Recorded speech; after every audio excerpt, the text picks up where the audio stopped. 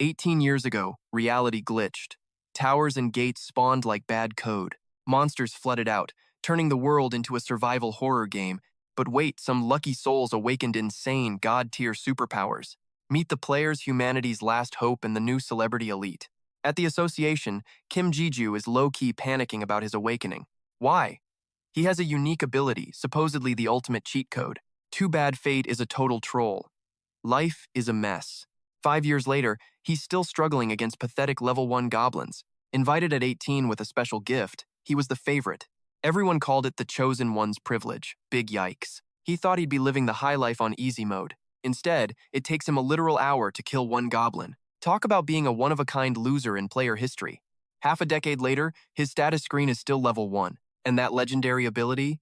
Still a massive, annoying question mark.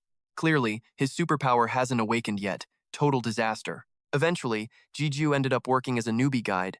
Today's job: babysitting rookies on a basic goblin hunt. To these newbies, killing monsters feels like a total breeze.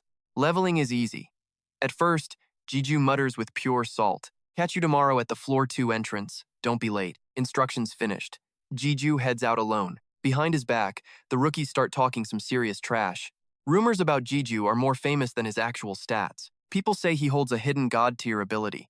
But honestly, nobody actually believes that fairy tale anymore. If he were a god, why is he doing grunt work? Other rumors claim he's the weakest player in history. Eventually, he earned a nickname that every player knows: the player who can't level up. Brutal. After his shift, Jiju sneaks off to his secret spot, a dumpster-tier corner of floor, one that everyone ignores. He found it by rotting in the basement for years. This dump has become his personal training dungeon. Just one goblin spawns here every 24 hours, and every single day, Jiju tries to kill it faster. Tonight, the goblin is distracted with its back wide open. Easy money, he thinks. This hunt will be smooth. One clean strike to the vitals, and it is game over. He creeps up from behind, silent as a ghost. But then snap. The monster senses him and turns around. The creature snaps back and attacks him immediately. Once again, it is a messy, desperate struggle for survival. Just another day in his personal, never-ending nightmare. After a grueling hour, the beast finally drops dead. Back at the Hunters Association, he hawks that goblin crystal for a pathetic $20. He crunches the numbers after paying for basic potions. His profit is literally zero. Total waste. Zigu just lets out a heavy, soul-crushing sigh of pure defeat. Just as he's heading out, he bumps into a flashy blonde guy. That's Teo, one of his fellow association regulars and an old acquaintance. Teo scratches his head, looking more awkward than a cat in a bathtub, before finally muttering, "I'm really sorry about what happened, man. Seriously." Zigu is totally lost, but before he can even ask, Teo vanishes like a ghost. Frustrated, Zigu storms into the office to find the manager. Time for some real answers. "Yo, T6, what's up with Teo acting like a total weirdo?" This guy, T6, is the big boss in charge of all the guide operations. And just like Teo, his face screams that he has some major bad news. It takes a long, painful minute before T6 finally finds the courage to speak. "Look, those newbies you guided today? Teo is taking them over tomorrow. You're being replaced." "What? Why?" Zigu snaps back. "Everything went perfectly smooth today." T6 rubs his temples and lets out a weary, defeated breath of frustration. "Turns out, those rookies heard the trashy rumors spreading about you." Zigu freezes. The silence in the room is sudden and deafening. Honestly, he isn't even surprised. It's the same old story again. This isn't the first time his reputation has been sabotaged by ghost stories. Zigu's brain is fried. It just doesn't make any sense to him. What do some stupid rumors have to do with his elite guiding skills anyway? He's the best guide they've got. He does his job perfectly every single time. T6 just sighs. Deep down, they both know those rumors aren't just lies. Suddenly, a breaking news bulletin blares across the television screen. The Angela Guild just announced they're finally storming floor 75 of the legendary tower. The massive raid begins tomorrow morning. It's going to be an absolute media circus. They are entering directly through the main Soul Warp gate. Lately, news about high-level players is everywhere. It's a non-stop celebrity frenzy. These hunters have become legendary idols to the adoring public. Even regular citizens who've never seen a monster treat them like literal gods. But for Zigu, this news feels like a serrated blade to the chest, because for a guy trapped at the bottom like him, being a real player is a dream that's forever out of his reach. He can't take the hype anymore. The salt is becoming too much to handle. Zigu grabs the remote and kills the television. Silence at last. "Hey, what the hell? I was actually watching that news report." T6 shouts in annoyance. "That's enough for today. Zigu snaps back, his voice cold. T6 hands over a thick envelope. It's finally time for the daily payout, his measly wage for babysitting rookies. It's barely enough to survive on. Then, the manager drops one last piece of advice before Zigu leaves. About Teo. He acts tough, but he's actually pretty torn up about replacing you. He's got a soft heart under that flashy exterior, you know? Don't go hating him yet. Juju nodded. It hurt, but Teo wasn't the villain. Honestly, the man didn't even owe him an apology. T6 couldn't stop rookies from demanding a new guide. To soften the blow, he gave Jiju a bone. Soon, Jigyu was face to face with a guy named Seong Pi. Turns out, this dude is actually Suku's little cousin. Apparently, Sukyu has been hyping Jigyu up for ages. Even though Jiju has been stuck at level 1, Suku was low-key watching over his old student. Now, Jiju is officially guiding Seong Pi's brand new squad. All thanks to a solid recommendation from his former mentor. Time for the forever rookie to meet his team. First up is Kim Han-yun, the pack's only girl. Then there's the chunky mushroom head kid, Jun Seong-gu. And finally, we have a guy named Jae-gun. Everyone seemed chill, making the vibe surprisingly lighthearted. With the awkward introductions finally out of the way, Juju laid out survival rules for their 5-day hunt. Day 1 was a total walk in the park. As twilight hit, the group set up camp. Juju flexed his survival skills and finished in seconds. He even cooked up a pot of legendary curry. The squad sat down, ready to feast like kings. Suddenly, Jae-gun decided to kill the mood completely. Hey, is it true you're just a pathetic level 0? Seong-pi nearly choked, trying to shut the big mouth up. But Jigyu just laughed it off, cool as ice. Yeah, it's true. Ask me anything you're curious about. Jae-gun had plenty more shade to throw, but one death stare from Seong-pi silenced him instantly. They shifted the talk to their first day of slaying. Like most cocky rookies, they thought it was too easy. Floor 1 goblins were just trash mobs with predictable moves. A few scratches on the boys, but nothing potions couldn't fix. Call it a bloody warm-up for the real slaughter. Stay sharp and level up, and you might survive. Just pray you never meet a guardian, Jiju warned. The rookies just stared back with totally blank faces. So, Jiju broke down the scary guardian concept. They're rare floor bosses that protect the tower's secrets. Only the strongest hunters stand a ghost of a chance. Basically, they're the tower's most terrifying elite gatekeepers. They grant massive experience points if you actually win. Legendary loot is great, but the risk? Absolute annihilation. These freaks are so lethal, even elite rankers stay away. Hearing that, the vibe in Pai's squad turned cold. Every face in the group went pale with dread. Zigu stepped in to kill the tension immediately. Look, don't sweat it. It's not that bad. Their respawn timers are already mapped out by pros. Plus, top-tier guilds hunt them down for sport anyway. Low-floor guardians usually get wrecked before you see them. Honestly, finding one is rarer than a lucky drop. After the pep talk, they finally shut up. Everyone hit the tents to recharge their batteries. They had to gear up for tomorrow's bloody hunt. Meanwhile, over on the 4th floor of the tower, where the forest meets the wasteland's edge, a goblin is sprinting like its soul's on fire. It's fleeing from something that's pure nightmare fuel. Day 2 of the grind finally kicked off. The squad pushed forward to the tower's 2nd floor. Now, they're facing goblins and giant, slime-dripping snails. The newbies were shaking at these tanky, oversized monsters. Luckily, these shellheads move slower than a Monday morning. By day 3, they climbed up another level. Here, the snails and goblins started jumping them in mobs. But these idiots aren't smart enough to actually coordinate. Pai's crew used a simple rock to bait them. Han-yun sniped a snail's head with a heavy stone. The monsters were too brainless to spot the hunters. They just started a mosh pit with each other.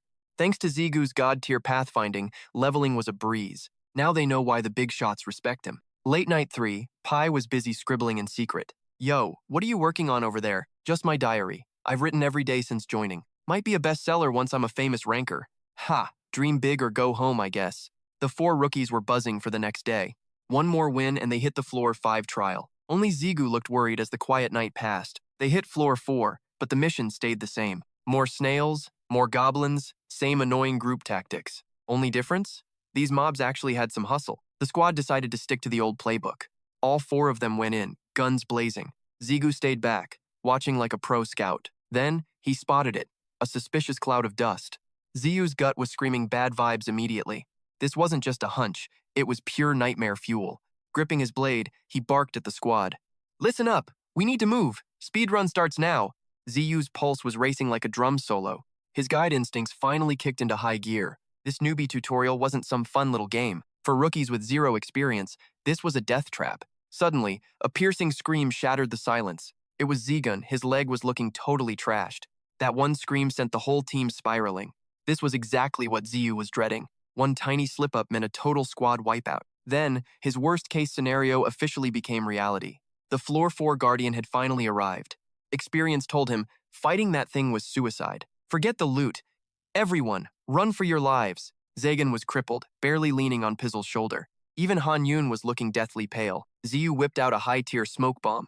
He hurled it straight at the monster horde. Move your butts, it's now or never.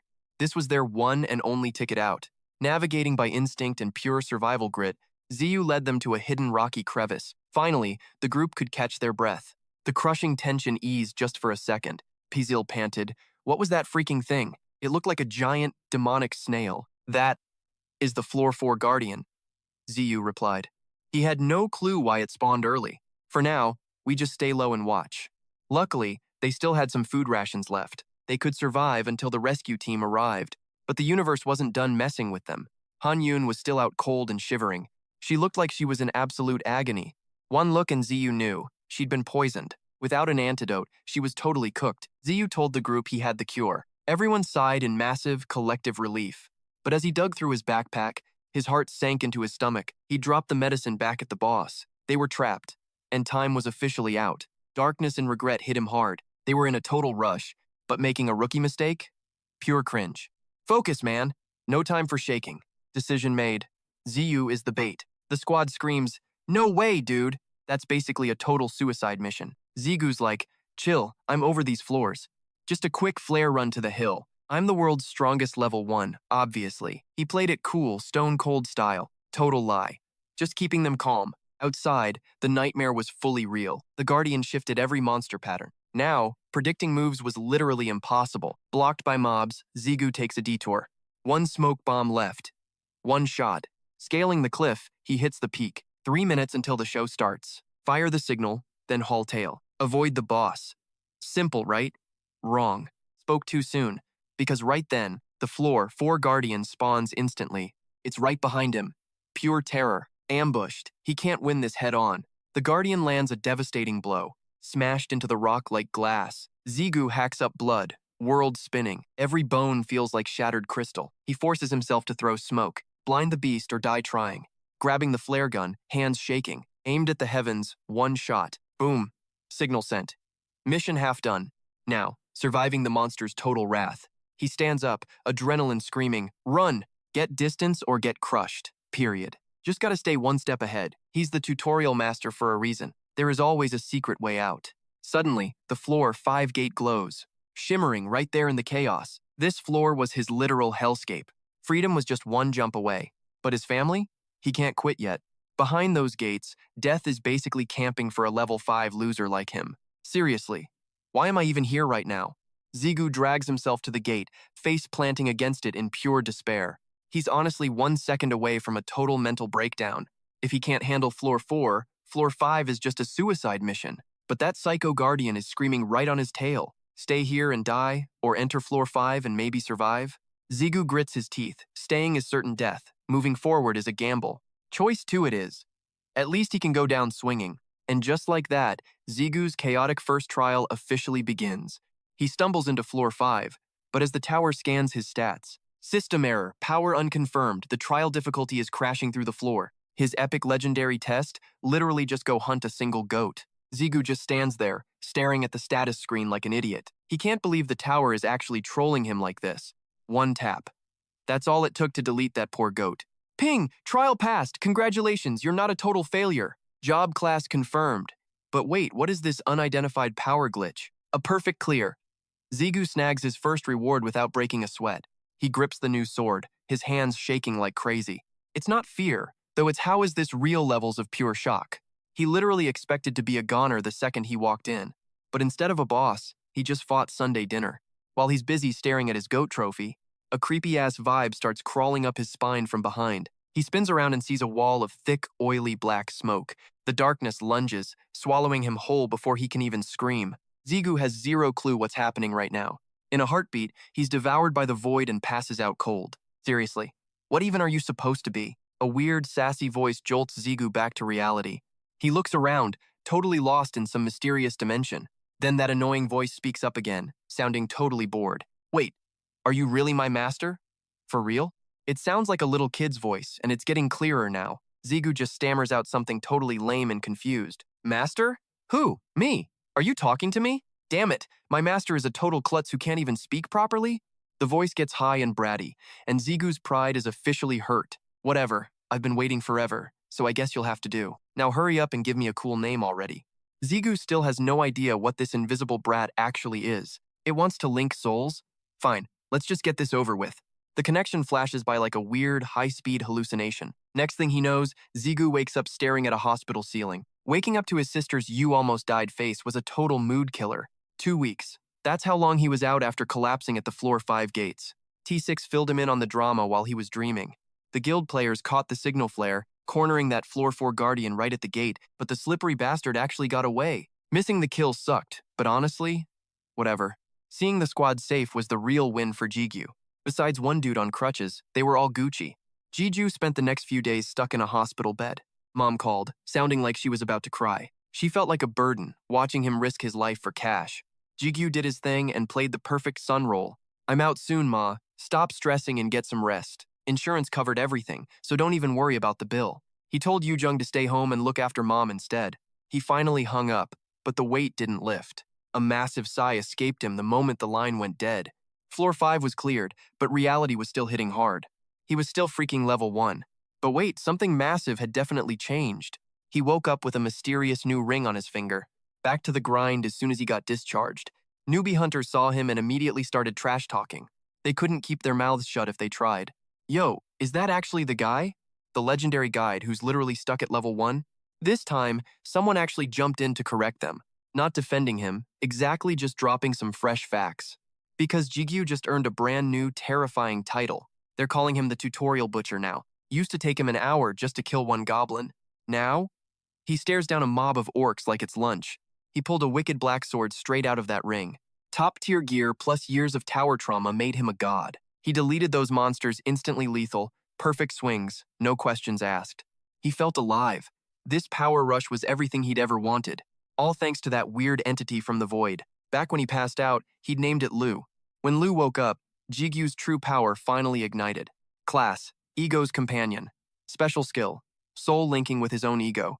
Jigyu is stuck at level 1, but Lu is different. In 0 time, Lu rocketed from level 1 to 7. Strength, agility, and mana stats are hitting like a truck. After 7 more kills, Lu hit level 8 instantly. Savage. Man, this feeling is pure gold. Remember when Zigu was literally shaking in front of a garden snail? Now, he's just casually strolling around, vacuuming up crystals like he's on a grocery run. Let's rewind 1 month. That's when Zigu finally unlocked that mystery power he'd been chasing forever. He ditched the hospital and sprinted straight to the tower. No time to waste. Sure, his sister was going to absolutely murder him for his daring escape, but testing these new god-tier powers was way more important than a lecture. 5 long years of a dead status window, and it finally glitched. No way he's sitting still. Only problem? He had 0 clue how to actually talk to his ego. Naturally, after reading way too many web novels, he hatched a brilliant plan. Step 1. Strike a cringe-worthy superhero pose. Step 2.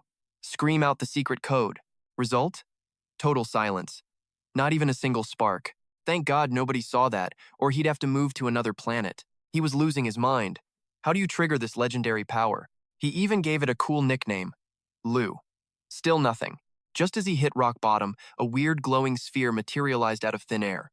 Boom! A notification appeared. Ego Fuzulu has been successfully summoned. Since Zigu was still a total noob, Lu didn't have a fixed physical body yet. It had to scavenge materials from the environment to build its own form. Zigu just stood there, blinking like a confused puppy. Scavenge materials? What kind of sketchy setup was this?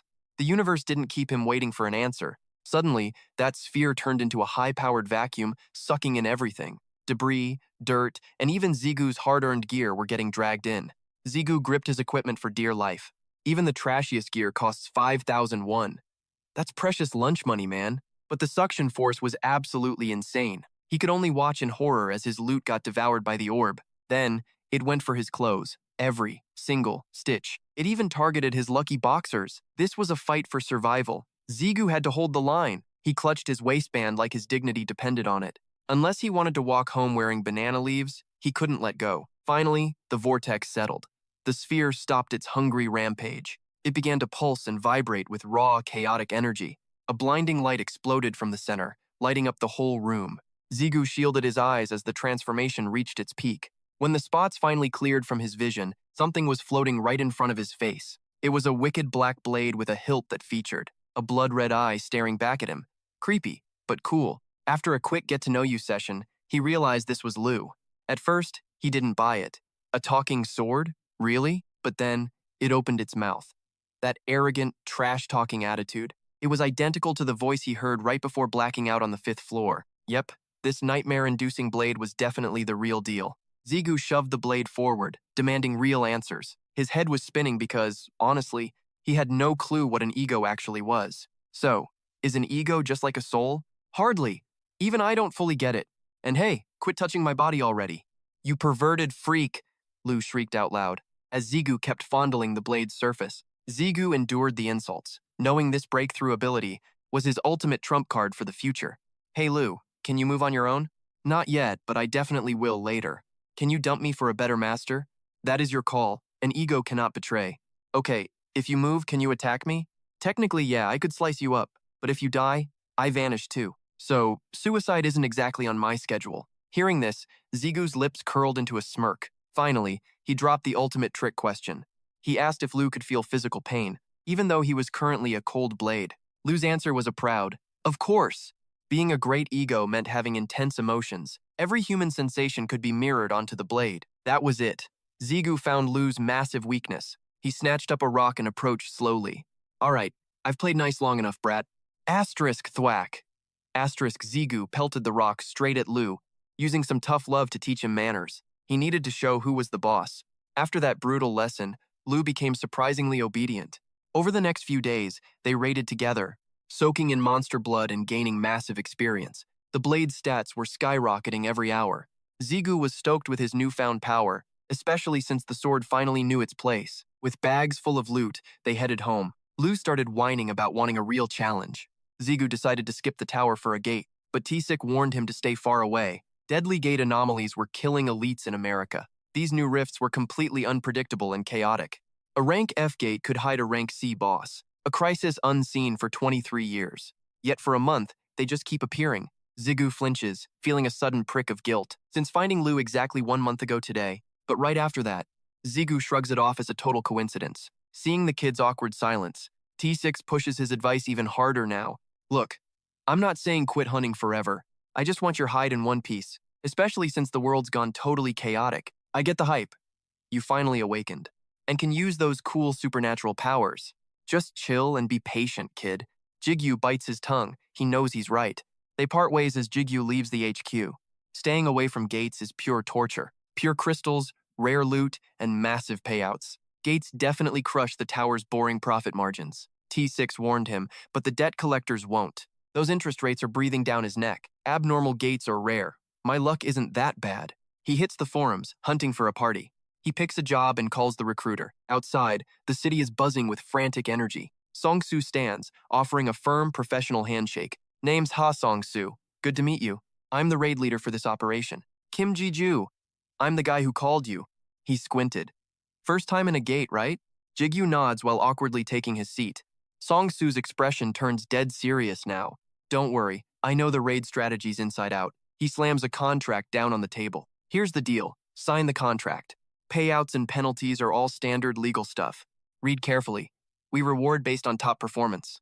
While Zigu scans the fine print, Song-Soo adds, Guri Station, 2 p.m. sharp, 2 days away. And don't you dare show up late. The portal swirls like a deep cosmic abyss. Gates basically fall into 2 distinct categories. Single-use portals vanish once you clear them. Fixed portals stay open for endless grinding sessions. A crowd gathers, itching to enter the void. Fixed gates are safe, but one-timers hold the jackpot. Forget the danger, public strategy guides turn these gates into easy loot farms. Flickering torches lined the walls, casting long, dancing shadows. A cold, mechanical voice boomed the arrival announcement. All right, gear check's done. Let's move out, squad. Rapid footsteps drummed a frantic beat against the floor. No hesitation, everyone surged forward into the dark abyss. The group moved as one, draped in heavy armor. We trudged through the gloom, following the dim light. Ziyu's eyes darted around with sharp teenage curiosity. A skeptical thought suddenly flashed through his mind. Is it me? Or is this crew totally bizarre? Are they all job referral rookies like I am?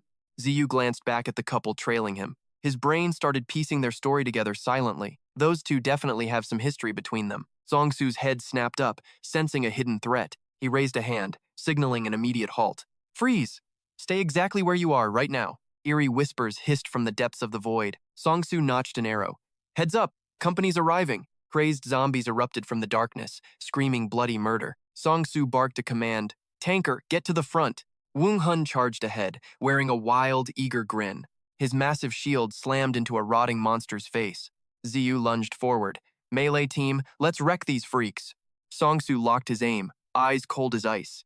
An arrow whistled through air, piercing a zombie's skull. Another blade sang, carving deep through decayed flesh. Dio swung his steel, smirking like a total pro. There's way too many of these ugly bastards, especially since they smell like literal hot garbage. Suddenly, a dark blur streaked right past Dio's face. That shadow belonged to none other than Ziyu. With lightning speed, he shredded 10 monsters at once. The undead horde crumbled into piles of gray rot. Dio and Wung Hun watched, their jaws hitting the floor. Even Zongsu froze, eyes wide in absolute disbelief. Wung Hun slumped over, laughing in pure stunned awe. Guess we're finishing early thanks to our carry. Ziyu, the guy, was an absolute monster himself. Dio flashed a warm smile, finally showing respect. Rank 7? My foot! You're a total beast. I'm getting tired just watching you work, man. Ziyu just chuckled, playing it cool as usual. I just got lucky this time, I guess. Byung-hun instantly brushed the praise aside. Nah, man, you're just being too modest. The guy just kept on rambling. You basically soloed that mini-boss earlier, bro. Then, Byung-hun dropped a sudden pitch. Let me join your squad after this raid. Zigu forced a fake smile, staying silent. He glanced up, feeling a wave of relief. Luckily, the guy didn't seem to care. But then things got a little weird. Zigu felt a sudden twist in his gut. Disrespecting the leader like this was totally uncool. Byung-hun claimed they scored big thanks to him. Deo chimed in. Exactly what I was thinking. Zigu stayed humble, though they weren't lying. Sangsu stepped up. All right, squad, let's roll. Zigu stood up. Rue, you ready for action? Rue scoffed. This zombie blood is total trash. Master, the boss room is next. Just wait. Byung-hun and Deo began whispering like creeps. Suddenly, they both flashed a shady, crooked smirk. The group of 5 reached the massive gate. So, this is the boss's lair. Zigu wondered if the bars kept it inside. Sangsu stepped forward to take the lead. Here's the plan to crush gatekeeper Talon. Right as he started the briefing, first, Talon is one massive, freakish vampire. Another voice rudely cut him right off. Oh, seriously? Give me a break. Byung-hun looked beyond annoyed and totally impatient. You think we didn't prep for this gate? Move it! We're wasting precious time here. Zongsu's face darkened as he growled back. Listen, I don't care what you know. One mistake, and this whole squad dies. He clicked his tongue, calling them too slow. Gazan's expression twisted into pure fury. She flinched when Sangsu glanced her way. Gazan just glared up, remaining dead silent. Sangsu continued his plan like nothing happened. Zigu noticed their shady signals. Something was wrong. Once we melt the bars and enter, Talon's back will be turned. Damn, he's huge, Zongsu aimed. I'll start with an explosive arrow. Boom! A massive blast erupts, shaking the entire world. Talon howls in fury, unleashing wild, chaotic swings. Old Man Hun screams, every wrinkle strained with effort. Talon's fists fly. Hun, you must hold the line. Grit teeth, shield up. He braces against the nightmare. He pulls back now. Deo and Ziyu strike together. Watch for it. He's crouching to shift his form. A perfect pincer. They swarm him from both sides. Crimson eyes flare as he glares at his prey. His defense is tripling. Get ready for the wall. He's negating everything. Our attacks aren't even scratching him. Talon drops his guard. A voice cuts through the air. Zigu, go. This is your only opening. 3 times the defense. Watch this, you monster. Old Man Hun bellows the final command. Zigu, end this miserable beast right now. He blurs forward like a storm-born gale. But Zigu's strike, it's on a whole other level. Just a scratch? No, he's aiming for blood. From the heavens, he dives for the kill. Ding! The system notification leaves Zigu totally stunned. Synchronization with Zhu is surging, power levels rising, unlocking true potential. Zhu's power is now yours. Lightning crackles as his blade descends without mercy. System alert. The final verdict is finally in. Gatekeeper Talon has been utterly annihilated. Victory. Deo and Hun stand frozen. Zigu's strength is insane. Gazon and Songsu can't believe their eyes. Experience points are pouring in. Level up time. One-shot kill. You just deleted that boss. Zigu stares at the screen, bonus experience points secured. Stats buffed. Talon's blood has fueled your growth. New skill acquired. The dark art of cannibalism. Cannibalism. Consume the fallen to mend your soul. Talon hits the dirt and the crowd goes wild. No freaking way. Zigu, you absolute madman. Hun's fanboying. Bro, give me your number now. Deo's jumping in on the hype train too. Hey, don't forget me. I want it too. Zigu just waves them off, totally playing it cool. Chill, guys. Let's talk about this later, okay? Song Su cuts in with a serious tone. Listen up, everyone. Eyes on the prize. Rare loot dropped. Check out this paralyzing dagger. Deo lets out a victory screech. Here we go. Not only was that an easy kill, but check out this epic loot drop. Song Su chimes in with that smug attitude, just like we agreed in our little contract. Now, let's roll the dice to see who gets the treasure. Byung-hun leans in, whispering right into his ear. Yo, ZGU. Listen closely. He flashes a cocky smirk, trying to act all tough. That's one shady, villainous-looking grin. Honestly, you basically carried this entire pathetic squad. Just follow Dio's lead, and everything will be fine. He's sizing Zigu up, like a predator watching prey. There is no way Zigu can ignore us after this. Am I right? His eyes scan the room, looking for any sudden moves. I help you, and you help me. Simple. He can't help but notice how suspicious those two are. 5 years as a guide gave Zigu a killer instinct. He didn't expect much from those low-tier teammates, but he never imagined they'd try something this insane. Zigu watches Song Su, and that mysterious, silent girl. Song Su asks, everyone ready to start this party? Something smells fishy, like they're hiding a massive secret. He slides the dice out with a graceful flick. Byung-hun gives Deo a sharp, secret signal. Suddenly, Byung-hun lunges, like a man possessed. His weapon is out, and he's thirsty for blood. That arrogant jerk thinks he's actually won. Song Su just stands there, perfectly calm, despite the blade. Zigu here moves like lightning, intercepting the lethal strike. He tackles Byung-hun, sending them both crashing down. They slam into the floor with a bone-jarring thud. Zigu pins him down, crushing his head against the stone. He growls through gritted teeth. Zigu, I thought we were on the same side. If I hesitate now, I'm a dead man. So then, Byung-hun screams like a total coward. Hey, Dio, do something, you idiot. But Deo is shaking, paralyzed by pure terror. Zigu's heart stops. Byung-hun just laughs it off. Just a prank, bro. Forget Song-su. This tanker is the real snake. He sees Ga-yeon's glowing red eyes. She's faster than any dagger. Wait, she's a mage? That's a dangerously lethal deception. Song-su is the same, a monster in human skin. He didn't even flinch with a blade at his throat. Total ice in his veins. Out of nowhere, Ziyu drops the hammer. All right. Who are you two weirdos? Song-su tilts his head with a smug smirk. Funny, we were thinking the same. While keeping the thug pinned, he starts grilling him for the spicy details. So, what was the plan with these lowlifes anyway? Deo drops to his knees, absolutely terrified and spilling all the tea. He promised me a huge payday for this hit. I was just doing what I was told, man. I had no idea he was actually going to shank you. I swear on my life, it's the truth. Song-su ignores the drama and hits him with a sharp counter-question. Why are you even asking me that? Jiju keeps it cool, responding without a hint of stress. Well, you were literally the one they were trying to delete. He strokes his chin, looking all deep and philosophical for a hot minute. Finally, Song-su turns and calls out in a chillingly soft voice. Yo, Ga-yeon. Getting the hint, Gazon instantly unleashes her terrifying dark magic. Black smoke swirls as her eyes glow a demonic blood-red hue. Ziyu's eyes go wide, completely stunned by the freak show unfolding. In a flash, Gazon teleports right in front of Deo's terrified face. She delivers a brutal strike directly into the poor guy's spine. Deo faceplants into the dirt like a complete amateur. Ziyu gulps, thinking, yeah, this chick is definitely high-key dangerous. He awkwardly shifts his gaze, trying to look anywhere else. Suddenly, Jigyu slams the guy's head down, knocking him out cold. He stands up, staring at his hand in total shock. Wait, it worked? He grabs the knife. I'm keeping this as a souvenir, obviously. Song-su immediately objects. Hold up, why though?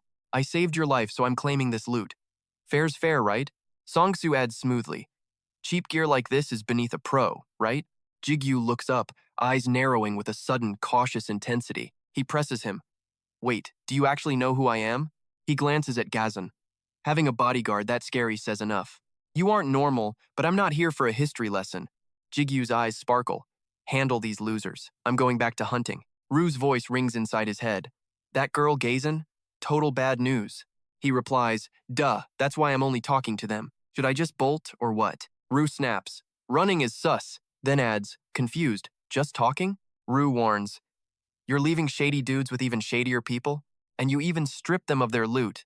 Zigu shrugs, hey, I literally saved the guy's life. Besides, that favor is exactly why we're still standing here. System alert, zombie stamina absorbed. How do you like that? Ever feel like you've got two hearts? Ever heard of the legend Park Ji-sung? Du's voice dropped, sharp and biting. Master, I'm a sentient ego. And trust me, zombie blood tastes like trash. Ji-gil brushed it off with a smirk. Fine, let's get out of here. The zombies are all cleared out. Besides, we've drained enough blood for today.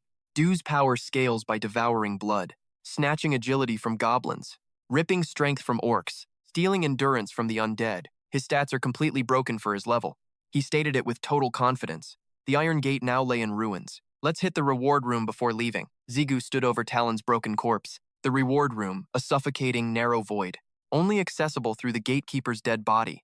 He reached out to touch the entrance. True to its name, it's the jackpot zone. Zigu called for Rue, who answered instantly. What is it?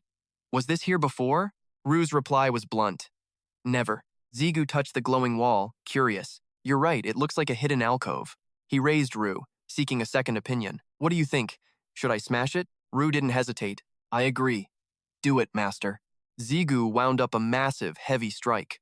But as the wall crumbled, Rue shouted, Wait, stop. A thick cloud of dust choked the air. Zigu coughed, waving the debris away. That's a hell of a lot of dust. What's the deal? Rue whispered a single word. An ego. The answer left him completely stunned. Zigu's eyes widened in pure shock. I sense another sentient soul in here, he gasped. An ego? In a place like this? A soul blazes through the choking dust. Zigu stares, confused by the grimy smoke. No way. A common soul?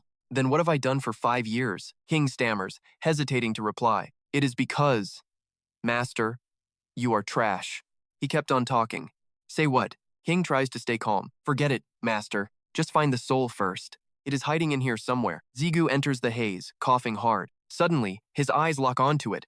This gate is ancient and empty. Never mind finding a hidden item. King insists. I told you, it is here. A shining blade with a radiant gem. Zigu feels a strange, eerie vibe. What is this? Excalibur or something? He asks. Should I grab it? In under 3 seconds, Zigu grabs it. The gem's light explodes into brilliance. That light flares, consuming everything. A gentle voice echoes. Zigu's eyes slowly flutter open. Are you truly my master? He raises his trembling hands, a realm of pure, blinding white, just like meeting dew. But this feels totally different. Zigu floats through the hazy void. He demands an answer. Are you the sword's soul? The soul responds instantly. Yes, I have waited for a master. Will you heed my call? He answers with total honesty. Not yet, but I want to. After a long silence, it speaks. Then, please choose a name. Zigu speaks with conviction. L. From now on, you are L. Back in reality, he grips the blade. A mysterious light shines down. Zigu stares up, his gaze hazy and clouded with confusion. Round 2? This feels hauntingly familiar to him now. I've already survived this nightmare once before. Boom! A massive explosion suddenly snaps him awake, pupils blown wide. The ceiling begins splintering apart above him. Shards of stone rain down like a deadly storm. 3 seconds, that is all the time he has left. Rue screams out, Move it, boss! L's voice is pure panic. Master! You have to run! Zigu bellows out over the crumbling, chaotic debris. I already know. Rue immediately starts a petty and annoying fight. Who are you? L is totally lost. Who's talking just now? Rue flexes his massive ego.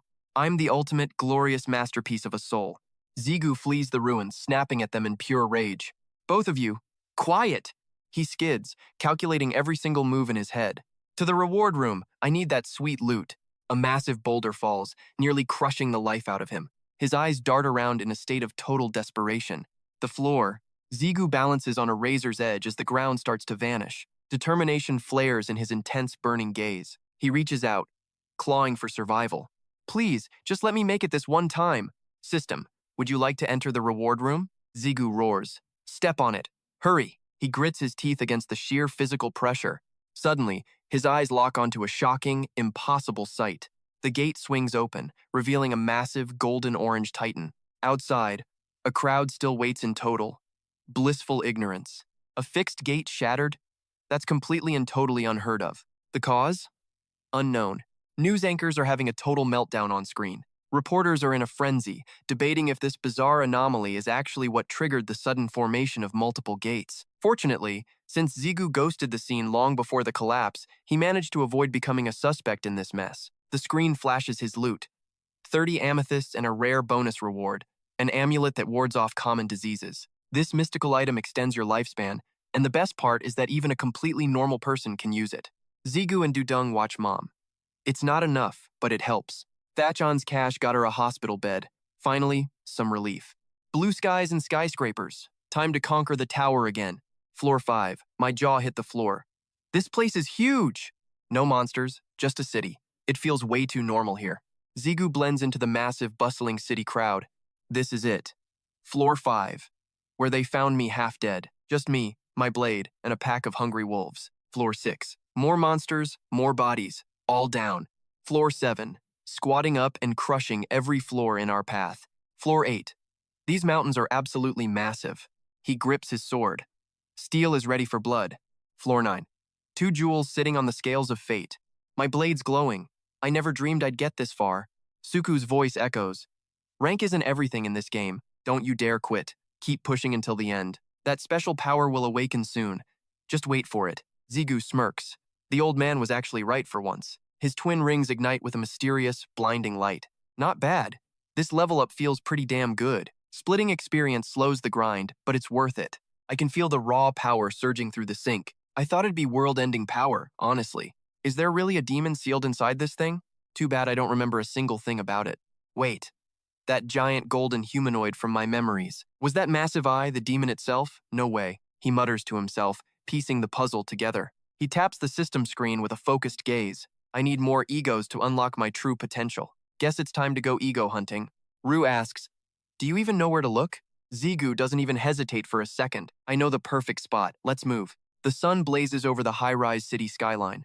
Blinding light hits the entrance of the elite auction house. The announcer's voice booms over the crowded hall. Sold for $170,000. Zigu whispers to his spirits, searching for a sign. You guys picking up any ego vibes in here?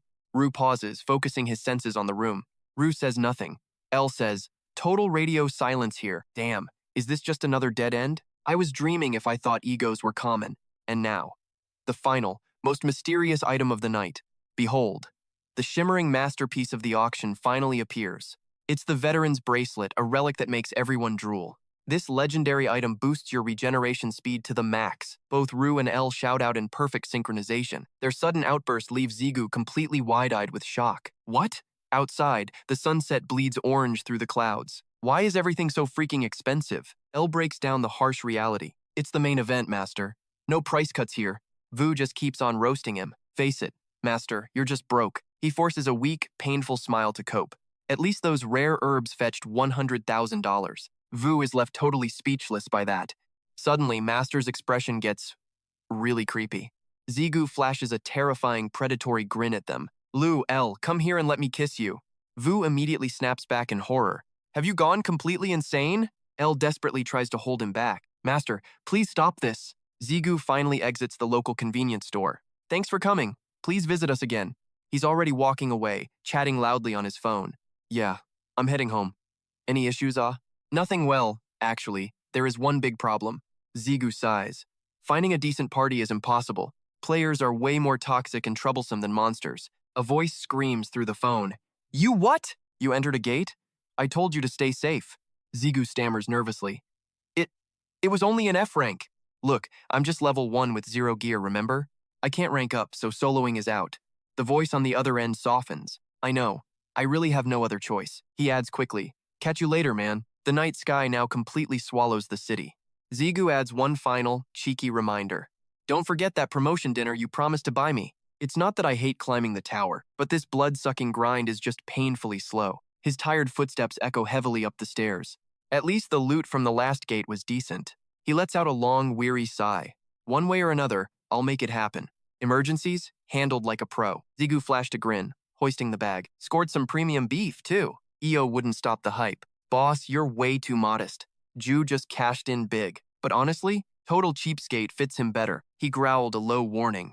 Yoru, how's life lately? Since I last fixed your attitude? Rue trembled, stuttering in fear. My bad. So sorry. Zigu's mind was spinning fast. Make bank and move as soon as possible. Keep Yu-jung safe out there. Suddenly, something caught his eye. A pillar of light ignited. The glow exploded before him. A gate? Right in town? System. New gate formation protocol. Stay calm. It's totally safe. Call the association. Unknown rank. Unauthorized entry? 5 years jail. Secure evidence before others arrive. First finders get exclusive rights. Player association. Chief T. Sicko. Eyes glued to the screen. He clicked through the data. Bingo. Right by Ju's place. He sipped his drink, reading. Then, a massive spit take. Him Ju! He shrieked loudly. 5 days or you lose. Read the conditions. Good luck. Done? You're a machine, Zigu. Got a minute? Yeah, okay. They hit a nearby cafe. Too sweet, isn't it? T6 stirred his cup, grinning. Syrup is the secret sauce. He chugged the whole cup. He slammed it. Pure bliss. His ID card flew out. Official Korea Players Association business. T6 starts grilling him. Back to another F-rank gate? Feeling confident, kid? Ziyu smirks, brushing it off. Yo, don't underestimate me, man. I'm on a different level now. T6 looks completely fed up. Maybe you are, but you're stubborn as hell. Quit grinning and tell me your current floor. Ziyu chuckles. Floor 11, just cleared 10. T6 presses him. And your rank? Ziyu shrugs. You already know. Then he drops a bombshell. 4 days. T6's eyes lock on with steel. Gear up in 4 days. You're coming. Ziyu's confused. Wait, why? I need to see if you'll survive. If you aren't ready, you aren't going. 4 days later, weapons are everywhere. Only Ziyu's voice breaks the silence. Crazy. Who knew this basement held such heat? Old training room. It's mostly abandoned now. He looks around. High-tech barriers, massive space. I totally slept on this association. T6 walks in. Digging the vibe? Ziyu jumps back, totally startled. He asks, interested in a gig? There's a spot in the association. T6 adjusts his cuffs, playing it cool. You'd be a decent middleman, honestly. Or whatever role you want. Ziyu shuts him down immediately. Thanks for the offer, but hard pass. He rubs his neck, not looking to settle. T6's voice stays deep and steady. Suit yourself. The door is always open. Just give me the word. Suddenly, Ziyu remembers a familiar face. What about Theo? He vanished after you rose. He answers while rolling up his sleeves. Caravan Guild, was it? Pretty sure he joined those guys. He's not that weak kid anymore. Ziyu grins, feeling the hype. Nice. Gotta pay him a visit, even if that guild is news to me. T6's forearms pulsed with raw power, veins popping like coiled snakes. Zigu stammered in shock. Wait, you said this was just a friendly spar? No weapon? He flinched, his heart nearly stopping. Are you serious? T6's brows furrowed, his eyes dripping with pure, unadulterated disdain. Jeez. You think a little desk work made me soft, kid? He reached out, and a shockwave shattered the air in a perfect circle. As the gale roared, Zigu stood frozen, paralyzed by the sheer pressure. His eyes widened in terror as the invisible storm closed in. A sudden blast of force hit, nearly knocking Zigu off his feet. T6's voice boomed, matching the absolute confidence burning in his eyes. Zigu's mask of composure shattered, exposing his raw, primal fear. Once a pro, always a pro. Remember that for next time. Never underestimate a high ranker, even one who sits in an office. He demanded total submission with nothing but his crushing presence. Suddenly, a sinister, spectral aura erupted from his body like black fire. Stop playing around. Come at me with everything you've got. Zigu's mind raced as the cold reality finally set in. There's no way. I can't win against a monster like him. He steeled his resolve, deciding to make one last desperate stand. Fine, I'll take this lesson, but I'm not backing down without a fight. Looking up, Zigu's eyes nearly popped out of his skull in shock. T6 slammed his foot down, unleashing a devastating, bone-chilling shockwave. Zigu braced himself, desperately trying to withstand the crushing gale. Gripping his sword tight, he grit his teeth against the overwhelming pain. His boots skidded across the dirt, losing ground against the beastly force. As T6 stepped forward, Zigu lunged, betting everything on one strike. T6 smirked. Are you sure you're actually ready for this, rookie? Gasping for air, Zigu realized. A high ranker is truly a monster. T6 roared. Focus! Losing concentration in a gate means instant death. Zigu glared back, panting heavily. He's right. I was way too arrogant. He clenched his jaw, thinking, I need to stick to the plan. Flashback. 4 days ago. Dongdaemun District.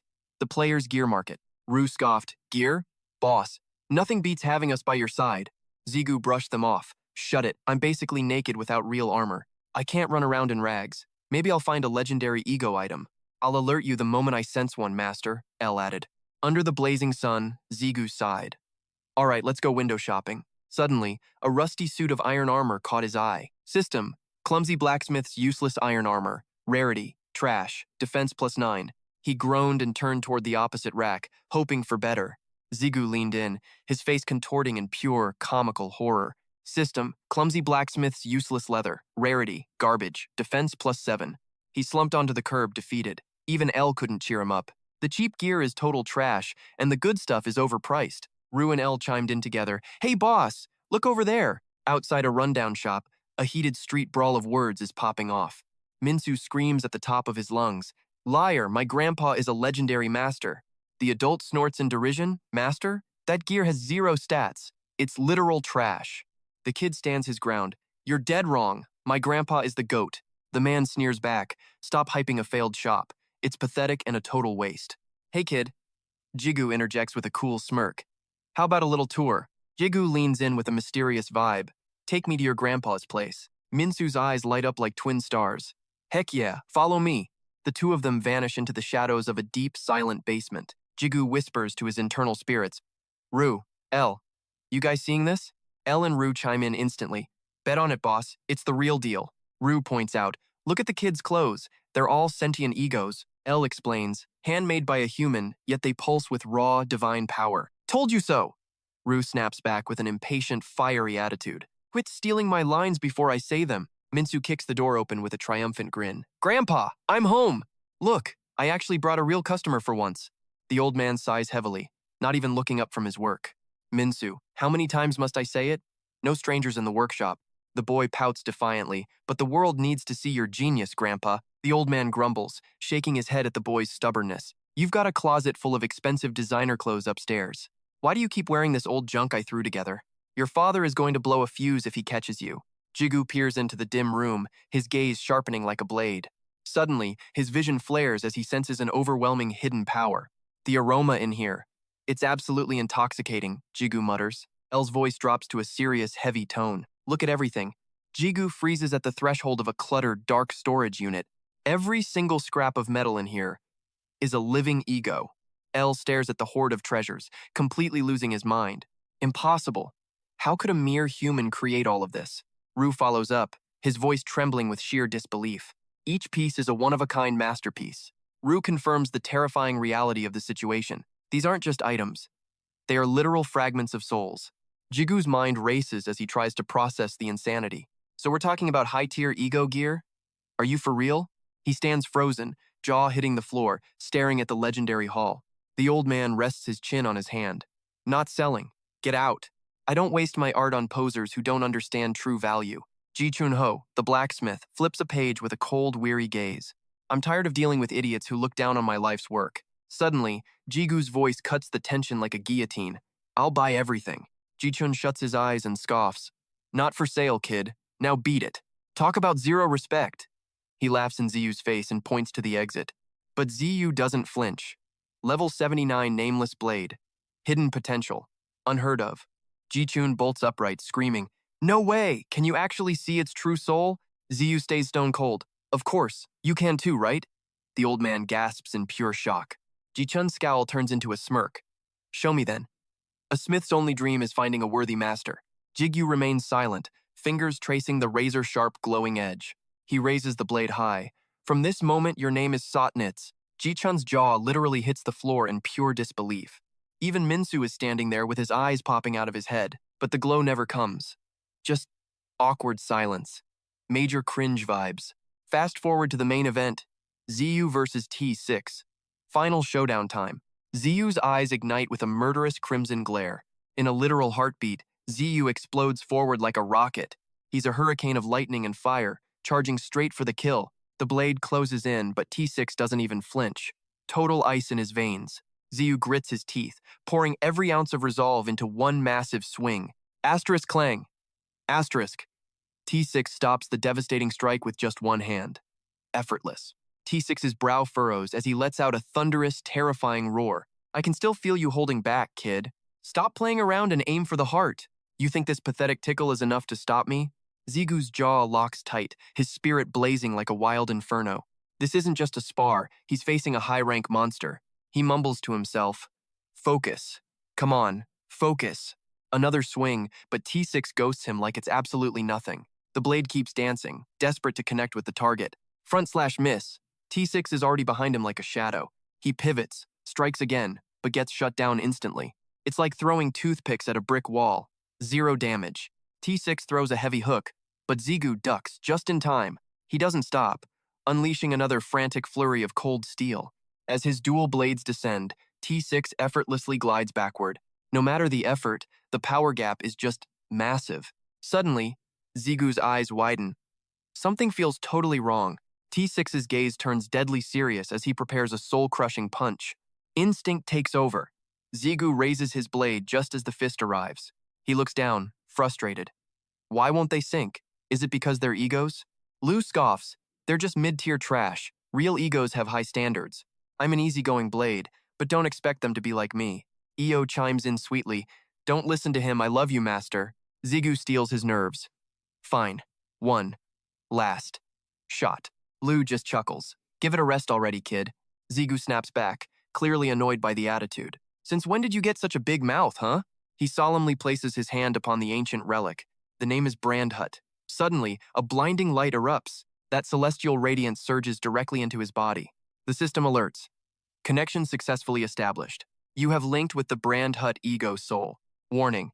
Required mastery skills are currently missing. Access to your full potential is temporarily restricted. Brandhut has lost nearly all of its legendary power. Back to reality. T6's heavy fist triggers Grandhurst level 7, strength 15, defense 40, cumulative damage absorption. Activated. Confusion masks his face as a massive power surge explodes. Zigu is sent flying, crashing violently into the stone wall. His eyes roll back in agony, coughing out a pained groan. Zigu collapses, his face slamming hard into the dirt. He struggles to stand while coughing blood. T6 tosses a potion. Drink up.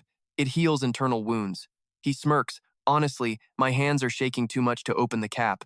T6 scoffs. You passed. Jigu looks up stunned. What? T6 grins confidently. I said you passed. I thought you wouldn't even touch a hair on my head, but you did it. Ziyu wonders. Was that just a fluke? Or was I holding back too much? Suddenly, T6 demands an answer. What was that power back there? Ziyu just smiles. It is my secret weapon. He continues. If you fail within a week, headquarters will send agents. For now, good luck surviving the trial. T6 turns back with a stern warning. I will give you 5 days. If you cannot clear it, I am coming in to drag you out. Ziyu tries to protest, but T6 cuts him off. Rescuing you myself is cheaper than paying agent fees. T6 checks in. Got enough food and medicine? Ziyu nods. Smoke bombs? Ziyu confirms they are ready. T6 gives one last reminder. Even if it is F rank, do not get cocky. Zigu obeys immediately. Ru grumbles, this is just a zombie tier gate. Why all the drama? It does not look dangerous. Ziyu smiles. He is like an overprotective father. Worrying is just what he does. Zigu waves back, I will definitely return. T6 just gives a thumbs up. He turns away and steps boldly into the glowing portal. The system chimes. You have entered the gate. Zigu prays to himself. Please let this be an easy one. Ru asks curiously, so what is the big reward? He replies calmly, we are going to make a fortune. Ru wonders, how do you even know if this is easy or hard? Zigu scans the horizon while answering his companion. It does not matter. I have to clear it regardless. His face darkens as he mutters under his breath. Because this is F rank, hidden towers or trap gates could appear. As long as it is not a maze, I can handle anything. Ziyu grips his sword tight. Not bad at all. He slams his palm into the wolf right next to him. Lightning mana surges through the wolf's jaw, paralyzing it instantly. Ziyu stomps the ground, looking back with a deadly, serious gaze. Enough small talk. From the shadows, a hungry pack of wolves emerges to hunt him. He wears a rebellious smirk. Time to level up. The white wolf was sliced clean in half, its body split wide open. Talk about a payoff, L. Successfully leveled up from that kill. Zigu gripped his spear and charged back into the den. Time to finish the pack. System alerts flooded the screen. Amidst this life-or-death struggle, Grandhurt was stacking up, massive damage incoming. He was surrounded by a sea of hungry, snarling fangs. One sneaky beast lunged straight for Zigu's blind spot, but the kid didn't even flinch. Instead, he flashed a wicked and rebellious smirk. A defiant roar echoed through the pitch-black cavern. Ru's power flared as a white wolf snapped its jaws shut. But just as the teeth were about to sink in, A blinding pillar of light pierced the cave, obscuring everything. With the pack wiped out, Zigu plopped down and sighed. Finally, some peace. Take a breather, Rue chimed in, sounding way too smug. Don't get cocky with me, Zigu muttered, totally ignoring the chatter. He checked his watch. 5 hours already? Time flies when you're slaying. Huddled in the cave, he started overthinking his life choices. Unbeknownst to him, glowing purple stones began to flicker nearby. Being F-rank sucked, but these guys were as easy as orcs. Zigu gnawed on some leathery rations, grumbling under his breath. Getting here at this level was a gamble. Luck was on his side. I really thought I needed an A rank for this, but this ranking system is totally whack. No gear can measure true potential. If I lose my edge, I'm stuck with level 1 trash. Talk about unpredictable. Then, T6's stoic face flashed in his mind. If even big shot T6 couldn't handle this, then this power is insane. Meal done, he capped his water, while that annoying voice kept buzzing. Level up your skills, master, and our link will stay strong forever. Zigu took a swig. Sure, but who knows what I'll turn into next? Rue started preaching again, so Zigu just flicked the little loudmouth away. Shut it, or I'll swat you for real. Hey, you already did. Back against the cold stone, Zigu sighed. I still don't get this. Rue, level 17, strength 46, speed 54, special skill. Cannibalism? Cannibalism? Zigu choked. Wait, you actually eat your own kind? Are you insane? Rue shrieked back in total indignation. Zigu just laughed it off and stood up. Relax, I'm just messing. He swung his pack over his shoulder, brakes over time to move. Ugh, this bag is stuffed to the brim. I seriously need an upgrade. Suddenly, a light bulb went off. His eyes went wide with a crazy idea. He stared at the 3 colorful potions sitting in his bag. If I chug these now, I'll have way more room. Genius logic. No time for second guessing. Bottoms up. Let's do this. Suddenly, Rue let out a piercing scream of warning. A massive wave of energy was surging from behind the door. The big bad is definitely lurking inside. Zigu casually chugs a buff potion like soda. He snaps back. I know, that's why I'm juicing. He cautiously creeps through the pitch-black cave. Seeing nobody, he impatiently asks Du for info. Are we there yet, or what? Zigu is starting to get seriously twitchy. At this rate, all those buffs will expire. Du just repeats his annoying little warnings. I'm sensing an insane amount of power here. This time, he really emphasizes the danger. I think we're almost at the finish line. They push forward just a bit further. Suddenly, a faint light flickers ahead of Zigu. There is light up there. Maybe Elle is hiding in that spot too. Du starts rushing him with total urgency. Then let us get moving already, okay? He puts a finger to his lips, whispering. Quiet down, Rue grumbles. Nobody is listening anyway. Zigu just shrugs it off. Fine, whatever. He telepathically warns Rue to respect his master. Rue snaps back. Then handle it yourself, Mr. Arrogant. Zigu reaches the exit and spots the boss resting on the grass. This beast's energy is way beyond Talon's level. It is a true predator. Suddenly, its blood-red eyes lock right onto him. The white wolf trots forward with pure arrogance. This dungeon's core guardian has a badass name. Gatekeeper, the ultimate warden of the abyss. Rue cheers excitedly. Whoa, now that is impressive. Grand Herd panics. Stay sharp, master. Be careful. Zigu grits his teeth and draws his weapons. The pressure is insane. This is a real boss. Before he can blink, the boss vanishes. The ground trembles where it just stood. The red-eyed gatekeeper charges Zigu like a missile. He crosses his swords into a defensive X-block. He locks his eyes on the beast, focused. Gatekeeper's massive jaws snap, nearly crushing Zigu's guard. He stumbles back but miraculously holds his ground. He plants 1 foot back to regain balance. Zigu refuses to take his eyes off it. His grip on his swords tightens with fury. He swings a lightning-fast strike at those fangs, but his blade cannot even scratch the skin. Forget the mouth, he cannot even pierce it. Zigu scowls, feeling the heat. Too shallow. The boss starts glowing like a neon nightmare, eyes burning with pure, unadulterated salt. He's bearing those nasty fangs, face scrunching up like a total sour lemon. The big guy slams his weight down, desperate to shake off Zigu's steel. Zigu's brain just did a hard reset. He wasn't expecting this level of counterplay. Then, the beast snatches his bag and yeets itself across the field. Boom. Instant smokescreen. Dirt and leaves are flying everywhere like a trash tornado. The earth throws a tantrum, forcing Zigu to take a knee and pray for his eyes. Defense stats? Totally broken. Only option left? Grind that health bar down, hit by hit. But then, Zigu's lips curl up. Fear? Nah. This is getting fun. He eyes the gatekeeper. Tough opponent? Sure. But that's just how he likes them. Flashbacks of every clutch win start playing in his head like a highlight reel. Baggage? Gone. He drops the pack like it's yesterday's news. 0 to 60 in a heartbeat. He's airborne, soaring right over that ugly mug. Dual blades out, ready to deliver a double dose of get wrecked. He shouts it out loud, "Hard mode is literally my middle name." Next thing you know, kaboom! The ground just took a massive L. Zigu sticks the landing with enough aura to power a small city. It's a classic Western standoff. 4 eyes, 1 winner. The boss lets out a screech that will ruin your ears and charges back in. It lunges with a heavy swipe, but Zigu's blades are already in nope mode. Steel meets spit! Those fangs grind against the blades, throwing sparks like a rave. Plot twist. Those teeth are legit. Zigu's sword just snapped like a dry twig. Black shards of his favorite weapon start raining down in slow motion. Zigu's teeth are clenched so hard they might crack. Talk about high-stakes stress. He's dancing on the edge, looking for any way out of this death trap. He starts hacking away, delivering a flurry of take that energy. The air is literally getting sliced into glowing ribbons of light. Zigu skids back, looking like he just lost a fight with a giant cheese grater. The beast unhinges its jaw like it's ready for an all-you-can-eat buffet. Greasy, nasty drool everywhere. Seriously, someone get this thing a napkin. The dust settles, replaced by the sound of lungs working overtime. Zigu collapses next to the body, thanking his lucky stars he's still breathing. Potions gone, no backup. Honestly, that was way too close for comfort. 1 more second and he would be a permanent part of the scenery. Even with the win, he knows he was punching way above his weight class. He raises his broken blade for a final salute. Thanks for the loot, ugly. 1 final thrust into the thick hide, and black ichor starts geysering out. System notifications are blowing up. Boss Changkyun? Officially deleted. XP is raining down, and he just unlocked the Changkyun lifesteal buff. Speed stats? Up. New Bloodborne skills acquired. He's leveling up like a god. Plus a new passive that fixes his gear while he takes a beating. Then the Predator skill kicks in. Suddenly, things feel a little creepy. The pristine green field is now decorated with some very edgy black splatters. He dumps the boss's remains into a makeshift grave. He keeps driving the blade in, letting the dark essence spray one last time. Zigu stood frozen, eyes wide with shock. The air suddenly turned deathly cold. Thick mana currents surged through the void. Then, the system alert started screaming.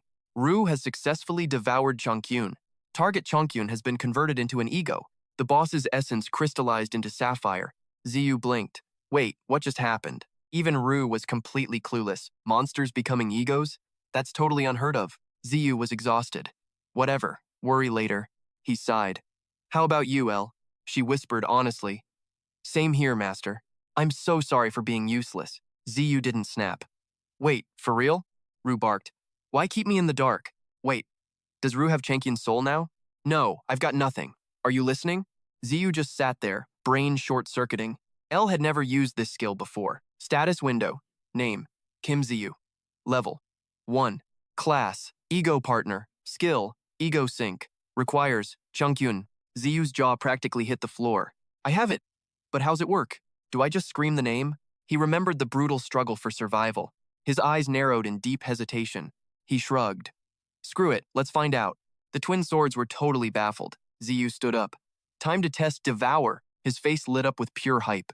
And check out this blue crystal, way more valuable than an A-rank stone. Look at the sheer size of this. This beauty is gonna make me rich. He strolled casually across the grass. He was literally humming with joy. Next stop, the reward room. But then, reality hit him hard. Ziyu squinted, searching for the entrance. Absolutely nothing appeared, just empty space. Panic immediately surged through his veins. Wait, it's not here? No way. The sword started freaking out too. What?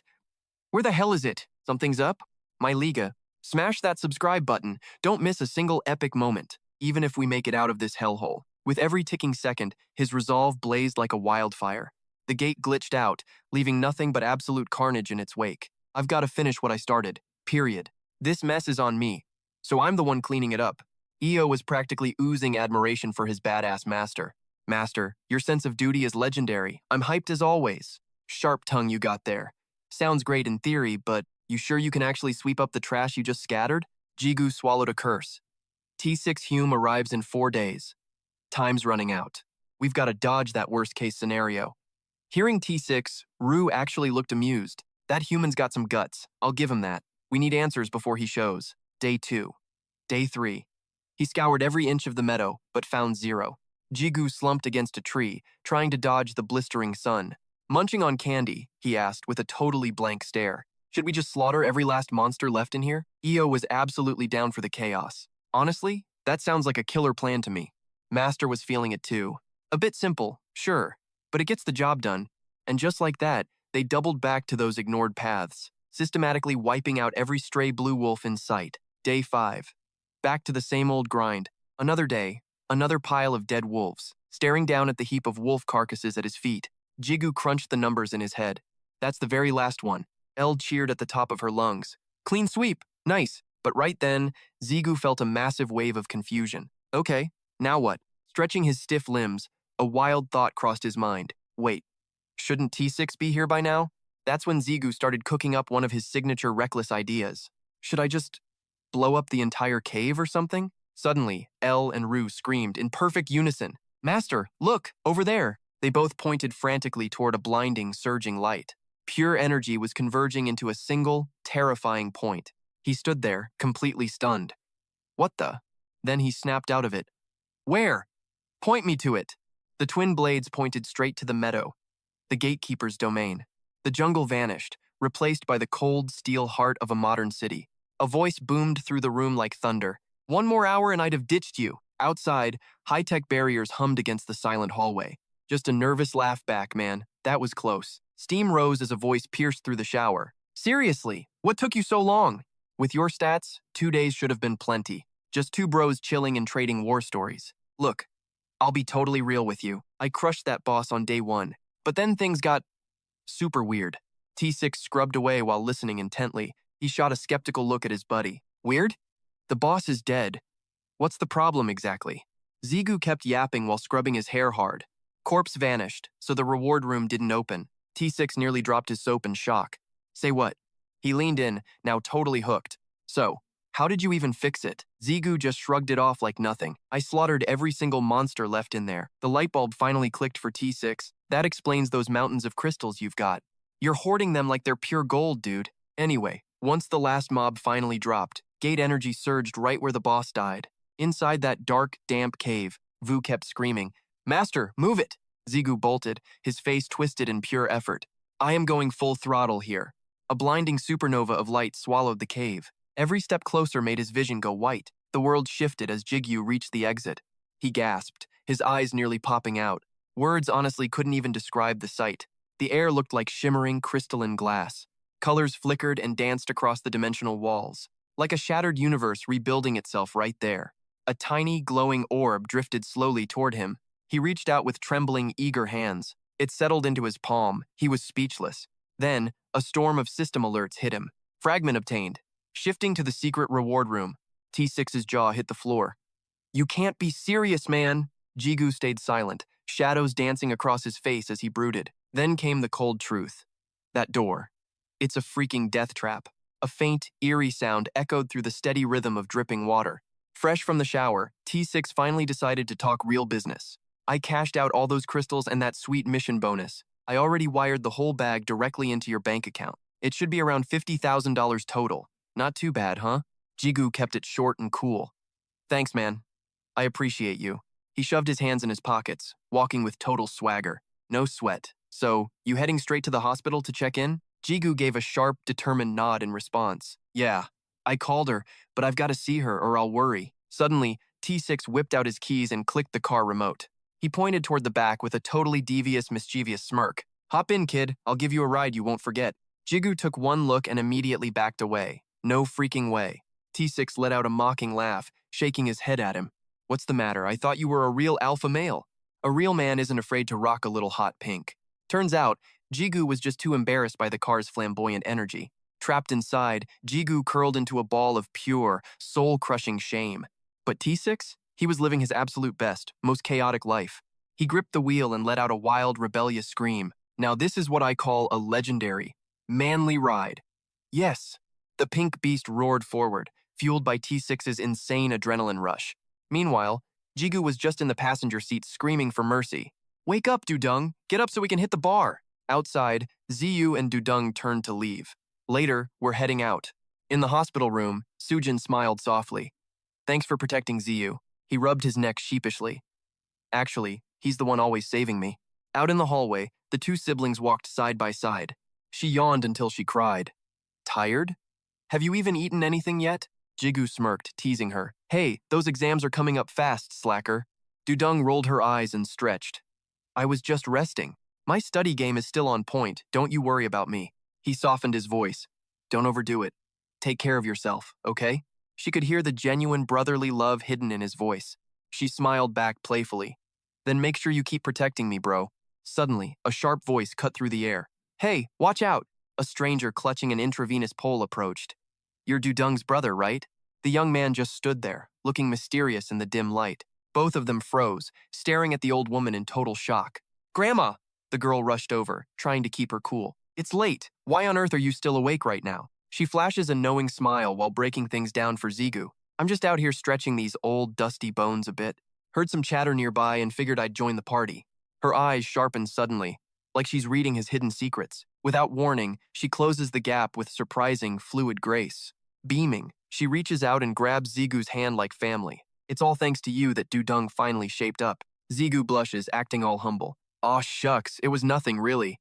Her face is pure kindness, yet her grip on him tightens. Kid, you're practically vibrating with an insane amount of life force.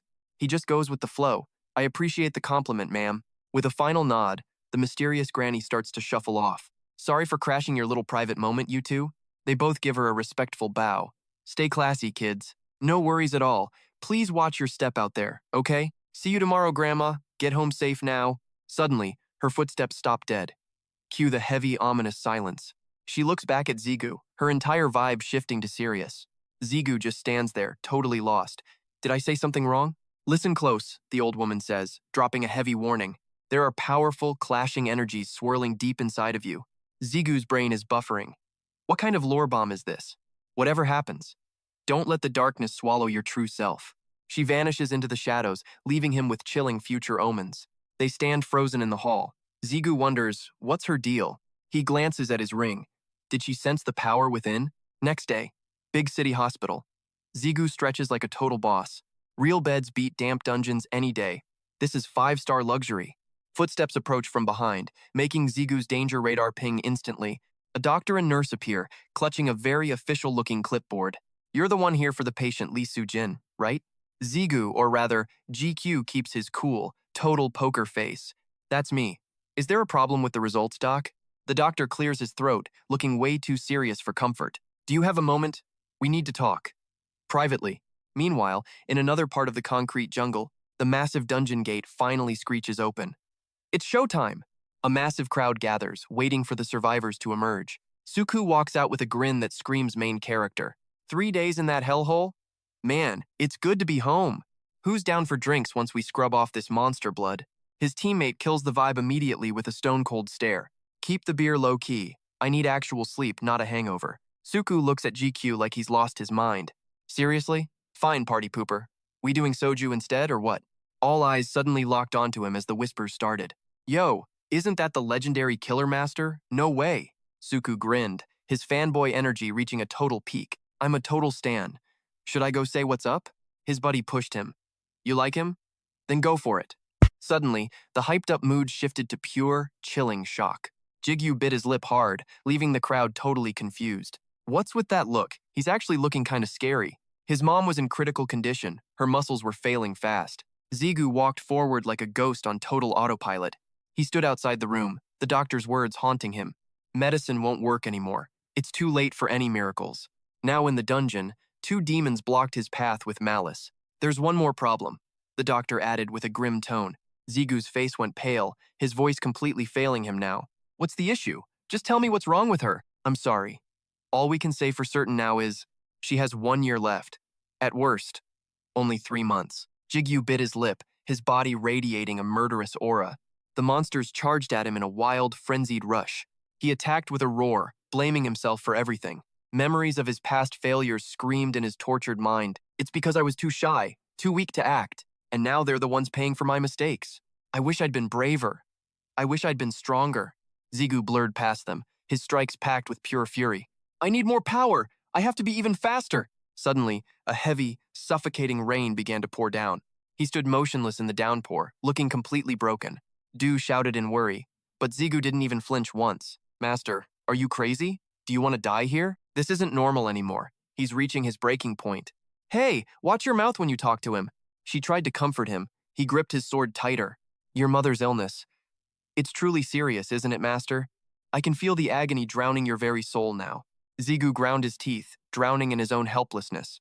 Later, on the 19th floor of the Great Tower, the crowd turned, staring in absolute wide-eyed shock. A massive mountain of loot was all tied together messily. They whispered as they watched Zigu's cold, departing figure. Seriously? How many bags is that guy even carrying? Who's that? Are those all high-grade crystals in there? Is he farming for the whole year? That's totally insane. Wait, isn't that times him asterisk? The monster everyone's talking about? I climbed from floor 11 to 19 in 2 weeks. Insane. A stranger approaches Han. The guy looks like a total ghost. Hey kid, looks heavy. Want me to lighten your load? The crowd recoils. What are these thugs doing on floor 19? Their faces twist into nasty, mocking sneers. It is the Red Player Squad total guild trash. The leader grins like a hyena. Let me help with that. Zigu's lips twitch, a silent, deadly murmur escaping. A sudden surge of mana makes the leader's eyes bulge. The blade rests on his shoulder heavy, cold, and murderous. You little bastard. He stares at the cold steel pressed against his neck. Do you know who I am? You have a death wish? Zigu cuts him off. Shut your mouth. His eyes burn with pure, unadulterated killing intent. Beat it. Don't even dream of touching my loot. The thug's legs turn to jelly. Asterisk. What the hell is this? Asterisk. Standing there, he looks like a cold-blooded demon. Panic hits him hard. Asterisk. This guy is pure nightmare fuel. Asterisk. Zigu presses the edge deeper against his throat. I said, scram. Sparks of electric fury flicker in his gaze. Each word hits like a hammer. Stop being greedy. A man in a suit shouts from the distance. Hey, what's with all the commotion over there? The red players grit their teeth in frustration. Crap, it's the association. We are out of here. They did not need a second warning. They scrambled, grabbing their gear in a total panic. Run. I am marking your face, you little punk. Consider yourself lucky today, brat. Jigyu does not chase. He stands there like stone. The association official arrives, breathing hard. What happened here? Give me a report. Jigyu turns, his instincts still on high alert. He scowls, his sharp eyes judging the newcomer. The man flashes a shiny identification card. Seong Hun, Floor 19 Security. Korea Players Association. I am going to need you to cooperate with us. Jiju gestures toward the fleeing thugs. Those red players were definitely trying to rob me. The officer pauses, looking closer. Wait, are you? Are you the player Kim Jigyu? Soon, he is moved to a warm, clean office. But Jigyu's expression remains sharp and annoyed. Why the hell is there a bounty on my head, man? By the way, the guy who dragged me here is named Heo Seong Hun. He left a few messages, telling the chief to check in. He's expecting a fat bonus. The man facing Jiju right now is T6. He just chuckles. Seong Hun, huh? I guess I'll have to pay. That guy double this month. Jiju snaps impatiently. Cut the crap. What do you want? T6 stops playing around and gets dead serious. What do you think?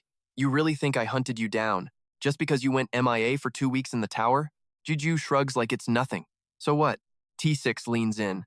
Obviously, that's not it. Finally, he hits Jiju where it hurts. With just a single sentence. I found a way to save your mother. T6 looks completely confident now. The only way to cure that mysterious illness. Surely you've heard of it by now? Jiju gasps. The elixir. He tenses up, remembering the legendary panacea that heals anything. But it's incredibly rare and expensive.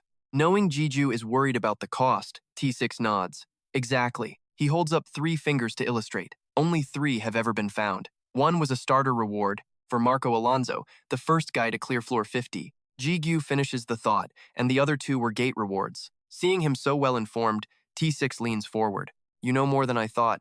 Jiju just says he's done his homework. T6 watches him closely. Then I don't need to explain the connection between the gates, right? The Mekong Gate? The Mekong Gate, notorious for its insane difficulty and swarms of high-level monsters. It's packed with powerful gatekeepers and lethal traps. But since it's an unranked hybrid gate, anyone can challenge it if they verify their identity. T6 pauses, staring at a notification. 2 days ago, the 3rd Mekong Gate appeared in America. Noticing Jiju's ragged appearance, he scoffs. Go take a shower first. Sujin will faint if she sees you like this. Jiju starts stripping off his gear while T6 continues. I'll liquidate your loot and wire the cash to your account, fee-free. So just leave your bag here. Jiju mumbles a quick response. Thank you.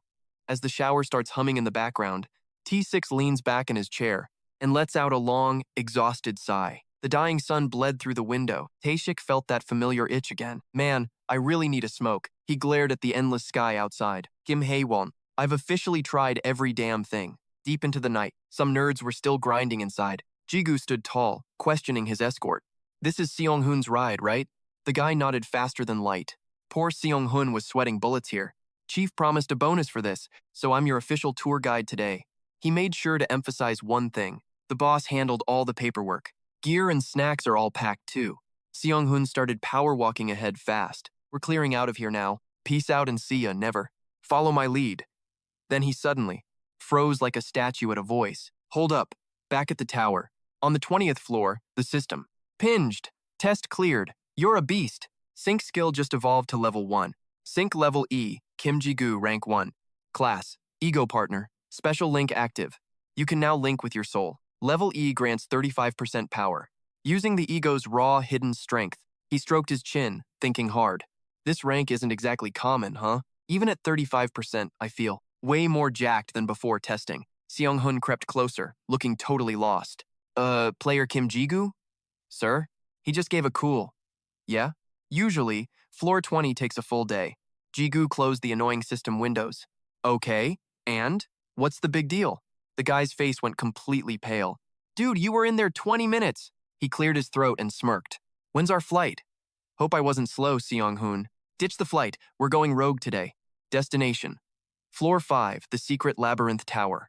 It's a sovereign zone, hidden from the masses. A mystical bridge connecting every corner of Earth. Korean Hunter Association. Floor 5 headquarters. They stepped out, facing a massive, shimmering void. Zigu was stunned, unable to look away. An elevator inside a building this high-tech? Is electricity even possible in this place? How does this thing even function? His mentor smirked with pure elite pride. It's a high-tier artifact powered by pure quartz. Then, he dropped an even bigger bombshell. Kid, this entire building is a massive artifact. That's how vital this operation really is. Zigu looked up, mind blown and totally skeptical. Just how much tax money went into this? Asterisk ding, asterisk, we're here. Keep your eyes peeled. The doors opened, revealing a high-tech miracle. Rows of futuristic warp gates hummed with power.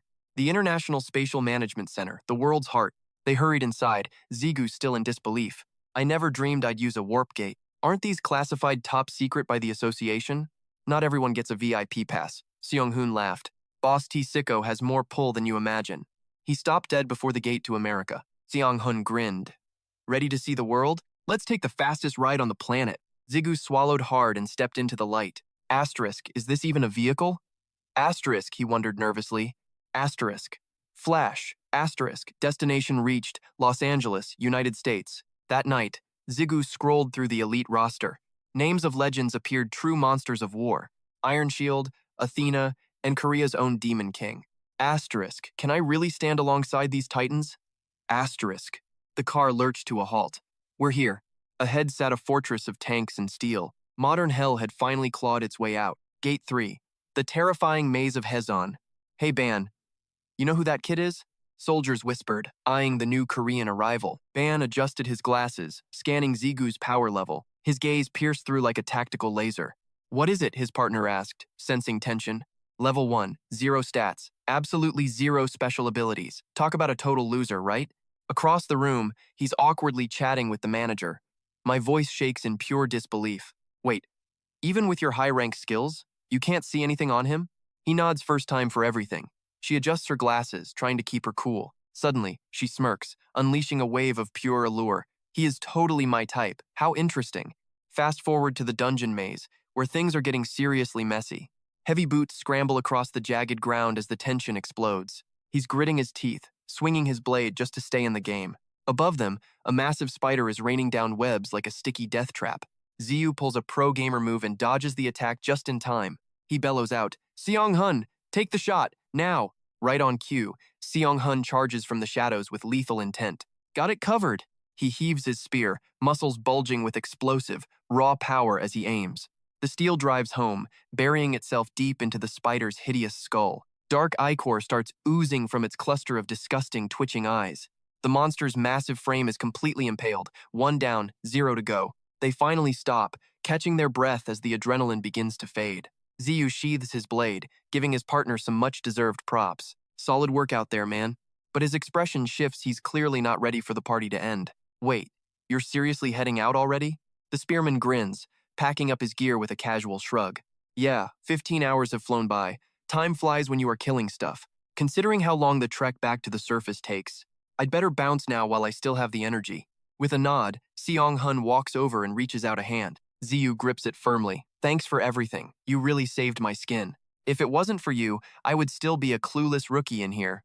Your growth is insane, he laughs. Just buy me dinner next time we meet. They shake on it. Bet. Stay safe. See you back in Korea, brother. Standing amidst the wreckage, the kid just nods. All right, let's do this. Juju goes solo, spray painting a mark on the wall. Time to keep moving. Dead spiders litter the floor. It has been a week since his partner left. Now? He is soloing 3 giant spiders like it is just a morning jog. He turns to leave. Getting comfortable means getting stagnant. No time for that. His eyes burn with hunger. Bring on the boss. I need a real challenge. He pulls a strange object from his bag. What is this thing again? Oh, right. Seong-hun called this the Yarn of Arash. It is a one-time escape scroll to get back to the entrance instantly. A parting gift from the big boss, director Tasik himself, delivered with a simple warning. If you see a monster, run like hell. Those words are still ringing in his ears like an annoying alarm clock. Do not be a hero. Nothing is worth more than your own life. Ziyu just smirks. Easy for you to say, boss man. Guess I'm popping this trump card early. Dying is definitely not on my schedule. Suddenly, a scream shatters the silence. The rings pulse with violent energy. Spirits manifest as Zigu enters combat mode. You guys hear that? Zigu asks. Rue warns. Master, it's a total trap. Checking it anyway. Might be trouble later. Better to squash the threat now. Rue sighs. Fine, have it your way. Shudung's pinned. Help, someone. Zigu peeks. She's still wailing away. This feels way too sus. Zigu mumbles. Those vines are literally choking her out. Zigu's brain is doing overtime. A solo kid in a gate? Suspicious. A Korean kid? Even more suspicious. Is this some shapeshifter illusion bait? He starts imagining a horror movie plot. Reminds me of those fake-ass stonefish. Finally, he decides to step out. Maybe I'll just act invisible today. Vu smirks. Told you it was fake. Am I right? Or am I right? Zigu turns to walk away. Then, a tiny sob hits his ears. Mom! Zigu freezes mid-step. Her voice is trembling and weak. Sorry. Couldn't pay the bills, Mom. Zigu grits his teeth. Damn it, kid. Vu panics. Wait, Master, don't. Don't tell me you're actually falling for this. That dialogue is so mid and cliché. Su Rung's crying her heart out. Mom. Vu rolls his eyes. Nobody's falling for that old trick. Zigu's hand twitches. He's stuck. He clears his throat. So annoying. Boom! He rockets toward the tree. Steel flashes. The vines are shredded. They hit the dirt. Safe. For now. Separated from your group? Seriously, kid? Su Rung sniffs.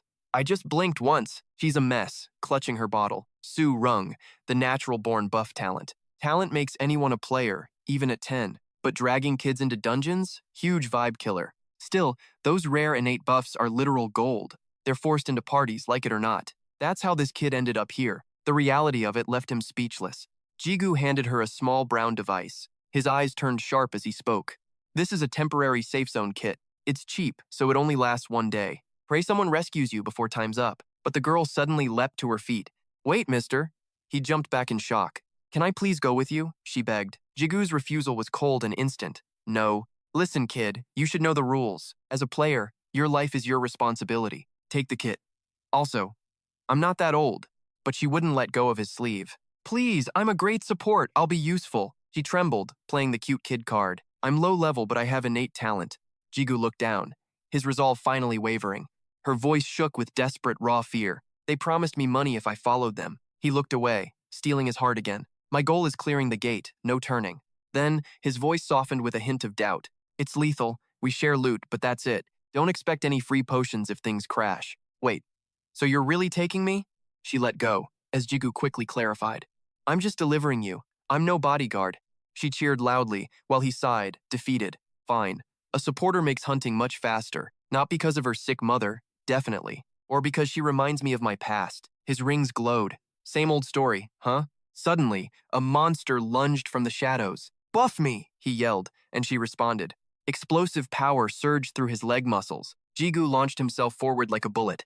The beast was shredded into bloody ribbons. His gaze remained cold, sharp, and determined. Adrenaline surges as he charges forward. Another predator stares him down coldly. One lazy slash, and it's toast. The giant falls, shaking the earth. System alert, leveling like a boss. Poison resistance boosted, King's blood absorbed. 2 weeks later, chilling by rocks. 2 weeks since meeting Shudong. Slaying monsters is almost too easy. Shudong grabs for some snacks. Hey, I hit another level. Nice job. Keep it up. She beams while munching her lunch. I'll catch up to you soon. He looks away, feeling totally guilty. Yeah, good luck with that. Suddenly, Zigu's eyes widen in shock. He turns, signaling a warning. Shh. Someone's creeping around here. The girl is still totally clueless. He ducks, peeking behind the wall. Behind him, she tilts her head. Jiu flinches, spotting the elite squad. Look, a fully geared out leader. A massive army is backing him. It's that legendary American guild, led by the elite Iron Shield. Jiu hides, praying to stay invisible. High rankers have terrifyingly sharp senses. He definitely knows I'm here. He steals his resolve, peeking out.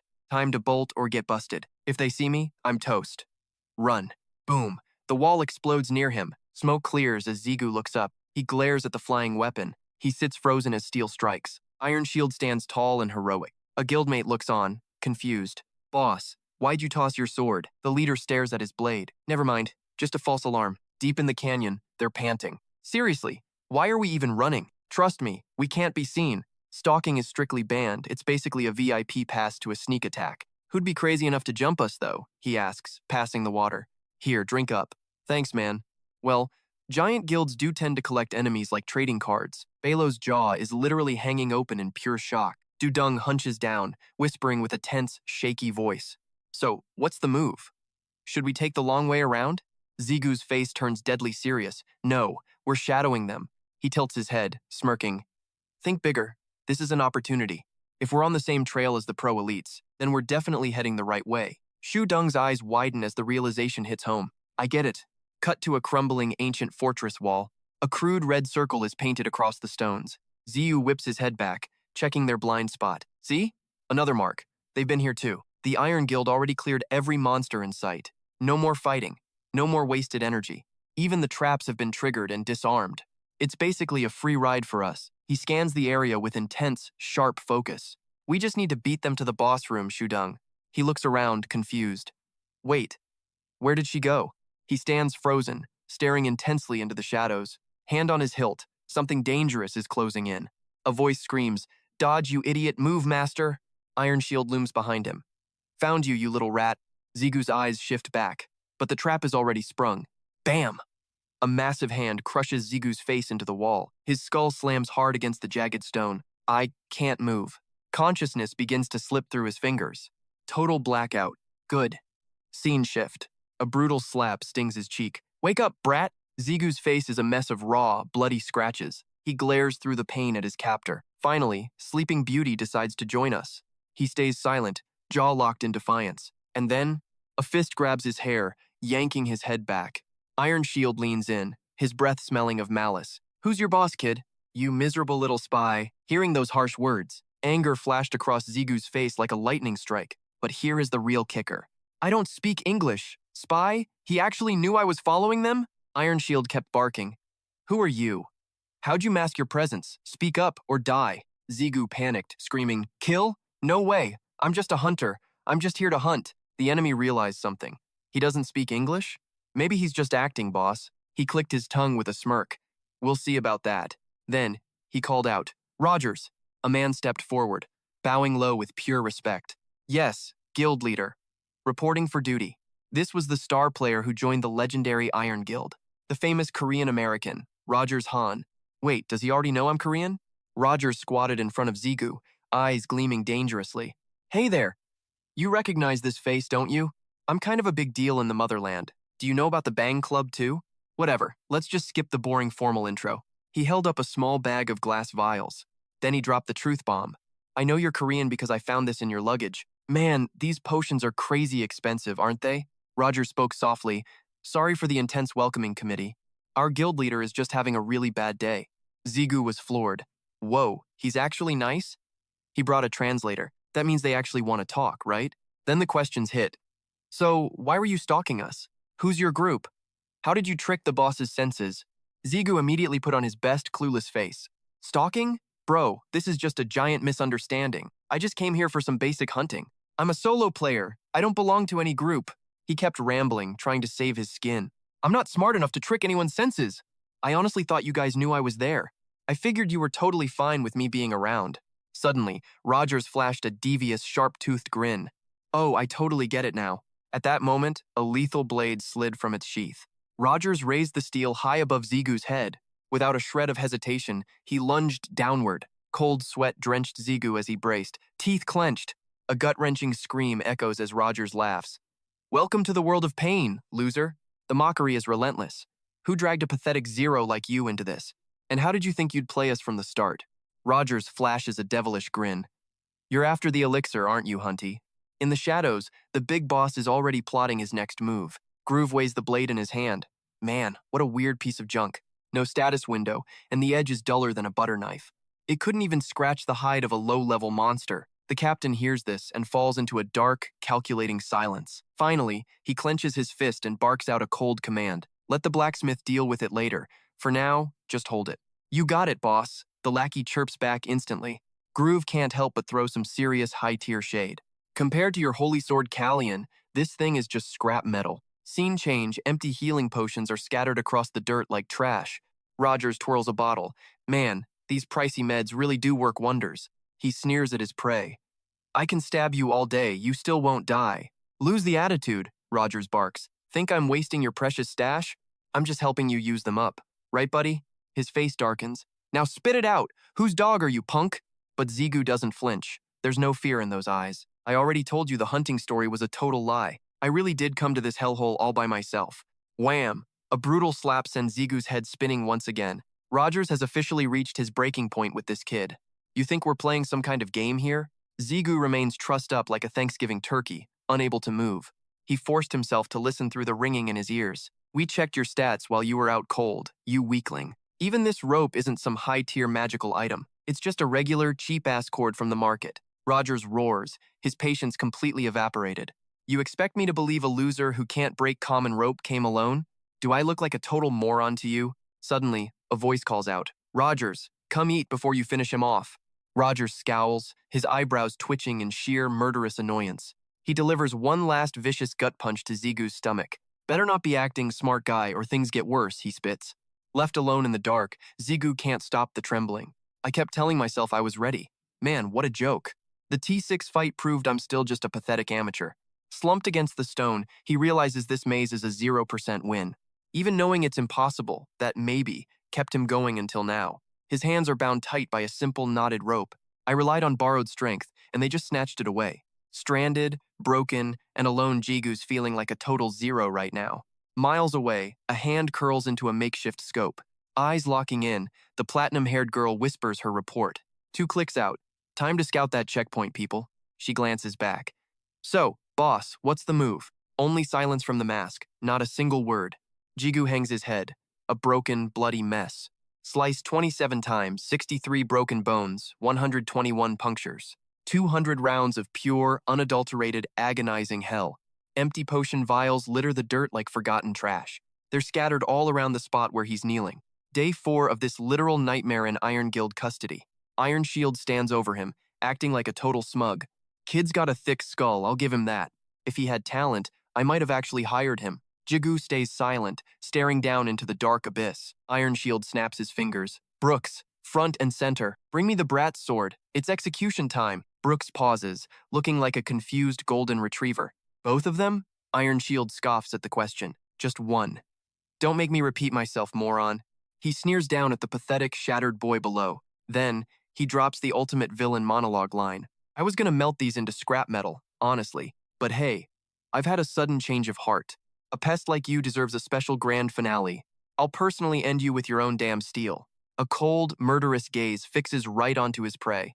Your pathetic soldiers will be your only grave markers. Buried under a gate that'll go down in history books. A hero's death. For an absolute loser of a player. His hand tightens around the grip of the blade. Iron Shield radiates enough cold malice to freeze hell. Don't worry, kid. I'll make this nice and quick. The blade flashes, aiming straight for Jigu's defenseless chest. He plants his feet, ready for the killing blow. But Jigu? He doesn't even blink. He's stone cold. Suddenly, red lightning explodes around the boy like crazy. System alert. Connection to the ego has been re-established. The bindings snap like they're made of wet paper. A dark shadow blurs Jigu lunges with lethal, insane speed. His fingers snap shut around his sword like iron.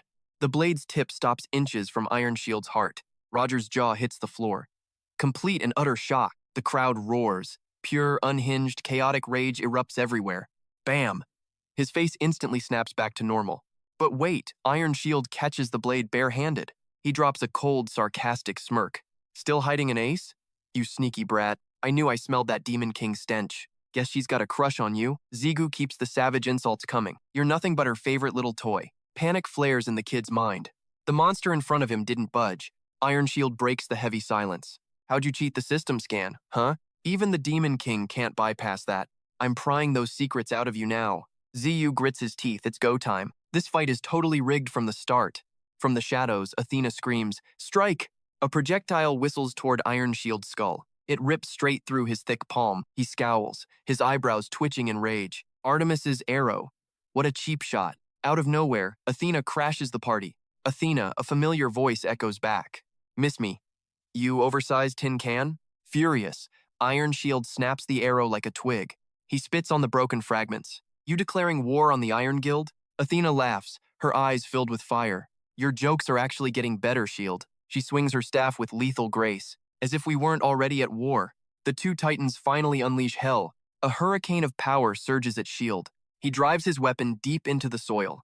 Violent blue energy erupts from the abyss. A massive sigil burns into the sky. Pure energies collide with a deafening roar. The biggest explosion since the dawn of time.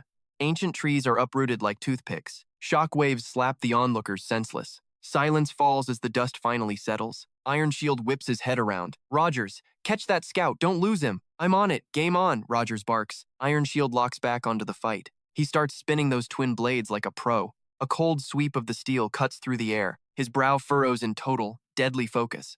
This drama finally ends today. Once and for all. Opposite him, Athena drops into her combat stance. Fearless and silent, she watches his every move. Meanwhile, Iron Shield bellows the command. Everyone, battle stations, move out! The signal drops, and pure chaos erupts. Blinding flashes explode from the deep canyon floor. Radiant light pulses everywhere you look. Elsewhere, Rogers tilts his head with a smirk. Just hearing that gives me the absolute creeps. They are total monsters, aren't they? With dead eyes, he wonders if they are actually gods. Rogers stares him down. Don't you agree? The boss said let you live, but you are barely standing. Raising his blade, he whispers, accidents happen, right? Poof. Rogers vanishes into thin air. Then, he is suddenly right at Zigu's throat. Can't have you breathing after seeing my true face. He swings hard, nearly taking Zigu's head off. Zigu's entire life flashes before his eyes. He screams and triggers a desperate counterattack. Rogers is left blinking in total confusion. As he charges, Brunhart reflects the damage back. He grinds his teeth. What the hell? Boom! A massive explosion rocks the entire field. Slowly, the dust clears, and silence returns. Rogers is face down, shaking like a leaf. Zigu wipes blood away, gasping for air. Brunhart is at its limit, literally shattering apart. Clutching the broken sword, he looks a total mess. System alert. Brunhart has reached its breaking point. Dark blood soaks his shirt as the sword crumbles. Zigu limps toward the man on the ground. He slowly raises his blade for the finish. Rogers looks up, absolutely terrified and pale. Wait, stop, please, have mercy on me. But Zigu's eyes have gone stone cold. He plunges the steel down without a second thought. Rogers chokes, eyes rolling back as blood sprays. His final pathetic groans fade into the wind. And finally, Zigu's strength completely gives out. He collapsed onto the grass, fading fast. Luckily, my Ru kept the damage from being fatal. So close to the Iron Shield, yet so far. Reflex's power is honestly on another level. I can't even stop the bleeding anymore. Ziyu's expression twisted in a pained grimace. This is it. I've reached my absolute limit. Suddenly, a frantic voice cut through the air. Oppa, are you okay? Hang in there. A dark silhouette hovered over him, calling his name. Hearing Oppa, he managed a weak, shaky stutter. Zuzong? Confused by his mumbling, Zuzong tried to understand. What are you even talking about right now? Across from him, she flashed a wicked smirk. Crouching low, Dudong finally spoke her mind. Hey, if I save you and heal you? She touched her cheek. What do I get back? Her voice echoed through the deep, silent valley. Defami? Or live as me slave? She looked thrilled. Which one can you handle? Ziyu just stared back, refusing to say a word. Slowly, his trembling hand reached toward the sky. Wait, he gasped. One more thing. He looked at her. I'll crush Iron Shield. Fisting his hand, he vowed to destroy them all. Dudung blinked. Wait, isn't that two things? You said one. Whatever, let's make a deal. The sword. That bearded old man has it. His hand lost all strength, hitting the dirt. She frowned. Why are you still making demands? Behind her, Ban appeared, looking quite impressed. Dudung stood up slowly. He's interesting, right? Just make sure you keep a close eye. She glanced back. Yeah, he's definitely strong. But that demonic power inside is terrifying. Someone will eventually force his true nature out. She stared at the sword stuck in the ground. Dudung continued on. Did you see him kill that idiot earlier? That wasn't just some blind, angry rage.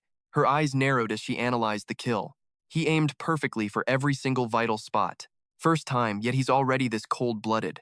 Ban just adjusted his glasses and listened intently. No time to waste. Then, he starts questioning everything. What do we do with him? Those injuries look pretty damn fatal. Still, he is a high-level big shot. As he speaks, Dudung snaps back. Just leave him. He will heal alone. She speaks with total, icy indifference. Ignore him. If he survives, he is useful. Then, Dudung slowly shuts her eyes. Keeping him alive costs us nothing anyway. Her tone sounds completely satisfied. Troublemakers are more fun over time. Her gaze is sharp enough to kill. The Demon King is almost here. This news leaves the group stunned. Really? Dudung gives a sharp warning. Silence. Only ignorant fools speak that name. Her long hair dances in the air. Dudung transforms, her voice shifting. I am the Demon King's slayer. Within the void, a stray thought echoes. This is. Zigu moves closer to that object. Oh, I remember it now. He inspects it from every angle. My dream, the nightmare haunting 5 years. Zigu sees iron bars before his eyes. He reaches out to touch it. After meeting you, it just vanished. Zigu's face suddenly turns grim and dark. He grips the rough rope tightly. This thing, this bucket. Zigu narrows his eyes, thinking deeply. A blurry vision flickers through his mind. I see it. Even after escaping, I am still trapped right here. Zigu gently tugs the rope. Now, even my dreams feel ridiculous. Thoughts keep swirling inside his head. Obviously, just grab the rope and climb. This power does not belong to me. Everything originates from one single source. Suddenly, a cold, mocking snort echoes. Failure. Stop whining about your broken bond. That guy keeps barking in that hellish voice about borrowed powers, as if that makes him any different from the rest of us. Voices echo through the void like a distorted soundtrack. Whether it's from hard-earned sweat or just pure luck, if you've got it, it's yours. Period. Only idiots argue that. While Ziyu is busy being confused as hell, a new voice suddenly cuts through the noise. He's actually right about that, Master. Boom, he spins around faster than a game glitch. A glowing girl appears. My power is yours, Master. Don't lose hope. Ziyu's eyes practically pop out of his head in shock. He bolts upright. Ban just smirks. Oh, you're finally awake? Ziyu's brain is fried. Who's this? Shudung? No way. But that smirk? Yeah. This guy's definitely with the Demon King. Ban just tilts his head, cool as a cucumber. He points a finger. Hey, your sword is right there, kid. Ziyu whispers. Lu, and both blades chirp. Master, about time. Ban sighs. Look, take a breather for 5 seconds, okay? I patched you up, so don't go doing anything stupidly athletic. He adds coldly. You're still on the hit list, you know. Suddenly, the entire world starts throwing a literal tantrum. Ziyu looks around like, what is it now? He looks up at the sky and freezes. Sujung is just chilling, floating in midair. The ground shatters, and massive boulders start flying upward. They're getting sucked into a giant blue hole in the sky. Ziyu stands there, completely jaw-dropped. What the hell is that? Ban just shrugs like it's Tuesday. That's a monster commander. First time seeing one? Newbie? They trade words while the apocalypse unfolds in front of them. The monster commander, Z. Ban stares at the mountain-sized beast and continues. Meet the absolute CEO of this nightmare labyrinth. Monster commander. Hey Don, looking at that absolute unit of a body, Ziyu stammers. So, he's the gatekeeper? Ban clicks his tongue, clearly unimpressed. Well, close enough. You're a bit slow, aren't you? In the back of his mind, Ziyu realizes the truth. Wait, do I actually have to fight this raid boss? Heodon stomps toward Shudung, and a massive wall of fire erupts around it. Seeing this, Shudung's eyes turn darker than a black hole. It looks like she's injecting raw energy straight into Heodon's eyes. Now, the beast looks like it's actually thinking. This is bad. Power levels are exploding. Elsewhere, Ziyu's eyes are popping out. He snaps. The gate? How the hell? Ban answers with zero chill. Get here. One slip and you're toast. He clenches his fist, looming beside me. Blood gushes out, staining the floor. One drop seeps into the earth. Suddenly, a wicked black-red circle erupts. A violent gale roars through. Ziyu is totally losing his cool. Shield, Ban smirks. You're not brain dead. From the smoke emerges massive Hadon. Dark energy surges as Hell's army arrives. Birds scatter as Sudong scowls hard. Meanwhile, the monsters keep closing in. Sudong's body erupts in blinding light. Boom. Those monsters are blown to bits. Witness her skill, the legendary Mew Inflame. Another wave of beasts charges for blood. A sudden, blinding flash sears the air. Simultaneously, a massive sword manifests. Sudong smirks, enjoying the chaos. Ziyu's jaw hits the floor in shock. Sinister purple aura swirls around the blade. Suddenly, the legendary Rogers appears. I wonder if they are actually gods. High beings clashing against each other. Meanwhile, that blade aims at Hadon. An explosion rips the ground apart. Elsewhere, deep within a vast canyon, cut to the reward chamber. A hand reaches for the chest. It opens, and the swords start buzzing. Finally, it is all mine. Congratulations, Master. But Ziyu remains weirdly calm. I actually pulled it off. Hard work's reward, but still, it feels almost too surreal. He is not exactly feeling hype.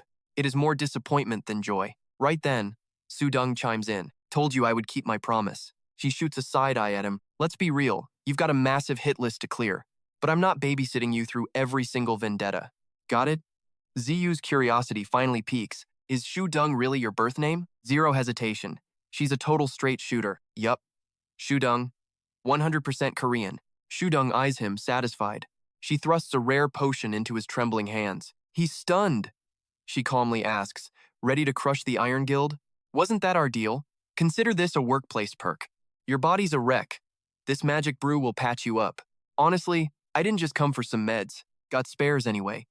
Call it an investment in our pack. Ziyu stares intensely at the glowing vial, giving away a hard-earned treasure like it's just tap water. His grip tightens. No, I can't be a leech forever. Time to man up. If I take this handout, Du will never let me hear the end of it. A voice booms. Glad you finally get the point, kid. Ziyu shifts his gaze, suspicious. No way this rare loot comes without strings attached. What's the catch? What do you want? He asks. You making me your lifelong slave? Sudong smirks, waving him off. Nope. My disciple. Her voice drops. Dead serious. I want you as my student. Get it? Then she suddenly snaps. Quit the huh. You're only useless because you're weak. She reaches out, narrowing her gaze. Survive floor 50, then come find me. She cups his face with both hands. That's when the real training begins. She pulls away, leaving him breathless. Purple lightning sparks violently near his ear. Sudong explains with a smug grin. The mark of our eternal covenant. She relaxes on a jagged rock. You're currently skillless and totally pathetic. And I hate playing the nagging babysitter. Her fingers trace the cold stone. Burn every lesson into your soul. Suddenly, a memory flashes in her eyes. Oh, right. Now that I think. Sudong calmly adds a note. I have scouted your gear. Your blade has some seriously wicked potential. We still have time before the portal shuts. I will teach you how to juice that sword. Ziyu's mind starts spinning with wild questions. Sudong locks eyes and keeps going. First, chug every drop of that potion, kid. This method is a high-stakes gamble, though, so you better brace yourself hard. Consider this your brutal day one lesson. My apprentice, cut to a forest that is totally leveled. Both sides are locked in a lethal clash. Frantic voices start echoing inside Ziyu's head. Master, that person is pure poison. Do not trust her lies. Master is totally losing his grip. Your sword is vibrating with pure terror. What am I supposed to do now? Iron Shield stands there, covering a girl's eyes. Neither side says a single damn word. Finally, Iron Shield breaks the silence with ice. Is this another one of your twisted works? Damn it! You stole our boss kill while we blinked. Sudong just shoves her hands into her pockets. I never belonged to you. Finders keepers, losers weepers, right? She pumps a fist. Go, apprentice! Hurry up and use the trick I taught you. Is this lady seriously a demon or something? Suddenly a shout rings out. Hey, Iron Shield! Ziyu brandishes his steel, screaming. You are dead. Iron Shield looks confused before flashing a lethal smirk. Ziyu hesitates. Should I really jump in right now? A spark flies as Iron Shield blitzes towards Ziyu. His face darkens. You turned? Since when were you her lapdog? The blade swings close. Whatever. You are just another corpse for my collection anyway. Iron Shield glares. You have really sold your soul to that demon? He clicks his tongue. No matter. This is where you die. Back to Ziyu, chugging down that glowing purple sludge. System alert. Rebooting the host's physical foundation. Ziyu's entire body begins to mutate wildly. His pupils blow out while sweat drenches him. Meanwhile, Sudong and Ban just watch the show. After a moment, Ziyu finally catches his breath. Nothing much happened. I just feel a tiny bit better. Shujung just sighs, letting out a casual, rebellious smirk. It's your hidden potential and stats that finally evolved. Real talk, your internal physical changes are still minor. Ziyu scowls. In this game, minor details decide survival. Faster limbs, sharper reflexes, you're basically a human cheat code. Gripping his blade, Ziyu feels his perception exploding. Gasping for air, he realizes he actually dodged it. Patterns he never saw before now look crystal clear. Meanwhile, Sujung stays back, observing the unfolding madness. Congrats! You're one step closer to legendary rank. Silence falls as Jigyu processes the new data. Just like the Demon King warned, voices echo. Don't think you can solo Iron Shield just yet. A total newbie can't outplay a veteran pro, kid. Sujung's face turns serious, lost in deep thought. Even with luck, you'd only dodge one hit. Remember, don't bring a nuke to a fistfight.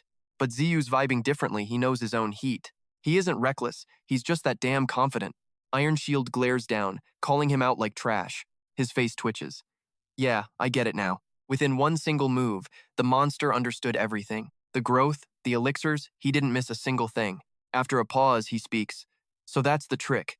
Now, he's coming at him with real killing intent. A pale blue aura flickers on his blade's edge. Iron Shield snaps, activating Kalian's divine holy power.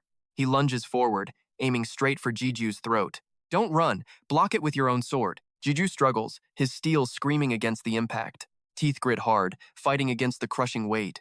Suddenly, a blinding golden light erupts from the hilt. Voices clash against the roar of the battle. System alert. Holy Sword L has finally awakened. Commencing absorption of Kalian's holy energy right now. Warning. Low level. Only partial absorption is possible. Steel meets steel. The energy transfer is finally complete. Ziyu lets out a cold, sharp, mocking smirk. He's stunned that his unblockable strike just failed. That moment of power loss hesitation is Ziyu's opening. Without a second thought, he leaps into action. He watches his prey, calculating the next fatal move. I need to create as much space as possible. Slowly, he reaches for his hidden trump card. And finally, time to end this little game. A memory fragment sparks life. His ticket out of hell. Sigu grips the Arachna web. Iron Shield scowls in fury. White rings swarm his target. Shield bellows without a flinch. You think you can hit? Zigu stays cool as ice. He flips the middle finger. Shield's face turns purely murderous. One slash severs the silk. Teeth grit in absolute rage. His roar shakes the forest. Sudong looms behind him. Ready to have a chat? Purple sparks surround her form. She smirks as he curses. Night falls under bloody skies. Soldiers surround the armored car. The door slowly creaks open. Xian Hun gasps for air. His expression finally softens now. Soldiers guard a mysterious guest. Zigu flashes a smug grin. Darkness swallows the urban sprawl. A voice breaks the silence. Xian Hun brought Mom home. Hospital meds are no good. He walks toward the door. Call me in Korea, friend. Thanks for everything. Stay safe. Yes, take care now. Mom wakes in her bed. Zigu, is that really you? It is me, Mom, always. Son, I missed you dearly. Tears stain her weary pillow. One last moment before end. I just needed to see you. Thank you, my dear son. He calms her at once. Everything is fine now, Mom. Sujin gets to the point. There is a secret, son. Zigu squeezes her hand tight. A faint voice flickers. Jiyu. The truth is, before she could finish, Sujin collapsed. Panic seized Jiyu as he screamed for her. Mom, hang on, just a bit more. He fumbled with the vial. He forced the medicine down. Silence swallowed the room. Suddenly, a violet aura erupted from Sujin's face. Jiyu's heart stilled. It worked. Everything was okay. Exhausted, he collapsed right beside his mother's bed. El and Rue whispered. Their master had endured too much. El stared at his hand. Is this really safe? Involving her. It only invites more danger and death. Rue sighed. Well, we are already in too deep. He watched the sleeping man. Let him rest. Finally, night fell, heavy and silent, under the streetlight's glow. A persistent phone vibration shattered the midnight silence. Amidst the crowd, Yujung held the phone, face freezing. She pushed through the masses, her pace slowing. The subscriber you've dialed is currently unavailable, it droned. She slammed it shut, grinding her teeth in rage. Her screen was a graveyard of her brother's silence. Yujung's hand trembled with pure, unadulterated frustration. A month of silence. And just one lousy text? He won't even pick up? Is he serious? Her walk turned into a furious high-speed stomp. That's it, you're dead meat when I get home. Outside the apartment, the sky was an inky void. The only sound was the biting wind's low whistle. The front door was suddenly kicked open with force. Opa, are you joking? You tell me to come, then ignore me? I skipped cram school for this. She rolled her eyes, her frustration reaching its limit. Do you know how worried Mom was? Just then, a gentle voice drifted from the hallway. Is that you at the door, sweetie? Yoojung? Stunned, Yoojung ignored the question and bolted inside. A woman stood there, smiling with eyes full of love. Shh, your brother is finally sleeping in his room. You must be famished, right? I'm cooking. Your brother. He's resting. He's had a long day. How was school? Yoojung's eyes instantly filled with tears. Mom. Then her face flushed. Wait, who are you? The soup bubbled over, filling the air with spice. That spicy scent filled the room, gently waking Jeju. Finally awake. So, what happened next? I sat up, blinking as sunlight flooded the room. The vibe was super cozy, but someone was still yapping outside. No way. Seriously? I muttered, still half dead from sleep. Then it hit me. That's the smell of Mom's signature soybean soup. That nostalgic scent made my lips twitch. It was pure instinct. Suddenly, my whole body started shaking. I bit my lip hard to stop the tears. Only one thought filled my head. Behind that door lay the exact scene I had been dreaming of for a lifetime. A sight I was willing to trade my very life to see. I gripped my messy hair and looked down, whispering to myself, I can't let Mom see me looking like a total emotional wreck. I have to put on a big smile and greet her. I stood up with a burst of energy and grabbed the door handle. I charged out like a hero and shouted at the top of my lungs. Mom, did you have a good night's sleep? Mom?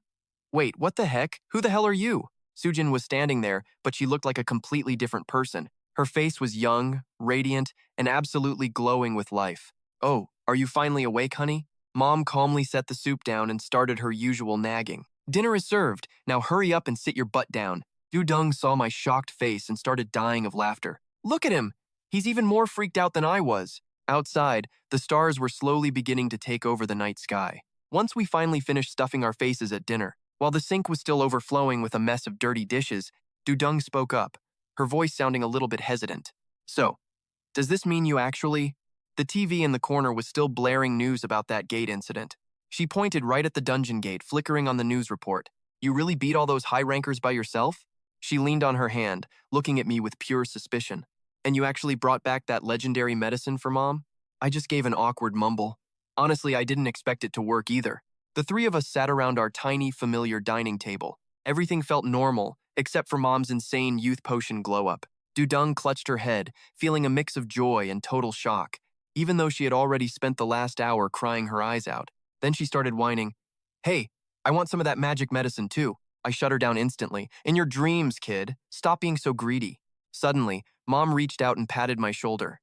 Ji-yu. She smiled warmly at me. You suffered so much for me, didn't you? I'm sorry, son. I just laughed it off. Forget it, Mom. It wasn't even that hard, seriously. The quiet night suddenly felt alive with the sound of our constant laughter. I grinned, feeling like a boss. Well, your son is a total legend after all. Wait, you didn't know? Sujin smirked, playing the innocent card perfectly.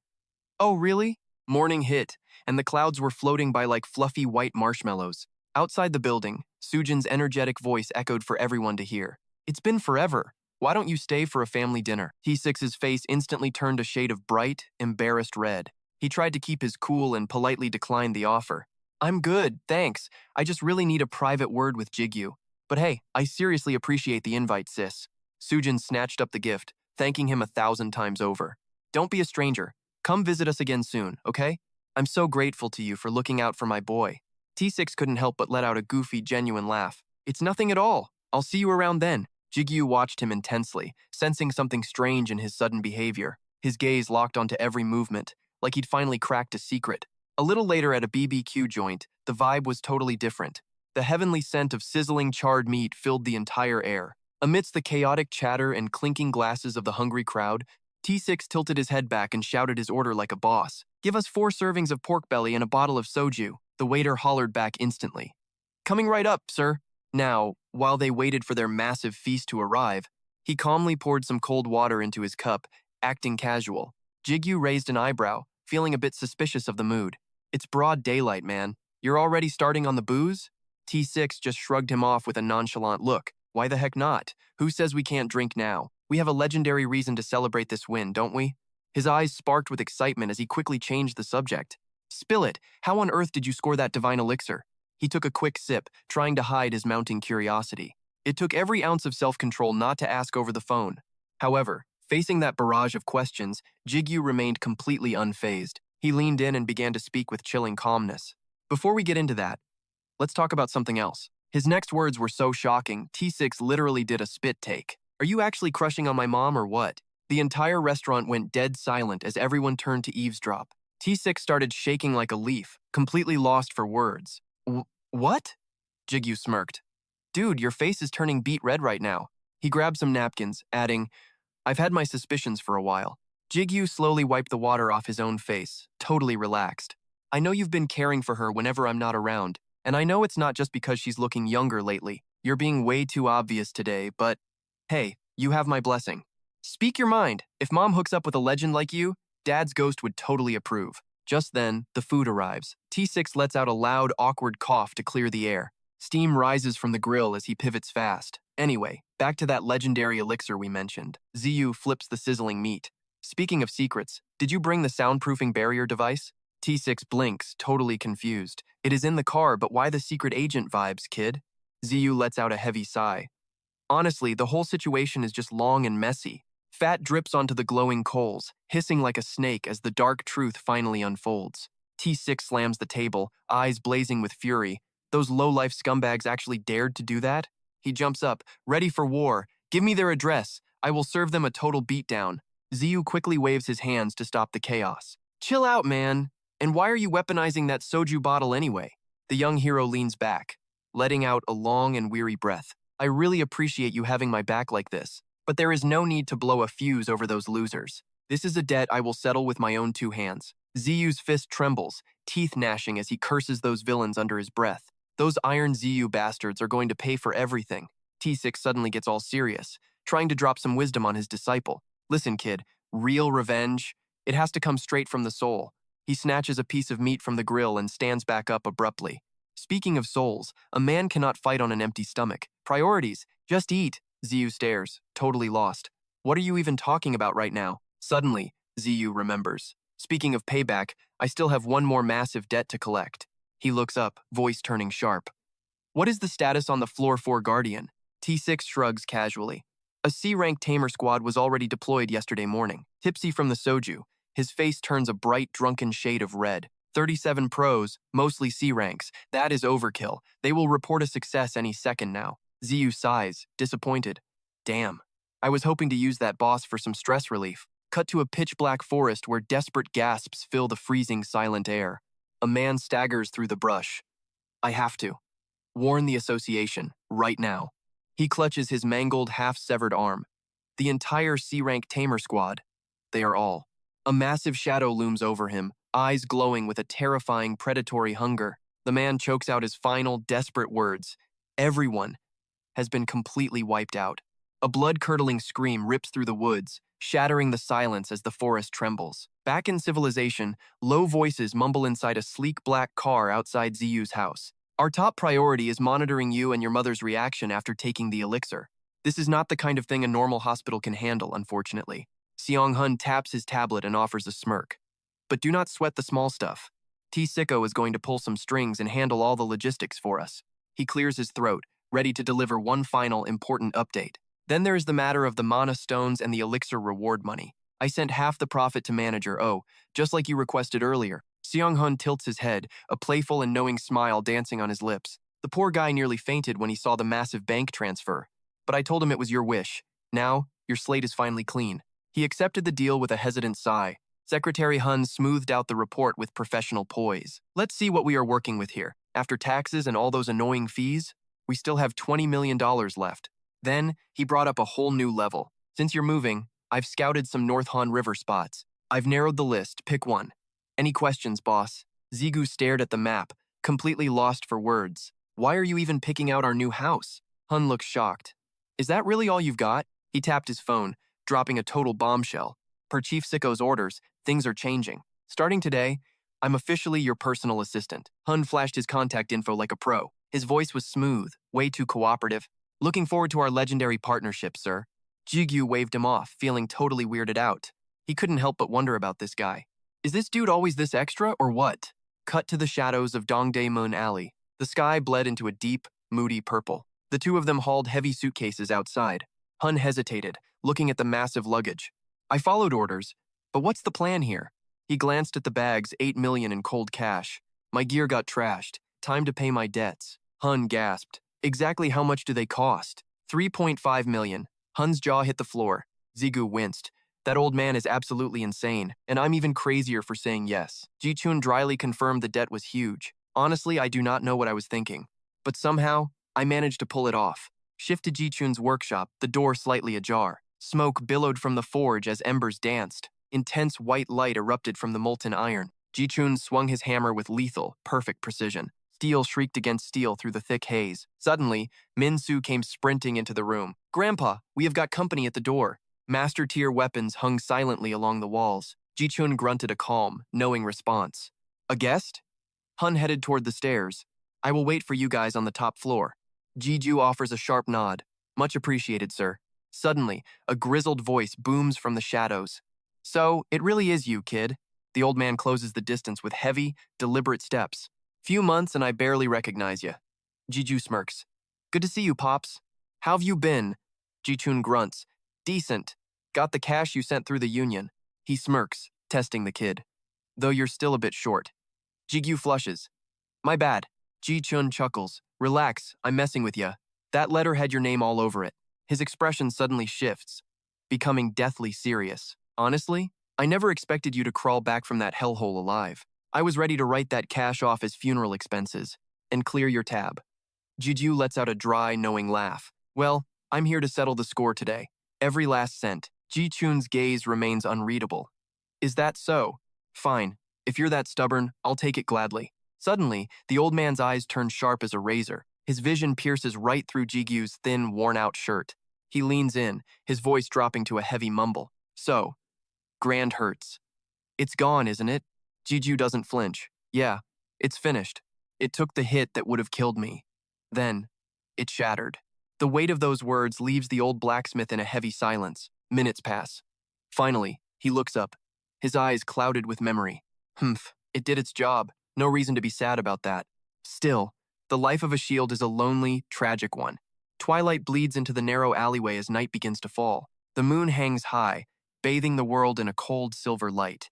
Ji-chun's voice breaks the silence, softer than before. "Tell me everything. How did it look?" In its final moments. Morning hits. The sky is crystal blue and the air is crisp. Yu-jung's voice rings out. "Mom! Bro, where are you guys going?" Ji-ju jumps, startled. "Whoa, you're awake already? Told you yesterday, remember? Taking Mom for her hospital checkup." She rubs her eyes, still stuck in dreamland. "Did you?" But as her vision clears, her eyes go wide with total shock. "Wait, bro. Did you hit a massive growth spurt or what?" The sun rises higher, casting a golden glow over the city streets. Cut to the company locker room. Tension, high, vibes, iconic. Seong-hoon's jaw is practically hitting the floor. "Damn, Ji-ju. You look like a freaking runway model now. Why are you even here? Go join an idol group, man." Ji-ju just shrugs, casually peeling off his work shirt. Boom, broad shoulders and ripped muscles, pure alpha energy. He turns red, waving it off. "Drop it, man. Seriously." But Seong-hoon isn't backing down. The interrogation continues. "Wait, you grew 3 centimeters overnight? And check out those insane muscle gains. That elixir is definitely the real deal." He whispered, "Bro, hook me up with one?" Ji-gyu flashed back to Zuzung's words. He just laughed it off. "You too? My sister said the exact same thing." Suddenly, Ji-ju's gaze turned sharp and intense. He thought to himself in the silence, "It might look like a small upgrade, but it's massive." I'd hit a wall. My body had reached its absolute limit. Then, the system notification pinged loudly. "Warning, your limits have been recalibrated." So this is what a true reset feels like. Ru teased, "Master is still a weakling." Ji-ju snapped, "Zip it, you annoying bird." Seong-hoon shouted, "Your test results are in. Looking at your stamina. 25 years ago," he smirked back with a playful wink, "you'd have crushed every Olympic world record." Ji-ju blinked. "Why 25 years ago?" He dressed slowly. "What about current standards?" Seong-hoon grinned. "Rank 10. Ji-ju glared. Suddenly, Seong-hoon's eyes flared with excitement. "Brace yourself, your mana control is." He shouted it out with pure hype. "Double S rank, you're high ranker material." But at this world-shaking news, Juju didn't even flinch. Total silence. Seong-hun gasped. Wait, are you serious? You're way too calm for this news. Well, you told me not to be surprised. Seong-hun started throwing a total fit. Be surprised, I said a high ranker. Juju just looked away, muttering softly. Whatever. That's already old news to me. Suddenly, the heavy lab doors swung open. T6 walked in coolly. Are we done? Juju nodded. Yeah. How's my mom doing? Beyond healthy. She's stronger than most people. T6 dropped a bombshell with a grin. She can actually use high-tier items now. Juju broke into a sweat. Wait, what? T6 smirked. Crazy, right? Let's go. Listen up, details later. I'm here on business. T6's voice turned ice cold. Slacking off on the hunting, aren't you? Zigu panicked. Hunting? I'm just vibing. His ring-clad hand gripped the wall. I'm still absorbing Kalian's massive power. Io spoke up quite sadly. Forgive me, master. Zigu shook his head. No, it's totally fine, Ao. T6 leaned in, eyes narrowing. When do you plan to restart? Zigu muttered. Maybe next week? T6 sighed deeply, eyes filled with hidden worry. Fine. Clear your schedule for next week. Zigu blinked. Why? What's going on? We lost contact with the rank C team, T6 explained. We're assembling a rank B squad for next week. Zigu hesitated. You mean? T6 cut him off. Exactly. The floor 4 guardian lives. The news left Zigu's jaw on the floor. Suddenly, T6 stopped and frowned. But that's not the real problem. His expression grew dark and ominous. That bastard grows stronger by hunting players. Zigu froze, cold sweat drenching his back. Meanwhile, the mood shifted completely. Old Man Hun sat back, thinking, man, I want in on this talk. A rank B subjugation squad.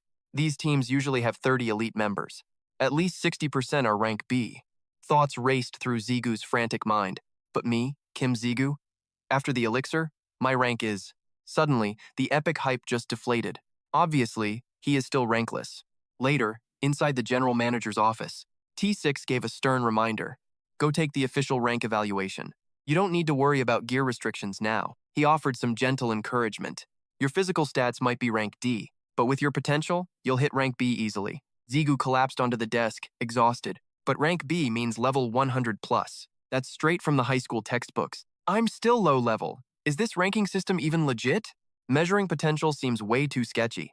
Levels are trash. T6 calls it raw potential. Mana control is what defines a true warrior. Just look at the mutants for proof. Level is just a number to them, right? He continues.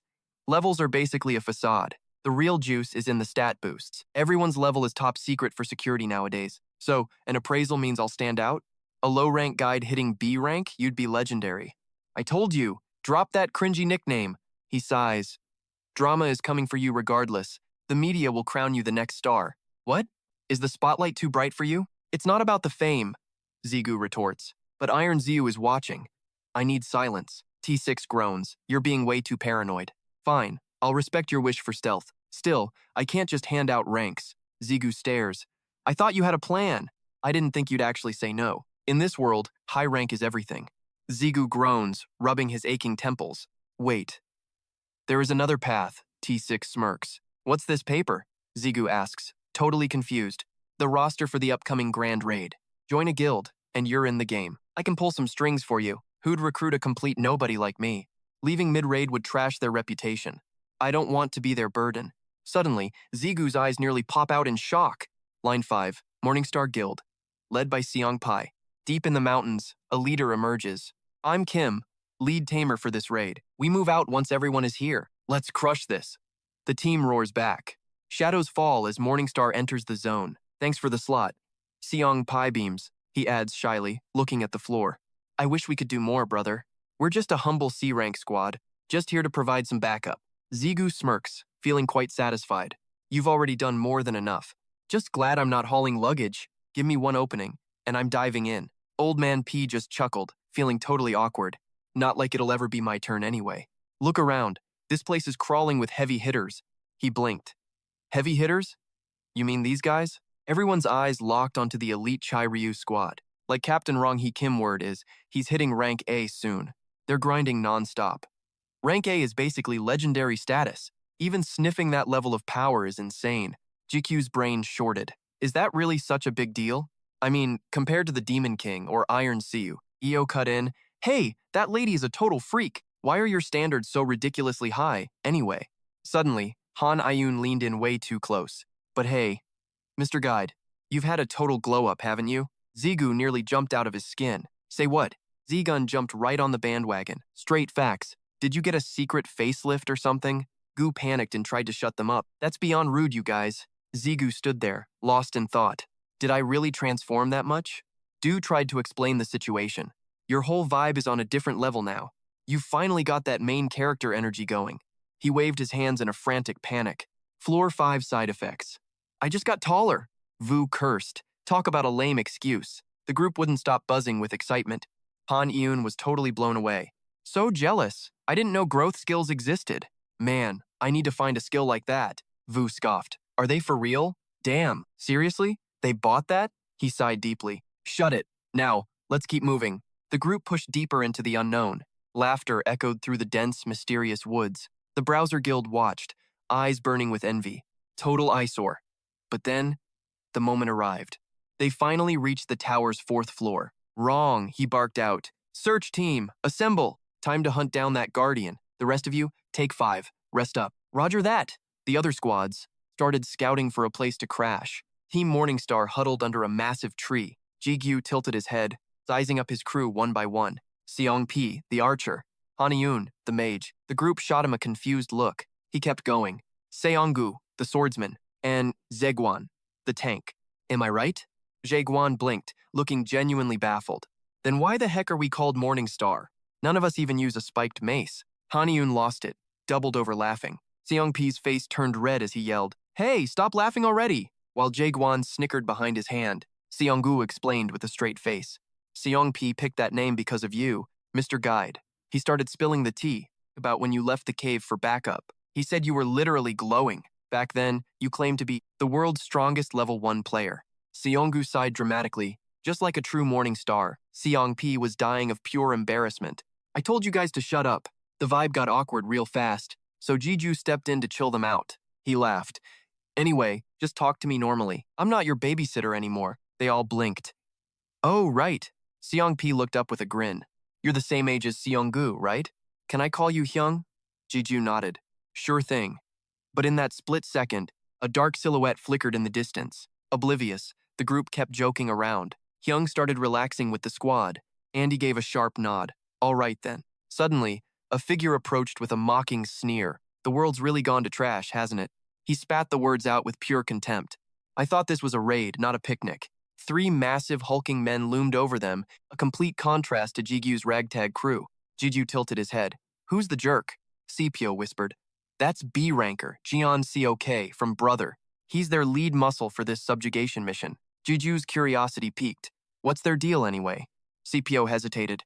Well, they're pretty infamous. Their motto is survival of the fittest. They worship old-school traditions and rigid hierarchies, but above all, they demand absolute loyalty. Juju sighed. So, in plain English, Sepio leaned in for the final verdict. Total old-fashioned boomers. Juju nodded. Got it. Jian Seok opened his mouth once more. Absolutely pathetic. He snickered, glancing back at his goons. Guess C-ranks are just glorified trash, huh? Jigun's face darkened as he stood up. What'd you say? But Hanyun blocked him. Drop it, Jigun. He's not worth it. Cok continued his petty provocation. I asked if you came here for a picnic, probably feeling like big shots in a B-rank raid. His eyes judged them with utter disgust. You should be on high alert right now. Instead, you're loafing around like lazy bums. At least try to be more useful than porters. The team gritted their teeth in silent fury. Only Jiju's expression turned dangerously cold. Cok let out a final bored snort. Worthless losers. The group turned their backs to walk away. Let's move out. Sepio spoke up with an awkward stutter. Sorry, Hyung, you're taking heat because of us. He saw Jiju's lowered head and went silent. Sepio called out again, his voice rising. Hyung, are you okay? Suddenly, a murderous aura exploded from behind them. Sensing the terrifying shift, Cok whipped around. Ziyu's face turned darker than a moonless night. His eyes ignited with a sinister purple haze. Io rushed to soothe him. Master, please, you have to stay calm. Du jumped in. Yo, you trying to catch a body? Pure, unadulterated hatred swirled in Zigu's gaze. Du had to step in to kill the vibe. Get those damn emotions under control. Zigu clutched his chest as control slipped away. Man, I knew this would be a total drag. He cursed silently to himself. But I didn't think it'd be this annoying. It's like some messed up torture side effect. Suddenly, a voice echoed from the distance. He froze. What the hell now? A figure materialized right in front of them. Wrong, he sighed with a heavy, serious tone. Looks like something's been seriously rattled here. Ziyu glared back, tension thick enough to cut. What? You here to interrogate me or something? Wrong, he kept his cool and explained. As the leader of the extermination squad, I need to know exactly what's going down. He nodded sharply. Yeah. Right then, a wicked idea struck Ziyu. He spoke, taking his time. Since we've got this little friction, I'll need you to help me crush someone. He blinked, stunned. Wait, what's that? Zigu rose slowly, locking onto his target. He pointed at the brother crew. I'm challenging Zeon Zeok. Better to settle beef before the real war starts. Zeon Zeok whipped around, looking totally clueless. The crowd erupted. Wait, they're actually gonna scrap? Wrong, he hesitated, weighing the bold request. Are you sure that's a good idea? The gap between C and B rank is huge. Zigu just raised a single finger, unfazed. I know, that's why I'm adding a condition. Morningstar C ranks are just backup bench warmers. He shrugged with a cocky, rebellious smirk. While Brothers B ranks are the heavy hitters, right? But real combat beats rank any day, doesn't it? Finally, Zigu dropped a bombshell of a proposal. So, if I win, our teams swap places. Deal? Old Man Pai hesitates, but Ziyu's voice drops low and serious. Sorry for the ambush, boss, but just trust me for once. Meanwhile, that clown Zeon is over there laughing his head off. Hold up. Who made you the shot caller around here? Hilarious. You're a nobody. Why should I listen to you? Then Ziyu drops the ultimate silencer. 500 million. He points a cocky finger right at his opponent's face. 500 mil if you win. Not a bad payday, right? Even a loudmouth like Zeon freezes at that massive number. A teammate whispers in shock. 500 million just to shut up? Zeon snaps back. I can't play dumb with everyone watching us. He flexes arrogantly. Fine. It's a steal since I can't lose anyway. Wrong. His brain is doing gymnastics trying to decide. As the leader, he has to stop this circus from exploding. But then, he remembers that strange vibe from earlier. If that feeling wasn't just a fluke of his imagination, finally, wrong, he makes his big executive decision. No better time than now to see the truth. He clears his throat and makes the official announcement. Fine. As the leader of this squad, I allow it. Moments later, the crowd circles up like vultures at a buffet. Ziyu and Zeon face off in the center of the ring. Wrong. He starts laying down the ground rules. No weapons allowed. And keep the cheap shots to yourself. The fight ends, the second one of you calls it quits. Pai looks at Ziyu like he's watching a train wreck. Ziyu, are you actually serious about this crazy bet? Seeing the panic, Ziyu gives him a cool, confident nod. He turns to Ru. Is this enough breathing room for us? The voice echoes back deeply. Yeah, it's more than enough. Ru warns him. To let your hidden potential truly evolve, the Soul Link range is about to get real messy. El whispers nervously. Master, please watch your back out there. Zeon lets out a mocking sneer before the start. Hey kid, don't lose too fast. Make it a little fun. He waves his hand dismissively. Come on, give it your best shot. Ziyu locks in. Target, B-rank player, time to work. Looking at his stance, this guy is basically a walking target. A typical brawler, all muscle, zero brains, probably a tanker type. Ziyu digs his heel in. B-rank or not, he's hiding something. Then, like a coiled spring, he explodes forward. Dirt and gravel fly as he tears across the ground. Zero hesitation, full throttle, he's going in for the kill. Get in close, steal the lead, and strike first. Stop doubting, I'm betting everything on this upgraded power. Zigu grit his teeth, clenching his fist like a vice. But suddenly, he froze. A seed of doubt sprouted. Questions started racing through his mind like wildfire. Why isn't he flinching? Is he that fearless? Is his defense just on a whole different level? Or is he baiting me into a counter skill? Regret hit him hard. Too late to pull back now. If he counters, I have to dodge and reset fast. Despite the panic, Zigu's fist slammed into his target. A heavy, dull thud ripped through the silent air. Upon impact, Zeon's face instantly turned deathly pale. That pathetic expression actually made Zigu feel a bit guilty. Then, the giant's massive body crashed onto the dirt. Zeon lay there shivering, foaming at the mouth in agony. The brother team stood frozen, paralyzed by the sight. Even Ranghei's jaw dropped. He couldn't believe his eyes. Finally snapping out of it, he yelled, "Winner, Kim Jigu!" The crowd erupted. Everyone finally breathed a sigh of relief. Team Morningstar swarmed him. Bro, when did you get this cracked? Meanwhile, the brother team rushed to their fallen captain. Captain, hey, are you still with us? Ranghei watched them, his lip twitching in pure shock. That last attack. It was something else entirely. Even as a pro, I could barely see it. He was calculating everything while staring down his opponent, Kim Jigu. He's the ultimate wild card of this raid. Suddenly, a scout came sprinting back from the distance. Report for the expedition leader. Emergency. Ronghae listened, his face turning grim instantly. The search party is back, but something is wrong. They were all gasping for air, completely worn out. A heavy, suffocating silence fell over the mountain woods. Back in the city, the sun set in a bloody orange. The elevator chimed, stopping at the 43rd floor. In the chairman's office, T6 stood at stiff attention.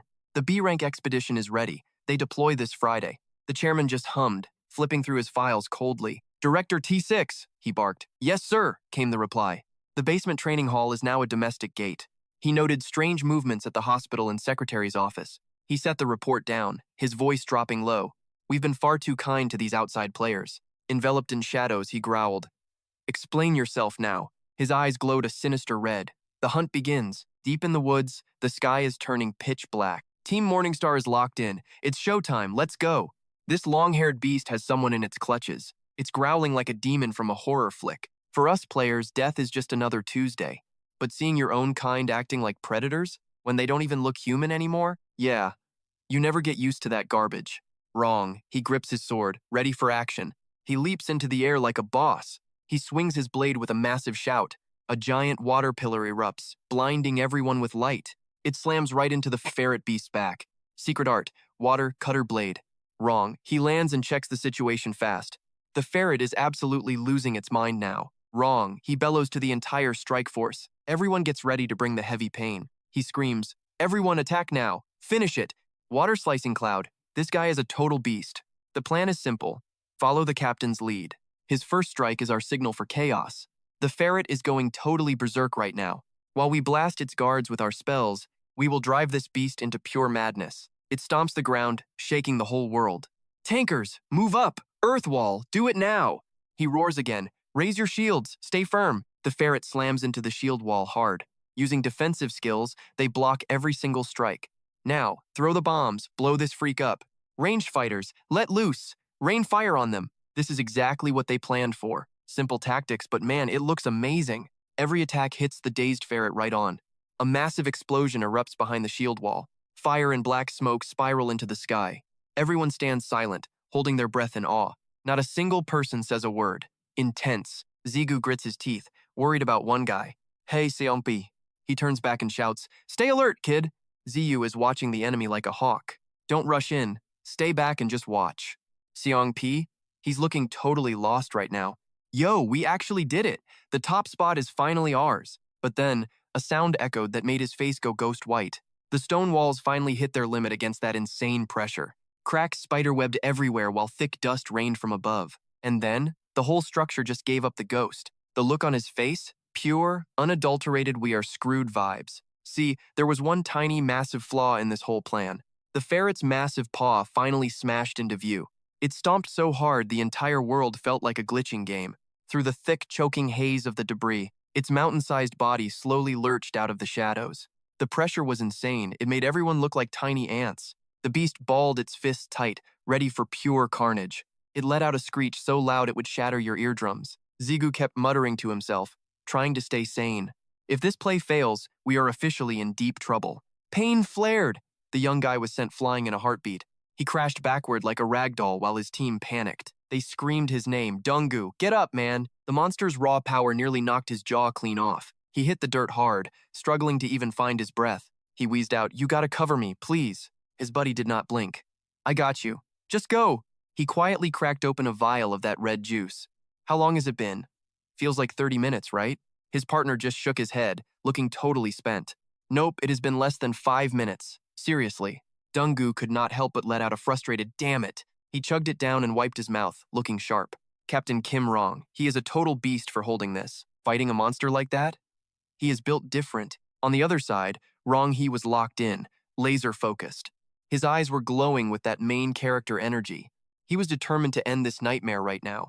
The ferret went berserk, swinging its claws like a maniac. It was barely dodging those lethal water guillotine strikes. Wrong, he kept his eyes peeled, checking the beast's condition.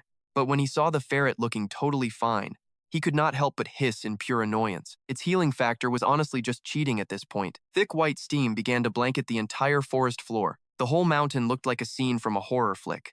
Wrong, he barked out orders. Its regen is insane. It is matching the recovery speed of a high-tier guardian.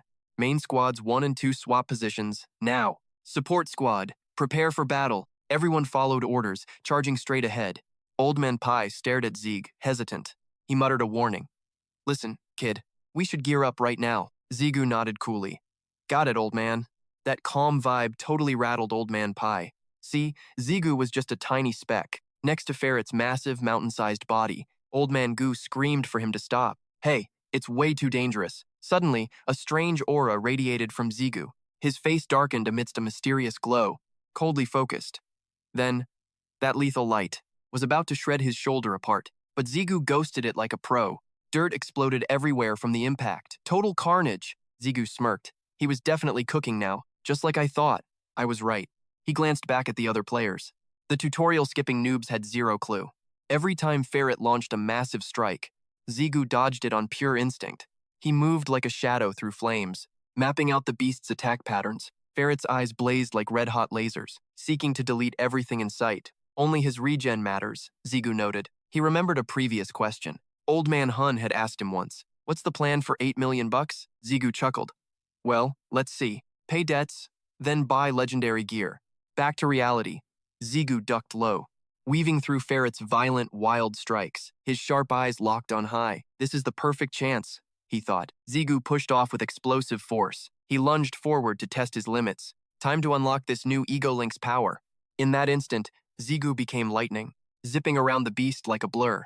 Ferret's head spun, unable to track him. He swung his blade with lethal grace, carving the air with blinding streaks of light. Brilliant sparks sliced through the darkness like jagged blades of fire. Underneath Zigu's feet, his legendary boots pulse with a rhythmic glow.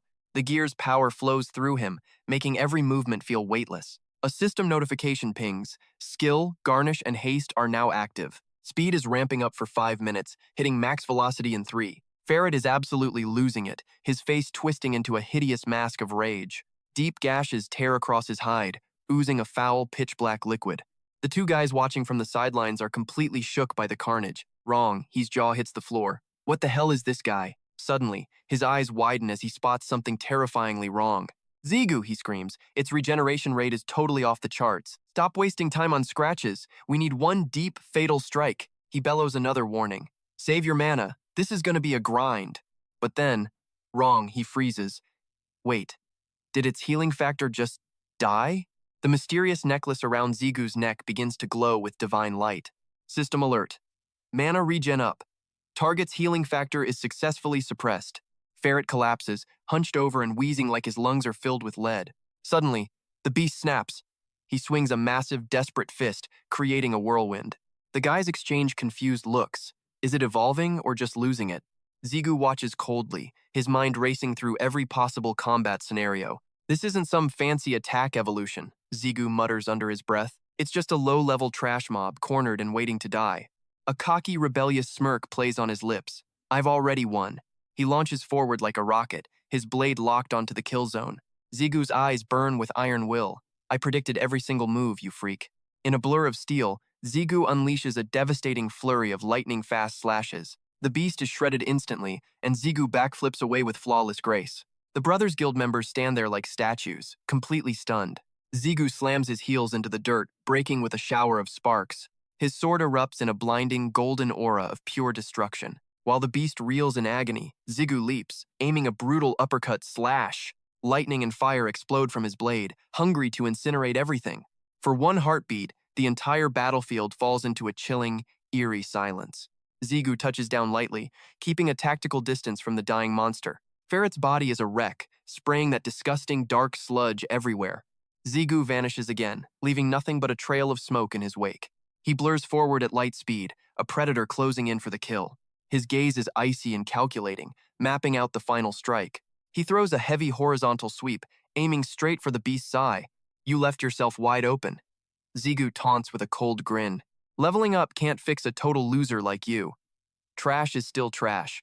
With supreme confidence, Zigu dives headfirst into the final clash. You don't scare me one bit, he whispers to the void. Now eye to eye with the hulking ferret, Zigu doesn't even blink. He winds up his arm, pouring every ounce of power into the finisher. Ziyu's eyes ignited with pure, unyielding resolve. He unleashed a relentless storm of non-stop slashes. Lethal arcs of light sliced through the air. Onlookers stood frozen, unable to process the absolute insanity. Ziyu stood triumphant over the beast's massive carcass. Disbelief echoed through the crowd. He actually killed it. As he turned, a cold mechanical system voice chimed. Target eliminated. You have slain the low-tier ferret. A demon? Ziyu's jaw dropped as the system spoke. Suddenly, massive jaws appeared, devouring half the beast. Passive skill. Demon Devourer has been successfully activated. The crowd watched in pure, unadulterated horror. The carcass was stripped bone dry in seconds. Amidst the blood splatter, the voice droned. Ferret's arrogance. Warning. Ferret's ego. Evolution has resulted in total failure. He squinted at the ground, falling into heavy silence. The voice bled out from the obsidian blade. Failed evolution fragments are now being absorbed into Ru. The wind cleared the debris, revealing the carnage. Terrified screams and trembling voices filled the air. He turned sharply, barking orders to the survivors. All wounded. Focus on immediate recovery and healing. Non-combatants, secure the merchant's remaining cargo now. Stay sharp, eyes open, he roared. They saluted. Understood, Captain. Ronghae approached Ziyu, his expression dead serious. Player Kim Ziyu. A word in private, if you please? Ziyu tensed up, shooting him a wary side-eye glance. They walked off to a secluded corner nearby. Is he gonna grill me about the missing corpse? That guardian's carcass was worth a fortune. But he frowned, anxiety gnawing at his gut. Now that every spirit, stone, and loot drop just vanished, he is totally gonna pin this on me. Ziyu narrowed his eyes, panicking inside. Stay cool, he thought. He has got zero proof. This whole mess is too weird to blame me. He cannot just jump to conclusions, right? They stood alone, isolated from the group. Every eye in the camp was burning holes in them. All right, let us see where this goes. Zhonghae reached out, his expression stone cold. I will be blunt. How about joining our guild? Ziyu kept a poker face, but his heart was celebrating. A scout knew he could not resist my talent. He quickly interjected, I really appreciate it, but I'm not joining any guilds right now. Even my current squad is just temporary, a simple means to finish this raid. Zhonghae smirked with regret. Understood, such a waste. He reached into his pocket, searching for something. Regardless, I'd like to stay on your side, Ziyu. Handing over a card, he said. Call if you reconsider. Vice President Kim at your service. Sorry, it's wrinkled. Sunset bathed the tower. Great work, everyone. We're done. Ziyu glanced sideways with a smirk. Hey, can I ask? Seongyu looked up, visibly surprised. Yeah? What is it? Ziyu's gaze turned inquisitive and sharp. I didn't ask before to avoid awkward vibes, but why aren't you in Seik-gu's elite guild? While the two shared a heavy, quiet moment, Seong-gu and Han Yoon were debating their dinner. Dinner? What's the play? Soup sounds fire, Ziyu continued, his voice full of genuine respect. You've got the skills to make it big. Your potential is honestly through the roof. You definitely have the right connections too. You'd be a legendary superstar if you joined. He just laughed, brushing the praise off easily. Well, it's honestly not that deep, man. Seong-gu grinned, radiating a cool, rebellious confidence. I just hate being called a nepotism baby. I'd rather earn my own stripes, you know? He tilted his head, flipping the script back. What about you? Why are you solo? Ziyu blinked, momentarily caught off guard. Wait, you're asking me? Seong-gu chuckled at his teammate's reaction.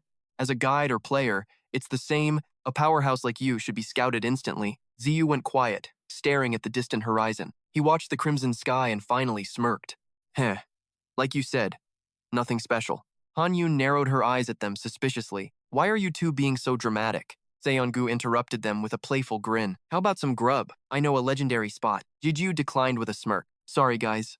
Maybe next time. I've got urgent business. He waved as they walked away. Gotta head home and pack. Later, Seong-gu. Seong-gu muttered. Catch you later then. Jiju promised to call everyone soon. He whispered about his secret tasks. A message from T6 appeared. Call me after the raid, kid. City lights pierced the silent night. A voice cut through the dark. Sorry for the late-night summons. Igyu? Taeshik let out a huff. His voice wavered slightly. That was a fake alias. Wait, what do you mean? He dropped a total bombshell. The chairman wants dinner with you. Jiju rubbed his neck, stunned. The association chairman? Seriously? Talk about a massive curveball. I should have gotten a haircut. Or dressed up a bit. I look like a total mess. He laughed at the boy's panic. Relax. Nobody cares about your hair. The chairman, a self-made industry titan. A mystery at the food chain's top. Why meet me at your place? Level 10. He's cooking for you. He cooks? In your house? They punched in the door code. We're home, you old man. Finally back, are we, Taeshik? Quit quoting that prehistoric movie already. It is ancient. Shut up. Perfect timing. What is for dinner? I doubt we have any food. I bought groceries. Set the table. Zigu froze, stunned into silence. No way. The association's chairman? Tiguo stood there in a pink apron. Clean this dump. It's a pigsty. So, you're the famous Kim Zigu? He grinned. A pleasure to meet. Tense. Zigu offered a shaky handshake. Yes, sir. The honor is mine. I'm Zigu. Great meeting you, sir. Suddenly, a violent shiver struck him. That aura. It was absolutely suffocating. I'm Tiguo, the association's chairman. This pressure. He's the real deal. Only a monster could lead them. T6 watched them, eyes narrowed suspiciously. Hey, take it easy on him. Zigu blinked, his brain short-circuiting. Wait, Dad? His shout echoed through the house. Your dad? Are you serious? A delicious feast hit the table. They ate while the tension simmered. Dig in. It's actually not bad. Zigu took a nervous, shaky bite. Tiguo watched him with a smirk. T6 told me all about you. His gaze sharpened like a blade. My son's authority helped you, right? Yeah. Beyond helpful, actually. T6 groaned, looking totally annoyed. Stop it, old man. Let him eat. He's eating fine. I'm just talking. How? He's choking on your glare. Tiguo leaned back, getting serious. Anyway, kid. Want a job offer? Ziyu swallowed his food hard. A job? What do you mean? The association wants you. But I don't join groups. Not interested. Not a member, he cut in. Be our association's secret mercenary. Night fell over the quiet house. T6's voice echoed in his head. Don't sweat it. He won't force you. Ziyu remembered the final parting words. He's just giving you a title so you can milk the association for all they've got. Help out when needed, get paid what you're worth. Honestly, it's a killer deal. Jigu hesitated. Locking in with a major power player definitely had its perks. It's not a full-time gig, and if T6 backs it, it can't be total trash. He frowned, his mind racing. Is signing my life away really the move? Pilukchu's advice echoed in his head, making him wonder about his own path. He pictured Sukwu and those absolute monsters in the top ranks. Pure insanity. While I'm out here playing around at level 1 like a total scrub, Sukwu already became the big boss of a top 10 guild in Korea. Jiju felt a pit of pure anxiety forming in his stomach. Ever since we met, I've been nothing but a massive debt to him. He could almost see Suku's unstoppable back leading the way far ahead. Jiju shook off the doubt and fired himself up for the grind. I'm done being the dead weight, no more playing the victim. I'm gonna stand right next to that guy as a freaking equal. Suddenly, a vision of a mystical, glowing forest flashed through his mind. A wave of pure, unadulterated confidence surged through Jigu's entire soul. I'll catch you at the top of the tower, buddy. Just you wait. See you soon, Suku. Boom! A fireball slammed into a tree, lighting up the dark forest. Something fast, deadly fast, bolted into the shadows to escape the blast. The lead mage snarled, his face twisting in absolute frustration. Damn it, I missed the shot, that thing is too quick. He raised his blade high, the steel catching the flickering orange light. Stay sharp. I'm ending this monster right here, right now. The forest was a literal furnace of roaring, hungry flames. Heads up! The guest of honor is finally making an appearance. A massive saber-toothed tiger lunged straight through the wall of fire. Its jaws unhinged, revealing massive fangs aimed right for his jugular. He swung with everything he had, slicing through the embers and heat. The beast crashed to the dirt, dead before it even felt the blade. He let out a long, shaky breath as the adrenaline faded. The mage blinked in shock. You done? It's getting pitch black out here. He just smirked. 2 more of these trophies, then we can quit. Both of them started shivering violently as they approached the frozen carcass. Level up is coming, but man, is it getting freaking Arctic in here? Must be the night air, but this feels seriously wrong for this floor. He wrapped his arms around himself, his teeth chattering like a jackhammer. Wait, level 26 is supposed to be a literal desert furnace. The two of them reached the ridge and stared down into the valley. I think the rest of the pack is huddled down at the bottom. The mage's jaw hit the floor as his eyes nearly popped out. Below them, thousands of monsters were frozen solid into giant blocks of ice. He screamed in pure terror. What the hell happened down there? The entire region had been turned into a freaking glacial wasteland overnight. A frozen hellscape claims the world. Guild leader, the target's a ghost. Suku perches atop a frozen beast. Got it, he mutters. He stands, joints popping. Frost breaths out, let's move. Boom! The weekly rankings just dropped. Cameras flash at the presser. Angela Guild conquered the 80th floor. Meet Seong Ho and Rookie Yubin, the elite rankers of March. Korea is the true player capital. Ready for a legendary surprise? Witness the myth. Asura, one of the Elite 5 founders. No age. No fatse. Zero intel. Wait, you mean that Asura? The world's former strongest player? Zeong Ho's actual grandfather? A legendary bloodline legacy. T6 just deadpans. Correct? Wu Gyu's jaw drops. Holy mother of. You're stinking rich. Totally beyond imagination. He reaches into his coat. Listen up. Ahem? Keep this secret. This is classified info. Then, the reveal. T6 pulls out a ring. He slides it across. Anyway, it belongs to you now. The kid jumps back. What the heck? A proposal? I'm not that easy. Shut it, you little punk. It's a mercenary ID, idiot. You've got director-level clearance. Wait, for real? Zeong Hoon will explain everything. He is your secretary now. A voice echoes through the shadows. You're getting VIP treatment, top-tier ranker style, specifically for tower crawls and gate raids. Complete a quest, get paid. Simple math. The guild will even buy your loot, without taking a single cent in commission. He's getting way too hyped now. Plus, you can reject any trash quest. Pretty sweet deal, right? Zigu's brain just hit a system error. A voice resonates within the tower. This is peak luck. Skyscraper lights pierce the New York night. New York, USA, the Iron Guild headquarters. Iron Siu stares out the glass window. His voice drops to a whisper. So, you requested a meeting with me? The man stares at his back, trembling. He calls out, Rogers. He bows low, practically begging. Yes, Guildmaster, I'm here. Suddenly, he coughs up blood. Siu shoots him a cold glance. He asks with a frozen face, Is there a problem? His eyes bulge, bloodshot and desperate. He grits his teeth like a beast. Korea, please, just send me to Korea. I'll give you everything, my very soul. Siu cuts him off without a word. Fine. Rogers freezes in total disbelief. His voice is chillingly calm. I'm opening a branch there. You're director. Go wild. Get your bloody revenge. Iron Siu isn't finished yet, and I'm granting you blade number 9. Rogers stands there, completely paralyzed. He screams out in pure ecstasy. Number 9?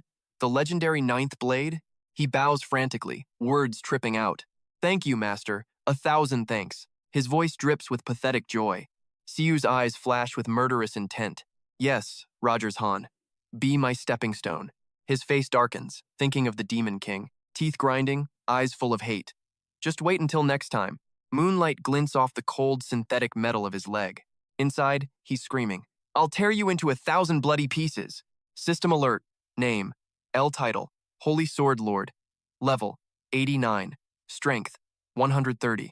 Dexterity. 132. Stamina. 147. Magic. 122. Accessory skills active. Holy Sword Lord. Reflects 5% of damage from Holy Sword's back. Divine Devourer. Can consume any lower-tier Holy Swords for power. Enduring Will. Prevents instant death from a fatal blow at full health. Single use only. Meanwhile, Ziyu sits at a boring red light. Man, this blade got a massive buff after eating Kalian. Ziyu rubs his chin. Where can I find more loot? Hey, you know? Suddenly, a mysterious voice echoes inside his skull. Sorry, master. I've awakened, but my memories are still a total mess. Staring at his reflection in the window, he asks, What about you, Rue? He remembers that terrifying vicious wolf from before. Time for some tactical analysis. You said you don't know how to use that ego fragment? The one I ripped right out of Chankyun's soul? But you already swallowed Ferret's ego whole, didn't you? He asks, burning with curiosity. How do you feel? Any cool upgrades or what? Seong-hun flashes a grin and breaks the silence. Hey, did you get a fresh haircut or something? Ziyu fumbles his words, feeling totally awkward. Yeah. It was looking a bit trashy earlier, so I gave it a little trim, you know? Rue's voice trembles with pure anxiety. It's like this guy can actually hear us talking. Ziyu tries to play it cool and calm him down. Seriously, what was I even expecting? He cuts the mental link with Rue and L, turning his attention back to the driver. My bad, Mr. Seong-hun. So, where exactly are we heading anyway? The man explains the situation with a calm vibe. We're hitting a unique gate located over in Yosu. The scanners are glitching between rank F and rank C. Your job is simple, just go in and clear it. Ziyu rubs his chin, feeling the sudden pressure. My first official gig as a mercenary. Not gonna lie, I'm getting some major butterflies here. The car roars down the highway like a beast. Don't sweat it. Today is just about gathering some intel. A billboard flashes by, catching his eye. A rest stop? Seong-hun nods. Yeah, I'm pulling over for a bit. Jigu's brain short-circuited. Holy crap! My precious plans, when the hell did we hit the highway? Seong-hun kept talking, totally oblivious. Oh, by the way, did you hear the news? He flashed a smirk. At the association, every mercenary gets stuck with a code name. Meanwhile, Jigu was internally weeping over his ruined schedule and wasted time. He stared, totally floored. A code name? Like Demon Lord or Asura? Please tell me it's cool. Jigu sighed, shaking his head. No, I haven't heard a single thing about it. Seong-hoon laid it out. It was finalized during the emergency briefing earlier this morning. Jigu's jaw dropped. Why do they just get to decide my life without asking? The guy stayed deadpan. Your official alias is the Mallet. Jigu froze, his eyes twitching in pure, unadulterated confusion. He could already see the mocking faces of Gu and Han Yun laughing in his head. Jigu forced a pained smile. Great. Real original. I'm sure the rookies will find it hilarious. Seong-hoon started wheezing. Jigu lost it, screaming, Hey! What's so funny about my misery? Suddenly, the road ahead was blocked off by heavy-duty security barricades. A massive spatial rift, glowing with an eerie violet light, ripped open before their eyes. Jigu was mid-snack when a voice made him choke. Lord Mallet, it's a profound honor to meet you. A man bowed so low he nearly hit the dirt. I'm the association director here in Iosu. Jigu panicked, waving his hands frantically. I get it. Please, just stand up before people look. He turned red, muttering, Just call me by my name. Seong-hoon, stop laughing or I'll kill you. Jigu glared at him, his face burning. Stop laughing. They stood before the towering purple abyss. A voice reported, It appeared days ago. It's been classified as a unique gate, untouched and lethal. Seong-hoon stroked his chin, shifting into leader mode. Our goal is still a scout mission. What's our status? The director turned serious. We can mobilize a full B-rank strike team if you give the word. Jigu waved it off with a confident grin. I've got my gear ready. If you two are set, let's move. Suddenly, the director looked at Jigu and started stuttering. Seong-hoon turned, brow furrowed. Lord? They both shrieked in terror. I mean Lord Kim. Player Kim Jigu, wait. They rushed forward, desperate to stop him. Sir, that's a unique gate. Going in solo is pure suicide. Jigu stared into the swirling vortex, a bead of sweat rolling down his neck. Lu, L, are you guys absolutely sure about this? L's voice echoed with unwavering loyalty. I am certain, my master. Proceed. Jigu reached out, his fingers brushing the cold, vibrating surface of the rift. Without warning, a violent gale erupted from the center of the portal. The silent gate suddenly went berserk, pulsing with a terrifying, destructive energy. The others screamed in pure horror as the world began to shake. Damn it, it's not a normal entry, it's a gate crack. Seong-hoon fumbled for his phone, his hands shaking as he dialed for his life. Get headquarters on the line right now. This is a code red emergency. Request immediate backup from every high-ranking guild in the vicinity. Curse it all. How could this be happening right now? The stability charts were fine. We should have had weeks before a collapse. He gasped, feeling the raw, chaotic power radiating from the shattering portal. This isn't just a rift. This is something far more ancient and dangerous. Lu spoke up, his voice chillingly calm amidst the absolute chaos. See? I told you this would happen. You never listen. A massive notification screen flickered into existence, floating right in front of Jigu's face. Link accepted. This cursed gate. Jigu reached out to touch the glowing confirmation window. Ego let out a joyful cheer. The ego itself. At your service, master. A singular soul. That specific ego. Jigu stood before the portal, drowning in black miasma. Someone barked a frantic question. Any news from headquarters yet? A teammate clutched his phone to report. 15 minutes minimum? Everyone's panicking. Calling for Hunter Kim. He reached toward the portal where the status said, Confirm. Jigu froze. An ego gate? I suspected it. But still, while the crowd screamed his name, Jigu just stared blankly, hand poised to click. Is this actually for real? Suddenly, Seo Hyun grabbed Jigu's hand and pulled him back. It is dangerous. Player Kim Jigu, he warned sharply. The mood turned intense as he whispered Hyun's name. The others watched, stunned by the sudden dramatic tension. God, what is happening right now? Soon, the gate area was sealed and heavily guarded. Scene change. A dusty shipping container became their temporary headquarters. Seo Hyun's obnoxious, cheerful voice broke the silence. You are really something, Kim Jiju. Jiju stayed quiet, looking completely stressed out. Hyun leaned in, firing off a million questions. Now you are creating gates? Seriously, dude? What is next? Training monsters like pets? You are insane! Jigyu looked away, avoiding the intense gaze. He awkwardly scratched his head. I honestly did not know it would go like this. Seo Hyun slumped back with a heavy sigh. He asked suspiciously, So, what really happened in there? Jiju went stiff and stayed silent. Hyun remembered everyone's confused stares outside. It is back to normal now, I guess. It is new to me, too. Likely just my unique skill's weirdness. Hyun frowned. A unique skill? Fine, I will not be rude. He tossed something over. Here, take this with you. A traditional mask? I hand-painted those red lips myself. Heon thought of the massive crowd of players waiting outside. Gates swarming with emergency players. Total chaos zone. He eyes the gate, then whips out his phone. Reporters are coming. He groans, sounding totally stressed. So Eun-hun frowns, showing Zigu the portal storm photos. Serious talk mask up or enjoy being viral bait. Ji-yu sighs. Thanks, but your taste is questionable. Hey, that lipstick look was hard to find, okay? Ugly? Ji-yu asks, already planning at the gate. After an hour of drama, I'm going solo. The other players glare, but they finally shut up. The association clearly handled the haters for me. Inside, Zigu's practically doing a victory dance. Mercenaries rule. The association is the literal GOAT. So Eun-hun looks worried, double-checking the solo mission. You sure you're fine going in there alone? Zigu keeps it cool, totally unfazed by it. Yeah. My unique skill works best in private. Just stay on standby outside for backup, okay? Notification. System link accepted. Ready to dive? Zigu reaches out, tapping the digital prompt. Link start. Let's see what's inside. Brilliant light erupts, swallowing his body whole. Poof! Zigu vanishes right before their eyes. Pale moonlight bleeds through skeletal dead branches. A wary crow watches the shadows move cautiously. A man rushes down the desolate, dark road. A cold voice echoes. Awaiting your trial, mortal. Prove your worth or face your end. He grabs his head. Worthiness, give me a break. Zigu rips off the mask, finally breathing again. Usually, I just name Do and L easily. Maybe these gates play by totally different rules. Do snaps, don't make us sound so budget. He stuffs the mask away, already looking bored. I have no clue what's happening here yet. Whatever.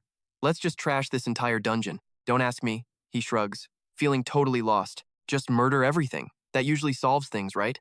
Zigu crosses his arms, shaking like a leaf. Actually, this place is beyond creepy, you guys. Let's finish this fast and get out now. Rue and Elle grin, actually loving the vibe.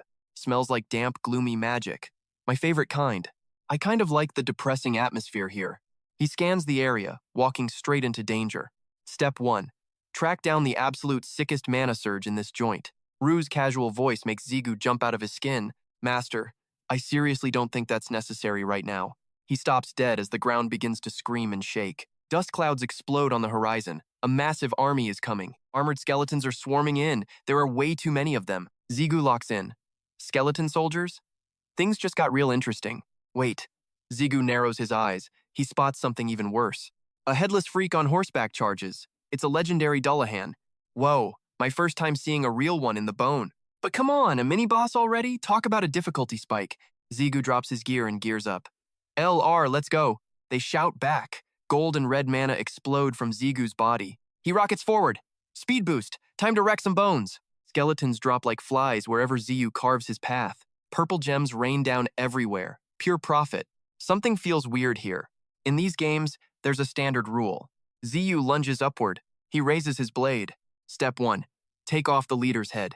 Rue pipes up suddenly, but master, he doesn't have one. An ancient axe carves a deadly arc through the dirt. The skeleton blocks his strike with a heavy iron axe. The scene shifts to a graveyard reeking of pure death. Ziyu stands at the tomb's entrance. Rue sounds suspicious. This is sketchy. Rue says the knight was just easy bait. They're too weak compared to the massive mana this gate emits. Zigu gets twitchy. They're pushovers, but why? Suddenly, he senses something. He stares at the massive tomb sitting in the center, right behind the headstone. A creepy old coffin. All right. Boss room found. Place your bets on what's inside. The lid flies open. Noxious green smoke starts pouring out. Rue warns him, "Eyes up, master. This isn't a drill." The lid crashes down. The green mist explodes outward. Rue realizes the truth. The knight was weak for a reason. Rue's blade blazes with a fierce crimson light. Ziyu charges. The smoke clears to reveal a withered skull. A lich emerges, oozing green death. Rue trembles, realizing every drop of mana from this gate is concentrated into this one monster. The beast lets out a raspy, bone-chilling hiss. Ziyu's brain is short-circuiting. This makes no sense. This freak belongs in high-rank gates or floor 60+. He steps forward, blade ready. One opening is all he needs. His heart races. It's the king of the dead. The lich. He sneered, voice heavy. So, you're the punk who wants to own me? Ziyu's jaw dropped in total shock. Wait, what? He stammered. The beast hissed. I'll ask again. He raised his hand, voice low. Are you him? He pointed.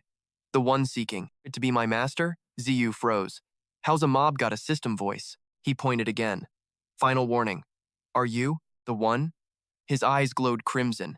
The one craving to lead me? Ziyu's brain glitched. This system voice was insane. He barked back, looking, totally rebellious. Yeah, I'm here to… Boss, this gate! Ziyu shouted. Then answer me this. Are you the gate? He whispered. The gate? He paused, clicking his tongue. Fine, I'll talk. The gate. I'm the lord of these dead ruins. Ziyu gasped. That voice. He raised his palm. Blue mana started swirling like crazy. Ziyu flinched, locking his eyes on it. Check this, master. A staff materialized. In his hand, he roared. Show me you're worthy of being my master. Dark energy blasted from the staff. A black vortex erupted everywhere, while a crimson beam shot from the tip.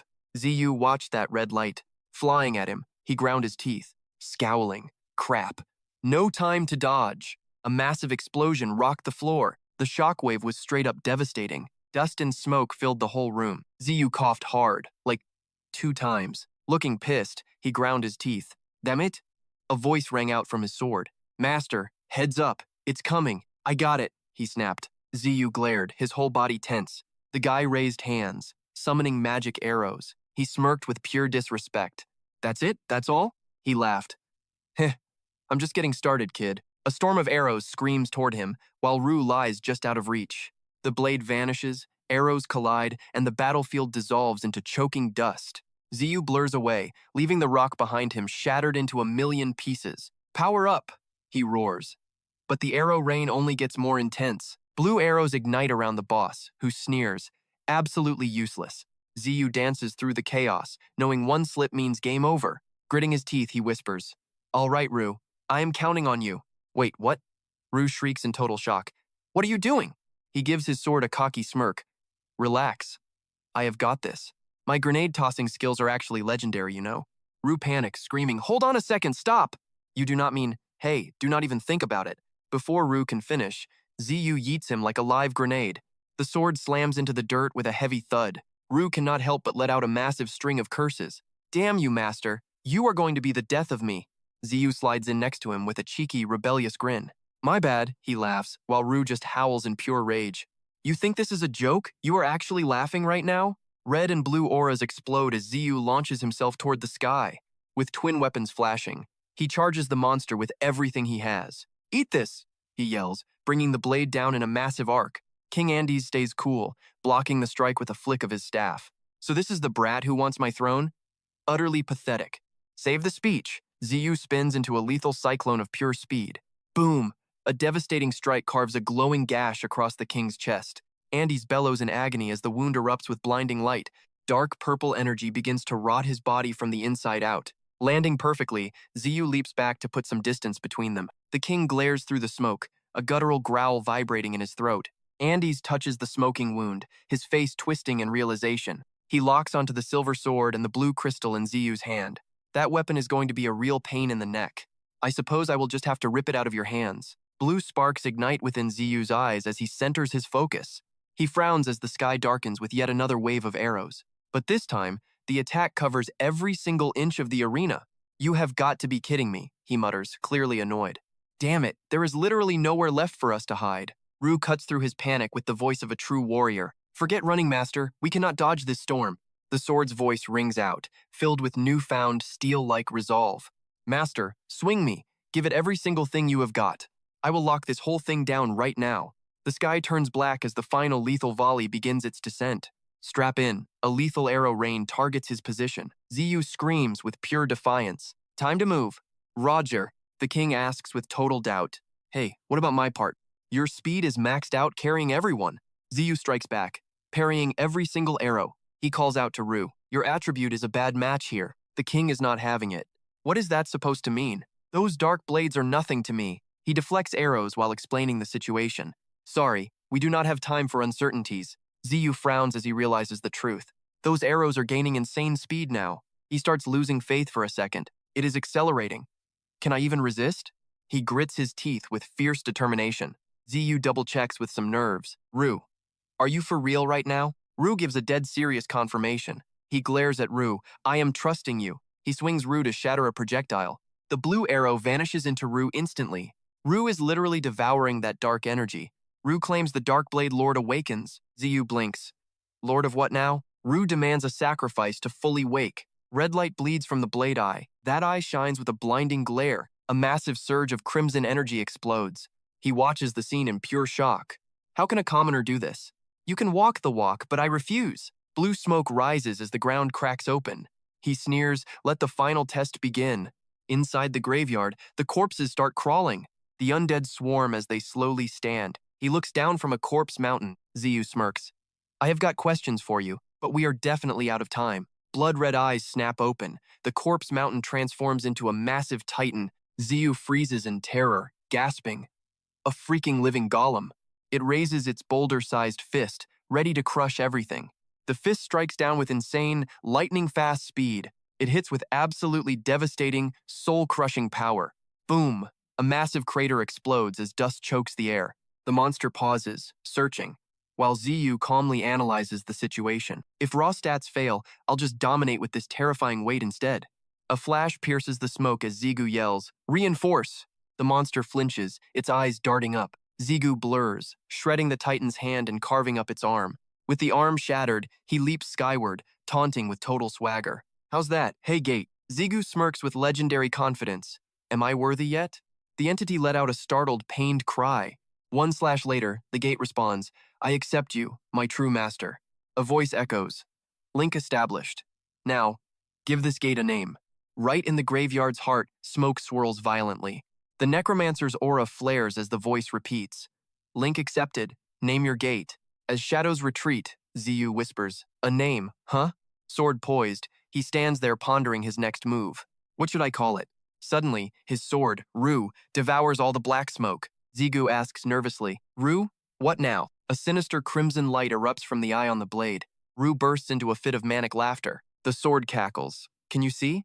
This is my true form. This is the real me. Rue's voice drips with pure jealousy. Did you think I just watched forever? Watching that other sword get stronger than me? No way. Rue continues to laugh like a psycho. Zigu shouts out in shock. Hey, you okay? The red light becomes a blinding, hellish glare.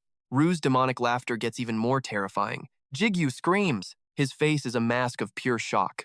He looks at Rue worriedly. Don't you think you've gone a bit too far? What happened? Rue asks, sounding confused. What did I do? Io dropped the truth with zero chill. The guy looked totally lost.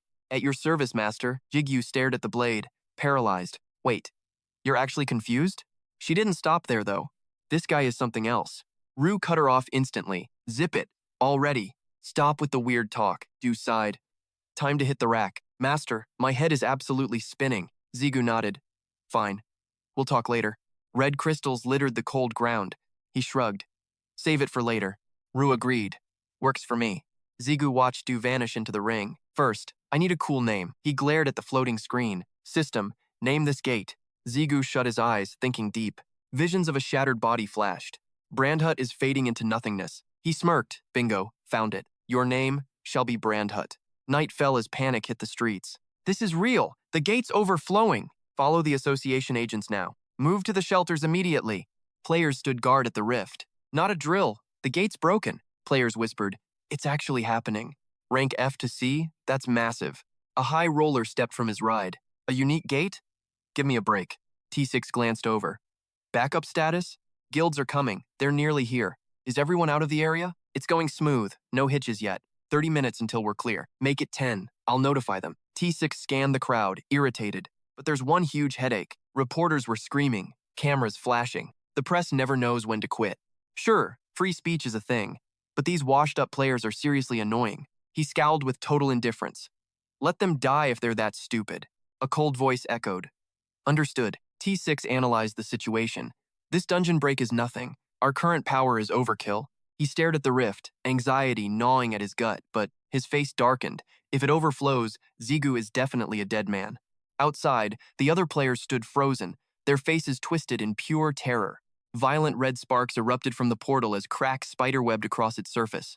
Dungeon break! Everyone screamed. Ready your weapons! To arms! T6 roared in frustration. Damn it, it's actually happening. A spear materialized. Forgive me, Zigu. I was too weak to save you. His eyes turned predatory as he gripped the shaft with white knuckles. Determination blazed in his soul. I'm sorry, Zigu. Boss. And then, things took a turn for the worse. T6 charged forward like a rocket, kicking up a massive dust cloud. "I'll avenge your death," he bellowed at the top of his lungs. He blurred past the crowd, diving headfirst toward the unstable gate. "With my own hands!" he cried, leaving the spectators gasping in shock. "Wait." T6 let out a primal scream. "Kim Zigu!" Suddenly, Zigu casually walked out, looking completely and utterly confused. Zigu blinked innocently. Were you calling me or something?" He stood there in silence, having zero clue what the drama was about. T6, still mid-charge, let out a pathetic yelp. "You!" He tried to pivot mid-air, looking like a flailing bird. "You jerk!" Then he face-planted into the dirt like a total loser. Zigu scratched his ear, looking genuinely baffled by the scene. He turned around and jumped back in surprise. "What is this?" A blinding spotlight hit him, forcing him to shield his eyes instantly. Fanatic cheers and praises erupted from every corner of the street. "Take pictures. Let us see the face of the hero." This was insane. He cleared an overflowing gate all by himself. The crowd went wild. "Interview. Give us an exclusive interview, please," Zigu stammered, backing away. "Wait. Hold on. Excuse me." They crowded him. "Is that ring a legendary tier item?" The scene shifts to the quiet luxury of T6's apartment. Tigu sat at the dinner table, looking dead serious and deep in thought. He leaned in, skeptical. "Is that really the truth? Is that how you managed to level up so incredibly fast?" Sung-hoon shifted in his seat, looking incredibly awkward and shy. "Wait, am I even allowed to hear this top-secret stuff? A unique attribute isn't just some random skill you find on the street." T6 quickly spoke up to calm his nerves. "I brought you along because I trust you. Otherwise, you wouldn't be my secretary in the first place." He squinted at Jigu, his eyes full of doubt. "So, you've actually got a link to the gate? Spill it. What exactly happened to it?" Jigu broke a sweat, his voice shaking slightly. "Honestly, it's my first time, so I'm totally winging it. The system says it's balancing and won't respond. I think something broke when that gate snapped shut." He kept eating. "And what about that ego, do? You said it hit its limit and went silent?" Jigu shrugged. "It's gone dark for now, but my powers still work fine, so it's probably cool." He nodded. "Well, that's actually some good news." Tigu sighed. "God, a player who actually owns a gate. If this leaks, the entire world is going to flip." "Relax," he reassured. "The press won't find out. The association gagged the media. We're totally in the clear." Jigu breathed out. "Got it. Thanks a ton, sir." Suddenly, Jigu's phone started vibrating like crazy. Excuse me. I really have to take this." "Go ahead," he said calmly. "Don't mind me, kid." Jigu slipped away. "Look, I'm in an important meeting," he hissed, covering the mic with his hand. Tigu tasted the food too salty while the phone shouted, "TV guy?" The voice barked again.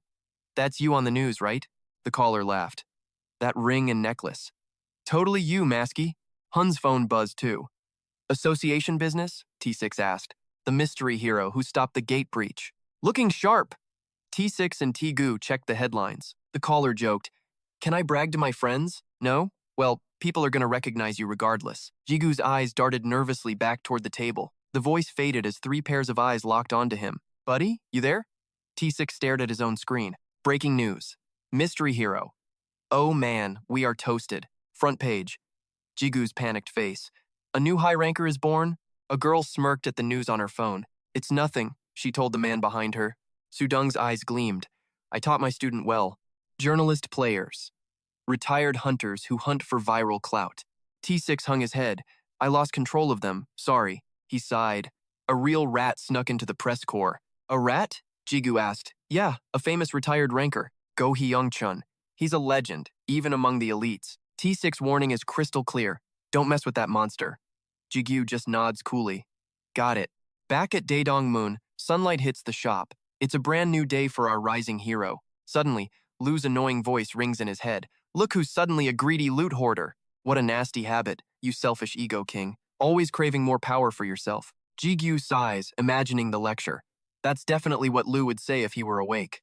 He paces the quiet room. It feels way too empty without that loudmouth ego around. Iron whispers a timid apology. "I could never speak to you like that, master." She sounds completely terrified. "I wouldn't dare show such disrespect to someone like you." "Don't worry about it," Jigyu mutters. "You don't need to be so formal with me." Across the shop, Ji-chun looks baffled. He's watching Jigyu talk to thin air. "Why are you mumbling to yourself? You're acting like a total weirdo, kid." Jigyu scratches his head, laughing it off. "It's nothing, senior. Just thinking out loud." "So, how have you been, senior? It's been a while since I stopped by." The old man leans back, grinning. I saw the news. You're famous now, kid. You're a regular superstar. The whole world is buzzing about the mysterious new player. Jichun's eyes scan Jigu's gear, landing on the items around his neck. I'd know that tear and that helmet anywhere. They're quite the signature look. He lets out a mischievous chuckle, suddenly acting like a greedy businessman. Should I start charging you for all the free promotion you're giving my shop? Jigu smiles nervously. Actually, that's the exact reason why I'm here today. Jichun's jaw drops in shock. Wait, are you actually trying to demand money from me? Jigyu breaks into a cold sweat. No, it's just, things have gotten way too crazy. I'm standing out too much. I need something to help me completely hide my identity.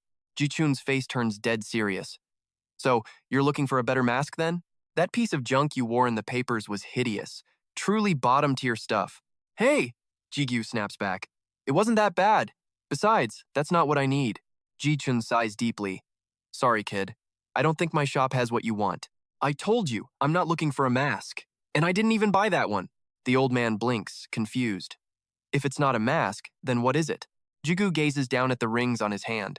His tone turns grave and slow. Masks are too obvious. Everyone looks for the guy with the hidden face. If I just stop wearing it, I can blend in. But these rings, the internet is already buzzing about these rings. They're way too unique to ignore. There's zero info on them online, and that's making everyone extremely curious. Who wears 3 mysterious rings at once? That guy is definitely a major target. I heard he has 4. He must be loaded with legendary top-tier gear. That ring on his finger is from the Mercenary Union. People recognize that mark. I've definitely seen those rings before, someone whispered on a forum. Pretty sure I spotted a guy with those exact rings in Seoul not long ago. Luckily, the media hasn't focused on the tear yet. That's a small relief. But the rings are a dead giveaway. They'll lead everyone straight to me. The problem is, I can't take them off. I need them to survive. I'm looking for a way to conceal them while they're still on my fingers. Jichun lets out a long whistle of realization. Oh, I see the problem. Well, that's a tricky request.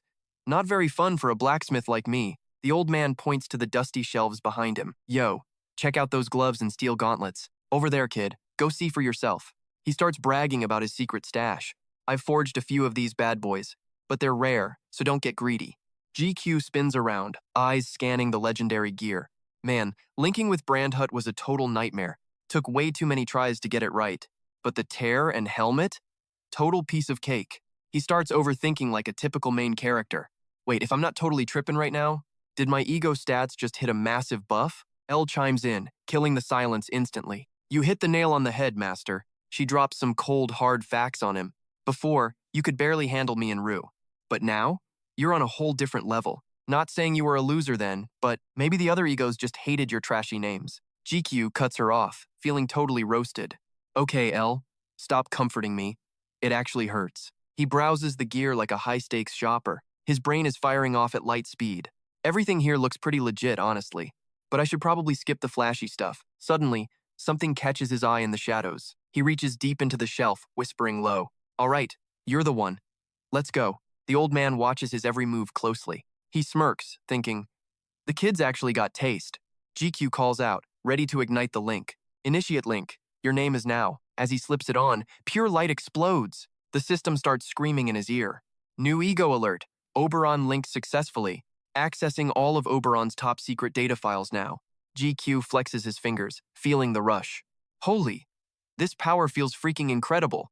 The old man asks, so, how's the fit? A bit weird, but I'll vibe with it. The glowing blue stat window pops up. Level 27, strength 40. This thing's a beast. Disguise and force skills? Now we're talking. Perfect for a gauntlet. Pure, instant destruction.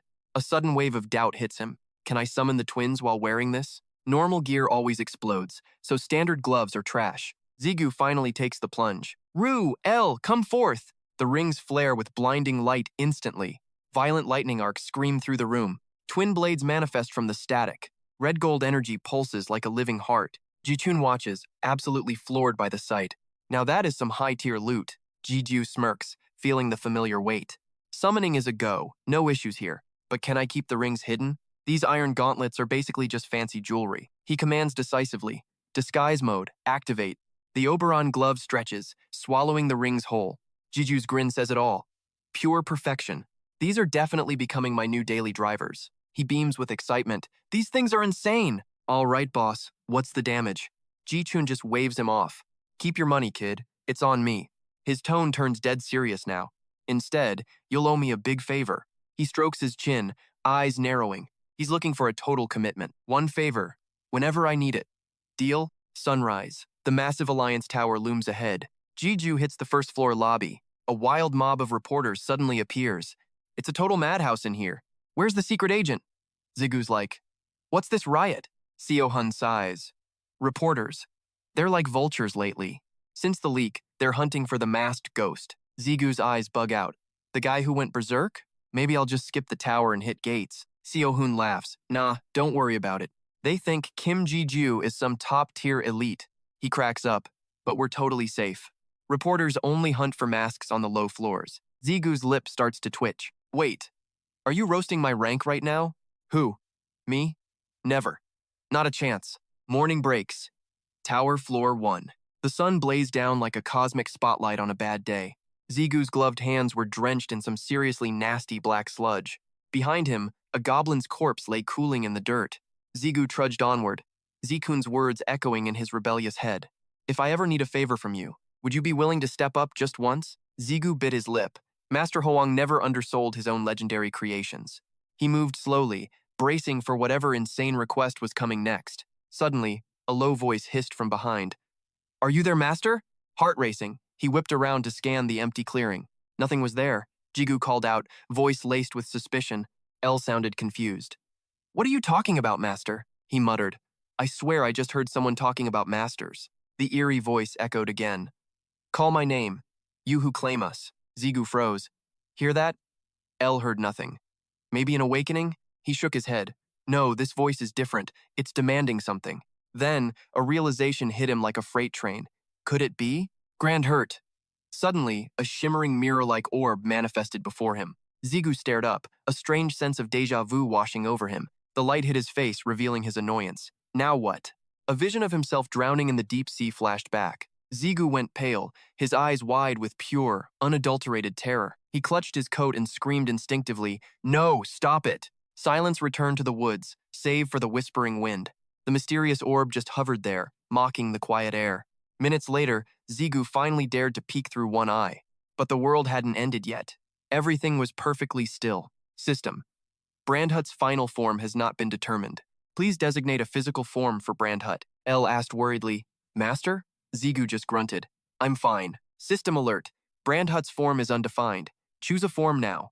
Zigu hesitated, realizing this was way different from Duni's time. El, do you have any idea how to handle this? Touch the orb, she guided. Visualize the form you truly desire. He stepped forward, heart pounding. Will this actually work? Zigu reached out and gently touched the floating sphere. He bit his lip, focusing every ounce of his imagination. Slowly, he let his eyes drift shut. Within his soul, a silent prayer began to take shape. Brandhut. We haven't been together long, but memories of their shared battles flashed through his mind. You saved my life over and over until you broke. I just want you to keep protecting me, just like before. He remembered Brandhut shattering to shield him from a fatal blow. Zigu whispered his secret wish to the void. I want you. Stay by my side and protect me. The moment the words left his lips, that floating orb went absolutely ballistic. Blinding blue lightning erupted from the core, crackling with raw, chaotic energy. Zigu watched in shock as the bolts lunged at his chest, condensing into a miniature sun. The world went dead silent, save for the dangerous sizzle of static electricity in the air. Wide-eyed and breathless, Zigu muttered under his breath, Wait, what the heck is this? He reached out to grab the light, then suddenly burst out laughing at his own absurd thought. Seriously? Am I some kind of bootleg Iron Man now? But the joke ended the second a new presence made itself known. A cheerful, high-pitched voice suddenly echoed from within the glow. Master, I am so stoked to be back on your team again. Zigu stood there, completely clueless.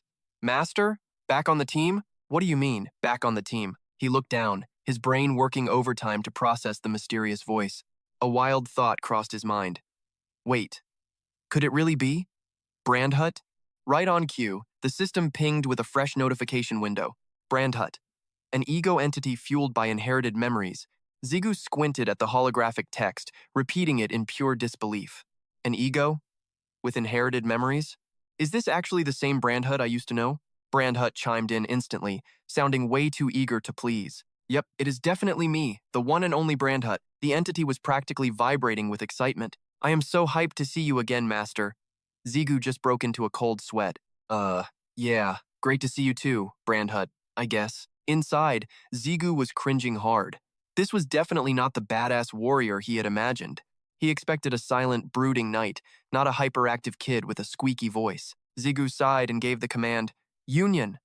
A pillar of light instantly engulfed his body. Then Elle chimed in with her usual calm tone. Nice to meet you. I am Elle. Brandhut squealed with delight. Oh, I remember you. This is going to be awesome. Zigu stared at the system stats. So it is a fusion, not just some fancy gear. I guess this is what happens when you mess with fate and big wishes. He realized this new Brandhut kept the memories of his former self. Plus, he still had that annoying reflection skill from his original form. Brandhut. Rank E Gate Ego. Stats. Strength 30. Agility 30. Stamina 30. Magic 30. Skills. Union. Reflect. Absorb. Dominate. And the big ones. Open and close gates. These new skills were clearly leftovers from his time as a dungeon portal. Zigu couldn't help but grin. Okay, kid. You are actually kind of impressive. Brandhut giggled like he had just won the lottery. Right? Am I the best or what? All right then. Zigu smirked. Let us see what you have got. Skill. Open. Fast forward 1 week. Zigu has been grinding hard, climbing the tower non-stop. He spent days mastering his egos, especially the new gate skills, open and close. A monster lunged out of the portal, but Zigu still could not enter the gate himself. The creature roared, hoisting its weapon for a bone-crushing swing at the teen. But before it could even blink, Zigu swatted it aside like a common fly. A blinding flash of light erupts instantly. He smirks at the monster's shredded remains. Alright, this skill is actually legit useful. I can trigger gate overflows? Pure chaos. Zigu's brain starts spinning with wild possibilities. If I master this insane power, he snaps a command. Close! Then a legendary thought hits him. I'll be way more than just human. Next up, absorb and dominate. Epic names. These are the keys to Brandhut's growth. System alert. Absorb gates to evolve Brandhut. Dominate lets him rule over lower tier gates. Zigu nods. Yeah, I get the vibe. Brandhut chirps. Only for your gates, boss. Master. Fine, so there is a catch. Suddenly, a dark shadow falls over him. Let's test this later, Zigu says calmly. First, he's got a thundering tiger to kill. Glowing eyes, freezing air, pure predator energy. He mumbles, gotta take out the trash first. Meet the floor 28 Guardian, Mirror Tiger. It's a literal mountain versus one teen. Finally. Weak mobs are so boring. The tiger swings a massive, heavy paw. Zigu just grins, hyping himself up. A little challenge never hurt anyone, right? Razor-sharp claws inches from his face. Zigu roars. Stamina boost, activate. Boom! The whole dungeon floor shudders. Dust clouds explode from the destructive impact. Zigu digs his heels into the earth. Debris and sand whip through the air. He blocks that mountain-sized paw with ease. He smirks. Nice warm-up. My turn. He spins, delivering a savage, brutal slash. His blade cuts through air and fur. The beast's arm begins to shake violently. Vile black liquid spills from the wound. Now the tiger has officially lost it. It lets out a sky-shattering, thunderous roar. Zigu just finds the whole thing hilarious. The tiger slams its fist down fast. The earth shatters under its pure rage. But Zigu's already gone. Smooth move, kid. Zigu blurs into motion, slashing wildly at the titan's massive body. Crimson lightning coils around the great bear, binding it in crackling energy. Below them, a chaotic cloud of debris veils the entire battlefield. Enraged, the beast lashes out, trying to crush Zigu with its claws. Zigu reacts instantly, triggering the hidden power within his Brandhut. Blue light pierces his chest as he roars. Reflect. Suddenly, the ocean's surface shatters in a violent, massive explosion. Powerful whirlpools churn the water into a storm of white foam.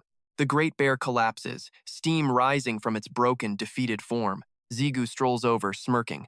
Talk about oversized, these guards are huge. Though, size is nothing once you master their clunky rhythm. He hoists the blade high, his grip tightening with confidence. This upgraded reflection skill is a total game changer for me. Brunhurt asks smugly, So, did I do a good job? Zigu smirks with pride. Of course. You'll get your feast soon enough, Brunhurt. He strikes the fallen beast, carving deep into its hide. The system window appears. Absorption complete. Zuru drinks deep of the great bear's blood. Zigu inspects a single emerald gem, looking quite underwhelmed. Seriously? All that work for just one measly green crystal? Talk about a stingy drop rate. What a waste. Still, he mumbles, weighing the value of the loot. I could fetch a decent price for this later. I wonder if the association can handle this mess properly. Shaking it off, Zigu turns and summons a shimmering gate. But a promise is a promise. No backing out. Open. He tosses the rare crystal into the swirling abyss. He'd spent the week decoding Brandhut's true hidden potential. The system chimes. The gate consumes the skill, buffing all monsters. Brandhut grows through crystals. Zigu commands the portal to close. He'd finally perfected his combo of pure strength and blinding speed. He shifts focus to his swords, calculating his next move.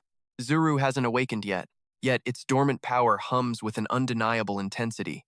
Meanwhile, L continues to level up at a steady pace. Zigu hesitates, feeling the weight of the choice ahead. Should he skip the grind and head for floor 30? No. I'll decide after reaching floor 29 first. Floor 29 appears. A group of massive warriors stands there, looking incredibly annoyed. You pathetic low-rankers, do you even know who we are? The red players smirk, showing no hint of fear. So what, we're pretty famous and feeling bold today. Hearing this, the leader's fuse instantly blew. He roared, "Show these punks what we're made of! Everyone, annihilate them!" Back to Zigu, who's totally clueless. Fighting? Is it player versus player time already? L's like, "Go check it out, boss." But Zigu's not biting. Why bother with random drama? Suddenly, the red player leader carves a bloody path through his rival's arm. The guy collapses, clutching his wound while screaming in pure agony. Fresh blood starts soaking through his torn sleeve. He trembles with pure, unadulterated rage. "You bastards! How dare you touch the Tree Guild?" Tree Guild? The red player punk just scoffs with a smirk. "Tree Guild this, that, shut up, you're annoying. I don't give a damn about small fry like you. Bring your leader here. You losers are just hostages now."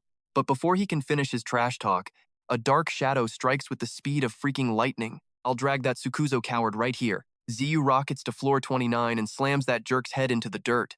Debris explodes everywhere as the wind howls like a banshee. Total chaos. This atmosphere is absolutely suffocating. His voice is low, but every single enemy hears the threat. "What were you planning to do?" Ziyu's heart hammers so hard it's about to blast right out of his chest. Adrenaline surges as his veins feel like they're about to burst. He's shaking from the uncontrollable heart-thumping rhythm. Jigu pounces, smashing the guy's skull into the ground until dust blinds everyone. The sickening crunch of bones echoes through the air. Jigu's eyes are razor-sharp, locking onto his prey like a predator. He grits his teeth, simmering with pure, raw hatred. He remembers that bastard captain from the Brothers Guild. This feels just like then. Jigu grabs him by the hair, desperately trying to keep his cool. He remembers seeing this punchable face before. Zigu glares at the lackeys, his mind racing with questions. Why is the Sneak Guild messing with the Tree Guild? One of the goons screams out in a total panic. "Don't just stand there, idiots." He commands his squad to swarm the intruder. There's only one of him. Zigu keeps fighting his inner demons. Gotta stay calm. The Sneak Guild lunges together, trying to box him in. End him.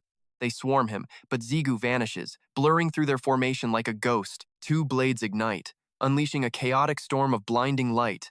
A terrifying aura surged from his very soul. Finally, his first taste of blood. His blade danced without a single hesitation.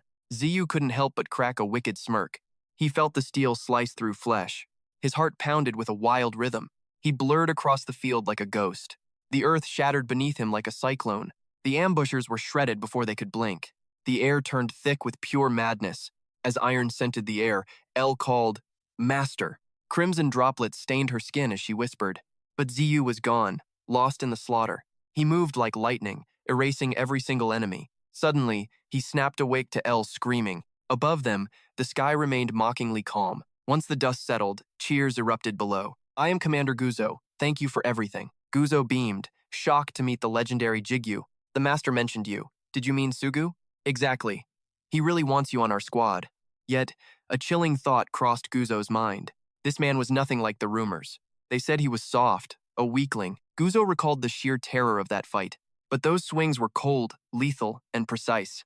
His power actually rivaled their own guildmaster. Jigyu smoothly pivoted the conversation away. "So, why is the Ambush Guild hunting you?" It seems their target was actually Sugu. Guzo hesitated before finally speaking up. "Our master is not the type for grudges. The captured ambushers were now bound in chains. We will get answers during the interrogation. Red players die anyway. Torture is an option. Even if allowed, we take no pleasure in it." Jigyu turned that word over in his mind. "Torture, huh?" Alone again, he pondered while hidden in shadows. He thought back to the guard raid days. Back then, his emotions were a broken mess. He stared at his hands, feeling zero pressure. Mentioning torture should have triggered him, yet nothing. Is it just because they are filthy criminals? Or did the trauma even exist at all? Zigu's brain was misfiring. Why did he lose control like a total psycho back there? He shook it off. No time for a midlife crisis. Bigger problems are brewing. He was horrified. Why did slaughtering people suddenly feel like a 5-star vacation? Master? El hesitated. Zigu sighed. Sorry, El, Grand Herd. Didn't mean to freak you out. He turned back to the noisy crowd, flashing a don't panic vibe to calm them. Relax, everyone. I've got this all figured out. Just trust the process. Behind his calm mask, one name haunted his soul. The Demon Queen. Jigyu suspected that lady had definitely messed with his mental hardware. Guzo spotted his silhouette and jumped up like he'd seen a ghost. Player Kim Jigyu, you're actually back in one piece, man. He rubbed his neck awkwardly. Geez, sorry you had to witness that bloodbath. Jigyu shrugged it off. No sweat. It was a kill or be killed situation. He cut to the chase immediately. So, what's the tea? Find anything useful? Guzo glanced at the prisoners. Not a whole lot of intel, honestly. Just low-level grunts following orders. Jigyu nodded. Yeah, figures. He frowned. These guys are clearly the bottom of the barrel. Their intel is 0, and their combat skills are even worse than average. Guzo started sweating buckets, feeling the crushing weight of the atmosphere. I guess, he thought. Or maybe you're just terrifyingly overpowered, dude. Guzo continued the debrief. We're heading down now. We need to move. I'd love to introduce you to the guildmaster, but we're slammed. Way too much cleanup to do before we can play socialites. Suddenly, Zigu froze mid-step. Hold up. Wait a damn minute. He scanned the perimeter, senses screaming. I feel something nasty approaching. From the shadows, the heavy rhythmic thud of countless boots echoed nearby. A sea of players marched forward, eyes locked onto their position. Their chests bore the infamous, familiar mark, the Assassin's Guild. Guzo's face went paper pale as he recognized that lethal logo. Oh no, he whispered. It's the entire Assassin's Guild out for blood. They fanned out instantly, trapping Zigu's team in a deadly human circle. Seriously? This many of them? Zigu's eyebrows shot up in disbelief. There had to be well over 100 players standing there. Did the whole guild show up? Talk about being overprotective of trash teammates. He shot a sideways glance at Guzo, looking less than thrilled. Guzo, Zigu thought, this is suicide. So why am I? Smiling, he demanded answers. Did you call for backup behind my back, man? Guzo shook his head. I sent a report, but I didn't ask for this. Zigu felt a strange buzz in his veins. Why was his heart racing? He turned his back. I'll carve an exit. Get a messenger and a torch. His eyes flared like dying stars. Skill activation, physical reinforcement. He realized the dark truth. He was getting a total rush from this. His expression darkened, making the assassins hesitate in pure, unadulterated confusion. Before they could even swing a blade, Zigu simply vanished into thin air. Only jagged streaks of static lightning remained in his violent wake. Zigu reappeared atop a tree, leaving the assassins screaming in absolute panic. What the hell is going on? While they're still reeling in shock, he dives headfirst into the fray. Damn it! Where did he disappear to? Blinding rays erupt from Ziyu's body like spears of light, tearing the air apart with sheer power. He unleashes a dual-blade whirlwind, turning the battlefield into absolute chaos. Kill him! They scream. He's just one guy. Gu's jaw drops. He can't believe what he's seeing.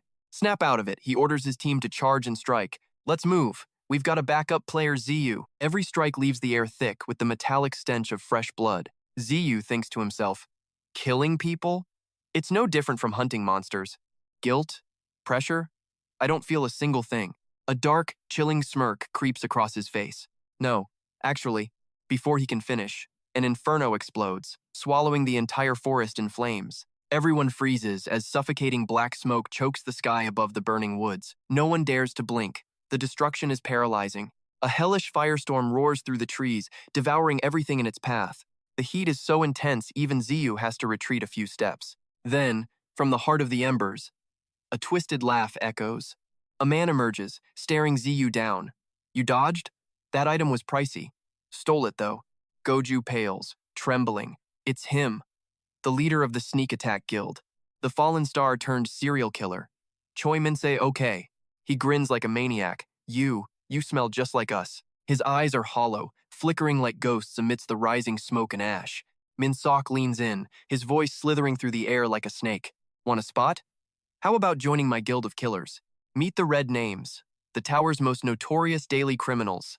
Inside this tower, the law is a joke. It's a total wasteland. The association can only watch the gates and pray. They're desperately trying to stop the spread of monsters like him. The infamous Choi Min-se-ok. Once a hero, now a walking nightmare. Jeju realizes the truth.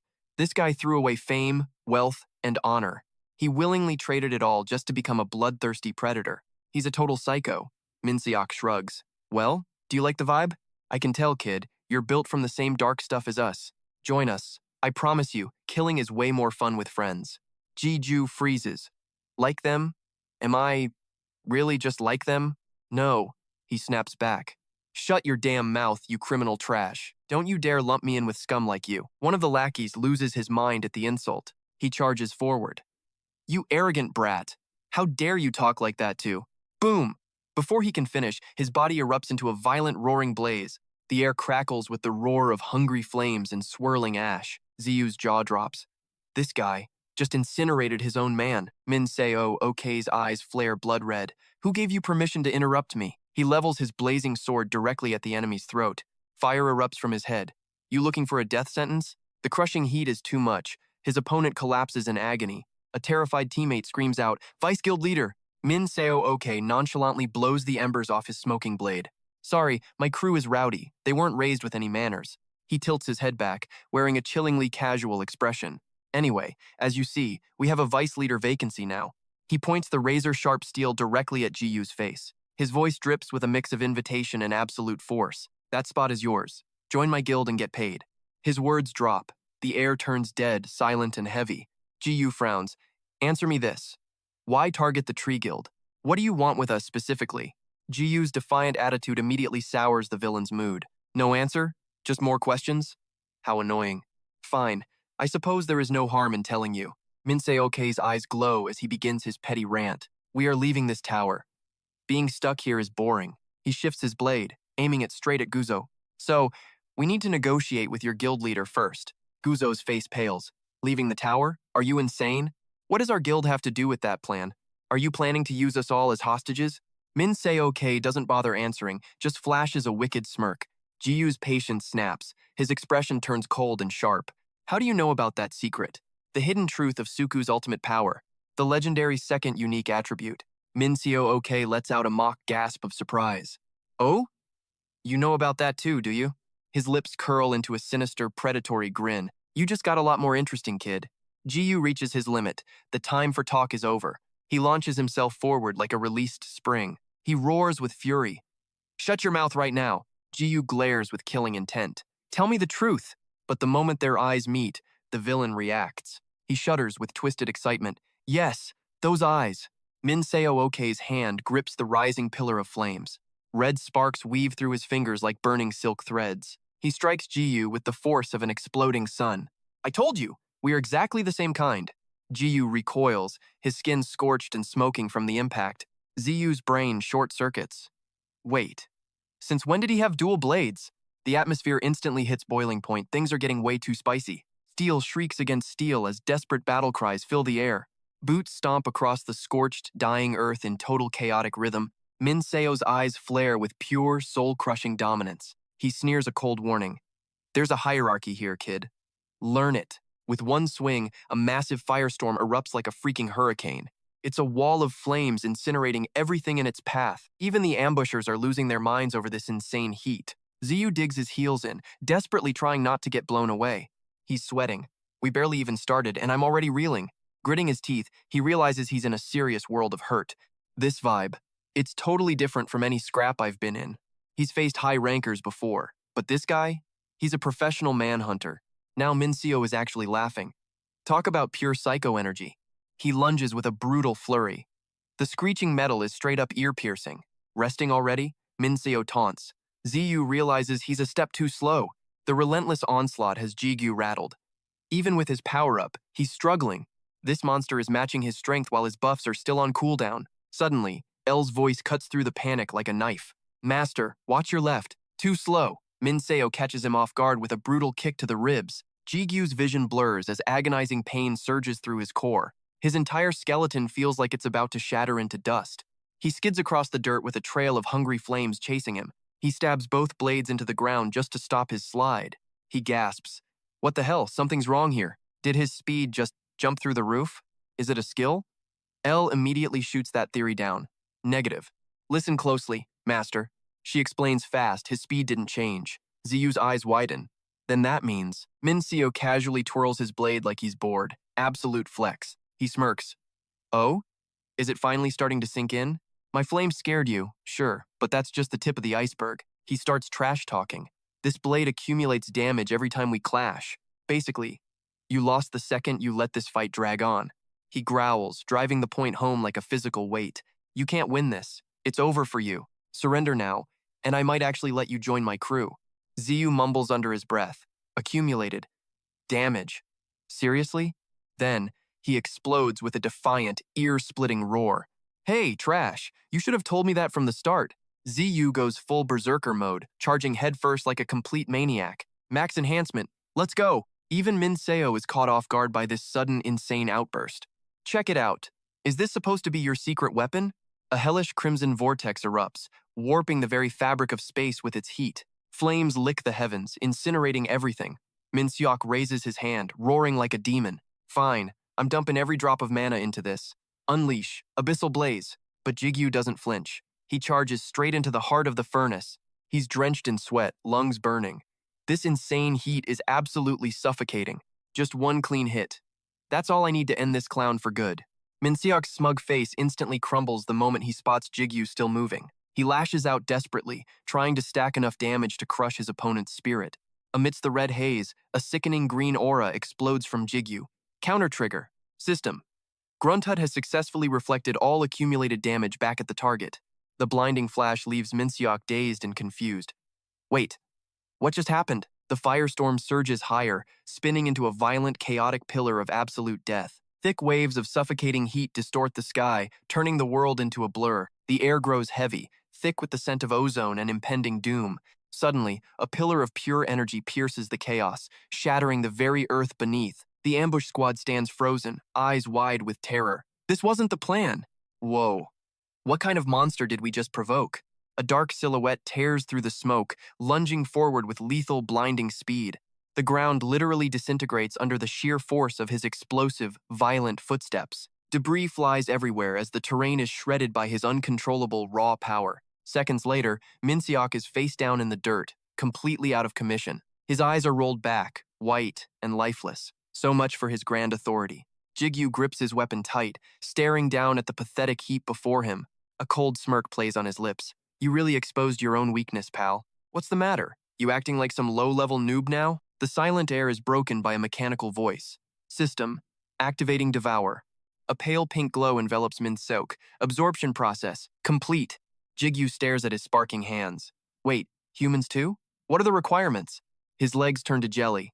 Damn. A high ranker is no joke. That almost went south. Gotta stay cool. The SMAP goons are still watching. Their leader's gone, maybe they'll bolt. But just as he tries to breathe, the ground behind him trembles violently again. Jigyu narrows his eyes. The remaining thugs are whispering, faces twisted with fear. The Guildmaster. He actually killed the Guildmaster. Panic and rage ripple through the crowd. The vice leader is gone too? Jigyu slowly turns his head as the remaining cowards plot their next move. If we take him out now... Wait. Where the hell did the body go? Elle screams out in a total panic. Master, you need to run, now. Her voice cracks with pure terror as she begs him to move. Master! But Jigyu doesn't budge. He's standing his ground like a stone wall. This wasn't just luck. It was that specific skill that saved my skin. A memory flashes back to the moment the tides of battle truly turned. That skill, it's a perfect high-risk counterburst. But reflecting damage doesn't mean I walk away from this unscathed. If I'm going to throw their power back, I have to pay the price. Guess I'll just eat this hit. Just like back at the Mekong heroin mess. This counterattack is gonna sting like hell. Ziggu grit his teeth, totally pissed off. His whole body throbbed in pure agony. Man, if I could just rest 10 minutes. No, 5 minutes would be more than enough. The ambushers flinched and slowly backed away. His eyes flared like twin purple hellfires. Scarface's lip twitched as he thought. Now I see why the boss likes him. Strange steam drifted off the kid's body. He stood there, completely and utterly baffled. Not even a rancor, yet totally terrifying. Who the hell is this brat anyway? But then, Scarface flashed a nasty smirk. Whatever. We've got the numbers. So who cares? Casualties don't matter, as long as I finish him. With that, the whole mob charged like maniacs. Their flaming blades radiated a suffocating heat. They yelled, "He's gassed! Finish him like prey!" Zigu watched calmly, then his face shifted. He smirked coldly. "You guys are way too late." Suddenly, a violent blizzard shredded the entire battlefield. It flash froze the mob, locking them in place. Zigu finally let out a relieved breath. He looked up and grinned at his savior. Suku stood atop the ice. "Yo, Zigu!" Zigu smirked back. "Long time no see, man." Soon, the forest air turned strangely warm again. A sudden, terrified scream pierced the air. Gu shouted, "Guild leader!" Both sides were stunned. "Sukuro!" Suku turned back with a playful look. "I'd love to chat, but duty calls first." He yelled, making the ice storm roar louder. "Frozen rain?" they gasped. "This wind is crazy." Standing on rising ice, he muttered, "Let's see." Suku swung his blade. "Give me 3 minutes." He leaped high. "We'll talk later, okay?" A frost wave exploded forward with a bang. Suku blurred through them like freezing lightning. His rapid slashes filled the air with blood. The ice blade was terrifyingly sharp and cold. The world around them turned a blinding red. Zigu watched those moves and thought, classic Sukuma, always showing off. He grabbed a drink, realizing that monster actually got even stronger. Zigu's gaze sharpened with sudden confidence. "The gap? It's closing fast." Wiping his mouth, he smirked. "Man, these overpriced meds really work." Crack! A frost beam slammed down, the freezing impact echoing loudly. The ambush squad didn't stand a ghost of a chance against that. While they were screaming, Suku pulled a pro move and vanished. What in the world just happened? A smug little grin played on Suku's lips. Then, the two of them moved in perfect, deadly sync. Suku shouted, "Hey, I'm taking my words back. 1 minute is more than enough time." Minutes later, the entire ambush squad was tied up like roasts. Suku slowly strolled over to Ziyu, checking him out. He couldn't help but let out a low whistle. "You've changed so much, man. I almost didn't recognize you." Suddenly, Suku's curiosity got the better of him. "Wait, what the heck happened to your eye?" Jigyu blinked in total shock. "Wait, what's wrong with my eye?" Suku deadpanned. "You seriously don't know? Check yourself, man. Your left eye is literally glowing bright purple right now." Suddenly, a wave of doubt hit him like a truck. It felt a bit warm, but changing colors is just wild. Then, Sujung's weird behavior earlier finally started to make sense. Could it really be? He stammered out a messy, confused explanation. "Well, must be a skill." Suku just sat down and shrugged it off. "Figures," he replied, keeping the conversation flowing. "You didn't just change looks, your power is absolutely off the charts. Even after Pai's story, I didn't believe the masked hero was you." Ziyu tilted his head. "Pai said that? How'd he spot me?" "Right, totally forgot that little snitch is your cousin, isn't he?" Suku laughed. "Hey, I'm the one who introduced you to." He knew instantly. Honestly, dealing with that kid is just exhausting. Zigu let out a sigh. "At least the mask keeps things chill. I honestly admire how you handle being a superstar, man." Suku cracked up. "I guess we're just built different, you know?" Watching Guzo get healed, Zigu asked, "Are reporters still everywhere? Shouldn't the hype have died down by now?" Suku shook his head. "Nah, they found a much juicier story." Ziyu's purple eye flickered. "A different topic? Like what? Seriously? Stop living under a rock and check the news. The association president just dropped a bombshell and revealed his identity." Ziyu whispered under his breath. "The president?" A realization hit him. Did that old man do this for me? Jigyu finally gave in. "Fine. Maybe I shouldn't treat this like some charity case." Suku broke the silence. "Great seeing you again, man. I'd offer a drink, but..." Suku stood up, dusting off his gear. "Things are looking a bit complicated." Jigyu nodded calmly. "This mess is huge. You're gonna be swamped." Suku sighed in agreement. "True, but a coffee break works. I hate crappy goodbyes." Suddenly, he flashed a glowing ring with a smirk. "We've got some serious ground to cover." Jigyu's curiosity spiked instantly. "Wait, Suku. Are you a mercenary too?" The explanation came slow and steady. "There are more of us. I'm betting everyone clocked you because of that ring." Then, Suku's tone turned cold. "Watch your back. Being mercenaries doesn't make us allies." The warning was dead serious. Whether it's raw skill or high-tier items, everyone has their own way of hiding their rank. Jigyu glanced at his gloves. "Yeah, I'm already one step ahead." Then a thought hit him. "Hey Suku, one more thing." Jigyu locked eyes with him. "What's your code name?" Suku's mouth hung open, words failing him. He looked away, blushing. "Arak." Jigyu shrugged. "Still better than mine." He hesitated before whispering, "Mine is the sledgehammer." Awkward silence filled the room until Jigyu cleared his throat. "So, about that ambush. How did your guild's secret leak out?" "It was a face-off, specifically." Suku's second unique ability. Jigyu stared him down. Suku didn't flinch. meeting his gaze head-on. Suddenly, reality cracked. Gate creation. The rumors were true. A portal master inside the tower? That's world-shaking power. Jigyu felt the tension, so he was hiding this legendary ace the whole time. He took a shot. How did the ambushers know? Even your guild seemed clueless. Suku checked his watch. Long story. Looks like they're done. Let's talk downstairs. Jigyu raised an eyebrow. You're the leader. Don't you have guild business to handle? Suku just grinned. VIPs always get priority, right? Besides, this is technically part of the job. The rest of the crew has things under control. Jigyu turned to lead the way. Fine by me. I'm picking the spot, though. I know a great little coffee shop. Suku nodded without a second thought. Lead the way, man. The scene cuts to the director's office. T6 stared at them, completely baffled. Wait. Since when does this place look like a cafe? Jigyu didn't even blink. Just go with it. Only place for free secrets. Suku grins like rebels. Yo. Six nods back. Long time. T6 barks. Free? Want a bill, kid? Look, what's with those eyes? Just a skill, Zigu lies. Inside, he's panicking so hard. T6 isn't buying that lie. Whatever. He flips the topic. You guys wrecked that guild? T6's voice turns pure ice. Here for answers, aren't you? Zigu blinks. Say what now? Nope. T6 looks totally shocked. Just here to dodge drama? Laughter erupts. T6 feels helpless. Is this a joke? Later, things get dead serious. Did they see your portals? Suku finally spills the truth. The main character warped publicly. Sadly, one witness was snatched. Suku speaks with heavy regret. They're starving for outside info. They'll torture them for secrets. T6 sighs. What a headache. Are the members still alive? Shadows mask Suku's pained face. He looks down, sounding hollow. Nobody knows.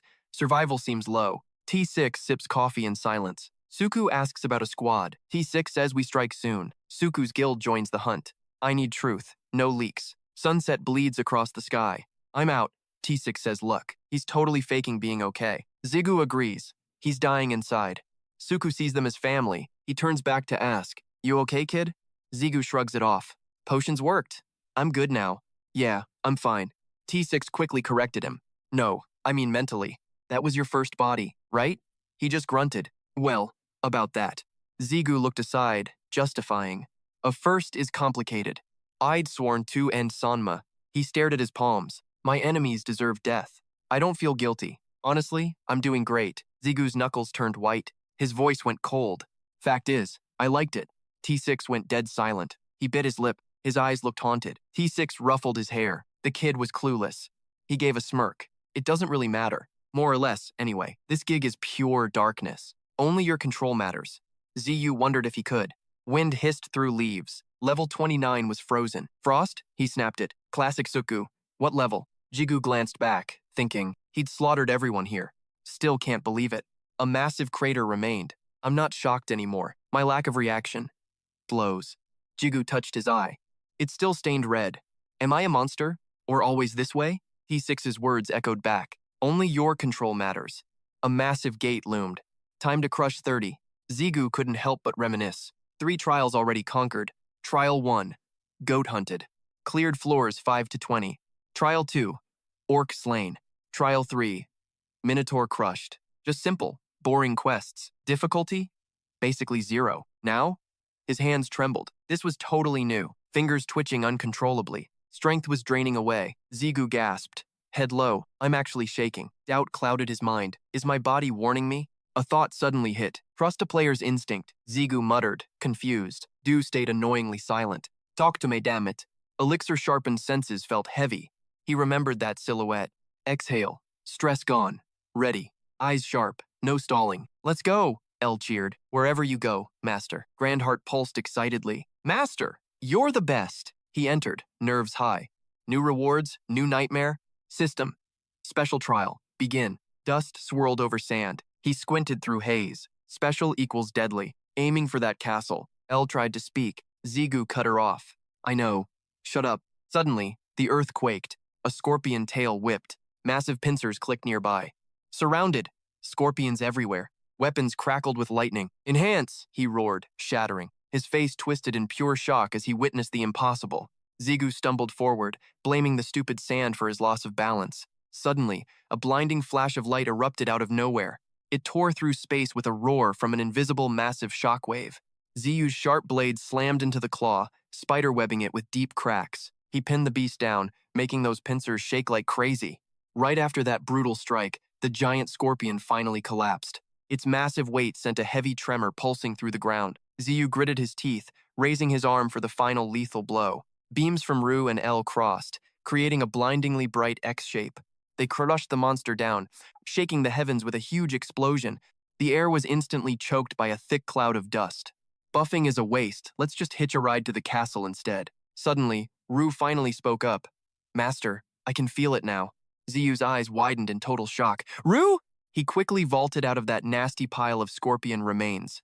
Zigu demanded some real answers. What's going on? How long have you been awake, anyway? Ru started to explain the situation calmly. The moment you stepped inside, actually, none of that matters right now. Master, he gestured toward the horizon. We must reach the castle. Zigu looked completely and utterly lost. Say what? Deep within those castle walls. Ru continued with a serious tone. There lies. His eyes flared with a menacing, bright crimson glow. My original physical body. Then L popped up, acting all curious. Ru, you're finally awake, buddy? Zigu tried to follow the story. You're saying your real self is trapped in that castle? What kind of crazy talk is? Suddenly, Ru went totally silent, leaving him hanging. Sensing something was wrong, Zigu glanced down just in time. A scorpion tail was whipping up like a deadly, jagged spear. He simply nodded. Fine, I get it. Just explain the details later.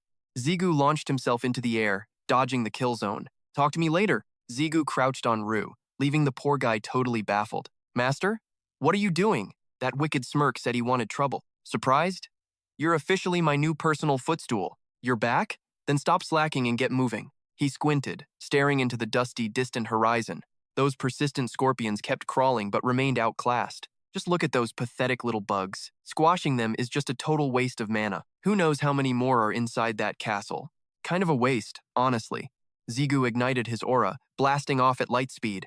Forget the small fry, we're heading straight for the castle. Vu let out a high-pitched, terrified shriek. Somebody save me! He rocketed forward, chatting like he was on vacation. Sorry, Grand Herd. No time to play Crystal Collector. I'm perfectly fine, Master, he replied, totally unfazed. Ugh, what's with that creepy calm voice? Vu groaned. Zigu shouted over the wind. It's the gate's ego! It carries all of the original Brandhut's memories. Great! Now even the doors have personalities, Ru sighed. Brandhut suddenly piped up with a cheerful greeting. Nice to meet you, Ru. I'm the new Brandhut. Since you're the senior, I'll be super polite. That actually made Ru let out a dry laugh. Senior, huh? Whatever. Do what you want, kid. Zigu smirked to himself. Guess they're getting along. He narrowed his eyes, focusing on the path ahead. Arriving instantly, Zigu slammed his heels down, skidding hard. He stared up at the gargantuan tower. Found it. Seeing the scorpions closing in, Vu started panicking. Stop posing and just get us inside, genius. Zigu cautiously nudged the heavy door. It groaned loudly. He casually brushed the thick dust off his hair. Suddenly, the massive door slammed shut behind them. The sheer scale of the interior made Zigu whistle. Classic boss room. Even the statues are freaking massive. Torches flickered to life, bathing the hall in fire. Master, look! My real body is behind that door. Zigu nodded. Yeah, I can finally feel its presence. He glared forward. There's definitely something behind that door. Without warning, the entire floor buckled and shook violently. Zigu's eyes nearly popped out of his head. The frozen statue suddenly jolted, raising its massive blade. The guard on the right woke up too. The two titans lunged, trapping Zigu in their shadow. Jagged rock fragments explode, turning the air into a deadly debris field. The whole room quakes as suffocating dust swallows the space whole. Jigyu doesn't wait around, pulling a clutch backflip to safety. Great golems. Crap! Sweat beads as he stares down the titans. These metalheads actually have some moves. Talk about overachievers. The guardians stomp, sending a shockwave right through the stone floor. Jigyu grips his hilt, unleashing a savage low sweep at their legs. But damn, things are going south faster than a failed gank. They just won't quit. He glances at the exit. Is it time to ditch? Should I just bolt inside now? Forget it. That is a rookie move. No way. Who knows what is lurking in the next room? Can't leave these walking boulders breathing down my neck later. Even these mountain-sized freaks have to have a weak spot. Suddenly, a surge of blue mana erupts, propelling him forward. Jigyu goes for broke, leaping at the Guardian with a wild roar. With a twin-blade strike, he carves right into its stony side. Steel meets granite in a screeching, ear-shattering symphony of destruction. The impact is brutal. Smoke hisses from the Guardian's shattered mask. Jigyu sticks the landing, gasping as his lungs beg for air. The Guardian senses the opening and swings its massive axe down. The blade tears the air apart, slamming down with world-ending force and dust. The shockwave sends Jigyu flying like a literal ragdoll. He struggles up. Man, that sting. Even with my damage mitigation, that hurt.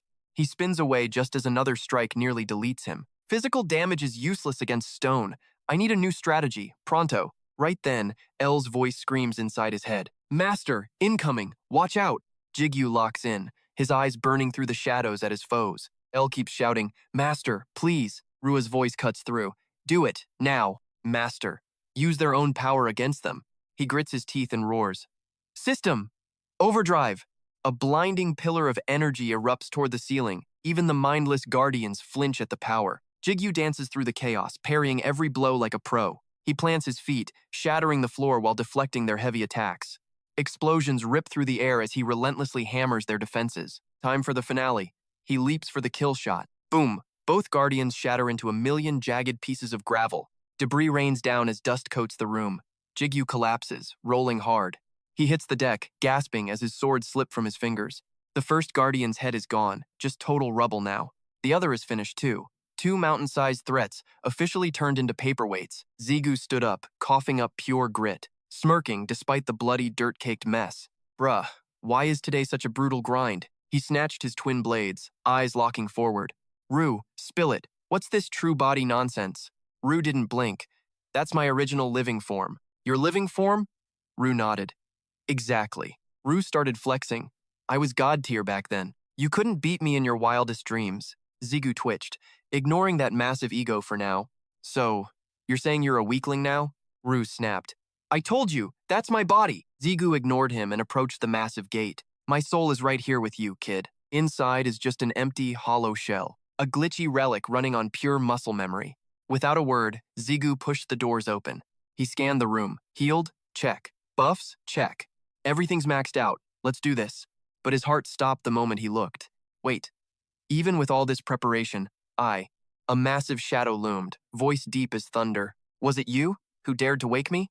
His face was half buried in the freezing dark. One piercing red eye glared through his soul. Ziggu gritted his teeth. This pressure was insane. His mind raced with a million questions. How can an empty shell feel this terrifying? Was this really just a glitchy version? Ziggu stared, his grip tightening on his steel. Who the hell was Ru in the past? Are you the real Ru? Ziggu finally asked. The figure's lips moved. Ru? That name.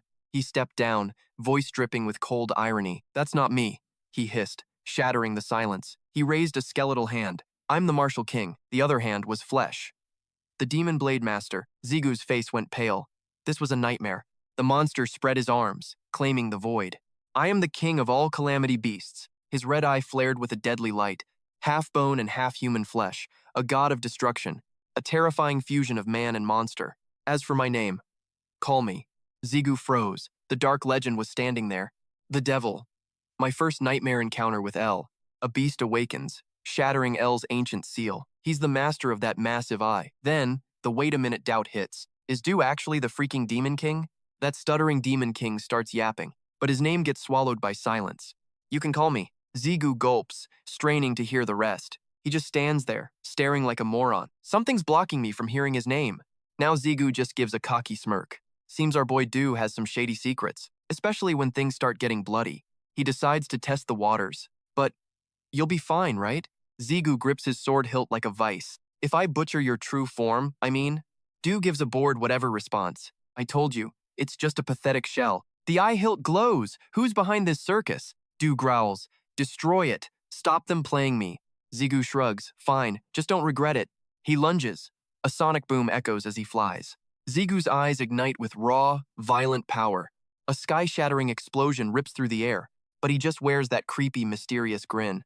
Ziggu slams down right in his face. His sharp gaze scans for a single weakness. The king doesn't flinch. He actually laughs. Ziggu swings, unleashing a blinding wave of light. No contact. The king stands still as stone. The king glares. Du warns, watch out. Red beams suddenly rain down on Ziggu. He backflips away, barely dodging the strike. Ziggu watches the black smoke drift by. He seethes. He's strong. Don't get cocky. The king behind the blades just scoffs. Not bad. For a mere guest, he provokes with a razor-sharp, mocking tone. But you can't even scratch my skin. Do grunts in agreement. Seriously, do? Zigu catches that little side remark. Hey, do you always talk this much trash? He grinds his teeth in pure, edgy frustration. I hate to admit it, but the jerk's right. This endless wall of swords is a massive problem. I can't even get close. The Demon King just smirks, stroking his chin. Is that all you've got? Then he snaps his fingers like a total villain. My turn now. Suddenly, every blade on the ground starts floating. Let's see you handle this. Zigu freezes. This isn't just a flex, it's a death trap. Every single sword tip locks onto him with a mind of its own, like a swarm of angry hornets. They launch all at once. The air screams as they tear through the wind with lethal intent. Boom! A massive explosion rocks the area, nearly bursting his eardrums. Thick, suffocating dust clouds swallow the entire battlefield. The whole place is glowing, a hellish, fiery orange. 100 blades strike the exact same spot at once. But Zigu? He's already gone, like a total ghost. Even the Demon King has to admit that was pretty fast. Holy crap, he's already behind him, blade ready to swing. Zigu aims for the neck, going for a brutal one-shot kill. But the king is way too fast for that. He just chuckles, completely unfazed by the sneak attack. Seriously? Are you actually this stupid kid? Zigu slashes wildly, unleashing a flurry of desperate strikes. But he's hitting nothing but thin air. The king is untouchable. Worst part? Those swords are already circling back for his head. Zigu screams in pure agony as the steel bites deep. Somehow, he finds the strength to leap back and gain distance. The Demon King just watches, amused by the pathetic struggle. Zigu slams his twin blades into the dirt to stabilize himself. But here comes another wave of steel. It never freaking ends.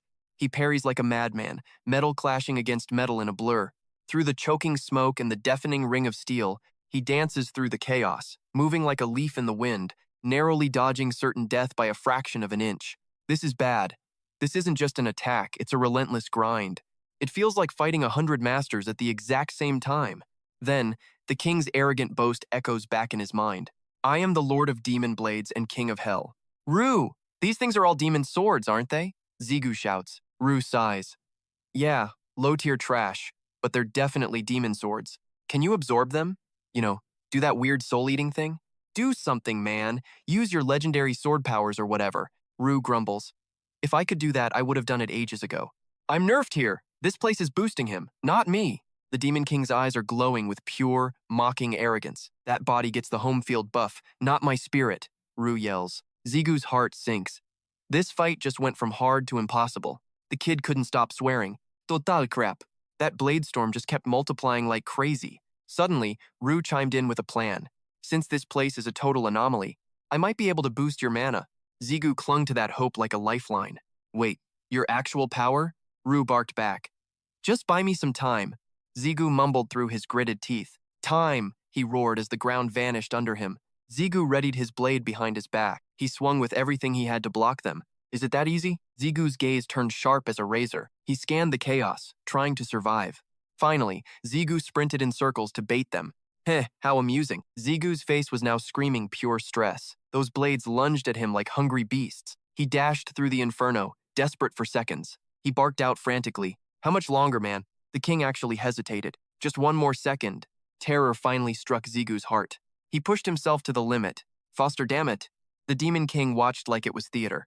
The massive blade rain dwarfed Tiny, alone Zigu. He's mid-fall and there is no stopping. Zigu screamed as Brandhut flared with blinding light. Boom! The blast sent steel flying everywhere.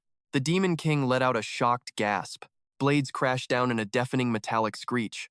Zigu clung desperately to the wall's edge. He panted.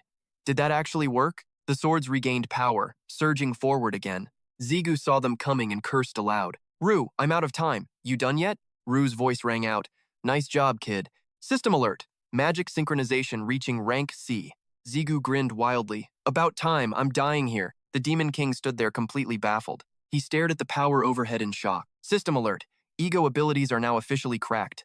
The Demon King recoils, eyes popping in shock. How's a mere human rocking that god-tier power? A dark, menacing silhouette emerges from the smoke. Rue's death magic has been fully mastered. His eyes glow with a cold, lethal light. Death magic proficiency is now online. Get ready. A system voice echoes through the vast void. Rue's teachings unlocked. You now control death itself. Ghostly blades materialize within the thick mist. The king panics. Humans shouldn't have this cheat code.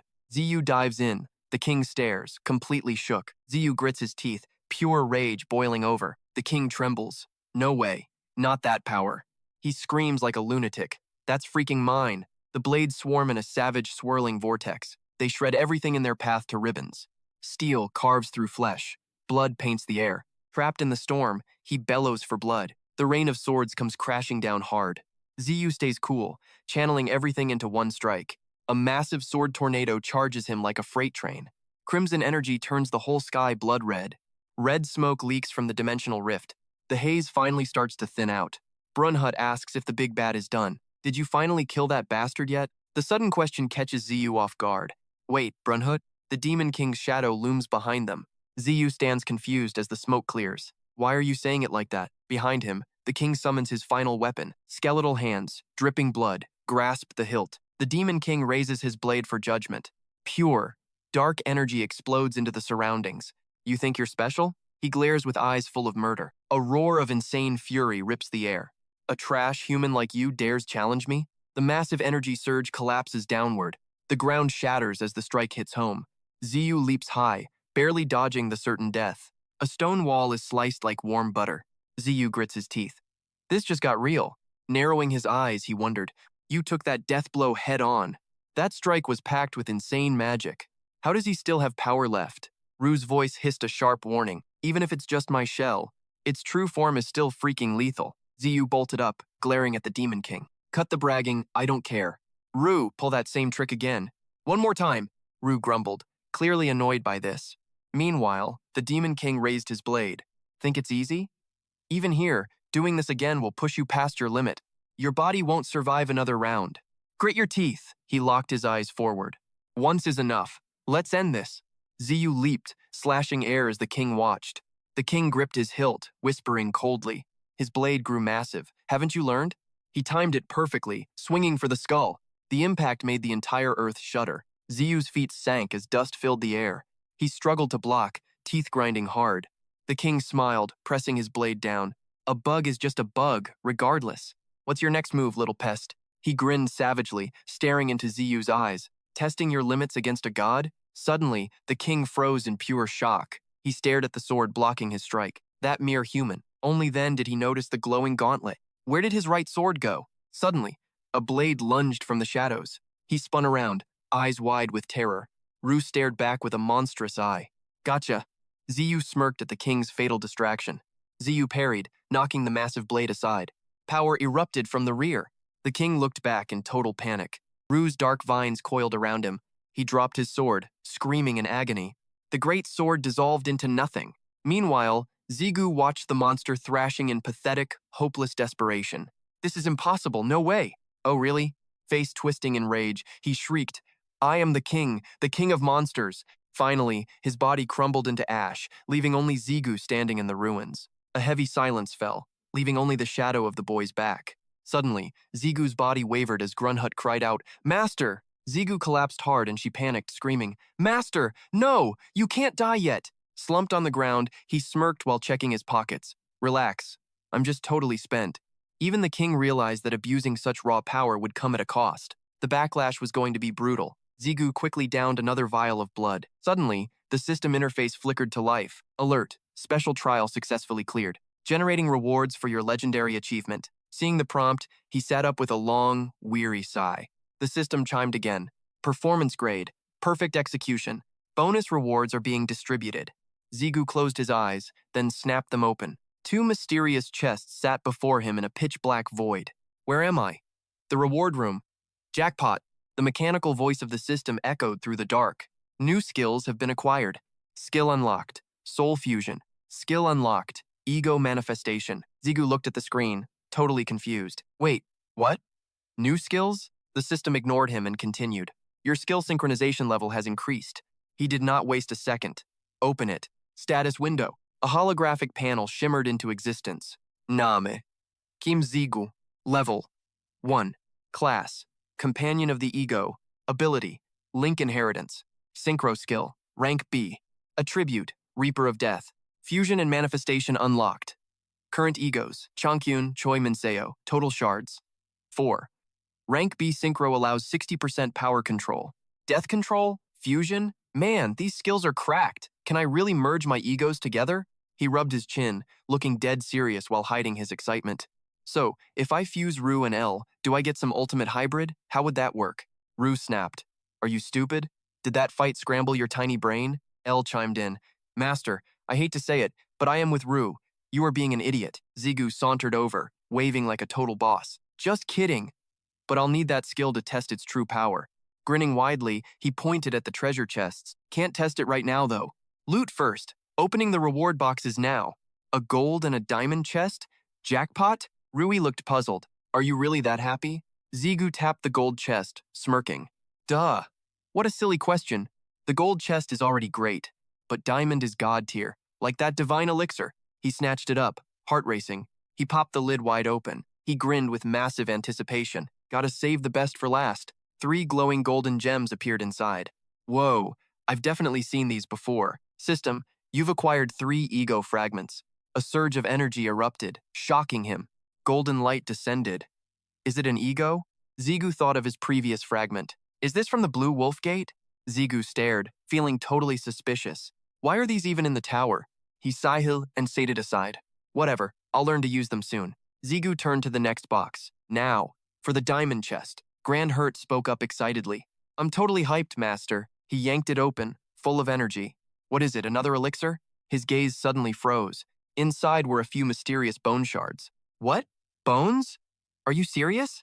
Zigu's ring sensed them and glowed. He looked at it, completely baffled. Rui? What's wrong? Why hesitate? Did they really go this far? He stared back, feeling very suspicious. Rui began weeping silently. Zigu stood there, totally confused. Rui whispered, This is my real body. Cut to a massive building, level 30 station. The city streets are buzzing. A safe house disguised as coffee. Soundproof walls, takeout only. Discount lattes and mint choco. A room cut from reality. Zigu stares down Ru hard. A sharp, elegant grin flashes. Start talking. Every single detail. Ru sits there, dead silent. The tension is freaking unreal. Wait, who do you think? Ziyu's eyes narrow with suspicion. Who the hell are you? Fine. No more hiding secrets. I am the Demon Lord. Demon Lord? You're kidding, right? Memories hit like a truck. That guardian was just fodder. Calculating that level of power is basically a death sentence. Zigu scoffs, arms crossed tight. Why's the king a sword? L is totally fanboying now. Demon Lord, that's freaking metal. Brand Hut just face palms in despair. A heavy, dark question follows. How do you survive eternity? Zigu stares blankly at coffee. Ooh, TikTok and a smartphone? Ru cuts him off instantly. You have to forget everything. Zigu repeats it, totally stunned. You just forget it all? Visions of a shattered past. To endure, you must erase. I deleted my own memories. Otherwise, my soul would fade. Time, he reaches for ghosts. A crown heavy with blood. I ruled over every demon. Then came betrayal and cages. My body was stripped away. I had to protect existence. Ziyu stands there, frozen cold, listening to the impossible truth, trashing my feelings and goals, my name, and even my own tragic backstory, my only survival hack. Then, the power awakened. Reborn as the demon sovereign, locked memories came screaming back. Zigu listened to the venting. Even fragments caused total chaos, shattering my reality completely. Glaring at his blade's reflection, I chose to forget again. The sun bled out. Ru was a dead end. Ziyu exited the gate. The gossip mill churned. He was miles away. Ru chose the darkness, leaving my questions hanging. I hated seeing Ru suffer, so I stopped asking. The remains could wait. He stared into the night. Ru was the original me, my only spark of hope. We will make new memories. Zigu vanished into twilight. Tomorrow will be a war. Typing echoed in the void. One screen pierced the gloom. Seong-hun entered hesitantly. T6 finally looked up. Just Seong-hun, eyes glued to work, fingers blurring on keys. Hard work today, kid. Now, get lost. Seong-hun stumbled. It is not that. He leaned in close. SMAP is a nightmare, but go home, director. You stayed all night. T6 looked like hell, pale and utterly broken. His crazed typing speed left everyone absolutely speechless. I'm finishing this tonight, even if it kills me. Right there in his palms. Mana surged into the keys in a relentless rhythmic storm. Dude, using magic for office work? Are you for real? I get you're rushed, but this is total overkill. Then, T6 slammed the enter key with a final boom. He raised his aching hands, grinning like a total madman. He glanced at Hun's car and announced with a smirk, Tomorrow I see Sujin wait. I mean, Zigu's housewarming party. The crew just stood there, jaws dropped in pure disbelief. Zigu flashed an excited grin. Come on in, guys. I'm Brunhut. El replied. Only Master can hear us, Brunhut. Hanian gasped. Is this seriously your actual house? Zuan joked. I wouldn't be shocked if a ghost lived downstairs. Ziyu chuckled. No ghosts, though there is a basement. Seonggu looked around. Man, this place is legendary. Our guild HQ is a literal dump compared to this. Seongpi snapped back while Ziyu gave a strained laugh. Taiji Gil grabbed the handle. Stop bickering and get inside. Inside, Sujin beamed. Welcome, Dudung added a polite hello. The friends bowed respectfully while the hosts prepped the feast. Seongpi stepped forward politely with a housewarming gift. I'm Kim Seongpi from the Morningstar Guild. Sujin smiled warmly as she reached for the gift. Ah, Ziyu told me so many stories about you. My son's a handful, so thanks for looking after him. The entire group froze, eyes wide with total shock. Wait, son? You're actually his mother? She tilted her head, confused by their sudden silence. What's wrong? You all look like you've seen ghosts. Dudung blinked, trying to process the visual. I honestly thought you were his sister. You look so young. A bright, happy smile lit up her face instantly. Well, thank you. That's very sweet of you. Make yourselves home while I finish the cooking, okay? He bowed. Thank you for having us over. Dudung nudged him. Hey, isn't Suku coming too? He shot her a totally puzzled look. Why? Do you actually want to see that guy? Her face flushed red. What? No, shut up. I just need an autograph for a friend, okay? Zigu smirked. He's totally slammed with work right now. The guy has been drowning in tasks lately. Be nice to me, and I might snag that signature. Yudung grinned like she'd hit the jackpot. Ditch the mask, bro. Go viral already. I can sell your autograph to the whole class. Zigu's blood pressure spiked instantly. Listen, brat, this secret stays locked down. Zigu turned away, completely done with her. Stop dreaming and go help mom. He headed out, leaving her totally baffled. Wait, where are you going? To meet a very important guest. Outside, Chairman Hun's car rolled in smoothly. Good evening, gold player Zigu. Beside him, T6 gave a casual wave. You didn't have to roll out the carpet. Zigu stepped forward to welcome them. You're early? He asked, surprised. Wrapped up sooner than expected. Just arrived. T6 scratched his head, looking awkward. My bad, gold player Zigu. We were too busy to grab a gift. Zigu flashed a warm, friendly smile. Don't sweat it. I owe you guys anyway. For finding us this legendary new home. T6 pivoted fast. No gift needed, right? True, you already bought all our furniture. Chairman Hun raised an eyebrow. So generous. Heading upstairs, Zigu sighed. Really, T6. Our old stuff was perfectly fine. New house, new vibes, it's essential. Zigu rolled his eyes. Total waste of cash. Suddenly, he stopped dead in his tracks. Wait, did you buy this to move in? T6 broke into a sweat, looking away. What? I have no idea what you mean. They entered, Zigu still suspicious. Wait, really? The director dodged. Don't worry about it. T6's sugary attitude was purely shameless. Wait, the furniture was the gift? Sneaky guy. Sunset faded as the feast finally ended. The crew jumped to help. Sit, your guests. So, you're Zigu's assistant? They asked. Yeah, though I'm mostly just luggage. Suddenly, T6's voice turned serious. Zigu, phone in hand, he signaled. Outside, now. Zigu hesitated. Now, let me clean up first. T6 shoves his phone away, urgency in his eyes. Hurry up, 5 minutes tops. Finally, he turns back to give his mom the heads up. Mom, I'm stepping out. I'll finish the chores when I'm back. Go ahead, she says as the sky fades to a deep black.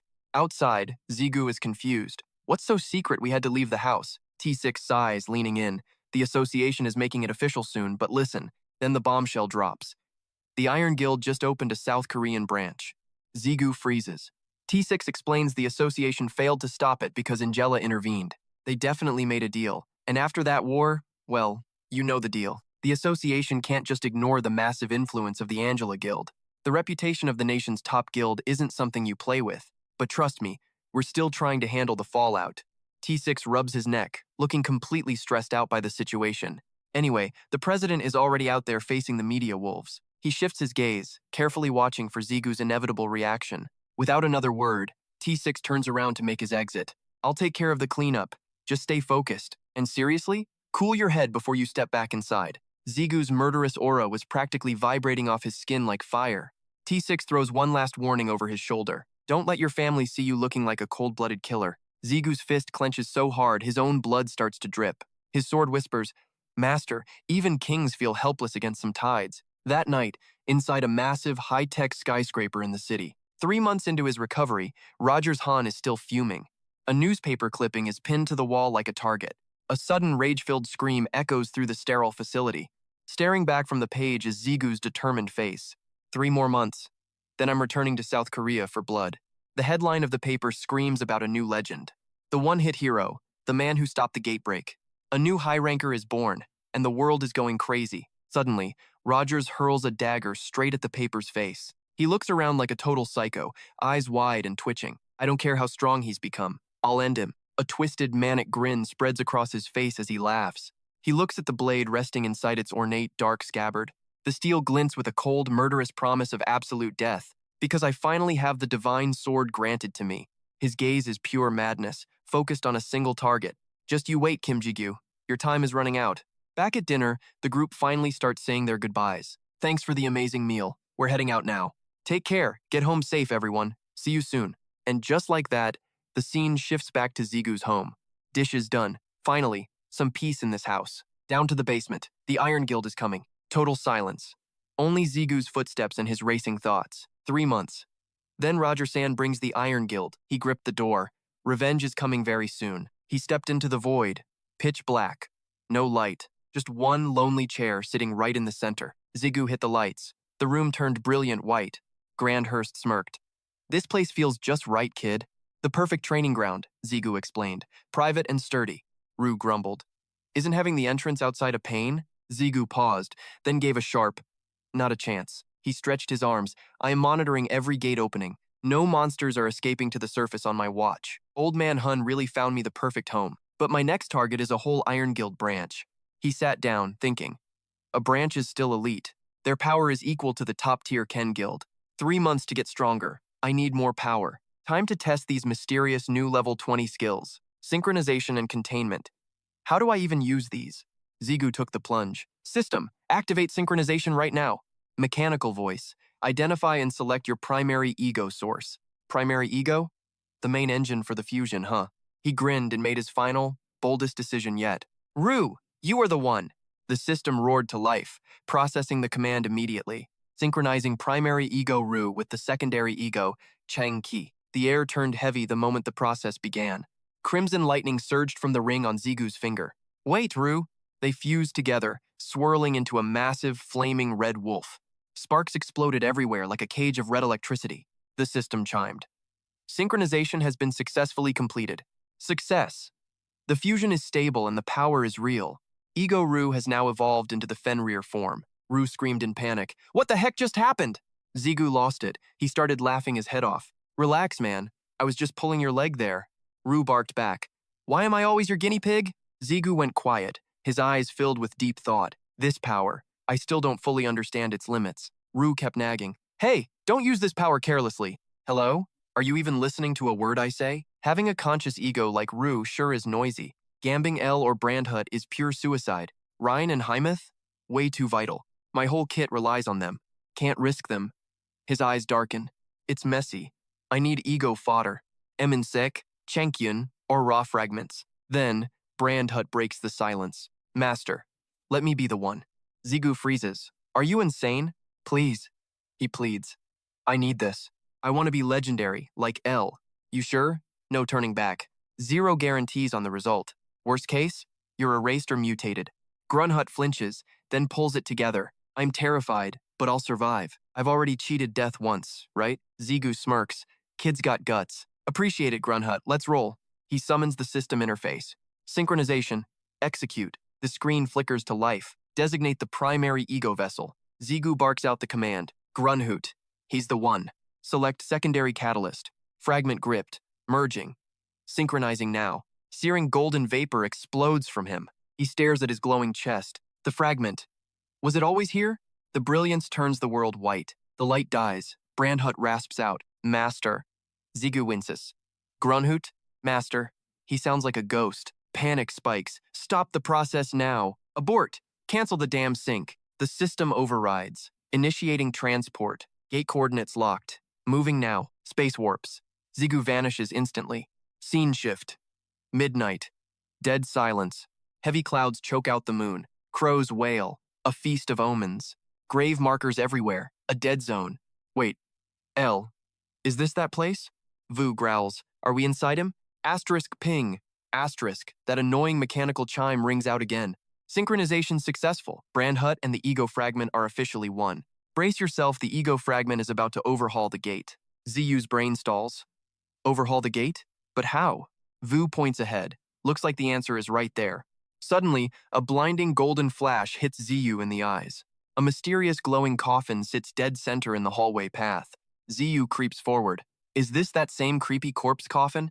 Fu lets out a soft grunt. ZU reaches out, then nervously chickens out for a second. Finally, he gets brave and touches the coffin directly. System alert, this gate is currently missing a guardian boss. Use the synced fragment to craft a new gate protector. Please initialize a new gatekeeper now. ZU just stands there, totally buffering like an old PC. He shuts his eyes, mental gears grinding fast. Monsters flash through his mind like a rapid slideshow. Do I really have to pick one of these? He scrolls through his available monster roster. Goblins, skeleton knights, or maybe a vampire. They are all basically just high-tier undead. It perfectly fits the vibe of this spooky gate. Suddenly, ZU remembers a much better option. Higher rank monsters are. The lid pops. Yup, it's a corpse, just as expected. The body floats out, dripping in celestial golden light. System. You've selected a corpse as your new guardian. Synchronization complete. The ego fragment has been consumed. It's official. This corpse now manages the entire gate. The body steps out and drops to one knee. He bows low. Greetings, my great and powerful master. This total 180 leaves. ZU shook and terrified. He's being polite? I literally just killed the guy. So, you're the official gate boss now, right? The undead king nods. I rule this gate now. Can you control all the other monsters in here? He shuts it down. Actually, no, I cannot. Now ZU is feeling totally and completely lost. Why not? Aren't you the boss here? The undead king twitches a bony finger. Wait a moment. He summons a system screen right in front of ZU. Now the real technical explanation begins. Low sync levels mean zero control over local monsters. The screen flickers. Gate synchronization at 1%. King Andes continues his reign. From now, if we crush these gate monsters, our dominance level will skyrocket. Then, I'll summon and command them all. Realization finally hits Jigyu's thick skull. So, what you're saying is, suddenly, he snaps his head toward the side. A monstrous horde is charging straight forward. Jigyu asks with a curious smirk, they'll obey once I beat them senseless, right? He can't help but act cool, just like do now. Ru snaps back in annoyance. Jigyu grips his glowing blades with pure confidence. Whatever, I've conquered this gate once before. Round 2 is basically a cakewalk. Ru offers a stern warning. Don't get cocky just yet. It absorbed a crystal, it's way deadlier now. He curls his lip, muttering quietly. Stronger? Good. Jigyu blurs forward, leaving a sonic trail behind. Suonwi. He dives headfirst into the chaotic slaughter ahead. Scene shift. A bright morning with a chilling breeze. T6 stands downstairs, looking pretty worried. No word from Jigyu for 4 days? Sujin nods, her voice trembling slightly. Yeah. He usually grinds in the tower for weeks, but he always texts me before disappearing. She clenches her fists, praying for his safety. T6 turns beet red seeing her distress. He coughs. Trust me, he's fine. He's a beast. Elsewhere, Seonghun scouts. Is this his last location? Just stay calm, Yu Jung says softly. Don't worry, we've got your back on this. Yu Jung whispers, brother said never enter this place. Seonghun makes the call. We're going in first. He and T6 rush into the darkness. It's just a basement, he notes calmly. Seonghun nods. Yep, a total creepy basement. T6 scanned the area with bored eyes. No clues, no nothing. Then, he turned back with a snarky, mischievous grin. Besides, someone just vanishing here? Totally makes zero sense. No way a gate could just pop up out of— Boom! A blinding light erupted, illuminating every shock-filled inch of his face. They both jumped back in terror. A real gate? For real? T6 stared, stunned. What kind of insane mana is this? Then, a pair of familiar legs stepped out from the void. Danger! What kind of monster is hiding inside that thing? Zigu stumbled out, head spinning. He groaned. Man, I'm starving. Battered and bruised, Zigu finally looked up and blinked in surprise. Wait, why are you guys here? This feels like work again. Shaking off the shock, Ziyu immediately started the interrogation. What are you doing here? And why is Scary Car Guy here? Both of them started shouting at once. Zero chill involved. That power. And that gate. What the hell was that? Hold up. Were you seriously inside that gate for 4 days? Is that gate you're doing? Did you actually conquer it alone? Losing his cool, T6 lunged forward and grabbed his collar. Shut your mouth, you little punk. Ziyu tried to play peacemaker. One at a time. Great timing.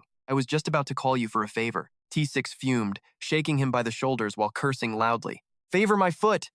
Zigu winced and screamed in pain. That hurts. Now start talking, kid. Explain everything. Zigu quickly started rambling at a mile a minute. That gate. Remember? I linked up with it last time. I just stepped inside that very gate, you know? And guess what? Now, the whole gate belongs to me. T6's brain totally short-circuited. His face went blank. Wait, you can actually control the entire gate? Silence fell as both of them tried to process this. T6's mind began to race with dark possibilities. Does this mean he can command monsters at will? Can he blow up gates too? Ziyu winced. Why is this so painful? Is this the sheer, overwhelming power of a high-tier ranker? It felt terrifying, like someone holding the reins of a natural disaster. T6 whispered urgently. Besides us, who else knows about this? Zigu shook his head. Nobody. This was my very first trial. I wanted to keep it secret until I mastered it. T6 exhaled a massive sigh. Fine, keep it hidden for now.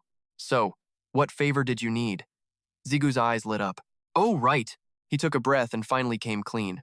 I just really need a good sparring session. T6's jaw hit the floor. A duel? You're kidding, right? Ziyu dropped the ultimatum. Gotta test this new power, but I've got 0 partners. T6 snapped back, totally offended. What am I, chopped liver? Just some training dummy? Ziyu begged with puppy eyes. Come on, please. Mom's dinner is the prize. T6 cleared his throat loudly. Well, if you insist, kid, I guess I'm in. He laughed, playing it cool. Later, go see your family. They've worried for 4 days. Ziyu mumbled. Dummy, she scolded. 4 days to hit 100% control. Buffed monsters made it hard. Still, I crushed them solo. He remembered that ancient corpse, named him Hurt after Brand Hurt. Almost called him Brune, though. Everyone immediately shot that down. Hard pass. That's just tragic. Total veto. He sighed inside. Yeah, 0 support there. Next morning, clouds filled sky, drifting softly on the wind. Ziyu whispered, Thanks, big guy. Taesik nodded. Yeah, whatever. Don't bail on our deal. He slowly shrugged off his coat. Enough talk. Unleash that magic. Boom. Blue energy surged out. Full power. 0 restraints. Carnage. Levels aren't everything in battle. Mastery is hiding your aura. When high rankers finally go all out, mana mist drowned the room. A tidal wave of energy. Eyes glowed with terrifying power. T6 smirked. Knew it. No backing down for me.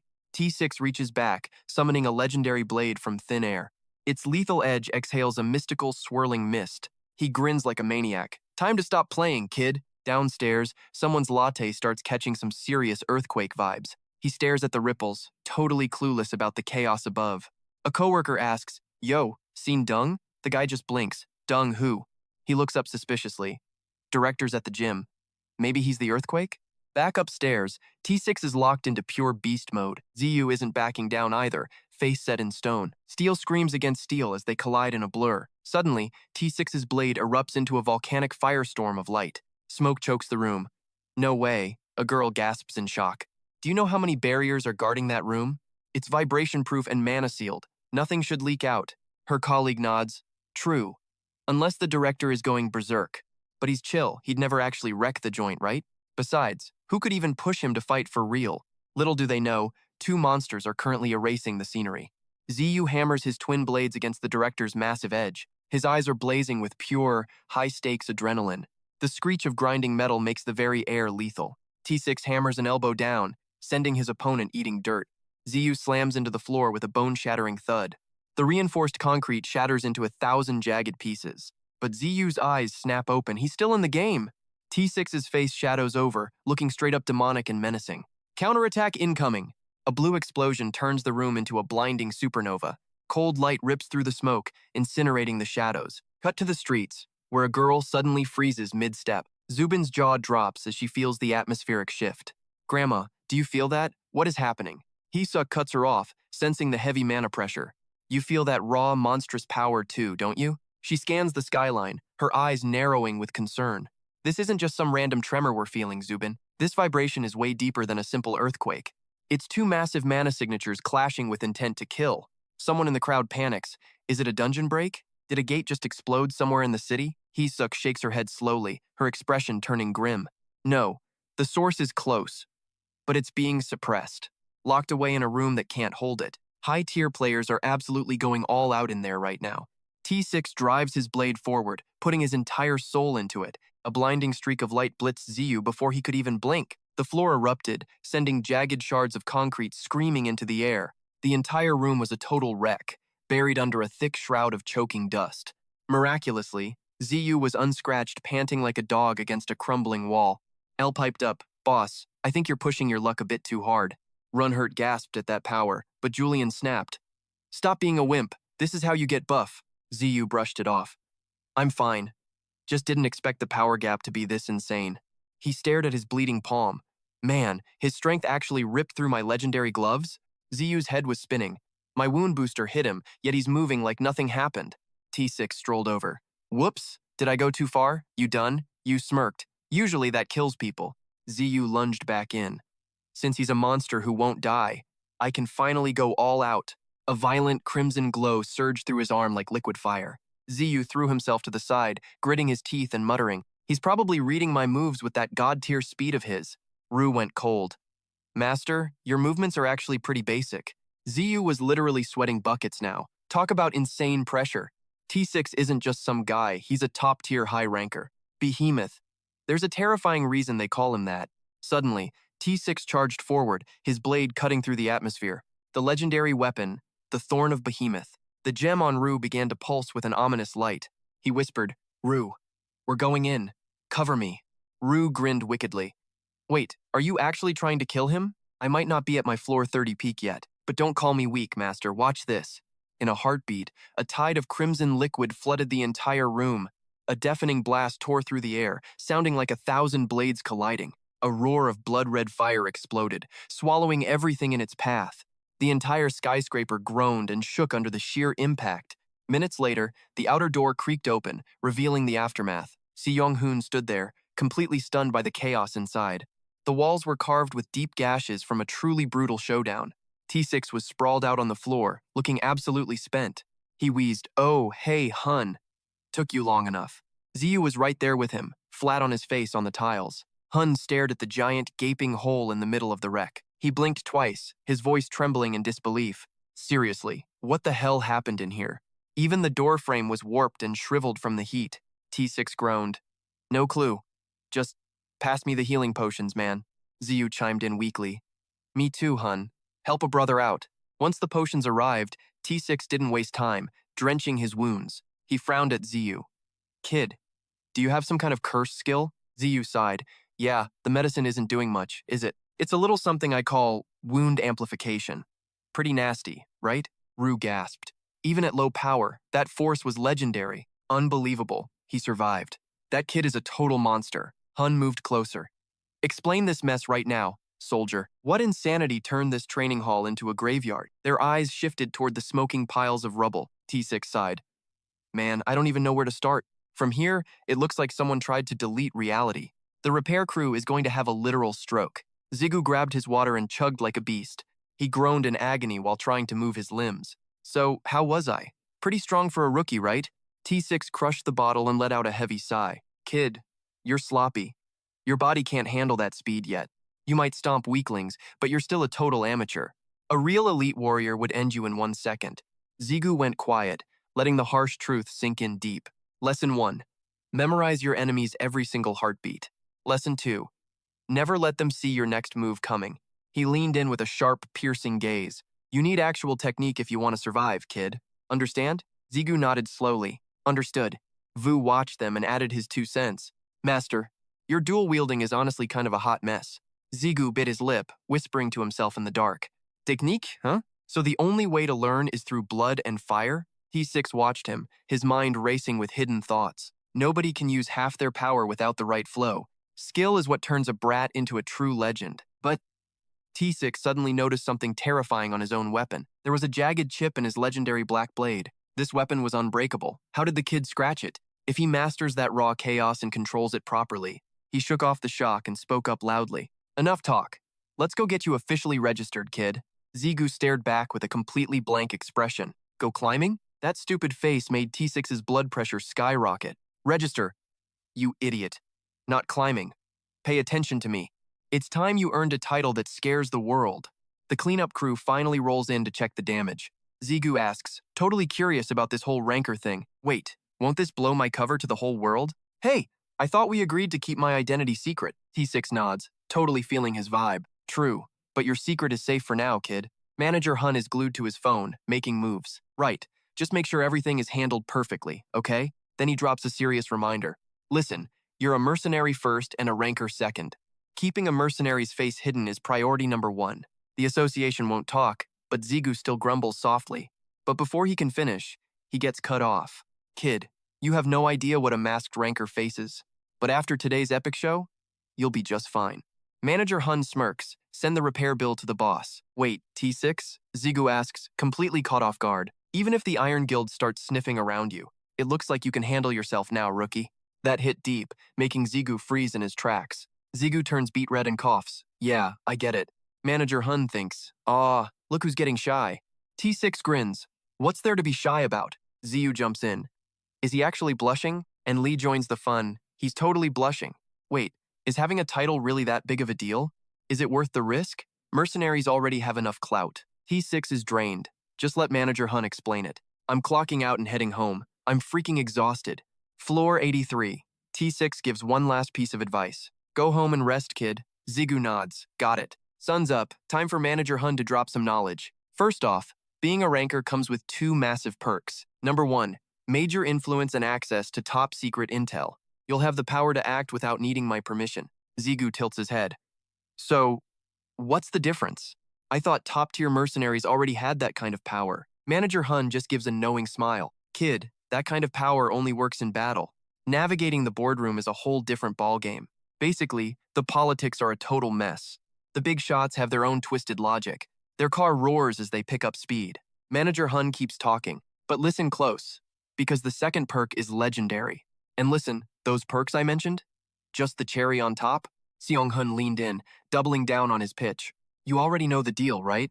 The title of high ranker and its prestigious classes. They weren't just dreamed up by some local Korean office. That's the official gold standard from the International Players Association. While basic mercenaries are stuck playing small time in Korea, high rankers hold the keys to the entire world. Seong-hoon smirked, scanning him. From street brawler to global legend sounds sick, right? Jiju tilted his head, totally lost. Global? Like, worldwide? He stammered, suddenly nervous. This scale is getting way too insane for me. Seong-hoon burst out laughing. Trust me, you'll be on that world stage soon. I'd bet my life on it. Ji-gyu just stood there, flustered. Hey, compliments won't get you any special treatment from me. Suddenly, Eo chimed in.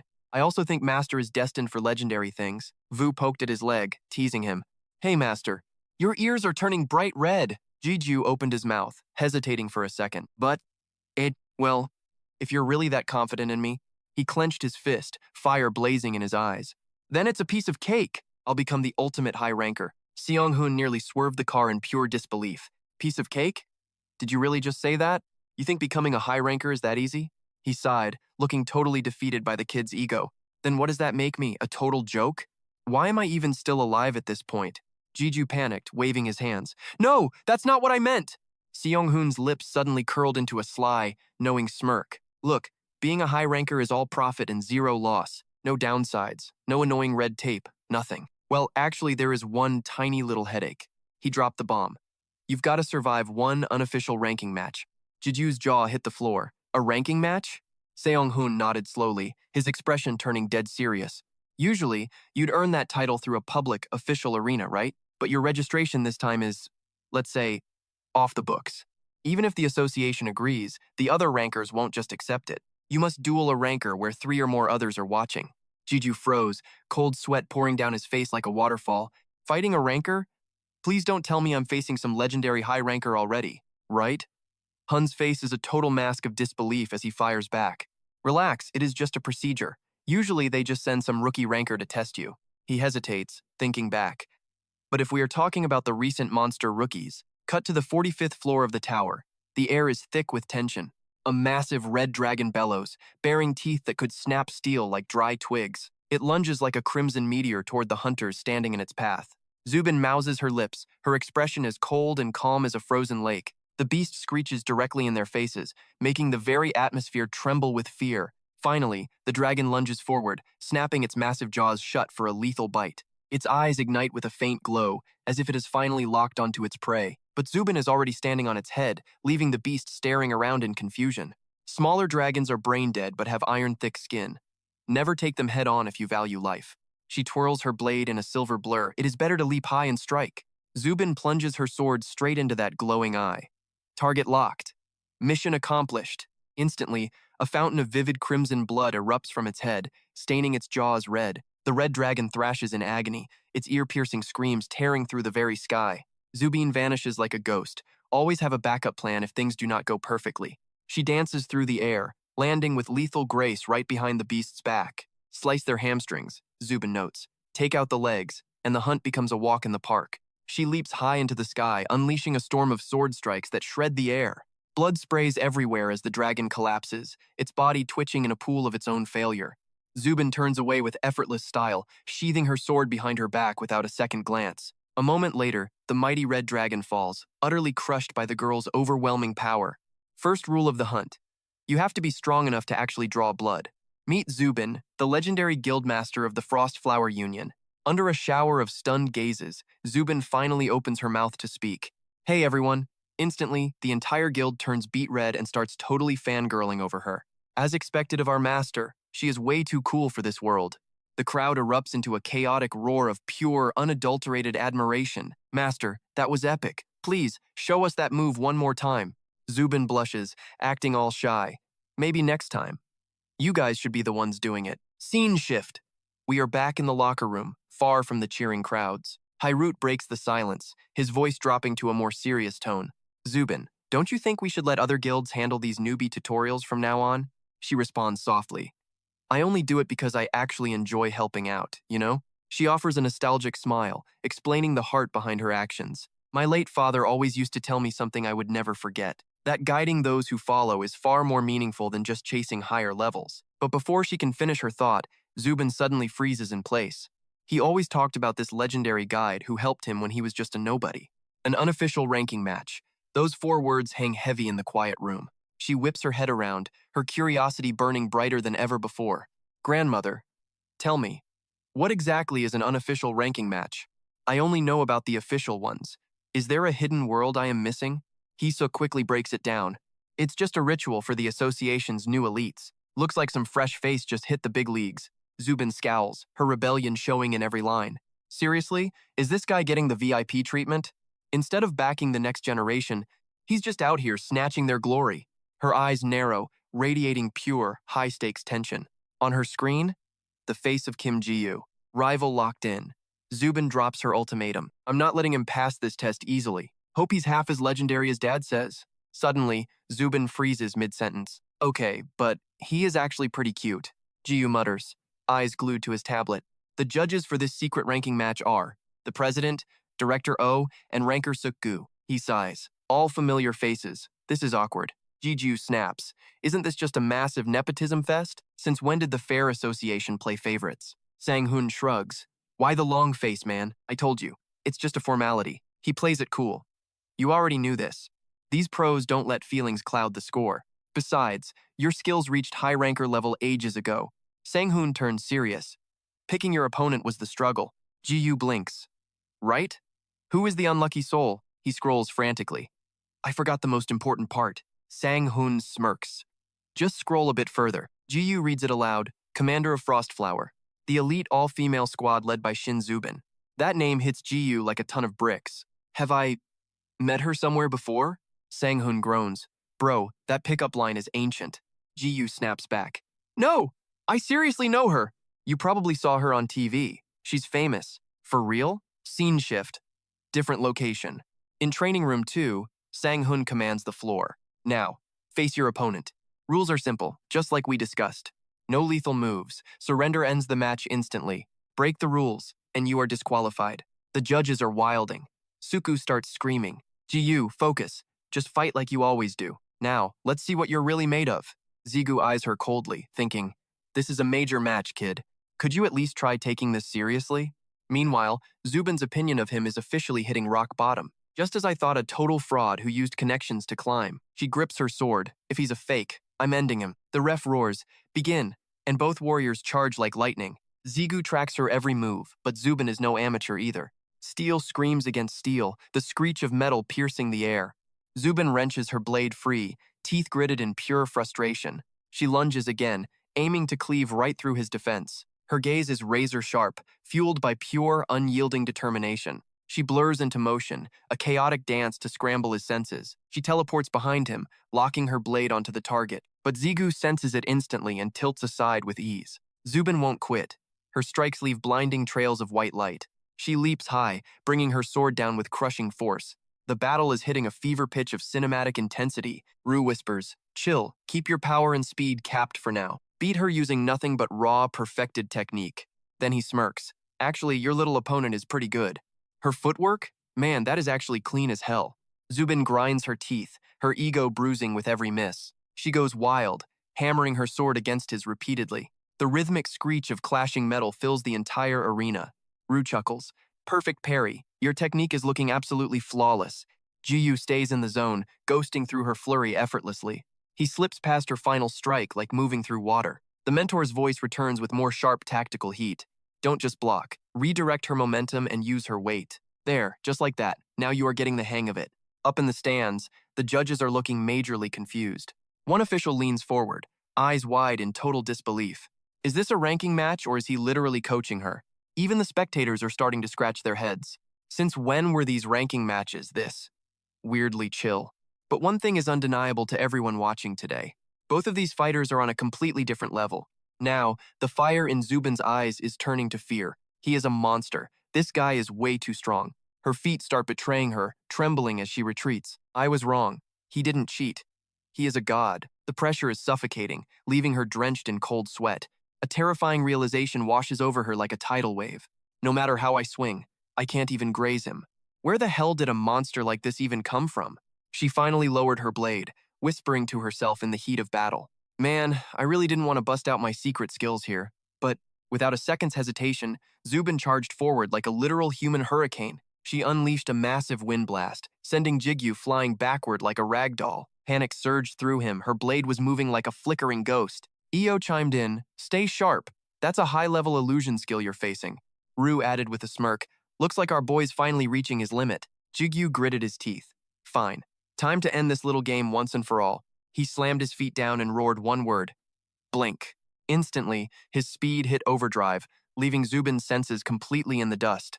She bit her lip in shock, then Ziyu swung his blade from her blind side. Before she could even blink, his devastating strike connected with a massive boom. Her sword was ripped from her hand, spinning wildly through the air. Clang! The steel hit the wall hard before clattering onto the floor. The judges sat in stunned silence, their eyes glued to the arena. Even Seong-hoon was floored by the absolute madness he just witnessed. Shadows fell over Zubin's face as her lips trembled in total disbelief. I give up," she muttered, staring defeatedly at the ground. Right then, Seong-hoon pointed at the winner. "Kim Jigyu takes the victory. Promotion granted. You're officially a high ranker now. No more tests needed." Zubin's hands shook with pure frustration. She had totally misread this guy. Humiliated and broken, she couldn't even bring herself to look up. Suddenly, a familiar hand reached out into her field of vision. "Good match," he grinned. "It's been a long time, high ranker Zubin." She froze in shock. "Wait, what?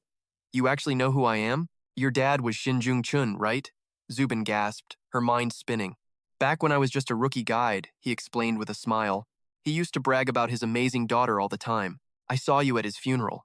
I knew you had a veteran's spark. I wasn't 100% sure at first, but facing you today confirmed it. You were just a middle schooler then. Look how much you've grown." Suddenly, her father's voice echoed in her memories from years ago. "That guide is a legend, Zubin. He makes everyone around him stronger." Then she remembered her own trash talk. "He's just a talent-stealing fraud.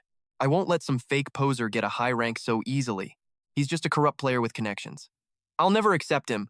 If he's a fraud, I'll be the one to expose him to everyone. He's not even half the hero my father told me about." Now, the sheer weight of her mistake hit her like a freight train. Her entire face turned redder than a ripe, sun-baked tomato. Dying of embarrassment, Zubin quickly reached out and took his hand. "Yeah," she mumbled, hiding her blushing face. "It really has been a while." Seeing the two, Seong-hun let out a satisfied, knowing chuckle. "Congrats, kid. You're officially a real-deal high ranker now."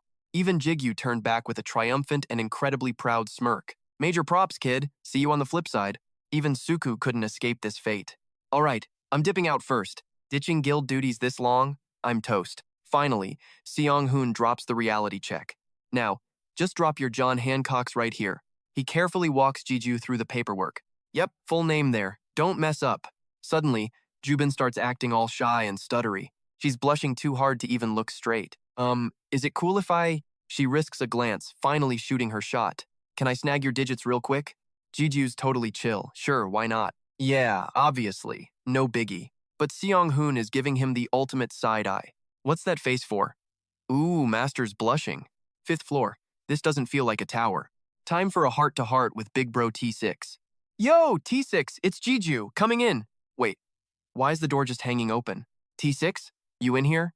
Silence greets him. Then, Jigyu sees it and his jaw hits the floor. T6, what the hell happened to you? T6 is doubled over, coughing up straight blood. Jeju lunges forward. Hang in there, man. You're bleeding everywhere. What went down? Jeju turns pale, his mind racing in circles. This guy shrugged off my max power. Who could?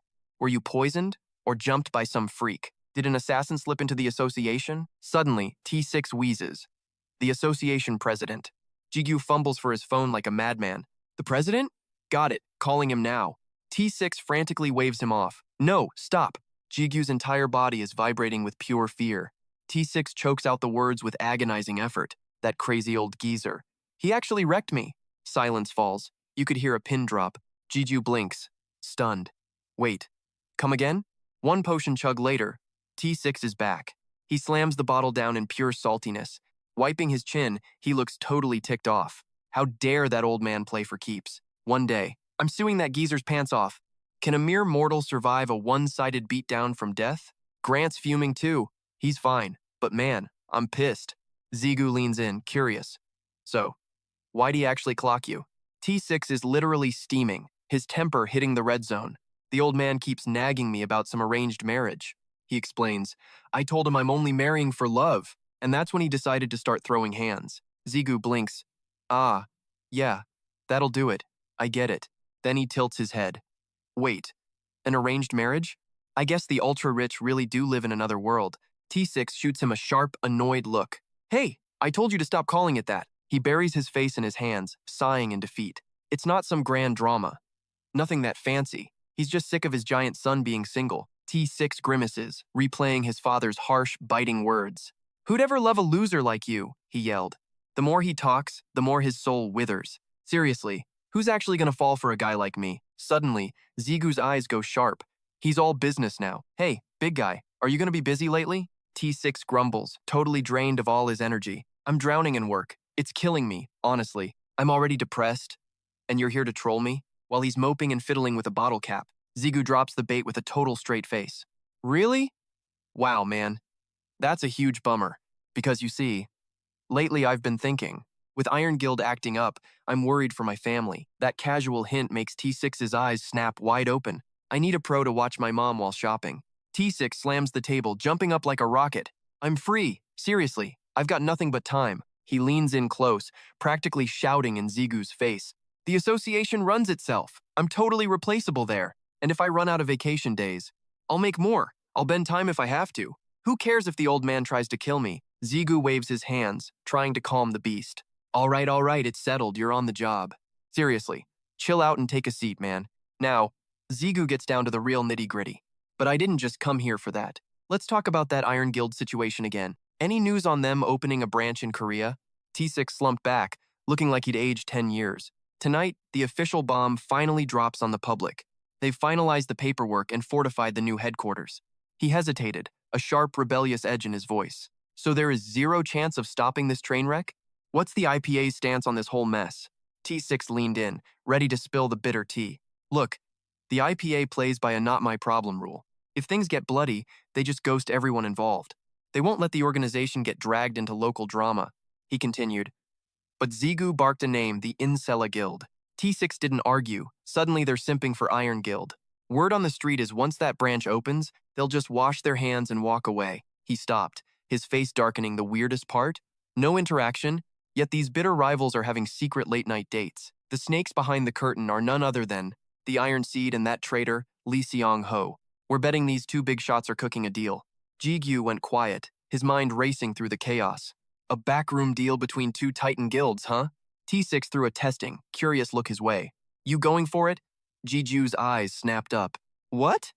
He stared him down, cold and unwavering. Revenge. This is a once-in-a-lifetime shot, no doubt, but I honestly can't put my stamp on this. Obviously, because the risks are sky-high and deadly. Suddenly, Jiju's voice sliced through the heavy tension. It's no coincidence they're setting up shop right now. He let the words hang in Korea, with Roger San managing. Zigu's eyes burned with lethal light. They're targeting me. Fine, I'll just have to take their heads first. Determination dripped from his words. 3 months until opening. I'll wipe every single thread off the map by then. Flash to the internet, the comment sections are pure fire. Headlines. Iron Guild officially invades the Korean market. Public is torn, association stays quiet, and Roger returns. 8 hours ago. Iron Guild is peak. Finally, no riots. Nationality? Who cares? Thanks for protecting our streets, King. The Korean Association's greatest masterpiece is definitely Roger San. Glad the haters are happy seeing their homes destroyed. The keyboard warriors were fuming. Are you guys brain dead? You idiots! These guys are more dangerous than monsters. You're happy about foreign armies marching through our home? What is the association doing? They're just letting this happen? Time to bet everything on Roger Sarn's luck. Jiju stared at the screen, his mind spinning.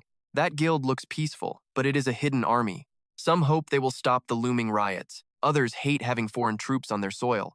Sang-hoon leaned in. Yo, what are you watching? The ranker muttered, just news. Stop calling me that. He pocketed his phone. Is this really the place? They stood in a wasteland for their secret meeting. Rue scoffed at the choice. Real classy spot, huh? Whatever, came the sarcastic reply from the shadows. He scanned the debris with a cold gaze. A city torn apart by total chaos. The mountains of trash left Jigyu speechless. Why meet in this dump of all places? Hun insisted. This is definitely the spot. He is late, Jiju sighed, checking the time. Can't help it. We are the ones who need him. Suddenly, he sensed a presence behind them. A sharp smirk crossed Jigyu's face. Looks like our guy finally showed up. A 3-month revenge starts now.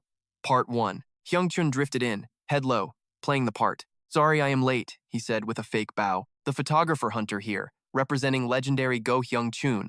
Jiju recalled the warning. He is a snake. Do not trust him for a single second. After that masked incident, my gut hates him. But his information network is too valuable to ignore.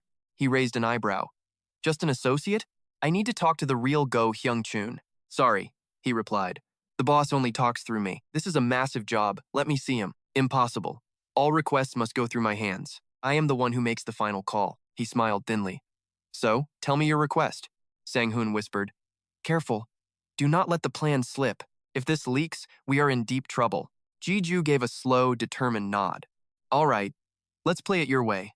His eyes sharpened with a cold, lethal intensity. Here is my plan. Jiju stepped forward to make his move. First, let's talk about the price tag. 5 billion for the deposit.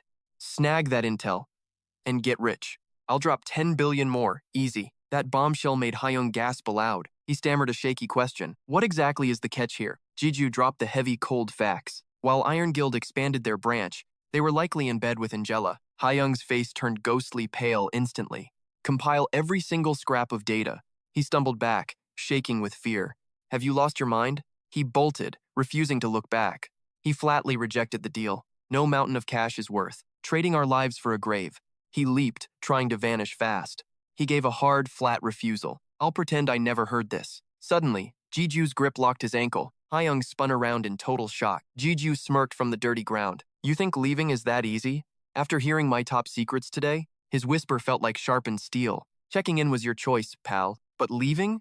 That is a nightmare. Hyung thrashed, desperate to fly away. Jigu's eyes flashed with dark malice. He growled a lethal warning. Get down or get wrecked, now. Stop the pathetic, fake act. Hyung broke into a cold sweat. What are you even saying? Suddenly, he was yanked down hard. Jiju slammed him into the concrete. Boom. Dust swallowed the entire alley. I played nice before, Jiju sighed. Now, let's talk like grown men. Right, Mr. Go Yongchun? Let's have a little chat, buddy. Or should I say, Yongchun? The man's eyes nearly popped out. Jiju gripped the black fabric tightly. Through the dust, secrets finally stirred. Hyungchun bellows, why do this? Keep it up and you're toast. Jigyu sneers, quite the star, huh? Caught you, Go Hyungchun. He gasps. What are you saying? I'm not that guy, okay? Cut the act, Jigyu snaps. I've got ways to see truth. Suddenly, purple aura explodes behind him. Glowing particles consume him. Pure power. Yesterday, The system finally pinged. Rue awakened. Lord of Demon Arts. Took your time, huh? Jigyu asks. I've been way too swamped lately. Guess Rue's power wasn't fully ready. Master's a busy guy, after all. Rue, feel anything different yet? You can now use Demon Eye. You rule all demon-type powers now. Demon Eye? Your left eye, sir. Wait, why tell me just now? You didn't ask. Plus, uncertainty. Humans don't just get these eyes. That Demon King lady did something. Zigu falls silent, thinking hard. He finally asks the big question. Who is she? That power's insane. Rue explains the eye's secrets. It sees the truth of everything. Power's not even fully unleashed yet. But hey, you'll see their names. Zigu grins, eyeing his ring. Smug. Now that's a useful cheat code. If only I had a death note. He waves it off. System window. Rue, Lord of Demon Blades and Arts. Level 95. Godly status. Strength. 1, 3, 6. Agility. 1, 5, 5. Stamina. 1, 0, 8. Mana. 1, 8, 5. Poison resist. 10%. Fire. 5%. Physical. 6.7%. Heat resistance. 10%. Mana affinity up. Accessory skills. Cannibalism. Willpower. Demon Arts. Ferret's soul partially absorbed. System update. Demon Arts are officially online. Time to juice up those egos. Ziyu smirks at the screen. Initiating transfer. Wait.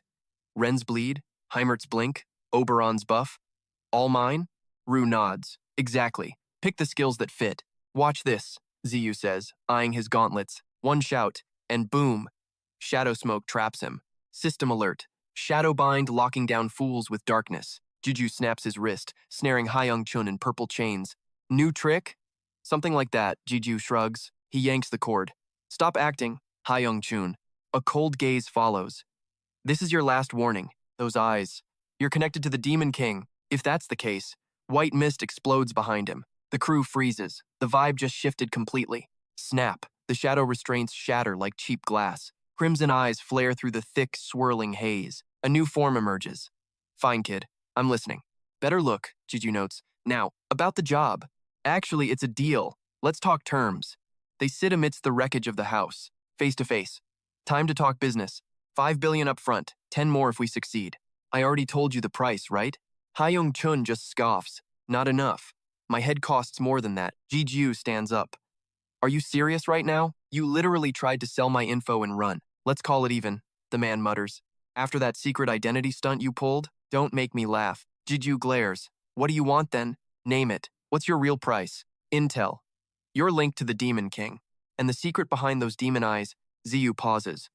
That's all you want? It's worth more than gold, trust me. You clearly don't know the value of secrets. Ziyu sighs. Fine. If that's what it takes. I'm the Demon King's sole disciple. These eyes, they strip away every lie. And I can see you're being for real. Hyung-chun stands. Consider the down payment received. I'll take the job. His eyes glow through the fading dark mist. I'll track you down the second I've scavenged the intel. Peace out. And just like that, Hyung-chun vanished into a cloud of smoke. Vu broke the silence, his voice laced with doubt. Is that guy really dumb enough to buy our master's story? Maybe he's got a special skill for sniffing out the truth. Sion-hu chimed in with a cool smirk. Talk about one hell of a chaotic meet and greet. But hey, things went even smoother than I expected. Ji-gil questioned their next move. No doubt about it. So, shall we head to the next target on the list? I'm clearing my entire damn checklist before the sun goes down. A glass monolith pierced the clouds, gleaming under the harsh golden sun. Inside the penthouse. Yeah, I heard your story from T-Sick already. Tigu scoffed. Revenge? Mercenary or not, I can't officially back that play. But I might just develop a sudden case of temporary blindness. Consider it a professional courtesy. That branch office is a massive headache anyway. Jigu smirked. Call it a preemptive strike. Those punks are coming for me regardless. I appreciate the blind eye, but I'm gonna push my luck for one more favor. The old man raised an eyebrow. You're asking for even more? A total media blackout and clearing every civilian out of Iron Guild's turf. Then put up a keep out sign for every other guild in town. He locked eyes with the chairman. Can you pull that off? Tegu didn't blink. He just fired back a heavy question. You're really gonna solo a top-tier guild branch in broad daylight? That place is packed with elite muscle from the world top 10. Tegu leaned back, arms crossed, weighing the insanity of the plan. The association isn't omnipotent. A total blackout like that is nearly impossible. Unless a gate breaks, Jigu interjected. So if a disaster strikes, we're good? The old man stared. You talk like you can just summon a gate break. Jigu grinned. Well, not a natural one anyway. Tegu let out a long, weary sigh. Figures. Plenty of labs tried to weaponize gate breaks in the past, and every single one of them ended in spectacular failure. That's not the kind of heat a single person should pack. He rubbed his neck, playing it off like a casual, dangerous thought. But me? I can whip up something just as deadly as the real thing.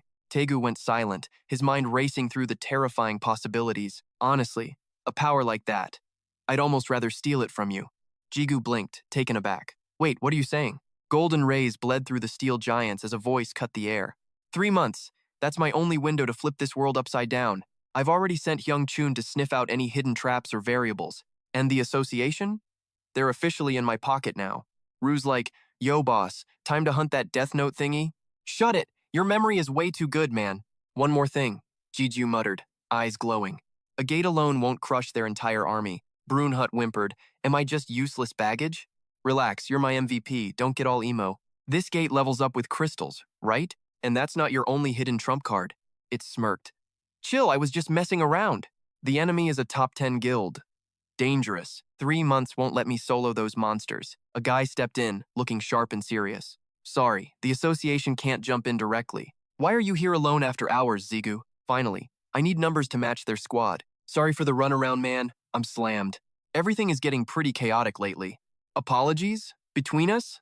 Forget it, bro. Everyone knows Zosuku is the busiest guy alive. Long time.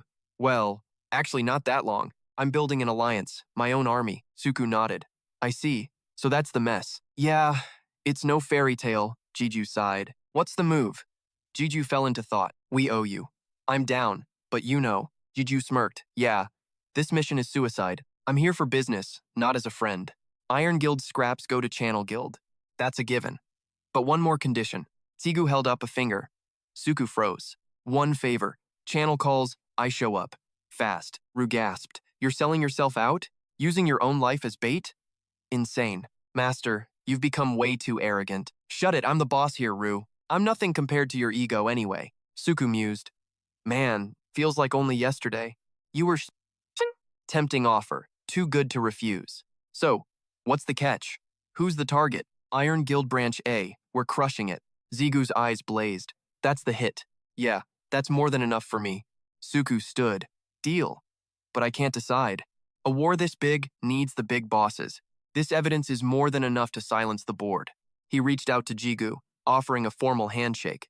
Suku finally broke the tense silence. We will take your proposal under serious consideration. Mr. Morningstar, Jigu interjected with a cool smirk. I will be eagerly awaiting your final decision. Enter a rock jaw set, gaze sharp, looking effortlessly lethal. His face was stoic, with a dangerous hint of a smile. Sharp features, cold eyes. Suddenly, the heavy gates groaned. A voice echoed. Stop embarrassing yourselves like this. Enough of this circus. It was finally D-Day. The grand opening of the Iron Guild's Suwon branch. Suwon City, Gyeonggi Province, the stage for chaos was set. Suddenly, in the stone courtyard, reality began to tear. A violet vortex surged open under suspicious eyes. Took his sweet time, someone muttered into a phone. The man frowned. Wait. Who is running late? Seong-hoon replied casually. It is Kim Jigu, our dear morning star. He is taking a bit long today. He checked his watch, eyes widening in total disbelief. But he went in. What, less than an hour ago? He stared at the swirling energy, completely speechless. This is a B-rank gate! The other hunter gasped. Pure shock hit them. Meanwhile, Seong-hoon just watched. His lips curled, clearly plotting something big and devious. Ziyu emerged, leaving thick, bloody footprints in his wake, drenched in gore and looking utterly, gloriously exhausted. He kept walking as Egress praised. Masterful work, Lord. Grunhut cheered wildly. My glorious and terrifying master. Ugh, Baru. This monster blood is so damn sticky, Baru noted.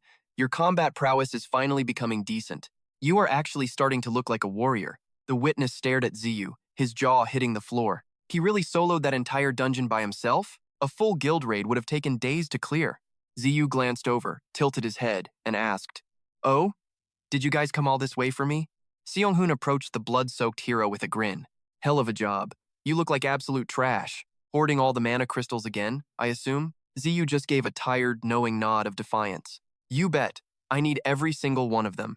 I am blowing my entire reward on more crystals, too. Grunhut's eyes gleamed with pure, unadulterated greed. Jackpot. It is finally time to feast, baby. Ziyu stretched his aching limbs and yawned loudly. All right, I'm done. So, where is the next gate to clear? His companion gave him a flat, weary look. There are no more. You cleared them all. Ziyu froze, turning around in total disbelief. Seong-hun spoke up, his voice full of awe. You conquered every single gate the association assigned. There is not one difficult gate left in Korea. Ziyu blinked, stunned. Wait, you are for real? Good grief, Gran Herd whined. No more snack crystals? Finish your current snacks before asking for more. Ziyu shrugged. Guess I'll go home and shower? He hesitated, as if a thought suddenly struck him. Then after that, let's go grab some drinks. At the Han River, the sunset bled gold light. The crisp pop of a beer can echoed out. They toasted as Seong-hun's expression turned serious. There are only 2 months left now. He turned to look Ziyu right in the eyes. What will you do with your remaining time? Ziyu took a long, cooling sip of beer. To be honest, I haven't decided yet. I won't go overseas just to find more crystals. Climbing the tower for loot isn't a bad idea. He raised his can toward the crimson horizon. I still haven't mastered this insane inner power. Ziyu chuckled as the cool breeze hit him. With so much to do, 2 months will fly. Seong-hun nodded, his gaze full of absolute trust. True. I'm certain you will handle it perfectly. He continued speaking while munching on some food. Wait, didn't that mysterious guy want a meeting? Ziyu smiled, knowing exactly what was coming next. He'll probably pop up behind us while we talk. That's exactly how he introduced himself last time. Actually, every time we try to contact him, he pulls that same spooky stunt, 3 times now. He casually pointed his thumb over his shoulder. See? Just like that, right on time. Gray smoke began to swirl into a misty vortex. Hyo Young-chun emerged with eyes blazing like fire. He slowly walked toward the 2 relaxed hunters. Seong-hun sighed, looking at the dramatic entrance. You saw through my high-level stealth again, huh? Man, you seriously blow my mind every single time. Ziyu tosses him a cold beer and smirks. The way you talk is always so freaking weird. Seong-hun blinks, looking totally caught off guard. Since when did we get so buddy-buddy, huh? Ziyu shoots him a sharp, knowing look. Hey, you're the one who ditched formalities first. Thinking back, that still really bugs me. Besides, we're basically the same age, right? Seong-hun cracks open another beer and sighs. Fine, whatever. That's not even the important part. He turns away, his voice dropping an octave. The point is, you actually managed to spot me. Even high rankers couldn't track my presence like that. Your mana sensitivity is honestly terrifyingly sharp. It is like you have some divine sixth sense. Jigyu's eyes widen. Really? Lu suddenly scoffs. That's all thanks to me, obviously. Yeah, you're the greatest. Happy now? Could you try being a bit more sincere? Jigyu pivots. So, did you find anything new? The last 3 leads were just useless scraps. Seong-hun snaps back, looking visibly offended. Useless scraps? Are you freaking kidding me right now? I literally told you Iron Shield's leg was fake. Jigyu just shrugs, looking totally unimpressed. Okay, fine. I guess that was mildly helpful. He leans in. Look, we're investigating global powers. The world's top 2 guilds aren't neighborhood gangs. This isn't as easy as stealing candy from kids. Ziyu nods slowly. I get it. So, do you actually have anything solid for me? Seong-hun sighs. Yeah, but honestly, he pauses, his expression turning deadly serious. I'm quitting this case for good after I tell you. Jigyu frowns. Is the intel really that dangerous? You have no idea. It's a total bombshell. First, those rumors about Lee Seong-ho spreading lately. Have you heard the whispers on the street? The one about him getting wrecked in the tower? Bingo. It's 100% true. He's shattered. Word is, his injuries are way beyond bad. That's why he's desperately hunting for an elixir. A heavy door creaks, blue light spilling onto grass. Jigyu's mind races. The elixir's last location, Mekong Hojan.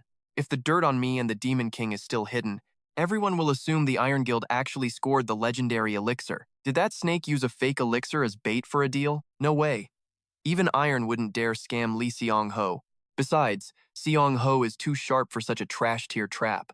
The 3 ancient elixirs are long gone, totally used up. This means the deal is definitely linked to the Demon King. Jigyu wonders what kind of injury needs a miracle drug. El chimes in. His mana circuits must be absolutely trashed. Circuits? She nods. Yeah, like yours were before the fix. The elixir is the ultimate reset button for shattered circuits. If he needs that, his internal mana pathways are toast. Jigyu mumbles. Broken circuits, huh? That's rough. El sighs. We really need to find that Demon King lady. Ru grunts. Didn't she say floor 50? That's the rule. Even for you, Master. That's a suicide mission right now. Brunhut shouts. Master, Jiju blinks. What now? Brunhut groans. I'm stuffed. I can't eat another bite. Rue rolls his eyes. Told you so, didn't I? Finish your plate before you start begging for more. Purple stones scatter, glowing like fallen stars on the floor. Grunhut whimpers. No more. I'm gonna burst. Jiju shrugs. Let's bench the mysteries we can't solve yet. Time to get our hands dirty with something else. Master, Elle whispers, you're getting way colder lately. Jiju grips the glowing blue stone necklace, eyes narrowing. Level 51, Strength 19, Agility 25, Stamina 67, Mana 25. Skills, Accessory Fusion, Mana Recovery. Select your primary ego. He holds the necklace close, his voice steady. Synthesize. Primary ego is Ren. Secondary ego is System. Please select the secondary ego to proceed. Synthesis process initiated. The blue stone erupts, blinding like a miniature sun. A massive flash of light nukes the room's center. A gale of blue energy sweeps the entire area. Incheon International Airport. The terminal roof stretches out under a moody, gray sky. The crowds are packed tight, buzzing like a beehive. Thousands of people rush beneath the massive arched ceiling. Cane tips and suitcases click rhythmically on the floor. Jack Lamont smirks. So, this is Lee Seong-ho's playground. Rotor growls. Who cares? I just want to break something. The others stare ahead, dead, silent, and plotting. A voice cuts through. Sir, please, give us a statement. What is the guild's new policy from now on? So, what's the Great Iron Shield status? The plan is in motion. A razor-sharp glare pierces the crowd. Fans wave phones, screaming in frantic welcome. Korea's pride has arrived. Rogers Han, don't call me brother. I'm a different species. A trembling girl offers him a wreath. Please, keep our country safe, Mr. Hero. His eyes burn with pure, silent loathing. She freezes, her face pale with terror. A hand touches her. She jumps back. A man hoists her up. Let's go. Look, it's the president. Get the shot. Rogers scowls at the chaotic swarm. Taegu grins, the child on his shoulder. Manager Han, your public image is trash. Just take the damn flowers, Rogers. The association president? This guy is trouble. He's someone I can't afford to cross. Is the Korean Association always this incompetent? Maybe Iron Guild just lacks talent scouts. What's the issue? She's just a kid. Rogers seethes, his jaw tight with fury. He snatches the wreath with violent speed. I'm honored. Truly. Happy now, old man? Tell the girl, she's the one waiting. The ceremony is ready. Don't be late. The little girl stares, completely baffled. Rogers slams the flowers into the trash. Petals explode like a dying dream. He spits words through his clenched teeth. Damn monkeys and their pathetic circus. Rogers barks a cold, sharp command. To the branch office now. Iron Shield looks back, confused. We're skipping the association's big party? He speaks with ice in his voice. I don't play by their rules. Tell them my branch inspection is priority. The subordinate bows his head. Understood, sir. The car roars, vanishing into the city. Rogers narrows his eyes in thought. That man, Kim Ji-gyu, his files are locked. What's the secret? He shrugged it off. Being linked to the Demon King was just another day at the office. Rogers scrolled through Kim Do-dung's profile on his phone with a wicked, jagged grin. Digging up her family's dirt was easier than stealing candy from a defenseless baby. The blue screen glow turned Rogers' eyes into twin orbs of pure, calculating malice. He chuckled, imagining the look on her face when she stumbled upon their cold corpses. The car screeched to a halt by the high-rises. We're here, a gravelly voice barked. Rogers stepped out, his cocky expression melting into pure confusion at the sight ahead. Where the hell is everyone? He snapped. This place should be packed. Why is it dead silent? Suddenly, the emergency sirens shrieked to life. Warning! A massive dungeon break has occurred. All civilians must evacuate immediately. This is not a drill. Get out now. We repeat. A level 5 dungeon break is currently in progress. Clear the area. Rogers narrowed his eyes, his gaze turning ice cold as he stared into the looming shadows. Jack Lamont and Rotor just smirked at the speakers, looking like they actually enjoyed the chaos. Old Man Hun barked into his phone. The evacuation and lockdown are almost finished. You're clear to move out. A voice crackled back. Copy that. Let's get messy.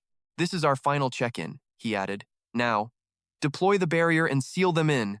A massive wave of light exploded outward, swallowing the entire block in a shimmering dome.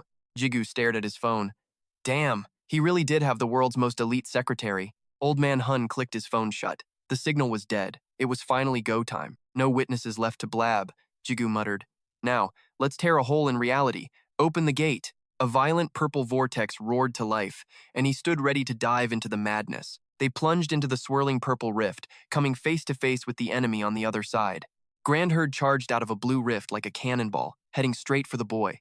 He hit the pavement hard, dropping to one knee in a display of absolute fanatical loyalty. I offer my eternal greetings, O great master. Grand Herd's voice boomed like thunder. Jigu glanced down at him. Yeah. You already know the drill, don't you? Red armbands are allies, he commanded. Everyone else?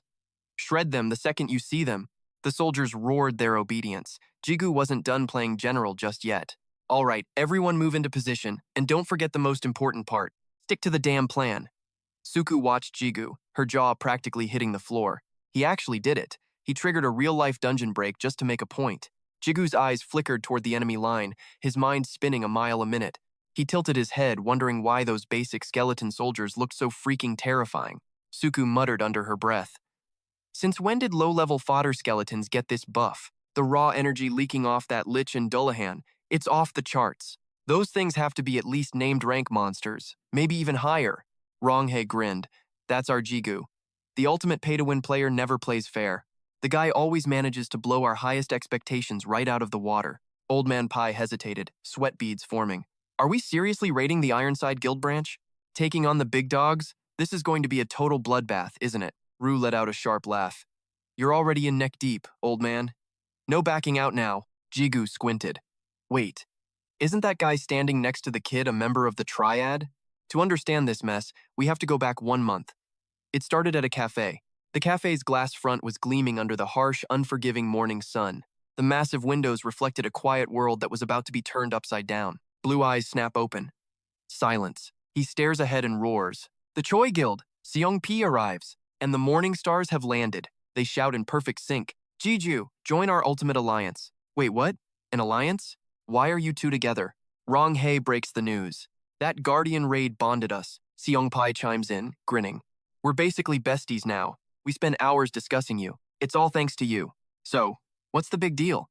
Ronghae gets dead serious. He locks eyes with Jiju. The old boss finally retired. I'm the new guild master. Belated congrats, I've been busy. We see your true potential. This alliance benefits us all. I'm flattered, but I'm solo. I saw you at Iosu. Seriously? Everyone recognized me? You're a legend in making. Fine, if that's the case. One condition for this alliance. Bring every soldier you have. We're fighting a massive threat. Trust me, it'll be legendary. This is dangerous. Truly insane. He controls gates, I believe. Rue's voice echoes out. Player Kim Ji-gyu. This man right here will take us to glory. Gazes clash like lightning. A wicked, confident smirk. The tension is absolutely electric. Time to summon him. He finally answers back. About time. I was bored. Let's begin. Her lips finally parted. Understood. My noble master. Then, brilliant blue light erupted, answering Ziyu's call. Her posture remained perfectly rigid. Blade tip kissed the stone. Azure sparks danced from her sleeves. Ren's eyelids drifted shut. Ziyu gripped dual blades, eyes cold as a winter storm. Staring ahead with lethal intent, he finally spoke. Time for some sweet revenge. System online. Ego fusion with Blue Star complete. Level 81. Power 77. Agility 102. Stamina 91. Mana 98. Skills. Weaponize, Monsterize, Mana Regen, Critical Wound, Bleed, Fire, Water, and Dark Elements. The dark earth dampened as a light drizzle began. Oil droplets bled into circles, tapping rhythmically against asphalt. Rain slashed through the sky as two figures stood frozen. It's starting, Tegu muttered. Beside him, Tae-Sish lit up. Through the white rain, a silent crowd marched with swaying blades. A deluge fell as flaming zombies advanced with hollow eyes. I was skeptical, Tegu admitted. But that's a literal army. He froze, cigarette smoldering, as the old man's question cut the air. Are you actually confident? Tae-Sish blinked in surprise. Confident about what exactly? Tegu spoke solemnly. That little brat. Can you guarantee he won't go full monster mode? He flicked his cigarette ash with a sharp snap. How should I know that? I just want the kid to be happy. The old man continued. If he becomes a beast and wrecks our grand design, I'll have to put him down myself. Therefore, Tae-Sish glared sideways at Tegu in icy silence. Amidst the downpour, a man materialized behind the duo. The stranger finally spoke. Director, the chairman is ready for the next phase. He issued the command. From this moment on, lock it down. No one enters this zone. Not a single player or civilian passes. Not even a mouse gets through this perimeter. T6 stared into the distance, his eyes cold enough to freeze the falling rain. Suddenly, a voice sliced through the heavy storm. Listen up. We're gambling with the very honor of Grigori right now. Suku blurred through the downpour like a vengeful shadow on a mission. Walls of water exploded outward as he tore through the flooded streets. His gaze locked onto something lurking ahead, sensing a hidden trap. Suku's brow furrowed, his face a mask of pure, high-stakes tension. This energy. It's nothing like a normal player's, he muttered to himself. Ignoring the rain lashing his face, he pushed forward, lost in dark calculations. No wonder they locked down this entire massive sector so tightly. Grigori. On the surface, they're just another partner of the association. But in reality, they're shadow soldiers answering only to the chairman and T6. Their origins and history, both are total terrifying enigmas to the world. Rumor says they're humanity's shield, South Korea's secret legendary protectors. But hey, rumors are usually just pretty lies for the public, right? A man stepped up to Suku's side, his voice low and urgent. Guild leader, look! They're right in front of us. Suku halted in the deluge, staring down the figures waiting in the mist. A heavy landing sent a violent wave of rainwater exploding across the asphalt. Rotor and his crew had officially crashed the party with lethal intent. He flashed a twisted, terrifying grin that screamed pure psychological instability. Suku's mind immediately shifted into high-speed tactical mode. The Iron Guild is clueless about our plan. A surprise strike beats a head-on clash. Like a hawk from the clouds, he dove straight down toward the target. Suku landed on the soaked road, locking eyes with his dangerous foe. Nice to meet ya. I'm Joe Suku. We're the backup for this gate breach. Suddenly, Suku's eyes widened in shock. Something was very, very wrong. Rotor didn't say a word. He just swung his blade in a murderous arc. What the hell are you doing? Suku barked, barely reacting in time. Frost blades lunged forward, turning the road white as he leaped back desperately. Ice crackled underfoot as he narrowly escaped a freezing one-way trip to hell. You dodged? Guess Korean players aren't total trash after all, Rotor sneered. The madman slashed his blade through the swirling shards of ice with ease. Rotor glared coldly. I don't give a damn about gates or reinforcements. Rogers told me to delete anyone standing in my way. Simple as that. This psycho, he's the second team captain of the Iron Guild, Suku realized. High above, Zigu sat atop Ben, watching the madness unfold from a skyscraper. Runhurt, look at me, master. I look totally badass after those crystals, right? Zigu grinned. Yeah, thanks, Runhurt. He looked out across the rain-slicked city. He let out a breath. So, it's finally starting. For real this time. Zigu checked the file. The Iron Guild's Korean branch. Let's see the lineup. Branch manager Rogers Han, the big boss pulling all the dirty strings. First team captain, Jack Lamont, the guild's premier heavy hitter. Second team captain, Rotor, the loose cannon psycho we just met. And third team captain, Cullen, the final piece of this deadly puzzle. Mounted on Ren, planning some serious chaos. My mission? Total battlefield domination. Zigu scowls. Divide them, break their lines. Water element, liquefy, let's get wet. We've got the numbers. Easy win, right? Wrong. Cockiness is a one-way ticket down.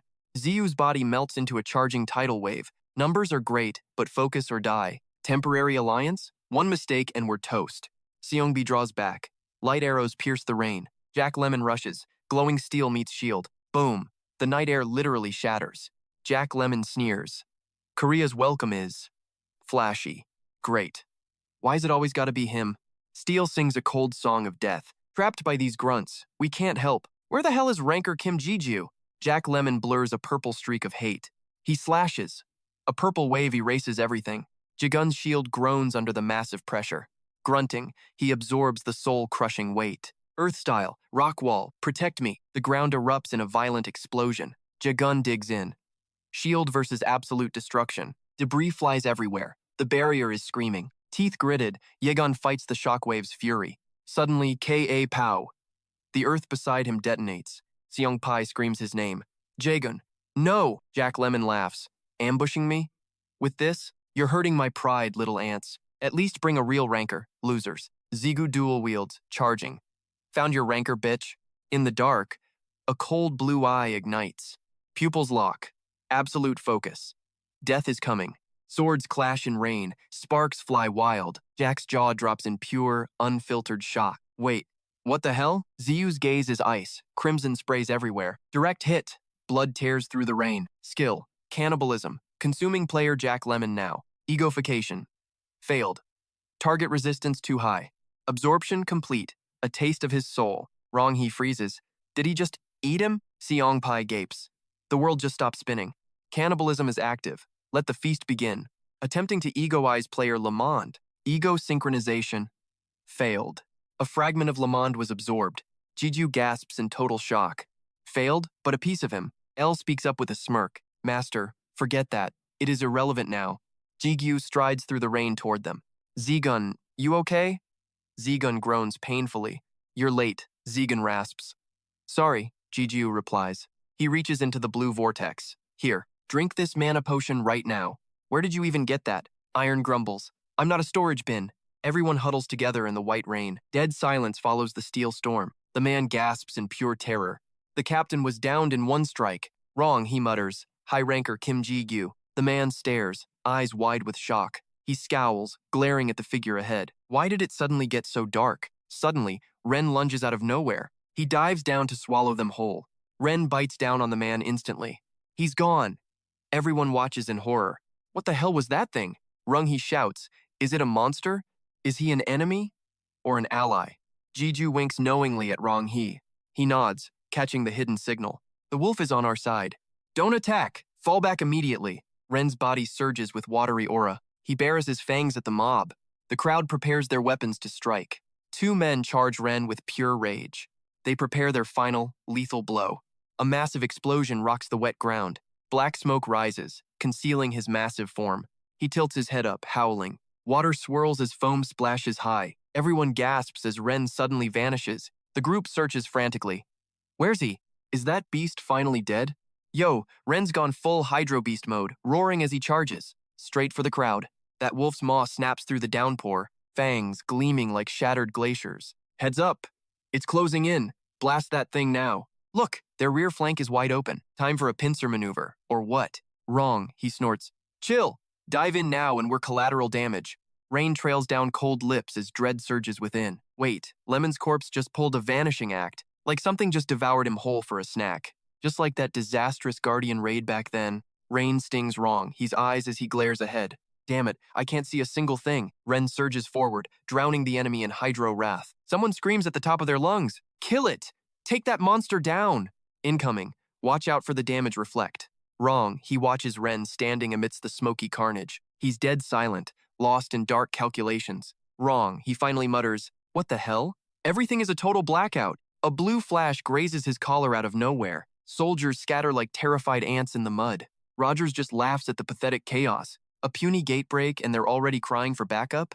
A cerulean slash rips through the rainy air. Skulls fly, yet the mindless hordes keep flooding in. He hurls hydrospheres, detonating those purple shadows. Thunderous booms blind the entire rainy sky. Gold streaks whip against a blackened arm. The armored warrior howls through glowing dust. Seriously? I just set foot in this country, and it's already a total low-level dump. Brunhut watches closely before finally speaking. Master's orders. I've got to stall these idiots here. Someone gasps. That guy is way too strong. Plus, that weapon is our absolute worst nightmare. Rogers blurs through rain, his blade carving the wind. Cloak fluttering, he raises his staff. Midnight blue light bleeds. Suddenly, light snares Rogers. He just looks up, unfazed. Brunhut smirks, blue mist swirling around his fingers. One man, one blade. Rogers mows them all down. Sword-shouldered, rain slicking the steel. His gaze? Absolute zero. Rogers sneers, eyes narrowed. Give it up. It's futile. Rogers dodged the azure beam, his armor gleaming through the rain. Blue light washed over the skyline, rattling windows with pure power. Brunhut let out a pained groan as the energy slammed home. Idiot, Rogers barked. You totally underestimated what I'm capable of. She snapped her gaze toward Rogers, stunned by his sudden outburst. I've got this. Go regroup with the other squads now. That's unnecessary, she argued. Rogers cut her off. No way. Look at them. These things don't move like ordinary monsters. Rogers' brow twitched, his simmering fury finally boiling over. A voice whispered through the storm. I've got a bad feeling. Under the blinding rain, fallen warriors littered the soaked pavement. The group stood frozen, eyes locked on the chaotic horizon. That blue flash, Sepai muttered. Was that the Iron Star Guild? Top-tier guilds operate on a whole different level, Ronghai noted. Zigu remained silent, his mind racing through a million possibilities. Ru, could it be? Then she answered, You're right. Master, he called. I sense something truly disgusting over there. It's a holy sword, revealed. Zigu gasped. A holy sword? But I'm sensing another energy, something completely different. Grandhurt finally spoke up. Master, the skeleton army has been totally wiped out. Zigu shouted in pure shock. Say what? He stared ahead into the gloom and finally broke the silence. They're way faster than I expected. Zigu turned to his companion and gave the order. Ren, let's move.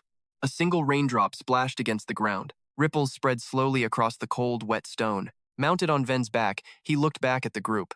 I'm heading out to back up the other squad. Heal up, regroup, and then meet at the rendezvous point. Zigu and Ren vanished like the wind, leaving everyone speechless. He blurred past skyscrapers, leaving trails of light in his wake. Rain tapped the glass, droplets sliding down like cold tears. How could the association do this? A man fumed, trembling.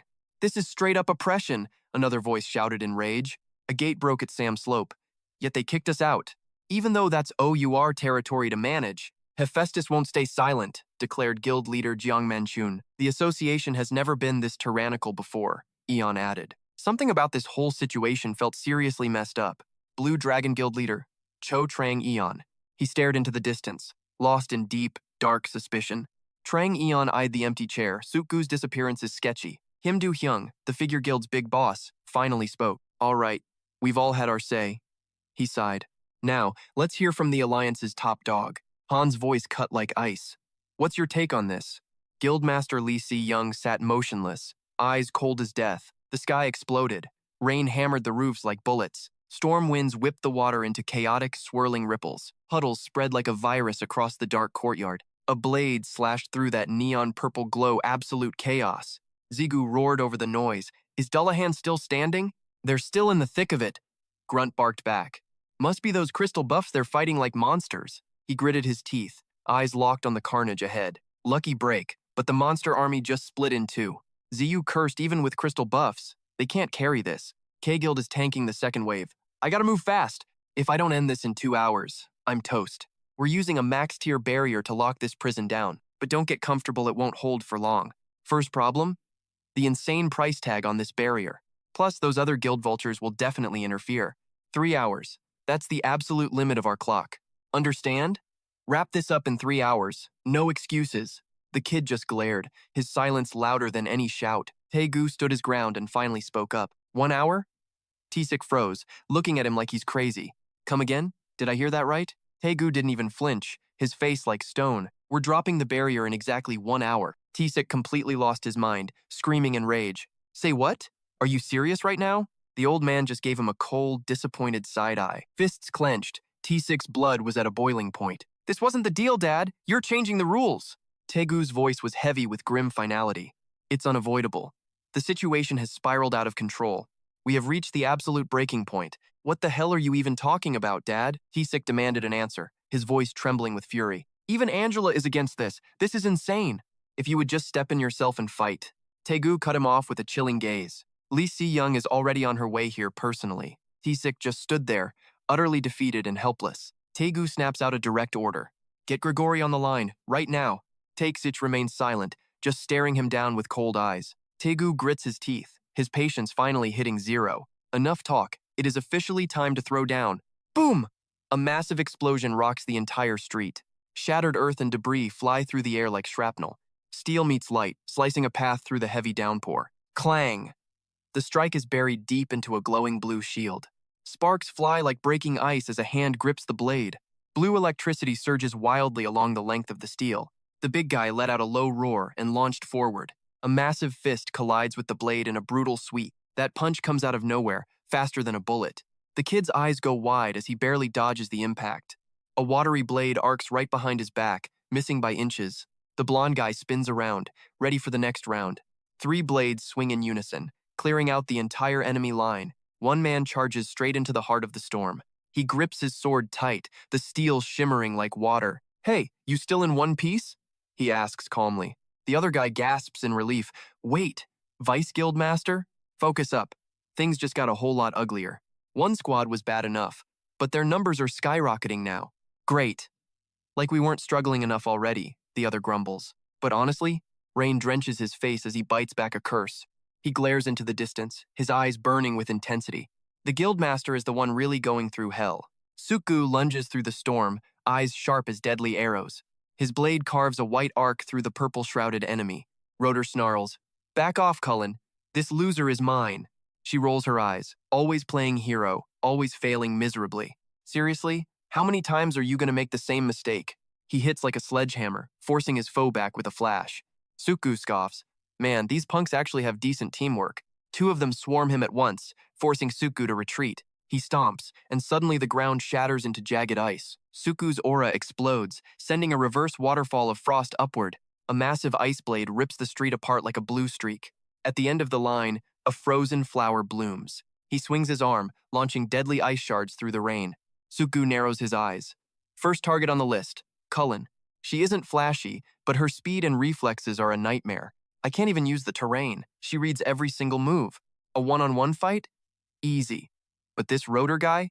Total buzzkill. Arm frozen solid, Rotor groans. Ugh, caught again? This is so cringe. Cullen, help! He wails. She snaps.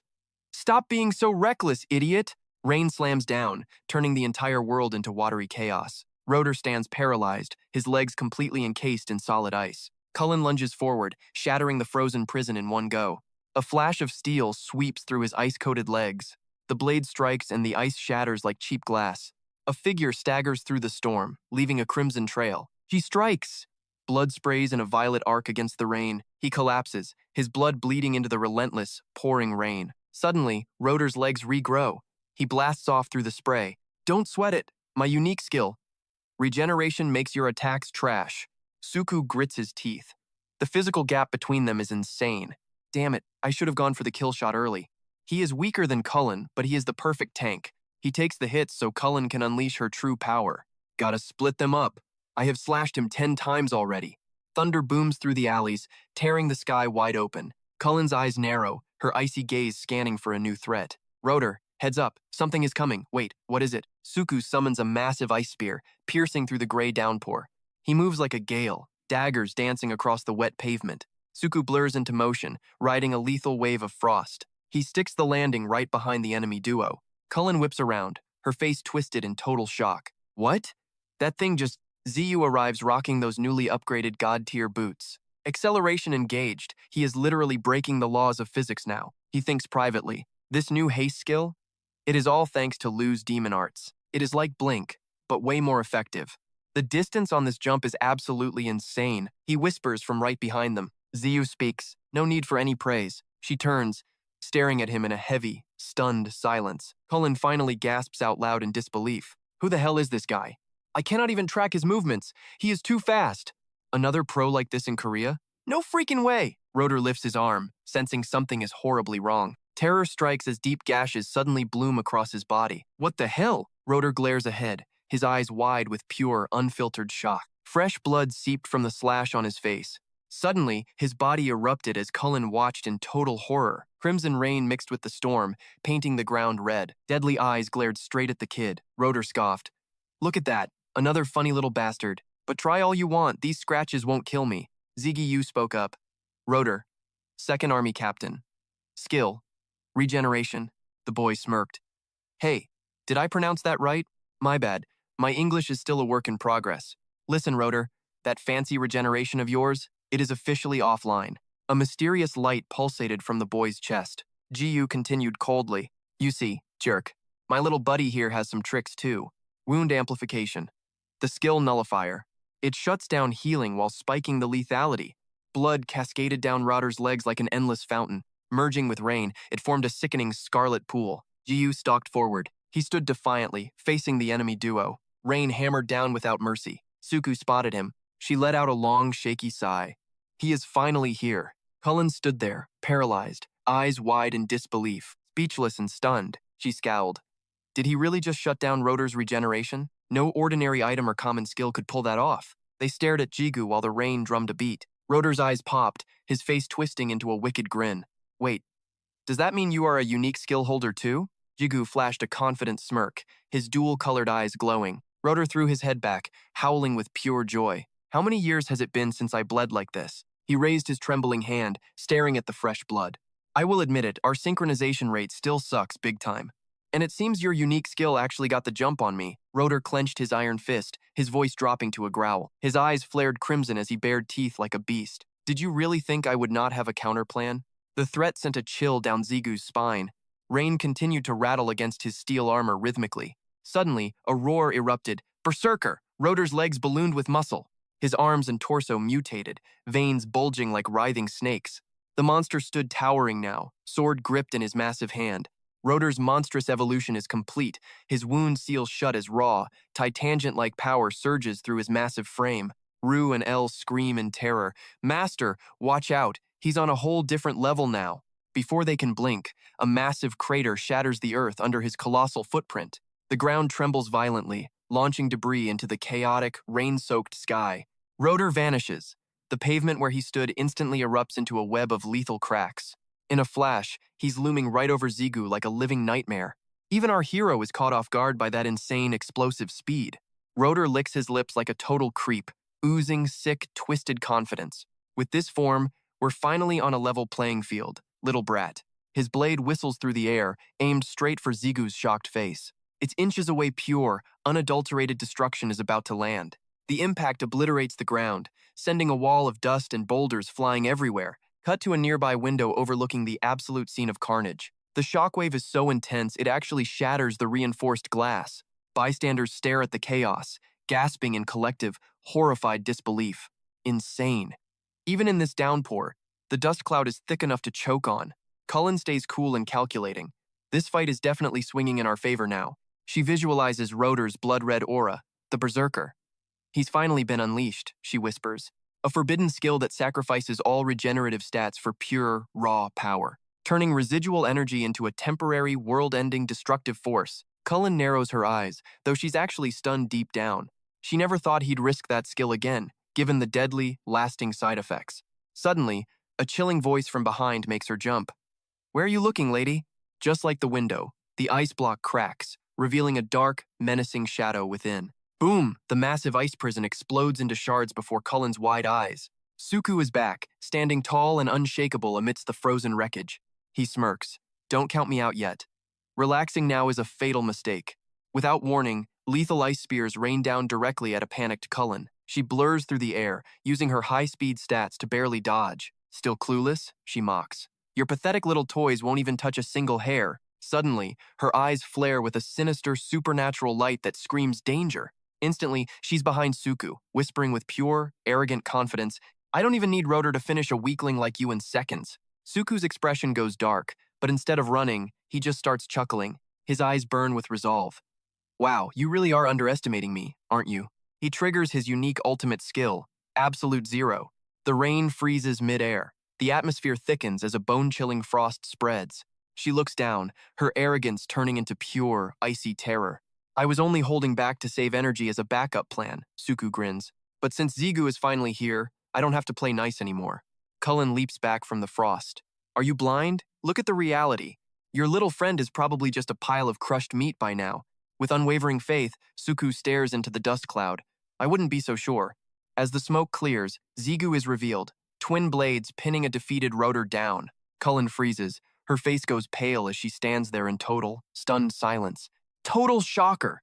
He's frozen solid, and Rudder's standing there like a statue. Everything clears up. Amidst the downpour, Cullen's screams pierce the heavy air. "Not happening!" Suku turns back, walking slowly with a voice full of hesitation. Now he's just standing there, the atmosphere thickening into a heavy, eerie mist. Cullen's losing it. Her brows furrow as she grinds her teeth in pure frustration. Suku draws his steel. "Try this on for size, divine art, ice fortress." All eyes are on Cullen, but she's rooted to the spot, completely paralyzed.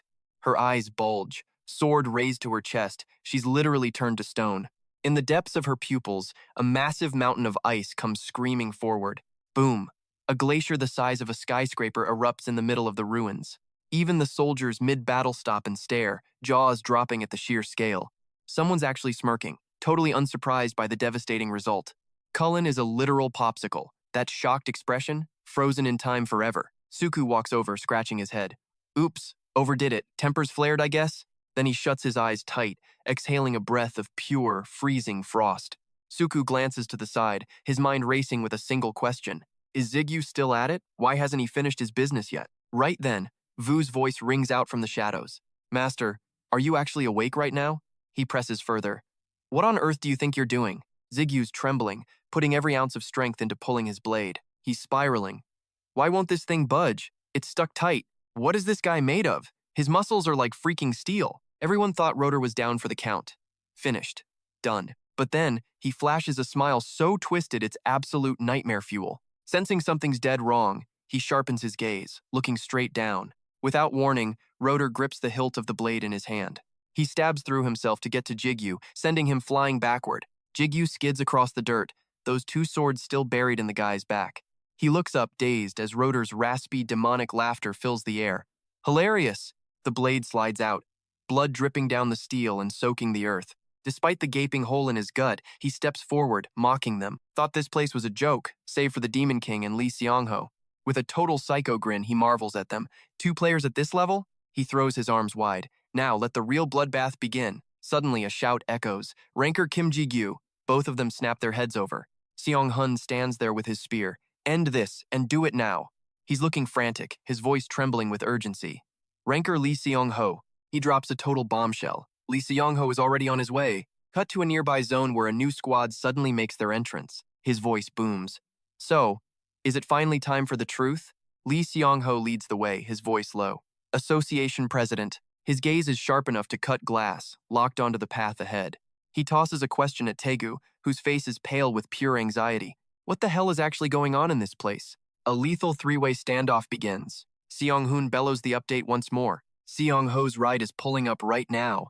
Ziyu blinks. Seong-ho's car? Seriously? Rotor seethes as Hun cuts in. This jerk just ruined the rhythm. Gripping his blade, he snarls. Right when I was getting hyped. Rotor swings a lethal strike toward him. Back off. Stay out of this. Realizing he's the next target, Seong-hun freezes, face pale with terror. Danger strikes like a lightning bolt. Ziyu snaps, unleashing a binding spell. Pure energy surges, locking Rotor down. He rages. You absolute piece of garbage. The hero turns and barks out. Hun, run! I'm ending this now. He pauses, brain gears finally turning. Though the Union planned to stay out. New plan. Supporting Kane. Move it. Ignoring the chaos behind him. Rotor scoffs at the energy chains. This trash skill? You're kidding, right? He flexes, shattering Ziyu's bind instantly. The backlash hits Ziyu like a truck. Suddenly, that hideous face is right there. Rotor grins. The pest is gone. He hefts his massive blade, laughing. Round 2. The real fight starts. Wait. His arrogant grin just vanished. He's swinging at thin air. Empty. Panic sets in. Where did he go? Ziyu perches above like a shadow. Sorry to ruin your buzz, pal. Rotor spins, eyes wide and confused. Speed boots activated. Time to finish. Dark elements swirl. Game over. Freak. Cut to the chairman. Spill it. What the hell is going on? Is this about Grigori? Tell us. The men in black stand ready. You blocking us or fighting us? Chill. It's just a misunderstanding, guys. You all signed the cooperation pact. Seong-ho leaned back with a smirk. Cooperation? That's a bold-faced lie, Pops. He turned to the Hephaestus Guild leader standing right beside him. You already got that eviction notice, right? Manchun nodded quickly. Seong-ho's tone turned sharp. We're just here to stop the blast. Why is the association blocking us from saving the day? His eyes flared with a wild intensity. Or are you hiding something? Seong-ho glared at the front line led by President Taegu. Is there something messy inside that we aren't supposed to see? In response, the president simply let out a cold, mocking laugh. Don't overthink it, Seong-ho. We're just here to contain the damage. Besides, we won't waste lives on pointless reinforcements like your crew. Seong-ho's jaw tightened instantly. Did you just say pointless? He glared with icy eyes. So I'm just some extra baggage? Silence fell like a hammer as both sides squared up. Seong-ho dropped a heavy threat wrapped in a simple question. If we decide to break through this wall by force, are you actually planning to stand in our way? Taegu narrowed his eyes, locking onto the rebel leader's gaze. He gave a one-word answer that killed the vibe. That single word sent a shockwave of surprise through everyone. The crowd erupted into a confused, nervous chatter. The association president? Why would he go that far to stop us? Suddenly, a hand blocked Seong-ho's group from moving forward. The entire area went dead silent in an instant. Tae-sik stood his ground like an immovable final boss. One hand was tucked casually into his pocket. With the other, he summoned his legendary soul weapon. He spun it through the air before slamming it down hard. Tae-sik's glare was a direct challenge to anyone who dared move. The newcomers immediately turned pale as they recognized the blade. They whispered the name in absolute terror. It's Behemoth. Du-hyung barked from the back. Enough talk. Let's move out. Wait, hold your horses. Seong-ho interrupted with a new plan. He tapped his chest confidently. I'll go in alone. No backup. Suddenly, a telepathic voice reached Taegu. Relax, Lord Asura. Seong-ho covered his mouth, whispering through the mental link. Look, believe it or not, I'm actually on your side. Inside the zone, a system notification flashed in the dark. Dark element unlocked. Ability to turn the body into shadows. At that exact moment, Ziyu's physical form began to liquefy. He stood tall as a terrifying black miasma swirled around. Rotor watched the scene unfold with his jaw hitting the floor. He stared up, completely clueless to the nightmare he'd triggered. Ziyu launched his shadows, aiming for the kill. He roared, "You're bound!" Pitch black energy lunged straight at Rotor. He stood frozen, utterly paralyzed. Trapped. Rotor laughed like a cocky villain. "Pathetic, you already know this junk won't work." But then, as he tried to break free, he realized he was totally stuck. Ziyu stood calm, his aura pulsing. Shadow elements aren't just for show anymore. Appearance changed, but its secret power? That second effect is the real killer. It's a massive demonic power buff. Rotor's body felt a terrifying pull. He was suddenly yanked into the air. He cursed, "Damn it, what's happening?" He's being dragged towards Ziyu. Ziyu gripped his twin blades tightly. Rotor let out a guttural scream. Steel pierced his skull, leaving him dead with eyes wide and mouth agape. Blood dripped, blending with the rhythmic rain. His sword clattered down as cannibalism triggered. Cloaked in darkness, Ziyu watched as the transformation finished successfully. Dark mists slowly retreated back into the orb. Rain fell relentlessly as Ziyu's silhouette emerged. Finally, everything went quiet. Ziyu collapsed, sighing, "Man, this power is a drain." "I tried going easy," Io chimed in. "You had no choice, boss." Rui scoffed. "Such a weak master. Don't get too comfy. We've got work to do." He groaned. Yeah. Stop nagging me." Ziyu glanced down at the battlefield. His crew was staring back, stunned. Suku flashed a quick thumbs up. He figured they'd finally wrapped things up. Ziyu barked a final command. "Move out. Let's go." The sapphire orb pulsed with light. Ren appeared, carrying Ziyu down the descent. Ziyu shouted to his side. Water surge. It blasted off with incredible blinding speed. Ren leaped nimbly across the rooftops, moving like a blur, leaving light trails. He replied, "They're still holding on." "Where are they?" Zigu demanded. Brunhut gestured ahead. "Just a bit further." Ren's foot splashed into a puddle. "We're here." Ren soared through the sky, overlooking the brutal clash below. Smirking coldly with lethal eyes, he whispered, "Long time, Rogers." Rogers snapped his head up, face twisted in pure shock. Rogers hissed with absolute venom, "Kim, Z-gu." Noticing Zigu, Hurt swung his massive kite shield with fury. A blinding flash erupted, sweeping right through Rogers' Han. Rogers looked up, paralyzed as a shadow loomed over him. Hurt slammed his shield, erupting the earth and blasting Rogers back. Rogers gnashed his teeth. "Impossible! These mobs are holding me?" Retreating, Rogers gripped his holy sword with trembling hands. Usually, a whole village of these weaklings couldn't touch him. "You damn cockroaches!" Rogers roared, swinging his blade wildly. The holy sword blazed. "Don't you dare look down on me!" But while Rogers was losing his mind, Dunlahan stood perfectly calm, unfazed by the desperate attacks. With a soul-piercing screech, he swung his deadly scythe back. Boom! A massive explosion rocked the air, pushing Dunlahan back. Rogers narrowed his eyes. These aren't just brainless monsters. If they truly possessed high-level combat intelligence, they would have finished him the moment he slipped up. Rogers realized the truth. Hurt wasn't attacking. He was just stalling until the Lich fully recovered. They weren't trying to win, they were just buying time. Meanwhile, Ren was closing the gap at Mach speed. Rogers' gut feeling was right on the money. The timing of this ambush was way too perfect. It hit him then that explosion wasn't a random fluke. Finally, Ren touched down with Zigu on his back. From the heavens, Zigu's voice dropped like a hammer.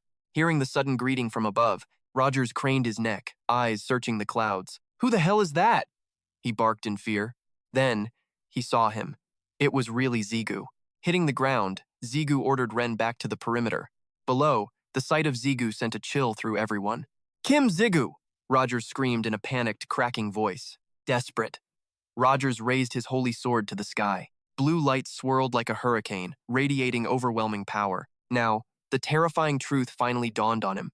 He finally understood the reason for the delay. Dunlahan and the Lich were holding back for this moment. Zigu stepped forward, unsheathing his blade for the end. Death descends from the heavens. Terror finally masks Rogers' pride. Eyes ablaze, he prepares to counter. Suddenly, a dark memory flashes back. "Beware the blade's bite," they warned. Ironsiew's words ring like bells. Could he actually steal that power?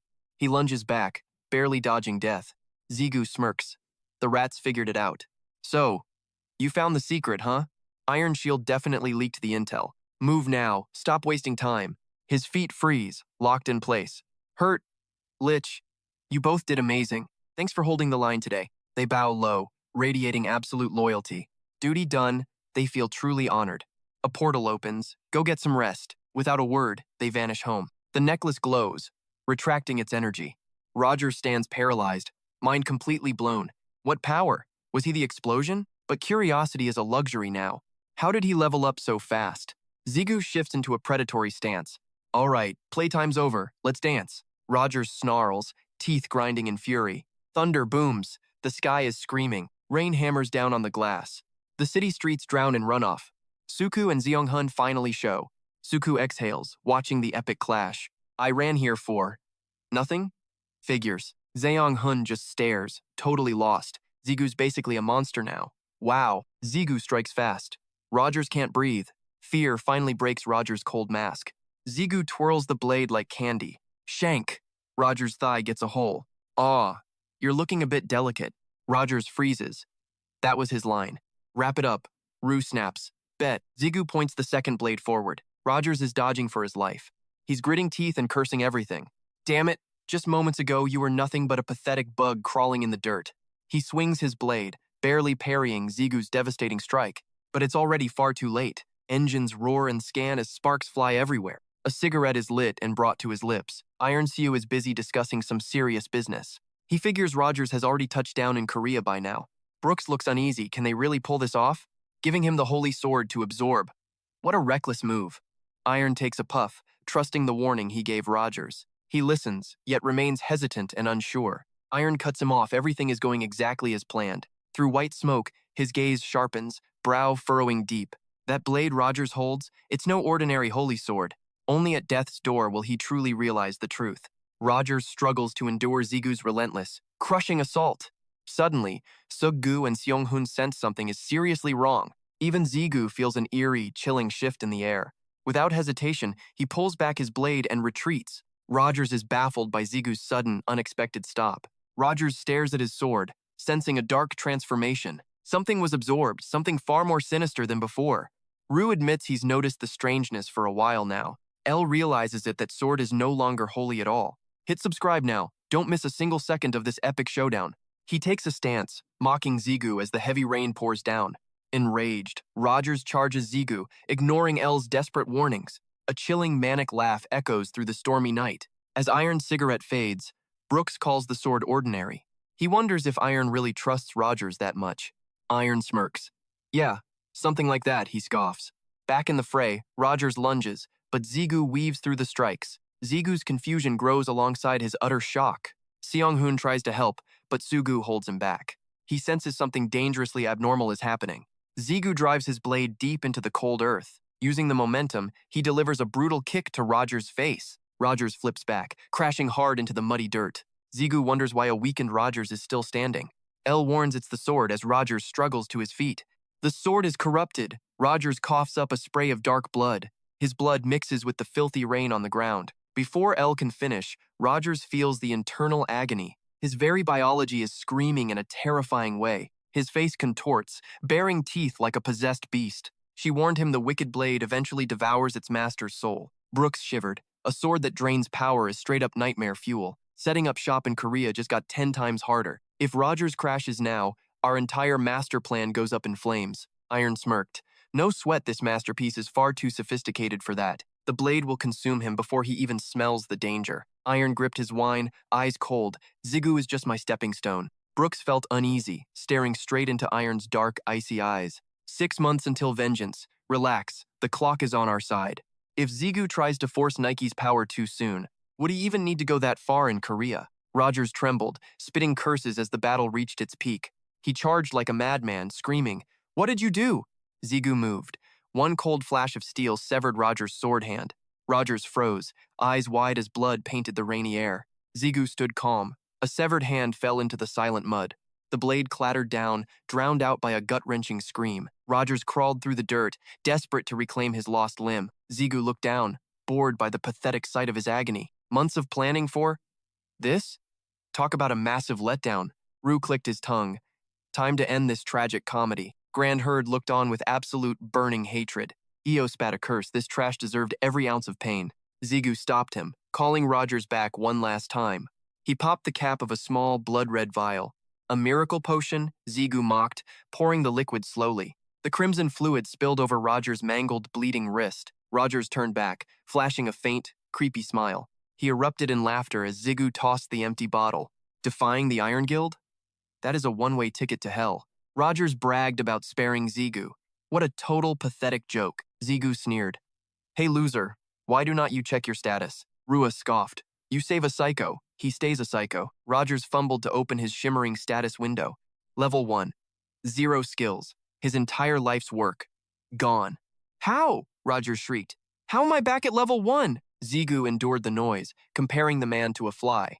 His patience snapped like a dry twig in the wind. He silenced the scream with a brutal, bone-cracking punch. Zigu unleashed hell, kicking Roger's face into the dirt. Brunhut blinked. Whoa. What is with the sudden explosive rage? Because, Zigu growled, I have got some serious past trauma. In reality, Zigu was still just a level 1 too. Suku and Hun bit their lips, nearly dying from laughter. He just proved that level 1 can still be god tier. Boom! The sky suddenly explodes into a blinding strobe light. Seong-hun's face goes totally ghost white as reality hits hard. He screams for Zigu like his entire life depends on it. That barrier? Yeah, it's been wide open for way too long. Seong-ho arrives, making Zigu freeze his entire plan mid-step. He drops one final icy warning right on Roger's head. Seriously, consider this your one lucky day, you loser. Zigu doesn't waste time, ripping open a dimensional warp gate. He shoves Roger's Han straight into the swirling abyss. Use the elixir, he barks. Save this guy right now. Let's be real, the dude's barely hanging on to life anyway. Hurst grabs the sword and Rogers. Order received, boss. Ru and El shout out, but Zigu just nods back. Pure golden mana flares, feeling like a literal magical nuke. Emerging from the glow. It's the big boss, Seong-ho. He knew it. His gut feeling was 100% right. No ordinary blast, Seong-ho mutters, eyes narrowing with suspicion. He glares at Zigu. You're Kim Zigu, aren't you? Zigu's like, how do you know me?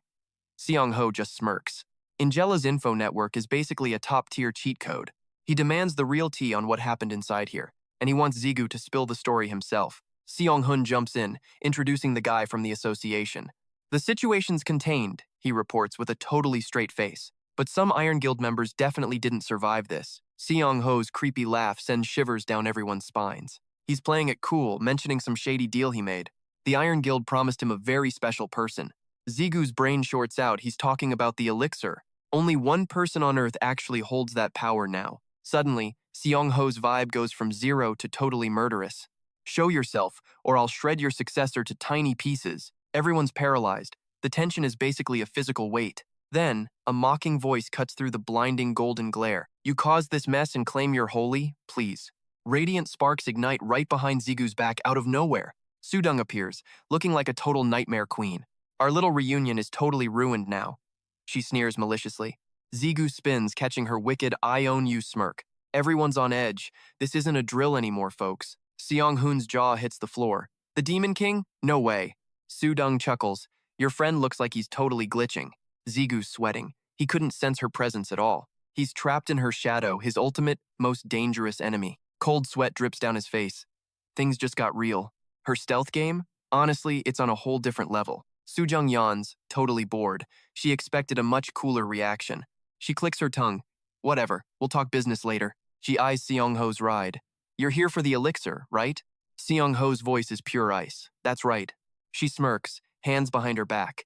Your soul is already rotting. Besides, we aren't exactly besties. Why should I just hand it over? Unfazed, Seong-ho demands a trade. No more games. She plays coy. And what if I just say no? Golden light floods the sky as she keeps taunting him.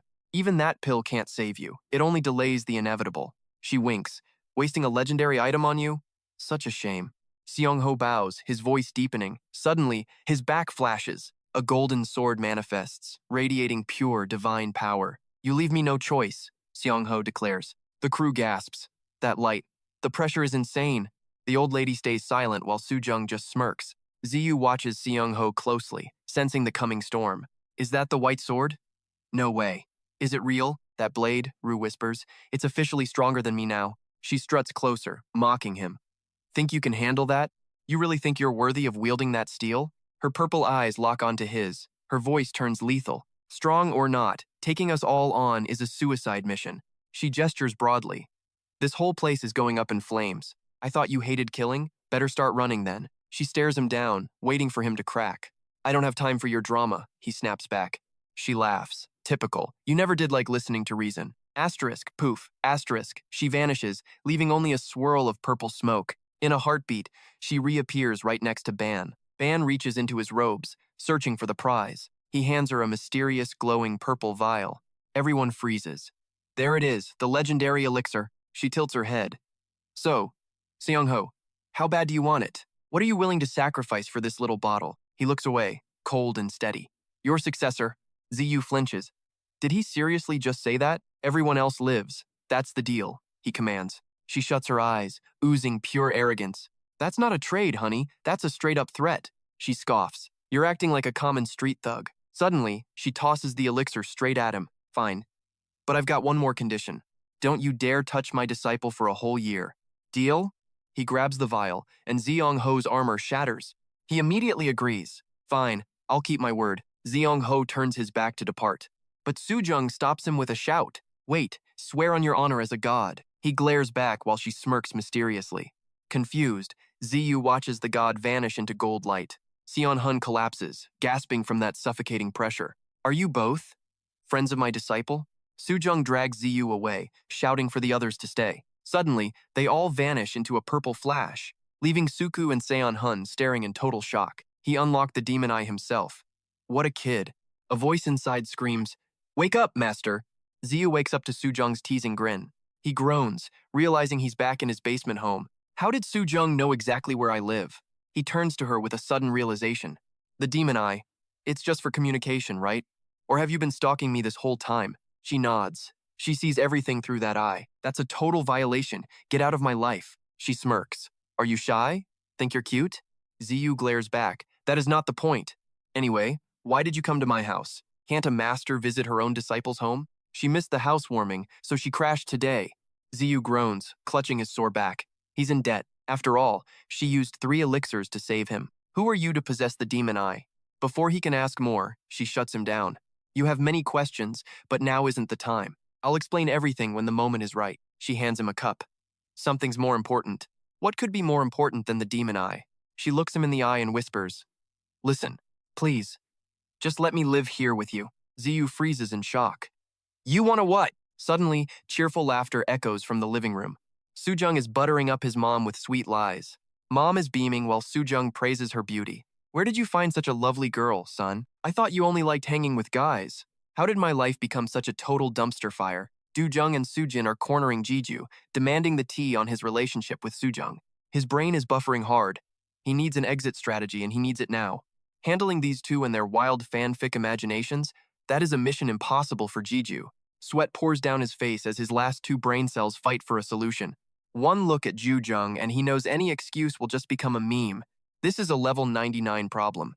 He is literally praying for a cosmic miracle. Suddenly, a light bulb flickers on in that chaotic head of his. Puppy! He screams, leaving Sujung absolutely bamboozled. A puppy? Seriously?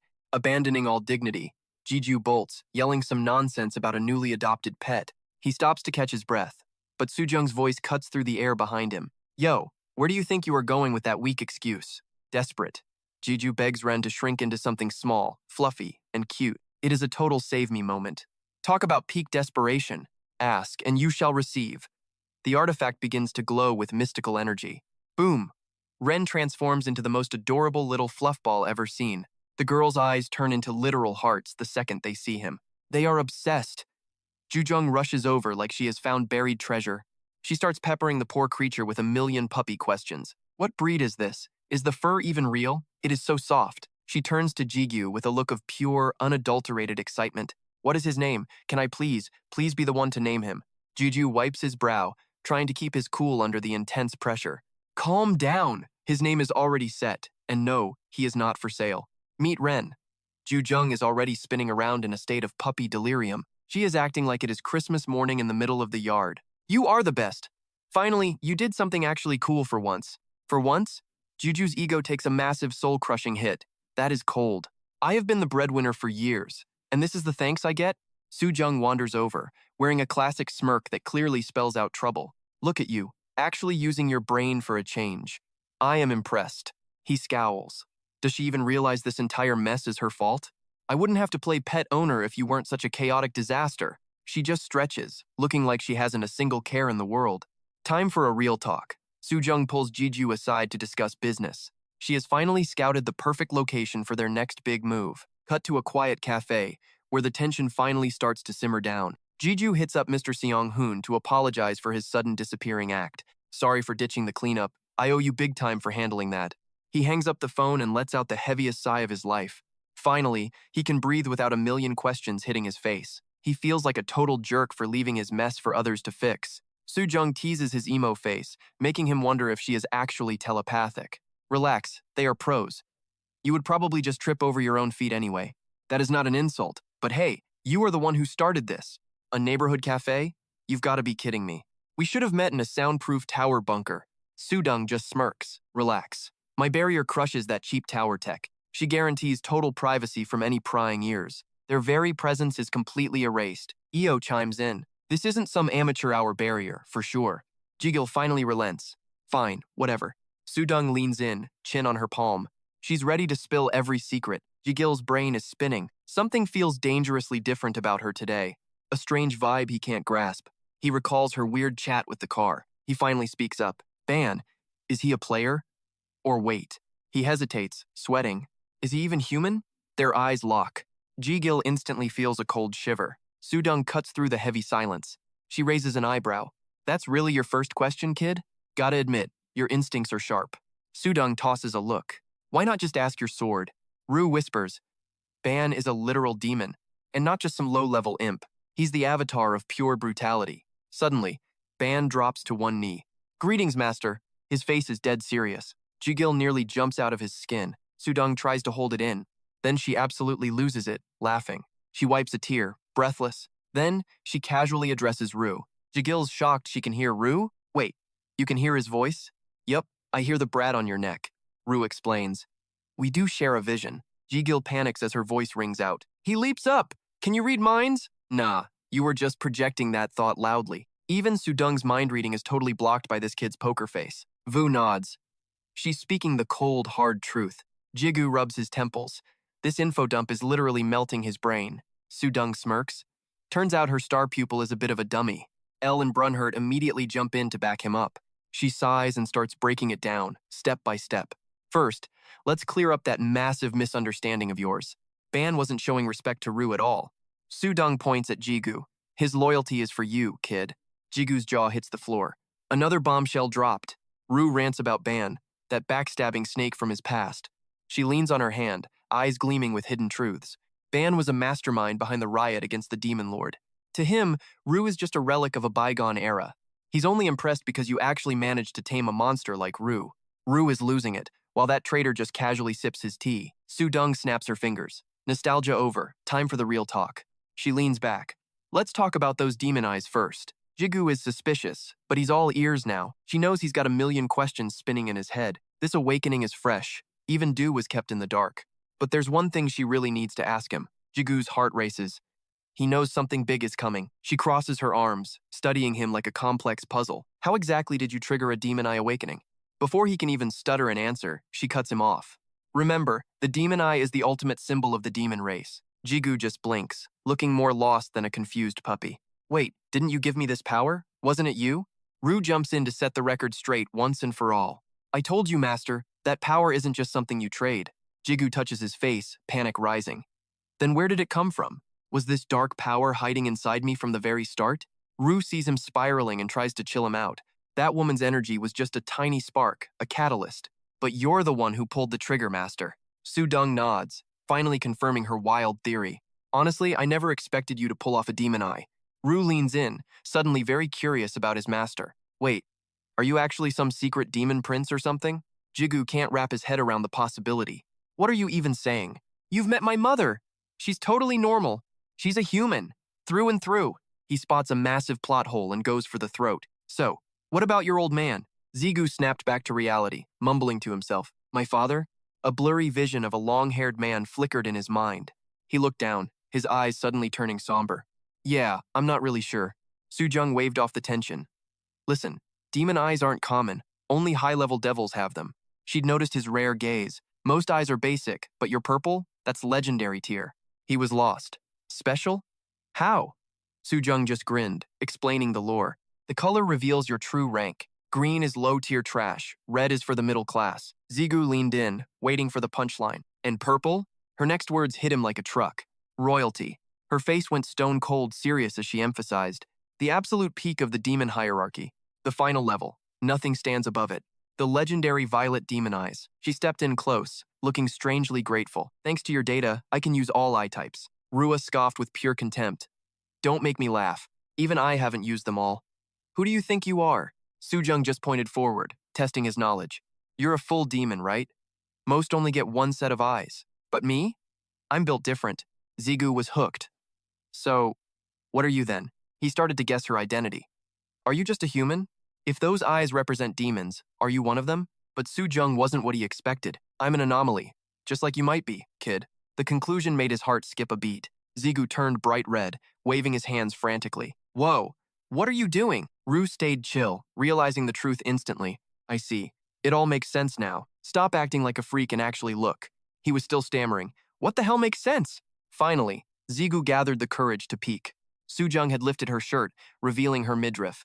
That's when he saw it. A gem? Shaped like a cat? It's a transplant, she said. I received a demon graft. She dove deeper into her dark secret. I'm a hybrid. Half human, half demon. Stuck between worlds. She explained the perks. Her feline core gave her predator, like power. Sure, it's glitchy and has more kickback than dew, but it literally eats other demons for breakfast. She smirks, pointing right at him. Didn't think you'd actually awaken the demon eye. But you're special. You're the one who can make my dream a reality. Jiju blinks, totally confused. Wait, what kind of dream? Sujung stays cool and doubles down. Listen up, I'm only saying this once. There's a reason I've endured that pathetic Demon King title for so long. It's to slaughter him, the real Demon King. Scene jumped to a dark, gloomy corner of the world. The Iron Guild, Korea branch, a total disaster. Memorializing the warriors lost in the Sam Slope dungeon explosion. Wiped off the map on the very day it was founded. The public is losing it. The internet is in full meltdown. Thanks to the association's cleanup crew, not a single leak got out. This is absolutely insane. Dead before even touching Korean soil. Rest in peace, Iron Guild. But Ken, Child, and Brightstar guilds are fine? No casualties? This makes no sense. It's a conspiracy. Totally crazy. After this freak event, the media and the public just exploded. Luckily, they found a way to stop the bleeding. Lee Seong-ho's testimony was the magic key to calming the mob. A high-rank breaker's word carries a massive amount of weight. The other side is staying weirdly quiet through it all. Meanwhile, Iron Shield is acting suspiciously calm. He's definitely smelling a rat in this whole situation. At the press conference, he just offered generic prayers for the fallen. And just like that, the scandal finally starts to fade. Since the players behaved, public heat in America slowly cooled down. The whole saga ended with just a few random internet arguments. The funeral begins, heavy with the weight of the fallen. Mourners gather at the altar to pay their final respects. The sunset bleeds into a gorgeous, haunting purple sky. Jiju heads home, feeling like lead is sitting in his chest. Even though our side didn't take any major hits, my heart is still heavy from all the unavoidable carnage. Io steps in with a voice full of deep empathy. Stop. This is not your fault, sir. Du nods along, giving his master some serious moral support. Master, you were the one who made the offer, sure. But they all made their own choice to follow you. Grandheart shouts out with a burst of pure excitement. Hell yeah, exactly. Jigyu steps inside and nearly jumps out of his skin. What the? There's Sujung, munching on snacks like she owns the place. Welcome back to chaos. Our hero can only let out a heavy sigh. She is literally treating this house like a hotel. She talks through a mouthful of food with insane confidence. What is your problem? It is not like I have anywhere else to crash. Juju is speechless, frantically trying to teach her some basic manners. Stop talking with your mouth full of food for crying out loud. Sujung swallows hard and finally speaks with some actual clarity. What is the issue? I have literally got 0 other places to sleep tonight. Exhausted, he tosses his coat aside with a heavy heart. Where the heck were you even living before this? Suddenly, Juju's eyes sharpen with a dark, chilling realization. A nagging thought in his head starts burning with real frustration. He still knows absolutely 0 details about that one fateful day. Those two are still keeping all the biggest secrets from him. You are nowhere near qualified to handle this truth. Pass the 50th floor test, then we will talk business, kid. The answers he needs are still miles out of his reach. Qualified? What's that mean? He yells out, his voice echoing through the empty halls. Where are Yu-jung and my mom anyway? Glued to the television, she barely even bothers to look up. Out for dinner run, they went to grab a bite with that behemoth creature. Yu-jung even dragged the big guy along. Dressing in his room, he lets out another tired groan. Seriously? Even Taesik went with them too? Then, a horrifying realization hits Ji-gyu like a speeding truck. Panicking, he covers up and sprints downstairs to confront her immediately. Wait, are you spying on me through my demon eye? Soo-jung smirks, showing her teeth in a classic teasing grin. Not bad, honestly. Scratching his head, he begs, please, I can't even take a shower in peace anymore. She scoffs. Relax. I obviously skip the boring shower scenes when I am watching. Soo-jung turns with a radiant, mischievous smile. Listen, you have clearly got it all wrong. It is not like I am doing this for my pleasure. This link is the only way to monitor you without calling you every single second. Ji-gyu finally relaxes but still tries to set a boundary. Fine, then disable it. We do not even need this link now, right? She does not hesitate, throwing back a challenge with total poise. Really? No regrets? He slumps, totally missing the hidden trap she set. Obviously, why would I ever regret turning that creepy thing off? Suddenly, Soo-jung stands up, her face flushing a deep, bright red. To shatter our shared link, I must reclaim the energy I poured into you. Shoving it in was easy. Yanking it out? That's a whole different game. Step by step, she closes the distance, cornering him like a hungry predator. You woke that demon eye to steal my power. Now, pay the price. Soo-jung hesitates for a heartbeat, then tips up onto her toes. Suddenly, she plants a kiss on Zigu. Grandherd is dying of embarrassment. Totally unexpected plot twist.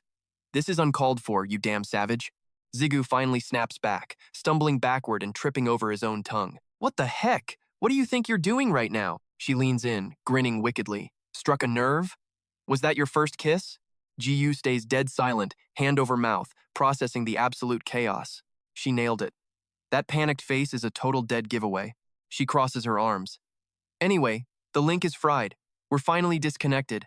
Your eyes will slowly fade back to their boring, normal human color. You keep the demon eye, but since I'm not juicing it anymore, it's resetting to its basic default state. Power down, kid. Then she drops a bomb. I won't be hearing your inner voice anymore. Grandherd clocks the situation instantly. This girl is completely unhinged. Has she actually lost her mind? She's absolutely loving this, leaning into the game with a smirk. Who knew I'd be the one to snag your precious first kiss? My bad, or maybe not. Zigu's brain is short-circuiting. He's caught in a loop of internal screaming. Should I just shut my eyes and punch her into next week? But Ji-yu cuts through the noise before he does something stupid. Keep it together. You fight her now. You're getting wrecked. Soo-jung spins around, walking off like she didn't just cause a riot. All right, enough drama. Let's get a move on. Zigu stands frozen, looking like a total deer in headlights. Go where? She tosses back the answer without even looking at him. The basement. Band's got a little something prepared for us. Zigu steps inside and his jaw practically hits the floor. He stares at the room, unable to believe his own eyes. Is this really our basement? Since when was it a stadium? His head's on a swivel, scanning the impossible scale of the room. What kind of crazy magic is this? Smart guy Io identifies the high-level sorcery in a heartbeat. Spatial expansion. Someone's playing God with the floor plan. Even Ji-yu has to give credit where it's due. Gotta hand it to him. His spatial mastery is top-tier stuff. She stands behind him, laying down the facts with total confidence. Impact dampeners are active. This place is basically indestructible, so even if we fight, we won't bring the house down. Got it. Even if we go all out, the walls stay up. Hearing that bombshell, Ziyu points at himself, looking totally annoyed. A death match? Seriously? Soo-jung just nods, cool as ice. He can't believe it. He asks her again. You and me? Fighting? She confirms it with a creepy, hyped grin. Exactly. Ziyu hates this. He demands to know why. She gets it. She throws the question back. What's the problem? Purple flames ignite. Since when do masters need reasons to scrap? Her gaze turns lethal. Come here, disciple. Let's level you up. Rue panics, but Ziyu is sweating. Shut it, I know her game. Those purple flames explode with a violent, blinding glow. Soo-jung draws her blade, dead serious now. Let's be real here. Right now, I don't have much left to teach you. But passing floor 50? That is a whole different nightmare. She explains the hell he is about to walk into. Floor 50 is the second major advancement gate. It is built specifically for those with unique gifts. Soo-jung grins, giving him the inside lowdown. Maximize your unique ability right now, kid. Then, you might actually survive to unlock a second power. She mentions his friend. Just like that little buddy of yours. Ziyu freezes as the cold realization hits his brain. She has been eavesdropping on his private chat this whole time. She points her sword forward, making her point clear. I still have one last lesson for you.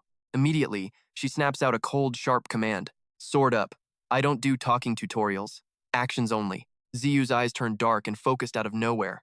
He lunges forward, swinging 2 desperate cross slashes, but a shadow is already blurring behind his back. He hasn't even realized he's already been caught. Her voice whispers in his ear. Too easy, right? She looks like a total, menacing, psycho villain. How does it feel? Ziyu's heart is racing. She is. She is way too fast. Rue tries to keep his master's mental from breaking. Chill out. She isn't actually that fast, master. She is just matching your current physical limit perfectly.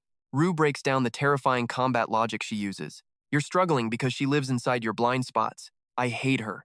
But her skills are honestly totally cracked. He's totally lost. Wait, why the attitude? He grunts. But Elle just leaves him hanging on red.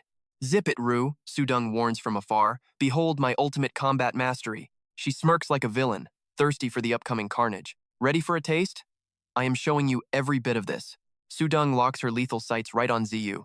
Ziyu goes full focus mode, trying to read her every move. Boom, she teleports. Looking the wrong way, rookie. Her movement speed is literally off the charts. Right behind you. A blade whistles by, nearly taking Ziyu's head off. Blurring around, she starts dropping some serious lore. Lee and I? We vibe like cats and rabid dogs. Mortal enemies, total oil and water vibes. If we go all out, nobody leaves in one piece. Maintaining this stalemate was a total pain in the neck. But your arrival, plus Iron Siu's meddling, just shattered that fragile piece. Juju pants, why the history lesson in the middle of a fight? I am being blunt. Level up or get left in the dust. Surpass Iron Zune, or our little pact is totally toast. Her eyes turn icy. Fail, and you are dead. Then, she transforms. Unleashing her flame shroud, a dark aura erupts beneath her feet. Boom! The collision shatters the earth and fills the air with grit. But the cracked ground instantly begins to knit itself shut. Snap! Sudong's hair tie breaks under the sheer pressure. Ziyu hits the dirt, completely drained of all energy. Fixing her hair, she gives him a rare, begrudging nod. Not bad, kid. That final strike actually had some kick. Guess you really are my disciple. But Du fires back with his own unexpected praise. Nah, you are the one who is totally insane. Suddenly, Sudong looks away, her vibe shifting instantly. Oh, right, I totally forgot to mention one thing. She leans in close, dropping a hilarious bombshell of info. We are actually the same age. So, stop being so formal, okay? Zigu's jaw drops. You wait until now to tell me that? Deep in the midnight woods, something heavy scrapes across the dirt. A ragged Rogers drags a massive load through the brush. High above, a shadowy figure watches his every struggle. Brunha steps out from the dark. Hey, Rogers. He pulls out a crusty, filthy loaf of human scraps. He tosses the bread into the mud without a care. Rogers' eyes light up like he has found pure gold. He lunges for the bread with animalistic speed. He stuffs his face, devouring the filth like a beast. Welcome to the show. Grunhut's enjoying this drama big time. Look at this loser stuffing his face. How pathetic. Now, he starts his arrogant big boss lecture. Guess a bottom feeder like you still wants to live. Even though you deserve a brutal 5-way execution, you're only alive because the master's feeling generous. Don't you dare forget who owns your life. Grunhut makes sure to lay the threats on thick. His mercy is the only reason your wrists work. He pulls out the whip. Time to behave, boy. Back to work, Rogers. He cracks the lash down. Rogers collapses, eating dirt in absolute pathetic agony. Face dark. Rogers claws at the ground in fury. Eyes bloodshot. He snarls. I'll kill you. Iron Shield. Grunhut smirks. Perfect. His rage has a new target. He's low-key impressed by Zigu's twisted, genius brain. Why just kill him when you can break him? The master's playing chess while this guy's checkers. Seriously, the great master is on another level. I can't even fathom the depth of his brilliance. Grandherd checks the blueprints, trying to solve it. Why force Rogers to build this specific, weird structure? He studies the plans, hunting for the hidden motive. There's definitely a deeper, more savage reason for this. Nearby, Zigu watches the chaos with a satisfied smirk. Looks like everything is going exactly according to plan. Du asks, why make him do all this work? Zigu smiles coldly. I'm just making him pay up. Zigu calls out to Ban, who acts totally chill. Just call me Ban. You've earned that right, master. Zigu shrugs. Fine then. Let's get to business, Ban. How's the project? Is that thing working yet? Grunhut gasps at the circle. So shiny. Master, Ban recalls the past.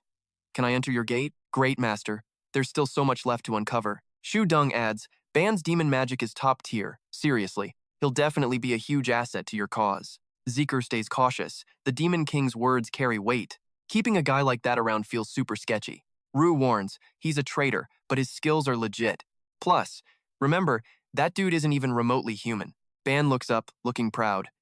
Yo, it's finally done. Suddenly, the magic circle explodes with blinding light. Zigu stares, totally unable to believe his own eyes. Zikr, done already? No way. Ban broke it down with a simple punchy comparison. This gate is a total power hog. It's pumping out more heat than a fried circuit board. He pitched a much slicker fix, so I concentrated all that wild mana into a single point. Ban stood right by the magic circle, ready to forge some crystals. I had to block the glare. The light was so blinding it caught me off guard. Crystals? I mean, that sounds awesome and all, but Zigu was totally struggling to see the big picture here. Isn't this just recycling the crystals that Brunhut already gobbled up? Sure, we could flip them for cash, but I'm already set for life. He didn't even try to argue with that logic. You're right, crafting basic crystals is pretty much amateur hour. That would barely move the needle on our overall efficiency. Ban's gaze turned sharp and mysterious, like he was plotting something legendary. He weighed every word, revealing this was something way more hardcore. Ban dropped the name of the ultimate prize, the transparent crystal. Here is the quick lowdown on this high-tier fuel source. This pure essence is the raw material for every god-tier magic tool. We call them crystals, and their value skyrockets based on the mana density. That massive amount of mana is also what dictates the final color. Zigu flipped a stone over, trying to spot what made it so special. But seriously, what are we even supposed to use this for? Elki chimed in, sounding completely lost in the sauce. It's weird, I can't feel a single spark of mana coming off this thing. Runhurt felt the same vibe. It was like holding a handful of pure emptiness. Ziyu was still tripping out, trying to wrap his head around transparent crystals. Ban, already 5 steps ahead, just doubled down on his claim. Since these are ultra rare, their value is about to go through the roof. Once the experts confirm they're legit, buyers will be lining up for miles. He didn't seem too hyped about the fame, though. Money is just a nice bonus. But then he flashed a smirk that would make a villain. Once the world sees their true power, even 1 billion soldiers couldn't afford one. Zigu's jaw hit the floor, completely stunned by the flex. He stammered out a question. Wait, what do you mean, true value? But Ban kept his secrets locked away. You don't need to know yet. You'll find out when the time is right, he said, leaving everyone dying of curiosity. Come on, man, just give us the spoilers already. But Ziyu knew exactly how this guy's stubborn mind worked. Ban is the undisputed king of being tight-lipped. He calls himself the Great Master, but he's not exactly a team player. He feels more like a friend of a friend than a real comrade, even though that Demon Queen lady isn't actually my friend anyway.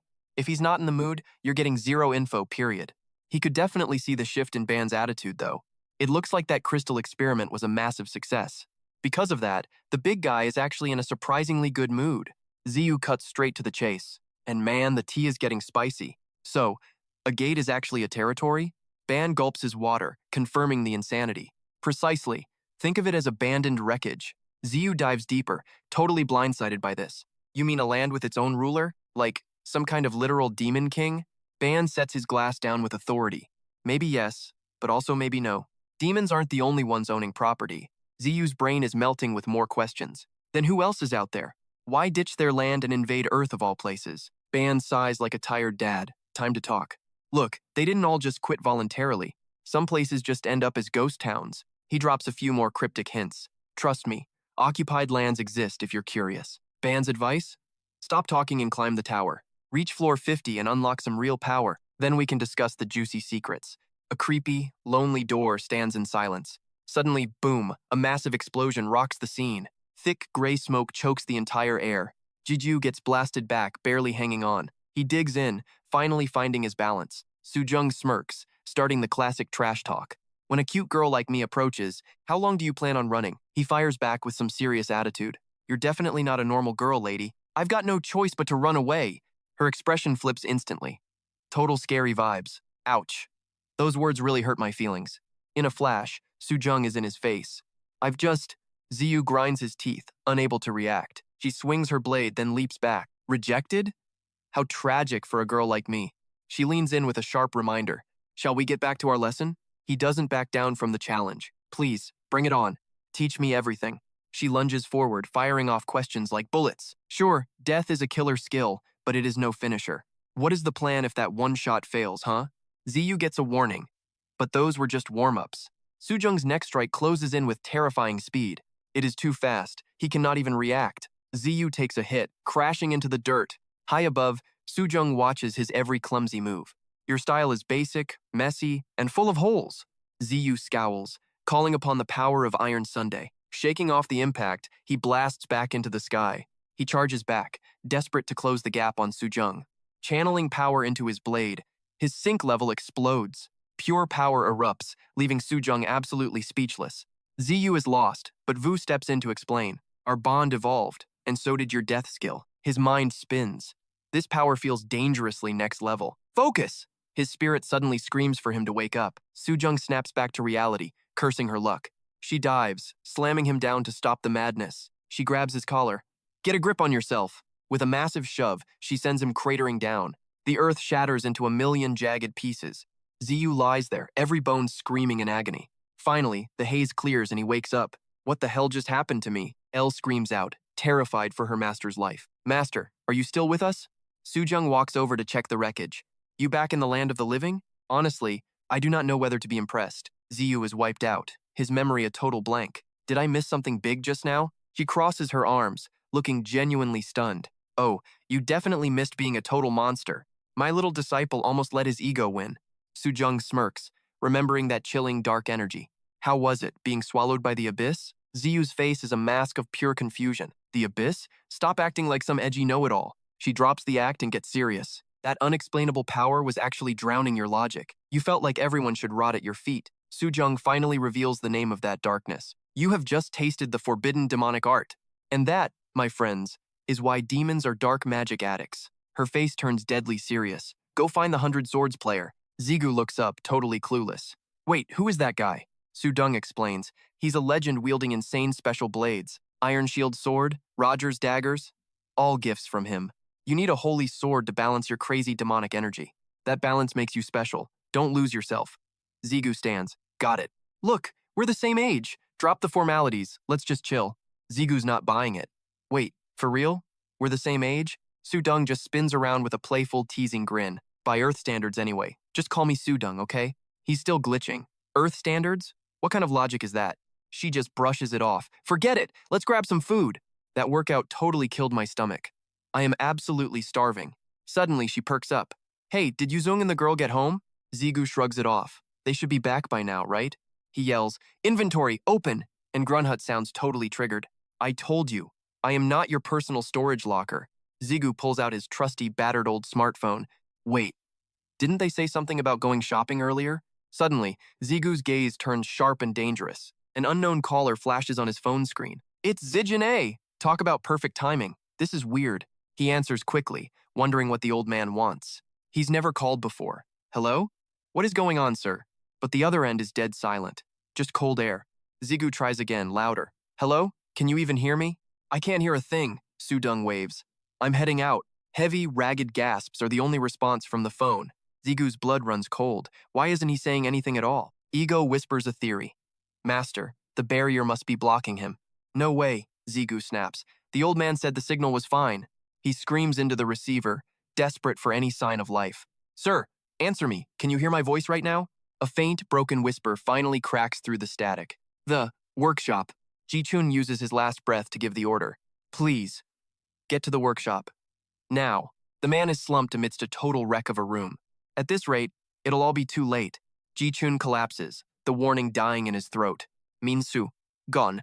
Zigu stands paralyzed. The horror hasn't even sunk in yet. Pure rage ignites behind his shocked, empty expression. Outside, the massive skyscraper looms over everything like a tomb. Inside the tower's chaotic cafeteria scene, employees are inhaling lunch in a noisy frenzy. Secretary Seonhoon's mukbang is interrupted by his vibrating phone. The caller ID flashes. Ranker Kim Ji-ju. Mouth stuffed with food, he hits the answer button. Yo, handsome Secretary Seon-hun at your service. A cold, serious voice cuts through the vibe. Hey, leaving without permission is illegal, isn't it? Seon-hun pauses, totally confused by the random question. Duh, obviously. It's a literal death trap out there. Why are you asking such basic stuff anyway? Are you studying for a law degree now? Jigyu ignores the sarcasm and pushes forward. I've got to get somewhere. Fast. Can I use my mercenary rights for an exemption? Seon-hun shrugs and answers the boy casually. Sure, just give me a heads up first. Wait, where are you going? Take me with you. A dead silence follows on the line. Ranker Kim Ji-gyu, are you still there? He stares at the screen. The guy hung up. Bloop.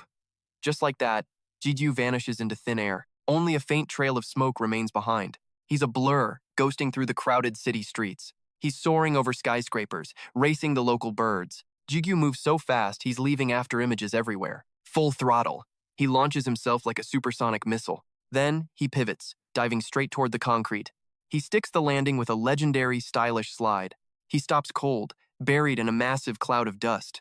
Jigyu's eyes narrow, locked onto his target. Target acquired. I've finally made it. Armor up, dual swords out. He glares at the abyss. He creeps down the stairs like a total ninja. I can't feel anyone here except for Mr. Jia. Did some creep actually break into this place?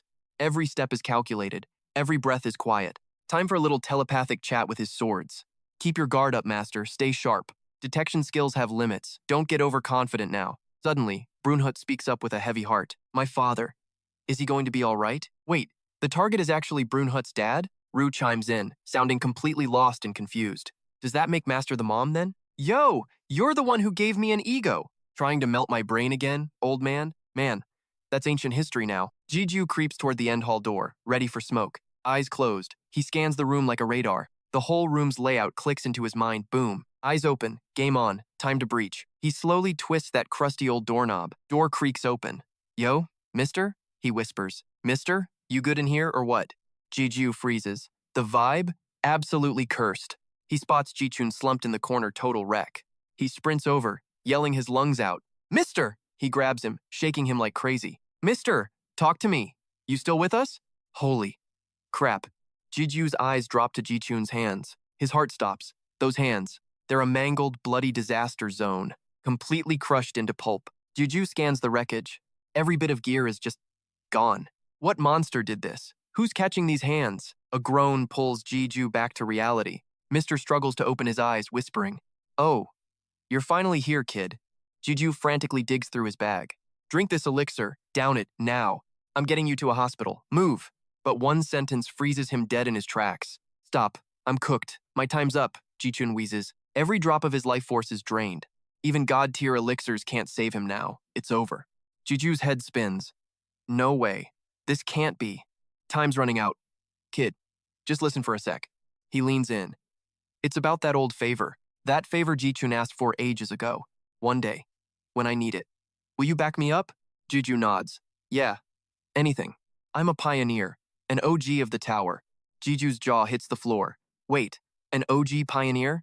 Yeah, he sighs, drifting back to the early days. We were the first players when the tower spawned. Cut to young Jichun struggling against trash-tier goblins. Back then, the tower was a total mystery. We were total noobs, barely handling trash goblins. He spoke casually, yet my friends died in droves. Still, my comrades bled to protect all humanity.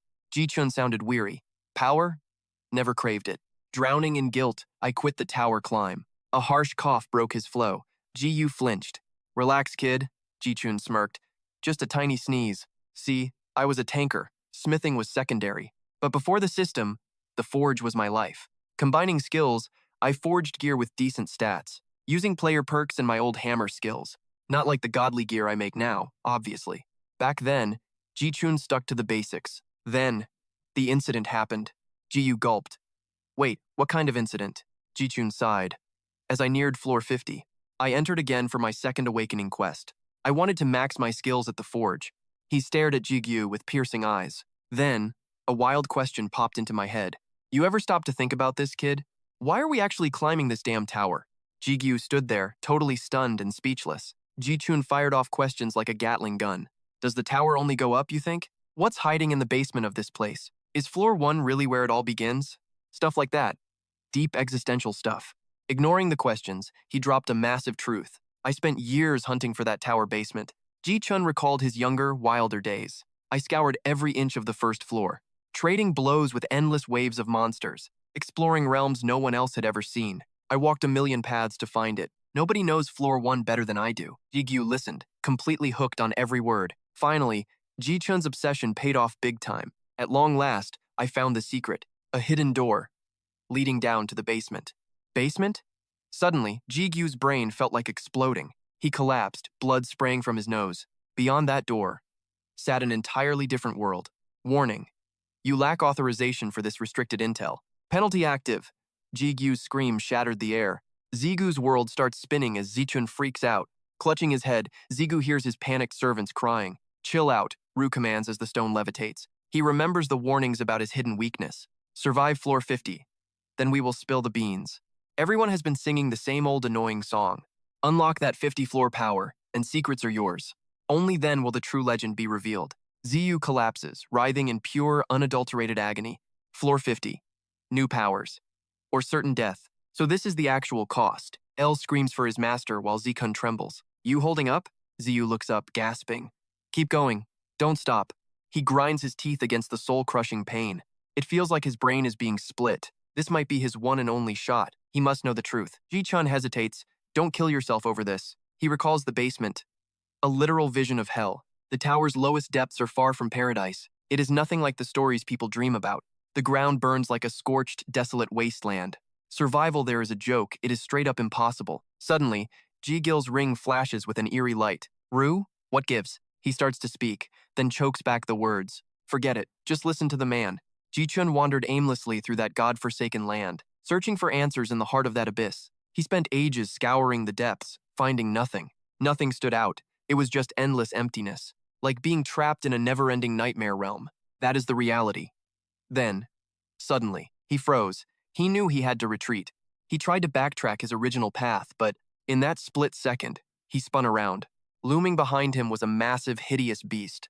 I was face to face with a monster. Terror and shock were written all over him. The creature lunged, unleashing a savage, brutal attack. It was leagues beyond any tower monster I faced.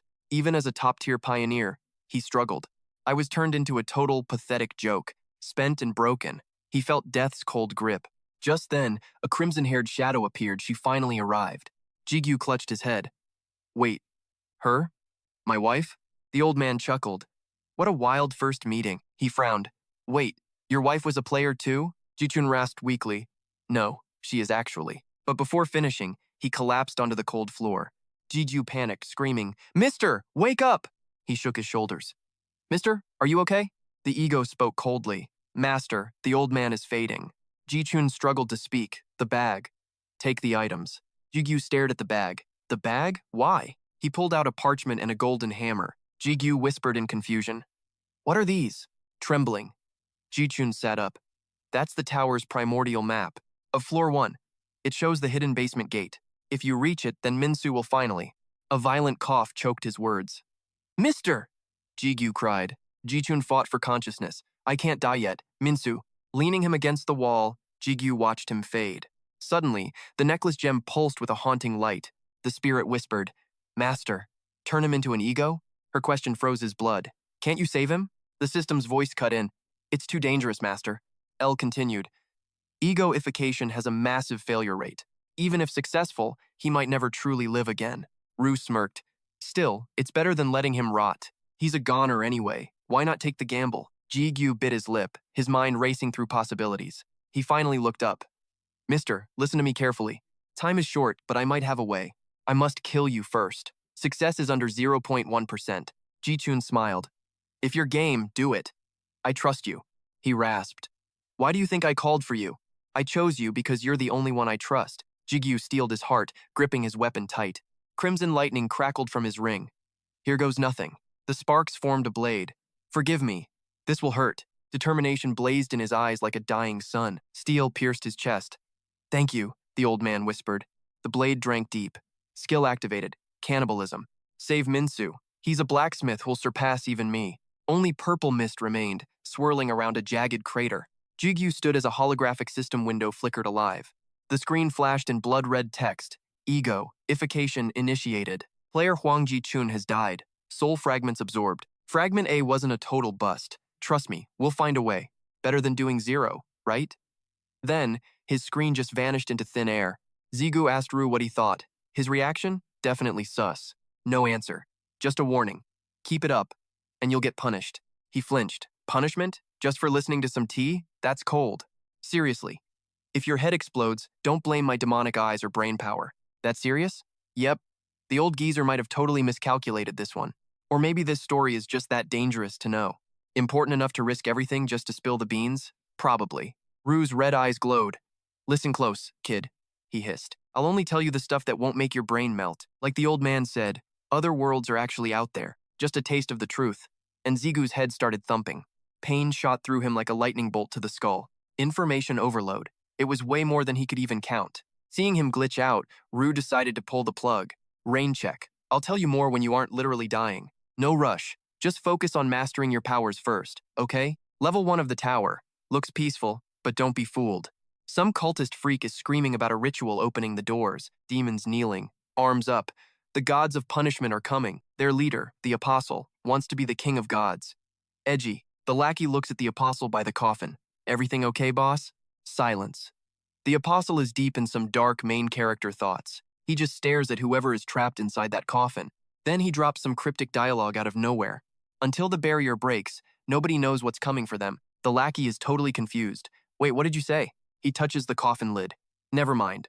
Forget I said anything. The lid slams shut. Let the sacrifice begin. Boom! A streak of light crashes down like a tactical nuke. The apostle jumps, turning back to see who crashed his party. Through the smoke and dust, a silhouette starts to emerge. It's Jiyu, dual-wielding swords and looking absolutely legendary. His eyes are glowing with pure, unadulterated rage. His voice drops. Where is Minsu? Rewind. A few hours ago, Jiyu was parkouring across the city. His mind was racing faster than his feet were moving. This is the map to the tower's very first floor. Searching for the gate that leads straight to the basement, he's a blur of motion, dodging shadows like a pro. Rue asks the big question, are you sure about this? Jiyu didn't even blink. I've never been more sure. Rue pressed him. The old man's map marks? You know him? He nodded firmly. Every single inch. Let's move. Zigu's eyes flashed with pure confidence. There was no way he'd forget this place. He stared at the blue dot on his map, a location that felt hauntingly familiar. This was his old stomping ground every single day before meeting Elle and Rue. Arriving at the tower, Zigu didn't hesitate and marched straight inside. Memories flooded back. This was his go-to spot after finishing his guide shifts. A total ghost town on floor 1 where 0 players ever dared to tread. Back then, he'd spent a literal eternity wandering these bottom-tier halls. It was a secret sanctuary just for him, the ultimate lone wanderer. He'd stayed on the lowest floor longer than any human alive. This desolate hole only spawned a single, lonely goblin once a day. Now, Jiyu stood exactly where he used to be in the past. He reached out, his fingers brushing against a shimmering barrier. Jiyu frowned as Rue piped up, sensing a high-level concealment field. It wasn't just a wall, it was designed to keep the world's eyes out. Rue couldn't help but gossip like a dramatic sidekick. He claimed Jiyu's sharp intuition was all thanks to the demon IA. Jiyu raised an eyebrow. A guy like me? What's that supposed to mean? A guy like me? Jiyu repeated, making Rue panic and stammer. You're the goat, master. Jiyu rubbed his chin. We're here, but swinging blindly won't break this lock, right? Rua chimed in, explaining that barriers like this usually require a specific key. Jiyu remembered the trinket from Zichun's pocket. Could that sketchy thing be the key? He pressed the artifact against the vibrating surface of the seal. Instantly, the barrier shattered, leaving Jiyu genuinely stunned by the result. Deep inside, a mysterious man stood with arms crossed before a stone coffin. Since the entrance ritual wasn't fully stabilized yet, things were getting tense. There was no telling what kind of chaos was about to break loose. The man cut himself off and barked, Forget it. Start the sacrifice now. Suddenly, Jiyu crashed the party, making the leader jump out of his skin. A shadowy silhouette emerged from the swirling dust and debris. With dual blades drawn, Jiyu demanded, Where the hell is Minsu? He landed hard, cratering the floor as monsters swarmed around him. Jiyu's gaze turned cold, sharper than the steel in his hands. He glared at the coffin, sensing Minsu's fading energy leaking from within. He'd already carved through a mob of demons to get these answers. Jiyu quickly pieced together the fragments of the Kavan Guild's twisted plan. These guys were Kavan thugs, and their target was chillingly clear. The coffin was a ritual tool to sacrifice Minsu for his unique bloodline. They were trying to rip open a permanent gate to the demon realm. Jiyu hummed, the name Kavan Guild ringing a very annoying bell. He scanned the white-robed freaks, noting they were mostly mid-tier elites. They were on par with Kim Jong-hae, and they had the numbers advantage. He locked eyes with the leader, sensing the real danger in the room. Rue hissed a warning. Careful, Master. This guy's power level actually matches yours. Master, stay sharp. This isn't going to be a walk in the park. Jiyu calculated his moves. If he focused on the mobs, the boss would strike. His necklace suddenly erupted in blinding light. Azure energy surged out, manifesting a spirit beast that caught the demons completely off guard. What the? A divine warrior? The cultist stammered in disbelief. Impossible. How can a mortal wield a god's domain?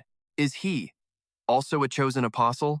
He hissed, desperately trying to convince himself it wasn't true. No, there's just no way. Ziyu stood tall and defiant amidst the swirling smoke. He's definitely just pulling some cheap, flashy trick. Consumed by rage, the cultist summoned his weapon. You little brat. He charged at Ziyu with murderous intent. Don't you dare ruin our holy sacrifice. The cultist's eyes glowed with a terrifying, sinister light. He swung his weapon, aiming a devastating blow at Ziyu. But Ziyu just tilted his head, casually dodging the strike. The cultist snorted, looking at him with pure contempt. He unleashed a relentless flurry of high-speed attacks. You arrogant piece of trash! How dare you defy a divine apostle? Ziyu ghosted through every single strike with effortless grace. The cultist began to jeer and mock him, running away like a pathetic little rat. Keep dodging all you want. Let's see you try to dodge this. Ziyu gripped his hilt and lunged forward like lightning. Both warriors struck simultaneously in a high-stakes clash. For a split second, it was a dead heat. Then, the cultist completely froze in place. Crimson blood began dripping slowly from his chin. Ziyu ripped his blade back with a sharp jerk. Fresh blood splattered across the cold ground. The cultist collapsed, his strength failing him. He mumbled incoherently, his voice trembling in shock. But why? He crumpled into the dirt right at Ziyu's feet. An apostle of the gods. Even as the light faded from his eyes, the cultist desperately tried to get one last word out. Stopping. The ceremony. The sacrifice. He gasped out his very last breath. Lord Andras. That name. It rang a dangerously familiar bell. Andras. Rue's reaction to the name Andras is straight up nuclear. Don't tell me. Is it that same total scumbag? I whispered. Wait, you actually know this guy, Rue? Rue's overwhelming rage is literally suffocating me right now. My mind flashes back to the 30th floor. Even when he faced his own body back then, his killing intent wasn't even close to this level. Rue hides his turmoil just to keep me calm. Details later, kid. Just trust me for now. Keep your eyes locked on the monster in front. Ziyu's gaze instantly sharpens into ice-cold blades. Got it. Let's finish this then. Amidst the deafening chaos of the cultist screams, Ziyu locks eyes with the mysterious, silent stranger. The man stares back with a frozen, soul-piercing gaze. A lethal staring contest begins while the cultists howl. Jeju's sweating buckets. Why isn't this freak moving at all? Should I strike first? My heart is freaking racing. Ego chimes in. Wait, he has zero killing intent. I shout, spit it out. What's your actual endgame? Aren't you one of these insane cultist trash bags? Why are you just standing there like a statue? The man finally speaks. I never wanted this outcome. His back looks lonely, watching his son suffer like that. Jeju stands there, completely and utterly shell-shocked. I stammered out, wait, is it really you though? His face comes into focus. Is that Minsu's father? They talk calmly while the entire world burns around them. So you're Minsu's dad and Ji-chun's own son? Chae-in smirks. Checking his ID mid-battle? So efficient. Gotta love that top-tier work ethic of yours, kid, he asked, already knowing the obvious answer to everything. You broke through my barrier to get here, right? My old man sent you to finish this mess. He slowly rests his shaking hand on the coffin. Now, it's time for the cold, hard truth. Yes, I betrayed my father and took my son. Brunhild can't believe her ears after hearing that. But, just why would you do that? Chae-in turns away with a hollow, empty voice. I'm no cultist, but I chose this path myself. Calling this inevitable is just a pathetic, weak lie. Nothing but empty excuses from a broken, hollow soul. Rue is still deeply suspicious of his words. Master, stay on your guard. Something's wrong. Yo, am I tripping or does he look fake? Believe it, kid. That's actually Minsu's dear old dad. He claims the tower spawned just 23 years ago. Ziyu freezes. Something here is definitely not right. Chae-in's baffled the math is just totally broken. Ziyu drops facts. Huang met his wife back then, right when the tower appeared 23 years ago. Wait, aren't you literally my age, man? He asks. Looking at Minsu in your face, it's impossible. He smirks. Oh, so you're finally noticing the glitch? Ever heard of the otherworld? He asks coolly. Yigunauts. Yeah, a little bit. Time flows differently there compared to Earth's clock. Jigu recalls Su Deng's wild warning about time. Technically, we're the exact same age, he claims. Well, by Earth's boring standards anyway. Suddenly, her cryptic words finally make perfect sense. Chae-in continues. Minsu and Dad were born here on Earth, but I was raised in that other world. His expression instantly turns dark and heavy. Otherworlders pay a brutal price just for existing here. I've spent an eternity overthinking every single move. A terrifying crack starts forming on his face, debating if I should stay or just go back. And honestly, I forgot how to even return. You realize something is very, very wrong. Something just moved. Dude, tell me you saw that. Chae-in hides his face, voice shaking now. Dad blocked me from ever returning to my world. He completely severed all ties with my home. Zigu's mind races. So he ditched his son for some secret reason? Right after sealing the gate to the other world? It looks that way. He coughs, struggling. I endured that hell solely for my son's future. Suddenly, Chae-in's face becomes a literal nightmare. Andras said I should be king and rule myself. Ziyu's heart sinks. Andros? That name sounds familiar. Che-in explains. You're totally clueless, aren't you? He's the boss of those monsters you just fought. Suddenly he's acting possessed, his speech breaking down. Ziyu panics. Why is he acting so freaking crazy? Vu explains it's mental warfare. Andros's signature lethal power. Cracks spiderwebbed across Cheyen's face at a terrifying speed. Staring at his palms, he realized he had some resistance. Yet, this very strength was actually becoming a deadly poison. That botched brainwashing had birthed a twisted, brand new consciousness. Am I really destined to become a king? Molten fire began to leak from those jagged cracks. He kept muttering about gates, sacrifices, and dark rituals. Flames surged, completely devouring Cheyen's once human features. Gibberish and utter nonsense spilled from his lips incessantly. Become. King. Father. Minsu. The ultimate sacrifice. Inferno roared. Cultists shrieked their apostle was finally reborn. Fire spread, sending the panicked cultists scrambling for safety. One guy screamed, "If we stay, we're all toast." Cheyen had officially lost control of his mind. He hovered above, commanding monsters to hunt everyone down.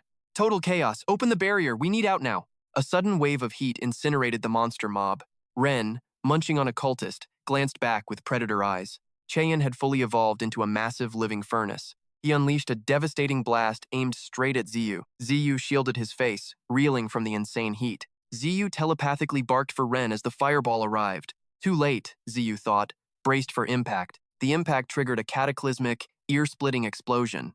Ren's spiritual aura flickered through the smoke and ash. Against all odds, Ziyu stood firm, barely a scratch. "Master!" El cried out with pure, ecstatic relief. Panting, he credited his survival to water affinity skills. "This fire is too strong. You won't last long. Your mastery level is still way too low." Cheyen stared down at Ziyu with hollow, dead eyes. He slammed his massive fist down on the boy.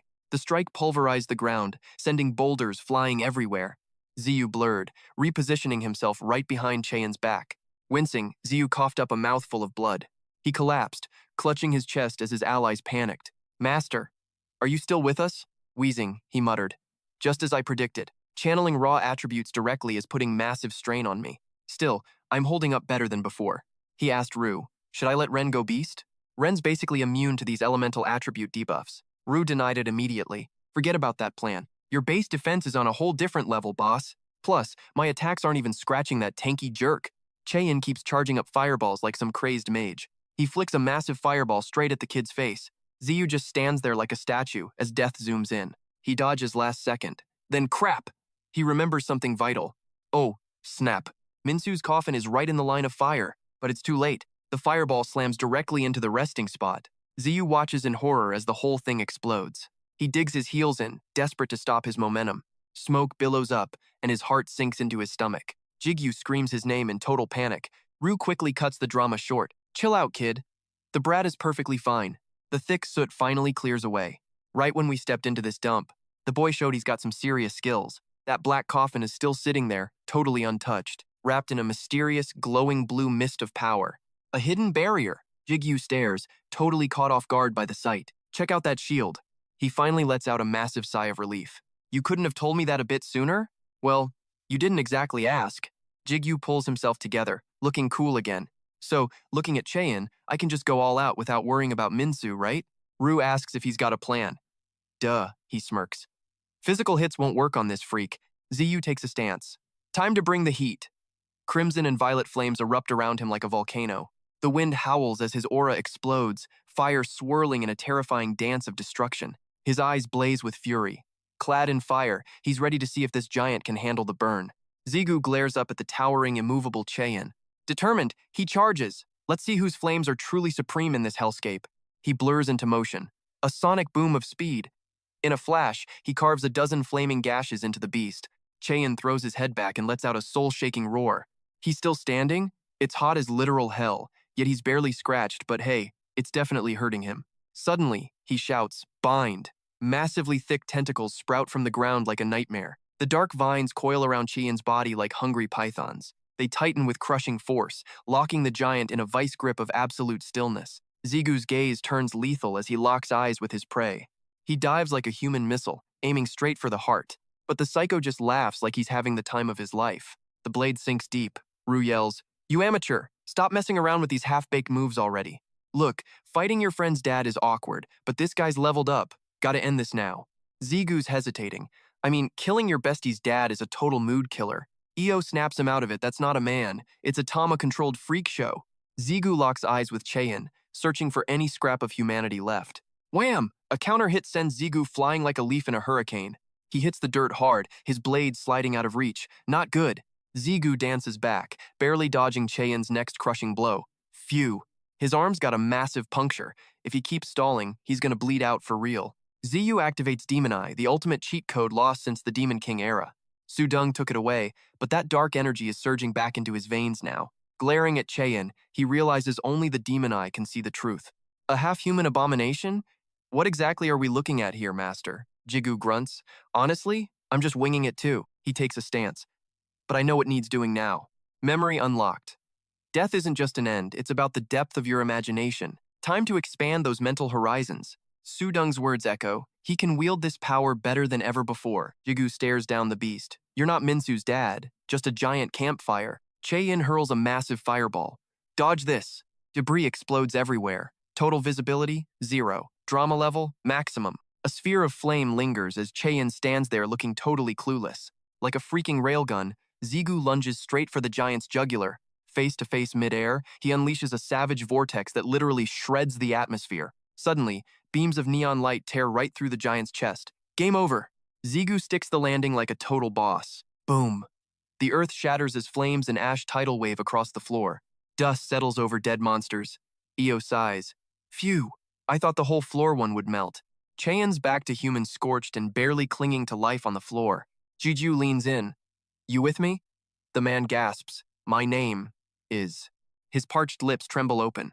I am Huang Cheyin, but my true title is. Cheyin's eyes close.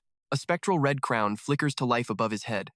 Royal, the scion of Paimon. Ru's memory finally clicks. Now I remember. Jigu's shocked. You know him? He's a big deal? Paimon is actually. Wait, never mind. That doesn't matter right now.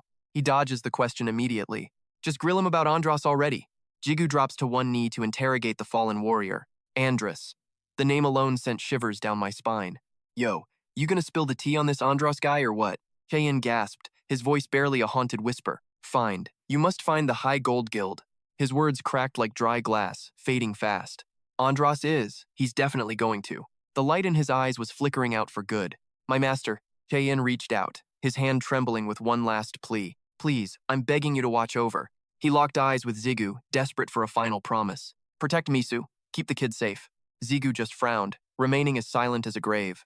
He gripped his blade, lifting it from the blood-soaked dirt. Even with his lungs failing, Cheyin struggled to speak. You, personally. Promise you'll take care of him with your own hands. Zigu didn't utter a word, just raised his sword high. He drove the steel down, ending Cheyin's misery instantly.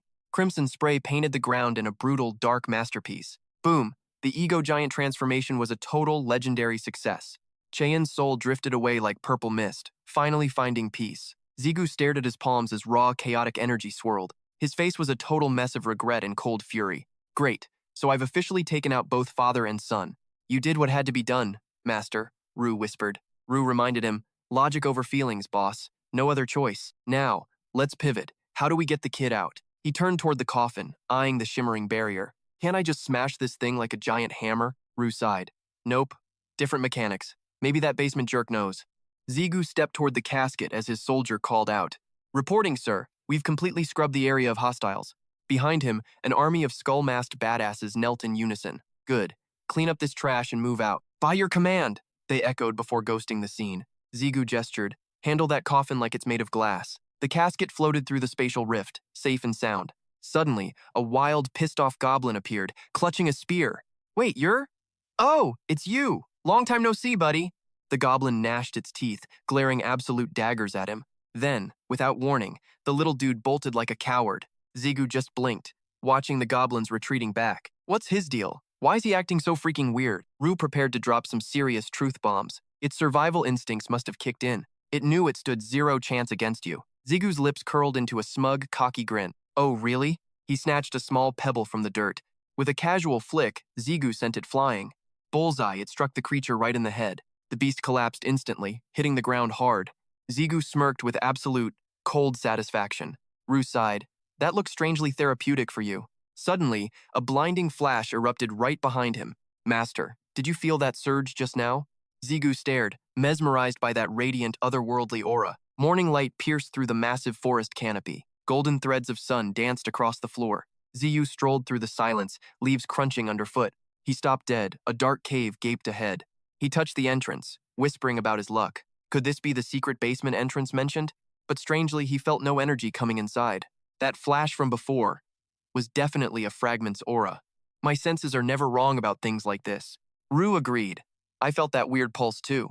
Searching this tiny hole is probably a waste. I doubt it will react to us immediately. He sat down, clearing rocks with a sigh. Fine then, let's rest before we head back. Rue hovered nearby, a shimmering orb of light. Hey, Rue, let us have a little chat. While I'm recharging my elemental mana, start talking. He took a swig of water, eyes narrowing. What exactly do you know about that light? Rue grumbled. Did I somehow offend you, Master? Why are you always interrogating only me? Zigu wiped his mouth and kept the pressure. Because you're acting like you're hiding something. You mentioned oblivion earlier, didn't you? Is that really the only thing you remember? Rue snapped back. It is not like that. Memories just surface when something special finally happens. Zigu scoffed. You're acting like a total know-it-all. You're completely useless despite all that fake confidence. Hey, that is uncalled for. Zigu glanced at the crimson ring on his hand. Is that all you have on Andras's manifestation? A chilling voice whispers from the darkness. Andras and Paimon. Pure demonic royalty. Both rule from the legendary 72 thrones of power. Thrones of power? The boy wonders. They are archdemons serving under the true demon king. Not those pathetic wannabes claiming the title for clout. He continues breaking down the hierarchy for Ziyu. These archdemons are ranked from 1 to 72. And Baal? He sits at the very top. He describes a monster fueled by pure, dark ambition. Andras was once feared as the ultimate evil. Low rank, sure, but his cruelty was legendary. Honestly, the guy's personality was absolute trash, Ziyu thinks. Wait, aren't all demons total jerks? Now, he mentions a much bigger player. Paimon holds a higher seat as Hell's elite guardian. He is also the underworld's greatest master blacksmith. A blacksmith? Ziyu blinks, then the gears turn. Huang Cheyin is the literal incarnation of Paimon. No wonder the old man's gear is so broken. Ziyu stares at the talking ring, speechless. He sinks into a deep, heavy silence. Keep talking, Ziyu demands, but the voice falters. He brings the ring close. Spill it, keep explaining. The voice just repeats its previous words. That's it? Ziyu snaps, disappointed by the intel. Don't you know more? The voice claims memory loss. Useless, Ziyu mutters, making the ring spirit rage. Su Deng crosses her arms. You've got nerve, disciple! She glares intensely. Rejecting my date? You arrogant brat. Ziyu avoids her eyes. It was just lunch, okay? She smirks, expertly dodging my feelings again. Huh? A strange resonance hums from the ring. Hearing the vibration, the boy speaks. Ru. Ziyu climbs the stairs, his mind racing. He pauses and looks back at Su Deng. Didn't I tell you before I headed out? Something urgent just popped up. She tilts her head. Wait, what? What kind of urgent business? But the boy just sighs. Never mind. It's nothing. Seeing her confused face, he hesitates. Actually, maybe I should tell you the truth. He hesitated for a heartbeat before the real tea started spilling. 2 drinks sat untouched on the table, cold as the atmosphere. 2 souls were locked in a conversation that felt like a trial. Su Yung's face went stone cold. Wait, are you for real right now? Zigu didn't blink. He just gave a slow, grim nod of confirmation. Fine, she snapped. But what happened to that kid, Min-Su? The coffin's delivered. He's currently busy shattering the gate's inner barrier. She stroked her chin, her eyes narrowing in deep, dark thought. Got it. Now get up. There's someone you absolutely need to meet. Night fell like a shroud over a massive, high-end apartment complex. Zigu sat there, feeling the awkwardness crawling all over his skin. Beside him, Su Yung was smirking like she'd already won the lottery. The Demon King, Su Yung. This girl is pure, unadulterated trouble. Sitting across from them was the big boss, the association president himself. Tegu scowled. What kind of cursed, chaotic team-up is this supposed to be? Su Yung leaned toward Zigu, her eyes dancing with wicked mischief. Why the death stare, kid? Did you forget how to breathe? Did you honestly think I wouldn't know these old geezers? Tegu cleared his throat, trying to reclaim some shred of authority. Look, I don't have a personal vendetta against the Demon King, though I've got no clue what she's plotting behind those eyes. Ignoring him completely, Su Yung turned her full attention back to Zigu. Surprise! Technically speaking, I'm a mercenary too, just like you. She raised her hand, flashing a piece of jewelry that looked familiar. It was a ring, a specific, high-ranking piece of enchanted hardware. Recognize this little beauty? It's the twin to the one you're wearing. Zigu's brain felt like it was about to short-circuit in real time. No way. That's an official mercenary ring. How did you get that? She flaunted it with a laugh. Bingo! I knew you were smart. The president's desperate for muscle, so he's basically begging for help. Soo-young shot Taegu a sharp, piercing look that silenced the room. We're just scratching each other's backs when things get messy, okay? It's purely business, exactly like the deal he made with you. Zigu watched them, thinking, allies or not, this girl is absolutely savage. The way she talks down to him, she's got zero chill. Seriously, doesn't anyone teach kids to respect their elders anymore? As if reading his mind, a voice hissed back with total disdain. Respect? That woman doesn't even know what the word means. Zigu's jaw dropped as a terrifying realization hit him like a truck. Wait, if the math adds up, could it actually be true? He rubbed his chin, piecing together the impossible cosmic puzzle. Right, different worlds. Time flows differently there than it does here. Soo-young chuckled. In Earth years, we're actually the exact same age. So she's basically as old as the president? My head is spinning. But before he could process the horror, Soo-young cut him off. You've got it all wrong. It's totally not like that, okay? She's fuming, pointing fingers and screaming right in Ziyu's face. I only acted out because I can't stand that old geezer. Seeing her lose it, he's just like, fine, I get it. Just chill. She ignores him, snapping back that she's just blunt, not some fake. Losing her cool completely, she swipes at Ziyu's face while yelling. Why make me say this stuff? She screams, basically crying for mommy. Ziyu just sighs. You're so weak. Quit the yapping already. She settles down, crossing her arms. The Cavan Guild is finally moving. James freezes. Wait, did you say the Cavan Guild? Doesn't your kid know them? I thought you pioneers were legends. Ziyu and the crew think, wait, aren't pioneers supposed to be fossils? It's only been 20 years. My old man was a pioneer too. The old man pats James's head. This kid's a total otherworld noob. James tries to shake him off while the old man keeps roasting him. James snaps back. Look, I can't just rot in a cubicle forever. He sits there brooding. Ziyu is evolving while he's just stuck. I'm done being a bottom-tier loser. I need to level up. The Cavan Guild. Why does that name sound so familiar? Ziyu looks over. Wait, you feel it too? Yeah, that name. It's definitely ringing some bells. Rue chimes in. I think Theo was actually in that guild. After joining, that sweet kid turned into a total monster. James and Sayu's eyes go wide. Total nani? Moment. They jump up, shouting in sync. The guild Theo joined? The old man and Soo-young just stare, completely out of the loop. It's a classic face-off, both of them staring with jaws dropped. Even the ring is curious. Yo, who is this Theo guy anyway? Ziyu plays it cool. Just someone you wouldn't know. No biggie. Inside, he's thinking. A guy from my days as a guide. He remembers Tio mentioning something about this before. He scratches his head, annoyed, deciding to keep quiet for now. Tio sighs and finally gives up on getting an answer. My bad, Ziyu, the ring mutters, backing off. T-Sick weighs in. About Theo, listen up. He looks patient, but he's actually a ticking time bomb. So don't hate him. He's a ride-or-die ally. Ziyu bites his lip as a dark memory resurfaces. Could it be? Is he one of the people I ended up slaughtering? No, I checked every single face. He wasn't there. Soo-young crosses her arms, eyeing them with suspicion.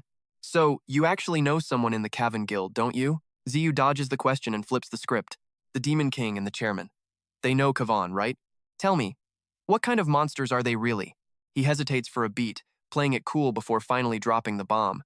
Honestly, kid, I don't even know where the hell to start. Suddenly, his eyes turn predator cold as he locks onto Jigu with lethal intent. Just how much? He trails off, his voice dripping with heavy, dramatic mystery. Do you actually know about the tower? Jigu just stands there, jaw hitting the floor. A cosmic vision erupts a world enslaved by an infinite web of terrifying, interdimensional chains. The tower isn't just a bridge, it's a cosmic parasite devouring every world it touches. It's a literal shackle, a multi-dimensional anchor slowly eating through the fabric of reality. Those mysterious gates popping up? Yeah, that's just the tower claiming its next meal. Boom. Zigu freezes. Forbidden knowledge acquired. System alert. Penalty phase engage. A dark force surges through him, turning his screams into pathetic, muffled whimpers. His brain is a blender of agony, while a voice chants master on repeat. Zem and Tegu freak out, jumping up like their shoes are on fire. The girl just sighs, totally unbothered. Oops, forgot about the penalty. My bad. The old man's gears finally turn. Wait, it can't be. You seriously haven't cleared floor 50 yet? Are you for real? Tegu keeps shouting, but Zigu's brain is currently busy melting into a puddle. You lack the qualifications? How are you even alive right now? The entire room goes dead silent. You could hear a pin drop. Everyone just stares while Jigu does his best impression of a dying fish. Jigu panics internally. Why is everyone just watching me suffer in silence? My bad, kid. I didn't realize I was talking to a total newbie. I don't waste my breath on losers stuck below floor 50. How dare a low-level scrub like you ask questions without the upgrades? He imagines their insults, his ego taking a massive, imaginary beating. No way. They aren't actually thinking that about me, right? The old man sees Jigu's blank stare and keeps the interrogation moving. Your growth rate is insane. It's honestly kind of terrifying to watch. You're so cracked, I just assumed you were already a high-floor beast. Zigu groans out a response, trying to keep his soul inside his body. Yeah, I get it. Finally. But inside, he's screaming, can this old geezer actually read my mind? The old man preps a move. Hold still. I'm fixing this mess. Pardon me, kid. This is going to sting a little. Electricity crackles from his fingertips like a malfunctioning Tesla coil. He touches Zigu's head, and the pain goes from bad to apocalyptic. Zigu starts making noises that definitely aren't human anymore. System message. Initializing seal. Emergency override in progress. Player Kim Zigu is now the temporary subordinate of Deng Su Deng. A holographic screen pops up. Zigu's eyes nearly pop out of his skull. Subordinate? Are you freaking kidding me right now? Zigu goes full-blown feral, screaming at the old man's face. Wait, hold up. What kind of shady contract did you just sign? Su Deng just gives him a smug, villainous smirk. Buckle up, kid. Listen up and don't get it twisted. This is my second unique skill, all right? She explains that subordinate is just a meaningless label. Simply put, it just shares your penalties with me. I couldn't boss you around even if I wanted to. You're too strong for one measly mark to control. Seeing Zigu's tension, he steps in to reassure him. She is right. It is basically just a contract. But honestly, the terms screw her over way more. He won't hurt you anyway, my master. Slightly annoyed, but seeing no harm, Ziyu shrugs. Next time, give me a heads up before doing anything. The two across from them look totally clueless. Wait, he hasn't cleared floor 50 yet? I forgot. Call yourself a friend? Ignoring the bickering, she offers a soft apology. I will be more careful next time. She throws her head back and laughs out loud. Relax. The seal vanishes once our talk is over. Ziyu blinks, blurting out. Wait, you're removing it? Suddenly, visions of their kiss turn his face red. He coughs awkwardly, trying to hide his total embarrassment. James just watches, feeling completely and utterly helpless. The dark tale of the tower's upper floors continues. There sit the creators, the masters, the ultimate rulers. Fallen kings from broken worlds linger in those shadows. Imagine Earth, trapped in massive, soul-crushing chains. Shadows swirl as her words bring the nightmare alive. The invasion is unfinished, so they're at half strength, but they still wield the tower's ancient, primal power. Ziyu facepalms as the final piece clicks into place. So that is why climbing the higher floors stalls. Su Deng grumbles, rubbing her head from the ache. He nods slowly. So that's how it is. The tower and gates are lethal, but those crystals. Everything dark starts with those jagged crystal fragments. Rare materials are inside. But there is a catch. Their presence is a ticking time bomb for humanity. Su Deng tells Zigu to stop being so gloomy. Most of that terrifying power is still sealed away. We still have time before the world is lost, she continues, needing him to see the whole truth. She wants Ziyu to understand the gravity of it. Just as top rankers are stalled on high floors, when they finally reach Earth, zero chance they survive him. Fate decides it all now. He went dead silent. Then Ziyu's brain sparked. He grilled Su Deng straight. How jacked is this guy? She smirked, weighing her answer. Vessel's trashed, but he's lethal. Her words chilled the mood. United, we might just live. The boys shared grim nods. Zigu shattered the heavy silence. Joking? Nope. Reality hit hard. Still weak? Damn. Long road. Recalling those monsters, he shuddered. How many more walls left? And that woman? He chirped. Gazone? Who the hell's that? The chick with the captain? The underground saintess from Allen. Hector Jim's eyes screamed murder. She's strong. But beats me? Sinks low. Can't say, boss. She's fake Demon King tier. Just who is that woman? She caught him staring hard. Staring much? Am I hot? Zigu nearly choked on air. Relax, just talking to myself. Stop being so damn shy. The squad stood there awkwardly. Tegu's eyes hardened with resolve. Finally, the truth came out. Andras is the main target. Kavan's leader? That's insane. Kavan's endgame is finally clear. Tegu's words hung heavy. Zigu jumped in, wide-eyed. You actually know this, Andras? Tegu looked him dead on. Oh, I know him perfectly. Andras, the Marquis of Discord. His face shadowed with dread. Hell's most sadistic monster. He's coming for the seals, triggering Earth's total annihilation. That wrapped up the four-way chat. Twilight hit, and one car's headlights sliced the dark. Zigu prepped to bolt while Su Deng bid farewell. Head out first. I've got beef with that geezer. The wheels rolled as Tegu and Su Deng watched. The ride started picking up serious speed. Tearing down empty roads, a voice broke the silence. Sorry for the late call, man. My bad. But the driver was totally chill about it. No sweat. That overtime pay is sweet anyway. Man, today was wild. We learned way too much. You really went through the ringer today, sir. Sensing his master's heavy heart, he spoke up. Master, once we hit the crib, you should take a massive nap. But Ziyu just sighed.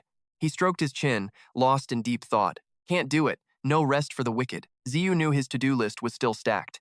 Home is where the real work begins. Back home, his fist was clenched so tight, fresh blood started dripping onto the cold floor. Crimson droplets pooled right in the center of a massive magic circle etched into the ground. Now, Ziyu and his shadow partner stood ready. A blinding flash erupted right before them. The glare forced a shocked gasp from his lips. The underworld? Ziyu shot Ban a sharp look. Was the gate opened with just this thing? Is this it? Ban simply nodded. Yes, exactly. Then Ban turned with a smirk. Want to take a peek inside for yourself, sir? A rift of light tore through the darkness. It sliced the void like a cosmic blade. A portal yawned open. Ziyu stepped forward. He unsealed something that made his blood run cold. His face went dead serious. Wait, no way. It was a massive, ancient stone coffin. Little Misu lay inside, looking way too peaceful. Zigu's heart sank as he whispered, Misu, why hasn't he opened his eyes yet, Ban? A strange glint sparked in Ban's eyes. His glasses glowed with data while scanning the boy, analyzing every inch of Misu's still form. Relax, sir. Physically, everything looks totally normal. No dark magic or creepy curses here. That's when the voice inside Jigyu barked, Master, use the divine elixir immediately. He whipped out a vial of glowing crimson. Jigyu carefully poured the mystery liquid inside. The legendary red potion trickled down his throat. Suddenly, Minsu's body gave a violent twitch. His eyes snapped open like a jump scare. Even though he was trapped in a coffin, Jigyu panicked as Minsu sat up. Minsu! Still, no reaction. Kid, are you awake? The boy stared back with haunting, empty eyes. Jigyu spiraled. Minsu, do you remember me? The kid paused, then whispered, Daddy? Jigyu froze. Wait, did I hear that right? Dusk fell as they arrived back home. Sujin and Jujun stood there, totally speechless. Minsu hid behind Jigyu, trembling with fear. Jigyu dodged their glares like a criminal. Jujun screamed. You brought a kid home? Mom gasped. Is he my grandson? Since when? Jigyu turned red and scratched his neck. No, it is a really long story. His sister, Du-jung, was loving the drama. You literally just brought Sujung home recently. An auntie already? This is moving too fast. Jigyu reached out and yanked her ear. Zip it, Du-jung. That is quite enough. Sujin took a breath and stayed calm. All right, spill. What really happened out there? Du-jung kept muttering about player-on-civilian violence. Assaulting a commoner is a serious crime, jerk. Jigyu looked down, sweating under the pressure. Well, the thing is, actually, finally, he cooked up a believable cover story. He is the grandson of a man I owe. He shielded his mouth to whisper secretly. He patted the boy's hand for comfort. Then he leaned in close to his mother, keeping his voice low so the kid wouldn't hear. His entire family died in a tragedy. The trauma caused total amnesia. He is lost. Mom's heart shattered into a million pieces. He thinks I am his dad, poor kid. She gasped. Oh, you poor, sweet soul. She leans in, asking, What's your name, kid? Trembling, he finally speaks. Minsu. Seeing his total terror, she stops the interrogation. Got it, Minsu. She beams at him. Call me Grandma. Okay? Iju's like, Hold up. Mom, are you listening? A lonely room glows. Dirt paths wind nearby. Tire tracks mark dust. A barrier shimmers here. The creepy coffin remains. A voice breaks out. This place gives chills. Jigyu's inner spirit appears. If we're on run, why the heck home? Jigyu just rolls eyes. A guy's gotta eat. Am I wrong? Mom wants grandkids. Scary. Spirit snorts. You're delusional. Jigyu asks, Tastes good? Minsu finally chirps. Yes. Jigyu feels kids regressed. Spirit drops the truth. Dad killed Grandpa, dude. Jigyu stunned. Trauma? Now? Maybe a memory trigger? Something from his grandpa? Workshop? No. Too much PTSD. Master, use the hammer. Jigyu shouts. Minsu, look. He pulls out gold. Minsu's eyes turn saucers. Know what this is? Kid's obsessed. So pretty. Jigyu's confused. Wait, really? You actually like this? Suddenly, it glows rainbow. Jigyu's shocked. Kid's special. Look at that massive power surge. The soul inside Ziyu was low-key impressed. Total Paimon bloodline blessed by every weapon imaginable. The brat wasn't staying still. He lunged. He's diving headfirst at that old coffin. Ziyu froze, barely yelling, Minsu, wait! The kid hoisted the hammer like a boss. Ziyu shouted, totally lost. Yo, what are you even doing? Minsu didn't hear a single word. He slammed that hammer down with fury. Lightning blue sparks exploded everywhere. A golden flash blinded Ziyu instantly. The whole world started to shake. Hammer and boy became one devastating force. A massive shockwave ripped the terrain. The ground literally cracked in two. That ancient coffin? Totally obliterated. Debris flew everywhere. It was a total explosion. Ziyu looked up, brain totally fried. What the actual hell? His eyes nearly popped out in shock. Hammer's there, coffin's gone. It's vanished? The inner voice spoke up. Take a closer look, kid.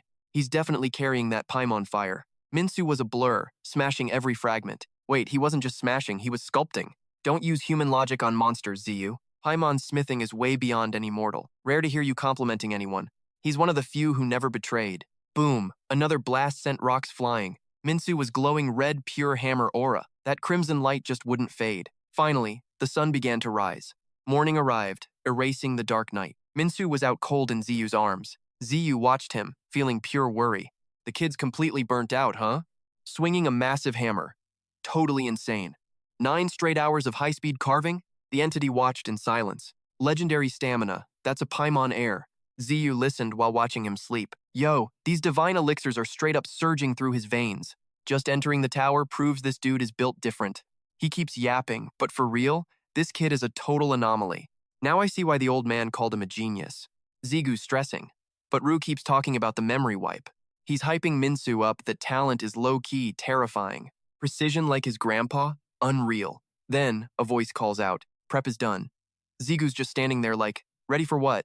You think that statue is for show? Use your brain. It's a vessel! Zigu's eyes go wide. You mean, bingo. We're using that thing to bring the old man back. Zigu grabs Minsu. A vessel for a literal soul? No way. The system notification flashes right before his eyes. Mr. Vu's ego confirms the impossible to his master. It's true. Only one shattered fragment remains. He walks through the heavy, soul-crushing silence. Elle finally drops her own take on the situation. Brandhut's trashed, but it still holds those old memories. Zigu approaches the petrified stone figure of Zichun. She drops some serious wisdom on him right now. If father hasn't fully vanished, there's still a shot. Brandhut totally agrees with Elle's logic. Yeah, she's spot on about that one.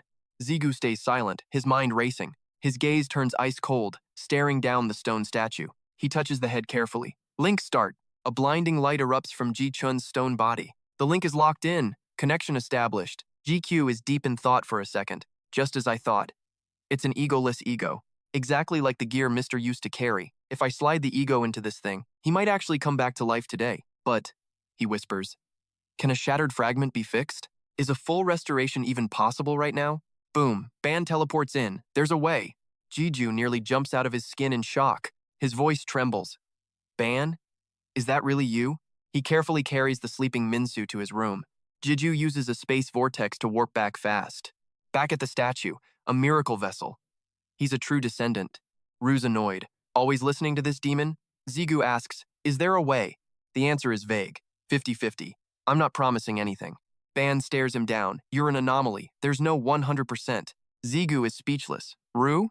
Still hates the guy's guts. He's talking big, but he's usually right. Still, what a total arrogant jerk he is. So, quick question. How exactly are we going to fix Zichun and turn him back to normal? Ban went full robot mode. Step 1. We have to pull that old man's soul back together. He smirked and held up one finger. Guess what? We finally have all the ingredients ready. Ban listed the loot. Soul shards and that piece of ego you have been hoarding. Smash those two together and boom, you can finally patch up a broken soul. Suddenly, Zigu felt like something was totally fishy. Hold up. How do you even know about soul fragments and merging them, anyway? He shrugged casually. I heard it from Lady Shudung. Yeah, her name popped up. Zigu facepalmed. Stupid demon eyes. That woman seriously cannot keep a secret to save her life. Back to the main event. Here is the deal. With this, you will be able to force that soul back into its original shape. But don't get cocky. It does not mean you can bring back his true essence completely. An ego is not some toy you can just glue back together easily, you know? He snapped his fingers loud and clear. And that is exactly why you are going to need this bad boy. In a flash, Ban summoned a wicked-looking blade out of nowhere. Meet the blue deer sword and this crystal that is clear as glass. Zigu suddenly turned into a freaking talking encyclopedia. He started geeking out over every item he just pulled out of his pocket. The blue deer is basically a legendary sword soaked in pure life energy. With that juice, I can definitely patch those missing holes in the old man's soul. Then there is this clear crystal I spent forever perfecting for us. It has 0 mana, so most idiots would just call it a piece of trash. But for a unique power like yours, man, it is the perfect vessel. If I explain the science, your brain might actually melt from the complexity. So, let's just keep it simple for now. Think of it like a clean slate, what humans call a fresh start for everything. Ziyu looked like he had just seen a ghost from total confusion. Wait, a slate? What the heck are you even talking about right now? Even with that explanation, I am still totally lost on what you mean, man. Hearing that confused reaction, Ban cleared his throat, looking a bit awkward and embarrassed. My bad, I guess I went a little overboard with all the nerd talk. Ziyu stood there, literally feeling like he was turning into stone from boredom. Was this guy always such a weirdo in the past, too? Rue muttered a few words under his breath. These researcher types always get hung up on the weirdest little details. But hey, I think I actually followed some of that nonsense he just said. He tried to translate the mess for his master's sake. Let me dumb it down for you into normal human speech as best I can. Just grab the blue deer sword and the clear crystal right now. Ziyu stepped up and checked out the blade with a curious look. The deer had been completely warped into a demonic sword. I bet that Ban guy was the one behind this crazy makeover. The polished steel shimmered, reflecting a face filled with pure teenage angst. Trust me, master, it's way easier to handle when it's this edgy. Perks of soul linking with me, the undisputed king of demon blades. Rue finally wrapped up his long-winded, totally dramatic explanation. Now, smash those ego fragments together and let Nai feast on them. This sword's basically a soul vacuum. It'll handle the dirty work automatically. Ziyu thrust the blade toward Ban with some serious main character energy. Commencing fusion. Hong Zichun's soul shard meets the core ego fragment. It vibrated violently, glowing bright as the fragments began their chaotic dance. Shining like a supernova, Rue kept yapping about fusing power and fragments. Bring the crystal closer. He hesitated like, wait, this shiny rock? He shoved the crystal right up against the sword's hilt.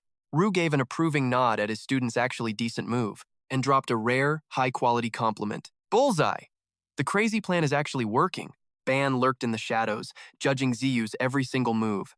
All that holy sword juice was being sucked straight into the crystal. It was literally a magical shop vac for soul energy. Right as the fusion reached its peak, the legendary blade started chipping like cheap plastic. Shards began breaking off, fluttering away like dead skin. He realized something was going seriously south, real fast. His jaw hit the floor in total shock. He stood there like a glitching NPC, totally clueless. Nai's life force was draining away, leaving it brittle and broken. Ziyu fumbled with the hilt. Is it supposed to explode? This is all part of the master plan, right guys? Ban flashed a creepy, toothy grin that screamed total villain vibes. He was loving it, the perfect sign that everything was going right. The blinding flash was so extra, even the statues were staring. Nai clattered to the dirt, looking like a half-eaten snack. Asterisk, ding. Asterisk, the system chimed. Fusion, successful, you didn't die. He stood there dazed, thinking, holy crap, it actually worked. Ban pointed a finger at Ji Chun, playing the boss. Finish the job, we're at the final stage now.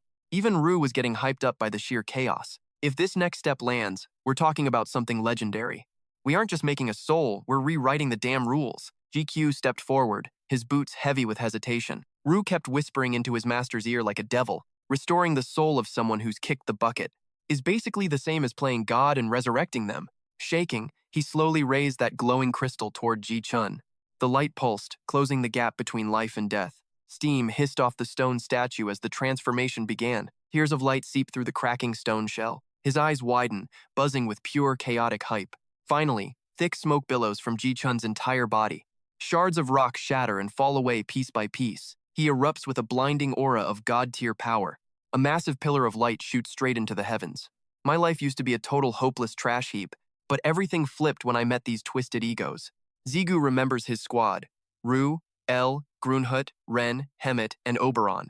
He cured his mom and became the disciple of the Demon King. He stares at Jichun, now shrouded in a new ego. This entity is unlike anything he has ever witnessed before. He stands tall, the ultimate embodiment of a human ego. Suddenly, Jichun's eyes snap wide. Something is seriously wrong. He examines his new body, unsure of the final result. Zigu is sweating bullets, but this change is a game changer.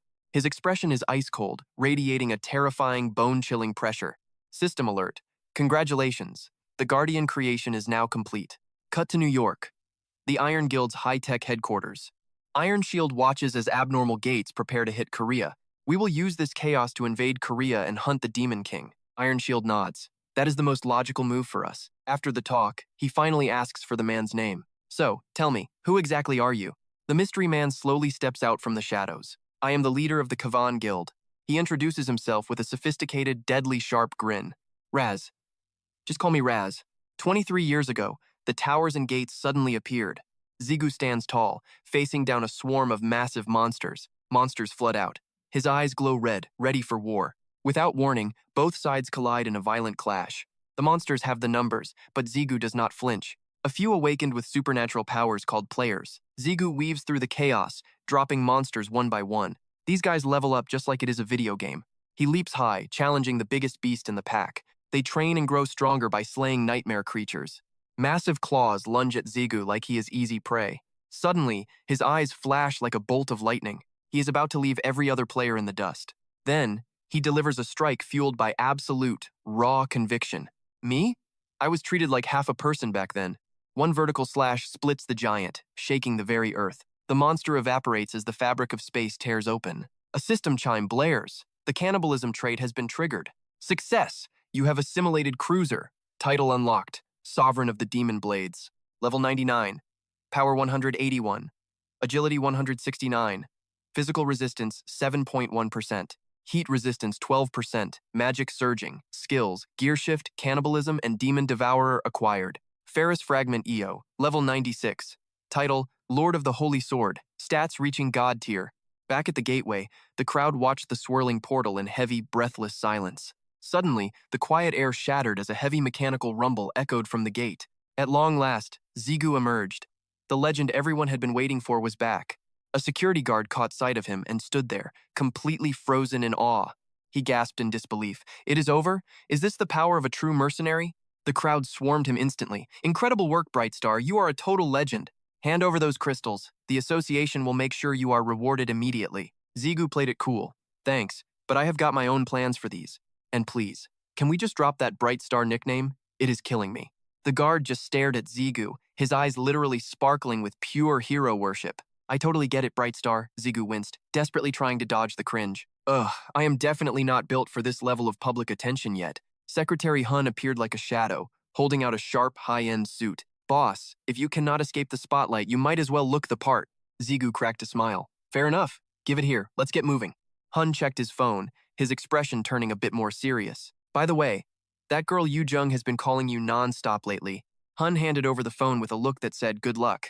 Also, let me take that heavy bag off your hands, sir. I will secure it in the trunk while you take the call. Zigu handed it over, a knot of worry forming in his gut. Wait, why is she calling? Is there some kind of crisis? Hun just gave a cryptic shrug and started the engine. I have no clue, but she sounded absolutely terrifying on the phone. It seems like she is hunting for something. Or someone. The second the call connected, the peaceful atmosphere vanished into thin air. Yu Jung's voice exploded through the phone like a sonic boom. Hey, where on earth are you right now, you big idiot?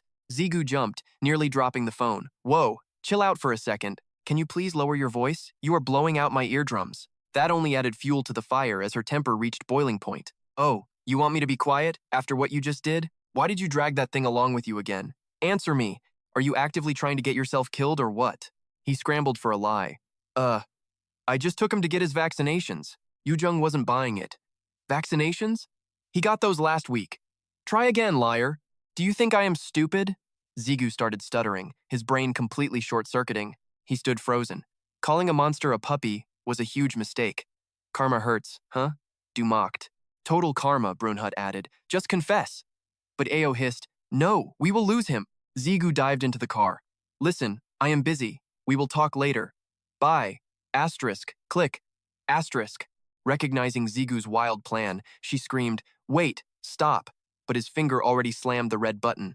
Suonghun glanced over, totally deadpan. All right, boss, where's the drop-off point? Zigu looked like a total ghost. Just the neighbor's place. Anywhere but my actual house. Suonghun raised an eyebrow. Neighbors? You mean those abandoned shacks you bought up? Right after we told the world this whole zone was a gate experiment site, his eyes went cold. Don't tell me you're shackled up with a demon king in there. Zigu buckled his seatbelt and snapped. Zip it! While his inner ego went into overdrive.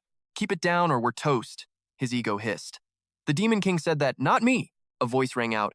A new neighbor had arrived. Within seconds, Jiju was at the door. He hammered the doorbell, practically shoving the door open before anyone could answer. A muffled voice drifted from inside the house. Who's there? Who's making all that noise? Old man Jichun stepped out with a friendly grin. Well, look at our very special guest. Suddenly, his face fell as he corrected himself. Wait, or should I say, master. Somewhere else, a massive pillar of light tore through the clouds, striking the earth.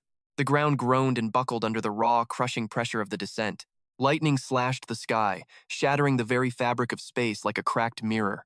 Ban just watched the chaos, a faint, chilling smirk playing on his lips. He stood there in total silence, calmly observing the destruction unfolding before him.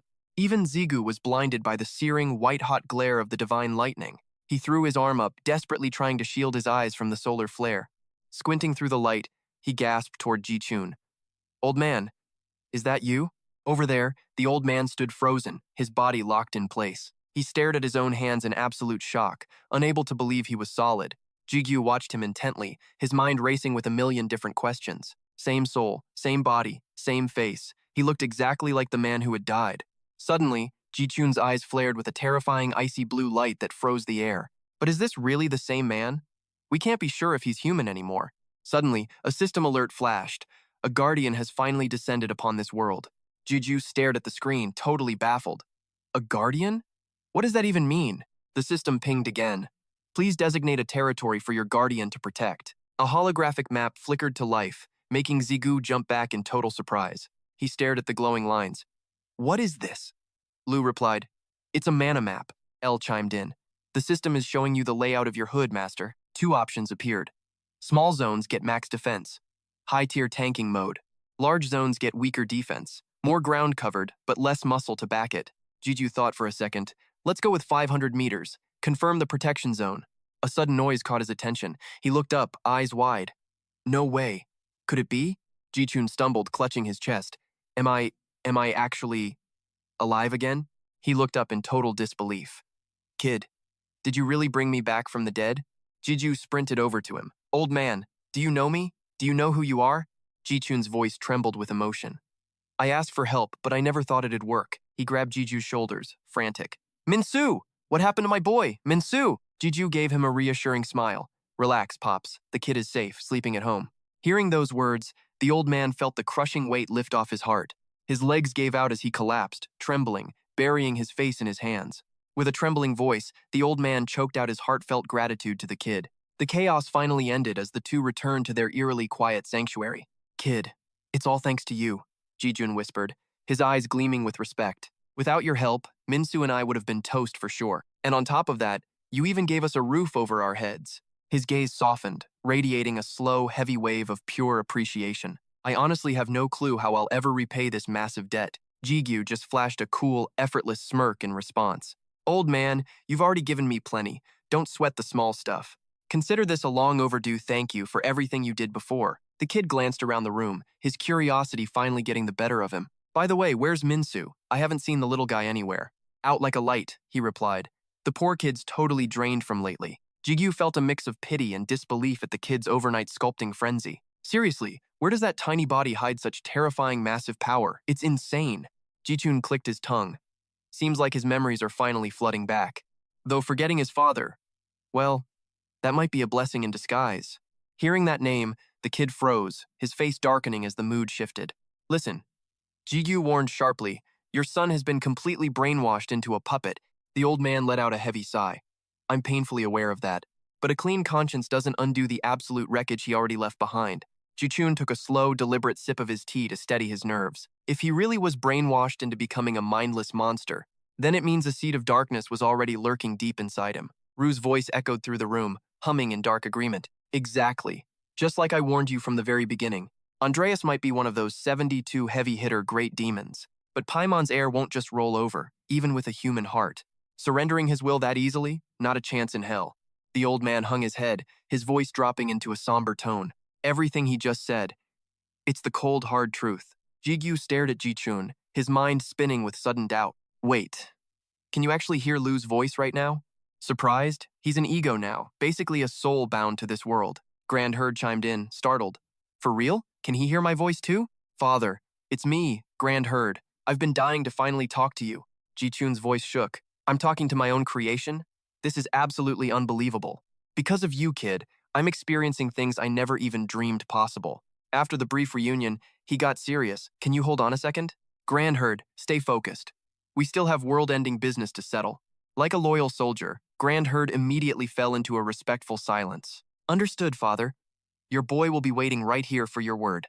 A flicker of fatherly pride danced in Ji-chun's weary old eyes. That's my boy. A good, obedient kid through and through. Then, with a calm finality, the old man slowly closed his eyes. Deep breath, game face on, time for the truth. Ji-chun's expression turns ice cold, dead serious. Look, kid, we need to talk, man to man. I'm done. No more legendary gear from these hands. GQ freezes, his brain just short-circuited. Pure, unadulterated shock washes over his eyes. Kavan's goons want Paimon's legacy. My duty? Protection. Rue laughs. Old man's a guardian? Legacy? Totally lost. His face darkens. Every word a razor blade. The body? Rue mocks the dramatic vibes. Hilarious. So Kavan's got the ultimate prize in their hands? Ji-chun gives a slow, heavy headshake. That's the least of our worries right now. Only my bloodline can awaken that ancient power. His voice cracks, heavy with ancient sorrow. But I'm powerless to stop them anymore. GQ jumps in to save his spirit. Chill out, old man. It's totally fine. You old geezer. Just returning the favor for everything you've done. Focus on keeping our home safe. That's all. Suddenly, Ji-chun's eyes spark a massive recollection. Hey, pay attention. This is legendary. He holds up a single, cryptic finger. His voice is steady and unwavering. I've got one final gift for you. The ultimate treasure. The dopest masterpiece ever. Even a brat like you will be drooling. Sunlight hits the mansion. Calm before the storm. Sudong finally breaks the awkward silence. Welp. Time for us to bounce. We're out. Jigu's brain does a massive double take. Confused. Say what? Why the sudden exit, guys? It finally hits L. The end of the road. The party's over. They're actually leaving for good. Rue throws some grade A salty shade. Happy? One less rival in your hair, right? L's temper goes from 0 to 60 instantly. You want to repeat that, you little punk? Sudong drops some cold, hard facts. Can't stay. Our clock has finally run out. Jigu gasps, his voice hitting the floor. Major bummer.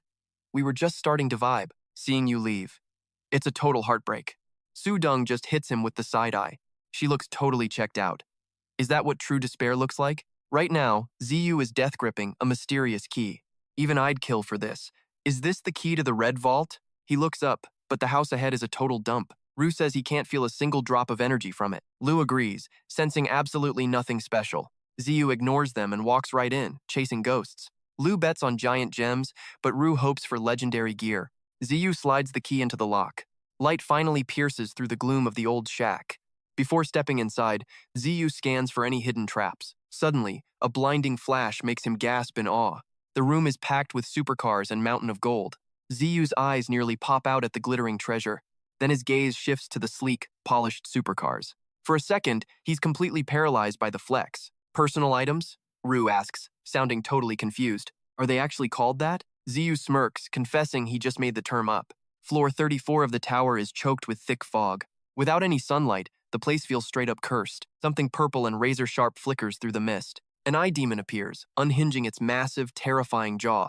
Yet Ziyu stands his ground, steady as a mountain. In a flash, Ziyu dominates the eye demon effortlessly. Immediately, the system alert blares in his mind. After absorbing the demon's cursed blood, his magic resistance stat just hit a new peak. Ziyu lets out a satisfied, borderline villainous smirk. Seeing that look, Lu has to admit it. Master is becoming seriously scary these days. Rue tries to kill the vibe.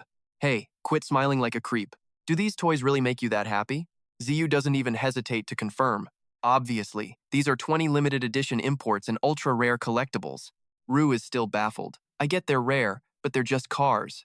Ziyu snaps back, emphasizing the word limited edition. Rue, you don't get a man's dream. Rue just scowls. He's just confused why a rich guy geeks out over this. Ziyu's voice turns dead serious. Listen closely, Rue. He begins his grand explanation. Some things in this world just can't be bought.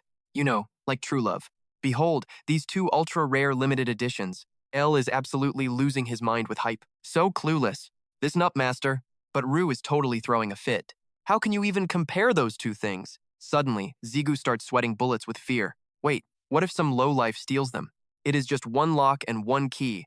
Even then, Rue still has zero clue. Why are you acting so paranoid? Isn't that old geezer running this whole warehouse? He is convinced that no thief could ever break in here. Zigu snaps. You think? We must warp them through the gate. L protests. Hey, I am not a walking storage locker. Rue agrees. Sounds good. Let's get back to the slaughter. He grins wildly. Time to get to work. You got it, Master.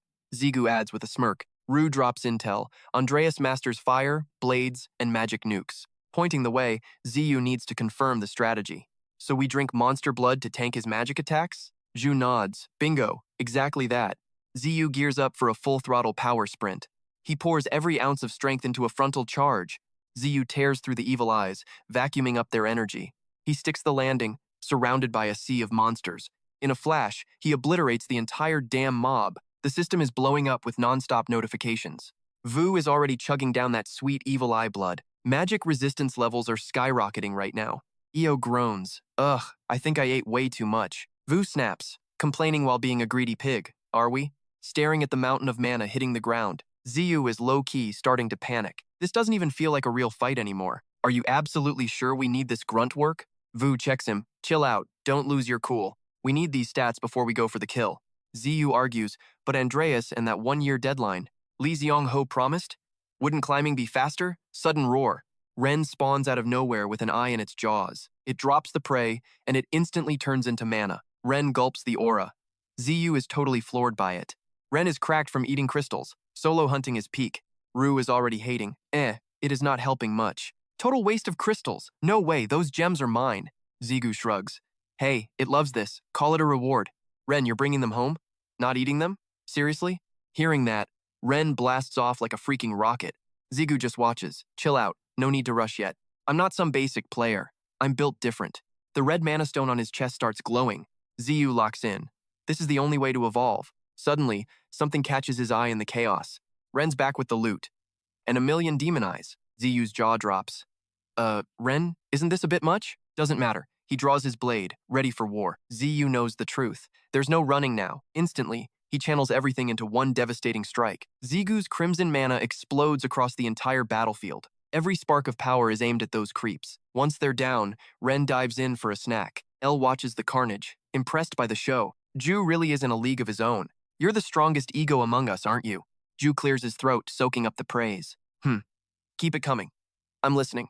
El continues her analysis of his power. Ju's level is insane, plus he absorbs monster blood. And he can even craft new egos. His knowledge is honestly kind of terrifying. Ju finally speaks up with a smug smirk. Kid, you actually have a decent eye for talent. Your skills aren't half bad either, for a rookie. Zigu just sighs in total disbelief. What are these idiots even doing right now? Give me a break, seriously.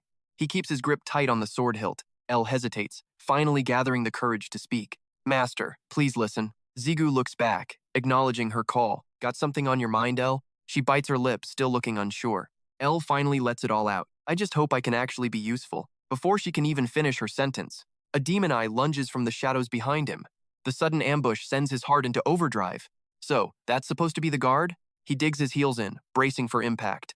Sorry, El. Catch you later, I'm busy. The demon eye gapes, and Zigu dives in. Determination blazes in his fierce eyes. Meanwhile, the beast tries to swallow him whole. Seconds later, he's vanished into its gullet. Suddenly, Zigu shreds the Demon King's core. Its massive form begins to crumble apart. Moments later, the king explodes into crimson mist. System alert. Transformation into Demon King failed. Reward obtained, 1 Demon Eye Ego Fragment. Zigu sticks the landing like a total pro. He turns away, exhaling a sigh of relief. Zigu quips. Could you be any more useless? Ru, if this fails, I get 0 loot. He snaps back. Is this my fault now? Wait, Zigu finally remembers right, LA. So, what were you trying to say? She's been acting super hesitant this whole time. Well, suddenly, the system screen flickers to life. Ru has reached level 100. Raw power surges through Zigu's entire body. Evolution requirements met for Ru. Zigu struggles to handle the sudden power spike. Evolution? Are you for real right now? Ru describes the strange sensation within. My body. It feels totally weird. It's like I'm burning up inside. The system pings with more shocking news. New data screen materializes before them. Ru's first evolution phase, initiated. Body parts, 1 out of 1. Ego fragments, 10 out of 10. Ego souls, 3 out of 3. Demon shard, 1 out of 1. The blood beast. Finally, everything clicks for Zigu. So these were the hidden evolution conditions. Every single requirement has been satisfied. The system reveals the ultimate truth. Primary evolution condition. Unlocked. Required. Ru's essential body parts. The floor 30 drops were meant for this moment. Zigu grills the void. Human parts on 40? L fires back. Not a clue. Maybe though. Screen flickers on. Connecting the dots. Dungeon ego shards. Iron Guild clash. Perfect memory recall. Smap boss soul. Choi Minseok. Plus another one. Psychonaut Voder. Minsu's old man. Huang Cheyin. Gatekeeper Krasidu too. Freshly slaughtered. Running the math. To use them, skip Hoing Chein. Revive him later. Ilhufs. Fine. I'm older, scoffs. He's just one. Dad's one too. Quiet, you two. Shards, Blood Beast, Floor 4 Gatekeeper. Too many stars. Deep mental focus. 5 successful souls. Rules still unknown. Playing it safe. Use every ego. Stay sharp, Zigu. He speaks up. Itching to evolve? Rue acting shy. I guess so. Ziyu nods along. Sounds good then. Evolution start now. Crimson Blade ignites, deep within the suffocating pitch-black woods. Zigu stands at the epicenter of a blinding, radiant glow. The agonizing process of evolution is finally complete. The legendary demon blade, Rue, descends back to its master. Raw energy erupts, suspending him in a gravity-defying surge. The mana gem blazes crimson, the mark of a god-tier transformation. Even now, violent ripples of power vibrate through the atmosphere. System alert. The latest status data has been synchronized. Title updated. Rue, Sovereign of Demon Blades and All Devils. Level 100. Strength 190. Agility 173. Mana 231. Physical resistance 7.1%. Heat resistance 12%. New skills: Equipment Mutation, Cannibalism, Devour, Indomitable Will, and Amplify. Summons, Death, and Demon Blades. Initiate the Soul Devour. Devour successful. Fragment of Jack Lemon has been consumed. Devour successful. Fragment of the Demon King has been consumed. Absorbed egos, Rudder, Choi Min-sek, and the legendary Krisetu. Finally, the evolved Rue returns to Zigu's steady grip. Staring at the massive stat screen, he can't help but shout, "Whoa, this status window is freaking stacked. This is insane." Zigu grins. "Looks like you hit the jackpot, buddy. You even look different now, Rue. How are you feeling?" Rue sounds totally nonchalant. "Honestly, I don't feel much different. Though, it'll take a while to digest all this crazy power." Zigu shrugs it off. "Whatever, let's just head home for now." Suddenly, he remembers something. "Wait, that's right." Zigu glances over. "Yo, L, you got something on your mind?" L plays it cool. "Nothing at all, master. Not a thing." A sleek, polished supercar purrs, idling at a red light. Mr. Hun is totally hyped. "Man, I can't believe I'm driving this. Deciding to be your manager was the best move ever." Zigu admits, "Honestly, it's my first time in a fancy ride too." Mr. Hun gets curious. "Wait, Superstar Zigu doesn't drive? I love the pay, but..." Zigu sighs. "I have a license, I just never use it. Besides, riding with you is way more fun than being alone." Mr. Hun's mind goes south. "Look, just so we're clear, I strictly like women." Zigu snaps back, offended. "Bro, same here. Don't even start." Rue joins the roast. "Come on, master. You can tell us the truth." L piles on. "Yeah, master, how do you really feel about him?" Zigu's face turns white. "Shut it. You guys are taking this too far. And Rue, don't let that idiot influence your brain." Mr. Hun quickly pivots. "So, about the Brunhut mission. You still have that idol Zubin's phone number, right? Well, have you actually tried texting her yet?" Zigu looks away. "Yeah, we're still in touch, I guess." He mumbles. "But I have no clue what I'm supposed to say." Rue had to admit it, even his own ego couldn't handle this cringe. L drawled out his name, sounding utterly exhausted by it all. "Master, remember that text Zubin sent you a while ago? She was asking if you had any big plans this weekend." Zigu's genius reply? Exactly 2 soul-crushing words. The tower. Yet, somehow, she still showered him with praise. "You're such a grinder. Is hunting your entire personality, huh?" "For real though, what's the move for this weekend?" Zigu's legendary follow-up? Just one word. Gate. Hun saw the chat and felt a physical urge to judge. "No offense, but have you ever even touched grass, bro?" Zigu instantly shut him down before the roast got worse. "Zip it. And what's with that weird-looking emoji anyway?" This time, even Ziu joined the Let's Roast Hun squad. "Wow, turns out you actually have an eye for losers." Zigu was fuming. "How do I mute these annoying brats?"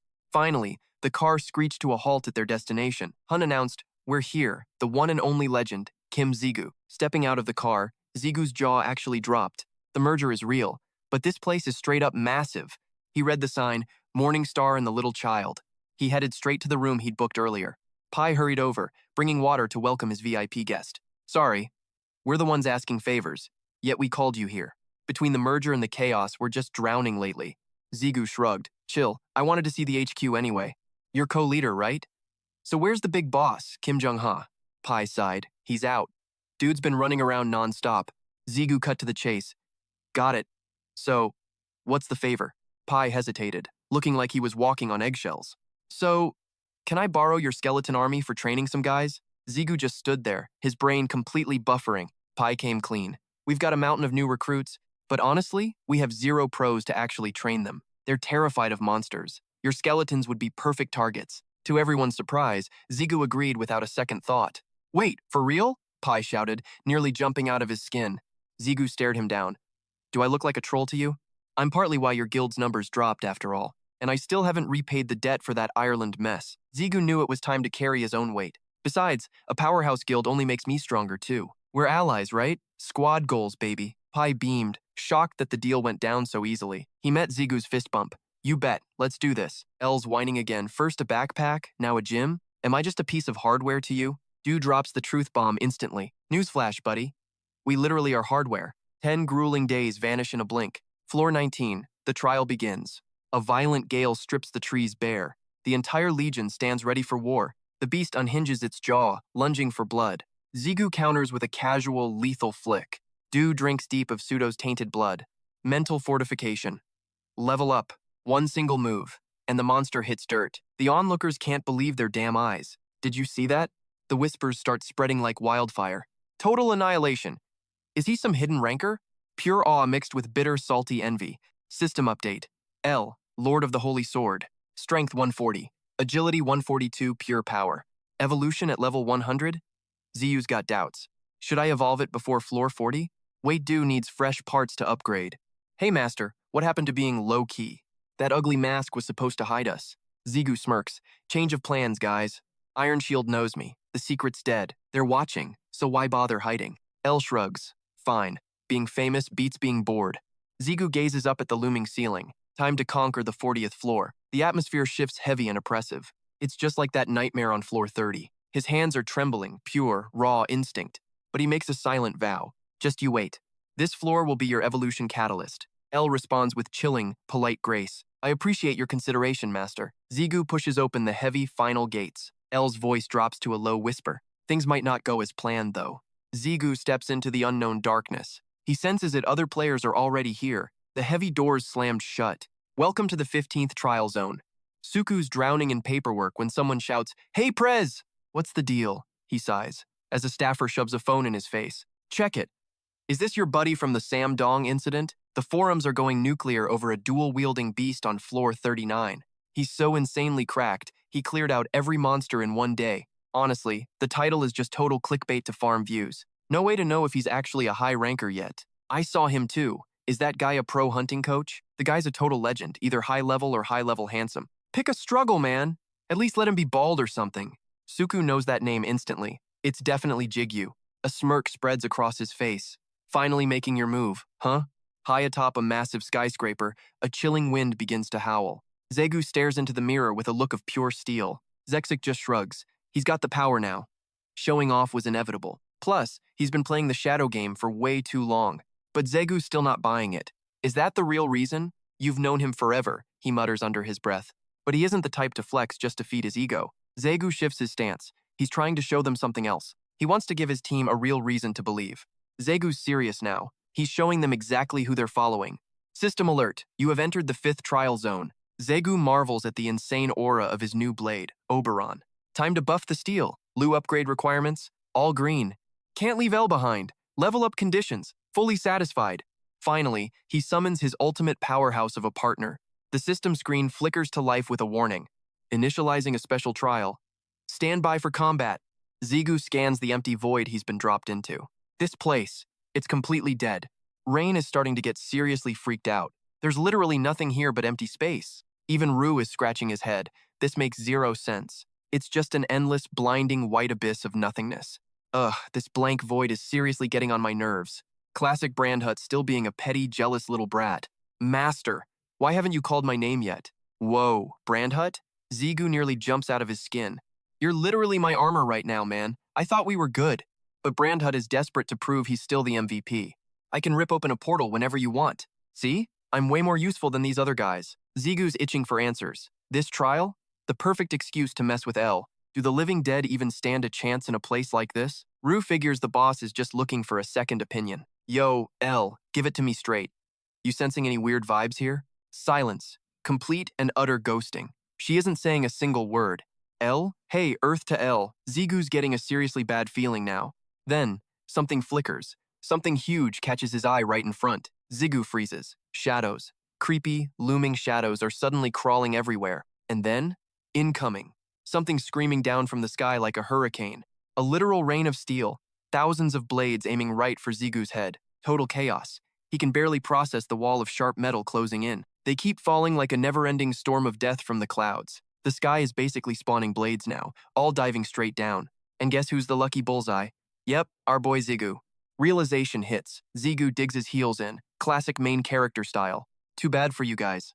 I've seen this trashy movie before. Zigu's dealt with basic spam attacks like this a million times already. He braces as the entire arsenal slams into the dirt at once. Boom! The impact kicks up a massive, blinding cloud of grit. Smoke clears.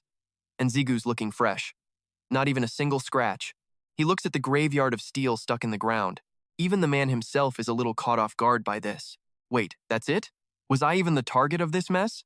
He's got a hunch about what's really going down here. Whatever. Not like logic ever matters in these trials. This feels exactly like when I puppeted the demon blade against Rue, which means L's physical body is probably nearby, pulling the strings. Rue shuts that theory down faster than a failing grade. Negative, Master. This is a different beast. Gear up for war. As soon as he speaks, every single blade starts humming with light. The entire world turns a blinding, eye-melting shade of gold. Zigu's going blind. He's forced to cover his face from the glare. Suddenly, the glow drifts up, swirling into the air like magic. Finally, he can squint through his fingers to see the truth, and what he sees makes his jaw hit the floor. A massive angelic wing is just hovering there in the sky. Zigu stammers, "No way. Are those?" "Yup." Rue confirms instantly. He drops the real bomb. They're dealing with literal angels. Zigu grimaces. Angels? Figures. If hell is real, heaven must be too. But these things, they look way creepier than the stories say. Even Rue's confused. This is going to take some serious effort, Master. Without warning, the angels nosedive like lethal, feathered missiles. Rue realizes the truth. These are demonic angels. This is bad. Meanwhile, his own sword hasn't even twitched an inch. Cut to a fancy, pants mansion far away from this chaos. Ji-chun glared at the blade like it owed him money. Big reveal? It's just a broken hunk of junk. Alright, I think I've got a plan here. Ji-chun let out a heavy sigh. But I'm capped out, this blade's life force is dry. Man, I'd kill to analyze a perfect masterpiece instead. Suddenly, a weird vibe forced him to freeze. He watched in total shock as the sword twitched. Is it actually humming at me? His pro instincts realized the truth immediately. It's not humming, the sword is freaking terrified. High noon. The sun scorched the dead, barren wasteland. A ruthless hand suddenly crushed the mask to dust. Sudong tightened her iron-like grip, squeezing harder until the ceramic finally shattered. Seconds later, the entire enemy squad was finished. Sudong dusted her hands off. Too easy. She quickly moved to report her progress. Done. Go ahead and pillage their memories, Ban. Total silence. Her partner didn't even blink. Sudong called out to him again. Yo, Ban, you zonked out or what? He stared into the distance before slowly turning back. Ban felt the shift in the air. The tower. It's finally happening. Dunlap. The ground beneath them began to splinter and crack. A chilling wind swept past the stoic man. Zeong-ho's sharp senses caught it instantly. That ancient thing has finally awakened. Meanwhile, Zigu was still acting totally clueless. Who the hell are these guys? Rue couldn't help but gasp in total shock. Wait, are those actual angels? Grunhut is literally crawling with them right now. Being a total rookie, Zigu had one question. Strong? Rue muttered. They're way weaker than they look, but still. But don't get cocky. They won't go down easy. Zigu paused. Something was finally coming back. He turned for a second opinion. L, thoughts? She finally replied, I'm with Rue on this. Zigu felt the vibe shift. L was always quiet, but since arriving here, she's been a total ghost. His gaze turned dead serious. Something's definitely off. He remembered L's cold denial. It's nothing, Master. Yeah, right. Meanwhile, those freakish angel demons are literally raining down. Down below, Ziyu is locked, loaded, and ready. He stomps his foot. It's showtime, baby. Ziyu knows it's go time. He charges in full throttle. Sword swinging, he's carving through those holy freaks. And why stop there? He's throwing hands too.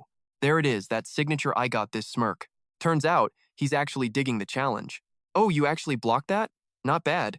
Instantly, Ziyu whistles for his ride-or-die beast. Ren hears the call and moves like lightning. The beast leaps, matching that angel's pathetic height. Fangs out. That angel is basically crapping herself. Ren takes a massive chunk out of her shoulder. He slams her into the dirt like trash. Poof. Another angel bites the dust in smoke. Too bad there's like a billion more coming.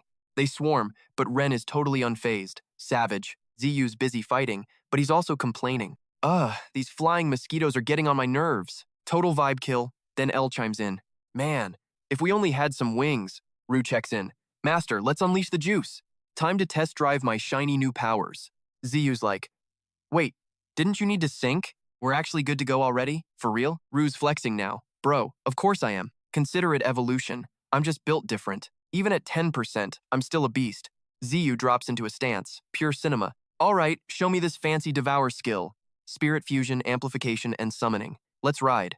The system UI starts glitching out like crazy. Mental attack resistance? Check. Mana buff? Locked. A sweet 9.3% magic boost. Gear morphing. Cannibalizing this is getting dark fast. Fusion, amplification, summoning the whole legendary pack. Iron Will? Check. Death vibes? Double check. Demon sword activated. Ziyu looks absolutely deadly. So, which of these bad boys do I use? Rue starts to answer, but gets cut off. Ziyu's like, hold up. Let's lose this loser first. He barks an order. Fall back. Now. The beast zips back into Ziyu's necklace gem. System, Grunhut's attack has been fully redirected. Blazing azure light utterly eclipses those winged punks. That gale's absolute pressure traps them in midair. Jiju's like, all right, what's our next big move? Rue smirks, basically screaming, summon them already. Master, now's the perfect time to drop the hammer. Jiju locks in. Fine. Summoning start. System alert. Protocol summoning is initiated now, manifesting the forms of every ego I've devoured. Rue's blade drinks in a massive surge of power. Violent crimson and void black auras swirl around him. Raw energy explodes outward, shattering the very atmosphere, morphing into a titan to wreck those demon angels. One massive spectral hand swipe turns them into paste. They're getting deleted, fading into nothing but ash. Rue's monstrous form just starts stomping them flat. Half their army gone in a literal heartbeat. Flashback time, Jiju's thinking of those cruisers. Brant snaps him back. Master, eyes on the prize. Master, look straight ahead. Rue's pulling out 2 more elite summon statues. Something's tearing through the void at light speed. It's homing in on Rue's massive monster form, but our beast stands tall, totally unshakable, locked in a perfect battle stance. Meet the new guys, Minsei, OK, and Rotor. A stray demon angel dives from the clouds. It skewers Rotor right through his spectral chest. He just licks his lips like a total psycho. Rotor swings back, making that angel regret living. This chaotic brawl is reaching a fever pitch. Minseo OK is busy hunting down more winged trash. He grabs solid light and aims for the kill. He delivers a slash that splits the sky. Blink, and he's already behind his target. Cold. Rue's giant red statue is basically a lawnmower. Jigyu's head is spinning from all this chaos. Those 2 are spirits Rue snacked on before evolving? Sick. Rue flexes with a smug cough while Brant cheers. Jiju's pumped. Rue, you're the absolute GOAT. No way, I'm just standing here being a spectator. He charges in. My turn. Let's get wild. Jiju's squad is absolutely mopping the floor now. The angels are reverting back into lifeless blades, raining down from the sky like scrap metal. Jiju just watches the glorious, silent carnage. Imagine your weapon turns into a goddess and ghosts you. Absolute celestial madness. Wait, so these guys are actually just glorified, flying kitchen utensils? Rue corrected him, explaining the truth is way more intense than that. These aren't swords turning into angels. The angels themselves are the swords. Ziyu rolled his eyes. Okay, same difference. Why the heavy drama? Something's been bugging him. Yo, L, we seriously need to talk, lady. Since you're the sword lord, spill the tea on these weird angel blades. L dropped a bomb. These angels are basically high-ranking celestial royalty. They're elite exiles, abandoned because no one ever called their holy names. Pure-blooded royals, the ultimate guardians of the entire angel realm itself. Wait, royalty? High status? Is this cemetery actually heaven or what? L shut that down quick. Nah, not even close to it. This is just a graveyard. They're probably thanking you right now. Because of you, they finally found some damn peace and quiet. It's all coming back now. My duty. And who they really were. Ziyu froze in his tracks. Duty? What kind of duty exactly? Suddenly, the L-blade erupted in a blinding, holy, and terrifying light. The power surge was way crazier than those devil angels from earlier. Ziyu shielded his eyes. What the hell is happening right now? When he finally looked up, his jaw hit the floor in shock. He stared down at his hands, empty. His sword was totally gone. Panic mode activated. He started yelling into the empty, glowing void. L? Where'd you go? Don't leave me hanging like this. Rue and Grunhut piped up instead. Master, yo boss, look up. Ziyu spun around, desperately looking for the source of that voice. How did I not notice this massive vibe change until now? Long, silky hair was fluttering in the breeze like a celestial commercial. A legendary sword glowed with a blinding, divine radiance in her hand. Watching her float there, the realization finally smacked Ziyu like a truck. Ever since they arrived here, El had stopped calling him master. His voice cracked a bit as he tried to find the words. Ziyu squinted, trying to make sense of this gorgeous, terrifying view. Is that really you, El? Am I supposed to fight you now? Meanwhile, Seongho felt a massive, dark chill in the cold training yard. His twin blades started vibrating like crazy in his iron-tight grip. You guys are hyped, huh? Well, I guess I can't blame you. He felt El's presence. The legendary king was finally back. Because your king has finally awakened from her long, dusty slumber. His eyes narrowed. The world was about to get real messy, fast. But don't worry, I'm enough of a beast to serve God alone. Back at the scene, Ziyu muttered, So, that's El's true form? Even Grunhut was shook. She's totally different. This is bad news, Ziyu snapped. What do you mean, face me? Explain yourself, lady. Get your butt down here so we can talk like normal people. Zero patience left. Listen, you royal brat, get down here right now. Boom! A rage-filled strike literally shatters the earth. Ziyu is shook seeing his teammate go rogue wasn't on his bingo card. Luckily, he dodged just in time to avoid getting sliced. Ziyu's brain is lagging. Like, why would she even do this? El plays the divine duty card, claiming every angel has a job. She leans in, cold as ice. My mission is system error. El just evolved into a full-blown demon angel of doom. Brunhut's panicking, and Rue is just straight up cursing. Damn it, no more talking. It's time to throw hands with a former friend. This isn't a tutorial, her power level is totally off the charts. Ziyu locks in, tracking every move. One mistake, and he's toast. He digs his heels in, prepping his signature battle stance. Charging like a rocket, Ziyu aims straight for her blind spot. El doesn't even blink, raising her blade to shut him down. She fires a massive blast of dark magic right at his face. Reflexes, 100. Ziyu brings up his blade just in time. Collision. The shockwave turns the entire area into a massive crater. Backflip for style. Ziyu sticks the landing like a total pro. Rue is absolutely livid, screaming about backstabbing little brats. I knew this would happen, Rue growls, catching Ziyu's attention. Rue, talk to me. Do you actually know what's going on? Ziyu is fuming, but he finally gets why Rue is so triggered. Classic flashback vibes. Rue's been burned by a betrayal before. Back to the sky. Ziyu launches another high-speed aerial assault. El sees him coming and decides to drop the hammer immediately. She calls down a lightning strike that shakes the whole map. Rue is officially losing his chill, screaming for blood. Master, use death. Rip that girl's limbs off right now. Ziyu's like, whoa, relax. Don't lose your head mid-fight. Rue, if you lose it, I'm gonna lose my focus too. But wait, there's more. A terrifying bolt of lightning charges up. As it drops, Ziyu screams, Full reflect! The impact is insane. This explosion makes the first one look tiny. Ziyu's struggling to even stand under that crushing pressure. Major problem. He just can't get close enough to strike. El is just spamming long-range nukes. Total camper move. Rue's trash-talking again. Cowardly style, just like every other traitor. Ziyu's grip tightens on his sword. Time for the big guns. Summoning time. Crestu, I choose you. Get out here. Crestu spawns in, 3 times bigger and ready to wreck El. El is unimpressed, simply muttering 2 words. Holy Sanctuary. Instantly, Crestu's eye is scorched. That was way too easy. Rue finally admits it. She's built different. We're totally outclassed. Those fodder angels were nothing, but this holy power is a cheat code. Is death useless? Rue smirks. Nah, death is her only weakness. Look, Ziyu is basically screaming his lungs out. El, wake up, do you seriously not know who I am? A sudden, blinding flash hit Ziyu, sending Rue and Brandhut into a total state of panic. Master! After that pathetic sneak attack, he was looking like total hot garbage.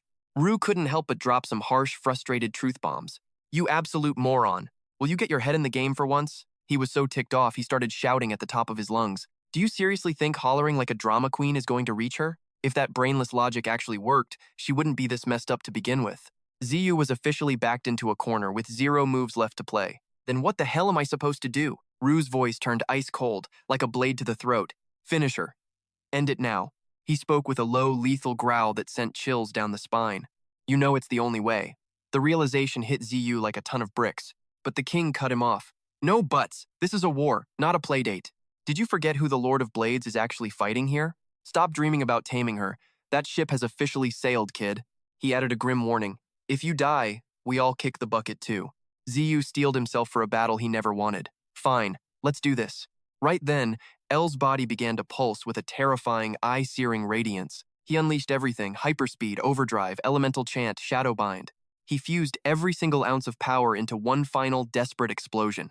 Ziyu poured his entire soul into a strike meant to end it all. Suddenly, a tiny flicker of emotion crossed L's empty, robotic face. Ziyu caught it instantly, that small glimmer of the girl he once knew. A faint, ghostly whisper echoed inside his head. Master. Ziyu froze solid.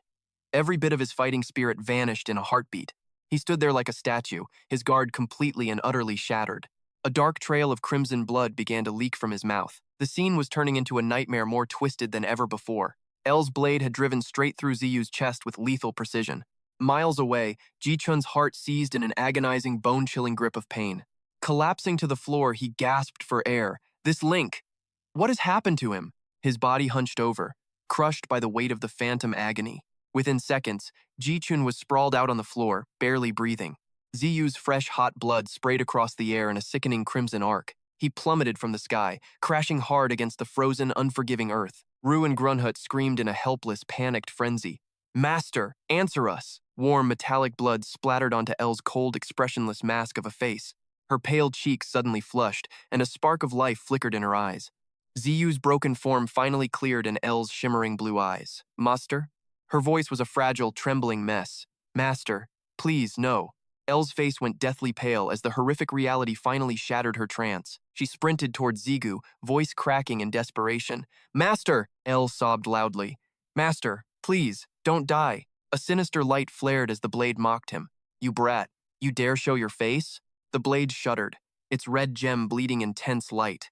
His body spasmed as something dark stirred inside him. Clutching her necklace, she wept as their bond shattered. But Zigu lay still, his life force fading away. Drifting in the abyss, he wondered, is this the end? His silent plea echoed through the cold, empty void. What happened to everyone? Are they all gone? Did they all die because of my own failures? Ghostly visions of his family flickered past him. I should have said goodbye when I had time. I'm worried, but T6 will keep them safe. Suddenly, Sudung's face flashed in his mind. Is she okay? My death will ruin her life. Ugh, I still owe her 3 immortal pills. I guess I'm taking that debt to the grave. Sharp memories exploded. His 3 closest friends materialized in his thoughts. Sukgu, Seongpi, and Jonghae. His loyal crew. I just wanted to be someone they could trust. A mental hurricane struck. More faces blurred past, mostly enemies from the past. That Iron Shield bastard? I'm not finished with him. And Lee Seong-ho, he's still on my list. That prick, Marquis Andros? This chaotic rage fueled a fire in his soul. L is still trapped. Too many monsters are still hunting for my family. Saving Mom wasn't enough. I have so much left. I have a lot more unfinished business now. If the world wants me gone, then try me. Ziyu snapped his eyes open on a massive throne. A blood-red sky burned all around him. Giant shadows tore through the air, leaving soot. An endless legion of beasts stood ready for war. Ziyu lunged up. What the hell is this? Titan dragons coiled through clouds of living fire.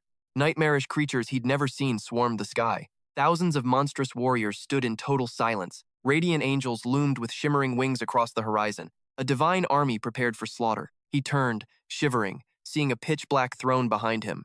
Cursed demonic runes are crawling everywhere. And here I am, chilling on a throne. Ziyu's face is a total mess of confusion. Is this a dream or a life replay? Super weird. I died. Then Rue's voice screamed, Go back! He snaps awake, eyes popping wide open. Eo's right there, looking worried.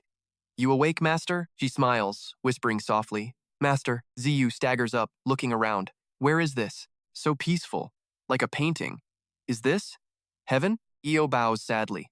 Nope, just another trial floor. He sighs, ruffling his hair. Heaven? Not me. I'm definitely a one-way ticket to hell. Ziyu's gaze sharpens. Wait, why am I breathing? Flashback. That sword. Eo's indomitable skill saved me. System alert.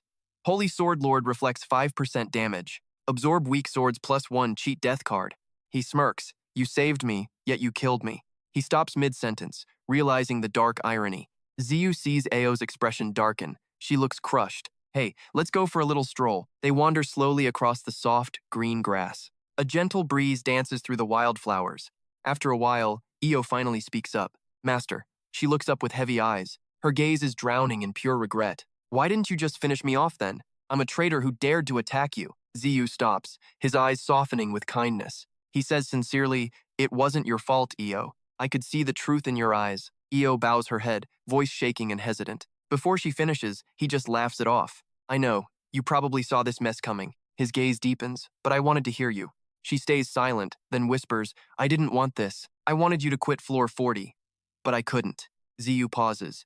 After all, the tower must be climbed. He smiles. Don't sweat it. It'll all be fine. Since we're in a pocket dimension, the others must be scattered all over the place now. He frowns, a flicker of worry in his eyes. Tell me, have your memories come back yet?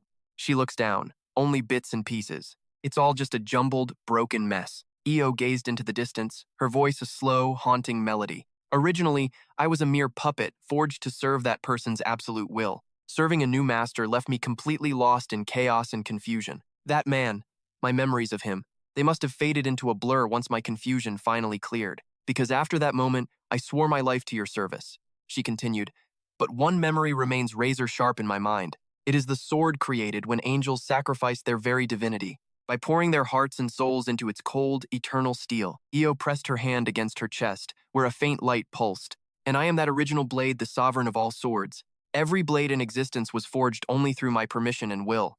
Zigu flinched, his eyes flickering with sudden sharp doubt. She stepped forward, her shadow stretching long under the dim glow. Forgive me, master.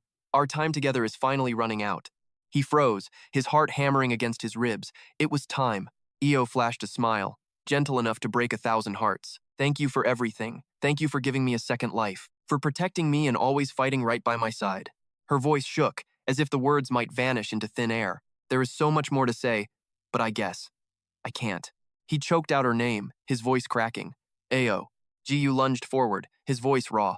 You're joking, right? Her body dissolved into translucent spiritual threads. You're more incredible than you know. Master, not even Du or I could ever hope to rival you. His heart clenched in a suffocating grip. Wait, El, why is this happening? El offered a faint smile, her voice a whisper of pure resolve. So go, tear down anyone who dares block your climb up the tower. Angels, demons, or the tower lords themselves, obliterate them all. Jiyu roared, reaching out, but his hands met only empty air. She looked back one last time, a smile full of pride. Become the tower master. I know you are the one to do it. Jiyu's eyes snapped open. He gasped, clutching his chest in a sweat. A relieved voice teased. You're finally awake, master. You're way too slow. Zigu bowed his head, his voice cracking. I'm sorry for worrying you. His dazed eyes drifted to the side in a hollow stare. Before him lay a rusted blade, strangely familiar. He touched his heart. He whispered her name, his voice shaking with grief. El. The sunset painted the sky in fiery orange. All right, everyone, good job today. A bright, cheerful voice called out from behind them. Make sure you get home safely, guild leader. Zubin turned back, waving with a playful, charming grin. You too, stay safe on your way back. She remained still, her gaze fixed on the shimmering portal. A curious teammate spoke up, wondering what caught her eye. Yo Prez not heading home? Everyone's moving toward the portal, Zubin whispered, her voice soft. I'm still waiting for someone. A teasing laugh erupted behind. Smelling some serious secret drama. Is it a guy? Spill. Her cheeks turned tomato red. No, it's not like that. Her panicked eyes said everything. She stared at the chat. Not quite, but... well, maybe. Text. Call you Appa, please. Sure. Let's keep it chill. Sweet. Plans for tomorrow night? You free tomorrow at all? Floor 40?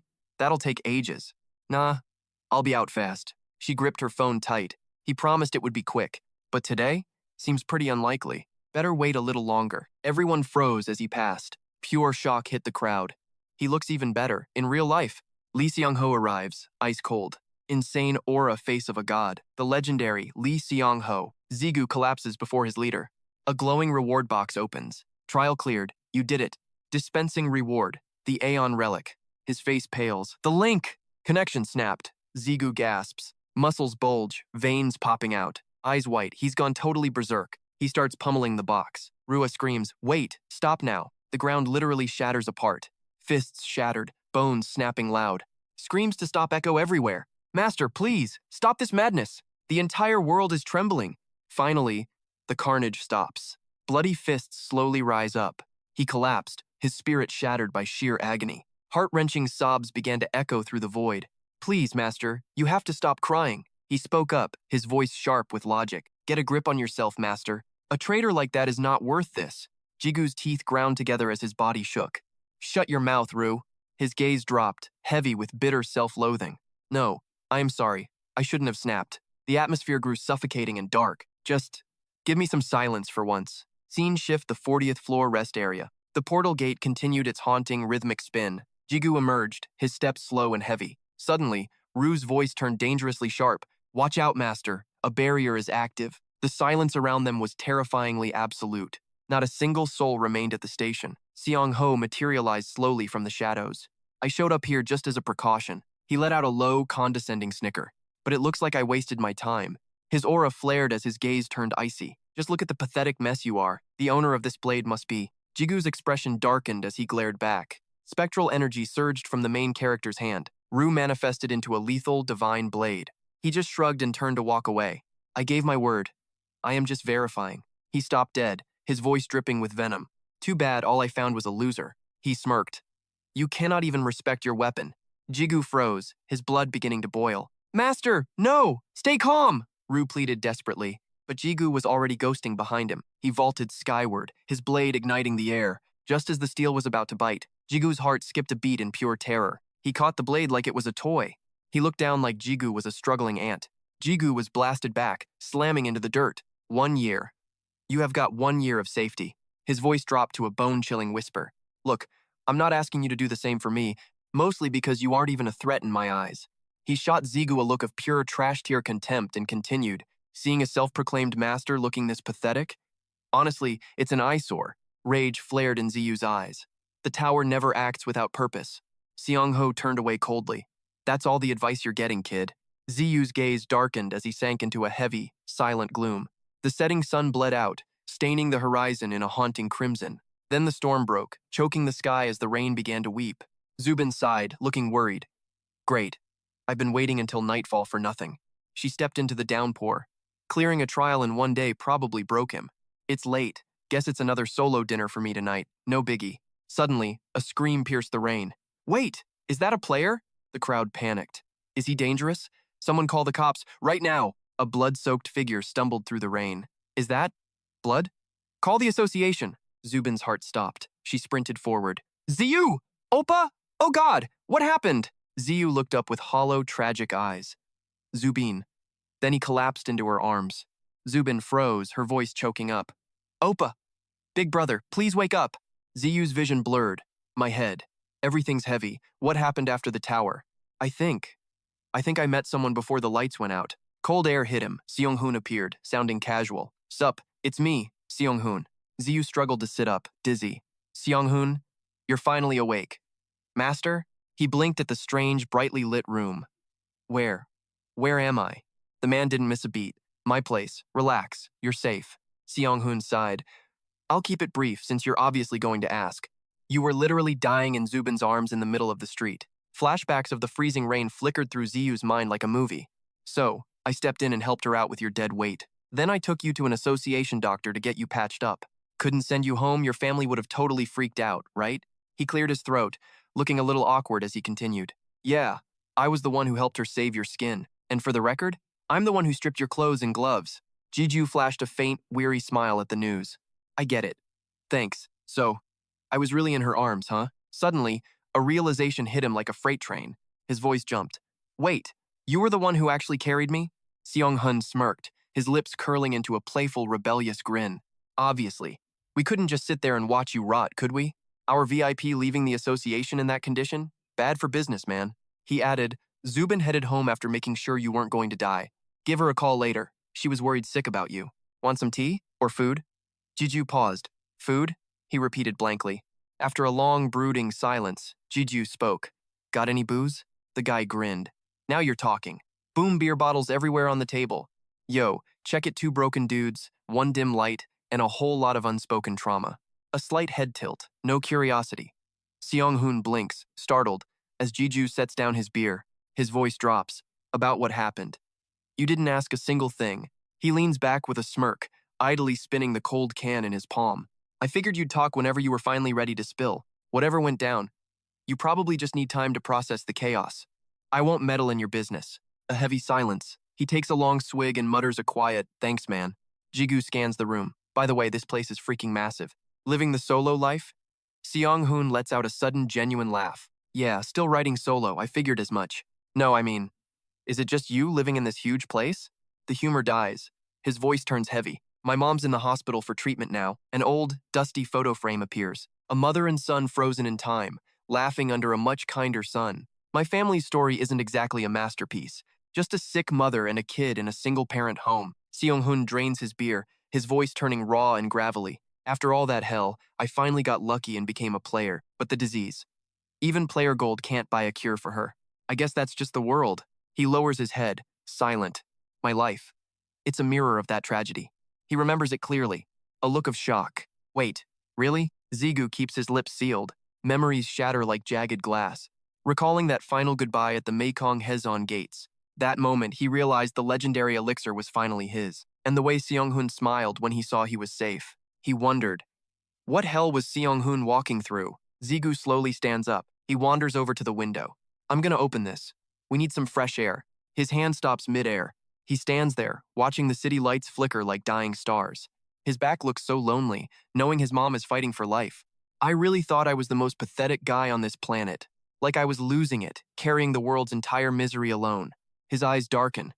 But now, I feel that same weight again. Faces of his closest brothers flash through his mind like ghosts. Suku, Seongbi, and Jonghae, names. Those who watched comrades fall in the war against Ireland Guild. A jagged memory resurfaces the funeral banner draped over the city's heart, a grim memorial for the soldiers erased in the Jock Sam dungeon explosion. My heart aches, but I force the tears back, refusing to break. Zigu's gaze sharpens. Since that day, my growth has hit a dead end. His knuckles turn white as he grips the railing. Runhurt hesitates, whispering, Master? Zigu answers with a hollow, weary calm. His voice is steady, yet laced with a deep, crushing fatigue. I'm fine, Grandheart. I just need to get my head straight. Her bittersweet smile haunts my mind. El's ghost telling me to climb the tower. His eyes burn with resolve. I'm done getting used to losing people. I'll get stronger so I never lose anything again. That's the only way. Zigu exhales deeply. Rue, I've got something I need to ask you. He stares at the ring, his voice trembling slightly. Rue? He calls out again. Rue, why the hell are you playing silent? Rue finally snaps back, sounding icy and totally annoyed. I can't answer. I was literally ordered to keep my mouth shut. Zigu lets out a soft, dry chuckle. It's a forced smile, heavy with guilt and regret. Still salty about that? Look, I'm sorry, all right? The sword mocks him. Since when does an apology earn a free pass? Who decided saying sorry makes everything okay? Zigu frowns. You were talking just fine when Seong-ho was around. Rue snaps back stubbornly. That was a literal life or death emergency. Fine, whatever. What is it you want to ask me? Zigu's tone drops, becoming low and dead serious. I've been piecing it together, and I found a possibility. There's a way, right? A way to actually bring El back. Rue scoffs. Took you long enough to figure that simple thing out. Two blades appear. The twin egos of Rue and El. Rue, sovereign of demon swords, and El, sovereign of holy swords. Mastering these polar opposites wasn't luck, it was destiny. Their true power lies in the perfect balance between their two natures. That gift box was clearly linked to Rue's very essence. The Floor 30 reward was the key to his evolution. Then, the souvenir from El's side manifests before him. So, this Floor 40 prize, El's special souvenir. It has to be the catalyst for her own evolution. Juju recalls Seong-ho's cryptic words about the tower's logic. This place never does anything without a calculated reason. Based on everything he told me, things aren't adding up. El dying right where her evolution item exists is a total contradiction. Ji-chun examines the blade carefully. You might be onto something. He bolts upright, his voice exploding with sudden excitement. For real? The old man says the physical repairs are no big deal. But his face darkens. Fixing the steel is easy, reviving the soul is impossible. Ziyu hesitated. Look, old man, you're not going to kick the bucket yet, right? Zikun's hands trembled, still haunted by the moment he lost control. He flashed a weak grin, his voice gravelly but warm. Thanks to you, kid, I finally felt alive back there. Though, honestly, let's not make a habit of it. Ziyu forced a sheepish laugh. Yeah, my bad. Gramps. Zikun's expression turned serious as he leaned in close. Listen, can I set up shop inside your gate? That mana density is just too juicy to ignore. It'll make my legendary crafting way easier, no doubt. Ziyu didn't skip a beat, raising his hand high. A shimmering dimensional rift tore open the air. Pure magical energy flooded the room in waves. Consider it done. Gates, wide open. The young king spoke with absolute authority now. Grand Hurt, treat him like royalty. No exceptions. Need supplies? Send Frost to fetch them immediately. The shadow bowed. As you command, master. The old man waved, sporting a gentle smile. Time for me to go make some magic. Ziyu sighed softly. Take care of yourself, old man. Don't go working yourself to death just yet. Zikun eyed the anvil nearby, his spark returning. Ziyu stood alone. All right. What's the next play? From the ring, Rue's deep, gravelly voice echoed. First, El is gone. Her origin? completely extinguished. She traded her soul to save your skin. Your origin ability barely kept you from death. Reality hit Ziyu like a high-speed freight train. So, I have to rebuild her from scratch? That holy sword represents the very essence of life, the total opposite of my own deathly nature. To revive El, you must channel pure vitality. Rue paused. You must wield life and death simultaneously. Let's be real, this is basically impossible. Mixing those powers is usually theoretical suicide. Actually, scratch that. It is straight up impossible. Ziyu gripped his glowing necklace, eyes blazing bright. You're about to touch the realm of the gods. Ready to walk the tightrope of destiny, kid? Ziyu sat cross-legged, calming his racing pulse. Focus. We need to measure your soul's vessel. Block out the world. Listen only to within. Heartbeat, blood flow, mana, it all began to shift. Every nerve ignited as the synchronization finally began. Eyes shut, pulse racing. Zigu dove headfirst into his own soul. Suddenly, Zigu's body convulsed like he'd touched a live wire. A massive shockwave shattered his consciousness into a million pieces. Zigu's eyes snapped open, gasping, choking, struggling to even breathe. He doubled over, coughing violently as if purging his entire soul. Brunhut panicked. Master, are you okay? Speak to me, man. Rua couldn't hide his fear. What?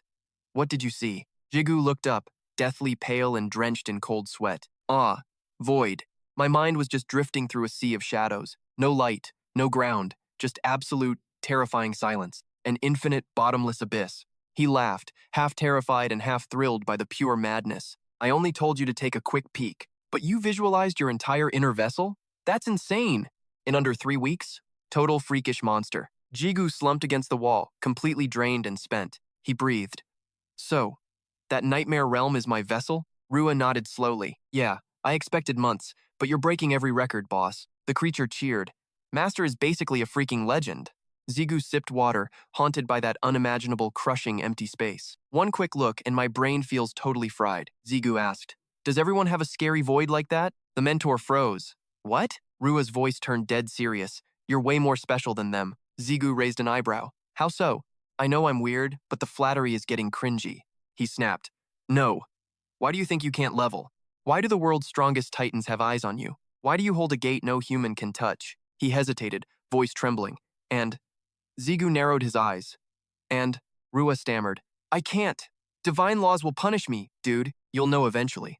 Now, quit whining and get back to work. He reminded him, if we want to bring her back. Zigu stood up, eyes burning. I know. Let's do this. He sat back down, sealing his eyes and inhaling deeply. Your goal now, hunt for the life spark within that abyss. Rua added, El sacrificed her very essence to save your skin. Her spiritual remnants are definitely still flickering inside your soul. His voice cut like a blade. Go find her, Ziyu muttered. Life force. And closed his eyes tight. Rua cautioned, don't try to map the whole void again. Just hunt for one tiny spark filling that empty space. Ziyu's face goes cold. Before him, an infinite abyss of darkness yawns wide. He's floating in a pitch-black void, where light itself is swallowed whole. At the center, a swirl of crimson and black smoke. Yeah, that's definitely death staring back. Then his eyes flare with a strange intensity, deep enough to reflect his own twisted soul, the true ego. Rue shouts with pure hype, nice, you found me, now find the rest of those fragments, it's about to get easy. Fragments, huh? Suddenly, a tiny spark flickers in the gloom. Could it be? The mist takes shape, ethereal and haunting. Grand herd? At your service, master. Ziyu smirks, half amused, half shocked. So my egos look like this? Interesting. Let's see what else we've got. A silver wolf streaks through the void. That's gotta be Rennie's wild side. Then, 2 more blurry shadows appear in the distance. Those 2 figures hiding in the mist. Must be Himed and Oberon, right? He scans the area with sharp eyes. Now, where's the old man hiding? A flash of light catches his eye. Ziyu spins around. A familiar figure is smithing in total silence. The hammer slams down with bone-shaking force. Sparks fly, lighting up Zishan's stoic face. Talk about a dramatic entrance. He moves closer, reaching out. Can I actually touch him? Just as his fingers graze the light, Rue screams, Stop! Don't touch that! Rue's voice turns dead serious. That's a real-world soul link, you idiot. One wrong move and it's game over. You ready to handle that mess? Ziyu sighs, scratching his head with a forced grin. A little warning next time would be nice. He mutters into the void, a hint of desperation creeping in. And where's this life you mentioned? This place is freaking massive. He freezes as Rue whispers a challenge. You can do it. Just feel the pulse of life. Rue isn't joking around. You've tapped into this power once before, even if it was just a tiny taste. Back when you fixed that old man's shattered soul. Ziyu nods. slowing his breath to a crawl. Memory lane, here we go. He drifts through the empty space. It's all a blur of chaos for now. But the blueprint of this soul vessel is finally clicking. This place is split into two main zones. The egos keep appearing one by one. Rue's death zone on one side, the ego territory on the other. Found it. Ziyu's voice cuts through the dark like a blade. Rue laughs, totally stoked. I knew you were good, but that was fast. Actually, I'm not even surprised anymore. A new light blazes between the realms of death and ego. They form a perfect triangle in the void. He steps forward, eyes wide. There you are. Life. The radiance washes over Ziyu's face. All right, Rue. What's our next move? So, he barked. You actually ready for this? Ziyu paused, playing it cool despite his trembling eyes. Ready for? What exactly? Rue's voice turned sharp. Touch the damn thing, but even I can't predict the outcome, or the absolute chaos that follows. He froze, taking one last lung-bursting breath. This one is all on you, boss. Ziyu stepped toward the shimmering, eldritch orb. No turning back. Let's do this. Nothing to be scared of, right? As his fingertips grazed the glowing surface, time to settle the score. A blinding, soul-shattering light erupted. A divine, terrifying radiance consumed everything. Suddenly, Ziyu's stone-cold composure just snapped. He clutched his throat in agony, a raw, desperate survival instinct. Fighting a violent internal explosion of power, his eyes turned a demonic, bloodshot red. The phantom screams of swords filled his head. Master! Master! Ziyu hit the ground like lead. His whole body began spazzing violently, like icy lightning surging from his marrow. Vushriekad in a total frantic. Let go. Get back now. Hold on. Stay focused, damn it. Blood vessels burst in his panicked eyes. Keep this up and you're freaking dead. Master. Ziyu was drowning in absolute mindless chaos. Du and Brunhert screamed themselves hoarse. Push it away, right now. Master. My lord. He ground his teeth, chasing one sanity spark. Felt like his throat was being wrenched out. The brutal price for touching life itself. He watched him shake, voice steady and stern. Control your core. Don't you dare slip. Master. You're literally going to die, man. Ziyu's arm shook with violent, jagged tremors. Then, pale knuckles clamped white hard on the hilt. His hollow eyes suddenly sharpened, flooding with pure, lethal resentment. Rue panicked, shouting, Master! Master! What the hell are you doing? Without a flinch, Ziyu brutally slashed right into his own flesh. Crimson blood sprayed, staining the dirt in jagged, messy patterns. After a heartbeat, he settled into a chillingly calm state. You stubborn idiot! Rue barked with a sharp, biting tone. Good to see you finally crawled back to your senses. His voice remained firm, yet it held a flicker of mercy. Now shut up and listen to me very carefully. Master, you need to rebuild your inner vessel right now. Ziyu froze in midair. Rebuild? Like, from scratch? Two blinding forces, one light, one dark, smashed into each other. They tangled like vipers before erupting in a violent blast. Your life essence is leaking and brawling with death itself. It's like mixing oil and water, they just won't play nice.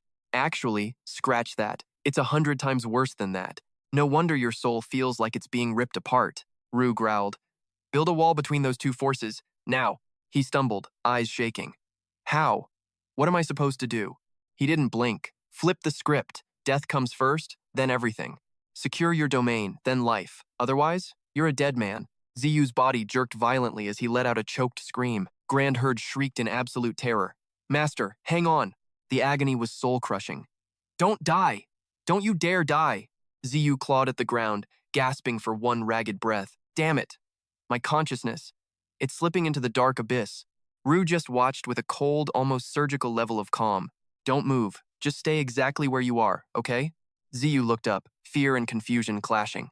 Wait. What? In that split second, the egos began their treacherous move. Then the world dissolved, swallowed by a blinding golden haze. Morning broke a peaceful, sunny sky that felt like a total lie. Ziyu finally relaxed, took a deep breath, and let go. He snapped his eyes open, chest heaving in frantic gasps. Rue and Grand Herd both jumped back in pure shock. You're awake? Master! Master! Thank the heavens you're back! He blinked away the fog, sitting up with a dazed look. Was I out? Rue, what the hell just happened to me? He replied coolly. Don't ask me. Check it yourself, genius. Look inside your own vessel and see the damage done. He took a shaky breath and closed his eyes again. Slowly, he sank his mind back into that inner void. Ziyu drifted within a misty, surreal space of absolute nothingness. There they were, two rival egos, still locked in a stalemate. His heart stopped. Within that chaos, two familiar figures emerged. The atmosphere turned suffocating. Ren and Oberon are currently wrestling with death. Meanwhile, Brandhut and Hermes are busy holding back the tide of life. Brandhut smirks, totally full of himself. Did I crush it or what? Suddenly, Zichun's phantom image flickers right into the center of the chaos. Looks like the old man is playing referee between both sides from the middle. System alert. Your synchronization levels are absolutely skyrocketing right now. New intel. You've mastered Life, Night, and Level 1 Kim Jigu status. Class, Ego Partner. Unique traits unlocked. Link, Skill, Sync, and the Ultimate Life. Death Synthesis. Current egos in possession, the Fire Giant and the Wild Form. Ego fragments collected. 14. Current synchronization level. 5. You can now tap into 80% of your ego's raw power. It is official. You have gained absolute authority over the essence of life. Jigu stands frozen, then bursts into a shaky, emotional laugh. I actually learned life? He can't even hide how stunned he is. Man, you seriously have the luck of the gods, Master. Han explains that the egos basically duked it out and settled their own beef. Plus, that leftover divine elixir energy you hadn't fully absorbed yet is the only reason your physical vessel didn't explode into confetti. Ru chimes in. Your mana vessel actually expanded. It is bigger and better. Honestly, this is a straight-up blessing in disguise. He blinks in shock as his wounds literally stitch themselves back together. So that's it. Elixir energy is why I'm healing like a freak of nature. Jigu hauls himself up. Alright, what is the game plan now? Ru keeps it cool. Grind time. You need to master this new power. You controlled death like a pro, so life should be a total breeze. Then his tone turns sharp. But don't get cocky. Respect the power. He stares at his glowing arm. You mean like this? The stubborn king snaps. Damn it, at least let me finish my sentence first. You're getting way too ahead of yourself, kid. Jigu grins. I will take that as a compliment. The ego immediately switches to brown-nosing. Master is a total genius. He gave a stern command. Listen up, you must train to master your precision. Just like the way you control the cold grip of death itself. Ru suddenly pauses, his voice turning totally mocking. Actually, never mind. Since life and death have split into different lanes, it is fine. The grand fireworks show I expected didn't even happen. The kid's eyes go wide. Wait, what are you talking about? He shrugs it off. Forget it. Just keep training and focus. That old blacksmith is going to be fixing that sword for ages. So, you still have plenty of time to kill. Ziyu finally speaks up, his voice slow and steady. He is right. This repair job is going to take quite a while. Ziyu Chun's phantom image shimmers and fades for a second, but it sucks he doesn't have a perfect holy sword to use for reference. Ru gives a short, sharp nod in agreement. That is exactly why you need to start training, old man. He froze in his tracks. Wait, come again? Han's voice boomed with absolute authority, rusted and broken beyond repair. He snapped back with an instant reply. Yes, blades are literally tearing through the barrier. Then, a flood of steel poured through the gateway. Ziyu's eyes widened. Those are the rusted scraps from floor 40. Vu smirked. While you were napping, the skeletons fetched them. His face paled. Now, kid. The real training begins. A graveyard of steel awaited. Breathe life back into them. Sunlight broke through, but Sujin felt a wave of dread. T6 flashed a confident, easygoing grin. Don't sweat it. He marched into the kitchen. Relax. I'm just repaying the favor. Trust me. I'm a beast in the kitchen. Lunch is coming. He played it cool. Still no sign of Ziyu, huh? Feels like forever since I've seen that punk. Sujin sighed. It's been a month. Hope he's actually eating. T6 chopped like a pro. He'll be fine, trust me. That kid is way too stubborn to let himself starve. Silence fell. His eyes turned sharp and serious. Focus. T6, you won't get a second chance at this. This was his shot to finally impress Sujin. He'd studied under the legendary master of pure taste. With association backing, it was finally time to shine. T6 gripped his knife, eyes blazing with culinary resolve. His hands became a professional blur of high-speed slicing. Flame on! A savory aroma exploded through the kitchen. Every ingredient was prepped to absolute perfection. He dropped them into the bubbling golden broth. A sprinkle of green onions for the final chef's kiss. He took a deep breath and tasted the result. His world collapsed. This is straight-up trash. He stood there looking like a total amateur. Where did I go wrong? I have to fix this. Even his high-end Korean rice cooker couldn't save him. Suddenly, the entire house began to tremble violently. Sujin gasped in shock. What was that explosion? T6 stumbled back. The basement? Is it blowing up? Stay back, Sujin. I'll check if the kid is alive. He kicked the door open, coughing through thick black smoke. Ziyu, you brat. What the heck are you doing? He stopped dead. A voice echoed. Do not approach. 3 angels leveled their swords at him. Actual? Angels? A divine light erupted. We await your word, Lord Father.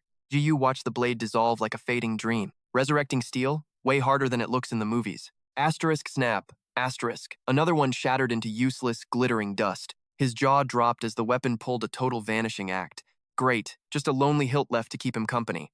You thought this was easy? It's broken. Again, L's voice cut through his trance like a splash of cold water. Life and death are tricky, but you're leaning way too far toward the grave. She sounded totally grim. This definitely wasn't a walk in the park. If you're actually gonna help, then zip it, he snapped. Annoyed, Ziyu grabbed the next victim. All right, who's next? Asterisk. You got this, boss, asterisk, she whispered internally. Asterisk, don't blow it. Asterisk. Ziyu reached for the next blade, searching for that elusive spark. One down, another one shattered. Lather, rinse, and repeat. The graveyard of broken steel grew, but a solid one? Nowhere in sight. 30 holy swords, all trashed. Total disaster. He was halfway through the pile when time's bam, asterisk 1 finally lit up. Its inner power was boiling, and Jiyu could feel the burn. Finally, I can feel the heart of the holy blade. It vanished too, but Jiyu finally caught the glitch in the system. I think I get it now. But yeah, another fail. Dang it. Elle actually sounded impressed. Not bad, kid. Not bad at all. Think of it like a human heart or a brain, if you've got one. She pushed him to dive deeper into the weapon's soul. Your job is to make the mana flow like blood through veins. Jiyu eyed the remaining scrap metal, doing the math. 79 to 80 shots left. No pressure, right? The to-do pile was still mountain high. Jiyu wanted to facepalm and sigh for a century, but he slapped his cheeks and locked back in. Time to grind. I'm doing this. Failure isn't an option. I'm gonna win. The swords lay there, judging him from the floor. Asterisk inhale, exhale. Asterisk Ziyu tried to find his zen. Slow and steady. Seeing him flag, L piped up. You hanging in there, or what? Want a break? Your brain's gonna turn to mush at this rate. But Ziyu wasn't about that quitter life. Nope. One more go. I'm finally starting to feel the itch. If I stop now, I'll lose the flow. L sighed. Fine, have it your way. Magic swirled around the blade, bubbles of energy popping in the air. He shut his eyes tight, sinking his soul with the weapon's core. Asterisk, please work, please work, please work. Asterisk, he prayed. That's it, L encouraged. Don't let go now. Suddenly something felt wrong. Wait, hold on. Whoa, stop, abort mission. L warned him to chill. You're stuffing too much power in there. Stop. But Jiju stayed stubborn. Nah, he was just being totally reckless. His eyes clamped shut, straining against the insane pressure. Sweat poured down his face as he pushed his limits. But all that effort? Yeah, it was totally backfiring on him. Life force was being sucked away like a high-powered vacuum. At this rate, he was headed for a massive fail. Jiju gnashed his teeth, trembling in pure, unadulterated agony. Terrified, she tried to stop his madness. Stop! You cannot keep doing this! Master, you have learned enough. Please, just drop that cursed sword. Move on to the next blade already. Master, your stubbornness is legit terrifying. Let go of it now. Juju gritted his teeth. If one sword cannot hold this power, then I will just split this energy between all three blades. Before he could breathe, the sword erupted in a blinding, explosive light. The entire house shook like a massive earthquake hit it. Flash forward. Juju wakes up elsewhere, explaining the insane chaos. And then I woke up surrounded by these three angels. Three celestial beings were kneeling before them in total reverence. He scratched his cheek, awkwardly trying to explain. Man, she was totally blindsided by Jigu's wild gamble. You are seriously something else. I asked for a sword. And you made literal angels? He hesitated, stumbling over his words. I am so sorry if they spooked you. I couldn't even stop them before they... The man just waved it off with a smile. Don't sweat the small stuff. I am not bothered by it at all. Suddenly, the long-haired angel screamed in terror. Father! That man reeks of pure danger. Shorthair chimed in, looking just as aggressive. He needs to be purified immediately. The female angel looked ready for a fight. Father, please, give us the order! Jiju turned back with a stern, icy glare. Quiet. Finally, they settled down and behaved. T6 could only stare in absolute stunned disbelief. First life force, then swords, now literal angels? Do you just do impossible things every single day? Seeing is believing, and man, I am a believer. Jiju blushed, desperately trying to play it cool. Please, keep this a total secret. Especially don't tell the association president about this. Io couldn't have agreed more. That old geezer is starting to know way too much. It's definitely time for you to keep those insane powers hidden. Don't worry, he swore a blood oath to keep this top secret. My lips are sealed. Not a single soul will ever know. It's not like we're besties catching up over afternoon tea, man. Still, you can't drop your guard around him just yet. But wait, aren't you two supposed to be father and son? So, at the very least, you should probably. That's when T6 finally remembered the real reason he was there. By the way, I actually came down here to talk business. I've got something major I need to discuss with you. Zigu's curiosity piqued. What kind of offer was this guy making? Fine by me. Let's hear it. He snaps his fingers, summoning a massive spatial portal mid-air. Behold, open sesame. Having those angels eavesdropping like total creeps was getting super annoying. You three, get your butts inside that portal right now. Sitting there like stone statues is totally killing the vibe, guys. The long-haired angel suddenly speaks up with major puppy dog eyes. Father? Yeah, Zigu definitely wasn't ready for that awkward title yet. Calling me father is a bit. Wait, what's with that look? They finally reveal the deepest desires of their holy hearts. Father, would you please bestow names upon us lowly servants? Now he actually has to use his brain to think of names. Even his companion was hyped for the big naming reveal. Here we go again. Master's legendary naming sense is finally activating. I wonder what kind of epic titles he'll drop on them. Zigu points at the long-haired angel and delivers his verdict. From this moment on, your name shall be Hamian. The other two angels waited breathlessly for their new divine identities. You're Kamail and you're Anael. Boom, name's done. He basically winged it on the spot, hoping they didn't hate them. Not a bad choice, right? I'm kind of a naming genius. El was completely stunned by his lightning-fast naming speed. Wow, that was fast, like suspiciously fast, actually. The three angels immediately drop to their knees, touching the ground. They take a deep, shaky breath, clearly overwhelmed with emotion. Turns out, they were actually moved to tears by those names. They were drowning in a sea of pure, unadulterated gratitude. Thank you, Father. We are unworthy of such a magnificent gift. Zigu thinks they're being way too extra, but plays along anyway. Glad you like them. Try not to cry too much, okay? The trio heads into the rift as she watches, totally intrigued. A mere human naming divine entities? Now that is peak entertainment. Once they were gone, he turned back to finally talk business. So, what's the big secret? T6 shrugged, playing it totally cool. Just dropping some spicy intel, really. He cut straight to the chase. Curious how that shady Kavan guild expanded? T6 shared his most suspicious theories. Nothing mind-blowing at first glance, though. They flexed hard but left zero evidence. Their shady moves aren't just local either. Finding proof is a total nightmare, honestly. The Demon King is hitting up alliances. We need worldwide backup for this mess. The Demon King is handling that business. Her cloud eclipses mine as current leader. Zigu found the Demon King's title hilarious. Who dares call the mighty behemoth that? Zigu questioned T6's recent tower grind. Weren't you busy climbing that tower? He gave a lazy, bored response. Forget Kavan, you're doing wild stuff too. You expect me to just sit around? He secretly scanned Zigu's insane growth. Seeing Zigu level up felt pretty good. Reminds me why I took this job. He's no longer the weakling I protected. Then, he dropped a totally unrelated bomb. Unique gates are popping up everywhere now. This news sent Zigu's head spinning fast. Unique gates. Ready for a link? My golden ticket is finally here, baby. Any guilds eyeing that unique gate yet? Because I'm taking it down myself. T6 had zero reasons to stop him. Sure, go. Nobody wants that smoke, kid. Meeting over. T6 bounced with a wave. Zigu's mood shifted to pure hype instantly. Later, go be a good boy now. Alone, Zigu's gamer brain started plotting moves. Unique gates, and my gate-eating skill.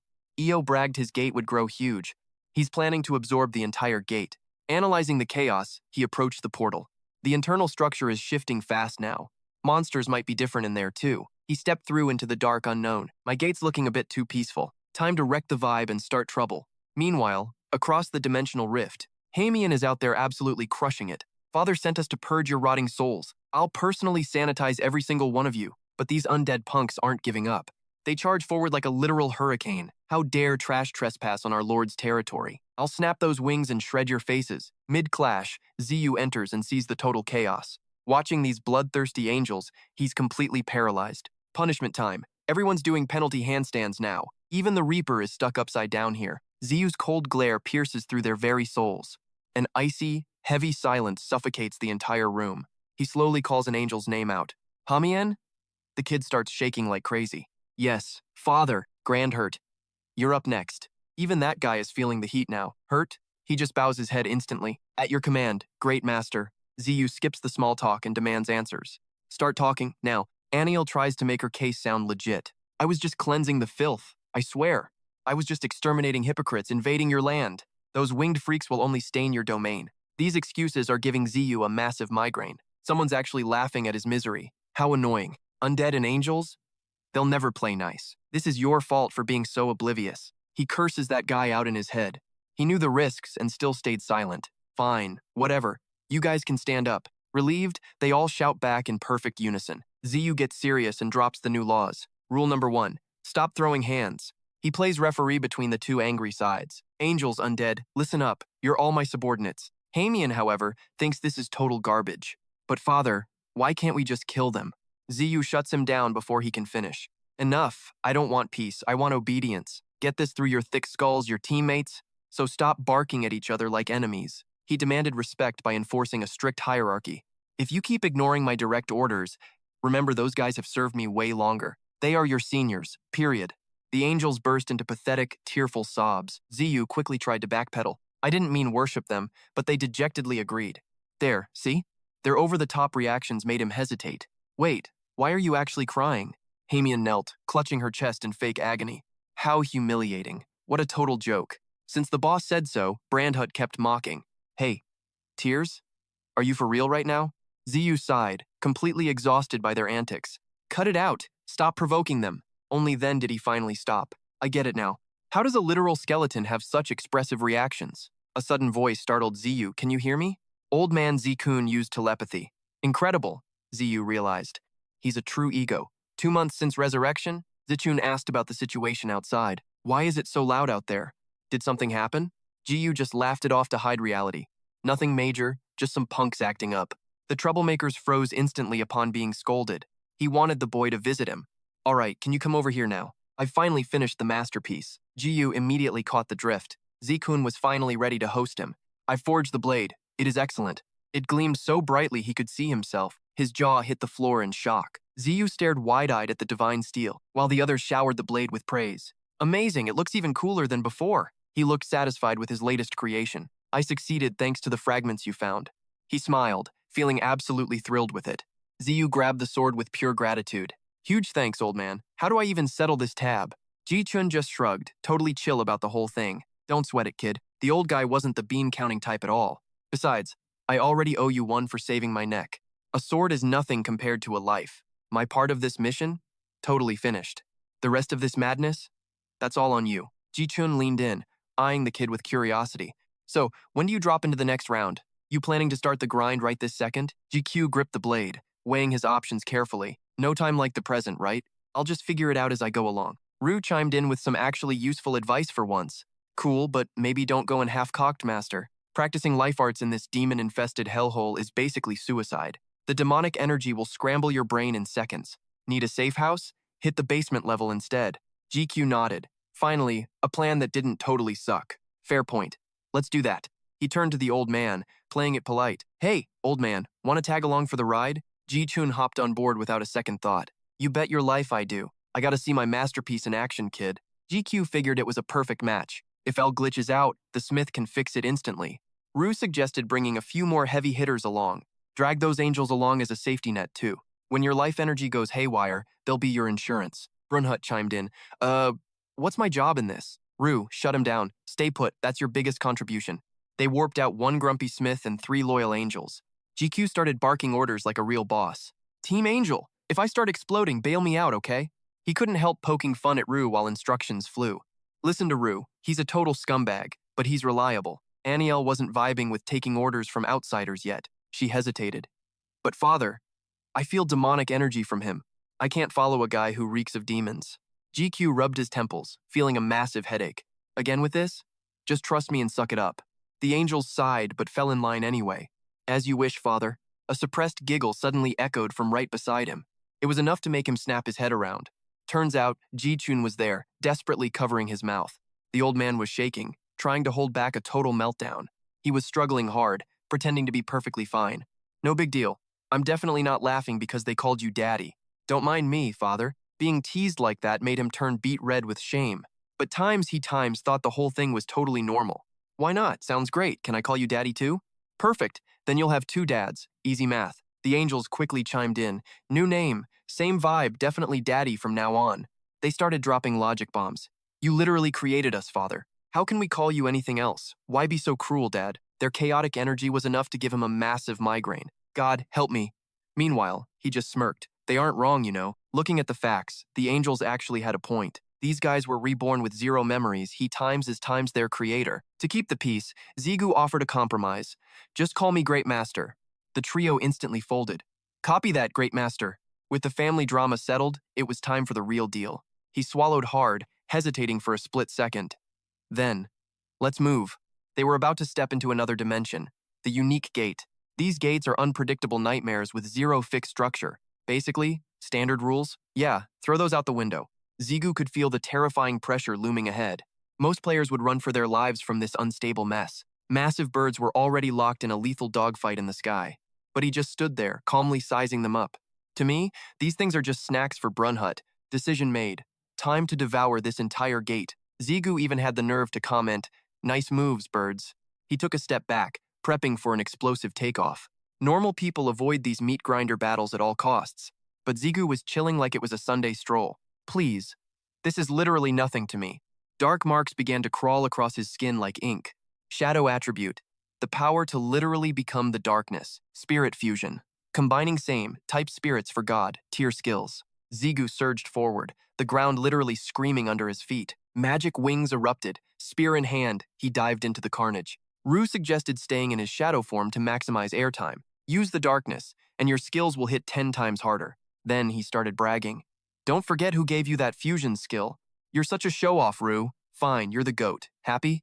Zigu's slacking off again. Time for a reality check. Talk is cheap. Move it. Boss, quit spectating while your subordinates are doing all the heavy lifting. Power surged as he charged forward with insane momentum. Let's go. That massive eagle took a nasty hit and screeched in pure agony. Zigu's blade struck like lightning, tearing straight through his enemies. Those oversized birds got shredded mercilessly and came crashing down. His mana swirled into a magic cyclone, obliterating everything in its path. They shattered into sparkling loot scattered all over the ground. He touched down softly as his wings slowly faded away. Dark trails vanished like smoke, leaving Zigu in total silence. He stared at his empty hands, nothing left to hold on to. Just face facts, master. You better get used to this new reality. Du sighed regretfully. L is officially a goner. Suddenly, a familiar yet strange voice echoed from right behind him. I've brought the materials from the gatekeeper, just like you wanted. Stunned, Zigu whipped his head toward the source of the voice. It was L's incarnation, descending like an angel. Master, she called out. L stepped closer with a smile, her eyes filled with total devotion. A rare grin finally flickered across Zigu's face. He spoke up with deep gratitude. Thanks for everything, L. The monster collapsed, and standing triumphantly on its head was L. She gave her report to Zigu. Materials from the gatekeeper delivered as requested, my lord. Flashback. He was holding L back in Zikun's workshop. The 2-month mission to revive L was finally reaching its peak. Zigu stared down at the blade in his hand. The success had far exceeded all his expectations. Then, she actually spoke up and asked, how is this even possible, master? In that moment, he realized the truth. She had evolved far beyond the form of a mere sword. Suddenly, the blade L in Zigu's hand erupted in light. The blinding radiance forced him to shield his face. Zigu shouted her name at the top of his lungs. L, she stammered back in response. Master, even Brandhut can't handle this level of power. Too bright. Duhoai Ni squinted in total confusion. Could it really be happening? System alert. Incarnation. Skill successfully activated. She even managed to gain a physical human body. The white-haired girl stood tall atop the fallen beast. With massive wings, she is now L. Title, Lord of the Sword. Level, 100. Strength, 150. 1. Dexterity, 150. 3. Stamina, 1, 6, 3. Mana, 1, 4, 9. Skill, gear shifting and life incarnation. L beams a radiant smile at Zigio. Thanks, L. He grins, feeling the hype. Suddenly, L's human form begins to glow. She retracts, transforming back into a blade. Zigio reaches out, reclaiming L via the ring. She still functions as a lethal holy sword. Choose your own path now, he thinks warmly. He eyes the ring. How's the new body? Getting used to your physical form yet? It has been ages, she replies softly. Forgive my shortcomings, master, she bows mentally. Grunhut whistles. Man, you are drop-dead gorgeous. Rue sneers. Whatever, she's still a total traitor. Zigu isn't in the mood for beef today. Chill out, Rue. Cut it out already. I won't try to defend myself, L sighs. That goes for you too, L quiet. He eyes the massive bird beast, plotting moves. With that childish look of yours, though, maybe your skills can still level up? The system screen glitches into life. Bingo. He scans the UI with a skeptical eye. Evolution should fix these bugs, right? The system reveals its next major update. Quest.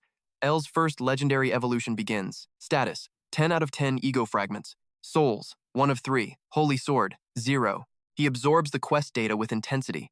Ziyu sinks deep into a tactical trance. Huang Cheyin is now an ego-fied soul. It's just like the situation with Rue. I can't just abuse this power carelessly. I restored the old man's ego once, so I can probably revive others too.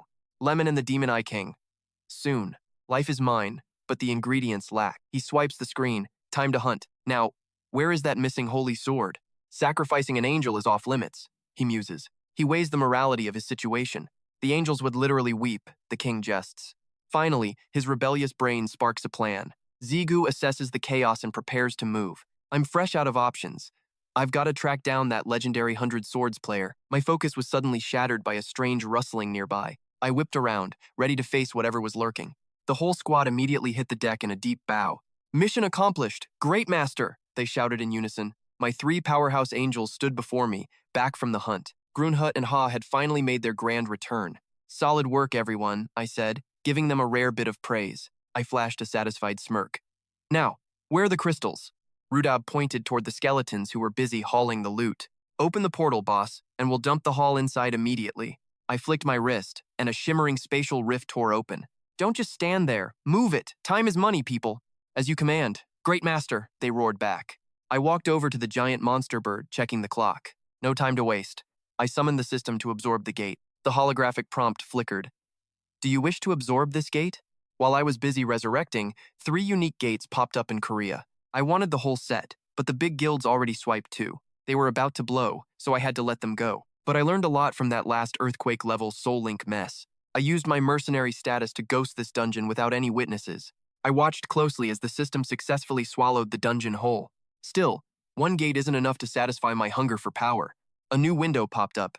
Domination rate 0%. Just like dealing with the undead, I need a total massacre to win. High above, my angels were turning those monster birds into feather dusters. Ha and Brandhut were absolutely wrecking everything in sight. One by one, the monsters fell like flies against their overwhelming might. On the other side, my clones were basically acting like a lawnmower, while my team was out there sweating bullets and shedding blood. I was right here, enjoying a top-tier cup of coffee. Boss life. Honestly, there aren't enough gates around to keep me entertained. Finally, the system chimed. Domination rate, 100%. I tossed the cup and stood up. About time we finished this. Suddenly, the entire landscape began to tremble violently. The earth shook as the dark, heavy clouds finally started to part. Warm sunlight broke through, turning the gloomy sky into pure crystal. A massive, majestic bird spread its wings and soared through the blue. Grandherd stared in awe. It's gotten even bigger. LT sighed, mesmerized. Wow, what a beautiful view. I just yawned. To me, it looked exactly the same as before. I turned to my ragtag brigade and signaled the move. Let's go, and ignored Judy's weird fashion sense. It's hopeless. We moved out, leaving the conquered dungeon behind us. Gates installed. The portal is live. Just one tiny detail remains. Eyeing the glitchy system board, the prompt is asking for, please appoint a vice manager. Why I'm telling everyone this? We need a deputy leader. Grunhut volunteers like a simp. Meh. Pick me. Ziyu just shuts him down. Dude, you're literally the gate. You total moron. Ziyu pauses before the choice. First up, candidate number 1. The celestial warrior, Hamian. The big shot angel, number 1. Hand on chest, very dramatic. Radiating pure, loyal knight energy. Entrust this heavy duty, boss. I'll give my life. Next up, candidate number 2. The dungeon legend, Dunlahan. Dungeon buffs gave him brains. He speaks with absolute confidence. Master, make your final choice. I'm ready for the mission. A massive shadow blots the sun. Darkness swallows the entire ground. Here comes candidate number 3. Ziyu turns. Cool as ice. That giant feather ball is diving. Wings slam the air, breaking. Touchdown. Dust explodes everywhere now. Candidate 3, the Griffin King, the gatekeeper I just absorbed. Eyes glowing with predatory fire. Even Ziyu's shocked by size. But big doesn't mean bad. It's acting like a kitten, nuzzling him like a pet. Chill, buddy. We'll play later. Ziyu's torn. High specs, awkward. Communication's hard. Plus, bird poop. Ziyu ponders. Candidate 1 or 2. Meanwhile, Grunhut is sulking darkly. He watches those losers, thinking, deputy or not, they're all my pawns. Dunlahan is my lackey anyway, so managing him is a breeze. But bossing around a literal angel? Now that is a total power move. Grunhut is selfish, but I will profit anyway. This is getting fun. Twilight hits the floating island and things are getting moody. Grunhut sulks in a ball while Hamian stands guard nearby. He rubs his arms nervously, trapped in a cold, awkward silence. Hamian speaks first. The master chose. Just deal with it, okay? Grant Hurt glares at Hamian but stays totally tight-lipped. He just hangs his head, looking like a kicked puppy. Hamian pats his shoulder, trying to play the nice guy card. Look, at least you are the vice manager now, right? Lich and Hurt now report to the gate's deputy manager. Huangdi Chun steps up with pure, unadulterated swagger. Leave it to me. I live for design and management stuff. Ru wonders, isn't picking a random guy totally cheating? Zigu just clicks his tongue, clearly annoyed by it all. I forgot the old man. Hamian does not seem to care. He is actually the perfect guy for this gig anyway. Brandhut cheers. Dad, you are the absolute goat right now. Scene shift. Nighttime at a skyscraper. A voice rings out. A unique gate just appeared in Korea. It is insane. Iron Siu scrolls his phone, eyes wide with total shock. No way. You can really spawn gates anywhere you want? Iron Siu gets suspicious. Who the hell even are you? He looks up at Andras, the creepy mastermind sitting opposite. Andras just flashes a wicked, haunting smirk for a second. He strokes his chin. Why ask? Knowing won't help you. Siu lights a cigarette. True. But let me ask you this. Mid-smoke, he realizes, who cares who he is? He is useful. He helps me get revenge. I will kill any demon for that. Andras exhales smoke. Don't be shocked yet, Iron Soon. It is early. He leans back. Everything so far was just the appetizer. With a predatory grin, Andras reveals his true, dark colors. The real fun? It is only just beginning, my friend. Inside the gate, the crew is hustling to set up camp. Ji-chun and Ji-gyu stand central. Gate map, activate. Instantly, a massive 3D hologram fills the empty space. Gyu's jaw drops. You can seriously do stuff like this? Ji-chun smirks. A top-tier manager? This is child's play. He explains every inch of the high-tech, detailed model. You know how gate environments constantly shift and warp, right? The old and new gate worlds are basically merging now. Ji-chun points to a spot, his voice turning ice cold. Heads up, 3 mineral mines just spawned near the border. The old man starts nagging about crystal mines and rare loot. You might not care about cash, kid, but I do. Give me those rare gems and I'll craft legendary gear for 0 cost. Besides, I'm basically working for you for free. Ji-chun strokes his chin, judging the gate's wasted potential. He glares at a massive empty spot on the map. Just a few trees and some trashy ruins here. Look at this mess. Aside from that pyramid, there is absolutely nothing. You're not selling it or using it, really? You're just gonna leave it like this? Ji-chun keeps whining, but there is more. The pyramid is a total disaster inside. I need to clean it up fast. Ji-ju smirks, saying cleaning is Roger's job now. Staring at the pathetic shack, Ji-chun sighs. We need a fortress, not this tent. He groans, adding that they need a prison and hunting grounds. Ji-ju is confused. A prison and hunting grounds? Ji-chun scolds him, frustrated by the kid's lack of vision. How exactly do you plan to handle your enemies? I'm not saying we should do anything illegal, or use excessive violence in this twisted world. But you can't just murder everyone, kid. Thinking of potential slave labor, he offers advice. Give them a chance to pay for their sins. Not everyone is as weak as that powerless Rogers. So, we need a high security hole for them to rot in. Ji-ju pauses, considering a secret prison inside the gate. He recalls rumors of secret prisons hidden everywhere.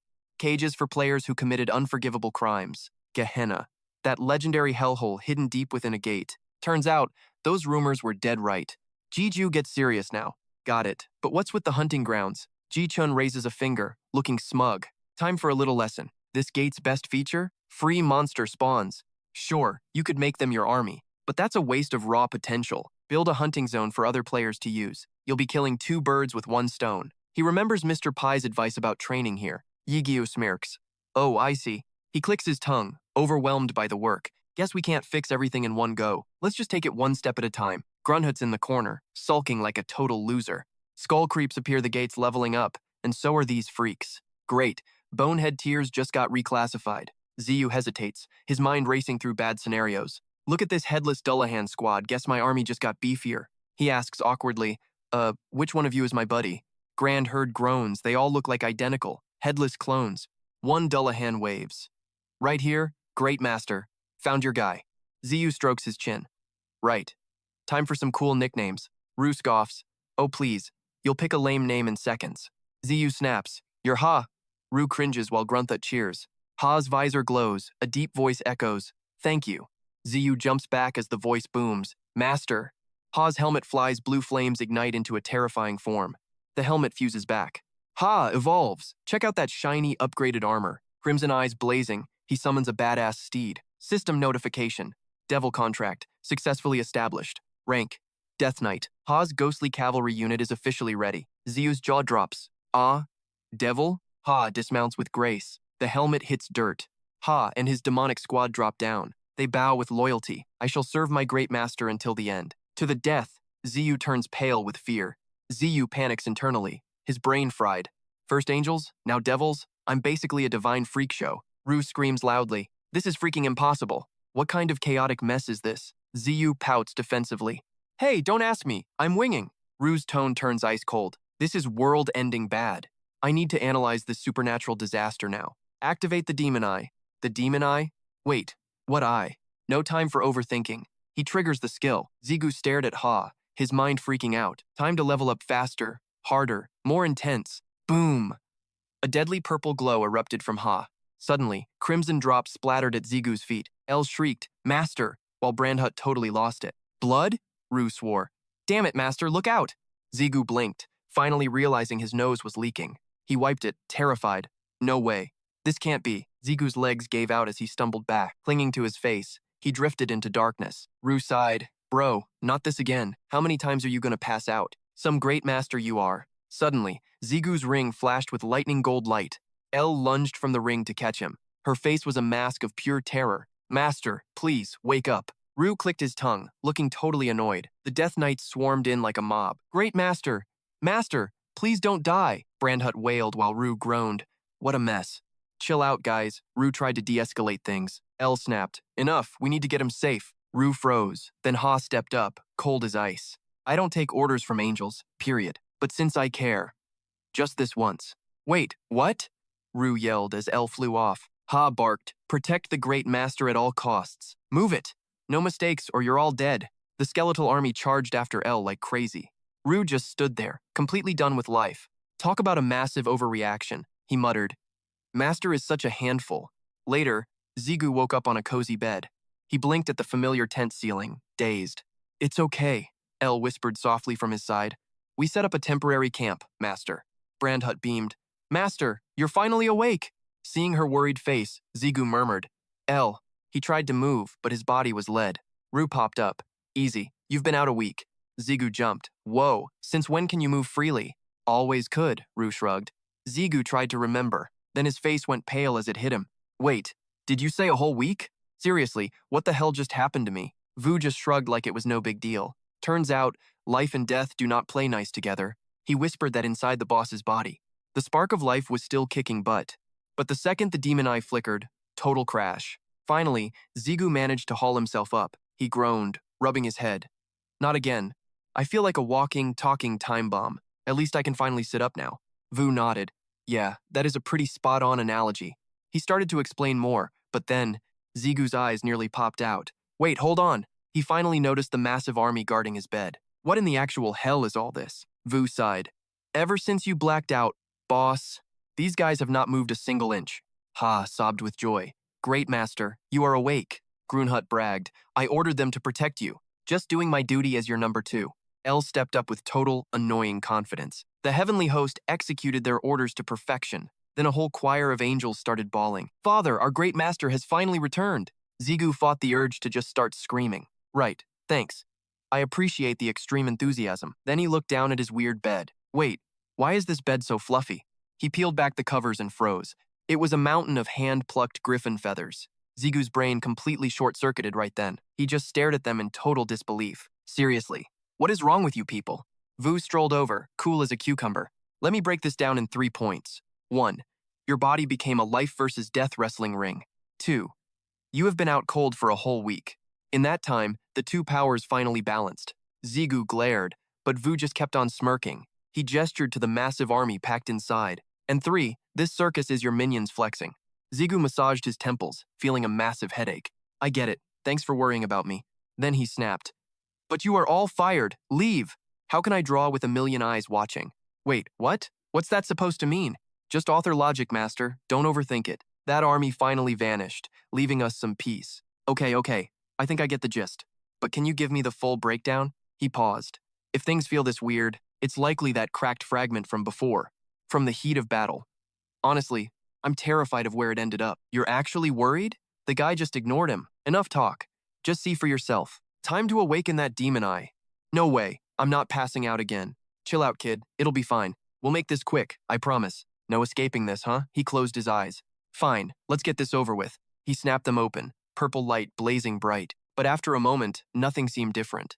Hey, what gives? Nothing's changed at all. The guide sighed, losing his damn patience.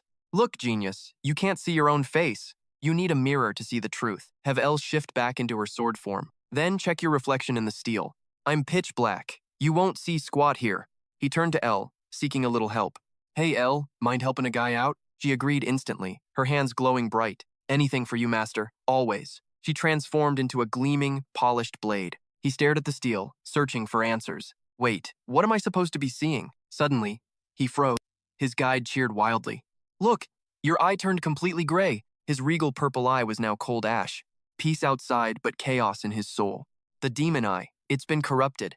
I can't stop this evolution on my own. I've got to hide this. The others are clueless. He looked down with a deadly serious expression. So, this is the reality? He glared at Rogers, trembling in the dirt. Why are you here, Rogers? Start talking. Rogers begged, slamming his head into the ground. Rogers is shaking like a glitching NPC, muttering pure venom about getting revenge on Iron soon. Zigu just watches the pathetic meltdown with absolutely zero chills. He can't help but internally facepalm at the sight. Looks like that brutal reality check actually did some work. All that salty hate has officially shifted its target toward Iron Shield. Zigu pauses for a second, his brain hitting the brakes. He cuts through the noise. What can a loser like you even offer? You're basically a level 0. What's your big play? That question hits Rogers like a physical truck, stopping him cold. He lunges forward, desperately grabbing Zigu like a literal lifeline. Grind, I'll just grind and level up, that's all I need. Rogers looks like he's possessed by the ghost of a sweat lord. He starts yapping promises about becoming the strongest player ever. Once my stats are buffed, it's game over for them. No, I'll be even more OP in the blink of an eye. Zigu just pats his head like a stray pup. Nah, you're capped, kid. His eyes are pure ice as he drops the cold truth. Even if you farm 24/7, the power Nye stole is gone forever. You're stuck in the tutorial zone of life. No more level ups. Purple light flares. Zigu's demon eye is scanning this piece of junk. He scoffs, thinking it's way too obvious to even mention. Roger's body is basically a rusted-out engine that's about to explode.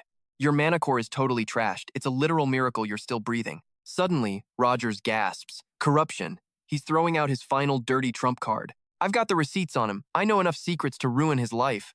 Zigu tosses him aside like trash. Fine. Might be worth a click. Rogers wagging his tail in excitement. So, we have a deal? Then Zigu drops the floor. But why would I trust a snake? Rogers freezes, his brain short-circuiting on the spot. He searches for a comeback but finds absolutely nothing.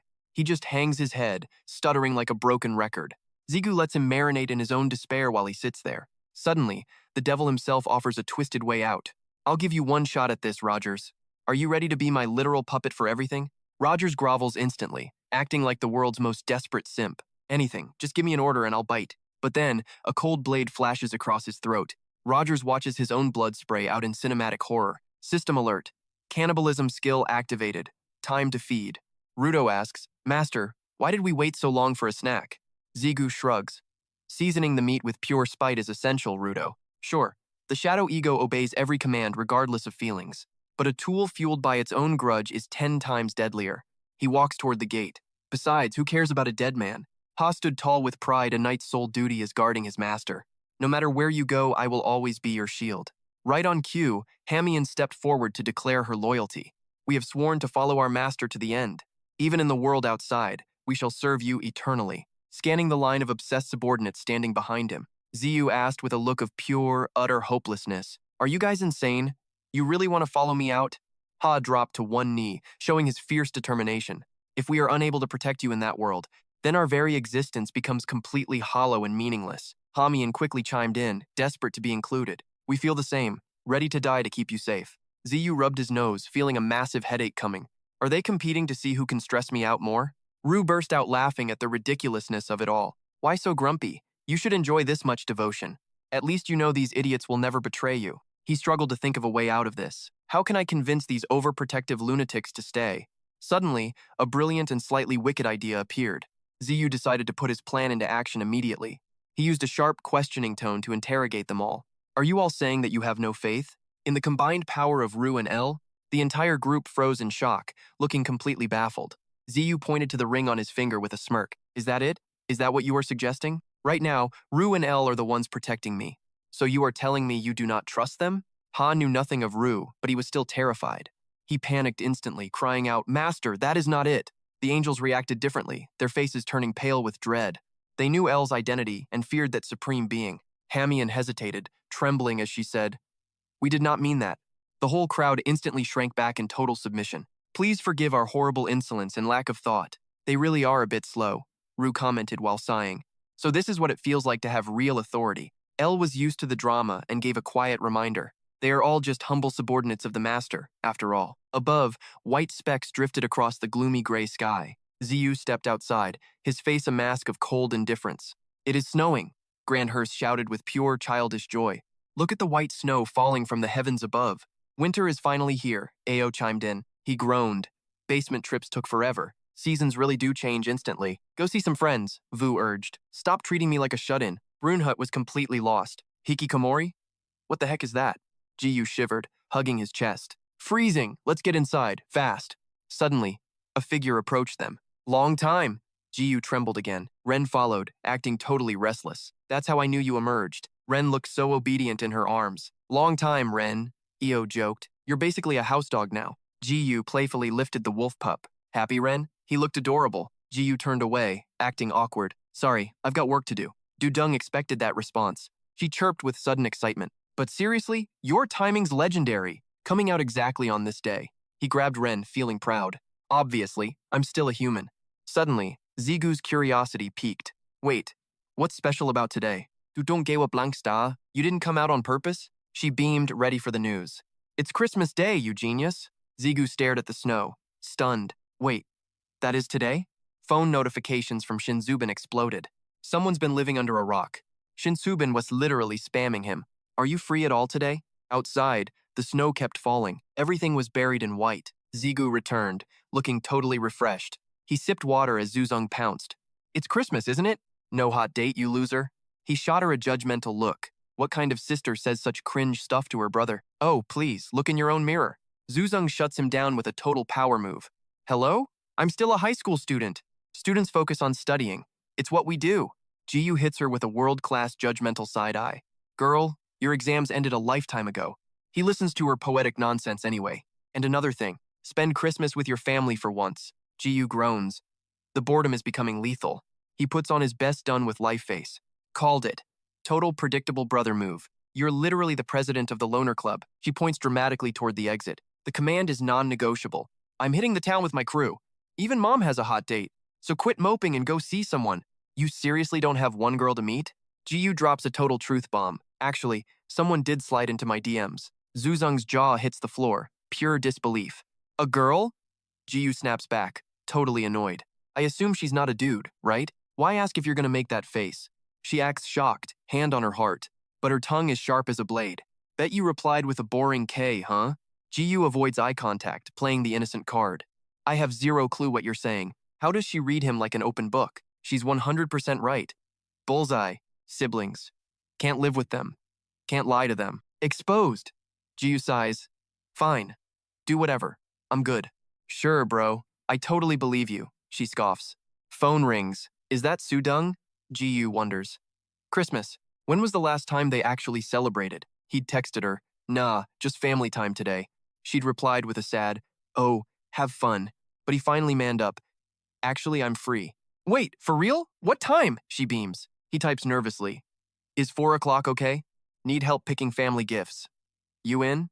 Zubi's lightning-fast reply. "Absolutely. Where do we meet?"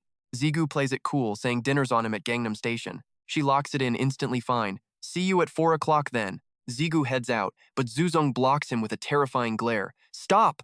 He's totally confused. "What? What did I do now?" Zuzong judges him hard. "You seriously going out looking like that?" Zigu stands there awkwardly in his totally lame thrift store jacket. She sighs at her hopeless brother. "Get over here, right now." Gangnam Station is buzzing, dominated by a massive, glowing Christmas tree. Now, rocking a total glow-up, Zigu waits while checking his phone. Panic sets in.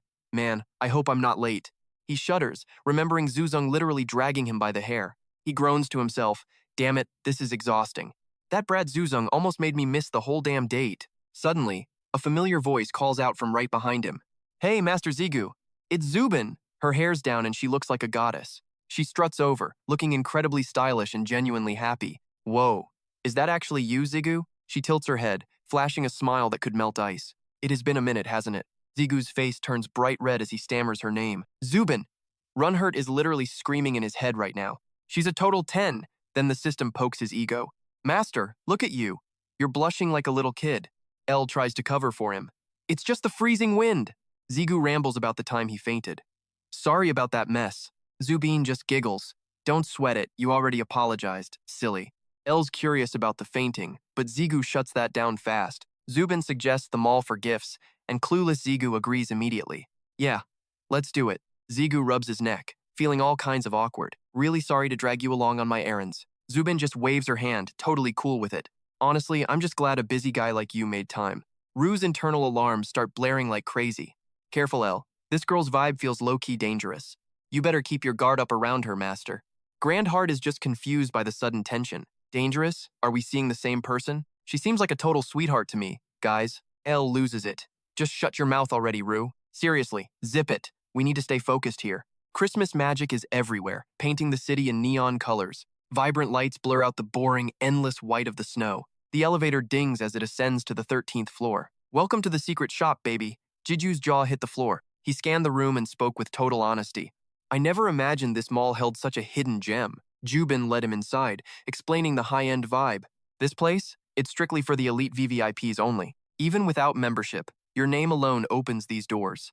Jigyu's eyes sparkled as he checked out the shelves. I was completely clueless that a place like this existed. Wait, are all these items seriously top-tier uniques? Jubin gave a confident smirk. You better believe it. Even regular, non-awakened people can use these treasures. Hearing that, his brain basically went into shock. Jiju flashed back to his mom taking the elixir. Usually, ordinary folks can't touch high-level magical gear, but some legendary exceptions do exist for regular people, just like the protective jewelry I once gifted my mom. Man, winning these at auction must be a total bloodbath. Exactly. They're pricey enough to make your wallet scream. He turned and flashed a grateful, soft-hearted smile. Price is no object. I'm the one who asked for this. If anything, I'm the one who owes you big time. But damn, there are so many choices, I'm totally lost. Yuzhong definitely isn't the type to want heavy defense, Jubin chimed in. Everyone is obsessed with attack power lately. Jubin pointed to a fancy display, looking totally hyped. Jiju leaned in and spotted the brand Horseny. He inspected the items with intense, burning curiosity. Wait, Horseny? That's like the ultimate luxury brand, right? She nodded instantly. The absolute cream of the crop. Normally, they only drop a few items every year, but for some weird reason, they're mass-producing this season. Quality's dipped slightly compared to their old masterpieces. But the silver lining?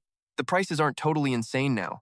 Jigyu narrowed his eyes, analyzing every tiny detail. Suddenly, a wave of intense déjà vu hit him hard. Wait a second. Rue whispered. Master's onto something. Brunhild agreed. I recognize this messy craftsmanship anywhere. Rue confirmed his master's suspicion with a dark chuckle. These are definitely mass-produced by that grumpy old geezer. Jiju thought about old man Jichun's massive bank account. Always wondered how he stayed rich selling random scraps. Turns out he had this elite side hustle going on. No wonder that old workaholic never takes a break. Jubin poked him. Earth to Jiju. Picked one yet? Yeah, it's all thanks to you. You're a lifesaver. Dinner's on me, I said, as Christmas crowds surged through the neon-lit streets. I stared at the gourmet dishes. They looked more like art than food. Zubin snapped photos like a pro, eyes sparkling with pure excitement. This place is top tier. You a regular here? Or just showing off? I kept it 100 with her. Not really. A friend just gave me the inside scoop. She sliced into the steak, her eyes locked on the prize. I took a slow bite, letting the flavors hit my soul. A literal explosion of taste erupted in my mouth. I nodded, thoroughly impressed by the culinary magic. Killer stuff. Next time, Mom and Sis are definitely coming along. Zubin watched me, her playful gaze turning surprisingly deep. We absolutely demolished the meal until the plates were spotless. Suddenly, Zubin leaned in, her tone shifting gears. Hey, be real with me. Do you even have any hobbies? The question caught me off guard. Hobbies? That's for normal kids. Hobbies? Me? I rubbed my chin, searching for an answer that didn't exist. Honestly, having fun was never part of the survival plan. She didn't let up, pressing for more. Okay, how about movies? What's your all-time favorite flick? I gave her the cold, hard truth. It's been ages since I've even seen a screen. Zubin doubled down. Music then. Give me something. But again, my response was just a giant, awkward blank. Modern hits? I'm totally out of the loop, honestly, I muttered. My bad. I'm a total buzzkill. Zubin waved it off, twirling a lock of hair. No biggie, she sighed, her eyes trailing off. It just feels like you never have a second for yourself. I was lost, but her face flushed red. Never mind, forget I said anything. I'm just rambling about stuff I don't understand. Rue piped up from the shadows. Ouch. She really hit the bullseye, didn't she? Face it, you can't exactly play the normal guy card, Master. Watch your mouth, I growled internally, losing my patience. Rue didn't flinch. You've got zero chill when you're off the clock. Actually, let's be real, you have nothing that's truly yours. He kept twisting the knife. When have you ever done something for you? Revenge? That was just venting rage. Getting stronger? That was just for your family's safety. But what about today? Not just today. Have you ever lived a single moment purely for yourself? Silence hit like a truck. I finally realized what Rue meant. Supporting mom and sis was everything, but I must have had dreams once. I buried them all. Sacrifice was the only way for us to survive. After facing my other selves, I thought power was the only answer. The mission was simple: kill the poverty and escape the trash life. Watching the happy families around us, a bitter chill settled in. I thought I'd finally made it to the top of the world. But the pieces of myself I threw away? They aren't coming back. My bad, I truly messed up. Master, I realized I never truly knew you. Rue snapped back. Forget the apologies, this is human drama. Panicking. Reuben waved her hands, fearing she had misspoken. Please, do not take my words too seriously. It was just the alcohol talking, I swear. Suddenly, Zigu whispered a soft, "Thank you." Zubin blinked, confused, as Zigu gave a small smile. With genuine warmth, Zigu thanked her for caring. Zubin's heart hammered against her chest, her face flushing. She stammered a reply, her resolve finally hardening. She summoned every ounce of her teenage courage. Hey, Zubin blurted out, since we are here, how about we go catch a movie together? Suddenly, a blood-curdling scream shattered the romantic mood. Zigu went into full battle mode instantly.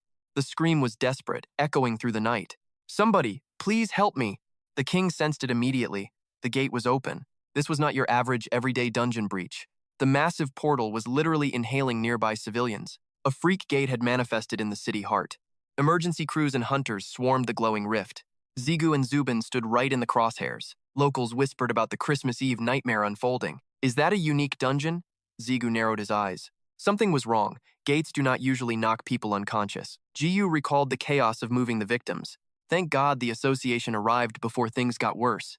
Nearby players helped wrap things up at lightning speed. The Iosu player director stepped forward with gravity. I thank every hero who risked their lives today. Now, we must assemble a specialized raid team.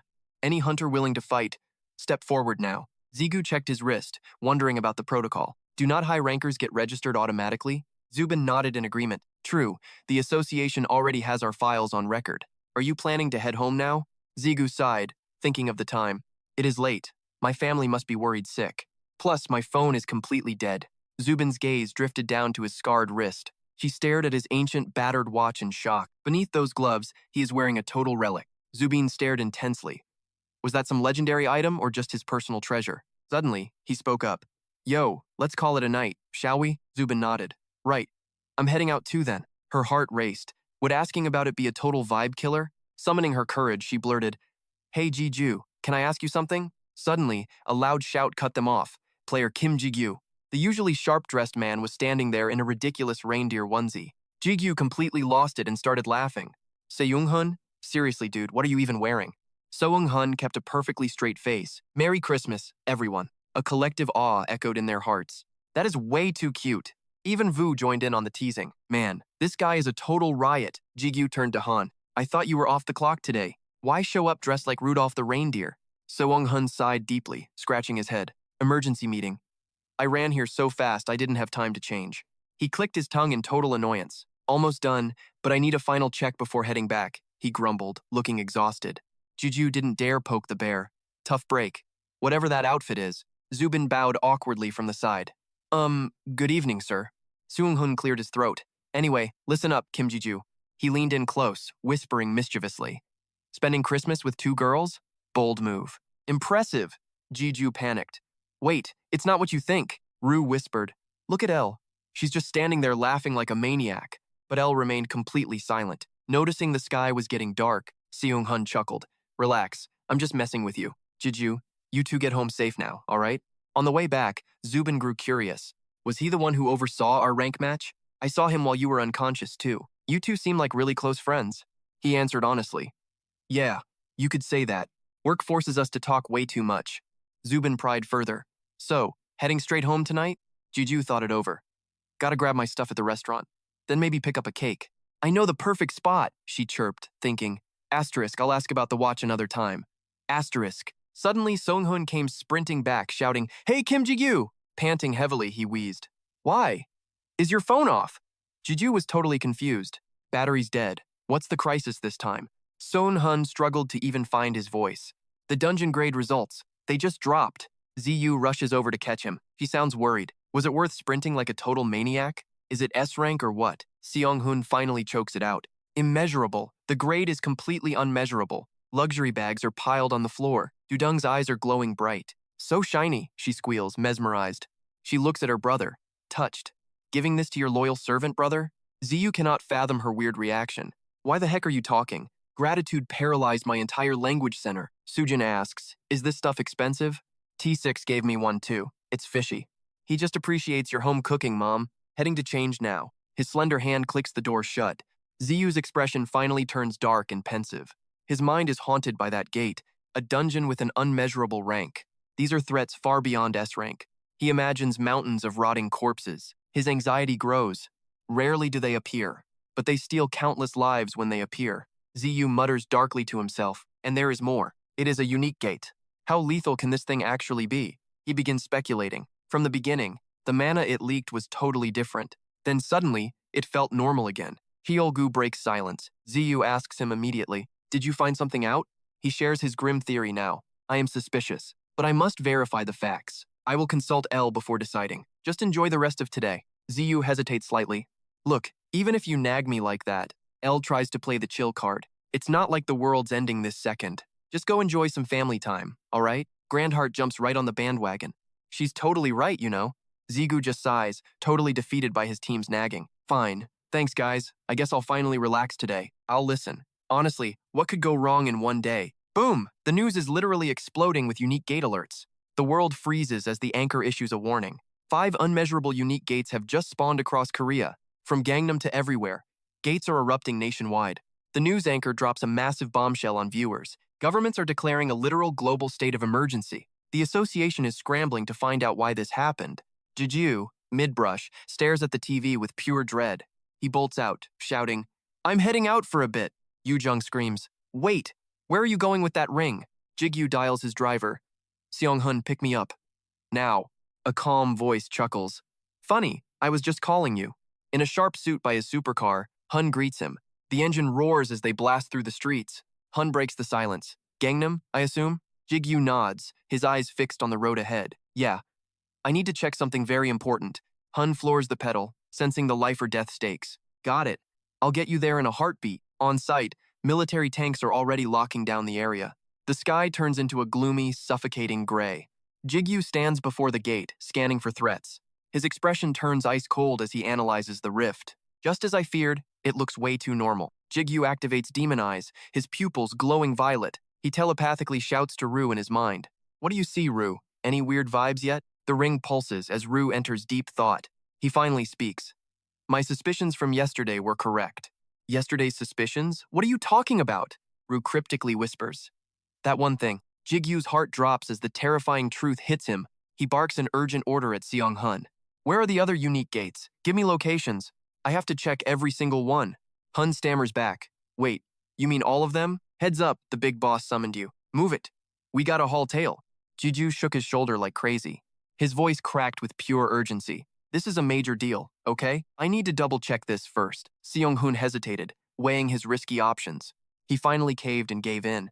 "All right, fine." Sunset bled over the cold skyscraper. Inside, the heavy hitters were all gathering. Someone started whining like a baby. "I'm sick of this waiting game," someone asked out loud. "Is that guy a no-show?" Nobody answered, so he just barked again. "The 11th mercenary. Where is he?" Seong-hun's ride screeched to a halt. Before Jiju left, Seong-hun looked grim. "Jiju, what runs here and there, then scurries around everywhere like a maniac?" Clueless, the kid just blinked. "Is this a riddle? I suck at these. Is he talking about fate or something? Who even knows?" Seong-hun answered with a haggard face. "The answer is just me." "I'm dead if I return," Jiju consoled him. "Didn't the president cut you some slack? It's a unique gate. He'll understand." "He's terrifying." "You don't know the struggle." Awkwardly, Jiju just muttered, "My bad. Whatever.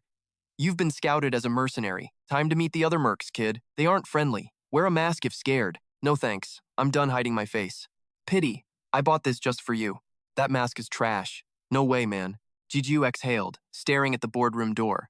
I feel massive mana radiating inside. The elites are here. Brunhard offered comfort. You're the strongest, master. Vu disagreed, though. Are you just a hype bot for power? Doors swung open. The elites sat waiting. Vets and rookies alike stared him down. He gulped hard, trying to psych himself up. T-Sick let out a long sigh, muttering about the kid's obvious nerves. Gu's face went stone cold as he spoke up. You're finally here. Take a seat. Gu pointed toward an empty chair, signaling for Zigu to sit down. He smirked playfully. Man, you really took your sweet time getting here. Zigu sat down, awkwardly trying to explain his tardiness. Sorry, I just had some business to take care of. Suddenly, a voice rang out, snapping him back to attention. A handsome kid lounging across the table looked him over. Hey, what's your nickname anyway? Zigu couldn't help but roll his eyes internally. What is wrong with this brat? Why ask the one question I wanted to avoid at the first meeting? Is this kid seriously still in high school? Keeping his guard up, he simply replied, It is a secret. Ru quickly acknowledged Zigio's call, focusing on the conversation. Zigio felt a massive surge of power radiating from the boy. The sheer energy coming off him was actually quite impressive. He flashed a wicked grin, though his eyes remained sharp and cold. Probably something super edgy and cringy, I bet. Zigio realized that possessing such insane power at that age was headline news. To think there were still monsters like this hiding in the shadows. He glanced at the others around the table, thinking to himself. Du-hyung crossed his arms mockingly, so we finally meet the 11th mercenary. Jiju remembered him the leader of the one-man guild, Kim Do-hyung. He was stunned to find out he was the 11th mercenary on the list. Jigyu quickly scanned the room to size up the competition. Counting the others, 7 mercenaries were present while 3 were still missing. Once everyone settled, Gu finally broke the silence. All right, let's get this meeting started immediately. The situation we're facing today is incredibly urgent. He didn't waste any time and cut straight to the chase. The reason we've gathered the world's elite mercenaries here is simple. Unique gates have begun appearing all over the place. Gu's expression turned grim as he laid out the terrifying stats. 20 of them have manifested across the globe already. 5 unmeasurable unique gates have opened right here in South Korea. Even an S-rank gate is considered a total disaster. But this? Calling it a national genocide wouldn't be an exaggeration.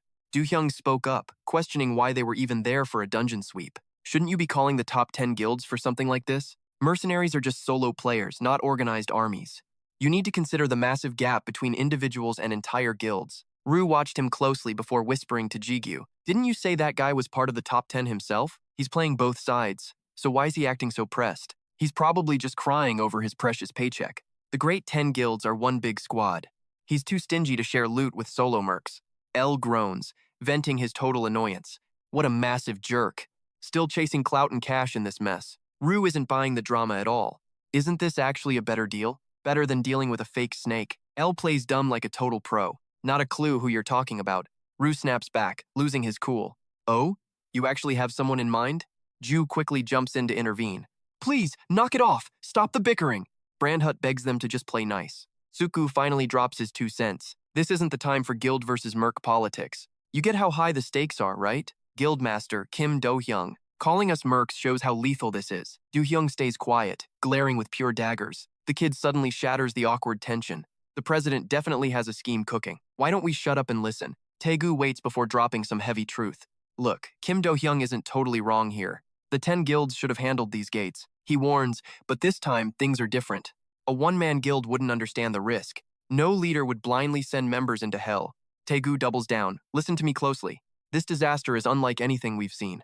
Waste our main force, and we're all dead. We don't need a typical raid squad. We need a team that actually survives. The twins ask, are we just expendable fodder? Is our death just part of the plan? Taegu shakes his head, rejecting the idea. It's just the strategy with the best odds. I won't force you. The contract stands. Jiju watches as the twins finally speak. L adds, they're the baddest monsters here. The kid votes, I'm in. That's merc life. Yo, if the paycheck is legendary, I've got 0 complaints. Let's roll. Old man Johyu clicked his tongue.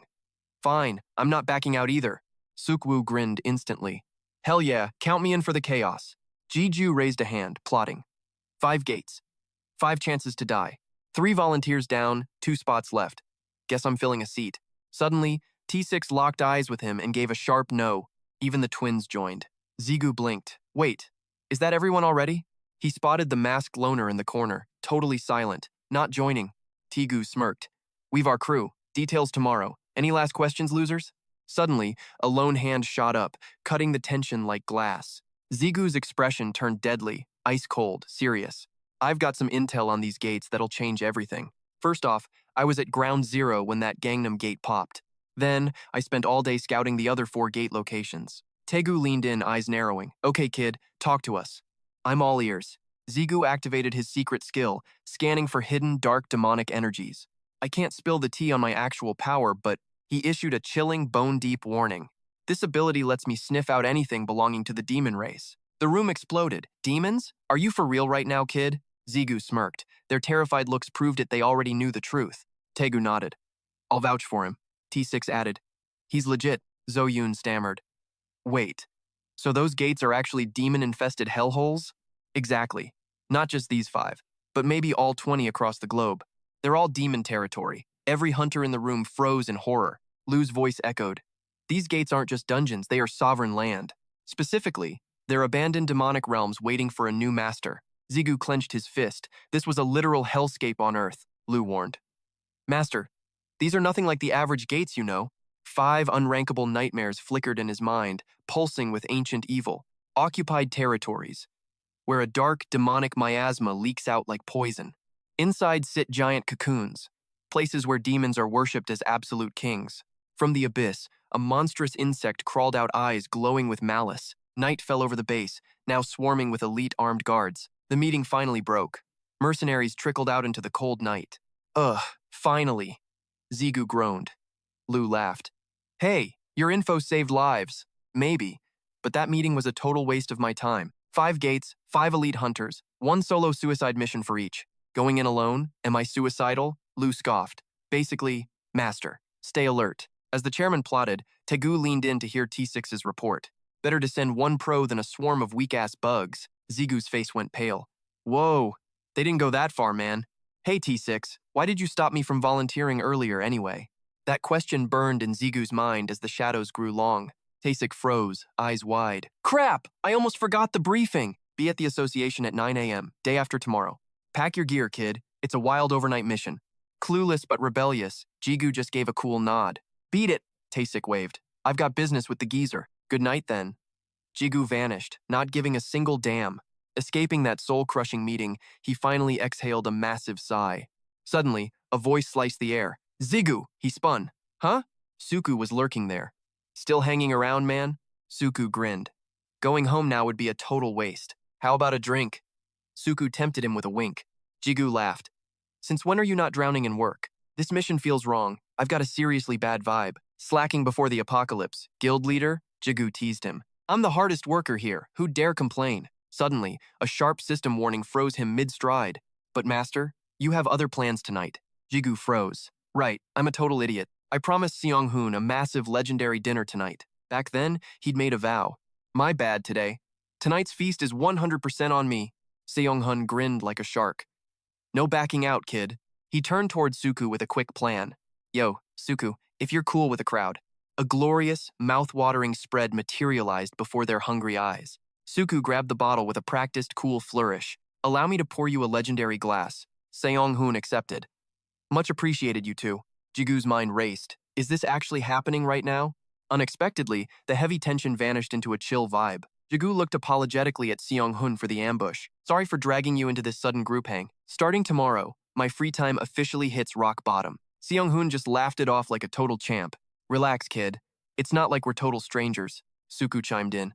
Exactly. We're family now. True. Even if we've never shared a meal before. Jigu realized something significant mid-bite. Wait, you two met during that Iron Guild massacre? Seong-hoon nodded slowly.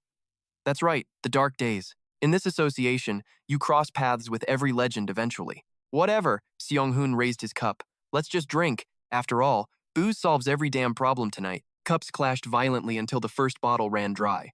One bottle soon became a glorious graveyard of glass. Seong-hoon is totally buzzed, stuffing his face and raving about the grub. Yo, do high rankers always eat like kings like this? Suku just gives a shy, awkward grin. Nah, definitely not. Suddenly, Seong-hoon leans in with a burning question for the duo. He's been dying to know this for ages, and now's the chance. For real though, how did you two even become bros? You guys act like you've been partners since the Stone Age. Even you is curious, realizing he's never heard the origin story. Io nods along. Right? This was way before he met us. Grand Hurt bounces with excitement. I want to know too. Suku chuckles, leaning back. Oh, that old story? Back in the day, I was actually his personal drill sergeant. Seong-hoon's jaw drops. Wait, seriously? No way. What was the legendary Kim Ji-ju like as a rookie? Suku rubs his face dramatically, setting the stage for the tea. Man, he was such a gloombot, always walking around like this. Ji-gyu tries to shut down the trash talk immediately. Hey, I was never that depressing, was I? Yu actually agrees. To be fair, you were pretty intense at first. Seong-hoon pivots back to get the full scoop on Suku. So what about Joe Suku back then? Was he the GOAT? He must have been a superstar already, right? Juju smirks, a wave of nostalgia hitting him hard. Actually, he starts, back then, he was surprisingly humble. Flashback. Goblins are getting shredded, blood spraying everywhere. A young Jiju is struggling, barely keeping his head up. He's gasping for air after only taking down a few monsters. Suku stands behind him, arms crossed like a pro. He frowns. Still nothing? Not a single change? He rubs his chin, lost in deep, worrying thought. Jiju panics internally. Is something wrong with me? The system window is mocking him. Still stuck at level 1. His heart sinks. My level. It's just not moving. Jiju's face is a total picture of pure, crushing defeat. Then, Suku drops the bomb. Training's over for today. He bows apologetically. Look, I can't be your coach anymore. Jiju's world shatters. I get it. Thanks for everything anyway. He looks up, silently reading the look in Suku's eyes. Staring into those eyes, he realizes the vibe has shifted. Suku used to look at him like he was a rising star, but now, it's clear he's just a bad investment. He remembers the grind hunting until he literally collapsed, scrounging for gold and selling tiny crystals just to survive. Every now and then, the superstar Suku would check in. But honestly, Jigyu wasn't exactly thrilled to see him. Doubt, pity, whatever he's feeling, it's annoying. Seriously, dude, stay out of my head. Night falls as a BBQ joint's neon sign flickers rhythmically. Oh Tae-shik, a top-tier ranker, grumbles while grilling. Dungeon food is literal garbage. Ziyu sits stiffly, acting like a total, polite stranger. You've been pretty busy lately, haven't you, Hyung? Tae-shik waves it off with a loud, confident laugh. You nailed it. I'm absolutely drowning in paperwork lately. He pours a drink, acting like a concerned big brother. Need help? Just say the word. I've got your back. Ziyu offers a polite, perfectly scripted smile. You've given me too much already, Hyung. I can't possibly ask for anything else now. Tae-shik snaps, puffing out his chest in annoyance. Listen, brat, I'm loaded. Just ask for something. Then, his eyes narrow. He finally senses the tension. The words hang in the air, hesitant and heavy. He sighs deeply, finally gathering his resolve to speak. Tae-shik cuts the act. How are you really doing? Jiyu goes silent. The truth? Asterisk, I've become a player. Asterisk. He gathers his courage, ready to finally spill everything. Clenching his pants, he convinces himself this is right. Asterisk, I've made my choice. Asterisk, he thinks, calming his heart. He speaks slowly. Actually, about that thing. Then, with a heartbreaking smile, he lies. It's nothing. Right then, he decides, he's quitting the player life. Tae-shik's buzz vanishes instantly. He stares, completely floored. Total shock takes over. Wait, what the hell happened? You're actually giving up? Just like that? Ziyu scoffs internally. Why is he making such a scene? Even Runhut screams inside. No, you can't quit now. Ziyu finally snaps back. What is wrong with you? The moon rises over a dark, starless cityscape. Only the streetlights offer a lonely path through night. Flashback. Tae-shik sends Ziyu home in a private car. Go on in. Get rest. Ziyu bows. Drive safe. He watches the taillights fade, standing alone in shadows. A long sigh. Once decided, the regret vanishes easily. Climbing the stairs, he whispers, This is for the best. Just treat the whole thing like a sweet dream. He unlocks his door. Tomorrow, the job hunt begins. Ziyu's hand turns the lock with finality. He pushes the door open, moving into darkness. He keeps his eyes shut, wishing for normalcy. Suddenly, he feels it. He's not alone in here. Inside, Dudung is trembling, serving an uninvited guest. Yo, have some juice. His politeness was physically painful. Fine. Thanks, I guess. Awkward eye contact? Instant cringe. Jigyu finally broke the heavy silence. Seriously, what are you doing here? His sister hissed a quiet threat. Bro, why didn't you say you're buds with a star? Relax. He's not a celebrity. He's just some high-rank player, and he's definitely not my friend. He let out a soul-weary sigh. What kind of cursed nightmare is this? Suddenly, Jigyu noticed something weird. Suku was awkwardly scratching his face, still death-gripping that glass of juice. Fine. Outside. Let's talk. He dragged him to a deserted alley. Jigyu looked him up and down, annoyed. Spit it out. Why show up like this? You know, this is super rude, right? Suku rubbed his neck, looking guilty. Sorry, I couldn't reach your phone. Phone's dead. Again? Total piece of junk. Whatever. But why'd you come here? I'm quitting, I'm done being a player. Suku started frantically digging through his bag. He hauled out a literal mountain of paper. Suku began his nerd-level list. I've analyzed optimal leveling to time ratios here, plus projected power scaling for your build. Look at these Thai gladiator case studies. Jigyu's brain was starting to smoke. Whoa, stop right there. Just hold on a second, please. He stared, completely and utterly baffled. What is even happening right now? Suku looked away, acting all shy. I'm not really good at the pep talk stuff, so I brought data that might help. Look, please, don't quit the game yet. Jigyu froze. He couldn't understand this guy. Why? Why go this far for me? Suku turned serious, eyes locked on his. You won't believe me, but I'm just being nice. Suku looked dead serious, but honestly, it was all part of the plan. I was betting everything on a total wild card with untapped potential. Jigyu just froze, totally speechless and caught off guard. Staring at the stars, Suku felt his inner fire start to blaze. Jigyu, even though being a player is just a job title now, it's become the backbone of our society that everyone takes for granted. But 18 years ago, no one even knew what it was. He just grinned and said, Look, here's how I see it. Suku reached out, looking like a total main character under the starlight. With eyes full of conviction, he declared, no precedent means infinite potential. And in this world, that's exactly what we call special. Back to the present, Jigyu's venting over dinner like a drama queen. Can you believe he actually used those cheesy lines on me? Tipsy and annoyed, he points a finger right at Suku's face. And I fell for it. 5 years of suffering with zero payoff. You're nothing but a world-class scammer, man. Suku just shot him a look of pure, golden disdain. Excuse me? Didn't I tell you everything would turn out great in the end? Jigyu wasn't about to let him win that argument. Please, even a broken clock is right twice a day.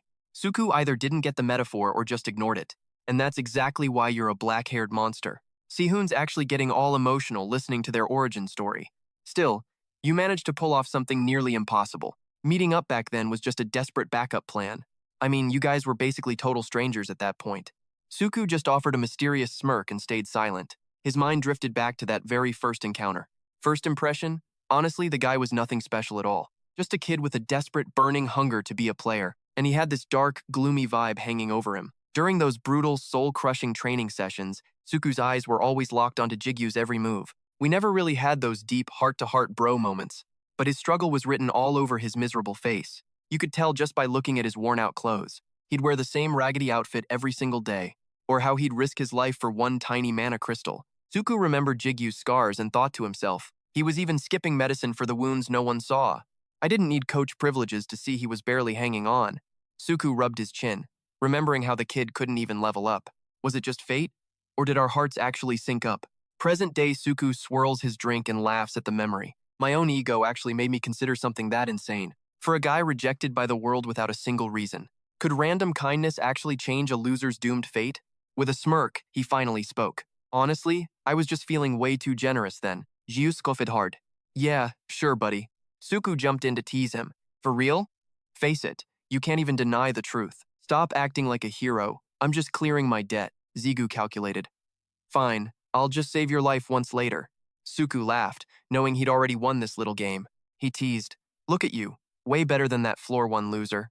Zigu snapped, face red, as laughter echoed through the room. 2 days later, Incheon Airport was draped in total gloom. Paparazzi went wild, their camera flashes blinding the crowd. T6 got swarmed. Director, give us the real tea right now. What's the association's plan for this massive gate disaster? Is the apocalypse here? Give us the truth, association. Reporters were thirsting for that one viral explosive headline. Who's at the meeting? Is this some legendary new fighter? They screamed. Look here, give us a smile, hero. Zigu, stuck in a suit and too much hair gel, panicked. Where am I? How did my life become this circus? Midwinter chill bit deep at the hypermodern airport terminal. A rhythmic symphony of shutters and blinding flashes filled the air. T6 took the mic. Time for the Player Association's official update on the gate crisis. Elite players and guilds are currently hunting for the truth. Stay cool, citizens. We've got this nightmare under total control. Suddenly, a reporter pointed right at the mysterious guy beside him. Wait, who is the mystery man standing next to you? He's an association member joining today's top-secret meeting. T6 gripped his shoulder, ready to drop the bombshell. He beamed with pride, introducing Zigu as their newest ranker. Hype levels peaked as he called him the rising star. He's officially ranked among the strongest warriors of our era. T6's shameless bragging left even Zigu completely speechless. The entire press corps gasped in absolute collective shock. Shutter speeds doubled instantly. They bombarded the poor guy with questions. Rising star? What kind of insane gift are you hiding? Which top-tier guild managed to scout you? The vultures were desperate to dig up every little secret. So, what's your level anyway? Zigu just wants to vanish forever. How did everything become such chaos? Grunhut gasps. Master, you're seriously famous. Scene change. They head for the runway. A surprise trip to America? Totally unexpected. But is the association meeting in trouble? And why is this airport so loud? When do we finally use teleportation gates? T6 stops dead on the boarding stairs. Image is everything for a star performance. Kid, didn't you promise to stop hiding? Zigu sighs. I didn't expect this circus. No wonder you forced this suit on me. Elle and Brunhut start sooking up. Master, you look incredibly cool and handsome. Rue analyzes the situation for the boss. He wants you looking like association royalty. T6 gives one last look before boarding. Who cares? You look like a boss. Zigu turns back with a sharp scowl. This was definitely the chairman's shady idea. Zigu just hangs his head in defeat. I just wish you'd given me warning. T6 glances back at the boy behind. He's completely baffled by Zigu's actions. Wait, why are you removing your shoes? Zigu looks even more confused than before. What?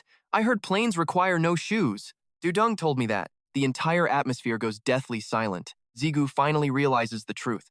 Wait, that's not right, is it? Cut to the U.S. Hunter Association Hotel. Lying in bed, a notification suddenly pings. Zigu trembles with rage at the text. I can't believe she actually played me. Just wait until I get home, Dung. Elle tries her best to comfort him. Others must have fallen for it too. Rue is way more brutal today.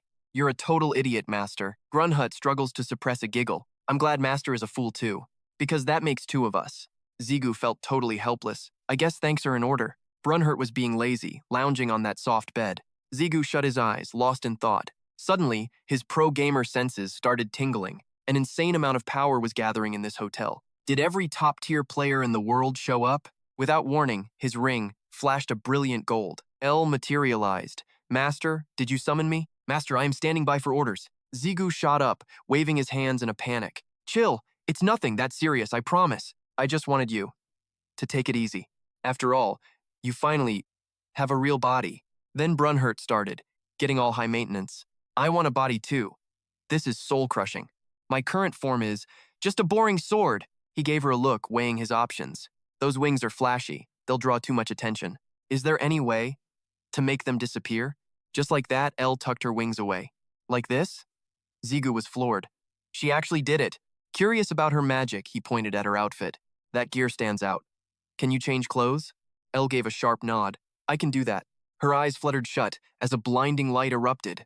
Now, Elle was rocking some seriously shiny iron armor. She explained, this is my legendary battlefield regalia. The defense is top tier, but the mobility is absolute trash.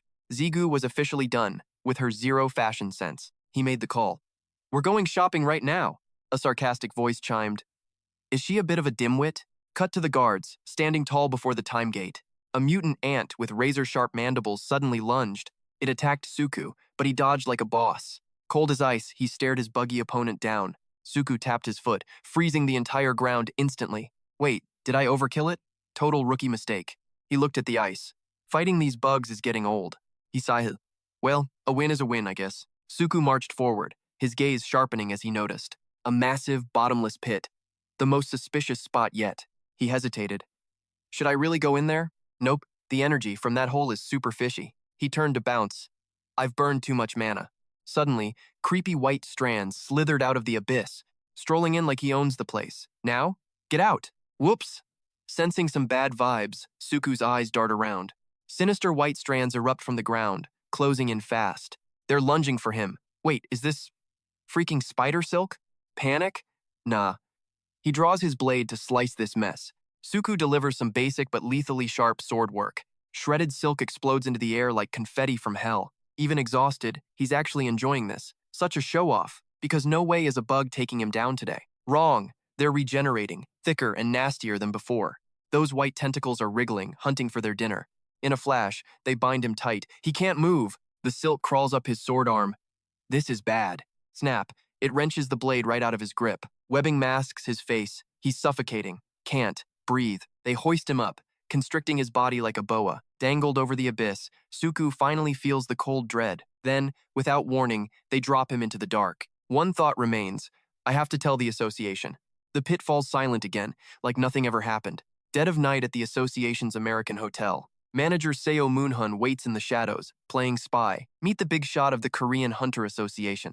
He's plotting the ultimate jump scare for Kim Ji-gyu, thinking, I ditched the gate travel just for this gag. He strokes a 1.3 billion won stealth charm. Surely, even the legendary ranker Kim Ji-gyu, with his insane detection skills and sharp senses, won't be able to spot me hiding here. Ding. The elevator's moving. Floor 13 and rising. It's hitting floor 27. Game time. Right where Moonhun is lurking in the dark. He feels it. That familiar, powerful aura. Our star player has finally arrived. Moonhun lunges forward, ready to strike his pose. He bursts out, shouting at the top of his lungs, Surprise! Did you miss me, Jiju? But the scene inside has Moonhun freezing in shock. Jiju stares back, looking completely unimpressed, giving him the ultimate "are you serious" side-eye. He asks, Is that your daughter, or what? Annoyed, Jiju brushes his weird friend aside. Move it! We've got places to be, weirdo. Scene change. Now they're chilling in the lobby, lounging around at the association hotel waiting room. Welcome to the ultimate VIP party where one wrong look gets you deleted. Ao casually sipped her fancy cocktail. After a long-winded explanation, Seong-hoon finally caught on to the situation. So this young lady is she really that legendary person? Jigyu simply gave a firm, silent nod. Meanwhile, Grandhurst was busy fuming with pure, petty jealousy. Why is Io the only one getting all the tasty treats? I want some too. Spirit life is a total drag. All we eat is air. Seong-hoon scanned her from head to toe, shocked they could actually take human form. She is definitely no ordinary girl, but she does not feel like a typical player either. He clarified his point, stating he could not sense a single drop of mana from her. Startled by his blunt words, Jigyu blurted out, Seriously? Jigyu was speechless. He knew for a fact Elle possessed and used massive mana. Is that really all other high rankers can sense from her? He took a slow sip of his wine, thinking it might be the system's doing. Seong-hun leaned in close, whispering to Jigyu, More importantly, you can feel it, right? Jigyu's eyes darted around the room. Yeah, he confirmed seriously, this place is crawling with monsters. He was confident. He did not even need his demon eyes to spot this much danger. Every single person in this room was ranked among the world's absolute strongest. Lu immediately warned his master, Don't even think about activating those demon eyes here. At their level, they will spot your skill instantly, and things will get messy fast. He gave a small, knowing nod. I know. Seong-hoon added that it was rare to see so many legendary players in one spot. I bet even you, Mr. I don't care about the world, recognize these titans, right? Jigyu wondered. Wait, what world events are you talking about? Look, it is not like I am some monk living in a cave, you know? Still, despite his lack of industry knowledge, even he knew who these icons were. He recognized their famous faces almost immediately. He glanced at the Dubai billionaires, high-ranking Middle Eastern players known as the Oil Kings. Before becoming a player, that guy basically ran a massive global oil conglomerate. Jigyu's face went totally blank. To be completely honest, he was low-key, incredibly jealous of that guy's bank account. Grandhurst asked him with genuine, curious wonder, Is that guy actually richer than you are, master? Lu chimed in, sounding exactly like some grumpy, wise old grandfather. Ah, the bottomless pit of human greed never ceases to amaze me. Jigyu shifted his gaze toward a quiet, overlooked corner of the ballroom, and right there, he spotted a very familiar face. It was Japan's top-tier high ranker, the legendary warrior Susanoo. The elite warrior felt a sharp, direct gaze locked right onto him. He instantly turned his head toward the source of the stare. Their eyes collided in a silent, heavy moment of tension. Ellen Lu whispered urgently, Master, Master, look out. Jigyu quickly looked away. Yeah, I felt that overwhelming pressure too. Suddenly, a mysterious man began walking straight toward their table. Every single eye in the room locks onto him. Even the local oil tycoons are shaking in their boots. Enter the absolute unit of a man, Michael. Ziyu whispers to his bro, Yo, who's the giant? He stammers back, Man, I've got no clue. I know every big shot here. But him? He's different. His brow furrows as he starts judging the stranger. His mana flow. It's totally freaky and unnatural. Ziyu sizes him up. He's probably as cracked as Shudung. Suddenly, Michael senses someone is creeping on him. He glares straight at Ziyu with pure murderous intent. Boom! A blinding wave of holy light explodes from him. Sehun collapses instantly, shivering like a leaf on the floor. Ziyu panics. Sehun is too weak to tank that insane pressure. Ziyu snaps, cursing under his breath. You arrogant trash! He flares his own power, slamming right back at Michael. It's an epic clash, an absolute standstill between two monsters. Everyone stops breathing, watching this legendary ego war unfold. Michael smirks, actually impressed. Heh, not bad, kid. Ziyu stands up fuming. Not bad? What's your problem, man? Then a cold voice chills the air. How dare you? Elle's face goes dark. Touching my master? You're dead meat. She goes nuclear, screaming. Don't you dare flex on him. The guys scramble to stop her. She's totally lost it. Ziyu tries to cool her down. Elle, chill. Stay calm. Michael goes silent, staring at Elle like he's seen a ghost. He screams, why is the saintess with this demon scum? The entire room goes dead silent after that bombshell. Ziyu and Elle just share out, what is he smoking? Look. He turns to her, completely lost and confused. Wait, Elle, are you actually a holy saintess? Elle just shakes her head.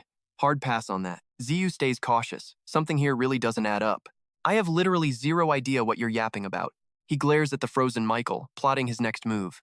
There is definitely something weird radiating from that guy. Is this dude just crazy or what? Suddenly, a deep, legendary voice echoes through the hall. That is quite enough, Michael. Stand down. A man strolls in, hands behind his back. Michael snaps around. His jaw drops in shock as he hits the floor.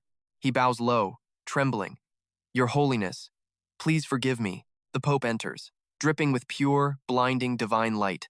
A massive silver cross glows brightly around his neck. Sihun and Ziyu gasp. Wait, the Pope? Suspicion flared. Ziyu squinted, asking with total skepticism. Wait, is the Pope actually the head honcho here? Ziyu's ring suddenly erupted in a blinding, blood-red glow. I mean, he's definitely got that final boss energy, right? He knit his brows, gulping down his growing unease.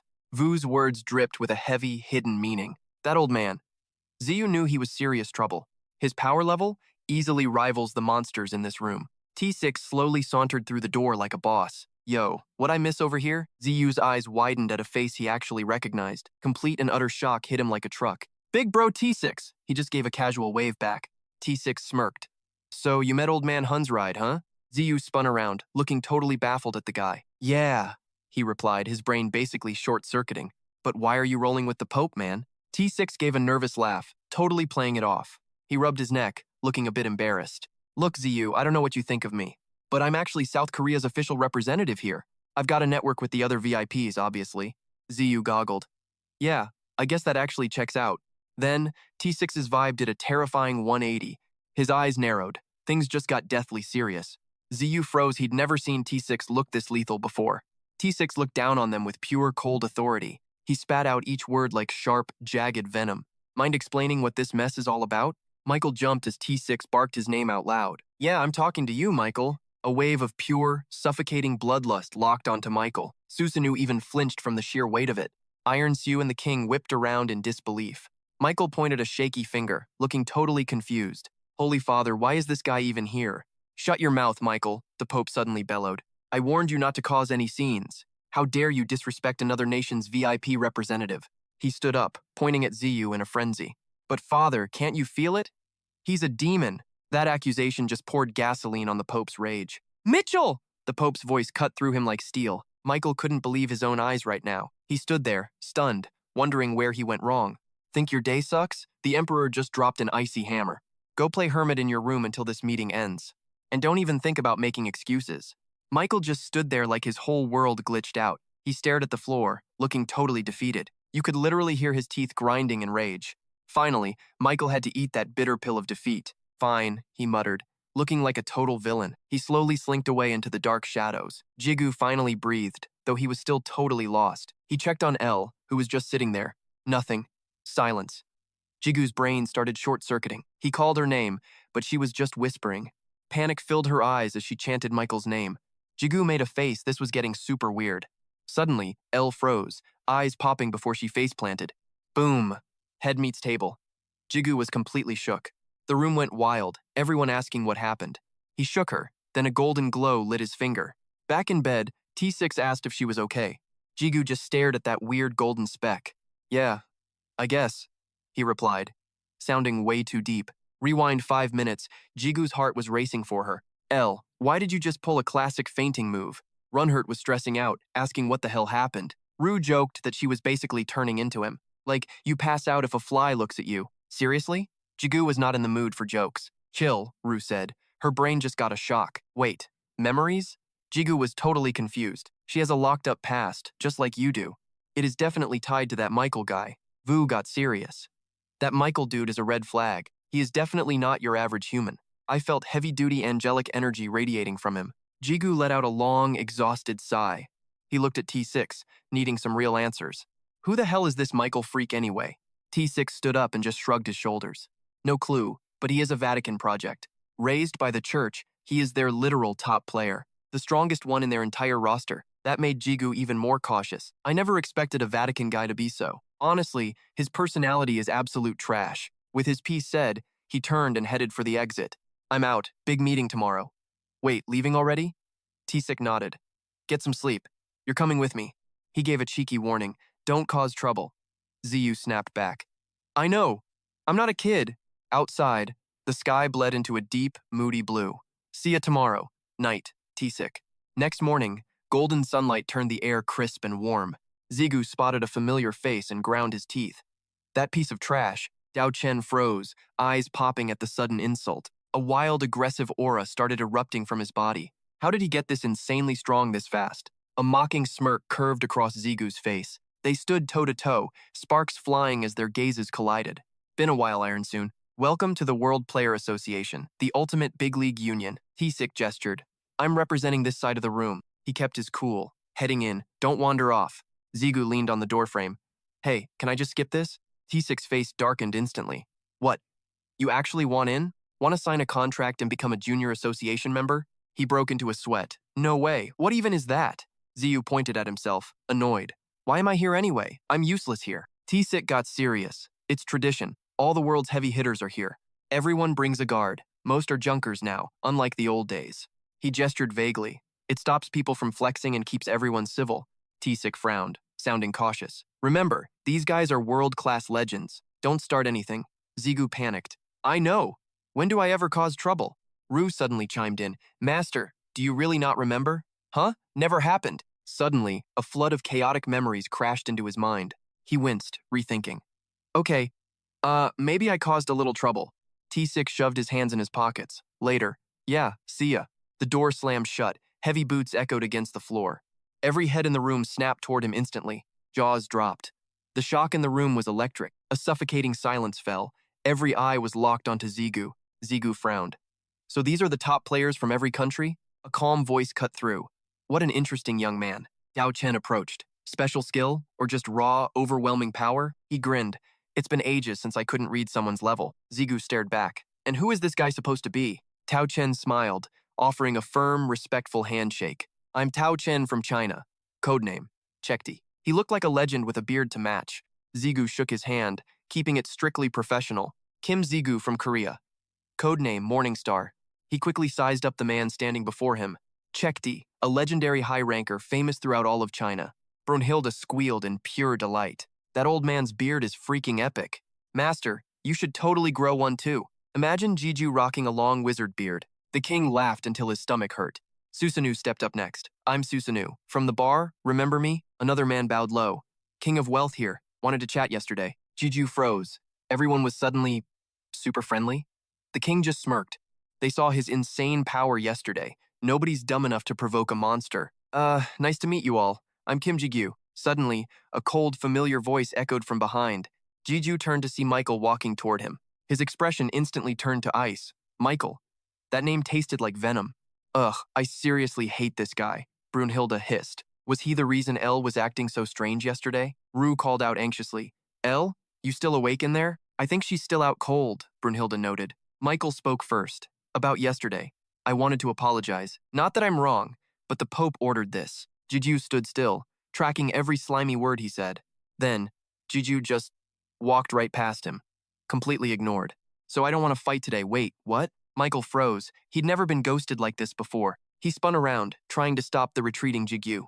Hey, I wasn't finished talking to you. Finally, Ru whispered. Back together again. Jiju flashed a wicked, haunting grin. Yeah. He shoved his hands in his pockets, facing Iron Shield. Long time no see. Iron Shield. The air grew heavy.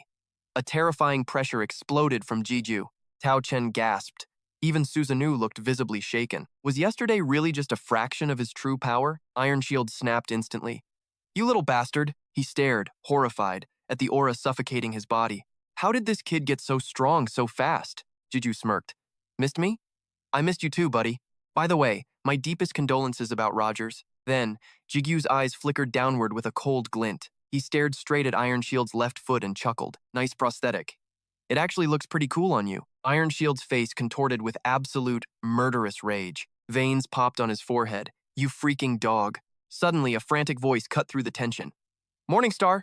A man burst through the door, grabbing everyone's attention. Is Korea's Morningstar in the building right now? Who? Me? He pointed at himself, totally lost. Chairman's orders, the guard barked. To the room, right now. Zigu froze. The World Association boss? For real? He shoved right past Iron Suede's shoulder. You're lucky, kid. Zigu's face darkened. Talking to me? He headed for the door, thinking, why me, though? Suddenly, Zigu's danger radar started screaming bloody murder. He whipped around, glaring at the dark figure behind Iron Suede. Andrus just smirked, looking like a total villain. Zigu stared him down, thinking to himself, Rue, is that? Rue gave a heavy nod. Your gut was spot on. He's using a high-tier item to mask his scent. Rue whispered grimly, that guy's a freaking demon. Zigu's mind started racing fast. Why is the Iron Shield Guild hiding a demon? Moments later, inside the high-stakes meeting room, he stood center stage, facing a circular death trap. Every big shot at the table glared with intensity. The silence was unnerving and thick. His heart hammered. Okay, stay calm. I feel like a common criminal. Grand Hertz was literally shaking with fear. These people are scary as hell. Rue muttered. Seems like humans, and demons are the same when it comes to ego. Just power-tripping leaders trying to look tough. Zigu's eyes darted around the intense room. Legendary players sat next to weak politicians, but they represented nations, so respect was key. I need to watch my mouth here. He locked eyes with the man, sitting right at the center of power. The pressure radiating from him was absolutely massive, a heavy aura of pure, concentrated energy. One of the 5 legendary kings of history, the World Player Association boss himself, the one they call the Blood Emperor. He spoke with icy calm. Morningstar, do you know why you're here today? Zigu broke a sweat, heart pounding fast. Be careful. Don't mess this up. I need to talk my way out of this. Deadly misunderstandings. Suddenly, I'm not really sure, I stammered. Ziyu froze, realizing he sounded like a total clown. The meeting room turned into a literal graveyard. T6 just face-palmed, mourning his life choices. The Emperor's gaze was heavy as a mountain. We summoned you for facts, not stuttering. Word says you've got intel on the incident. Ziyu gulped, avoiding that soul-piercing stare. He couldn't handle that intense eye contact. T6 gave a tiny nod. Go for it. Ziyu took a breath and started the show. You've heard the news, but I was there. I witnessed those freakish gates opening in Korea. I've personally scouted all 5 of those sites. It's just a theory for now, but listen, Ziyu dropped the bomb. This was 100% rigged. The timing and locations? They're totally suspect. Andras is involved, but he didn't act alone. He definitely has some shady accomplices in this. Asterisk, bam, asterisk. Someone slammed the table. Zerg was triggered. The European Council president was seeing red. Control gates? Humans? That's straight up cap. Nobody has that kind of hacked power. Ziyu, who actually has that power, stayed silent. How can you be so certain, old man? You don't know every player's hidden deck. For example, you have 0 clue about mine. Zerg looked ready to throw hands right now. Sit down, Zerg, the Emperor's voice boomed. He's right. But where's the actual receipts? Ziyu didn't blink. My skill is the receipt. I'm not leaking my stats, but stay focused. I never said the culprit was human. It's demons. The room exploded into whispers. A demon? Some hesitated, but Ziyu watched their faces closely. They weren't as shocked as he'd expected. It was like they were hiding something too. The Emperor leaned in. Show us the proof. My skill is the proof. It's strictly confidential. But let me make one thing very clear. The culprit isn't human. It's the demon race. The crowd erupted. Demons in this economy? Even if it's a demon, what then? Ziyu noticed their faces weren't shifting at all. Maybe global leaders aren't easily rattled anymore. These guys are way too cozy with those demon freaks. T6 clearly gave them a full-blown demon debrief. Ziyu fumed. No, this is still totally messed up. He eyed the Emperor, the infamous Blood Sovereign, Global Association president and America's top-tier heavy hitter. So he's been Iron Shield's secret guardian all along. A monster like him couldn't be that clueless. No way he missed the demon tagging along. Everyone here started looking like total snakes to Ziyu. They're just turning a blind eye to these monsters. Asterisk, snap, asterisk, yo, you okay? A soda was offered. T6 sipped his drink. You're acting super triggered today. Is this about that Iron Shield guy? Ziyu grumbled. I just can't understand this logic. Is it the demon with Iron Shield? T6 asked. Ziyu's heart skipped a beat in surprise. Wait, you already knew? He slumped against a tree at the forest's edge. I know exactly what's eating at you, kid. But look, not every demon is your enemy.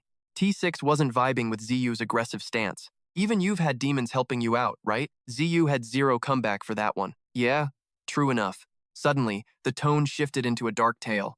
I've been hearing some pretty wild rumors lately. The demon race? They're actually kind of tragic. ZU's eyes went wide in total shock. Wait, what?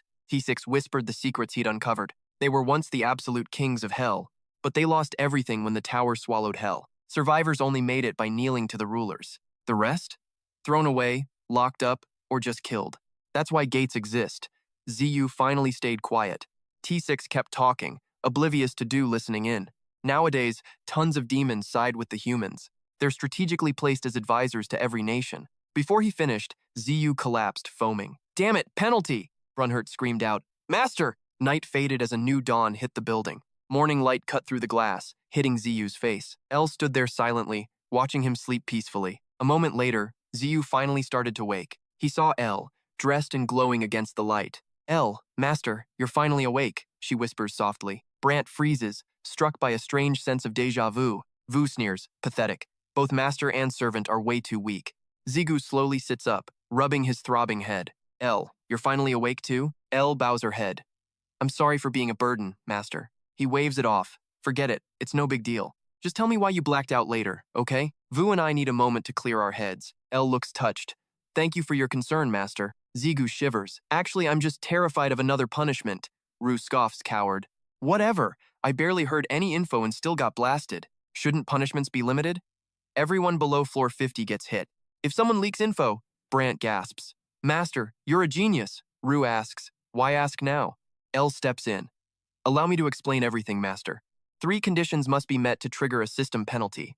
Zigu raises an eyebrow. Conditions? Like what? First, the listener must actually be curious about the information. Second, that information must grant the listener a potential power-up.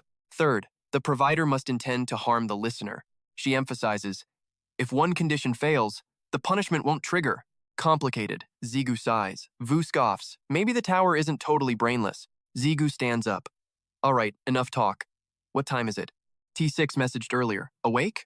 Rest today. I'm heading to a meeting. The meeting already started? L panics. Master, please rest more. I healed you.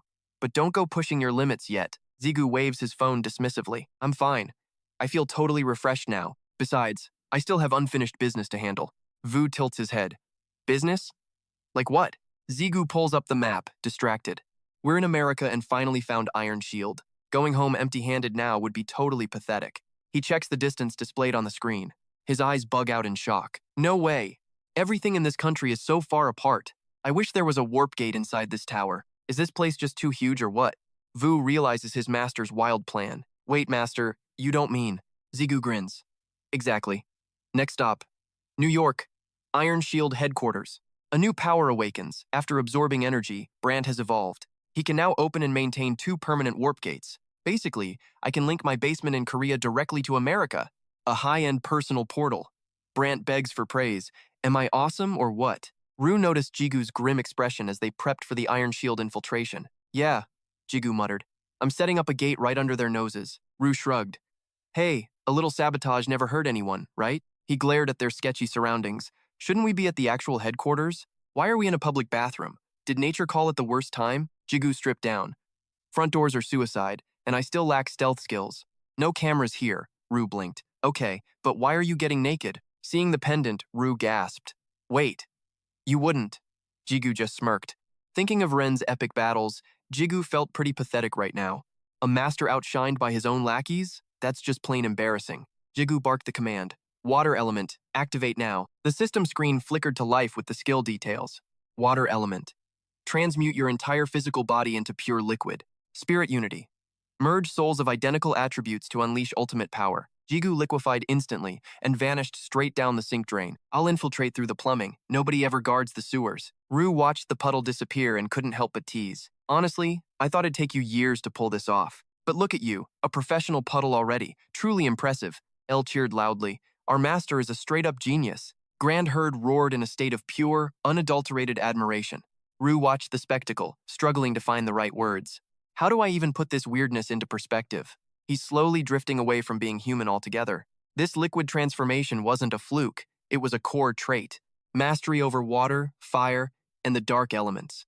skills that allow total physical conversion into specific elemental matter. Water turns the entire body into a flowing liquid stream. Fire transforms the user into a living, breathing inferno. Darkness allows one to merge completely with the absolute shadows. It all comes down to the power of spirit unity. Naturally, the results of these elemental fusions are God tier.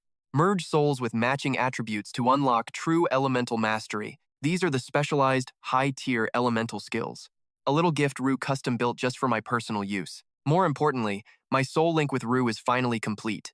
That connection makes mastering these elements feel like a breeze. Still, traveling through a sewer pipe is a heavy price. Shifting your entire molecular structure is a total, painful nightmare. But through sheer stubbornness, I finally made the transition work. He shot through narrow pipes into a massive underground reservoir. Jigu reformed on the bank, appearing fully human once again. Two excited voices echoed in his ears immediately. "You actually did it! That was totally undeniably insane. Felt just like a fun day at the water park." He squinted up, gauging his exact coordinates. The society's big boss is directly above. Energy pulses confirm it, he is definitely there. "Master, should we deploy the exit here? If things get messy, we can bail fast." Topless and dripping wet, what a heroic look. Zigu swiped his hand, initiating portal setup. The system chimed in, asking for confirmation. Deploy an additional gate at fixed coordinates? Establish a permanent spatial portal right here? He clicked accept without a second thought. Success. The spatial gateway is now active. Light flashed as a figure stepped out. Ji-chun emerged, looking cool despite the stench. Ji-ju felt bad for the sudden summon. "Don't sweat it, I love visiting America. Though this sewer entrance is quite a choice." He felt like dying from pure embarrassment. Ji-chun eyed the glowing gate curiously. "So, we just need to hide this?" Ji-ju quickly nodded in response. "I've suppressed the mana leaks for now, but even sewers get unwanted guests occasionally." He needed a professional's touch for this. "Think you can help me out, sir?" The old man hesitated, looking unusually pensive. Without Paimon's legacy, it is quite difficult. Crafting such high-level items is no joke. Then, his trademark confidence flared up again. "Just leave it all to me, kid. If it glitches, Minsu can fix it." Jiju bowed, showing his deepest gratitude. "I truly appreciate the help, sir. If he says it's doable, it is done. There is nothing this legendary man can't do." Ji-chun paused right before the portal. "Oh, wait, I almost forgot." He gestured vaguely at Jiju's nakedness. "Your secret hobby is safe with me. Standing naked in a sewer is unique. Master, the transformation skill just wore off. Panic, he had to save his reputation. Wait, this is all just a misunderstanding." Ji-chun dismissed it as just shyness. "Right, keep your secrets then, kid. Man, I seriously want to crawl into a hole and die right now. No, for real." A sentient water droplet escaped the sink and zipped straight toward a nearby toilet. It appeared silently in the empty restroom as a dark shadow loomed, forcing the stall door open. Zigu finished dressing inside, thinking his secret mission was finally in the bag. Rue scoffed at his chill attitude, noting it was a classic just finished my business line. Before he could even taste the fresh air, a voice cut in. "Where you headed, kid?" Lethal sparks of electricity instantly crackled from Zigu's combat gloves. In a heartbeat, he dropped into a deadly stance, ready to scrap. Glaring with intense suspicion at the newcomer, he growled, "Who the hell are you?" The blonde foreigner standing before him was none other than Michael himself. His icy blue eyes drifted down, scanning Zigu's trembling, spark-covered hands. Under that piercing, frozen gaze, Ao remained deathly silent and still. Meanwhile, Zigu was internally screaming, completely blindsided by this unexpected encounter. I couldn't sense his presence at all, even though he's standing right in my face. Just how long has this guy been stalking my every move? Panic surged through Zigu's mind as 1,000 frantic questions raced by. Did he see it?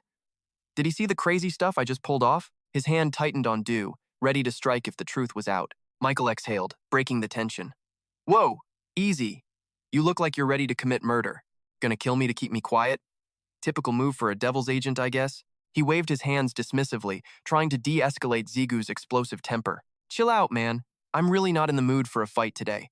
Zigu stayed on edge, barking back, "Have you been following me? Since when?"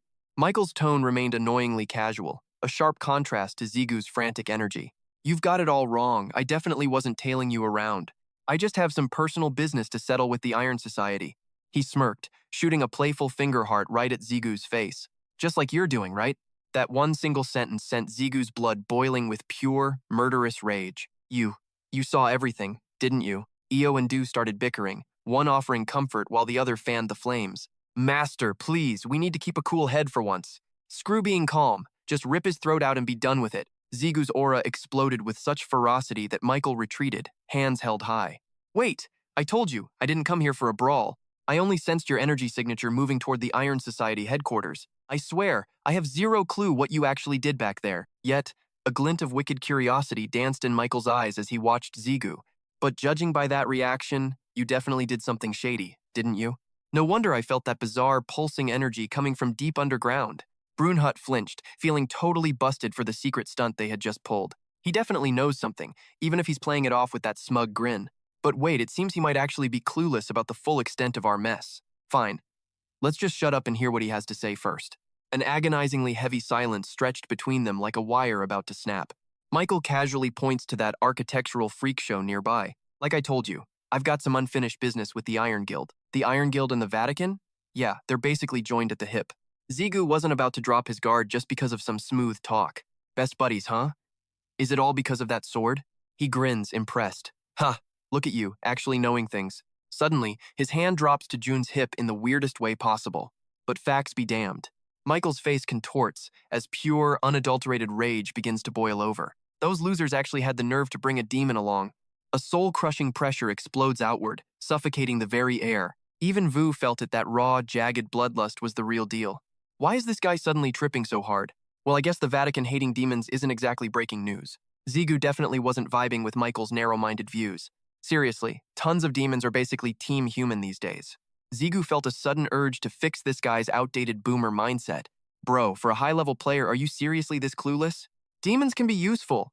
Vu cringed at Zigu's audacity. He just learned that yesterday. Michael's voice goes ice cold. Are you making fun of me right now? Zigu feels a massive uh-oh moment coming on. Wait, what? Power like a nightmare surges from Michael. How dare you say that to me? You know damn well the Vatican once fell to those demon scum. At this point, Zigu realized he had officially messed up big time. I legit didn't know. Now I feel like a total jerk. Unfortunately, there was no undo button for this disaster. I thought you might be different from those other demon-tainted hunters. But I guess talking to demon-loving trash is just a waste of time. Michael's crimson-stained body suddenly erupts into a blinding, holy radiance. The sudden flash is so intense that Zigu is forced to shield his eyes. What Zigu saw next completely shattered his common sense. Everyone froze as wings sprouted from his back. A literal angel. This was insane. This guy had been hiding his true power all along. A wild thought flashed through Zigu's mind. Is he stronger than Shudong? Meanwhile, over at the Hunter Association Hotel in Los Angeles, things looked grim. Zigu's name flashed on the screen, but the call just kept going to voicemail. The caller hung up, staring at a mountain of unanswered missed calls. T6U was pacing back and forth, vibrating with pure anxiety. Damn it, where the hell did that idiot Zigu disappear to? We're supposed to be heading back to South Korea, like, right now. His anxiety was redlining, and there wasn't a single thing he could do. I never expected things to get this incredibly messy. Back at the scene, Zigu was facing a completely transformed Michael. He stood before an aura so radiant it was practically melting his retinas. While Zigu struggled against the pressure, even his swords were losing their minds. An angel? Master, you're kidding me. A dark chill surged through Ziyu's soul. This insane energy. It can't be. He's leagues stronger than Sujong. Facts. Michael stood there, eyeing his prey coldly. A second later, only a feather remained. He blitzed Ziyu before he could blink. Barely blocked it. That power is real. He's just smirking, enjoying the little game. Ziyu shoved the blade back, creating space. He hung midair for a brief moment. Then he skidded back, burning the earth. Time to reclaim that main character energy. Two flashes of light collided with fury. A blinding spark ignited their violent dance. Ziyu's gaze turned cold. Zero mercy today. No intention to fight? You're a liar. Michael chuckled behind his massive white wings. What's going through your head, kid? He spread his arms like a saint. Relax. The Vatican's grail hides our battle. He grinned. So we can go wild. Michael lunged again. Nobody can stop us. Brunhut countered the invisible rapid-fire strikes. A green explosion rocked the entire field. His wings soaked up the lethal damage. Michael just laughed at the pathetic effort. He spoke with that typical high-class ego. Wingless bugs belong under my heel, period. Ziyu ignored the trash talk, raising steel. A portal flickered open mid-jump behind him. A hand emerged, boosting Ziyu's lethal leap. Understood, my lord. Ziyu's voice was ice. Total savage mode. Funny talk for a guy acting demonic. He was ready to end this holy freak. Michael didn't flinch. I know you're good, but I'm hyped. So let's just scrap. Their clash turned the world black and white. Color only returned when the light faded. The lush forest was now a graveyard. Ziyu stayed sharp. This monster is solo. Simple strikes, but they hit like nukes. His instincts were screaming. Something was wrong. This whole thing felt way too weird. The clash intensifies. Zigu feels it deep in his gut. This isn't a real life or death battle. Rue finally voices the obvious. This guy isn't trying to kill us. He's just testing our limits. Suddenly, Elle breaks her silence. Master, may I speak with him? Can I talk to that man? Zigu shrugs and gives the green light. He raises the blade, and she appears. A white-haired, blue-eyed goddess. She stares Michael down with pure elegance. The guy is completely shell-shocked. My lady, he can't believe it. He never saw this twist coming. The Saintess. Her presence changes everything. Elle's appearance kills his will to fight. Greetings, Saintess. I humble myself. I sensed your massive divine energy. It was radiating from that sword. Zigu watches with a judgmental stare. Talk about a total 180, right? Unbelievable. Rue totally agrees. He was bloodthirsty 2 seconds ago. Now Zigu is getting seriously suspicious. Is she really a Saintess or what? Any ideas on this, Rue? Why ask me? You tell me. Elle is internally screaming right now, but she keeps a perfect poker face. Why call me that? Do we meet? Michael bows with deepest respect. He gestures toward her divine light. Your holy power is simply undeniable. That's all the proof he needs. He's 100% convinced. Who else could you be? Zigu rolls his eyes at the logic. So you're just guessing then? You sounded so sure, man. Elle looks just as confused as him. Then Michael drops a total bombshell. It sounds crazy, but seeing you, he speaks from his very soul. Something feels incredibly off here. One look at him and everyone's giving the major side eye. Is this love at first sight? Because this guy is giving off major red flags. Michael is standing there looking like a straight-up royal prince. Actually, that's a terrible way to put it. How do I even describe him? It's like a deep, spiritual connection. Almost like they share the same blood. Suddenly, Elle pings Jiju's mind. Master, we need to talk. She didn't even argue with that weird feeling. This is getting awkward. I can feel the bond between them, but there's something else lurking. She just straight up admitted that this crazy feeling is legit. From the moment he spoke, I knew things were totally sus. Sensing a blood connection? Yeah, this guy is definitely not normal. Juju stops overthinking and leans in to interrogate the main attraction. Yo, Michael, are you human? Or some kind of secret angel? He looks completely clueless and points to himself with zero hesitation. An angel? What are you tripping on? I'm just a human. Given the light show we just saw, I'm not buying it. Then explain that stunt. Was that a skill or some broken talent? Juju drops a friendly threat to keep things real. You'd better spill the tea to Elle right now. I'm not dumb enough to fall for your cap, bro. Michael's poker face starts to crack under the pressure. I am. He looks totally lost and stammers out, a human, I think.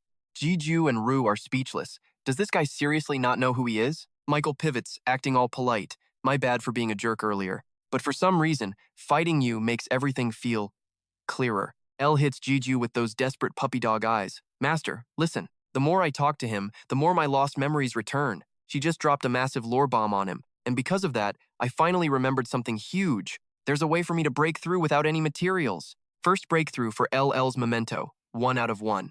Ego fragments, 10 out of 10. Ego souls, 1 out of 3. Holy sword, 0 out of 1. Jigu's jaw hits the floor at this game-changing news. Even though I have the ego soul ready, I was stalling because that holy sword is impossible to find. But now she's saying we can evolve right this second? This is too perfect. Juju literally laughs out loud. Let's get this bread. He zooms across the room and gets right in Michael's face. All his suspicion vanishes, replaced by pure, chaotic hype. Hey, Michael, you're a great guy. Let's just pretend today never happened. His face doesn't look peaceful at all, but hey, misunderstandings happen, right? I need a hotel, a gate, and I need them right freaking now. Even Du had to intervene. Master, please, get your face under control. Brunhut was genuinely concerned. Boss, your shy act is actually kind of terrifying. Zigu's bizarre behavior left Michael completely frozen for 5 whole seconds. Finally, he rasped out, "What's your game? Are you still playing the innocent card?" Zigu dashed back to the Alliance Hotel in Los Angeles under the midnight sky. Before he could even breathe, T6 blasted him with pure, unadulterated rage. Where in the absolute hell have you been hiding? Zigu stiffened, frantically throwing out a lame excuse to save his skin. You know, just taking in the local sights? But something was wrong. He could feel the heavy, strange energy radiating off him. Yo, did something go down while I was out? And why the heck are you screaming so loud, man? T6 gripped his hair, looking like he'd aged 10 years in an hour. Things just got messy. Real messy. Finally, T6 dropped the bombshell he had been dreading to deliver. Scout teams were deployed to 20 gates all across the globe. Those words hit Zigu like a massive lightning strike on a sunny day. Stunned silence followed as T6 gave a grim, heavy nod of confirmation. The air grew cold. Zigu gritted his teeth, refusing to accept this bitter reality. Panic set in. Then we have to blast back to Korea. Like, right now. Can't we just warp? Just use the teleport gate, damn it. His hope sank when T6 replied. We aren't the only ones racing home. International warp permits are a nightmare. It'll take at least 2 days. Zigu felt the trap close. We lost our priority slot because you were late. Everyone is fleeing to Korea's gates. The backlog is insane. Damn it. Suddenly, a wild and dangerous spark lit up Zigu's eyes. Zigu grabbed T6 like a lifeline. Speed is everything right now, isn't it? T6 hesitated, nodding slowly. Well, yeah, but we're totally stuck, kid. With a smirk that screamed trouble, he said, I've got a way. Cut to a secluded mansion hidden far away from the world's prying eyes. Inside the training hall, a dimensional rift began to tear wide open. 2 men in black suits stepped out, one sighing under the immense pressure. T6 stared in total disbelief at the sheer power Zigu was displaying. Wait, you can actually hop between multiple locations with your own gates? Zigu chuckled. Relax. My range is still a little limited for now. T6 couldn't hold back his shock. What was that thing inside the gate? The imagery was haunting, massive, lethal hawks ruling the skies above. An undead army below. That's enough combat power to level an entire guild. Zigu focused on the mission. We're warping to Korea. It's an emergency. But are we going to get arrested? The legal paperwork for this is a nightmare. T6 flashed a confident, devious grin to calm the kid's nerves. Chill. I left Seong-hun behind to handle all the boring legal junk. Poor Seong-hun was likely screaming, why do I have to do the paperwork? Even Du winced at the cruelty. Man, you are one cold-blooded boss. Touchdown in Korea, and he is already cooking up a wild scheme. Tomorrow, kid, you are hitting the front lines for the raid. But I am ghosting. You gotta split the squads to balance the power. Then he pins the coordinates for the operation on the map. Gangnam Station is the drop zone tomorrow, so go hit the sack. Zigu flips. Wait, tomorrow? This is a freaking code red situation. The pro just sighs. He has seen this disaster movie before. Rushing in blind is just a one-way ticket to a graveyard. When the stakes are this high, we play it smart and steady. T6 scratches his neck, getting all sentimental before the big storm. His gaze hardens as he drops some real-world advice. Go hug your family today, kid. You will need that strength. Tomorrow is a coin toss, and this world is officially going south. Ziyu feels the weight of it. The vibe is definitely lethal now. Fine. They split ways as T6 vanishes into the shadows first. Catch you on the flip side. He clears his throat, acting all shy about his real motives. Gotta check if Sujin is okay before heading back to the Union. Rue's blood starts boiling with pure annoyance. This total scumbag. Brunhut shuts him down with an instant, cold warning. Watch your mouth, Lord. No swearing on my watch. Ziyu cannot help but cheer for his wingman in this moment. Then you better give it your all, Tiger. T6 scoffs. I am just visiting her, you little brat. Time flies when the world is literally ending around you. The army is locked and loaded in front of the gate. Cho Changyeon, the Blue Dragon big boss, takes the center stage. Listen up. Here is the game plan for this massive raid. He lays it out. Blue Dragon leads the charge into hell. We are the heavy hitters, so we are clearing the path first. We go in early to make sure nobody gets slaughtered. Crane and Boneflower guilds follow the rear with Union support. Zigu's eyes narrow. This plan is safe, but it is slow. Suku, the guy who builds portals, is trapped deep inside, which means something nasty is keeping him there as a prisoner. If things go south, the conclusion will be absolutely devastating. Right now, his life is hanging by a single, fraying thread. Zigu's mind goes dark. Is he all ready? No, stay focused, Zigu. Suddenly, Cho Changyeon points him out. You, Kim Zigu? The elite legend steps up, leaving Zigu totally confused and dazed. Why is this high ranker suddenly talking to a guy like me? Is he testing if I have the guts to lead this mission? He kept silent, his gaze scanning the area like a sharp hawk. Whatever he spotted made him freeze, his eyes locking onto something. Then he spun around, dropping a heavy, insulting verbal bomb. I just hope you won't become a total burden to us. That cold move left Ziyu standing there, completely and utterly baffled. Wait, what? What is this guy's deal? Even Runherd and El were feeling those majorly awkward vibes. Man, that is some serious cold-blooded disrespect right there. Talk about a world-class jerk. Someone from the back suddenly stepped up to defend that behavior. Hey, don't take it to heart, man. He is just a little bit on edge today. Ziyu had no choice but to give a forced, awkward laugh. Well, being a natural superstar always brings out the haters. Whatever, I think I am already used to it. Of course, it is not like you actually did anything wrong. This was 100% on T6 and his ego. The Union views him as a player nearing the highest rank. Zhou Sang-yong signaled the first team to move out now. All right, Vanguard team, move in. Main team, prepare to enter in 20 minutes after us. Ziyu watched them vanish into the portal, plotting his secret plan. This strategy is stable, but wastes time before finding the target. He squinted, scanning the crowd. Looks like he must go solo. His first target is that blue-haired guy, but he needs help. But I already burned bridges with the Ken Guildmaster before. Ziyu shifted his focus to the girl with the black ponytail. That is Zubin, the big boss of the Boneflower Guild. Their eyes locked, caught in the act. Zubin immediately looked away, her face turning bright red as she hid. Grunhut was watching the whole thing, clearly enjoying the drama. Yo, Elle, did you see that juicy moment? Elle replied with her usual cool and calm tone. I saw it. What kind of answer do you want, sir? Meanwhile, the rest were completely clueless about the vibe. Belmijun checked his watch, counting seconds since the vanguard entered. The moment the clock struck, he barked out the command. 20 minutes are up. Main team, let us move. The heavy thud of boots and clashing armor filled the air. No one knew what nightmare awaited them behind that gate. Soon, only the faint echoes of their footsteps remained there. On the other side, a world under a blood-red sky awaited. Belmijun's face went pale. He had never looked this horrified. There lay his comrades, dead alongside a heap of slaughtered monsters. What in the absolute hell happened here? Rue sensed a chilling vibe radiating from the gate. Master, heads up. This portal is straight up bad news. A notification popped up, one so insane, it defied logic. This was a great demon's lair, a ban-level threat. The moment their boots hit the ground inside, Rue's voice cut through the air with an urgent warning. Master, stay sharp. We just stepped into hell. This massive energy signature was unmistakable to him. They were standing in a high demon's private playground. Ziyu gripped his blade, looking for some kind of confirmation. Ban. One of the 72 legendary demon gods? This gate was on a whole different level of crazy. He clung to one tiny, desperate shred of hope that maybe, just maybe, it wasn't peak tier yet, since it hadn't fully merged with their reality quite yet. But let's be real, it's still gonna be a nightmare. Surveying the carnage, Belmijun couldn't help but whistle. Insane. Even with an ambush they cleared this many, he couldn't sense a single monster heartbeat left nearby. I probably shouldn't even say this, but thank God the Blue Dragon Guild got here first. At least this entire zone is totally monster-free now. Suddenly, something caught Hun's sharp eyes in the distance. A flag fluttered proudly amidst the scorched, ruined battlefield.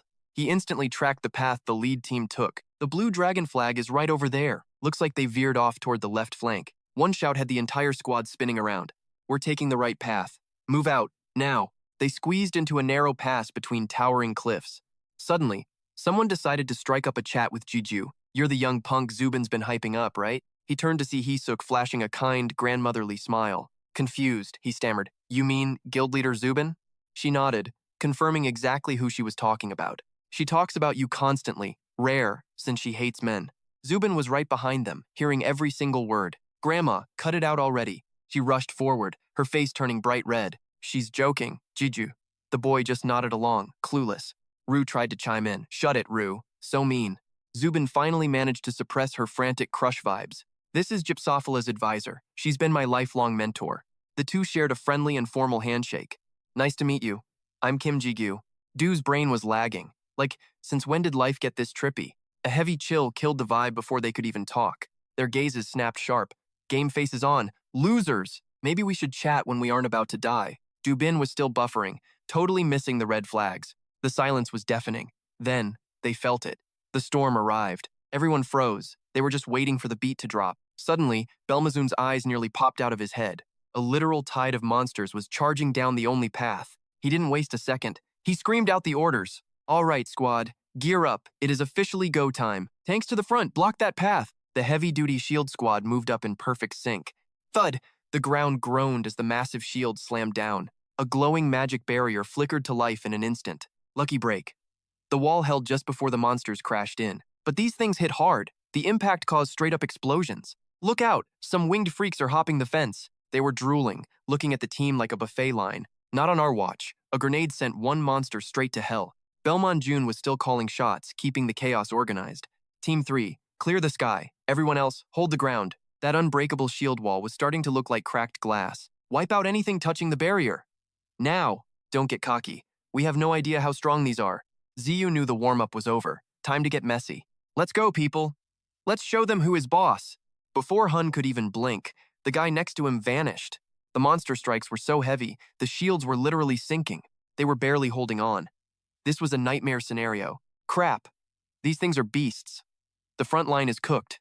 Hope was fading fast. The team's spirit was starting to snap. If this keeps up, we are all going to be toast. Suddenly, a streak of light blurred past their eyes. The monsters they were struggling with just dropped dead. Wait, what? What just happened? Everyone just stood there, looking around like lost puppies. Every single monster was wiped out in a flash. Of course, the one responsible was none other than Zigu. He perched on the cliff, sword planted, watching the carnage. After seeing that, he realized the grim reality of this fight. Grandherd was hyped. Whoa, that is a lot. We keeping them? Rua did not care. I just defend, he said, flexing his skills. But Zigu was not laughing. He saw the real danger approaching. It is not just power, it is the numbers. We are going to lose people. Io's voice suddenly snapped the master right out of his deep thoughts. Zigu felt it too, that massive surge of energy radiating from the distance. Something was hauling tail toward them, though he couldn't see it clearly. A bizarre flash of light suddenly tore across the blood-red sky. Then, a massive lightning strike slammed directly into the heat of battle. No one knew if this newcomer was a savior or their worst nightmare. For one breathless moment, the entire world seemed to stand still.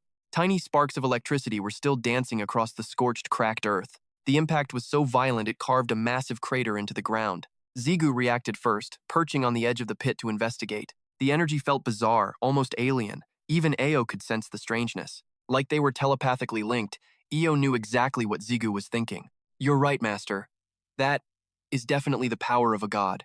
He squinted at the mysterious figure who had just crashed the party. Pure white wings like a swan? Yeah, it had to be him. The high and mighty foreigner with the angel wings had finally arrived. Hey, I'm here to back you guys up, it's Michael. But Michael suddenly felt a chill run down his spine. He saw at that trademark, devious, and totally toxic Zigu smirk. Whoa, what's with that creepy look on your face? I knew it. You've got some kind of crazy plan, don't you? Oh, he was definitely cooking up a massive rebellious scheme. We can totally use this guy to our advantage. The master didn't even try to deny the accusation. The very second Michael made his grand, flashy entrance, a brilliant, twisted idea popped into Zigu's mind. That guy, huh? I can definitely use him as a pawn for my plan. Suddenly, John June hurried over, calling out Zigu's name. Hey, player Kim Zigu. His face was pale, looking like he'd just seen a ghost. Who? Who in the world is that winged guy? Down in the crater, Michael was charging a blinding orb of light. One blast later, and every monster touched by it simply vanished. Zigu gave the captain a short and blunt introduction. Vatican guy. Hard to deal with, but he's stupidly powerful. It felt like John June's entire worldview was being shattered. The Vatican actually has a player that's this insane? Seizing the moment, Zigu made a sudden personal decision. Vice Guild Leader, I'm splitting off from the group right here. His teammates froze mid-action and whipped their heads around in shock. Seong-hun stepped up first, trying to block his path. That's suicide, Kim Zigu. Zubin nodded along frantically. Exactly. You saw those monsters earlier, didn't you? It's too dangerous. But Zigu stayed cool as ice, showing absolutely zero fear. Seriously? Are you guys really planning to crawl through these monsters like snails? I am way faster solo. Finding the others is my only priority. Anger boiled within him. His family was still trapped out there somewhere. While they debated the plan, the pressure was mounting every single second. Belmonson stared at Zigu, completely speechless and totally conflicted. The one and only legendary player, Zigu. He could not agree. I appreciate your concern for our missing leader, but going alone is pure suicide. You know the risks here. The guild master vanished right after venturing into this hellhole solo. Zigu shrugged. Fine. Who said I was going alone anyway? The vice leader blinked. Wait, did I hear that right? Zigu pointed his sword toward the chaos. Do not worry. Michael was busy dropping literal lightning on the monster hordes. I am just going to drag that guy along with me. Mid-slaughter, Michael felt a sudden icy shiver crawl down his spine. He stopped cold, eyes scanning for whatever just cursed his soul. What the heck? I have got a seriously bad feeling about this. Bin stepped forward, desperate to prove she could handle the heat. Take me too. I am going with you guys. She tried to sound convincing, pleading with her whole heart. I know you two are basically walking cheat codes in combat, but just 2 people? That is not enough for this nightmare. Zigu had one cold reason to shut her down instantly. He vanished, reappearing in a blur. If you want to join, you need to at least be on this level, kid. He leaped into the air, dual swords gripped and ready. Twin blades out, he charged the monsters head-on. One sword erupted in a demonic, violet-colored flame. True fire element, it literally turns your body into living heat. Spirit fusion, he is merging souls of the same attribute now, combining different spirits to unleash one massive explosive strike. The other blade glowed with a blinding, holy radiance. Divine authority, he is wielding the power of the gods themselves. Zigu raised both blades, his eyes turning cold and ruthless. One strike to end it all. The earth itself trembled. A massive explosion of light swallowed the entire battlefield. The doubters behind him stood frozen, jaws hitting the floor. As the light died, Only 2 massive destruction paths remained. He sliced through a lizard and the system pinged. Health points increased. You have just consumed Chimera blood. Alert!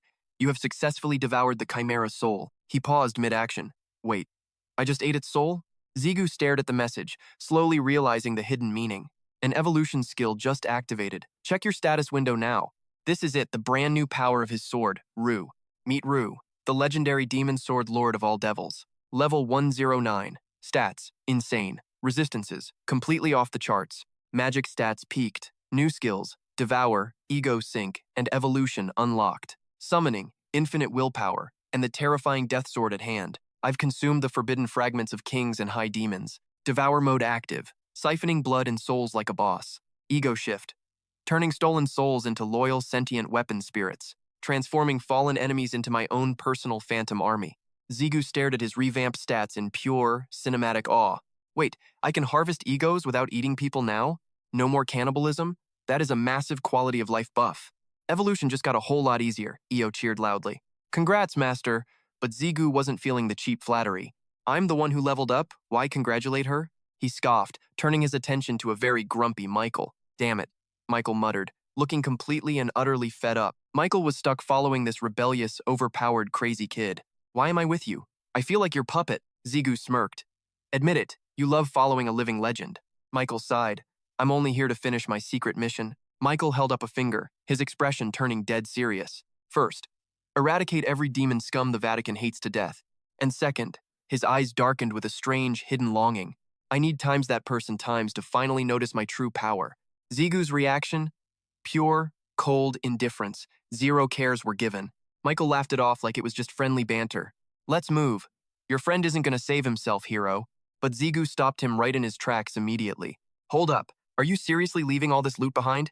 Zigu pointed at the massive pile of precious mana stones. You're leaving this treasure? Are you actually being stupid? Waste not, want not, unless you enjoy being stone broke. Michael blinked, totally stunned by Zigu's petty, rebellious greed. We're in a hurry, we can't pick up shiny rocks. Zigu grinned. Don't sweat it. 1 second.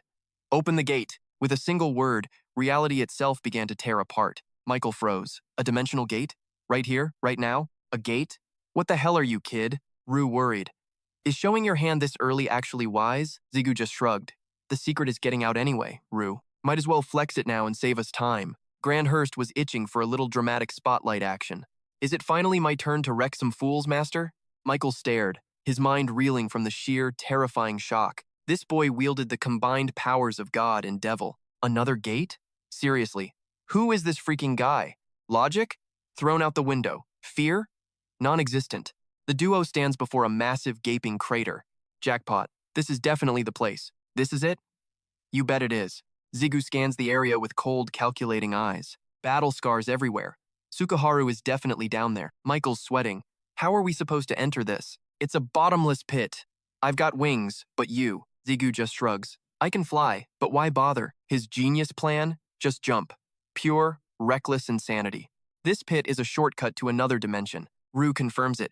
Yup, there's a portal down there. Wicked demon magic. Impressive you spotted it, Master. Michael's brain is officially melting from the shocks. You can even sense dimensional rifts now? Man, this crazy stuff is just Tuesday for you. Zigu glares at the black sword in his hand. Before it can complain, he starts scribbling wildly. Master?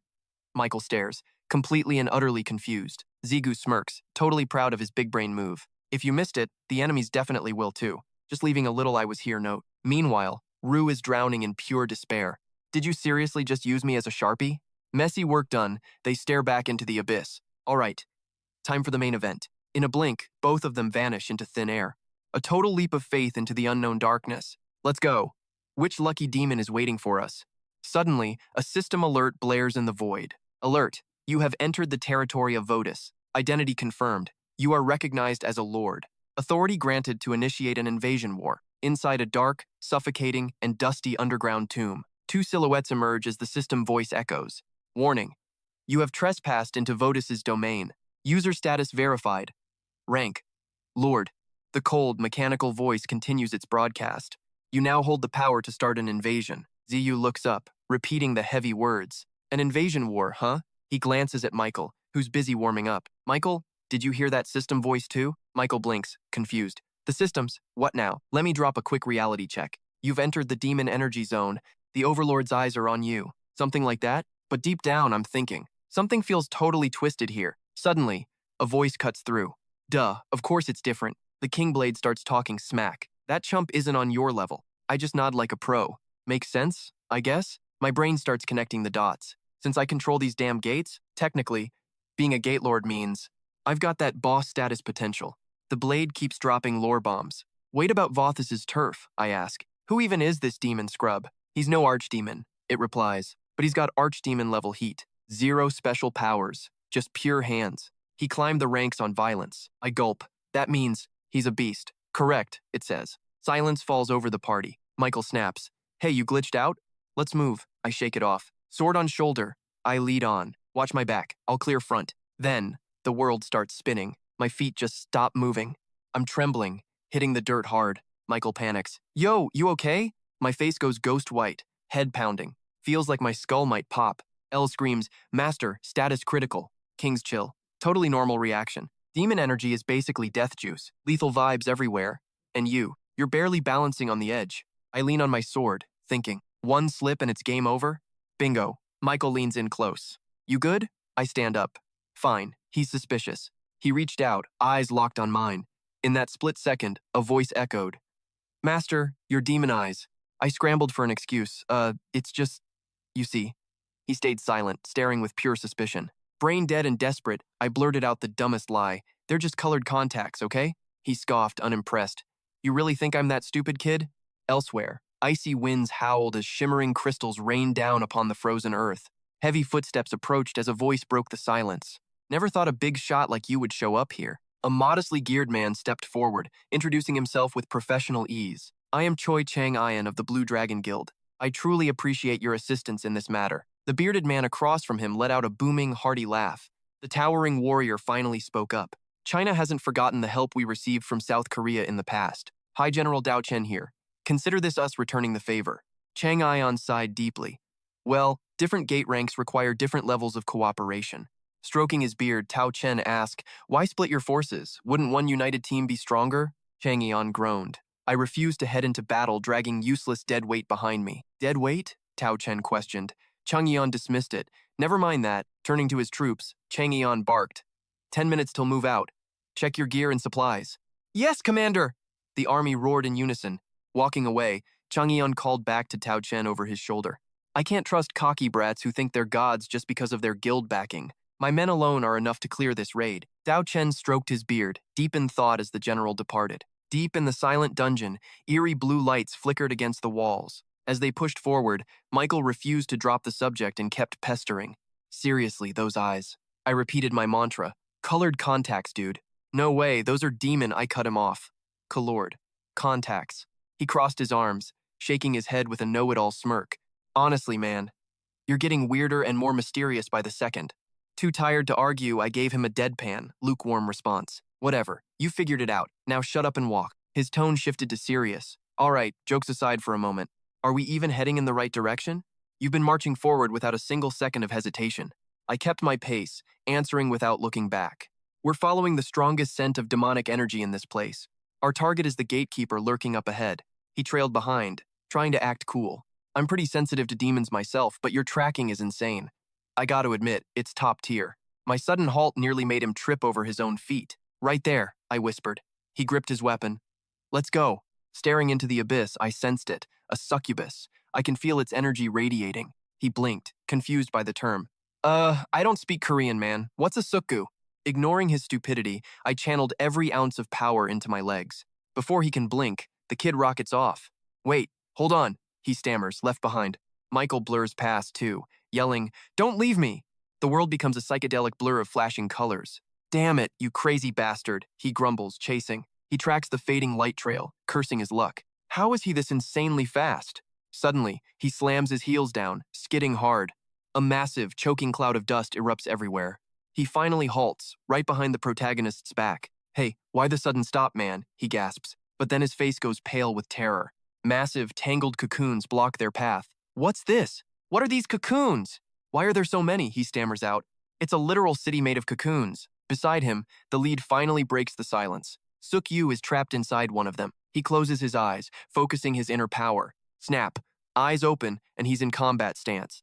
Rue, L, we're going in right now. Rue screams, "Whoa, whoa, hold up a second." He frantically analyzes the situation. "Master, stop.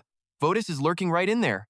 A demon fortress is crawling with deadly traps. We'll be dodging snares for an eternity." The boy looks back, puzzled. "Then what's the plan, smart guy? Does staring solve problems now? I'm going." Michael watches, totally lost in the sauce. Who is he even talking to right now? Rue roars. "Are you a complete idiot? Did you forget the system's massive alert?" "The system voice?"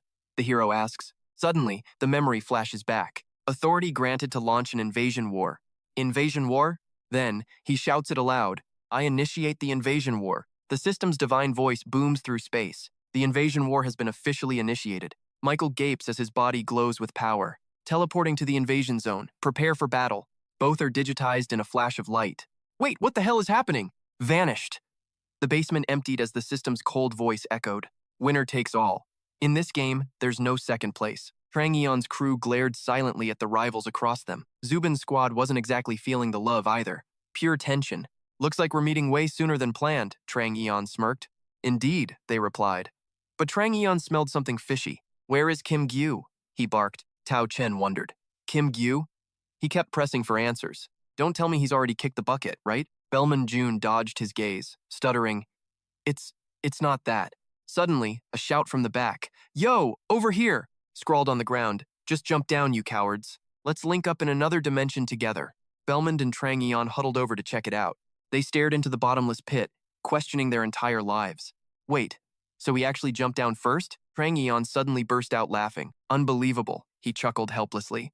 "Of course he'd go solo. Seriously, I'm liking that guy less and less now." Dao Chen asked. "Wait, did I hear right? You guys are talking about Morningstar, huh?" He turned around and asked, "You know that kid?" "He's that dead weight I mentioned earlier," he replied.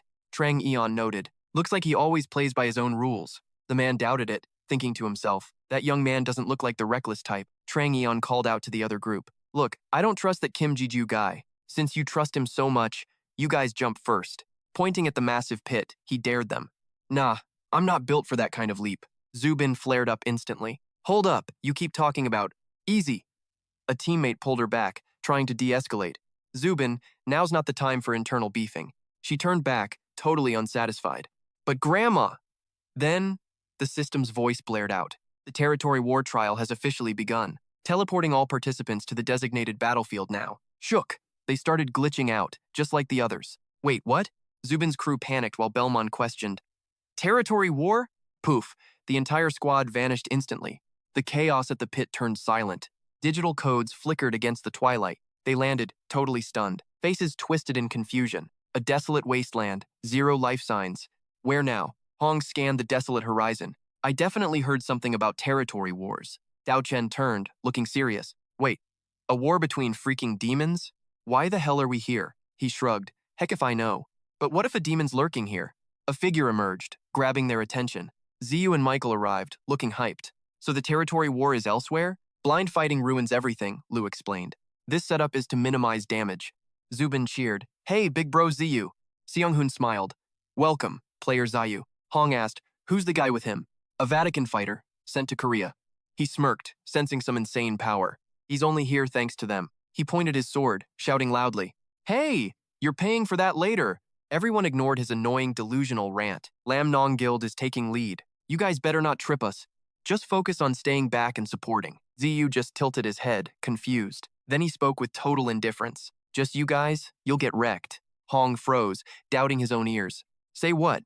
Suddenly, a massive tremor shook the earth. They all spun toward the sound. Everyone immediately dropped into combat stances. Thick dust clouds choked their vision. The violent vibrations just wouldn't stop. The ground beneath them started shattering. A swarm of mantis monsters erupted. They lunged forward in a frenzy. Dust swirled as they all panicked. "Wait, what's that?" They're staring at the chaos, whispering in total disbelief. "Just how many of these freaks are there? You seriously expect us to fight this entire mob?" Eon's face turns pale. He's completely paralyzed. Hundreds of enemies plus 3 commanders? This is insane. 0 options left. A cold shiver hits his soul. "No way, we're cooked against these massive numbers." Shaking, a cool voice cuts in. "Move aside, kid. You're literally blocking my lane, dude." He turns around, looking like a deer in headlights. "Huh? A deep, bored sigh hits the air. Then, a stone-cold voice commands the scene. Gate open. Boom. A massive portal rips open right beside them. Zubin's jaw hits the floor. A freaking portal? Belmegin just smirks like a total boss. Heh, exactly what I expected from him. Thump. A heavy rhythm of marching feet begins. Zubin's eyes dart everywhere as they advance. Everyone's heads snap up toward the sky. Majestic eagles are literally dominating the clouds. The Chang Eon squad is absolutely tripping right now. Suddenly, a badass knight on horseback charges through. Out steps the undead king, grinning like a villain. Trang Weihong stumbles back. No way. This is impossible. An endless sea of skeletons and shadow warriors looms. They march past toward the swarm of mantises. What kind of insane fever dream is this? Finally, a cold, white-haired angel makes an entrance. Weihong scowls. Honestly, he never liked this guy's vibe. Kim Ji-gyu, the guy who supposedly cheated to the top. Thinking about that nepotism rise makes him furious. Plus, the association is totally simping for him. Fine, I'll admit it, the mask was a big brain move. Back then, I thought he was just a puppet. But after seeing this army, he's totally frozen. Staring at this legion, he's like, what the heck? A skeleton army this huge? That's a total cheat. Then his eyes lock onto the Iron Knight. A Death Knight? From that famous territory war? His face goes dark. This is shocking enough, but Trang Eon stares at the undead king's wicked grin. And there's a high-tier lich with godlike power. Eyes up. Those aren't just eagles. A swarm of griffins. He just stood there, led by a freaking griffin king. Brain.exe has stopped working. This summon is totally insane. Dao Chen looked like a noob. I'm speechless, he finally muttered. This isn't humanly possible anymore. The gate began to shrink. He looked at them calmly. You guys ready for this? Taking attendance now? Ham Yen bowed. Ready, master. Next name called. Kamail. Then he summoned Anael. Michael was left completely baffled. He's bossing around actual angels? Just who is this guy? He dropped his blade. Il. Golden light pierced the clouds. El descended in angelic glory. She commanded, let's move out, Ham Yen shouted. Yes, ma'am! Ella stayed dead silent. I finally remember it all. Light blades appeared, material-free evolution. El absorbed the holy radiance. The army clashed with mantises. Griffins dove to provide support. Eon hissed, we can't lose. Blue Dragon must take charge. He pointed his sword high. He roared to his guild. Show them top 10 power. The guild charged, screaming wildly. Thundering footsteps shook the ground. Kid, you're more than looks. But your mana has limits. I'm stealing the spotlight now. Dao Chen looked up, shocked. Belmanjun shouted, let's go. Then he glanced back suddenly. Sparkling white wings filled everything. An angel soared toward battle. Trang Yang stood frozen, eyes glued to a single, drifting feather. Then she appeared radiant, cold, and absolutely dominating the view. She didn't even turn as she addressed her shadow. Try not to trip over your own feet, okay? She finally uttered that legendary name. Michael, hand on heart. He gave the perfect knightly salute. Your wish is my command, Saintess. She shot him a look, instantly correcting his tone. Forget Saintess. My master named me El. Use it. Her wings unfurled with a lethal, shimmering hum. I'm just the blade executing my master's divine will. El vanished in a blur, tossing back. Help if you want. Meanwhile, those oversized mantis freaks were spawning like crazy. El dove straight into the chaos, face cold as ice. One clean strike, and a giant bug arm went airborne. The monster shrieked in absolute buggy agony. She raised her blade, summoning a storm of pure static. The bloody sky churned as black clouds choked the horizon. Boom! A massive lightning pillar pulverized the insect horde. Even the undead army got a sudden reality check. Fall back. This light is literally burning us alive. Every eye was glued to the horizon in awe. Tao Chen's jaw hit the floor. Wait, an actual angel? Stroking his beard, he muttered, is this for real? A master who controls both angels and demons? Insane, he gasped. And that level of raw power? It's illegal. He stopped cold, noticing Trang Yan looking totally love-struck. My goddess! Dao Chen squealed, his heart doing backflips. She lowered her blade, face still a stone-cold mask. Michael gripped his hilt, his gaze dark and bottomless. Massive energies collided, shattering the ground beneath them. The troops were tossed like rag dolls in a cosmic blender. Runhart gnashed his teeth. Are you kidding me? He stumbled back, pure panic flashing in his eyes. I never wanted to team up with these losers, but this whole situation just went south fast. And now, I'm stuck between a rock and a goddess. He wanted to talk trash, but his voice failed him. Suddenly, El's blade erupted in a blinding, holy light. It gathered enough energy to split the world apart. She swung and the entire world just flat out exploded. A pillar of pure destruction tore through the fabric of reality. Thick smog swallowed the screams of the dying field. The beast looked up, eyes bulging in pure terror. His expression pales, his gaze darkens. That monster took the hit head on, but it is still standing. That massive blow did nothing. Its lost arm was just a fluke. The trick won't work twice. Dust chokes the air as the shattered ground screams. Heat waves roll. I am forcing a desperate evolution. My power is surging. In the distance, Tao Chen stands calm. His voice is low, heavy with warning. It has been ages since I felt like a burden just by trying to help. Tao Chen's eyes sharpen. He has entered total predator mode. He bellows with authority. Guildmaster Choi Chang-rong. Look ahead! Chang-rong flinches, turning his head in absolute shock. I am looking. The words die in his throat. His entire world freezes over. The horizon explodes. The earth quakes as dust storms roll in like tidal waves. A colossal, wicked claw slams into the dirt. A deafening, bone-shaking shockwave erupts. Behind it, a massive, terrifying legion of monsters marches forward. Endless, suffocating ranks approach. They close in with slow, agonizing dread. Then, the winged horrors dive for the kill. Chang-rong grits his teeth, eyes burning with a rebellious fury. How are there still so many of them? He takes a deep breath and roars his command. Everyone, get ready for the battle of your lives. Every face is grim, hands white-knuckle their sword hilts, breath hitches. The true nightmare has finally arrived. Instantly, a volley of glowing arrows paints the darkening sky. Grand Herd steps forward, his voice dripping with pure, cold disdain. To think we actually missed this many pests, how utterly pathetic. His palms begin to glow. Michael channels his internal power and strikes with everything. He pants heavily, his jaw locked in a tight grimace. Veins bulge on his arms. I cannot do this! One shot won't kill them all. They are scattering too fast. There are too many. Opposite him, Elle begins to tremble. Her eyes ignite with a terrifying, murderous light. You filthy insects, she screams with pure rage. She dives headfirst into the middle of the swarm. Her blade flashes like lightning tearing through the sky. How dare you bugs get this close to my master? The swarm is shredded. Monster bodies fall like rain. They explode into a million gory pieces in midair. Michael watches Elle's berserk, lethal assault in total awe. For some reason, she looks absolutely pissed off right now. He freezes in place. Then, out of nowhere, a massive wave of spirit energy gathers in the distance. It streaks toward her like a lethal arrow of pure light. Elle spins, parrying the lethal strike. Her face is ghostly pale, gasping for air as her mana fades. Below, the remaining warriors launch a desperate counterattack. Explosions rock the field in thick smoke. Zubin freezes, eyes wide with disbelief. Something's off. Belmazoon growls through grit teeth. They aren't even looking at us. Dao Chen's heart skips a beat. No way, he roars, covering Morningstar. He's the target. Protect him. Dao Chen's fist trembles with pure rage. Damn it, I thought this was a hunt. This is a full-scale territorial war. An army led by a true alpha. The monster horde surges forward.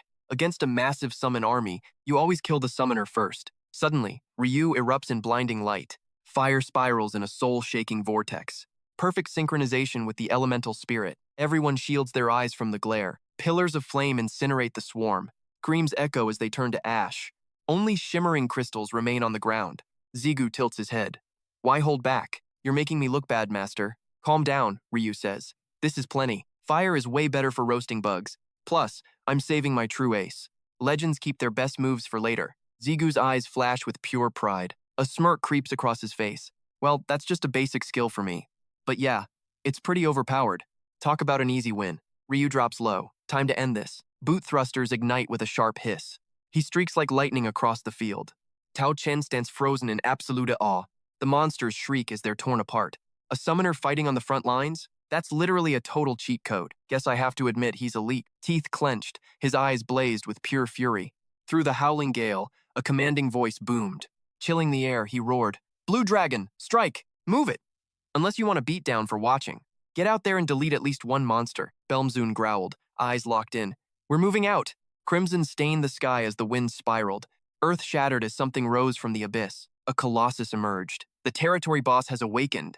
Gangnam Station. Reinforcements stand ready, awaiting the signal. A hand slowly cracks open a cold lunchbox. 10 hours since the raid team entered that gate, Seongpyo sat frozen, his gaze heavy with worry. And here we are, still stuck waiting. Morningstar Guild and the Kim clan leader, Seongpyo. Dong-hee shrugged calmly. Well, that's just life. Backup duty is always a race against the clock. Who knows when another gate might just pop. That's just how these irregular gates work, man. He went quiet, letting out a heavy sigh. Is that so? He faltered, forced a laugh, and spoke quickly. Right, Seongpyo's family is still inside that gate. Look, this prep is just formality. They'll be fine. Seongpyo relaxed. True, they've got Jigu with them. The gate glows. With Jigu, victory is certain. System. Summoning cruisers. The beast appears in light. It shrieked in agony. Jang Eon froze, completely horrified. Another summon? What the hell is this guy? Daechun gripped his blade. Snap out of it. Stop gawking. We've got a job to do. Just assume he's capable of anything by now. Jang Eon exhaled, centering herself. You're right, sir. Jigu stepped forward, staring down the massive beast. No more holding back. It's go time. With a flick of his wrist, bind. Spirit chains erupted like bolts of lightning. They locked onto the monster, squeezing tight. Wind shrieked as the air itself tore open. Jigu spun, delivering a devastating clean strike. Firepower exploded. Flames engulfed the beast's head. Pure fire element, absolutely incinerating the target. Screams echoed through a wall of black smoke. He touched down, sticking a perfect landing. The beast's eyes burned like dying embers. The beast let out a guttural roar, lunging with razor-sharp claws. Rue pulsed in his grip as shadows spiraled around the blade. Zigu's voice dropped to a cold whisper. Here's your prize. Chaos collided. A spear of dark mana shredded the beast's chest. It went limp instantly as the earth buckled under the shockwave. Every jaw dropped. They couldn't believe their own damn eyes. The entire world went silent. It was creepy as hell. Even heavyweights like Elle and Michael froze mid-step.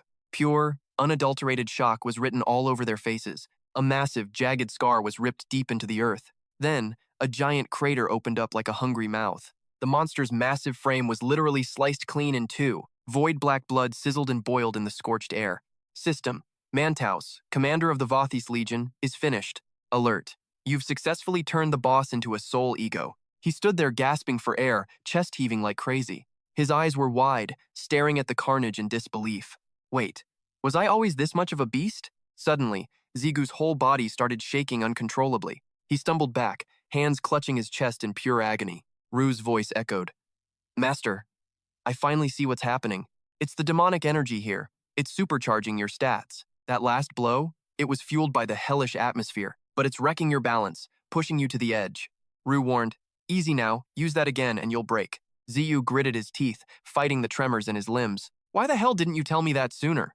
Rue's voice wavered. I didn't think it would be this bad. Then he froze. Wait, Master. It's already here. The ground shook. What? Is the area boss waking up? A massive frost wave erupted, choking the very air. Brandhut's eyes narrowed. This energy. The earth is screaming. Spiderweb cracks raced across the field. What's going on?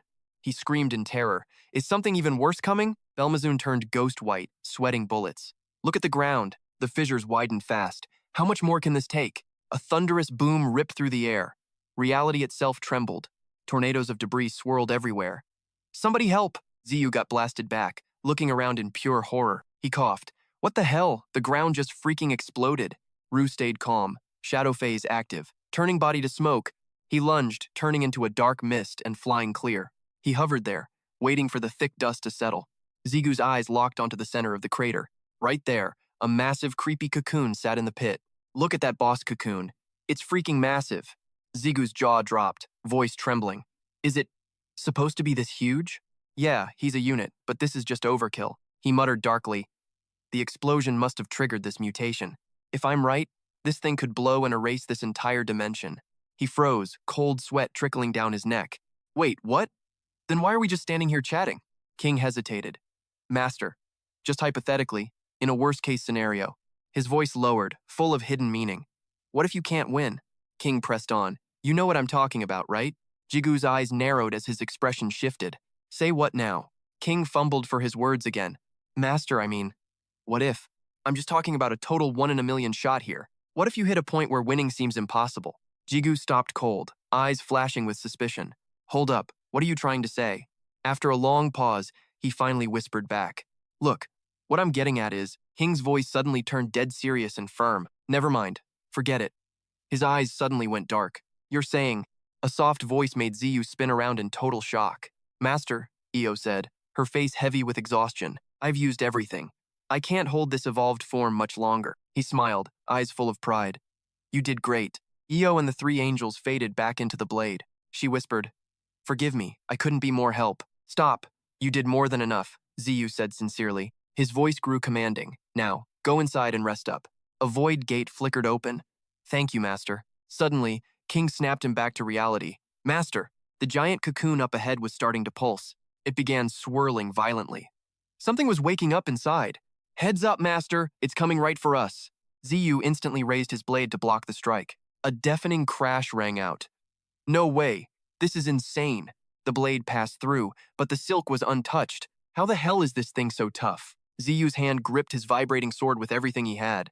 The cocoon kept spinning into a chaotic vortex. It's cloning. A whole wall of cocoons is closing in. A rain of jagged arrows suddenly tore through the air. They shredded through the sky, piercing everything in sight. Even those nearby monsters are getting wrecked. Lethal spears keep erupting from that cursed cocoon.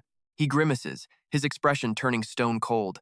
It is blindly attacking friend and foe alike. A chilling voice rings out. Hurt, you alive? Grand Hurt stands firm against the spear rain. We are undead, so I am totally fine. My undying legion will never stop growing here. Ruling snickers. Look at this arrogant show-off. That only works with enough demonic energy nearby.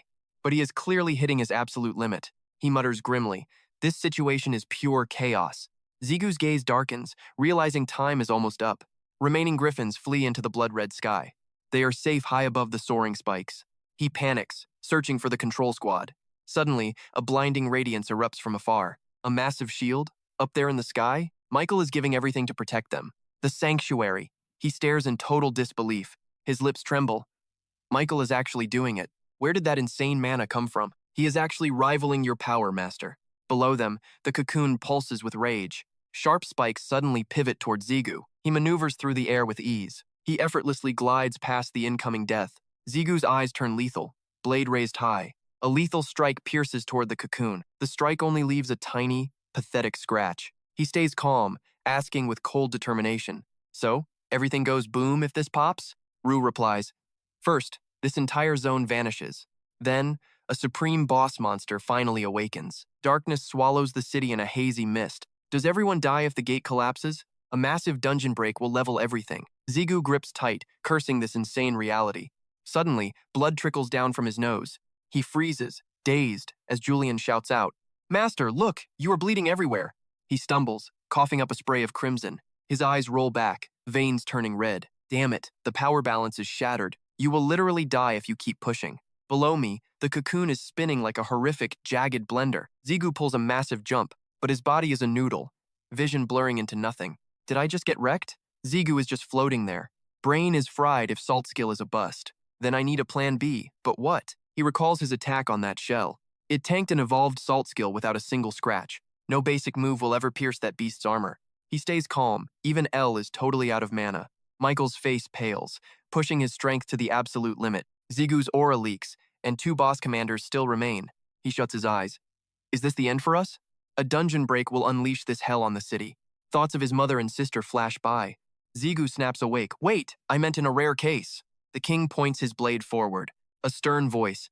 If a hopeless moment ever arrives, when the master believes there is 0 chance, use me and drive my blade deep into your gut. He screams in panic. Stop, wait. Master, you absolutely cannot. System sounds an alert. Your soul bond with a Gozu has finally expanded. Level cap broken, a jagged spike hammers down. It slams the shield, birthing a web of deep cracks. More protective layers shatter with a loud roar. The shield. Michael burns his last mana to protect the team.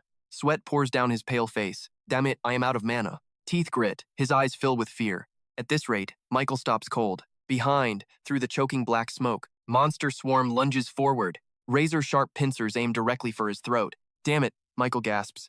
I realize too late there is no blocking this. Just as death reaches the fragile shield, they hesitate, then abruptly turn their heads. A piercing howl tears the air. The 2 bosses flee into the sky, terrified, as if facing a true god. A heartbeat later, they crumble into gray ash. The entire room fell dead silent. Crushing pressure sent everyone into panic. Michael turned pale, drowning in confusion. Huh? A hand oozing dark energy reached out. What the heck just happened? Jigu sat atop a giant spike, eyes cold. Trash, he spat. You know nothing of power. Moving without my permission?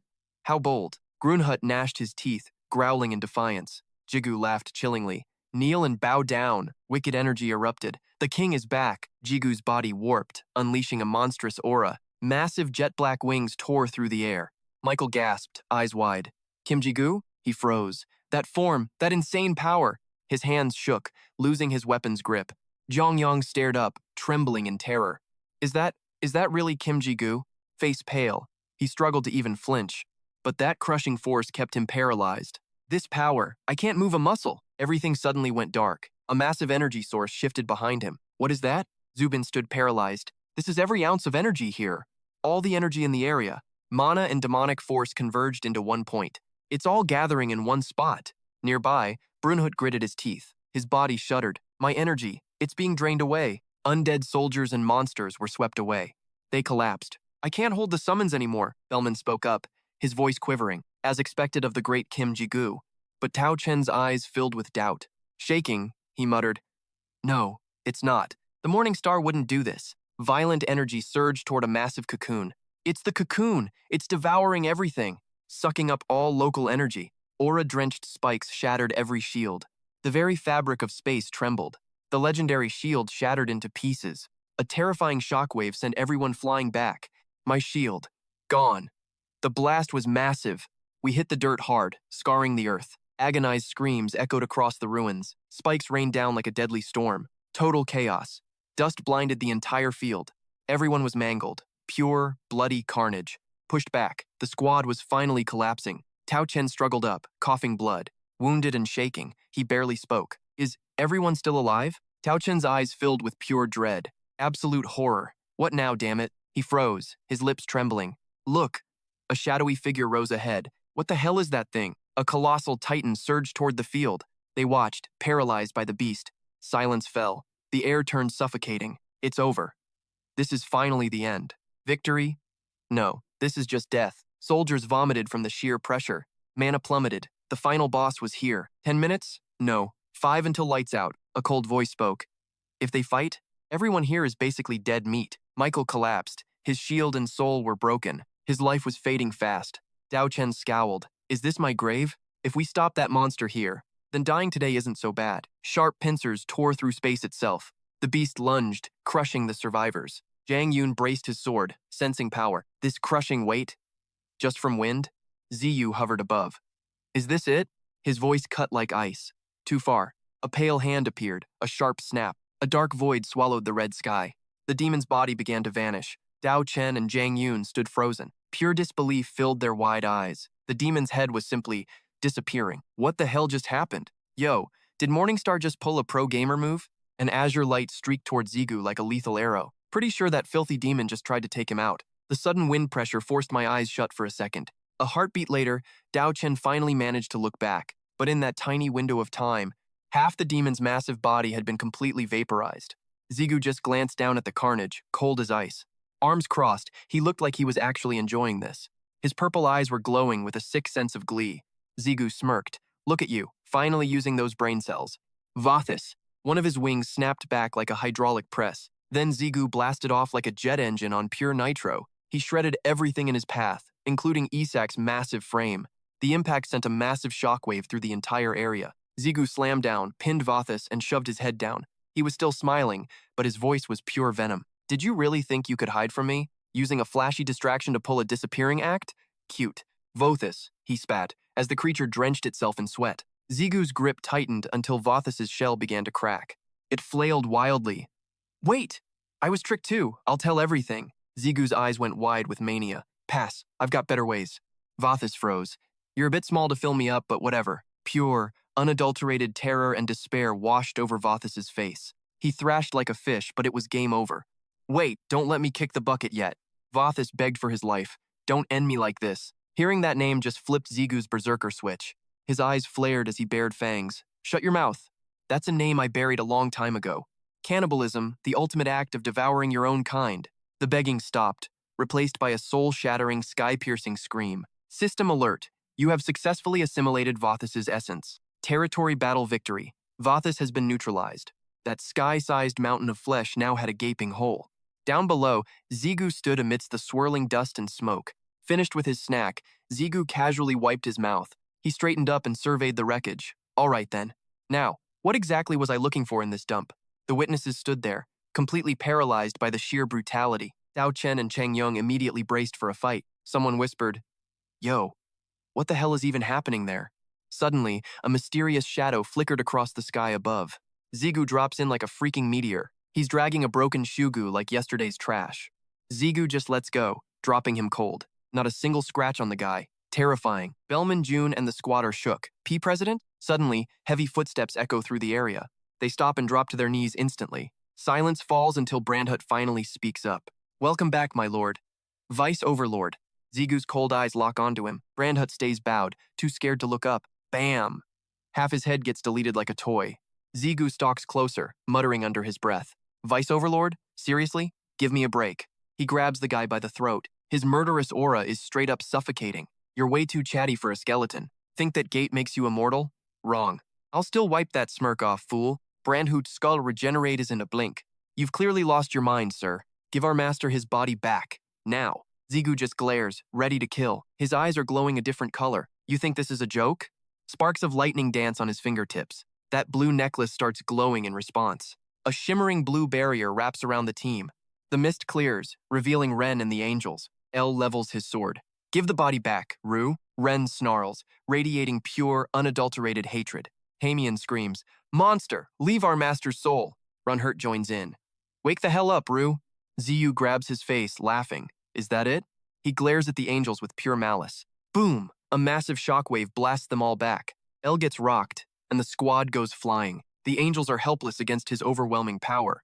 Ren tries to resist, but gets swept away. Ziyu stands tall with a sword through him. He pauses, looking confused. What the hell? He stares at his hand. Wait, why? Why did I hold back on those pests? The angels struggle to even stand up. Zigu just keeps rambling to himself. Those who dare show me such hostility. His words sent a cold shiver down Ren's spine. Honestly, you all should have been monster food by now. Zigu stared down at his own blood-stained hands. Wait, what? For a split second, a sudden doubt flickered through his mind. Who? Who am I again?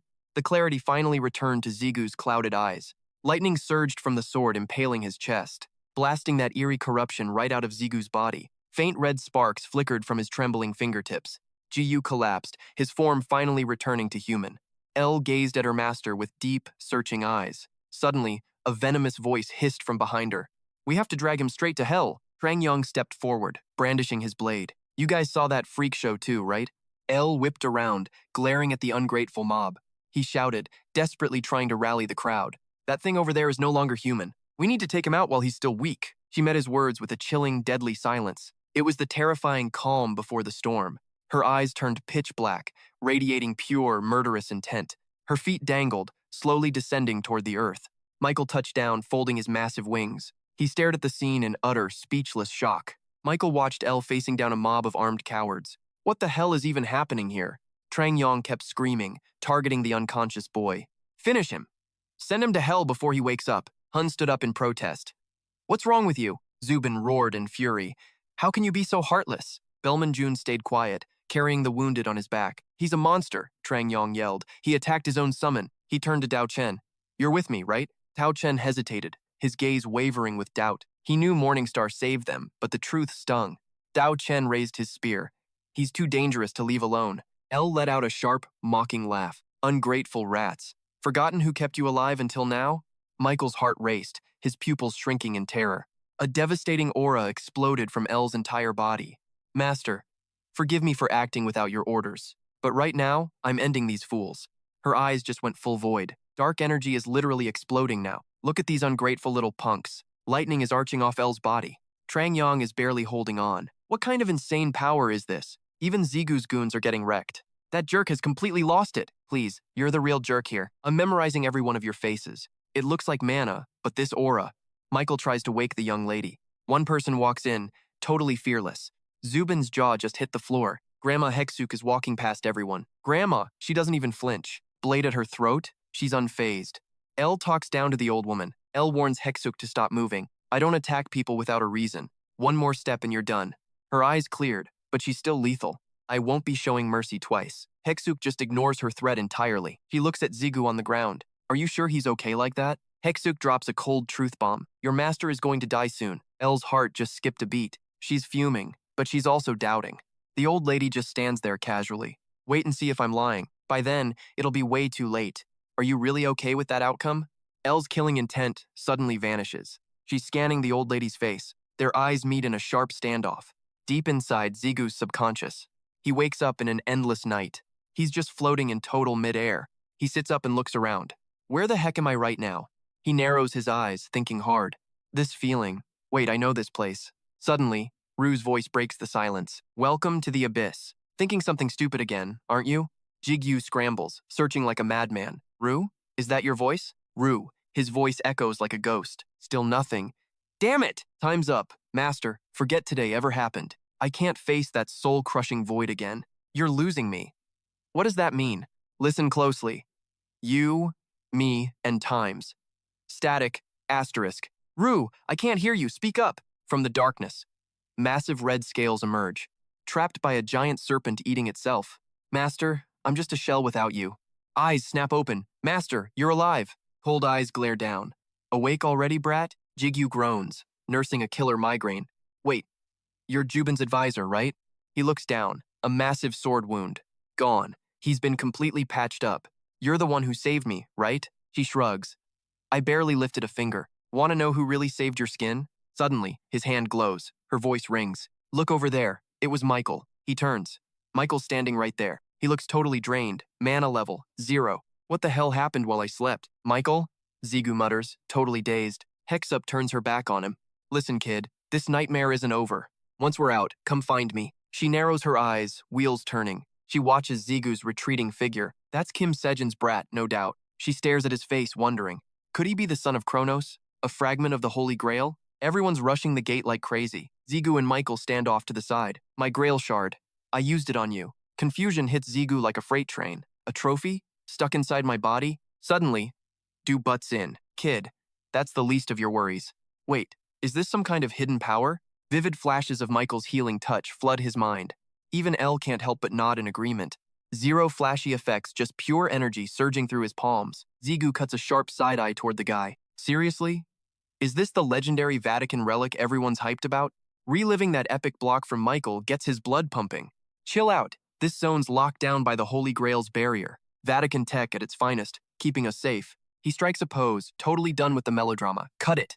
It's just a tiny fragment. It'll regenerate before they even notice. Boom. Michael snaps his eyes open, back to serious mode. Rewind. Back when L was literally raining lightning down everywhere.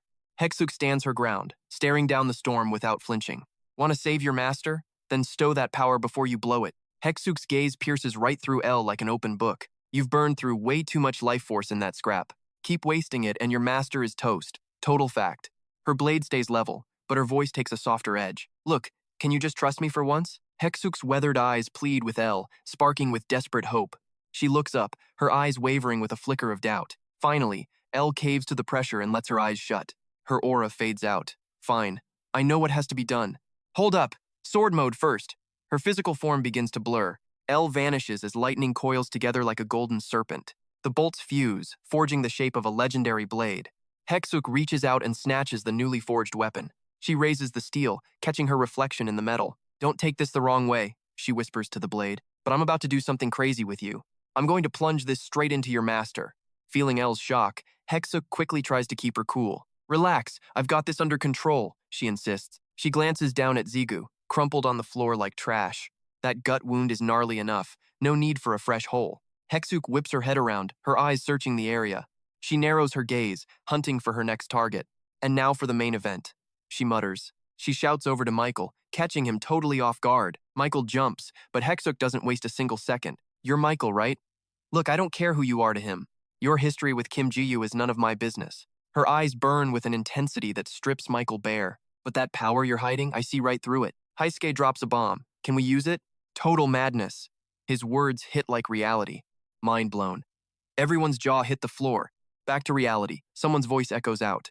I'm still lost. No clue what's happening. Ziyu and Michael stare. What is that? He's baffled. How does that lady know? About the Grail and my secret stash? Walking like a boss through the crowd. Michael's tripping. Who is this old lady? A legend? Ziyu spills the tea now. My first time meeting her. Not sure. But one thing is totally clear here. She's the Myth Society's top-tier advisor. Michael snaps his head toward the guy, whispering low. Man, I really wonder now. Are you a god or a devil? Ziyu points to himself. Wait, me? Michael gives him a big thumbs up. I was the only Grail candidate before. But you? You handle it like nothing. Treated that fragment like a cheap toy. Your sync rate is literally off charts. eyes locked on Ziyu. No more games. Who are you? Flashback hits him hard, seeing Shu Dong sitting right there again. Why awaken those cursed demon eyes now? They are the mark of the devil, staring at the sunset, searching for answers. Hell, I don't even know what I am. Hun touches the spike. Ready to roll. Sudden voice echoes through the whole area. Warp to the reward zone? Yes or no? He turns back and shouts to everyone. Guess this cocoon is part of the boss. Time to teleport and grab the loot. The squad leaves, loud and hyped up. Finally, we actually pulled it off, guys. Miss my mom. Ziyu copies Hun's move. Here goes nothing. Palms pressed against the jagged, dark thorn. The system pings with a new alert. Absorb the gate, yes or no? Ziyu stares at the screen. Totally helpless. I am the one left behind. Again, ready to devour this gate? Rue's voice carried a comforting warmth. Fine, let's just do it. EO is getting all hyped up again. I want to absorb it right now. He raised his hand, muttering to himself. Rue, do you really remember absolutely nothing? He gave a chillingly calm response. I told you already, didn't I? Every single memory will just fade away. Suddenly, Rue's tone shifted completely. Actually, I have backup plans. Details later. Jigyu noted the glowing ring. Understood. Jigyu felt worried, but Elle stepped in. Relax. She just overtaxed her magical power. Lightning crackled as Elle drew her sword. Memories of her soaring through fire and wrath returned. She just needs some time to heal. Jigyu heard that and agreed internally. A voice suddenly called from behind him. She will recover with enough rest. Hey there, Kim Jigyu. Chang Yon's squad suddenly blocked Jigyu's path. He eyed the man with pure suspicion. Well, if it isn't Chairman Choi. Chang Yon's face twisted with deep hesitation. He faltered, words catching in his throat. His men looked away, dodging eye contact. His expression was a chaotic, changing mess. Nervous then prideful, it was actually hilarious. Then, the entire squad bowed to Jigyu. Thanks, we owe you our very lives. Chang Yon's voice rang out quite firmly. Blue Dragon Guild officially sends its thanks. Jigyu froze as Ao started whispering nonsense. Master, don't buy his fake act. That snake wants you 6 feet under. The king agreed. What a clown show. Roast his family. He can't say anything. Jigyu stepped closer, looming over him. Don't mention it, it was just convenient. A slight smirk played on his lips. Jigyu glared at Chang Yon's bowing head. Today never happened. Understood, Chairman Choi? Sweat poured down as he bit his lip. Silence shattered as Chang Yon's voice strained through the air. Copy that, he muttered. The system droned, warping them to the loot zone. In a blink, every player vanished. Elle was low-key fuming for Zigu's sake. Master, why'd you let that trash walk? Those punks literally tried to erase you. He just let out a tired, helpless sigh. Look, I couldn't exactly end them right there. Grand hurt. Don't let Vu's bad attitude infect you. Vu played the total innocent card. Hey, I didn't say a thing. Zigu's face went stone cold. Dark schemes were swirling in his head. This works. Now they owe me their lives. Besides, I can't take them all on yet. My recovery is still way behind schedule. Plus, those 2 high ranks are major trouble. Vu suddenly piped up again. Master, talking smack doesn't actually cost mana, you know? He snapped back immediately. Zip it, you annoying ghost. The guy responded with zero shame. Flame them, not me. Suddenly, a rift tore open across the city. A drowsy teen was blinded by the portal's glare. He blinked awake, staring at the impossible rift. His eyes went wide, paralyzed by the sight. The crowd scrambled up to witness the gate. The portal. Boots finally stepped onto the concrete. Cheers erupted as the heroes made it back. Mission clear. The raid team was finally home. Ambulances now, someone screamed, pointing wildly. Too many casualties. Get them to the hospital. Min Yang lugged Suku toward the medics. Suku! Where's Hunter Kim? Pai yelled. Daquan pointed back. Right there, in the rear. Haneun watched them with bated breath. The first light of dawn broke through the skyline. Morning rays washed over the towering city. In a quiet room, the shower began to hiss. Jigu stood under the spray, finally exhaling, letting the water wash away the dungeon's grime. He stood frozen, mind drifting. Why can't I solve this? Suku's caught, yet still exists. What is his ultimate endgame? Ruchin snaps him back. Let's just grill him directly. He's just a lingering ego. Zigu finally jolts awake. Wait, did I zone out? He eyes the glowing ring. The answer strikes like thunder. Correct. I devoured his soul. Zigu raises his hand, questioning. Hey, one more quick thing. Eaten is a metaphor, right? Ruben replies with cold indifference. No, I literally ate him. Io adds, he enjoyed it. Zigu's brain hits a dead end. Darkness swallowed the bathroom whole. The door was bolted shut. Towel-wrapped Zigu storms the stall. He raises 2 fingers, steady, eyes burning with fierce resolve. Then his gaze hits. The toilet. Tragic retching echoes from inside. Sunny day at the estate. She wore a troubled expression. Ren's no ordinary dog. Unless you're totally blind, anyone could see the truth. Dudung's memories flash back. Zigu always brings Ren along. She'd ask him every time, "Where's the dog, Zigu?" Zigu blinks, looking totally clueless. "Just give me a second. I'm bringing him home now. Du dong silent frustration." He'd even forget him outside. "You're a player's summon, right?" "Yeah, must be that." She held Ren close, pondering. "I hate you being in danger, but if Zigu's safe, fine." Dudong's face is tight. She's about to drop a bombshell. Enough secrets. Today, the truth finally comes out. He can't hide it anymore. Ren is no ordinary dog. Dudong marches forward with ironclad resolve. She slams the door open, ready to scream, "Brother!" But then, something catches her completely off guard.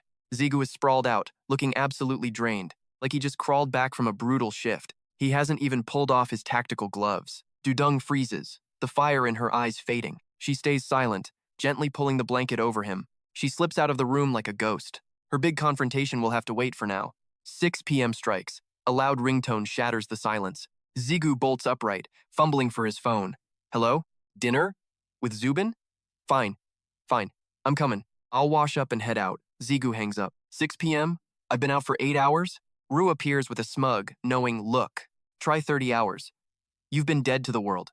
You're a total sleep addict." Zigu's jaw drops. 30 hours? Why didn't you guys wake me up? Ru shrugs. "Rest is a weapon too, master." Runhurt nods. "Indeed, your body needed the recovery." Ru adds a little spicy bit of info. "Your sister checked in to see if you're breathing." Zigu explodes. "You definitely should have woken me then." Later at the restaurant, a massive feast awaits. Zigu dives in like he hasn't eaten in years. After the first few bites, he finally looks up. "Wait, where is Chairman Choi? It'd be great if he could join us." Secretary Seong-hoon sighs, putting down his drink. He's busy cleaning up the trash in the guild. He explains the grim reality of the situation. The Kane Guild took some devastating hits this time. They're planning a joint funeral with the Blue Dragons. Zigu turns to his sister, his tone softening. "And how about your side? Any casualties?" Dudong looks calm.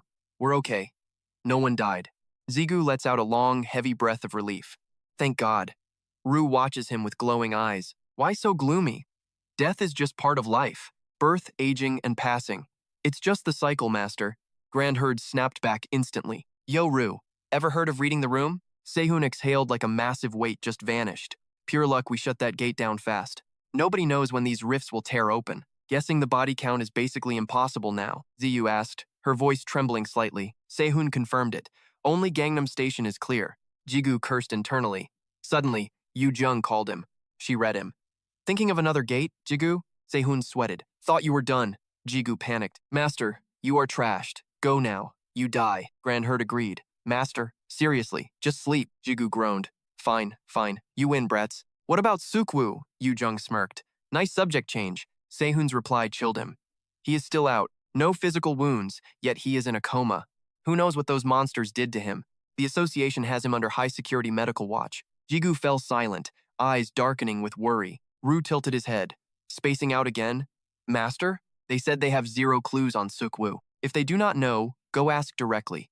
Jigu's eyes snapped wide. "Wait, you are right!" A portal ripped open. "Yushik!" someone roared. Jichun was waiting. "Finally, took you long enough." "In the middle of nowhere," he asked. "For this?" "It was floating. Now it is a sunken island." "How big is it?" "Bigger than Earth?" Herd guessed. Jigu rubbed his neck. "Sorry for the mess, Pops." Jichun grinned. "Kid, the bigger the better for me." Finally, the old man waved him off. "All right, I am heading out. Do not die yet." Managers cannot slack off for too long anyway. Grand Herd chirped up with a big smile. "Catch you later, old man. Peace out." "Bye-bye." Zichun laughed. "See you later, kid." Jigu just stood there, laughing at the chaos. Memories of the early days flooded back in. This place started as just one dinky pyramid. Now, a colossal tower loomed over everything. Jigu stared up, completely lost in thought. "Look at this insane monster of a place," Yu sighed. "That old man was purely nuts." Grand Herd beamed. "This is freaking awesome." As night falls, the sky bleeds crimson. A strange light pierces the dark void. "Found it," Zigu mutters to himself. Ru was right. It's still here. A headless nightmare looms ahead. The fallen husk of Vothis. Ru sighs, forced to admit it. In the hunger of territory, wars. Winners strip the losers bare. Zigu approaches the broken beast. Time for the final touch. Can I force his ego back? System. Select the designated ego. Active. Ego Vothis assigned. The corpse begins to glow wildly. Light spirals into a fierce vortex. The storm swallows Zigu whole. The cocoon implodes and shatters. Vothis awakens. "I am Vothis." He drops to one knee instantly. "I serve only you, my king." Brunhut watches with pure hype. Whoa, he looks human now. The king shoots that down. He's just a head, idiot. Ziyu looks him in the eye. Vothis, glad to have you back. Sorry to work you so soon, but I need a huge favor. Vothis bows in total submission. Command me, my king. Your word is my law. Ziyu grins, rolling up sleeves. First things first. His face goes stone cold. I'm kicking your ass. Vothis freezes in pure terror. Wait, my king? Zigu stays chillingly calm. Don't take it personally. You owe my friend big time. Ru cheers with wicked joy. Zigu leans in, watching him pale. Relax. This won't take long. I'll be gentle, I said. Narrator, he lied. A massive fist comes crashing down like a meteor. Wuxia looks strangely satisfied. What a weirdo. This is pure, unadulterated peak fiction right here. Grand Hurt is absolutely vibrating with hype right now. Oh, great master. Everything you do is just straight fire, sir. Our resident masochist, Wuxia, is currently a floor mat. Ziyu finishes the beatdown. Are you happy now? My power's unruly. Ziyu shrugs, giving a mid-tier review. Kinda sad we can't just pulverize this guy for good. Wuxia nearly pees himself. But hey, future beating opportunities. Grunthard chimes in. Exactly what I was thinking. Boss? Ziyu leans in. So, Wuxia, ready to spill the tea? Wuxia, shaking like a leaf. I was always going to obey. Zigihu crouches down, staring into Wuxia's soul. Interrogation time. Talk. What's Andreas planning with these gates? Wuxia folds. Andreas. He made us an offer we couldn't refuse. Zigihu is confused. An offer? Spit it out, now. We're gonna jack the players' bodies and conquer Earth. Zigu realizes. So that's why the gear looked weird. Ru isn't buying it. No way in hell. Impossible. Andreas could never pull off something that insane. Period. Wuxia's eyes go completely hollow and lifeless. He isn't bluffing. Andreas alone is weak. But Zigu smells something fishy.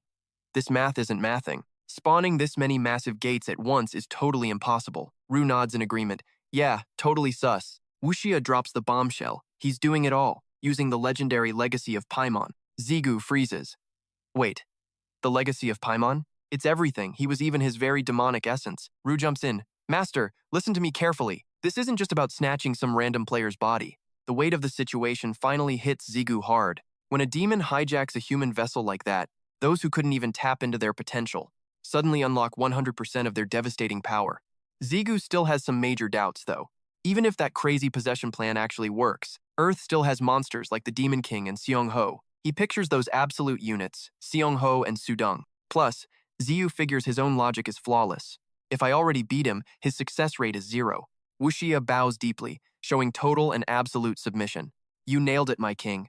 Sadly, I actually met you. We all figured it out. This bet? Totally worth the shot. His eyes flash with pure mischief. Andreas spills the tea. They grabbed a total Earth legend. Some powerhouse currently chilling in America. Jiju heads back to the tower. Ji-chun grins. So, feeling the vibe? Pretty sick, right? Brand Hud is just fanboying in the back. Ji-chun's got the master plan. First floor, your new whip showroom. Second floor, your elite executive office. Just pick your favorite aesthetic. Juju mumbles, whatever you want, man. But, is this pile of rocks safe? I've done construction, and this feels sketchy. Chill. Magic plus skeletons equals success. Dead guys are doing the building. Ji-chun keeps the flex going. If we keep this energy up, we'll link up with that sky island. Vu is just done with life. Why is he acting like this is easy? Grand Hearth gets super defensive. Don't you dare diss my dad. Vu hits him with the facts. Dude, your dad is literally one. Ji-chun drops the big name. Welcome to the legendary Jeju Tower. Jigyu is dying of embarrassment. Can we maybe change that? Ji-chun gets all dramatic and deep. Cut the talk, what's the move? Yigyu stammers, well, it's like, Ru steps in to explain everything. There's a titan living in America. Demons are plotting a massive body hijack. Master, the invasion isn't the problem. They're going undercover in the human world. Ru adds, every gate-clearing team is basically the world's elite players. Get possessed by a demon, and you are basically a walking nuke. Zigu used his foe as a chair while brooding hard. He finally snapped, time to hunt those traitors and hidden creeps. What is this? A twisted game of treasure hunt? The king insisted we need intel on Andreas's dark schemes. Finally, Zigu decided it was time to wake the beast. The seed of his son, the fallen Prince Trey. Qian appeared, but Ji-chun didn't look back, just asking, really? He shut his eyes, muttering he could not disobey orders. Ji-chun finally gave in, telling him to just do it. Jiju stuttered. I do not think we are just master and servant. He asked honestly, how do you actually feel about this? Jichun just let out a long, bone-tired sigh. In the dead of night, he begged for more time. Soon after, they all headed back to their own homes. Before a glowing portal, Zigu sat in deep meditation. Ru spoke up to check on his mana circuits. Your circuits were wrecked when I forced into your body. It seems Lady Lim Hisuk patched you with life force. But that was just a desperate, temporary band-aid fix. Ru added that his circuits were now one of a kind. Even I do not know how they will affect you. He warned Zigu to clear his mind and focus. Alone in his head, he thought, I have done this. So, this should be a total walk in the park. Total silence, except for the blood rushing through his veins. He felt every single thing happening deep inside himself. Finally, he opened his eyes while still in deep meditation. A massive, terrifying eye appeared beneath him in the void. His eyes went wide in absolute paralyzing shock. Zigu instantly warped himself back into the real world. He gasped for air like he just escaped hell. Wait, what? That was definitely not it. Ru cursed under his breath. Damn. He confirmed that it had finally, officially fused. Zigu asked, what? Ru explained his traits during the messy possession process. The truth sent Zigu into a panic. That fragment should have been completely erased. But a memory piece merged directly with his circuits. He was totally lost, asking what that even meant. Ru patiently broke it down into simple terms. A dark ego is about to emerge. Ru believed his personality took over the body back then.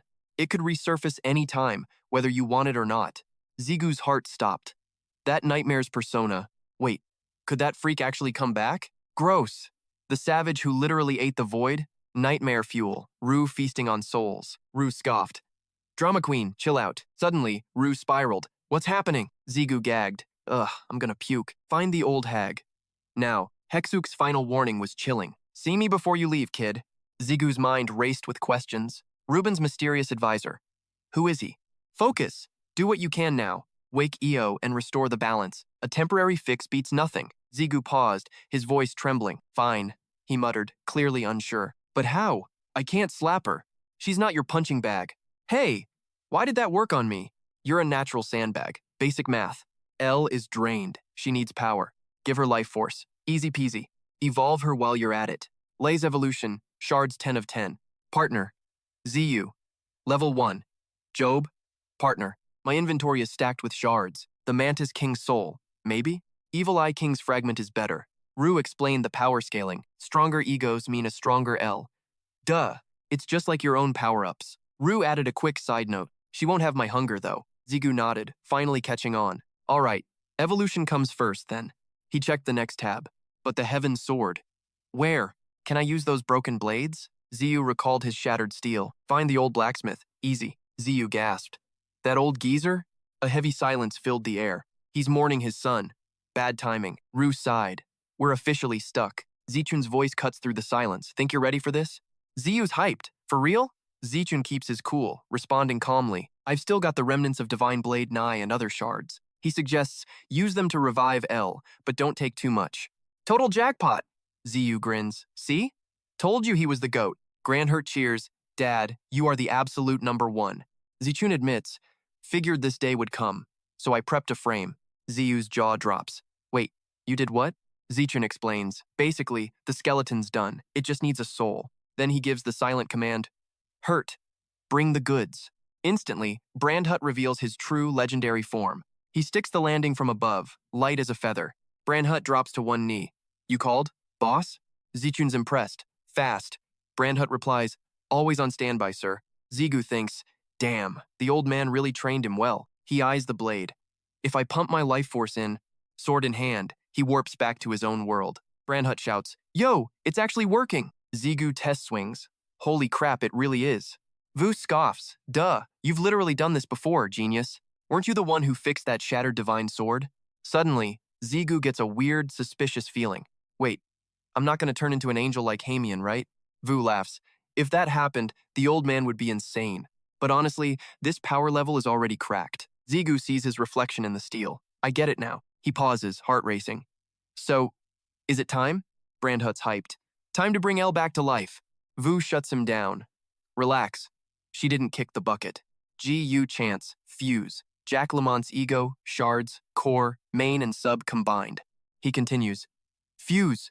King of Eye's ego, shard, core, sync complete. GU keeps the combo going. Mantis, Jack Lamont, and the King. The final command echoes. Evolve. A blinding, holy light explodes from the sword. The radiance floods every single corner of the room. Through the glow, Elle emerges a total knockout beauty. She's rocking a pair of pure white wings. Zigu is completely stunned, mouth, floor. Elle bows gracefully. Greetings, master. Your blade is here. Zigu blinks, double-checking the situation. Elle, is that really you? He stares, unable to believe it. Something's off. Zigu wonders. Wait, why does she feel so different?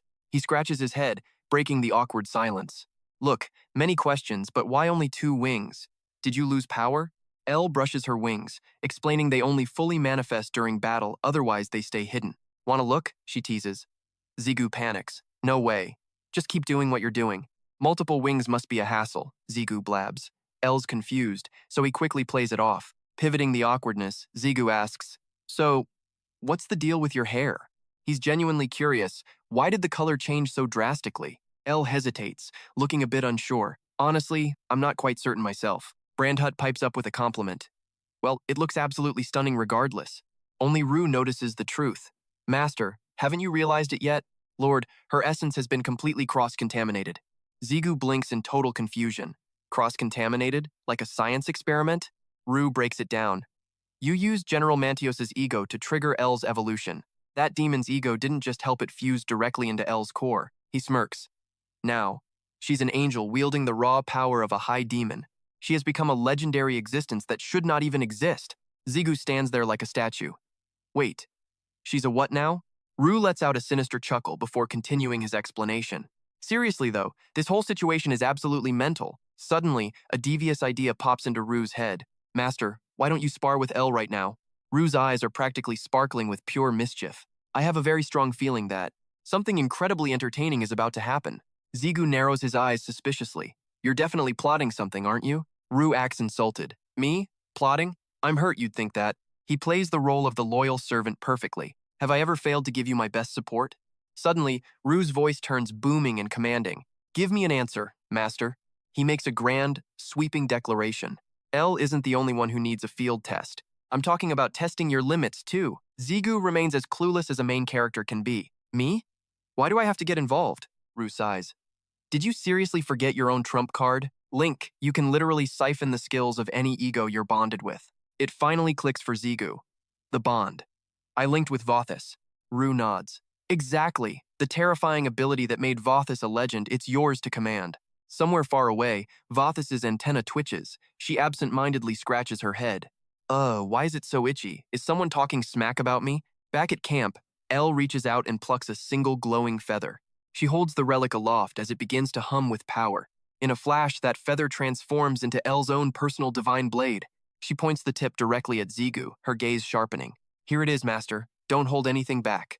With this sword, you can finally unleash your true potential during our duel. A sleek white blade, with violet accents and a glowing gem.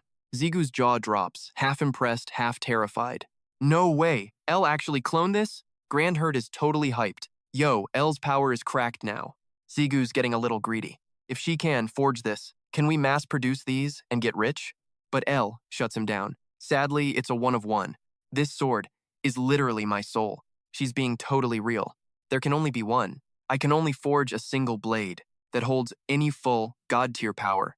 Elle keeps flexing her stats. It might feel a bit weird, but it's just as lethal as my true form. Evolution really did me some serious favors. Ziyu grips the hilt, feeling the vibe. Wait, this actually works? He's completely blown away. My total combat power just doubled? This is straight up broken. Must be the master link at work. Elle steps up to the plate. Time to lock in. She takes the lead. All right then. Listen up, master.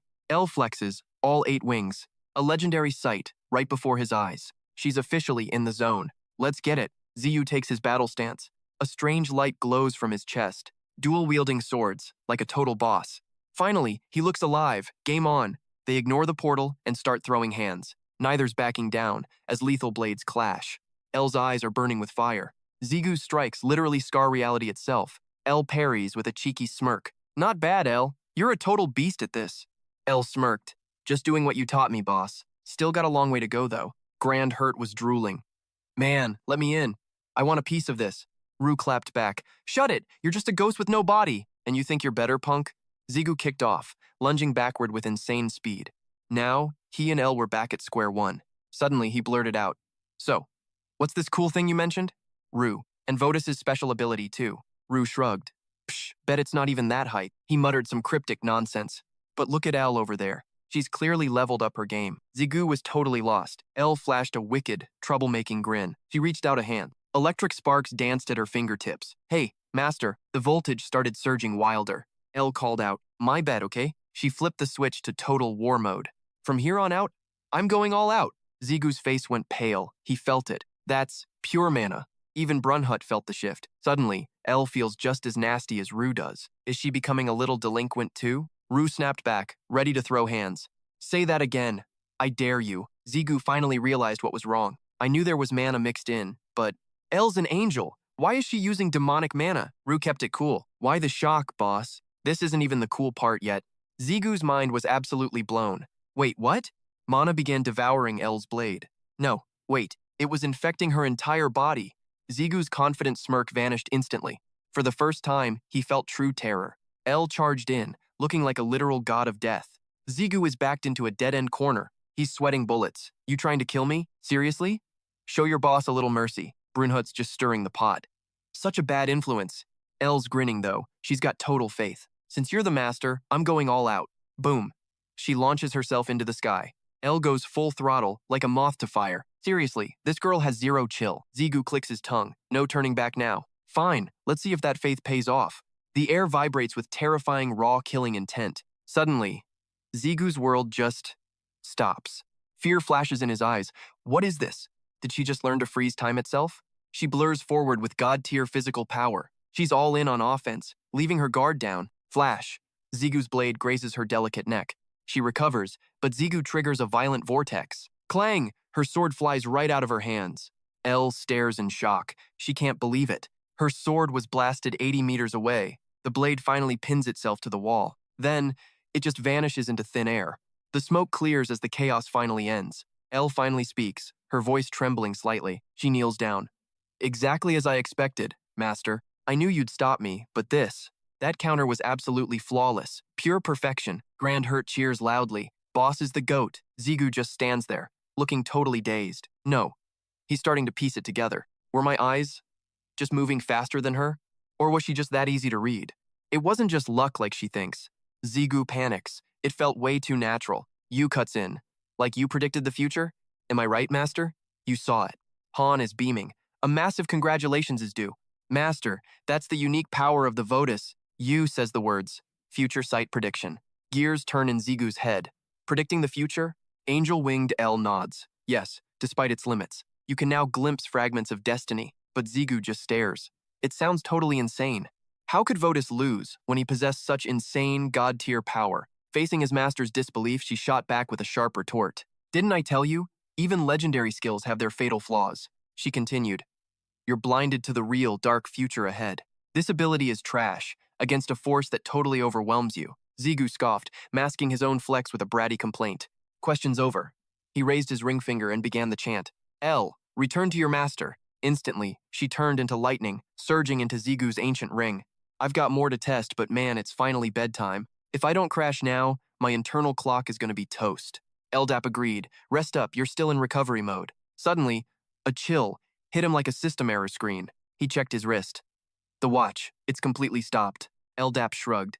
"It's a watch, not some immortal relic. Look, they say dead clocks are right twice a day. Maybe it just needs a little grease in the gears?" Zigu stared at the dial, his eyes narrowing with suspicion. "No, this is my father's heirloom. I've carried it since I was a kid. It has never glitched, not even for a single second."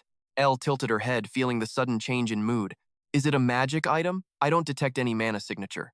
But it's weird to feel absolutely zero energy from it. Why are we only noticing its existence right this second?" Zigu stayed silent, lost in a maze of dark thoughts. His expression shifted, clouded by a growing sense of dread. A stopped watch. Shouldn't be a big deal, right? Seeing his reflection in the glass, he felt a shiver, but it feels like something catastrophic is about to go down. My level 99 player intuition is screaming a warning. Night falls heavy over the silent, lonely house. Time skips forward until the morning sun breaks through. As golden light flooded through the dusty bedroom window, Zigu's voice finally broke the morning silence. "T6 is back? It's about damn time." He rolled out of bed, answering a buzzing, urgent phone call. The voice on the other end sounded rushed and tense. He's at the association. You're meeting him. 10-minute ETA. Be ready. Zigu's voice tightened. I'm on it. Heading down now. Outside the skyscraper, 2 3-meter stone statues stood like grim sentinels. Zigu burst in, but froze when he saw T6's strange state. Your eyes, but T6 didn't even blink at the question. He dodged the topic. Hey Zigu, you finally showed up. I was about to fall asleep waiting for you, kid. Zigu stared deep, sensing a dark secret hidden in those eyes. Man's gone full pirate now, rocking the one-eye look. Grand herd? Chill. Talking trash like that isn't exactly a vibe. T6 must be a mind reader, seeing right through Zigu's doubt. He shrugs it off. Just a little rough play, no biggie. But Zigu isn't buying the tough guy act for a second. Wait, hold up. You're joking, right? This is serious. Curiosity kills the cat, and Ziyu starts firing questions like a machine gun. What actually went down? Meds? Hospital? Did you even see a doctor? T6 finally peels back the bandage, revealing the brutal truth beneath. Treatment's useless. Some weird cursed energy is blocking my body from regenerating. Even Choi Myung-jin stepped in to try and work some magic. You know him, right? The High Priest? Leader of a top 10 guild? Ziyu's jaw drops. That man's the world's most legendary healer, period. Yet T6 just kicks back, acting like he's on a beach vacation. I got lucky, honestly. The Phoenix Guild? They're basically finished after this. Ziyu's mind races how could a top-tier guild be pushed to the brink. T6 recalls the nightmare, Hyojin surrounded, fighting until her soul ran dry. Then he remembers someone. Hey, remember that merc kid in the school uniform? Ziyu nods, but his brain is lagging. Wait, what was his handle again? We split up. One squad guarded the kid while we pushed forward. Straight into the belly of the beast, Samaris's cursed territory. Suddenly, Zigu's playful mood vanishes. Things just got real. He turns to Elle. You know this demon, don't you? Her voice is cold and steady. Yes, master, I do. She explains he's a warrior-class demon, just like that freak Vothus. But he's only 66th among the 72 supreme demon thrones. Basically, he's at the bottom of the food chain in hell, T6 sighs. Never seen a gate that looked like a literal graveyard. It wasn't just a raid, it was a total bloody massacre. Once the boss fell, I was the only one left standing. Suddenly, Zigu's ring pulses with an eerie, otherworldly light. Elle warns he's no berserk Votus, but he's still a lethal threat. Low rank or not, anyone holding a throne is a god-tier monster. The bastard actually survived the abyss and crawled back out. Ziyu stands there, completely frozen. The weight of it all hits hard. Meanwhile, T6 is just yawning like he's bored of the drama. Losing an eye is a career-ending debuff. How is he this calm? No way. He's pretending it doesn't hurt, but that's a lie. If the nation's top healer failed to fix that socket, then only the god-tier Elysia elixir can save his sight now. Even the richest whales can't get their hands on stuff that rare. I found one by fluke once. Can lightning really strike twice? Suddenly, Elle speaks up with a crazy high-stakes gamble. Master, let me try. I believe I can heal his eye. Zigu's brain short-circuits. Wait, you can do what now? Boom! A blinding flash cut him off mid-sentence. Then, Elle suddenly appeared right before their eyes. She stood there, looking cool as ice, glowing like a straight-up angel from heaven. Zigu blurted out, totally shook. Elle just stared them down. T6 joined in, sounding super confused. He couldn't help but keep prying. Did you get a total glow-up, Elle? Zigu smirked at the wild situation. It's a long story. He turned to Elle with serious eyes. Elle, is this really for real? Can you actually fix his busted eye? Elle stepped up to T6. Calm. Pardon me. Let me see that. The guy froze, stuttering like a dork. My eye? She ignored him, reaching for the scar. She chanted ancient words then. A blinding light. Instantly, his eye healed like a miracle. Scar, gone. Eye patch, dropped. T6, speechless. The wound vanished. Wait, it's actually healed? Zigu's jaw dropped. T6, look at you. You look like a teenager again, man. What? His skin is smooth as butter. Elle just scoffed at their dramatic reactions. Pretty skin on a man? Totally useless. Zigu zipped his lip. No arguments. T6 was literally losing his mind. He whipped out his phone, brain fried. The unhealable scar. It's just gone? I'm young again? This is insane. Holy crap, it's actually happening. Sujin won't even recognize this handsome devil. It felt just like. He flashed back to his mom's story. Like she'd downed a legendary Elysia elixir. Suddenly, Elle broke the vibe with gravity. Master, we need to talk. Right now. It's about your close friend over here. Even my wrinkles vanished into thin air. While healing him, I scanned his body. Something is living inside of him. Something dark. Zigu froze. That was a total game changer. Jigu's brain is currently picturing a nasty, crawling parasite. The master plan? Hijack human bodies and delete planet Earth. Please tell me those creeps haven't touched him yet. He's spiraling while death staring at T6 on his screen. At the office, the Emperor drops a bomb about the Gangnam raid. Freaky rumors are spreading through the streets like a virus. People are seeing skyscraper-sized monsters or literal angels. He slams down the file, the official Gangnam incident report. The Emperor's eyes turn lethal. I need answers, kid. You were the one babysitting the Gangnam gate, right? He points a finger at the suit-wearing rookie. Haeose-Hong-hun. The guy doesn't even blink. Total ice cold. Yes, sir. But the boss is just getting started. Spit it out. Everything. When Kim Jigu was lost inside that gate, what exactly was he doing in the dark? He freezes. His brain is stuck on a loading screen. Thoughts are racing at 1,000,000 miles an hour. That damn Kim Jigu. There's definitely a squatter living inside T6's body. Jigu's jaw hits the floor. Total oh crap moment. Is there a literal devil riding shotgun in his soul? Right then, a voice cuts through the tension. L steps up to drop some cold, hard facts. Chill, Master. That's not what's happening here. You've got it all wrong, I promise. Listen closely, Master. It's really not what you think, Master. If he were possessed, he'd be acting way more normal. System update. Analyzing the host's personal data now. He wouldn't fake a busted eye if a demon was leading. And no demon would let us get this close so easily. She eyes T6 and doubles down on her theory. Just like Du said, I smell zero demon energy here. Sure, they aren't following the usual villain script. But maybe this is all just a massive demonic trick. If so, we're looking at infinite disaster scenarios. Paranoia is a trap. It'll just slow us down, Master. Jigu goes quiet. Those words hit him like a truck. Totally clueless, T6 finally breaks the awkward silence. Yo, why the intense face? You look totally constipated. Need a bathroom, Jigu sighs? No, just thinking, man. He pulls L back and heads for the exit. Peace. T6 blinks. Wait already, you just got here, bro. He turned to leave, tossing one last smirk over his shoulder. Just checking if you were still kicking, old man? He teased. T6 just shrugged. Whatever, kid, catch you on the flip side. Suddenly, a telepathic voice cracks. Yo, bring your mom next time. Then another cuts in. Seriously, Your Majesty, stop trolling and shoving your monologues into people's brains like this. Stepping outside, Jigu wondered, if he isn't some demon, then what the heck is he? L chimed in. Hold up, did you ever notice anything totally Seuss about that guy? His combat stats and experience are way too high, even for the Association elite. Every high ranker we've met knows the deal with demons and the tower's dark secrets. But this dude, he's completely clueless. It makes zero sense. Demons whatever, he's more interested in grabbing dinner with your mom. Weird flex. So what kind of freak do you think he actually is? I manifest to heal your buddies, sure, but I have a secondary mission. I had to get close to figure out exactly what's broken inside that man. What I discovered confirms every dark suspicion I've ever hinted at. Straight up, the guy is hiding one massive secret. Jigu froze the weight of those words hitting him like a truck. He turned to Elle, skeptical. So you still don't know what it is? She snapped back, don't be extra, just say I don't know and move on. Jigu's brain sparked. Oh wait, I just realized something. Elle, that healing you did, it was basically a high-grade Elysia dose. Right. So you've got godly healing powers that rival the rarest item sick. Elle shook her head. No, Master, it is not that simple. The treatment worked because the curse blocking him was actually pure demon energy. His eye only healed because Elle can literally override the powers of demon gods themselves. And that's exactly why he's looking way younger now. I supercharged his fading life force and brought him back to his prime. Pieces of the puzzle finally clicked. All right, I'm starting to get it. She kept going, though, with more fire. Choi Myung-jin might be strong, but at the end of the day, he's human. If Elle was at full power, that guy wouldn't even be fit to be her footstool. Point is, Elle's divine healing is just on a whole different dimension from humans. Deep down, Jigu smirked. Rare to hear you actually complimenting someone, Elle. Rue laughed. Hey, I love roasting humans when I talk to you, Master. But treating her like some on-call healing bot whenever you feel like it, not cool. Consider this one a special favor because this situation is totally messed up. Still, the fact that Elle even bothered to fix that human up... Jigu sensed the hesitation. Wait, did you find something weird? Rue growled. Nothing, finish your sentence. You're literally as mean as a devil. Rue, you absolute demon brat, stop complaining. Jigu couldn't help but feel pretty satisfied with the explanation. He whispered a quiet thanks to Elle. I get it now. Oh, you're honestly on another level, girl. You're amazing. Elle blushed slightly. Master, you're far too kind. But then out of nowhere, Jigu asked a question.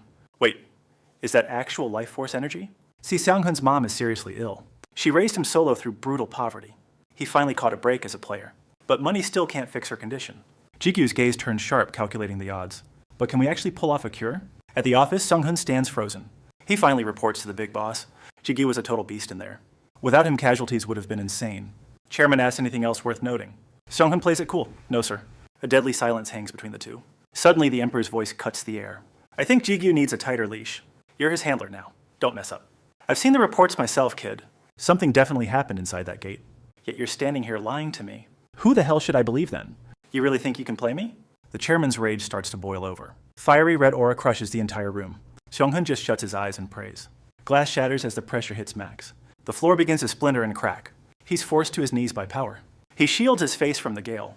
The chairman rises like a looming shadow. The aura intensifies to a breaking level. Then suddenly he sucks the energy back. Xiang-hun is left shaking like a leaf. The boss's voice turns chillingly calm.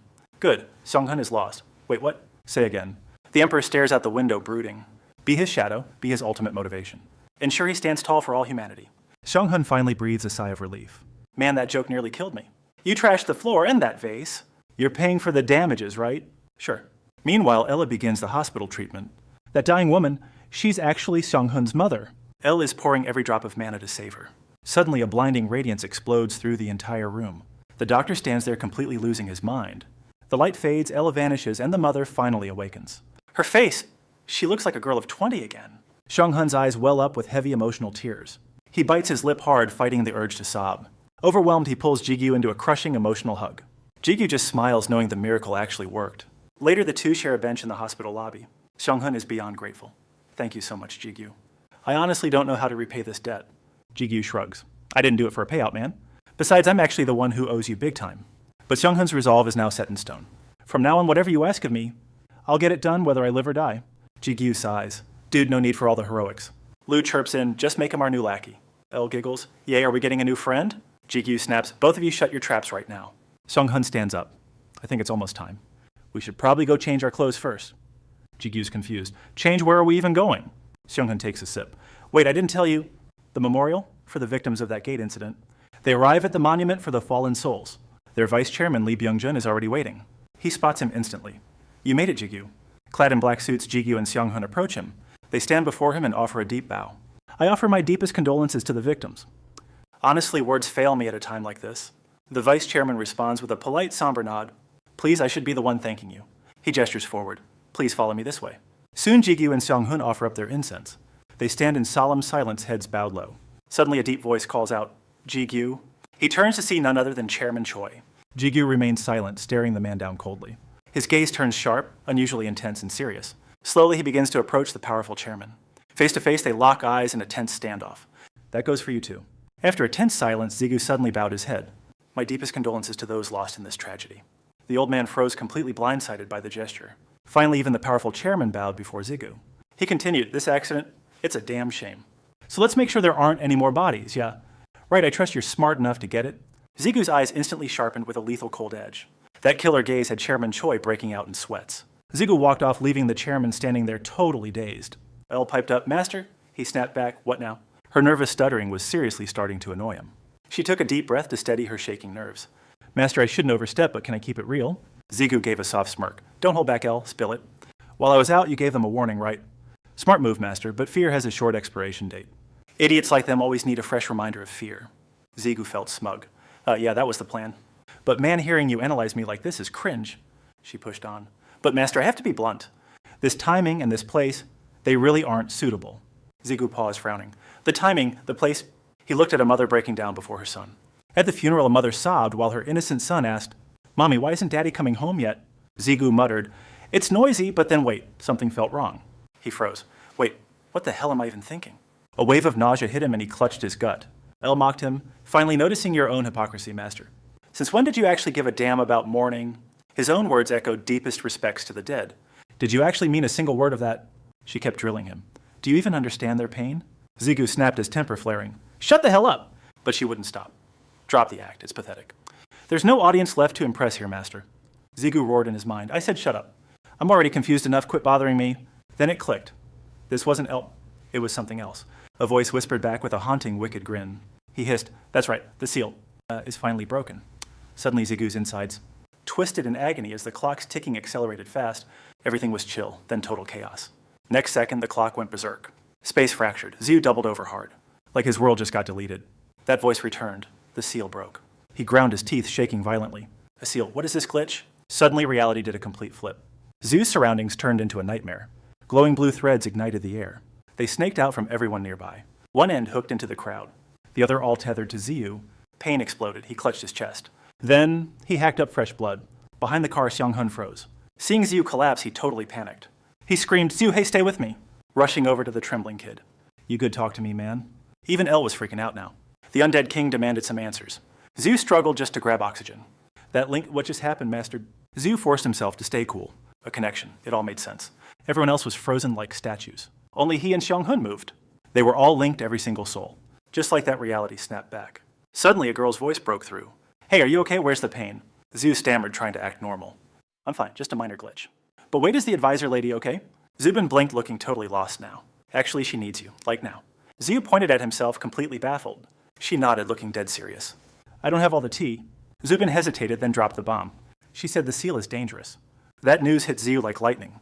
They stopped before a massive corporation. Inside, Zhu heard something totally insane. You've got to be kidding me. Elle and Rue were totally losing their minds. Even King Andes looked completely shook. Zigu squinted at the white-haired lady and barked, Yo, who's the new girl? Zubin just flashed a smirk and stepped up. Relax, this is our advisor, Lim Hasek. She glared at him with pure judgment. Late much, I told you to get here, kid. Zigu stared at her transformation, totally stunned. Wait, is that really you? He gasped. She had zero clue how to explain her look. Hasek played it cool with a trash excuse. My makeup is just hella on point today. Zigu wasn't buying that for a second. Bro, we can all see you're lying. Hasek finally decided to spill the tea. Just kidding, it's my secret skill, duh. Zigu just rolled with it. Fine, whatever. Zubin slipped away. I'll go grab some tea then. Suddenly, Hasek snapped, Wait, Zubin. She looked dead serious. Steep it for an hour. Message received. Zubin gave a knowing smirk. Got it. Things are about to get serious. The door clicked shut. Hasek stood up. All right. She cornered Zigu. Time to get to work. Zigu's brain short-circuited. Wait, what? Start what we throwing hands or what?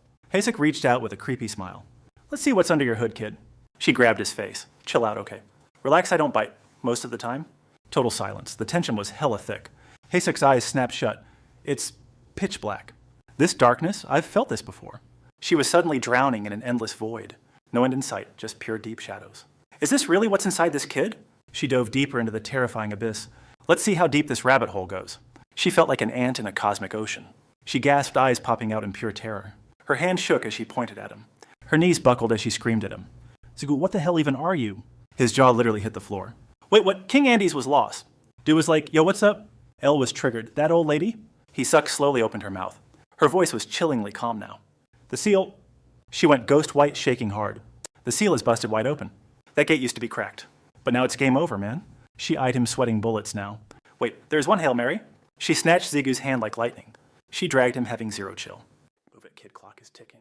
Zigu was like, whoa, chill out. Wait, hold your horses a sec. He was beyond confused at this. Can someone tell me what's happening? Du smirked. She's a stubborn bat. Ella growled, should I end her? King Andes finally spoke for Master. Ella, you sound straight up terrifying. Zero time for talk, move. To fix your inner chaos, kid? The sky was ironically super peaceful. Sunset came and Zigu was out. Suddenly he bolted upright, screaming. King Andes was hyped as hell. He's finally back with us now. Ella was all over him, frantic. Master, you're actually awake, finally. Oh, Master. The king asked, totally cool. You back in the game yet? Zigu groaned. Did I black out? I'm drained. This fix is temporary. Your face, don't worry, just tired. He was totally lost for words. He sat up, getting serious now. All right, spill the beans right now. What's this seal you mentioned earlier? And what's this chaos inside me? She gripped her hands, dead serious. My bad, kid, lips sealed. Tower rules, no spoilers allowed. Jigyu gasped in disbelief. Actually forbidden. Hisuk shrugged, explaining calmly. We're talking about the penalty. Found it during your checkup. You aren't even floor 50. Right. Floor 50 power already sick. Jigyu went silent, brooding. Letting you leave total waste. Let's chat. For example, let's talk about your dad. Jigyu's eyes nearly popped. The word father hit hard. He imagined a giant man. A fuzzy memory of him, held as a tiny baby. The man's hands were massive. That hug felt so warm. But those eyes, pure ice, staring like he hated me. Total nightmare fuel. Inside, in that quiet, dark room, Hisuk started spilling tea. Codename Kronos, the mercenary king. The genius behind the system.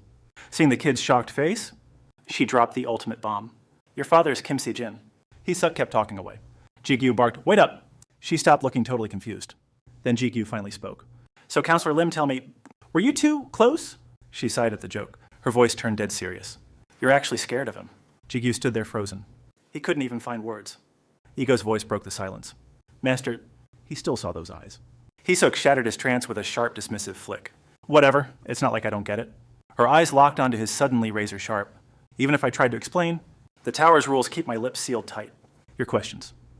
Yeah, they're staying unanswered. She stood up, dropping one final command. Find me after you conquer floor 50. Hisuk turned away, calling out over her shoulder. Then we'll have a real talk. Noticing his dazed face, she added one more thing. By the way, softening her voice as she reached the door. Give your mom my best, all right? She paused, glancing back to clarify. I stopped by the hospital earlier. She looked unwell, so I didn't want to intrude. Zhu froze his mind, absolutely reeling. Wait, the hospital. Suddenly the pieces hit him like a truck. Recalling his kindness at the ward, she mused, I wondered why this kid was so mature. I guess it's all thanks to you. Her chilling warning echoed back in his mind. Chaos is warring inside your soul right now. Don't let it consume who you are. Watching her go, the truth finally clicked. Night swallowed the bustling highway as cars raced by. Staring out the window, Ziyu brooded in silence. No way, that old lady was Advisor Hisuk. His finger flared crimson as Rue's voice spoke. Took you long enough to notice Sherlock. Her avatar is a total catfish, obviously. Plus you're blind to energy signatures anyway. And I'm still weak, Ziyu sighed. Fair point. The car sped on as Elle piped up. Master, you holding up, okay? Andes chimed in with a soft whisper. Are you feeling any better yet? Clutching his chest, Ziyu let out a grimace. Honestly, I don't even know anymore. I feel safer, I guess. But the red dot flared with a violent power. A new seal has already taken hold. I've got no clue how that old hag pulled it off. Picturing her twisted grin, his gut twisted with pure dread. Look, it doesn't matter what that crone was up to. What matters is the monster currently locked inside your body. Shadows of a dark face haunted him as he barked out, If my gut's right? Du nodded, his face grim as hell. Honestly, that's the only theory that actually makes sense. Noticing his trembling frame, Rue finally broke the silence. Look, I'm just connecting the dots from her cryptic rambling. That first seal, it's been rotting inside you since day one. Zigu finally spoke up, cutting through the heavy tension. It stayed dormant until we stepped inside that cursed gate. All chimed in, desperately trying to keep everyone's cool. Finding Du was just the spark needed to ignite the seal. That cage was built into your soul from the beginning. Clenching his fist in the car, Ziu's voice finally cracked. I can still feel Du's dark aura pulsing right now. And at the exact same time? He scowled, the words feeling heavy on his tongue. I can feel Elle's energy signature bleeding through too. Du and Elle exchanged looks of pure, utter confusion. Recalling his unsettling hollow stare, he muttered under his breath. I'm certain the advisor mentioned something about the chaos. Her frantic, terrified warnings echoed loudly in his mind. Stop the games, we need to talk. Right, now. It's about the storm of chaos tearing you apart inside. All snapped back, clearly annoyed at being left out. What about me? Can you feel my power surging too? Zhu could only manage a forced, awkward little half-smile. The mark on his hand flared as Io's voice hissed. That dark ambition was literally just born this second. It's way too early to tell if it's seal-related. Vu barked out, his patience hitting rock bottom. Shut it, kid, this is grown-ups' business. Stay out. Suddenly, the undead king's voice boomed from the shadows. Mr. Dupapa Io's jaw practically hit the floor. Did that guy just call me Papa? Tires screeched to a halt, burning rubber into the asphalt. Xianghun glanced back, his eyes sharp as a razor. Target reached. Welcome to the finish line, Ranker Kim Jigyu. Two colossal statues loomed over the entrance like ancient gods. Fine. Elle was reeling, but Vu just scoffed at him. They stood before the ICU where monitors beeped like heartbeats. Behind the glass, a man clung to life by threads. Any changes since the gate, Ziyu asked. Not a single one. Welcome back, our patient is currently flatlining harder than my weekend plans. Even the genius Dr. Pa is totally lost in the sauce. Jigyu narrows his eyes, sensing a monster lurking in the shadows. It's a player plot to invade Earth, I've finally figured it out. He watches the silent figure through the cold hospital glass. I need to check his mana-pulsing blood vessels right now. Honestly, I have no idea if you can save him, but if anyone can pull off a miracle, it's you. Jigyu closes his eyes, plotting his next move carefully. Fine, but first we need to clear the room. His voice drops to a bone-chilling, icy calm. Xianghun, the security cameras are all dead, right? The man nods, his expression turning deadly serious. Yeah, but the clock is ticking on us, kid.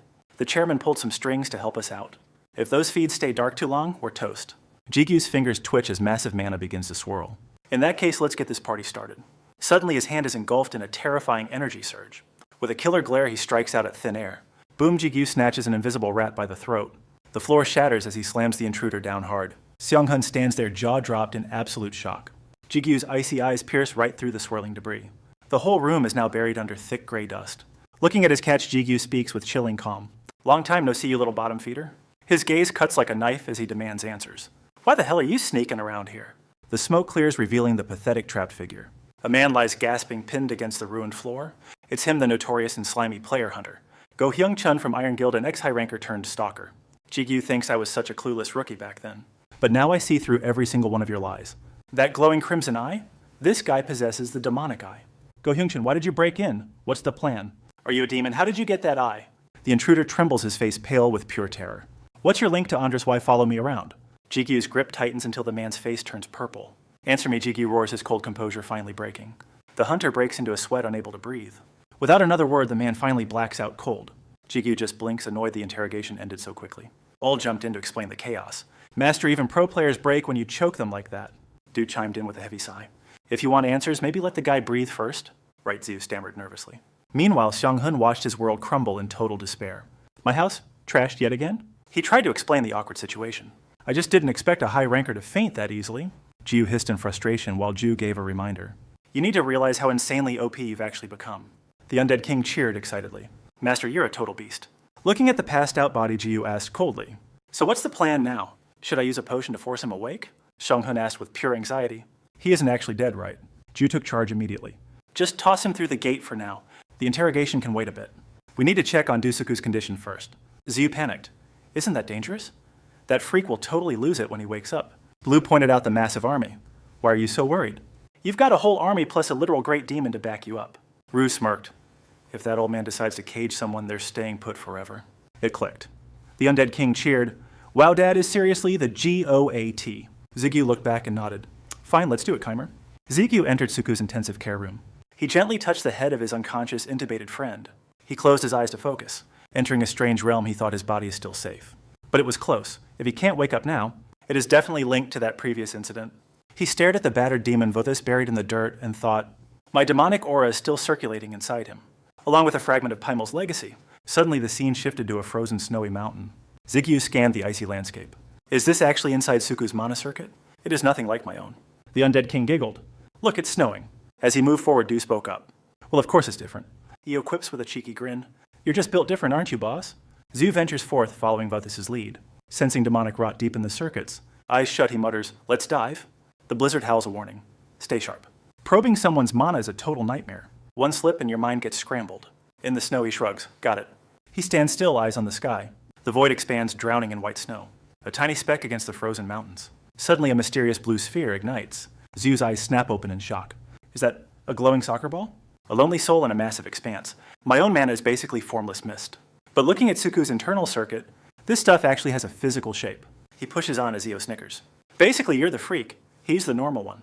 Focus Master, did you find it yet? Zu nods calmly. Found it. Purple smog swirls by this sinister demonic trap. It strikes, birthing Paimon's roaring crimson flames. Is this bonfire Paimon's legendary legacy? Zulian grunts, just a tiny fragment, kid. He rubs his chin, thinking hard. So what's the big plan now? Vu answers with cold, sharp authority. The next move is painfully obvious. Facing the heat, the order comes. Exterminate the demonic energy immediately. And reclaim Paimon's power for yourself. Io adds another impossible task. Now use life force to mend the damage. Zu stands silent, weighed by thought. His mind drifts to his demonic pacts. I command ghouls, but this is different. I've never tried to control this power. Staring at the blaze, his mind races. How do I even tame Paimon's fire? Fixing shattered veins isn't exactly easy either. Zu watches the fire calculation in his eyes. Seriously, soul peeping is a total nightmare. One wrong move and your consciousness gets blended into a Suku-flavored smoothie. Messy, right? Looking at Suku's magic circuits is a total nightmare. My stress levels are hitting the roof. How am I supposed to pull off a miracle in a disaster zone like this? Suddenly, Zigu's hand erupts with a blinding golden spark. Then El's voice cuts through the chaos like a blade. Master, stop stressing. I'm here to handle the heavy lifting. He stares at his own palm, his jaw practically hitting the floor. Wait, seriously, how are you even doing that? Even Vu chimes in, sounding totally convinced. Trust the process, kid. This crazy plan is actually going to work. A surge of crimson light starts dancing across his fingertips. Vu drops the strategy like a pro coach in the final quarter. Master, listen up. You need to divide and conquer these tasks. Don't forget El is a legendary entity in her own right. She can track demonic energy and life force just as well as you. Then he delivers the high-stakes final instructions. You just focus on your part and keep your head in the game. Leave the rest of this magical mess to El. Zigu's shocked, but he's finally feeling the vibe. All right, I hear you. Let's do this. He steps toward the flickering flame's voice full of newfound grit. Okay then, time to see if we can actually pull this off. Zigu reaches toward the fire, his touch surprisingly steady and calm. I'm putting my life in your hands, El. Make it count. He slowly closes his eyes, diving deep into the mental abyss. That golden spark on his hand explodes into a brilliant, blinding light. El manifests in human form, slamming her hand down to unleash a massive power surge. Far away, the sky turns pitch black as weird lightning rips through the clouds. Zichin stands there like a moody philosopher, judging the sky and stroking his beard. He stares at the massive statue and begins his dramatic monologue. Honestly, without Paimon's legendary legacy, we would have been totally screwed. Recreating Rue's physical body would have been an impossible dream without it. The statue perfectly captures Rue's legendary stone-cold aesthetic and power. Back in the room, Zigu is standing still, but his subconscious is seeing red. He squeezes his eyes shut, fighting off the overwhelming mental pressure. One deep, shaky breath later, he forces his eyes back open. As he reaches for Suku's face, a single feather drifts up, leaving him totally speechless. One touch is all it takes to realize that's definitely one of El's feathers. I can feel it. That same insane energy radiating from Paimon's legacy. He stares at the feather heart racing. Did we actually succeed? A familiar voice rings out confirming the miracle. You bet we did, boss. Purification complete, circuits fixed, and the legacy is officially back in our hands. I always knew you had the guts to pull this off. Grinning Ziggu calls for his top shadow operative. Brunhut front and center. Like a total ninja, he appears instantly. Reporting for duty. What's the move? Master, he said, handing over the feather. Give this to the elder. He'll know. Grant Hurd accepted the task, bowing with absolute silent obedience. Then he vanished instantly as the dark portal collapsed inward. Suddenly, the patient's limp fingers twitched, showing signs of returning life. A faint, raspy voice broke the silence. Ziga, is that you? Ziggu gasped in pure shock, his heart racing. Suku, you're awake. He tried to sit up, eyes dazed. What's going on? Panicking, Ziggu rushed forward, his hands waving in total chaos. Whoa, easy there. You literally just came back from death. Outside, Mr. Hun watched through the glass, his jaw dropping. Impossible. He's actually awake. The kid is really alive. He jumped in surprise when Ziggu suddenly turned to face him. Ziggu gave a heavy, solemn nod, signaling the crisis was over. Understanding the sign, Mr. Hun immediately dialed a frantic number. Gate management. This is Heo Hun. We have an emergency. Get a top-tier healer and a doctor here right now. Morning sun drenched the hospital bright and full of new hope. Ziggu walked in casually swinging a bag of greasy, fragrant chicken. Suku glared at him with a face full of pure annoyance.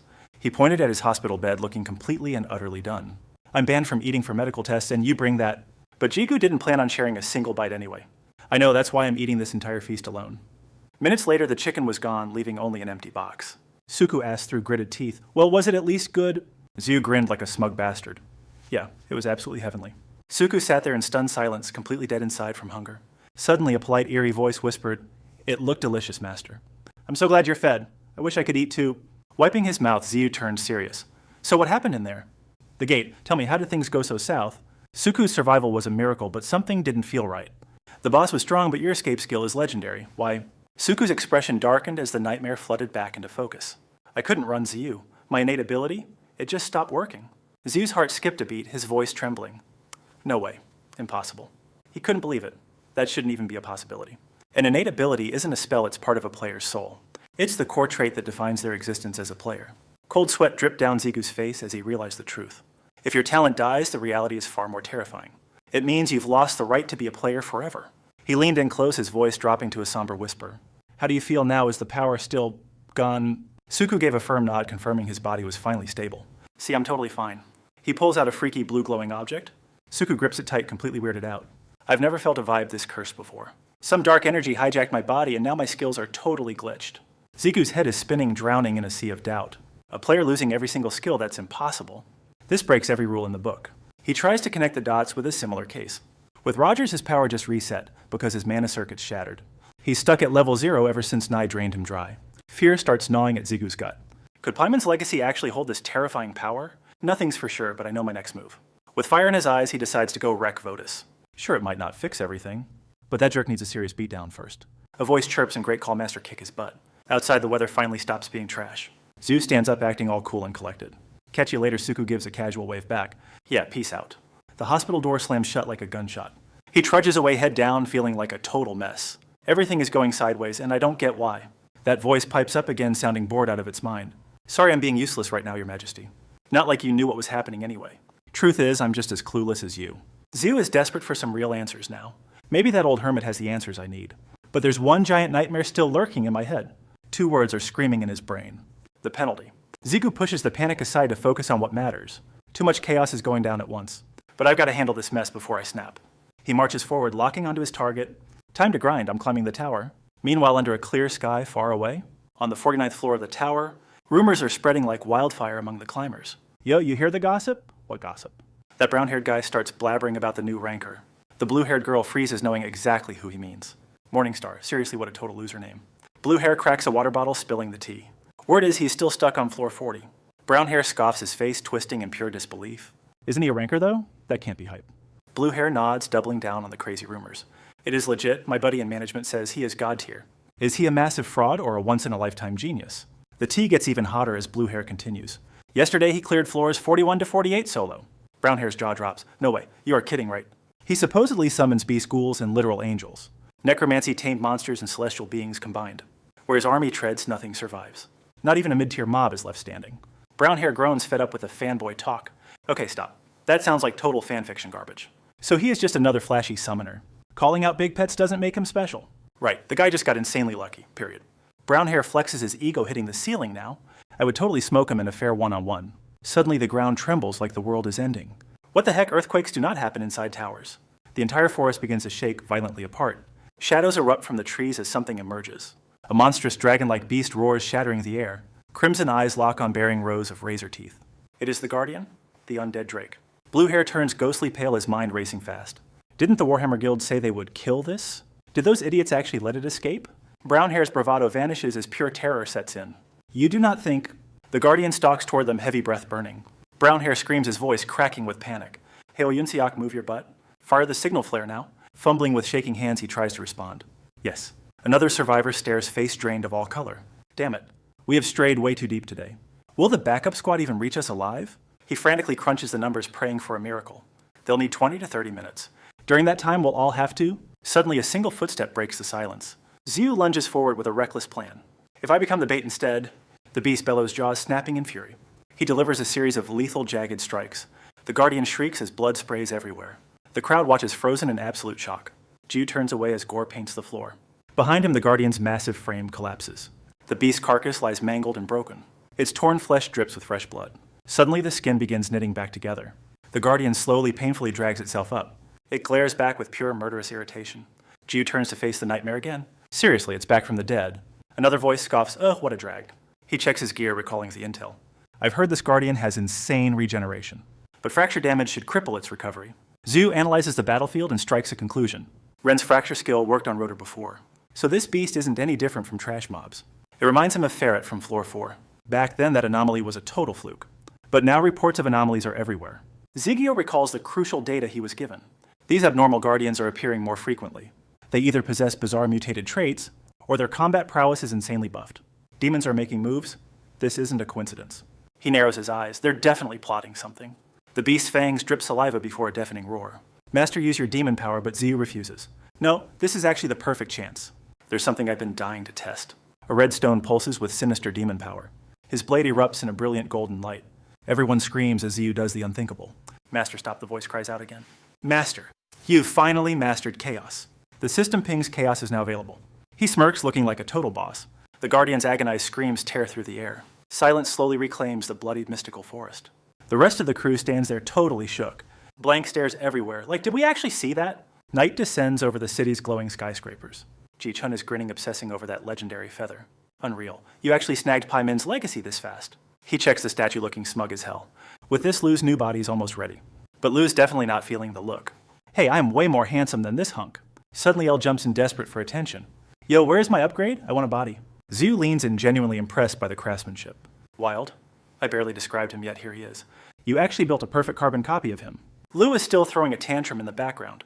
Seriously, the real me is way hotter. Xiu pats the statue's shoulder, flexing his pride. It is all about that deep spiritual connection, baby. I let my hands vibe and boom perfection. But the old man has some fine print. Look, even with Pai Min's legacy, we are not finished. I carved the shell, but it is just hollow. We need a core piece for Lu's massive ego. The news hits the kid like a brick. A central core piece. Ji-chun gets real close, dropping the heavy details. Something from a higher tier entity. Something powerful. Xiu nods, but there is one big problem. Where the heck are we supposed to find that? Lu steps up, sounding completely sure of himself. Do not sweat it. You will find it soon. You will be smashing demons 24/7 anyway. Elle chimes in to keep the hype train moving. Trust me, the perfect part will show up soon. Our hero just sighs, feeling a bit skeptical. I guess so. Then Ji-yu brings up a name, Go-hyung Cheon. The old man flinches. Left him unconscious. He remembers that coward trembling, too terrified to speak. But he is still confident he can break him. We will get those answers one way or another. He strokes his beard, looking suspicious as hell. Lu can't shake the feeling that something is wrong. Just look at the old man's face. He's completely losing it. Wonder what kind of savage beatdown he's planning for that loser. Damn Dad's smirk is literally the definition of badass. GQ drops a full 90-degree bow. Respect, man. Alright, looks like everything here is officially wrapped up. I'm out, I say, leaving Ji-chun totally stunned. So you're finally ready to keep moving forward, huh? The old man stops to drop some final serious wisdom. Just watch your back out there, kid. Floor 50's trial, it's a massive freaking gate. Forget the past, this trial is a whole different beast. Ji-chun leaned in, making sure every word hit home. The stronger you are, the more the tower hates you. It won't be easy, especially for a monster like you. He sighs deeply, trying to play it cool for me. Look, I'm not trying to freak you out, but Floor 50 is where the real pros get separated. I'm certain you'll learn exactly what you're made of. Now Jigyu stands before the massive door to destiny. A sudden haunting sound shatters the dead silence. Well, here we are, the moment of truth. My heart is honestly pounding like a freaking drum. This is it, right? Showdown time starts now. Man, the hype is getting absolutely real. His face is a mask of pure high-stakes tension. All right, here goes nothing. Jigyu reaches out ready to shove fate's door open. Time to see if the legends are actually true. Blinding light explodes as he whispers to himself, "Floor 50, let's see what you've got." But the system, it throws a total unexpected curveball. Trial phase initiated. Welcome to the Abyss player. The 50th floor trial commences right freaking now. System error, this player's data is literally unreadable. Meanwhile, the player forums are absolutely losing it. You anyone spot Morningstar? That dude is a ghost. He entered the gate, but I totally lost his trail. He's nowhere to be found at the base camp. Wait, does that mean he's still grinding the 40s? Word is geniuses evolve once they hit floor 50. Is Korea finally getting a new god tier ranker? 5 replies already. The hype is insane. Bet the guy's hiding some broken secret skill. Ugh, I'm so jealous I could actually scream. Facts. That guy is one hell of a lucky summoner. I actually braved a gate with him once. Plot twist, he's even deadlier than his summoned beasts. My lips are sealed on the juicy details, though. I mean, if he stays clueless, this is going to be a disaster. For heaven's sake, Andres is busy scrolling through those toxic comments. The high-tech stuff in this world is actually sick. Who'd expect such a primitive world to have this? Developing this far without a drop of magic insane. He keeps tapping the screen, totally impressed. With this, we gather intel without even tailing targets. Ban exhales a cloud of smoke with a warning. Calling us uncivilized is a bit of a low blow. Rats. He waves the phone with a mischievous grin. My bad, I was just giving props where due. He flicks the ash, getting down to business. Anyway, what's the deal with the intel you're tracking? Does it actually play a role in our plan? Andres smirks, knowing exactly what's being asked. I'm talking about the man himself, Kim Ji-gyu. He's the ultimate wildcard in our entire operation. He's already mapped out a very meticulous plan. We need to make our move immediately. Before he makes it past floor 50, Sangsu freezes. Kim Ji-gyu, that Korean guy. Andres teases loudly, "Oh right, you're from the same place." He looks at the man on the sofa, Ha Sung-soo. He smirks, confirming the grim reality. Sangsu recalls back then he was just a promising rookie. But now he's a variable that could break everything. I can't wait for our bloody little reunion. Elsewhere, another familiar face looks incredibly tense. Inside the meeting room, the atmosphere is heavy. You haven't heard the conditions yet. Not until you clear the trial of floor 50. She gazes at him with a look of pity. But you still haven't cleared floor 52. Sorry, but I can't say a word yet. Ji-chun's warning echoes in his mind again. The trial of floor 50 is a different beast. A massive gate unlike anything you've ever seen. It's going to change your world forever. Open your eyes, the dark gate is sealing shut behind us. The system is deep diving into my stats, judging my talent and hidden potential, scanning my past and predicting my future, and verifying every achievement I've earned. Data flashes before Zigu's eyes. The system finally finishes its homework and drops the perfect trial. 3 stages, total chaos, and I get to pick my poison. Zigu stares down the mysterious cards. Black, gold, and gray, tricky choices. I've got a hunch about these. Black is RU, gold is L. But that gray one totally blank. Rue whispers, "That one is you." Zigu blinks. "Wait, it's about me." He nods with total annoying confidence. "Yeah, your secrets and weird changes. That trial belongs to you alone." Zigu hesitates, eyes locked on the deck. Whatever, time to make a move. No clues, then no point overthinking. He grabs the black card, Rue's fate. Let's start with the left one. L starts the hype train immediately. "Master, you'll crush this for sure." Grandhertz joins the cheering squad. Damn straight. Suddenly the card glows with eerie light. Trial commencing. Player, brace your soul. The objective of this trial, experience your own death. The mountains turn red under sunset. Heavy coughing echoes through the air. Zigu now in Rue's body is trembling. Everything feels totally wrong. Each step feels like dragging lead. So weak, pathetic. This body isn't mine anymore. Rue's eyes go wide, it's him. Is it that day again? He knows the nightmare coming next. The day betrayal became real. Waking up bloody, everything clicked, trapped in Rue's physical body. He confirms the crazy truth. "Yeah, it is definitely me. You're already dreaming of what's next. Next time I'll be LA. Wait, that sounds wrong. System ping's mission finally complete. Welcome to Hell's literal wasteland. Built from Tower's deepest memories. Just use this body, survive. The goal is? Dying seriously. Just a test I won't die. Zigu's brain is a total mess. Rue heard my internal trash talk. Zigu is complaining like a brat. Dying without answers is totally lame. Suddenly the earth starts shaking. Zhu looks up totally confused. Rubit snaps him back to reality. Stop dazing, no time for this. He says 3 very ominous words. They are finally here. Something huge is charging fast. Goblins are swarming the area. Zhu hears screams, still clueless. What's with this massive mob? Panic mode is officially engaged. War starts and I'm gearless. Gritting teeth searching for answers. Comes with the team are dead. Only Rue's voice is left. No weapons, what now, genius? Rue gives him a reality check. Use my body, stop staring? Forgot my legendary power already. Lightbulb Zigu finally gets it. Master of every magic sword. I am Rue, manifest the power. Unleashing that forbidden energy now, sword summon being Rue sucks. Rue is offended problem with me. Sharp lethal fangs slowly emerge. The goblin army starts scattering. Boom, a sudden massive explosion rips through the air behind them. Zigu stands frozen, his brain completely short-circuiting at the shock. Seriously, what kind of insane nightmare is coming for him now? Through the smoke, a gargantuan shadow looms closer and closer. It is a monster, and it is freaking humongous. Its eyes flare with a terrifying soul-piercing light. Belphegor howls a command to the waiting demonic horde.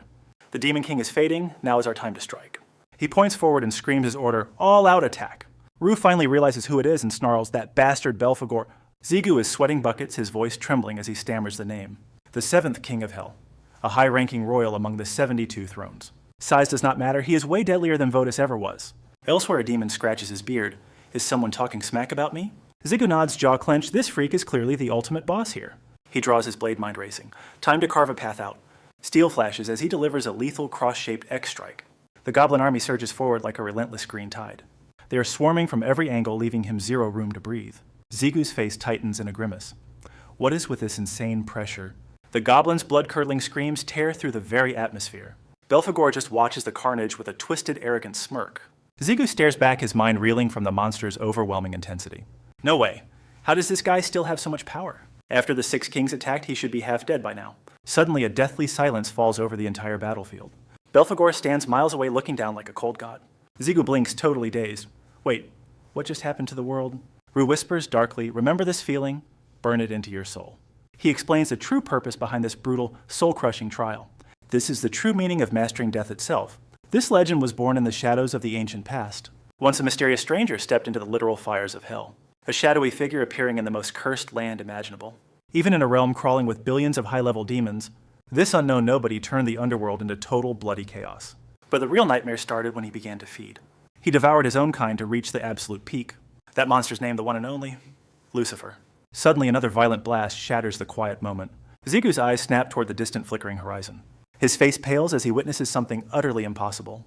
The figure leaps down from the sky like a falling star. Zigu looks up, his world turning completely upside down. With a body that huge, you have got to be kidding. Belphegor roars, throwing a punch that could shatter a mountain.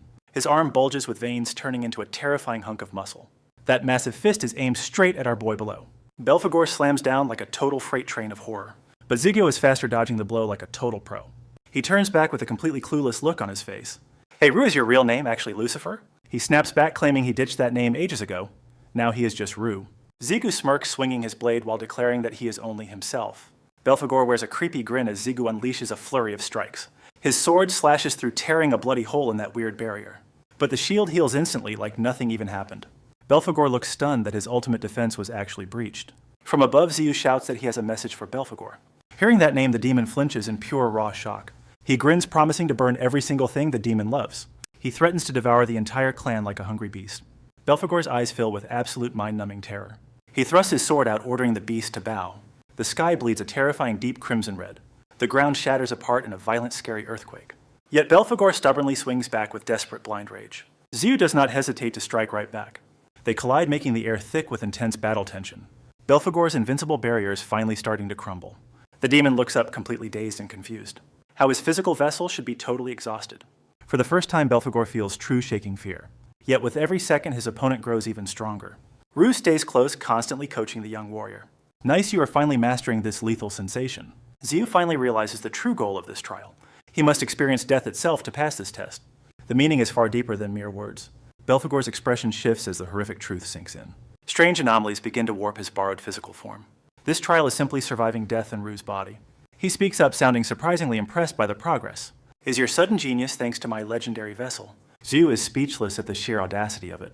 Suddenly, ominous red and black threads coil around him. A massive glowing red blade targets the demon's heart. Belphegor stares up, frozen by his own helplessness. His face is a mask of pure, unadulterated dread. Unbelievable, not even Lucifer could pull this off. Belphegor finally clocked the insane power he was against. He is in a whole different league. Boom, a massive explosion rocked the entire wasteland. Dirt and debris went flying everywhere in a dust storm. Terrified, Belphegor threw his hands up to block. His eyes went wide, looking totally shocked. Talk about luck that shield popped up just in time. That massive sword slowly flickered out of existence. He took a breath, showing a nasty grin. This clown really started cackling like an egomaniac. He sneered, sounding like he was talking to trash. Is that all, Lucifer, seriously? You didn't even scratch me, bro. Emperor of Hell, more like Emperor of Nothing. Meanwhile, Zigu was standing there, completely shook. Wait, what? He was absolutely floored by this. He tanked that whole attack like nothing. Are all 6 kings this freaking broken? Rue decided it was time for a lore drop. He is a ruler master. Keep up. You remember, right? Zigu's brain worked as he remembered the warning. a ruler. The realization hit him like a truck. That true potential. The association president mentioned it. Those who built and dominated this tower were actually legendary rulers from other worlds. Luke kept explaining so the kid could understand. They are basically just borrowing Belphegor's cheat tier abilities now. He explained exactly where that power came from. Even though he is buff, he wasn't always this. He never actually owned a shield with that juice. Zhu closed his eyes, processing the situation. Got it. So if that is the deal, sharp, wicked horns sprouted right from his head. I just gotta smash that shield right. Massive energy started swirling together once again. Giant swords started raining down from all directions. Du nodded, confirming the final plan of attack. Exactly, Master. No need for cheap tricks here. True death is the ultimate power after all. Belphegor tried to block again, looking desperate. Another massive explosion tore through the dead zone. A humongous crater opened up right where he stood. Zhu's silhouette emerged from the thick smoke. He looked down, feeling drained from that blast. Sure, he's riding the ruler's coattails, but he's still a lethal threat.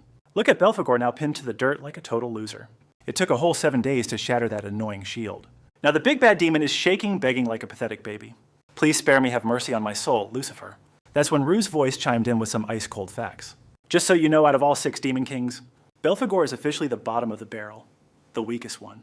Zhu nearly choked. Wait, what, are you serious right now? No way are you telling me he's just a low-tier scrub. Rue didn't stutter, he laid down the brutal, honest truth. Duh, a cheap knockoff can never match the real deal, Master.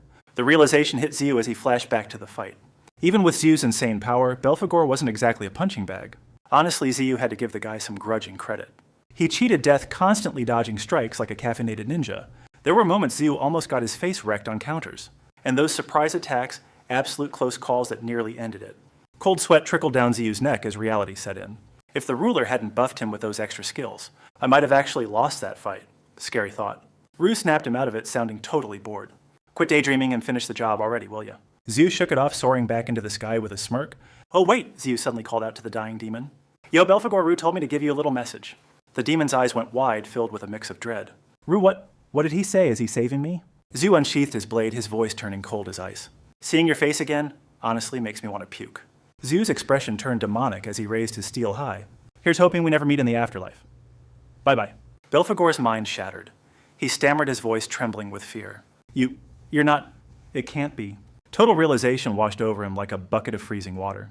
You aren't Lucifer. Who the hell are you, you imposter? Slice, the sword cut through his screams and his face. As Zhu drifted away, a holographic screen flared to life. Trial cleared. Get ready for a little teleportation magic. Hidden quest slay, Belphegor completed with flying colors. And of course, the system had some sweet loot waiting. Congratulations. Here's your shiny new prize for the kill. Item acquired, you obtained Belphegor's primal mace. The massive weapon materialized right in front of Zhu's eyes. That's when the victory finally started to sink in. A mace that mutated hand was no skill. It was actually a weapon. That gnarly fist flashed through Zigu's mind. Suddenly, Brunhut's voice crackled with panic. Master, we lost connection, I was terrified. Touched, he offered a few comforting words. Sorry for the scare, Brunhut. El cheered, thrilled that Zigu was safe. What is this thing? Ruet shrank. Rue shrugged. Size doesn't matter for kings. Zigu realized it was a size-shifting artifact. Rue realized he forgot to explain everything. He meant the mace Zigu just grabbed. This isn't just some ordinary weapon. It is no mere item. Rue explained the legendary materials used. I forged it from Satan's body. Zigu's jaw nearly hit the floor. Satan. Now Rue asked a cryptic question. Ever heard of the 7 sins, Master? Zigu's knowledge on the subject was thin. Like those church stories people tell, just the basics. Rue went deeper into the dark truth. That makes it easy. Those sins are the roots of humanity. He listed them off one by one. Envy, pride, greed, gluttony, wrath, lust, sloth. 7 demon kings represent those sins. And Belphegor is the king of sloth. Grunthart groaned. This is way too complex. Zigu sensed something was definitely off. Wait, didn't you say 6 demon kings? He snapped irritably. Shut it, I'm getting to that. Stop interrupting and just listen. Fine, keep going then. Rue recounted his glorious bloody past. I grew strong fast back then. I devoured demons to transcend everything. I surpassed those 7 kings easily. But fighting them all at once, crazy. So Rue made a final legendary choice. I challenged the strongest demon king alone. Satan, the original sin of wrath himself. Hell gaped. This scandal could rock the heavens. Rue smirked. I won. I became Hell's king. I carved Satan into 6 gruesome, bloody pieces. I forged weapons from them to buy loyalty. Rue sighed. Then everything went to hell. Zhu felt his blood boil at the revelation. Cannibalizing your own, that's straight up barbaric, dude. Suddenly, a sharp realization struck him hard. Zhu eyed the mace, finally breathing again. Is that Satan? Can we finally rebuild you? Zhu Chun's warnings echoed in his head. You need high ranks or demon king parts? Rue scanned the room, his mind racing. Even this tower can't replicate such power. It must be a fake, a total dud. Zhu stepped forward, his hopes sinking fast. Seriously, I thought we hit the jackpot. Guess I was dead wrong. My bad. He reached out, his face twisted in confusion. Now when I can barely lift this thing, suddenly his ring flared with a strange light. Rue growled, his mind failing to compute. This is impossible, it's totally nonsensical. Zhu waited desperate for some actual answers. Rue, you're acting weird, talk to me. Then the demon finally recognized the truth. No wait, this is actually Satan's flesh. The relic I bestowed upon Belphegor himself. Zhu frowned. This was getting super weird. Wait, didn't you say copying was impossible? Rue instantly narrowed it down to 2 scenarios. 2 possibilities, neither of them are good. Rue theorized on the twisted logic behind it. Either Belphegor is dead and buried, or he found something way more lethal. Powerful enough to dump this like garbage. Zhu's brain was officially turning into mush. Wait, so Belphegor is still kicking? Didn't you personally take him out, though? He took a breath, trying to focus. Wait just a damn minute here. Something feels seriously off about this. You said you were betrayed and sealed, which means, back when it happened, Du finally drops the truth bomb now. What's on your mind? I can't lose to trash like Belphegor. He brags about his legendary power levels. You wasted a whole week. I speedran his defeat in record time. The salt is real, he's totally triggered. Oh, is that so? Zigu cuts back to the real issue. So then, why is he still breathing? Dark flashbacks hit him like a truck. Just as I dealt the blow? A terrifying monster stepped from the shadows. A true sovereign made his entrance. Vicious eyes glared from the dark void. Rua bellows in pure unadulterated rage. No way, this makes 0 sense? Zigu goes detective mode with more questions. Got a problem. Rua's mind fractures from old memories. Nightmare memories of being sealed just resurfaced. He finally recognizes his mortal nemesis. The bastard who locked me away? One of the legendary archangels of heaven. He vividly recalls every detail of him. He wore the face of Michael himself. Jichun's jaw dropped seeing the kite. Didn't expect this delivery so damn fast. He crosses his arms with total confidence. I'll have everything ready before your return. Catch you after you survive the trials. The portal slowly shrinks into the void. GQ is deep in his feels. Du's words echo loudly in his head. My jailer was a literal heavenly archangel. The guy had Michael's face for sure. Zigu is shook by this divine revelation. Michael is sovereign archangel. No way. Rue quickly steps in to clarify things. I can't be sure, maybe a doppelganger? But there's definitely a shady connection here. The seeds of suspicion are already planted. He definitely wielded the power of angels. Desperate for answers, he keeps digging. Yo, Elle, got any clues for me? Last time you faced Michael, you totally blacked out. Memories of her younger self collapsing flash by. Bummer though, Elle's got absolutely 0 intel for him. My bad. Some lost memories return, but here's the weird part. Now I can't remember him or my own freaking name. She is totally crushed by the weight of the truth. It is like there is a massive black hole in my mind. Rue's head is still thumping with that annoying pain. Man, the more I think about it, the crazier it gets. Hell and heaven. Yeah, they have been beefing since forever. No way I'm clueless about heaven's big boss. He is landing on the same page as Elle now. Guess I have got some missing files in my head too. Zigu has got to make a choice right here, right now. Alright then. He is laser focused on those last 2 cards. Zigu locks in on Elle's golden card. Let's go. Maybe I can solve this crazy puzzle in the next trial. Boom, a blinding golden light signals the next jump. Trial starting, player get your game face on. Setting the stage based on Elle's personal data. Loading. She is stuck in a white room right in the center. Hands clenched tight, she is praying for a miracle. Oh heavens, please. Tears are streaming down Elle's face in pure desperation. Why would you dump this trial on me? What the heck am I supposed to do now? Then Zigu's shadow creeps up right behind her. He whispers her name soft as a breeze. Elle. Zigu is totally tripping, calling for his crew. Elle, Lugran hurt you guys there. Can any of you hear my voice? Cold sweat hits as the truth sinks in. Wait, are all our links totally fried? Ziu finally pieces the whole mess together. This trial is a whole different beast than Lu's. Reminds him of those crazy floor 30 and 40 vibes. Flashes of past trials start rushing back. Back during that floor 30 trial. Lu actually had a separate physical body. Ziu is busy crunching the stats on these differences. Welcome to floor 40 where logic dies. Elle has totally regressed into her past self. Zigu peers forward trying to solve this glitch. Is that really the same girl? Zigu steps closer, his brain short-circuiting. Ella, can you even hear my voice? He reaches out to grab her shoulder. What kind of madness is happening here? Too bad Zigu's hand catches only air. His fingers slide right through her like mist. Zigu recoils, completely losing his cool. I'm literally ghosting through her right now. Am I just a spectator in this drama? The cold reality hits him like a truck. This trial has 0 instructions from Rue. Suddenly the heavy doors swing wide open. A mysterious shadow steps into the room. Enter Raphael, the man, the myth, the legend. His face is a total stone-cold mask. Zigu squinted, a memory flickering to life. Wait, I know that guy. Rue's voice echoes, dropping some serious lore. Raphael, one of Heaven's 7 elite archangels. The big boss of power and prestige. Zigu's like, Rue, are we finally reconnected? He realizes why that voice sounds familiar. Du's memories must have stuck to his soul. This vibe is totally different from before. Du called their last merge becoming one. Now even their actual memories are blending. Ella slowly pushes herself up to stand. She spots her visitor and looks shocked. Wait, Raphael, what are you doing here? He asks how she is holding up. I was worried about your reaction earlier. Ella fakes a smile to keep appearances.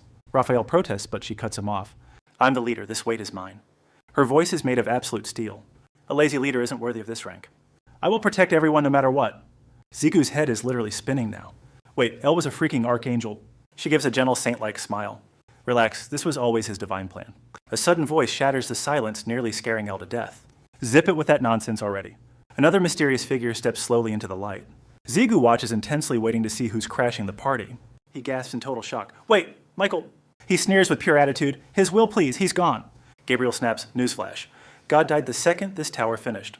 Raphael freezes in his tracks, stunned by those words. He clears his throat. Am I wrong, Michael? Zigu's brain melts. Did he just call her Michael? He tries to focus. God death, what a total mess. Elle's face darkens as she breathes out, Gabriel. The light bulb clicks. That guy is Gabriel, not Michael. He looks at her. Elle is the real Michael. Zigu is spiraling. I still have no clue what's up. Gabriel's done playing. Enough talk, let's get to work. I'm sacrificing Michael and destroying this whole tower. Zigu's sweating bullets. Gabriel's ice cold. Start the ritual. Gabriel roars at the crowd. Everyone freaking kneel. Zigu looks up, seeing him looming high above. Everyone lines up as Zigu stands at the base. Zigu panics. The scenery change. Where the heck are we? Something behind him catches his eye, making him spin. The angels drop down. All hail the archangel. Zigu watches the scene, looking completely and utterly lost. He stares in disbelief. Are they actually real angels? Elle begins to walk forward, her bare feet clicking. She raises her voice to the crowd. Angels. With a stone face, she declares, everything changes today. She begins to recount the events of the past. Something terrible has happened to our God. Zigu watches her, his heart racing with pure anxiety. Elle continues her speech, her voice steady and firm. A final decision must be made right now. Her gaze softens, filled with a deep, crushing sadness. And it is going to happen very soon. Then she drops the most terrifying truth bomb yet. This entire place, it's all going to collapse. The angels' faces twist with pure, unadulterated fear. Some break down, tears of agony hitting the floor. Elle gets serious. We have to fix this chaos. I must end this disorder once and for all. Or Father's world will lose its balance and vanish. Taking one final shaky breath, she makes her move. Ellie steps forward, entering the center of the circle. A blinding golden blade erupts with holy light. She stands ready, her cold decree finalized. The ritual begins now. Zigu's head spins, eyes darting in sheer terror. Destruction ritual. What the hell is she saying? Then Gabriel's voice echoes a chilling reminder. Michael's life for the tower's ruin. That's the price. Zigu screams for Elle, but the air is dead. His mind races one final desperate choice. Logic is gone, but my gut knows the truth. If I don't stop this, everyone is dead. Zigu clenches his fist knuckles white with rage. Move, damn it, just do something. Then true horror strikes. He looks down. Ziga's body. It's completely locked in place. My legs. Why won't my legs move? The nightmare he fears most is becoming real. At this rate, Elle, she's finished. Despair hits him like a freight train. Is this just a test ASIC joke? I won't watch her die twice. Never again. A phantom blade ignites within his soul. I refuse to let her go again. Zigu forces his will into his veins. Move! The ground holds him fast. Move, damn you. He begs his own body just one step. The blades close in. Please, move. Suddenly, Rue's annoying voice breaks the tension. While your attitude here is totally different, huh? System alert, responding to the player's absolute will. Massive news, the connection is back online. Grandherd's spirit roars with newfound life. Master, we've been waiting for this moment. A mystical radiance streaks down from the heavens. Boom. The earth shatters upon impact. Gabriel shields his face, blinded by the debris. Raphael stumbles back. What the hell is this? The angels stare skyward in utter confusion. Elle's eyes go wide. This shouldn't be possible. There stands Jigu blade drawn to protect her. Meanwhile, in New York City, the Ireland Guild convenes. The boardroom falls silent. One final matter. He slams the desk, eyes gleaming with ambition. We're retaking the Korean market, no mercy. And James Lohan is taking the lead. The old man turns back, fishing for some input. Yo, Lohan, got anything to add or what? James nods his stone-cold face, signaling the endgame. Sensing the silence, the boss drops the final hammer. Meeting's over, folks. Try not to miss me much. He sits there, brain gears grinding through the stress. Damn it, their Korea obsession is weird, but it's gold. Iron Siu smirks, dripping with that confident energy. If we share a goal, we can totally use each other. This time, we're planting our flag deep in Korea. We're gonna make that Demon King beg for death. The suit and tie squad finally spills out of the room. Some dude pipes up with a nasty mocking grin. 1 month as VP DM, did the boss dump you? He cranks up the sass, digging the knife deeper. Managing that tiny countryman, that's basically a total demotion. He keeps buzzing around like an annoying fly whining. Let's grab a drink, my treat for your sad farewell. DM shoots back, a death glare. Pass, I've got work. He storms off without looking back. Rain check on booze. The hater just stands there looking completely shook and confused. What's his deal? He never turns down free drinks? He keeps trash talking, trying to bait a reaction. That guy should be thirsty for liquor and blood. Walking away, DM lets out a wicked, satisfied chuckle. He's hyped, finally knowing exactly what needs to be wrecked. This big comeback, it's a 2-part mission of pure chaos. DM replays the orders spinning in his twisted mind.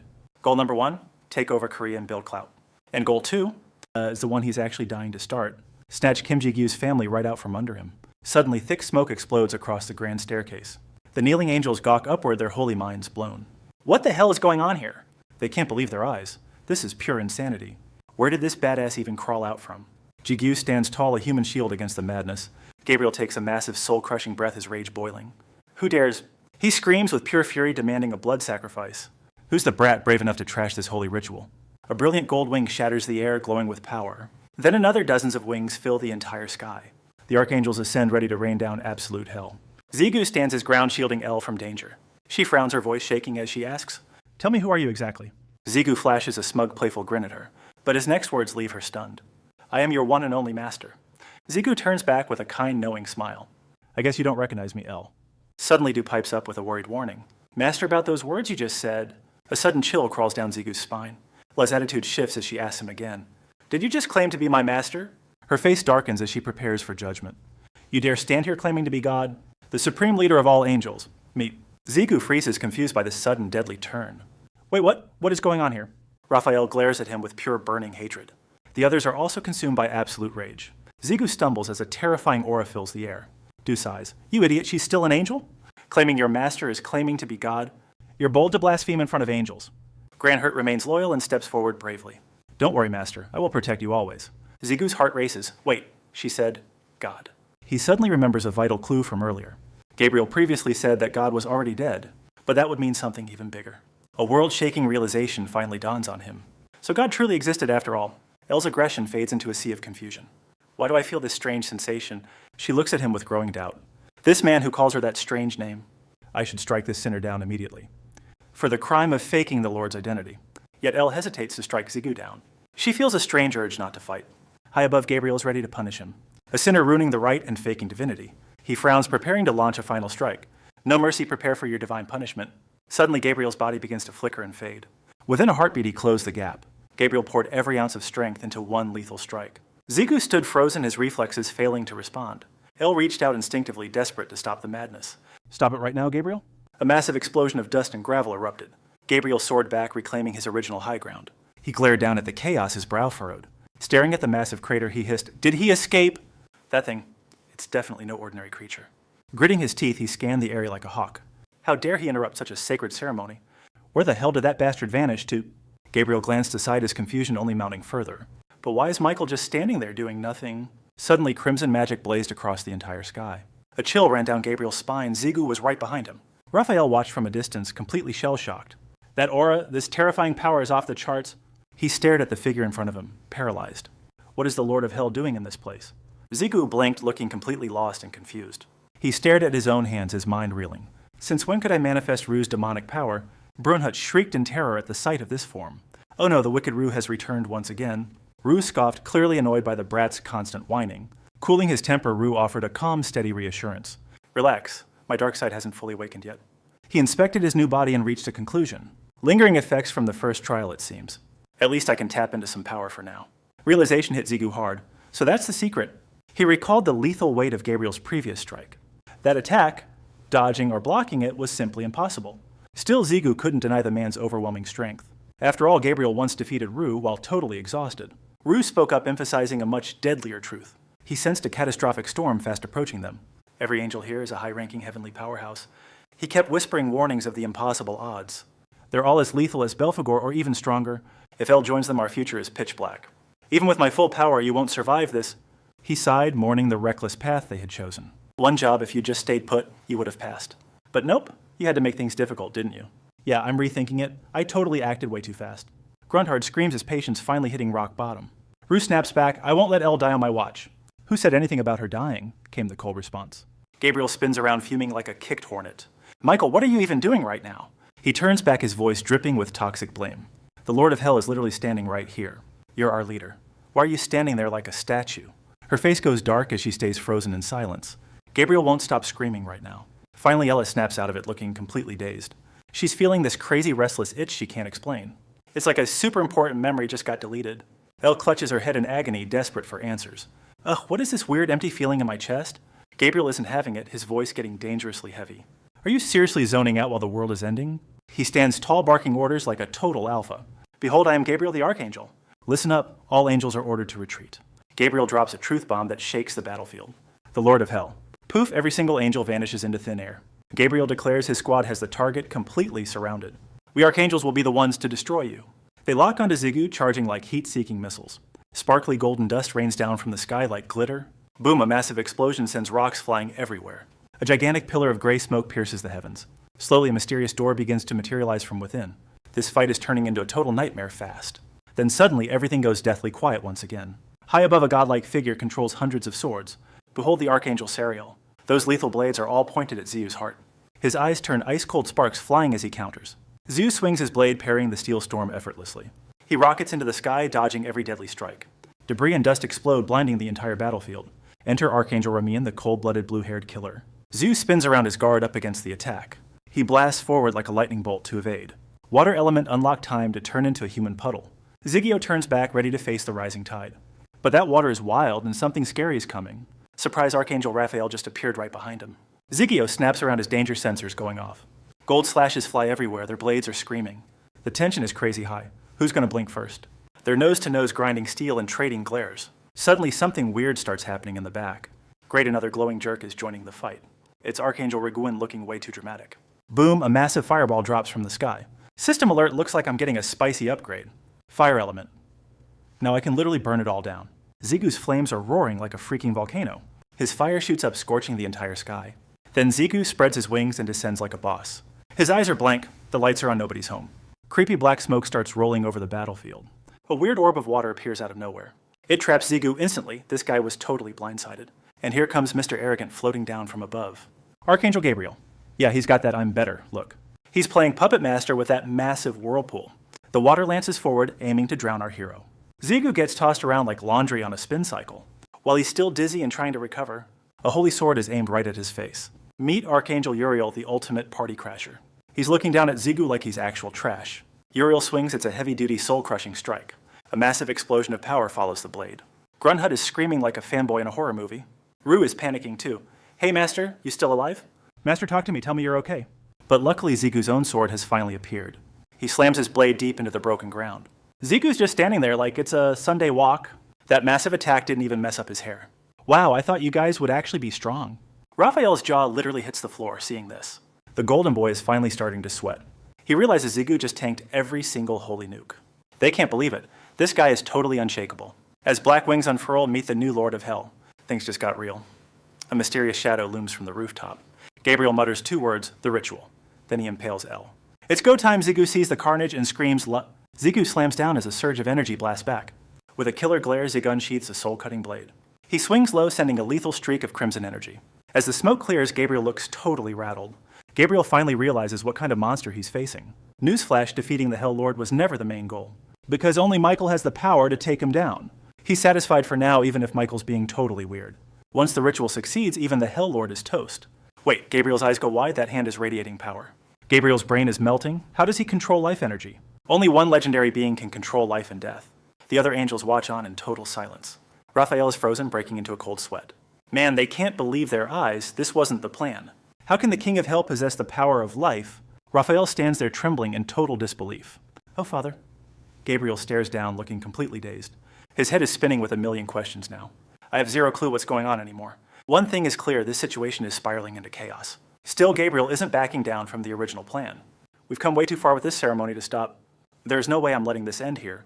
He bellows from the rooftop in a fit of rage. What the heck are you guys just standing around for? Gabriel tries to snap his comrades out of their trance. You all remember what happened to Father, don't you?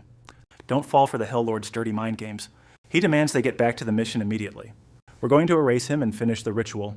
Raphael is starting to have some serious second thoughts. But Gabriel, he's finally seeing the red flags everywhere. Only God has authority over life and death. How can you honestly ignore that fact? That guy is definitely linked to our father somehow. Gabriel looks at the scene with pure, unadulterated disgust. How did it all turn into this disaster? Fine, whatever, I don't care if it makes sense. He makes his final call as tension hits the limit. His radiant blade slides out ready for blood. This guy's charging in with zero chill. That ritual is happening, period. Even Zigu's like, wait, what? He senses it, the vibe is getting desperate. I haven't even finished her healing yet. Meanwhile, Ella is totally hunting for answers. How can he play God with life? She shoots him a major side-eye. Why am I actually missing this loser? Memories of Zigu flood her mind now. Suddenly her eyes snap wide awake. Gabriel is dive-bombing straight at them. His speed is honestly terrifying right now. Gabriel screams for Michael at top volume. Zigu stands there whispering her name. Raphael watches the drama with sweaty palms. Other angels are straight up panicking now. A blinding golden light suddenly explodes. Ella returns with a killer bright smile. I'm back in the game, Master. Zigu's jaw drops, he's completely stunned. But he's grinning like a maniac instantly. Zigu reaches out, his voice turning soft. Come back to me now, Elle.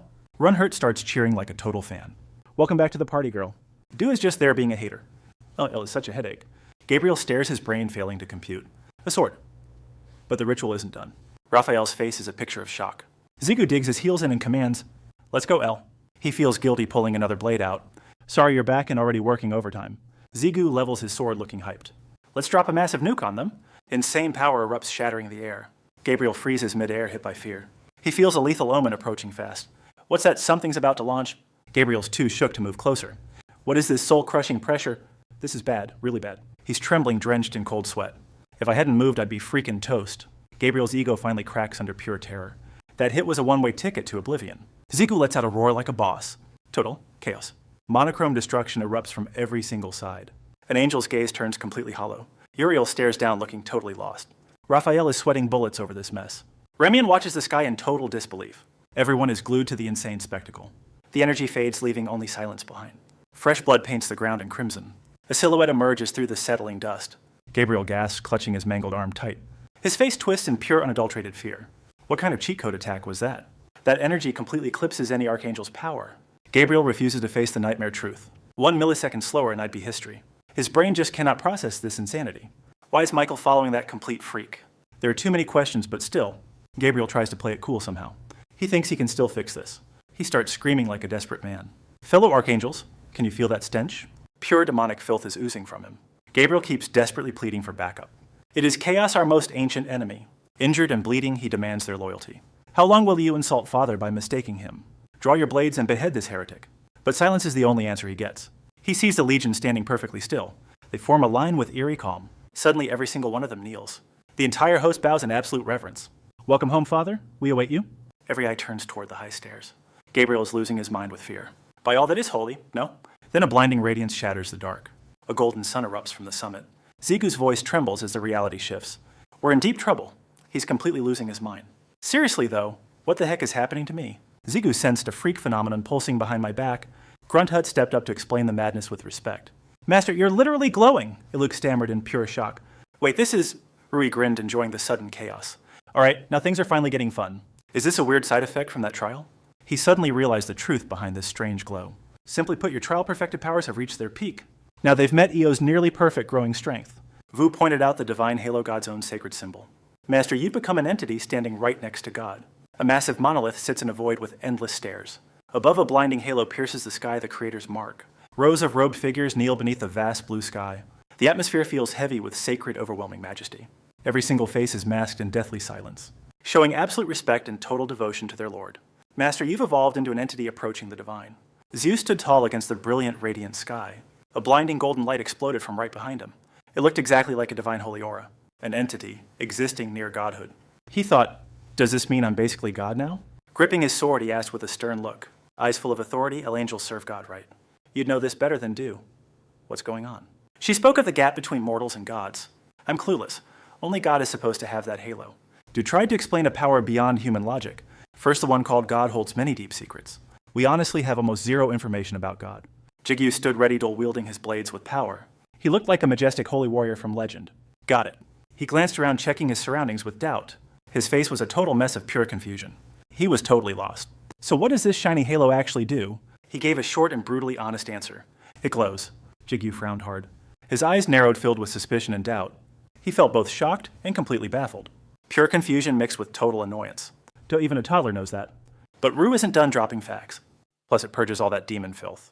Zigu repeats demons and looking totally lost. Suddenly a savage scream rips through the air. Gabriel's wheezing blood dripping, gasping, no. Golden wings erupt as he groans, Lord! Feathers burst through his robe, it's getting intense. Gabriel snaps, wake up, God is dead. The crew stands there in total shock. Io just glows silently under the sky. Zigu's heart drops as he whispers him. Those silver wings? Gabriel looks absolutely lethal.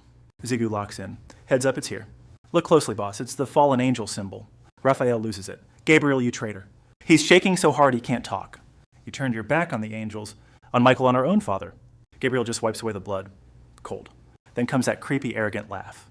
His eyes, they aren't holy anymore. That smile, pure, unadulterated nightmare fuel. You guys are such mindless idiots. Still worshipping a god who does nothing, he dismisses them with a cold wave. Total, you're beneath me energy. You'll never get it, will you? Why the Almighty had to die.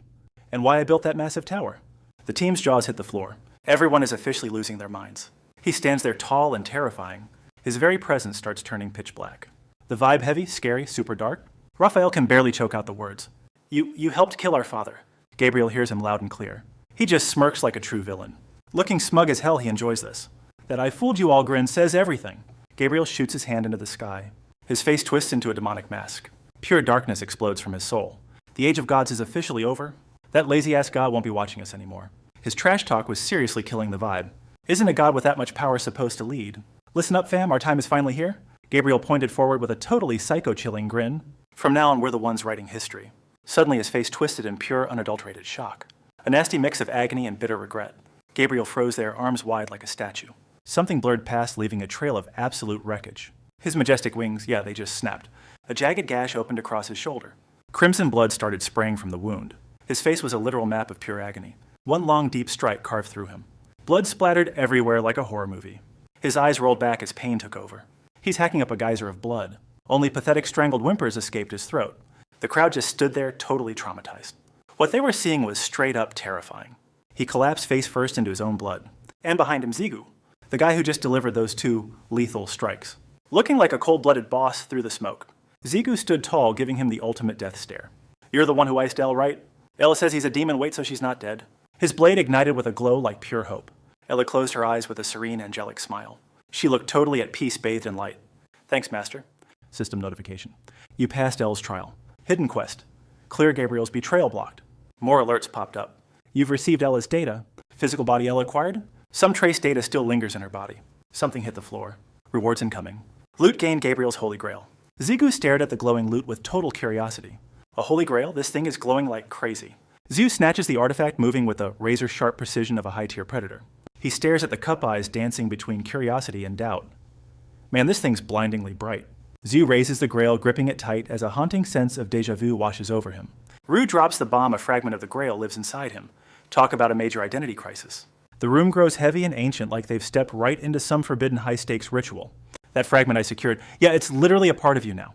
Zhu's head drops, lost in a whirlpool of thoughts, while his gaze drifts into nothingness. His voice cracks with the weight of it all, pure confusion mixed with a dash of regret. Michael looks like Gabriel, but uses Elle's old name. Okay, that's just super sketchy. No way, this is random. Once this test is over, I'm hunting that guy down. Rue nods, totally on the same page with that plan. Exactly, the guy's definitely hiding something that's got our names written all over it. Then he spills it, Master, it's story time. Zhu's ears perk up instantly. Surprise flashes across his face as Rue reveals both he and Elle have regained their lost memories. Every burning question you've got, consider us your walking, talking cheat sheet. His eyes close, his expression darkening as he mentions the tower and the depths of hell. Elle chimes in, softly weaving a tale of God and the legendary holy sword. Their eyes snap open simultaneously, their faces dead serious, as they deliver the same chilling word. Chaos. Rue begins the chronicle one day the tower just manifested out of thin air. And just like that god died, while the heavens screamed in a swirling vortex. Pure white light sliced through the suffocating clouds like a divine blade. A massive vertical pillar of energy erupted, bridging the earth and the unknown. Zhu sits cross-legged, hanging onto every word of this world-shattering lore. Nobody knows the why behind it, but the world hasn't been the same since. Total freak events started popping off like fireworks one after another. Even a total newbie could see these 2 disasters were definitely connected. Then Elle speaks, her voice sweet but dripping with the pain of 1,000 losses. After Father vanished, the entire world just broke. Zhu sits frozen, his mind reeling as her words hit him like a freight train. See, Father wasn't the type to micromanage the universe or anything, but his mere existence was the glue holding reality together. With him gone, the seals on the monsters at the world's edge just snapped. Zhu's eyes widen, his heart hammering as cold sweat drenches his skin. The tension in the air is thick enough to cut with a sword. Pure shock. His gaze sharpens, trying to process the nightmare. Monsters from the edge of the world. Elle continues, beings deeper than hell itself. A massive burning abyss, God's own abandoned brothers. The true masters of the underworld. Dozens of glowing red eyes stare out from the void. He bites his lip, his icy stare fixed forward as the horrifying truth finally clicks. Rue adds the final terrifying detail about why they're called world-end monsters. It's because hell was literally built right on top of their prison seals. Zhu stares at the floor, sweat dripping as the gravity of it sinks in. Wait, so hell is just a lid for something way worse. The revelation hits him like a physical blow, leaving him dizzy and completely floored. He looks totally lost, his mind racing to survive this brand new terrifying reality. Wait, hold up. No penalty for all this forbidden intel. How am I still alive? Is it just because I am on the 50th floor? Wrong. It is because this truth, you already own it deep down. Panic claws at Zigu's throat. Sweat pours as he grips his head in terror. Say what now? Rue stands chillingly calm, framed by a thick blood-red void. You literally ate and absorbed my body. You just forgot the flavor. He sinks into a dark, guilt eyes narrowed as the heavy truth finally clicks. Elle explains why Zigu sees her past despite not being devoured yet. Our soul link is so tight, my memories are leaking into your brain. Conclusion. Everything we are saying is technically stuff you already knew. Jigu listens intently, but a confused frown starts to form. So, you are just repeating my own spoilers back to me. Rue is actually impressed by how fast the kid's brain is moving. Wow, you have gotten sharp. That is definitely not your usual vibe. He smirks. Guess eating a genius like me boosted your IQ. Jigyu's over it. His face screams total annoyance. Do you ever feel cringe for saying stuff like that? Suddenly, Brunhut's voice cuts in, catching him completely off guard. Master, hey, Master. Zigu looks down, eyes widening as pure shock takes over. His voice is shaky, drowning in confusion and disbelief. Brunhut, I think my lost memories are finally coming back. It is official. I was definitely a princess in my past life. Rue immediately shuts that nonsense down. Kid quit the delusional yapping. But Brunhut keeps going. That is why Rue's irritation is hitting max level. Rue, do not interrupt when the adults are talking, brat. Silence. The kid finally shuts up. He sits there looking totally empty and soul-crushed. I legit hate you. Aren't you? Then Elle takes charge. First, let us talk about the sacred ritual, not the one you wrecked, but where they actually started. She explains with deadly precision. Behold the rite of the Sword Saints. A legacy involving me? Countless angels sacrificed themselves to become holy blades, all to seal the nightmares crawling from the world's end. Elle's expression turns cold and bone-chillingly serious. A divine radiance begins to swirl around her figure. Behold my unavoidable destiny. The Archangel Commander? You must execute their absolute strongest, Charles. Zigu's face freezes in pure shock. Sweat drips. Is chaos finally here? That world-ending freak from the abyss? What do you if that's the deal, then? A secret from their first meeting surfaces. Did she seal chaos at giant eye looms? He's reeling, eyes wide with disbelief. But the system called it Devil. The notification said Elle's devil awakened. Elle confirms system's right, it is one. She bows her head in total shame. I failed the mission to seal chaos. Rue grunts, something's not clicking. God is thirsty for that chaotic power. Even an archangel couldn't seal that thing. Elle doesn't blink, she just challenges him. Correct if I were just one angel. He realizes, no way, seriously. The sword ignites with divine fire. I wasn't the only angel turned blade. Thousands poured their souls into my edge. That's the gambit to kill chaos. Zigu hesitates, looking totally stressed. Shoving all that power into her body, that's a bit much. The link makes Rue look totally on edge. His icy gaze radiates mystery and power. You aren't the only linker, kid. It's rare and restricted, but others exist. But then he hits him with facts. Your link, however, is a total glitch. Zigu's eyes bulge. Total shock. He's stuck between clueless and mind-blown. Transferring power is usually a total fail. Normal bodies just break under the strain. Zigu hangs on every single word, but you control it with zero limits. I've never seen a freak like you.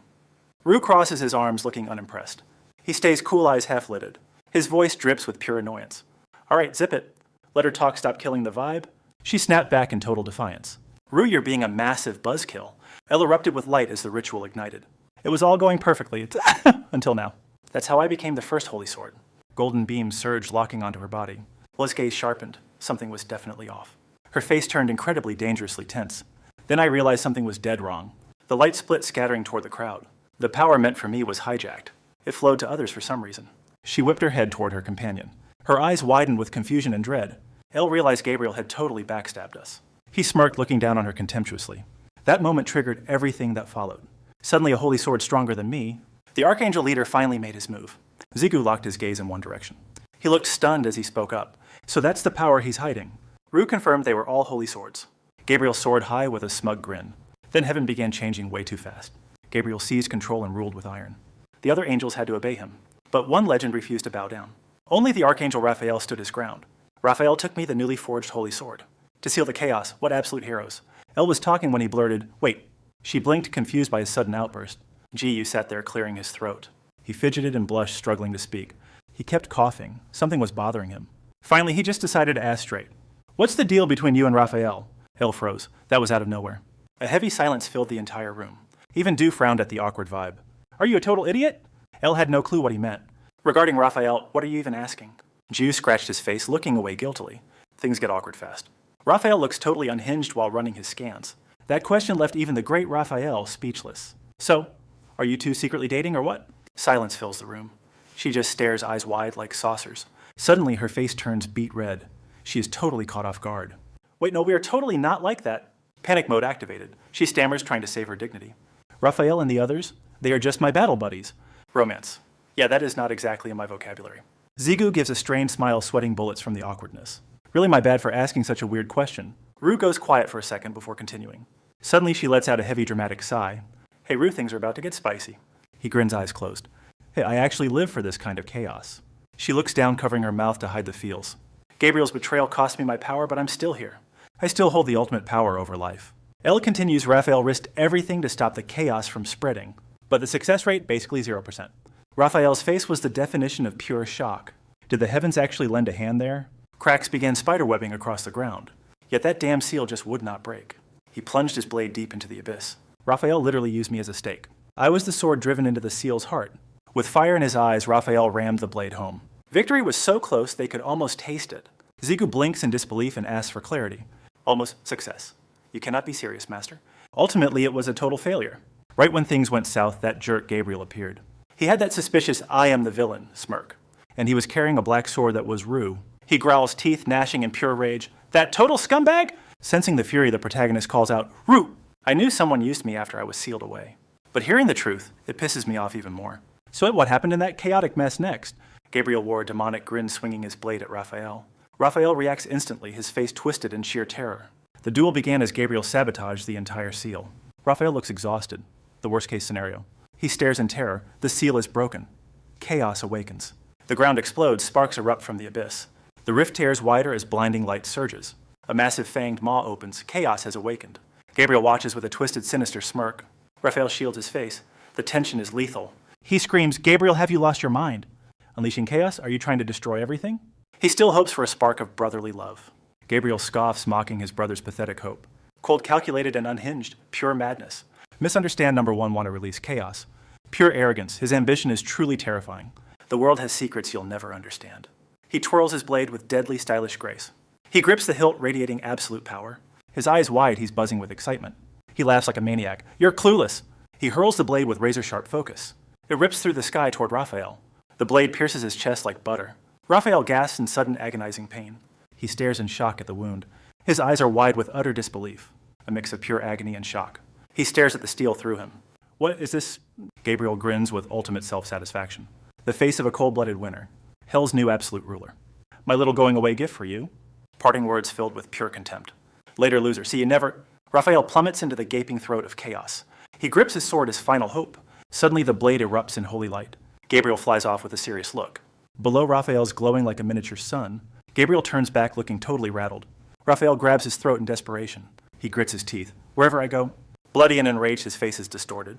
You're coming to hell with me. Gabriel pales. Where did this power come from? Pure terror washed over his face as the crushing weight of realization finally hit him hard. Did Michael really grant you the power to choose your own destiny? Raphael's eyes flared like dying stars, piercing through the absolute darkness.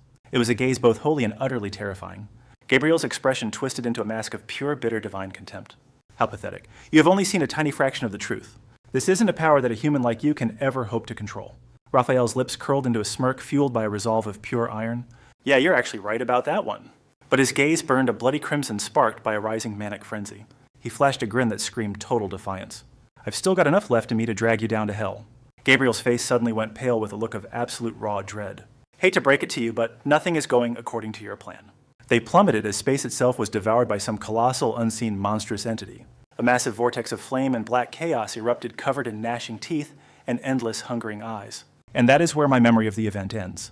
After Elle finished her story, Jigu was sweating bullets, his face a blank mask of shock.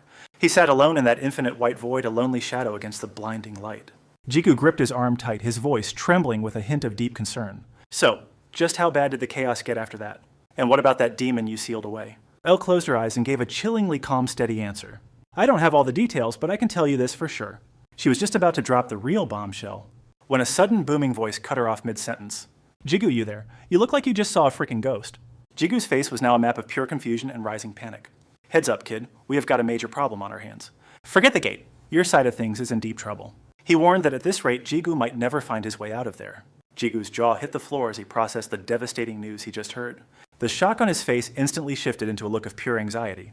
Ji-chun crossed his arms, looking dead serious as he laid out the situation. You have been in there for 1 week, but outside 2 whole weeks have already passed. Jigu just stood there, his brain totally fried, unable to squeeze out even a single word. He made it clear the river of time flows differently on each side, and that time gap is only getting wider now. Ji-chun stared him down, warning him to clear the trial fast before something even worse happens. Jigu snapped back to his senses and gave a firm, determined, "Got it." He glanced down at the holy chalice he had just claimed from his last mission. "Hey, Mr. Huang, I found this weird item. Any chance you could take a quick look for me?" He glanced over and nodded. "Sure, kid. Anytime you need." He grabbed the grail, stood up tall, and commanded open. Suddenly something happened that made Jigu's eyes go wide with total, absolute shock. Emergency. The gate's glitching out hard. Rue starts barking orders, losing her cool. Time's warped, just like Gramps said. Move. Ziyu hands Zichin the grail for inspection. He squints. Damn, it's a grail fragment. Zichin's geeking out just holding the thing.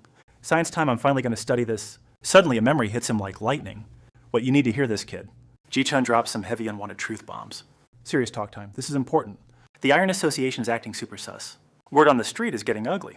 They're invading Korea, setting up shop here. Jigyu looks like his soul left his body. He looks down, hiding his dark expression. Cold and calm, he finally snaps back. Hey, old man Huang, listen up. Jigyu's got some spicy intel of his own. Bet they'll come for us first. Bank on it. But keep your eyes peeled for this. The vice president of the Iron Association. He slams a card down. Dead serious vibes. Eyes shut. Ding, the final trial begins. Teleportation complete. Welcome to the danger zone. Eyes open. Now he's got murder in his gaze. Zhu's floating in a trippy, light, dark void. System, let's see what you're really hiding. He freezes. Wait, what's going on? Did the system just talk to me? System confirms Jigu's brain just broke. The tower's influence can't reach us here.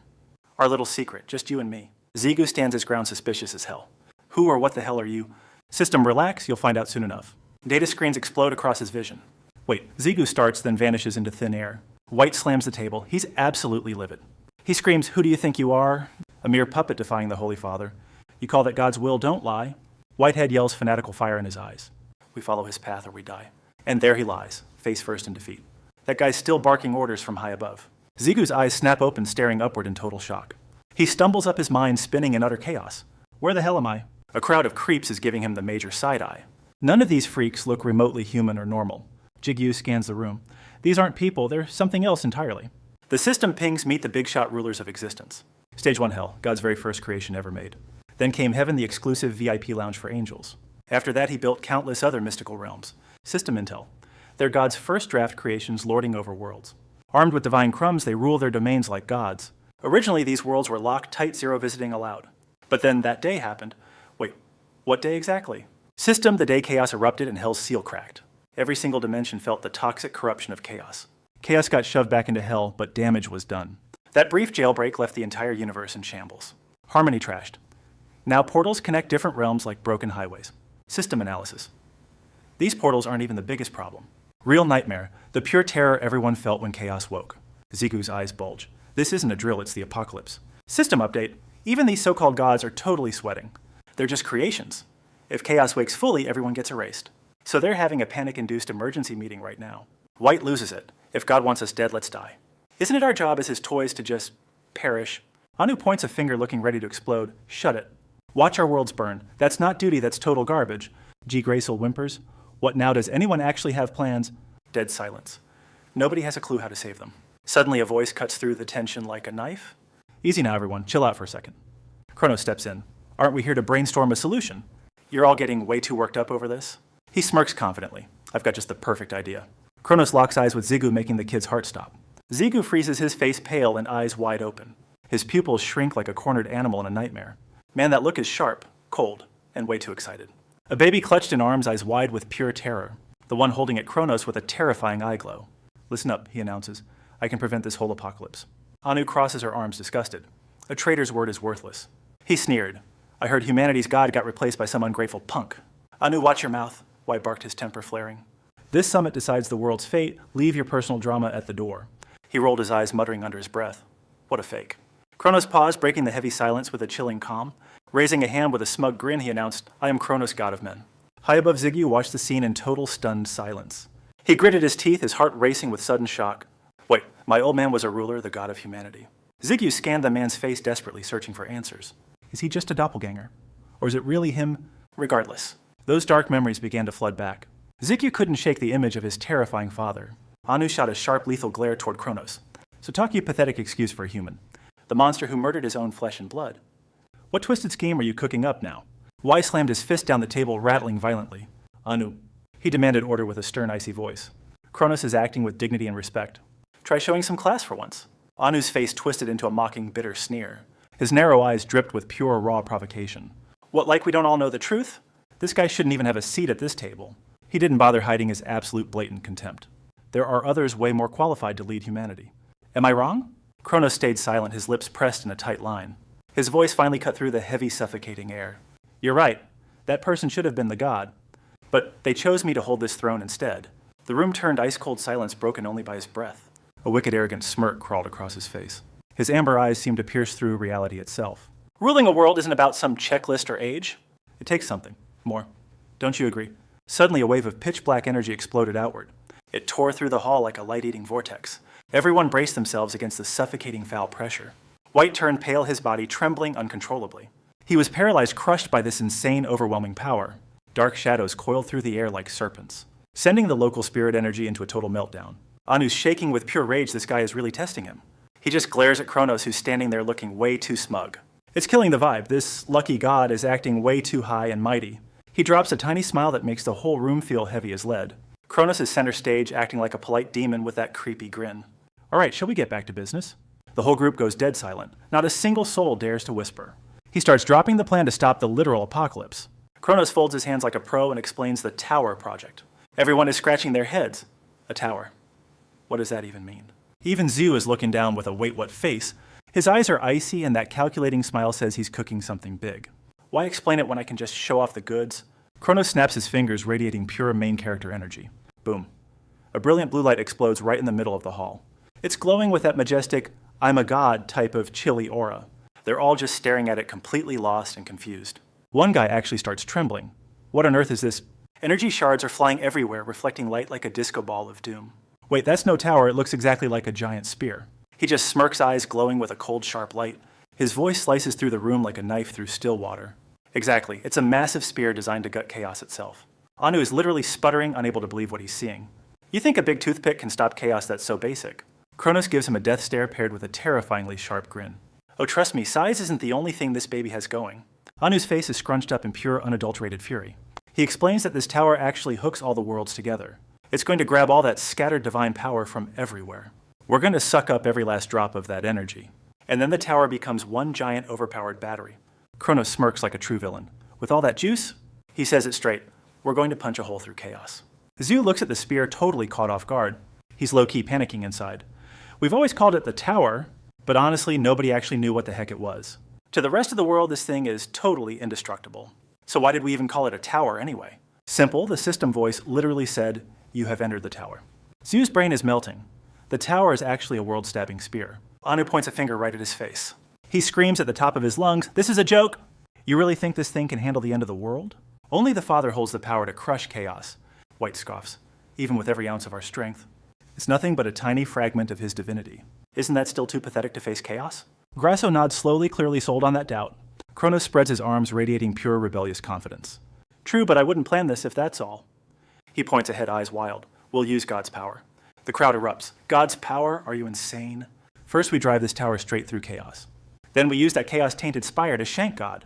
Kronos wears an arrogant, world-conquering smirk. We'll use the Father's own might to kill chaos. Then slay God with chaos. Our hands, our world. System loading first log. Ziggu steps back. Pensive, he stares down into the depths of history. Ziggu recalls the chilling weight of Kronos' words. Kill chaos with God, then kill God with chaos. To fracture the world and focus all that power, was all this madness just to build a tower? System Kronos planned to assassinate both primeval forces. Beyond the consensus, the risks were sheer suicide. The data shows a plan built on reckless gambling. Plus, hiding from God's winged narcs is impossible. System, but Kronos had a mole. Ziggu freezes. A mole Gabriel. That face flashes in his mind. System bingo, he seduced the Archangel Gabriel. Turns out Gabriel was fed up with God's ways. Accessing the second recording. Amidst a vast galaxy swirling with ancient stars, scattered planets glow like dying embers in the dark. Masses of people strain against a gargantuan log, muscles bulging and screaming under the weight. Another group channels raw energy toward the heavens, pouring power into a mountain-sized, glowing crystal. A foreman's voice barks over the chaotic sight. Move it, get those materials over here now. Someone give these guys a hand move. But the only response is cold and exhausted. Back off, we're dying of work over here too. Zigu watches his heart skipping a beat as a colossal metallic spire looms before his eyes. The tower, this is where it all began. System affirmative. The birth of the tower. Welcome to the construction site of a new destiny. Zigu took the order and vanished into the tower. Hidden inside a massive echoing white hall. Pure white and empty Kronos stood frozen there. He closed his eyes, breaking the heavy silence. Is our secret plan still moving smoothly? The man he summoned was the Archangel Gabriel. Kronos' expression remained colder than the grave. Gabriel appeared lurking right behind the old man. Silence hung before he spoke in a calm voice. Yeah, no one suspects a thing. Stay sharp. But watch her. If she finds out we're toast. Kronos flinched. Do we really need to fear her? He asked again as Michael's cold image haunted him. She's a problem outshining every other celestial being. Honestly, she is basically the embodiment of God. Gabriel's face twisted into a devious, smug smirk. Don't worry, our trap for her is already set. He turned around curious about the ultimate goal. What's the plan once you harvest the chaos power? Kronos let out a confident, dark little chuckle. He clapped, the sound echoing like a royal decree. He reached out. See for yourself. A hatch opened. The floor slid back, releasing a blinding light. Something mythical and powerful lay hidden deep below. Both men peered down into the shimmering abyss. Speechless, they waited for the secret to emerge. Gabriel stared wide-eyed, losing his cool completely. Simply magnificent. He leaned forward, unable to believe his eyes, straining to see what lay in the glow. Wait, is that really her? Gabriel gasped in total shock. Gaia! Inside the vessel lay a woman curled up peacefully. Gaia's eyes remained shut in a deep slumber, silent, drifting within the sacred glowing waters. Kronos stepped toward the radiant golden energy orb. Her long hair shimmered like liquid solar fire. Curled tight, her body pulsed with divine sparks. He touched the orb light, rippling like water. With burning ambition, Kronos whispered, I'll become God. Coldly calm, he craved both divine and chaos power. I'll rule everything soon. Just wait for me, Gaia. System alert. You finished viewing the second record. Zhu returned to the void, standing in silence. Sweat beaded as his brain short-circuited. Seriously, what is even happening right now? Total chaos. Zhu stood frozen. Gaia was the true leader, not Kronos. This plot twist is literally insane.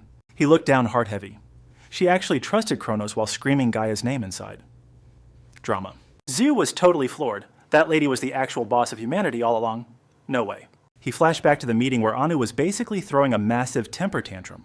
I mean, let's be real. Who else is badass enough to lead all of humanity? Then the system chimed in again, acting like a total buzzkill as usual. The price for handing the crown to Kronos? It was steeper than anyone ever imagined.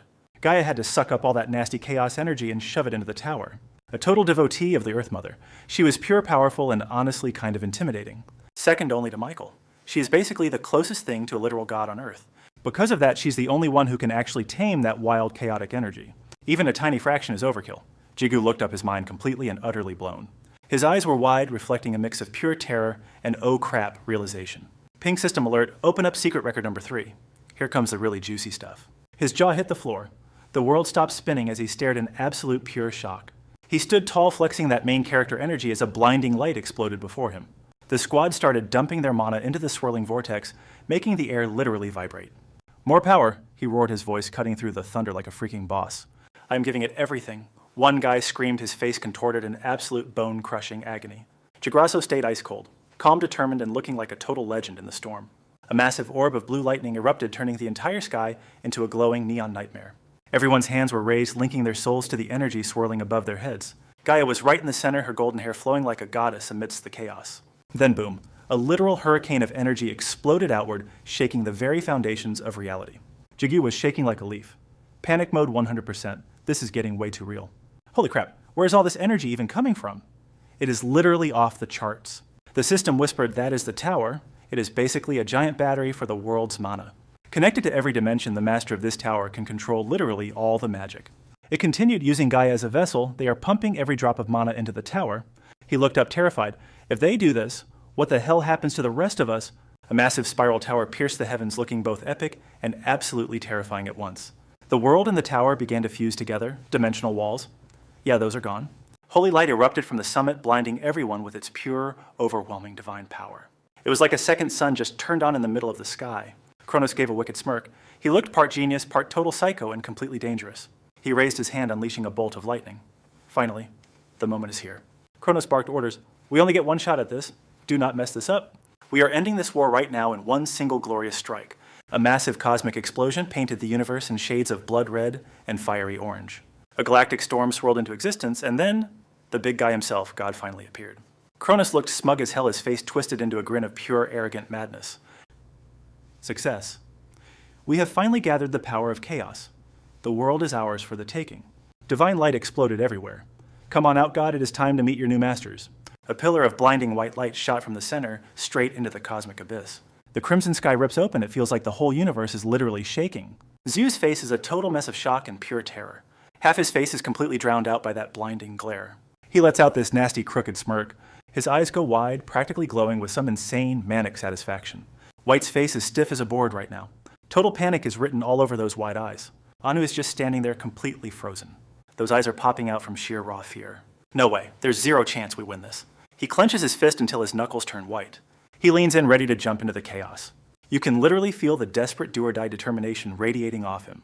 Hold the line, if we blow this chance, it's game over. Looking totally trashed, he yells out and shoves the energy forward. He's burning his entire life force just to keep it steady. Energy threads weave through the air like some epic divine web. Gaia looks like a sleeping goddess while white-blue lightning dances around her. The sky and the earth are getting swallowed by the raw power. Every ounce of released strength starts flooding into the tower. The whole scene is so bright it's actually overwhelming. It's like the sky just exploded into a sea of holy light. That massive tower dripping in gold spirals reaches for the gods. It's stretching upward like it wants to punch through the heavens. Golden sparks coil around the structure like a glowing heartbeat. It's shimmering with a life force that's pulsing way too hard. Zeus is watching the whole disaster unfold from the sidelines. That massive triangle reflects light right back into his eyes. Standing in that void, he's pale, confused, and totally losing it. White is dead tired, looking up with nothing but pure anxiety. Did we do it? Anu gasps, feeling a sudden wave of relief. Gaia's floating in an amber sphere, the old god is finally dead. Everything goes eerily quiet and sacred after that ritualistic storm passes. Everyone hits the dirt, not just for respect, but out of fear. They're scattered everywhere, bodies broken and just trying to breathe. We actually pulled it off. The god is history. Kronos hangs his head hair, hiding eyes filled with empty sadness. He starts walking into the void, each step heavier than the last. Kronos stops in front of Gaia, staring with a haunting silence. His fingers are shaking from total exhaustion and deep grief. He touches the surface, choking back tears of twisted gratitude. You did a great job, Gaia, truly. Then Kronos' face shifts. Pure dark ambition takes over. A wicked grin spreads. Guess what, I'm the god now. Suddenly his eyes lock onto something ahead. He's totally spooked. Panic strikes the crowd like a virus. What the hell is that thing? Our hero stumbles up, eyes wide with dread. Is this nightmare seriously still going? Total darkness swallows the world as eerie, bone-chilling noises echo through the void. Then twisted, glitched-out visions start swarming everywhere like a bad trip. A violent, deafening roar erupts from the tower, shaking the very foundations of reality. Everyone's jaws drop in pure terror. That sound, it's the voice of chaos. Even Kronos turns back, his usual smug face replaced by a flicker of genuine fear. Sweat pours down his face. How the hell did chaos get invited to this party? He barks an order at Gaia. Hey, do your job and crush that chaos now. He screams her name over and over, Gaia, Gaia, but she's ghosting him hard. Silence. Across the way, Zigu's eyes turn ice cold. Something about this smells incredibly fishy. He looks up, panic, finally cracking his mask as he frantically shouts for Gabriel. A glowing orb of pure energy hovers above. Is the plan on track? No screw-ups? Kronos nods stone-faced. Stick to the script. I'll handle chaos myself. Just keep moving forward. Got it, he chirps as swirling emerald energy begins to spiral around Gaia's form. Those thunderous, earth-shattering vibrations continue to drown out everything in their path. Anu's losing his mind. Kronos, what gives this isn't what we signed up for? The guy's face twists in pure disgust. Why is chaos crashing the show now? Blood sprays everywhere as his eyes roll back. He can barely even choke out a gasp. That shimmering golden blade was the one that just ended his whole career. The sudden brutal betrayal leaves everyone paralyzed in absolute shock. A desperate voice cries out, Anu! Every eye turns toward Gabriel, standing tall like some twisted, untouchable god. That bastard. Blood flecks his face like macabre war paint. His piercing blue eyes radiate a murderous, chilling light. Our guy's eyes go wide, total utter disbelief. He groans through gritted teeth, Gabriel. Suddenly the system chimes in with the tea. Turns out Kronos and Gabriel wanted God's ultimate power all to themselves. No roommates allowed. They weren't about that sharing is caring life when it came to the other rulers. So they slaughtered the whole squad just to keep the divine loot for themselves. The other rulers dumped every last drop of their power into the tower as a failsafe. But Gabriel butchered them all anyway. Talk about a toxic coworker. Well, except for one. Gigreso stands firm as the dust and debris swirl around him. He lowers his head, his voice dripping with dark, heavy omens. I knew this backstabbing would happen. Then Gigreso lets out a roar of pure, unadulterated fury. Kronos, you're gonna pay for this in blood. The old man whips around, completely caught off guard. Wait, Gigreso, how the hell do you still have Gabriel shifts his cold gaze over to him. Did we miss a spot? A survivor? But then Gabriel's smug grin vanishes as he realizes something is very wrong. Why the hell are you here? Gabriel panics as dark smoke swirls behind Graysul. But I heard you were already dead. Something terrifying is nesting inside his mortal body. A massive silhouette with glowing demonic eyes. Satan. Graysul glares forward with cold, deadly focus. His face turns pale from absolute shock. Satan. The system activates. Satan, the legendary king of wrath. Everyone thought Lucifer killed him, but he survived. Grasso predicted the betrayal and made a pact. Bodies litter the ground. The final battle begins. Massive blackened tentacles erupt from the shattered earth. Grasso's power surges as he roars Kronos' name. He smiles darkly. An honor to slay you. Grasso lashes out, sending his tentacles for blood. Kronos scoffs, his eyes burning with sharp fury. He grips his weapon ready for the carnage. Kronos readies his spear. Enough with the talk. He raises his legendary spear toward the sky. One powerful swing shatters the very air itself. The tentacles are sliced into pathetic bloody bits. From the distance, Gabriel screams in pure rage. A sudden voice from behind chills Kronos' soul. Where are you looking, huh? Satan looms behind. I'm your opponent, fallen angel. Gabriel's icy gaze locks on gripping his blade. He clenches his fist, glowing with purple power. A devastating blow lands, but he dodges fast. Satan is livid. You've been busy playing games in hell, huh? Trying to turn a king into your puppet. He spits with contempt. You're more of a monster than us. More demonic than any beast in hell. Gabriel snarls, his teeth grinding in fury. Don't you dare compare me to those filth. He stands tall with arrogant dark pride. His ego fills the entire battlefield now. A beast like you could never grasp my goal. Gabriel mocks him. A ruler like you is just dust to me. He's totally consumed by madness and power obsession. Pure insanity blazed in his eyes. You're just a sacrifice for my master plan. Satan's smug face froze in total shock. Impossible, no way. Han's rage exploded into a roar. You hid your overpowered strength until now. Gabriel's gaze burned like a literal hellfire. His face twisted in pure raw terror. Rapid cross strikes blurred, shredding the very ground. Zigu watched, eyes popping out. Pure shock, the flying debris showed insane power. He shielded, his face bracing against the gale. Zigu gritted his teeth, staring through the grit. A massive trench scarred the dust-filled horizon now. What the heck, echoes of destruction still lingered. Amidst the vortex, Gabriel stood his ground firm. He leaned forward, fighting the massive pressure. His cold face masked a crushing, deep exhaustion. His eyes shifted sideways, scouting for an opening. Brilliant light tore through space like broken glass. Energy clouds and stardust swirled in chaotic dance. Even broken by Lucifer, he remained a legend. The supreme ruler of hell doesn't just quit. Gabriel's shock turned to horror at that sound. He spun around, eyes dilated in sheer panic. Kronos' tentacles wriggled, regenerating like a total nightmare. Razor-sharp claws dripped with fresh, dark blood. Satan stood over Kronos, bleeding and incredibly furious. His fingers twitched, but the spear stayed down. Satan locked eyes with Yggdrasil in heavy silence. He stared at the gleaming weapon coiled in tentacles. Gagrazo smirked. The legendary void scythe at last? You idiot, Gabriel spat, drawing his lethal gaze. He growled, What the hell have you done? Satan flashed a terrifying, glowing-eyed, deathly grin. Call me dust, but I'm still a threat? I'll force a balance between our powers right now. Gabriel looked down, his lips barely even moving. No, he stated, snapping Satan's focus back instantly. Gabriel's voice dripped with poisonous, biting sarcasm. Think I'd team up with him without reason? He sneered, What use is a half-baked ruler? Gabriel revealed his true hidden motive just now. I only used Kronos to control that crazy girl. Suddenly, a massive tremor shook the entire world. Panic gripped both Satan and Yggdrasil. Why is the world literally screaming? His eyes flared with an eerie light slash as he let out a guttural cry. Gaio's sphere blazed white, fusion initialized, materials verified, we are ready. Jigu watched from the shadows. The raw power of creation was finally awakening. His face went pale with dread. That voice? It couldn't be. Gaio's eyes drifted shut, wearing a mask of hauntingly peaceful calm. System completion confirmed. She stared into the void, her vision blurred and hazy. Absorption sequence starting, pure mana flooded into every soul standing below. Even Satan was caught in it, Z-Razor gasped, my body, what's happening? Gabriel was hoisted into the air, face, frozen in absolute shock. The glowing scythe hovered, devouring the space-time scythe's very essence. A tidal wave of mana surged through everyone, enveloping their bodies. Jigu stared ahead, as a sea of golden light swallowed the world. Sweat beaded on his brow. Confusion turned to terror. What the hell is this? The mana roared with power, the sound vibrating through his very soul. Inside the orb, Gaio whispered, Kronos, a name filled with desperate longing. Tears fell as she choked out an apology. Sorrow filled the air. Then a blinding flash erupted, erasing everything in a shroud of white. Jigu stood alone in the void, as silence reclaimed the endless space. He frowned, head bowed, none of that made any sense. Visions flashed, the desperate struggle to build the legendary Great Tower. The tower's divine glow. And the brutal slaughter of the ancient gods. That sinister gaze, Kronos' cold-blooded and devastating betrayal. Followed by the desperate counterstrike, from the legends Yggdrasil and Satan. Jigu paused / a realization finally striking him like lightning.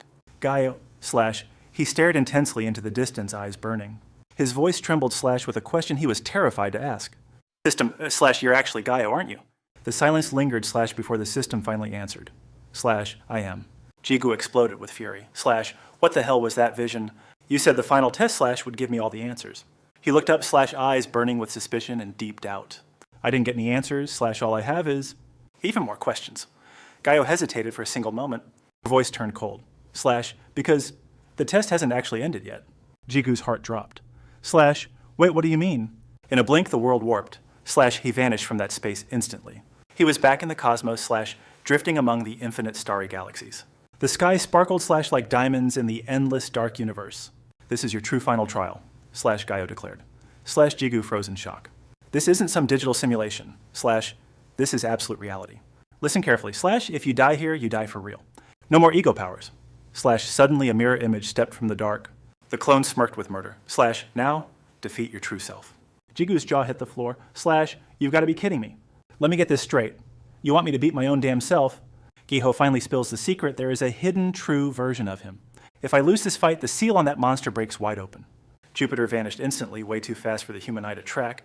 He reappeared right in my face wearing the smuggest grin imaginable. Jupiter threw a heavy punch, but Zigu ducked just in time. Panic set in. This guy's speed is on a whole different level. He is terrifying. Those glowing eyes and that sinister smile mean trouble. Without missing a beat, Jupiter reset his stance for the next strike. A lethal kick came flying at Zigu, but his reflexes saved him. Zigu did not hesitate, firing back with a crushing counterkick. The impact blew them apart as the air turned deathly serious. Then came a strike so violent it literally ignited the air. Zigu gritted his teeth, pouring every ounce of focus into surviving. Meanwhile, Jupiter just laughed like a total psycho, loving every second. They became a blur of steel and sparks clashing at lightning speed. After a brutal exchange, both fighters were blasted backward. Zigu froze. Wait, has my connection to my other selves been severed? As he tumbled, one thought raced. How am I still dodging this? Zigu skidded across the dirt before locking his heels and standing tall.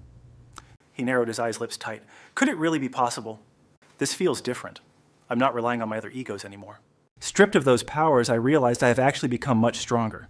Jupiter's voice broke the silence. Feeling a little weird without your crutches? He sneered with pure contempt. What a pathetic joke. How can you feel anything over such mediocre, trashy little gains? Jupiter smirked, looking down on him like he was nothing. You still have no clue what kind of power you are holding? Do you... He unsheathed a weapon pulsing with thick blood-red energy. Jupiter stood there radiating pure, arrogant confidence with his sword. Zhu winced. He could feel the terrifying shift in the atmosphere. Then, with a maniacal roar, Jupiter lunged forward for the kill. A storm of slashes rained down in a relentless bloody blur. Every single swing was a dance with certain death. The ground beneath them shattered like glass under the pressure. Debris and stone exploded into the air as the world crumbled. He let out a chilling cackle, his eyes cold as a grave. Jupiter actually offered a twisted bit of praise for the effort. But his arrogance did not budge. So you managed to dodge that...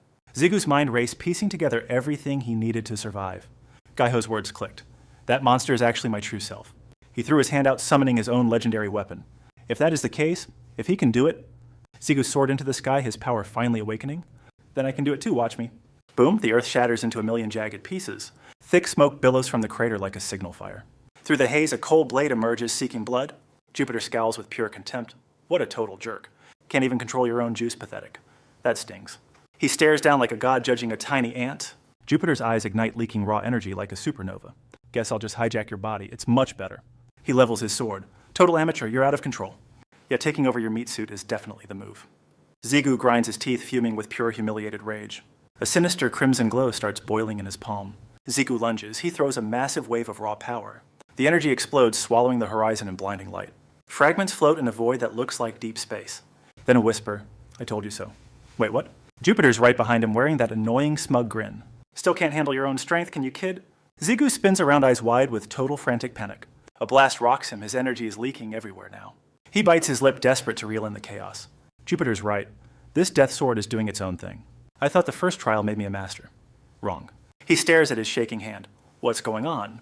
Is the power gap really this huge? This is insane. Smoke and dust turn the battlefield into a graveyard. Suddenly, Jupiter tears through the haze like a predator. Zhu's hand is still pulsing with wild, dangerous heat. But his face, that's the look of someone truly terrified. A heavy slash Zhu barely blocks it with his hand. Jupiter smirks. The guy's actually enjoying this nightmare. They clash again, steel against unstable raw magic energy. Zhu's sweating. The stronger this sword gets, the worse. It's becoming a beast that is impossible to tame. Sudong's voice echoes, "Find the balance, don't lose it." You can't just throw away half of your soul. His other hand erupts in a brilliant golden sunlight. Zu swings a counterattack fueled by pure desperate will. Jupiter chuckles. "Balancing with life force? How very cute. But can you really handle that much power, boy?" Jupiter drops low, coiling like a snake ready to snap. He shatters the ground with a strike. "Not enough!" He lunges forward, eyes wild. "Playtime is officially over. Pure killing intent. I'll consume you and take your place." A devastating ultimate move screams towards Zigu's face. "Show me what you've got, kid, if you've actually got the guts." Zigio's eyes flared gold, burning with a never-say-die attitude. Jupiter's face twisted into a mask of pure murderous insanity. Boom! Their collision rocked the area, blasting both fighters back. Zu gritted his teeth, barely tanking that monstrous blow. Legs shaking, he realized he was being completely overpowered. Raw power precision. He was losing on every single level. Zu winced. At this rate, he was total history. He needed a miracle or a whole new way to fight. Suddenly, a strange vibration echoed through his mind. Wait, this wasn't the end. The real danger hadn't even started. Exhausted, he tried to make sense of the sudden shift. Is Ru finally back online? Is the link restored? No, this felt different. Like a trial from the past. It was Ru's memory speaking directly to his soul. Ru sat there looking like a total boss and loving every second.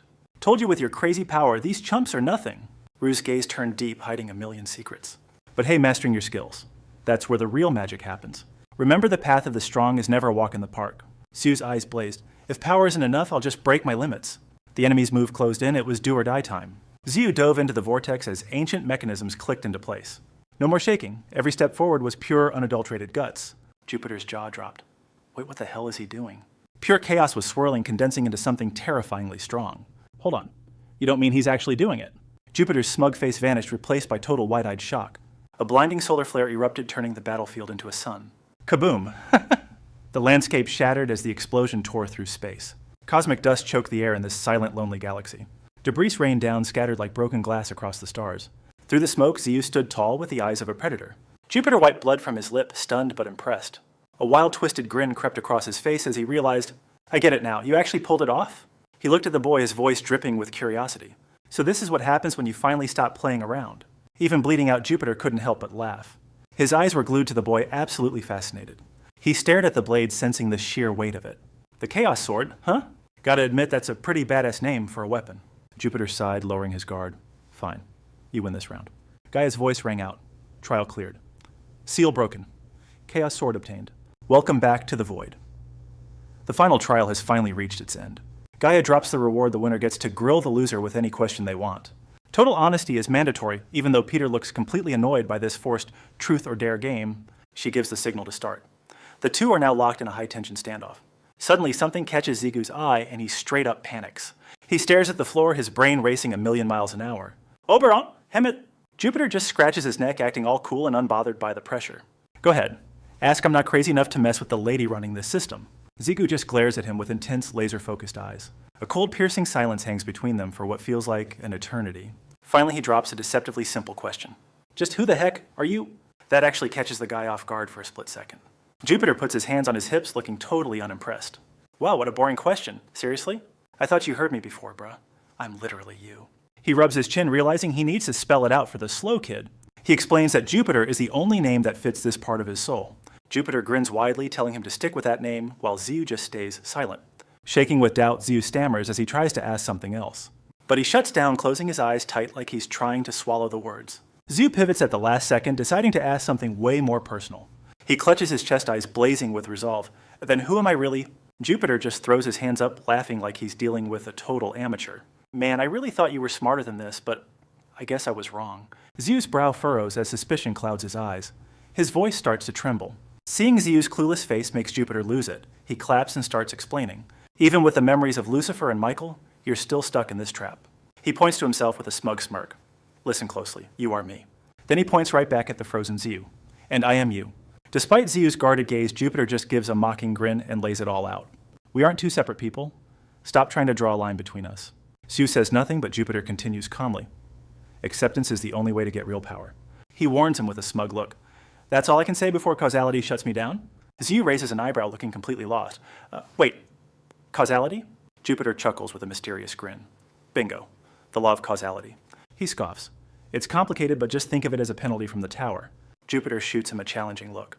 So you better make your next question count. Total silence falls over the void. Ziyu just stands there processing the bombshell. After a long pause, he finally whispers a name, Kronos. Dark memories of those sinister eyes flash back. Is Kronos really my father? He pictures a family photo with a blurred face. I only knew him as an enlightened. Ziyu hangs his head, muttering under his breath as he tries to hide the pain. I never knew he was a ruler, or that he had another woman besides my mom. Jupiter's firm voice suddenly shattered his thoughts, making his eyes snap wide open. That man is your father. He crossed his arms, shut his eyes, and sighed before spilling the tea. It is crazy complex, but Kronos. Jupiter froze, his expression shifting like he just hit a massive epiphany. He clicked his tongue, gave a lazy shrug, and groaned like a bored teen. Man karma says no spoilers. Guess I gotta shut up now. Seeing Jupiter checking out, Ziyu panicked and tried to stop him. Wait, but before he could grab him, his hand shattered into digital dust. Two glowing figures faced off inside the neon blue virtual void. Surrounding data dissolved, bleeding back into the world's core coding. A cold smirk flashed across his face, eyes gleaming with icy intent. He slowly addressed every question burning in Zigu's mind. While Ziyu stood paralyzed, that robotic voice continued to echo. Cold and hollow, it whispered that the future held every answer. Just before he vanished entirely, Jupiter's blurry goodbye echoed through the fading blue light. Catch you later, Kim Ziyu. Upon returning, a chilling system notification pierced the silence. It rang out through the empty abyss. Test cleared. Now transferring to the treasure room. His hands shook as blue code swirled, rebuilding his physical form. Back to reality.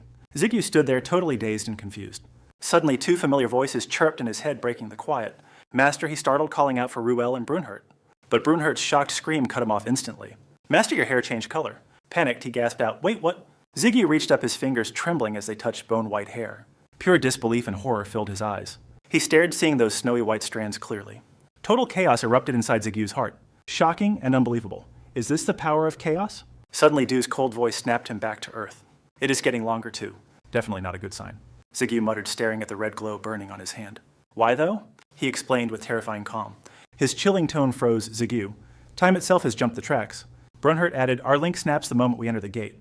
Ziyu jumped, his face pale with utter shock. For real, we need to move and get out fast? Without a word, he bolted toward the wall opening. A prize box pulses with an eerie, radiant light. Just as Ziyu reaches for the legendary treasure, Du screams out, cutting through the silence like ice. Stop right there, boss. Ziyu freezes instantly, his heart skipping a beat. He shoots a suspicious glare at his own hand. The man finally explains with a cold, steady voice. His low tone echoes through the haunting still air. No rush, time itself has flatlined in this void. Suddenly, Rue tenses up, his voice dropping into gravel. Actually, the outside world is paused. Wait, what? Ayo agrees. Time is literally standing still out there. She wonders if this tower is behind the glitch. Ziyu narrows his eyes, smelling something totally fishy. Is Gaia pulling the strings? I seriously need a second to decode these clues. Once the chatter finally dies down for once, Vu finally speaks up with a slow drawl. Well, that certainly works in our favor, right? Let us see what you have figured out. What really happened during that chaotic third test? He takes a seat right on the loot pedestal, listening closely as the man mutters to himself. A raspy voice breaks the heavy, suffocating silence. Something's off. Io, who usually keeps her mouth shut tight, finally decides to speak up. Wait, this whole scene feels like a setup. Heaven and hell were never on speaking terms. But a sudden war without warning, that is insane. Rue ponders, carefully weighing every single dark theory. Gabriel's a snake. He played Alou like a fiddle. Seeing the two fail to find logic, Ziyu finally steps in to end the confusion. Enough. Let us break down the actual timeline. He closes his eyes, mapping out the chaotic events. His voice is steady, sharp, and absolutely certain. First, you crushed Satan and ruled the underworld. Ziyu pauses, taking one deep, dramatic breath. He keeps his composure, not missing a beat. Then the rulers met to clean the mess. That is when they started building the tower. His voice falters as those names cross his mind. Kronos and Gabriel both turned into traitors, igniting a total war between heaven and hell. Ziyu slowly lifts his hand, hesitating before speaking to Rue. I'm not sure, but when their plan failed, something shifted.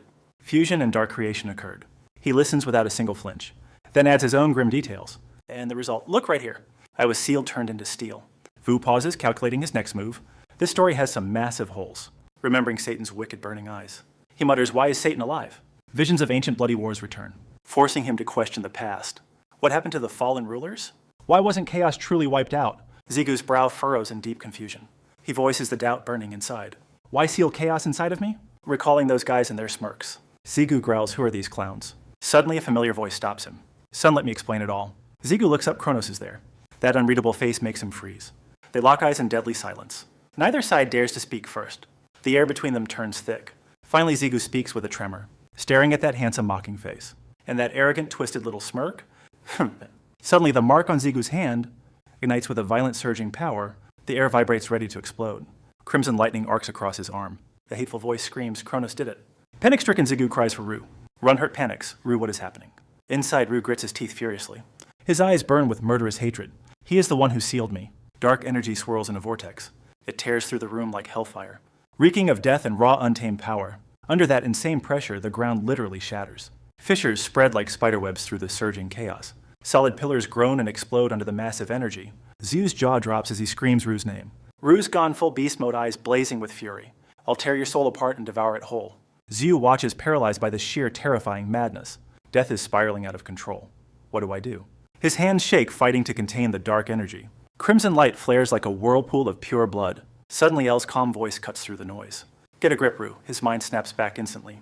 She takes a deep breath, grounding the chaos. Her voice is a steady anchor in the storm. Not yet. Hold back that monster inside you. Zu shoves that dark power back into the ring. The air chills out. Rue stands there, brooding hard. With a heavy voice, Rue finally breaks the silence. Yeah, you're right. He glares at Kronos, feeling like a total idiot. Can't believe I wasted my energy on this trash. He mumbles at that smug, punchable face. Knowing it's just a fake body makes it worse. Guess I had more pent-up rage than I thought. As the chaos finally dies down, Zu finally exhales, clutching his racing heart. Brandhut squeaks out a terrified word. Rue, that was seriously terrifying, man. Zu shoots the old man a cold, suspicious look. His brow furrows as he questions the man. How'd you even get here? Kronos just stands there wearing a calm, annoying smile. Zu's brow furrows in deep suspicion. What's behind that creepy-ass grin, huh? My dad's dead, so who the hell are you? The old man slowly strokes his chin, unbothered. He gives a knowing look like he's having fun. Then Kronos drops a heavy-duty proposal. His calm voice carries a weight that stops time. It's a long story. Let's bounce to another spot. He just snaps his fingers. That sharp sound echoes through the empty space. Boom, they're suddenly in a sea of clouds. Blinding sunlight stretches across the endless horizon. Between them sat a pristine white table, a literal border between two worlds. Zigu went silent, his eyes darting around the bizarre scenery with a heavy frown. He sounded totally sketched out as he finally asked the big question. His gaze snagged on the towering trees and a field that seemed to go on forever. The sheer scale of the place literally choked the words right out of his throat. Where the hell am I? The table was loaded with a high-end feast that looked straight out of a commercial. A golden roasted chicken sat center stage, smelling absolutely heavenly among the colorful side dishes. Kronos just flashed a smirk. He gestured for the boy to sit, acting like everything was going exactly to plan. Take a seat, kid. I'm about to break everything down for you. A sharp blade slid through the thick steak, revealing a juicy, tender pink center. He popped a piece in his mouth, looking totally chill, as if nothing mattered. Seeing Zigu frozen, Kronos waved him over with a grin. It's fire, seriously. Dig in. But Zigu just fired back a look of pure, unfiltered suspicion. Ignoring the invite, Zigu scanned the area and threw out a sharp question. So what is this place, the reward room? Wait, are we even still on floor 50? The man casually wiped his mouth with a napkin before finally speaking up. His voice was smooth, calm, and annoying as always. This is just a little pocket dimension where I hold all the cards.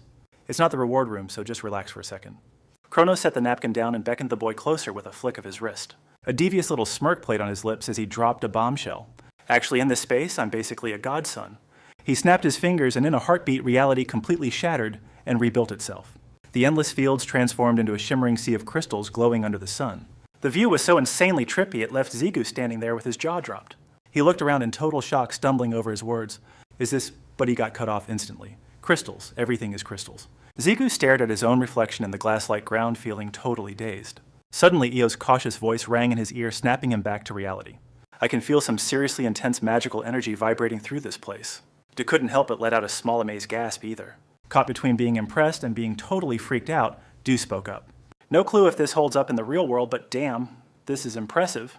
Kronos chimed in again, making Zigu jump as he turned back to the man. Just taste the food. It's actually good to see my kid again. Zigu didn't even touch his plate, just narrowed his eyes with a defiant glare.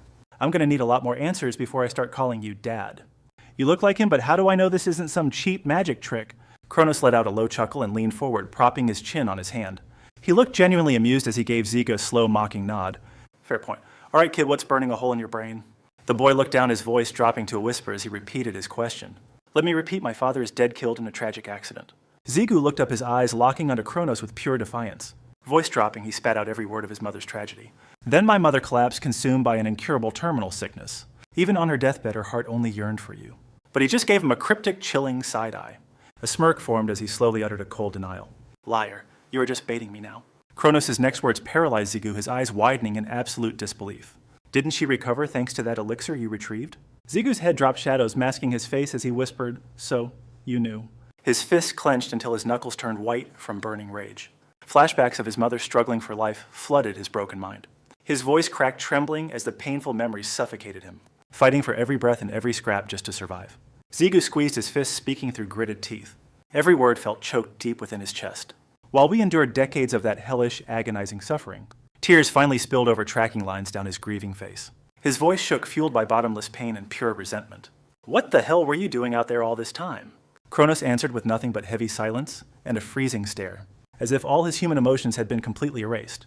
Facing that coldness, Zigu wept while his voice turned lethal. "I get it now. You are definitely not my father. Even if you were, I would never acknowledge your existence." Brandhut called out in worry while the others stood silently. As his vision blurred through a thick veil of tears, Zigu suddenly noticed something bizarre happening right before him. What is this actual tears? He frustratedly wiped away the droplets with his hand. Is this reality or just some twisted, sick cosmic joke? Is this true sorrow or just exploding fury? Had I really suppressed all these intense emotions? Suddenly a spark of pure wrath flashed behind his palm. Instantly his heart rejected that fleeting moment of weakness. No. He remembered that sinister, mocking smirk. Zigu bit his lip, one single thought echoing in his mind. These are actually Jupiter's emotions. Staring at that blank face, he couldn't help but ask. His low voice dripped with suppressed volcanic anger. But why? Suddenly urgent system alerts began blaring from above. Cold mechanical voices shattered the suffocating, tense silence. Illegal intruder detected, initiating lockdown and interception now. Kronos didn't flinch, casually wiping his mouth like a total boss. Sighing in pure boredom, he let out a sharp, mocking jab. Welp, looks like I'm caught way too early. Standing up slowly, he bowed goodbye as the kid stood frozen. Time for my grand exit. Zigu finally rebooted, shouting out in complete and utter disbelief. In a blink, Kronos blurred past, leaving a bone-chilling shiver behind. Jigu spun around his heart, hammering like a heavy drum. Before he could turn, an icy grip locked his body tight. He yanked Jigu's wrist high, wearing a cold, scheming smirk. "And I'll be needing this back from you." Under the scorching sun, the watch flashed a blinding light. Kronos cheered as a void scythe manifested from thin air. The watch erupted in a blinding, white-hot glare. Everything was swallowed by a surreal, glowing, and otherworldly radiance. Kronos gripped Zigu tight and swung his free hand high. He summoned a massive glowing scythe of pure, radiant power. Zigu's jaw dropped, his brain totally short-circuiting in shock. Strangely, Kronos just closed his eyes, showing zero killing intent. A second later, his eyes snapped open with a devious grin. Above him, Zaru's massive sword loomed like a deadly guillotine. Surrounded by Ren and El, he just chuckled with contempt. "Seems you've gathered some pretty loyal little pets, haven't you?" She didn't flinch, leveling her cold blade at his throat. Her voice was pure venom. "Get away from my master now." From high above, a dark, gloomy voice echoed like thunder. "Kronos, do not cross that line. Don't think we're helpless just because this is a projection." It bared razor-sharp fangs, eyes glowing with beastly hunger. Brunhut stood firm, declaring loyalty without a single shred of doubt. "I will protect my master." Kronos paused, his gaze darkening. He spoke slowly while Zigu watched him with heavy suspicion. "I told you before, didn't I?" He smirked, gesturing mockingly. Then he dropped the bomb. "In this world, I am God." Suddenly, reality warped and shattered like a broken glass mirror. They were sucked into a completely different and twisted dimension. He looked down, trembling. My inner self." Unlike the panicking Zigu, Kronos just gave a chill smile. He acted like every single thing was going exactly to plan. "Relax, I just put them on a temporary timeout." His next words hit like a truck, leaving the boy speechless. "Gaia will step in soon. You'll head back to the reward room." Zigu glared, eyes sharp as daggers. "Who is Gaia to you?" His voice dropped low, testing the waters in the tense silence. "After your failure, what happened to Gaia and the entire world?" Zigu went silent, his voice finally dropping low. It was heavy, like he was weighing every single second. He closed his eyes and whispered her name, Gaia. Memories of her radiant face suddenly flooded his mind, forcing Cronus to finally spill the ancient tea. She remade reality using divine power and pure chaos, wanting to hit the reset button on the entire world, remembering the moment the universe flipped in blinding light. He explained how the connected dimensions were totally reversed. Visions of extinct races flashed like ghosts before him, making Cronus's voice shake as he lost himself. The legendary rulers of those realms all dead now. He paused for a beat, then continued his story. Even chaos itself was forced back to its origin. A shimmering tower appeared amidst the stars and planets, guarding a world painted in a vibrant shade of blue. The only things that changed were that tower and this brand new world Gaia had birthed into existence. Without a flinch, Cronus dropped the ultimate bombshell, revealing the long-buried secret of the very dimension where you're living right now, Earth. Hearing that, the kid nearly choked, his eyes bulging in shock, barely managing to gasp out 2 words. What the? The old man didn't care about the dramatic reaction. He just looked Zigu down and gave a warning, his voice hitting like a ton of bricks. Listen, kid, a world without gods and tangled dimensions is hell. My ego and Gaia's obsession ruined everything for everyone. He was so dead serious that Zigu just stood paralyzed. You're the only one who can fix this disaster. Then, like he forgot something, Kronos smirked quite calmly. Oh right, I should probably mention one more thing. His voice stayed flat as he exposed the final lie. Your dad, the guy who married Li Sujin. Kronos didn't sugarcoat it. It wasn't me, kid. Zigu froze, brain melting as the man kept going. With a sincere smile, he whispered, "I love you, son." Then he just vanished, leaving Zigu standing there alone. He was too stunned to even say goodbye back. Panicking, he reached out as if he could stop time. Wait, hold on a frickin' second. As the last spark of light faded, Zigu choked up. I still have so many questions for you. He stood there, eyes wide, as reality dissolved away. Suddenly, the cold system chime shattered the heavy silence. Intruder blocked, space-time is snapping back into reality. Suddenly, his whole body erupts in light. Sucked into a white vortex, he lands back in the loot room. Zigu's eyes dart around, scanning the area like a hawk. Looking totally dazed, he finally mumbles with major doubt. The reward room. Am I seriously back in one piece? He scowls, his brain doing backflips as he questions everything. What did Kronos mean by that cryptic goodbye? He's my dad, but says he isn't. Talk about family drama. Zigu stares at his empty wrist as the questions pile up. That watch, his father's keepsake, was actually Kronos' scythe of time. Suddenly, Brunhut's panicky voice yanks him out of his head. Master Zigu flinches. Oh, Brunhut, you're here. Then Rue chirps in with a surprisingly cheerful welcome. You're back, Elbaz, looking like she carries the world's guilt. Master, I'm so sorry, I failed to protect you. He gives a weak smile, softening his voice to calm her. It is okay, El, you could not stop it. I am fine.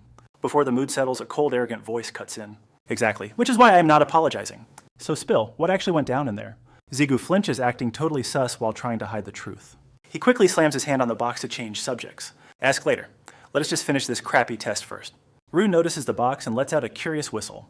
Rue starts geeking out, sounding way too confident in his theory. Look at that. It is an Ori Hankum box. Zigu's jaw hits the floor. What?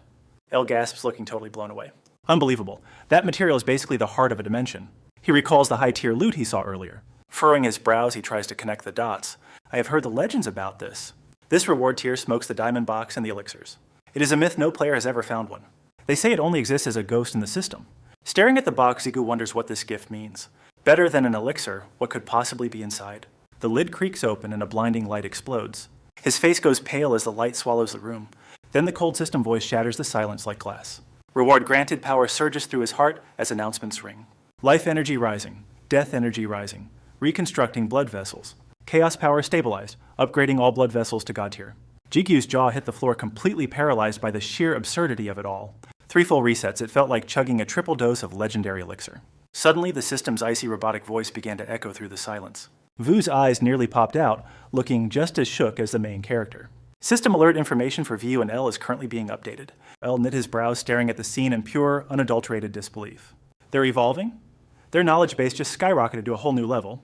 But wait, the system wasn't done yet, not even close. Chilled notifications flooded the room, one after another, cold enough to freeze blood. Your egos are transcending abilities, expanded potential unlocked, and power limits shattered. The necklace flared with a blinding silver aura. Pure evolutionary energy was surging. But as the light touched Zigu's wrist, the system glitched with a bizarre warning. Critical error. Egos Oberon and Hermes have sustained severe damage. Without missing a beat, the system dropped a total bombshell of a solution. Egos Oberon and Hermes are fusing with Brandhut, and just like that, everyone was screaming, "Wait, what the hell?" in total confusion. Instantly, Zigu's black gauntlets were engulfed in a shimmering, ethereal teal glow. The energy rippled across his skin like mysterious living waves of pure mana. A neon blue explosion erupted the air itself, vibrating from the insane pressure. In the quiet room, he stood before the altar as blinding light swallowed him whole. Teal sparks danced across his arm guards, forming intricate living honeycomb patterns.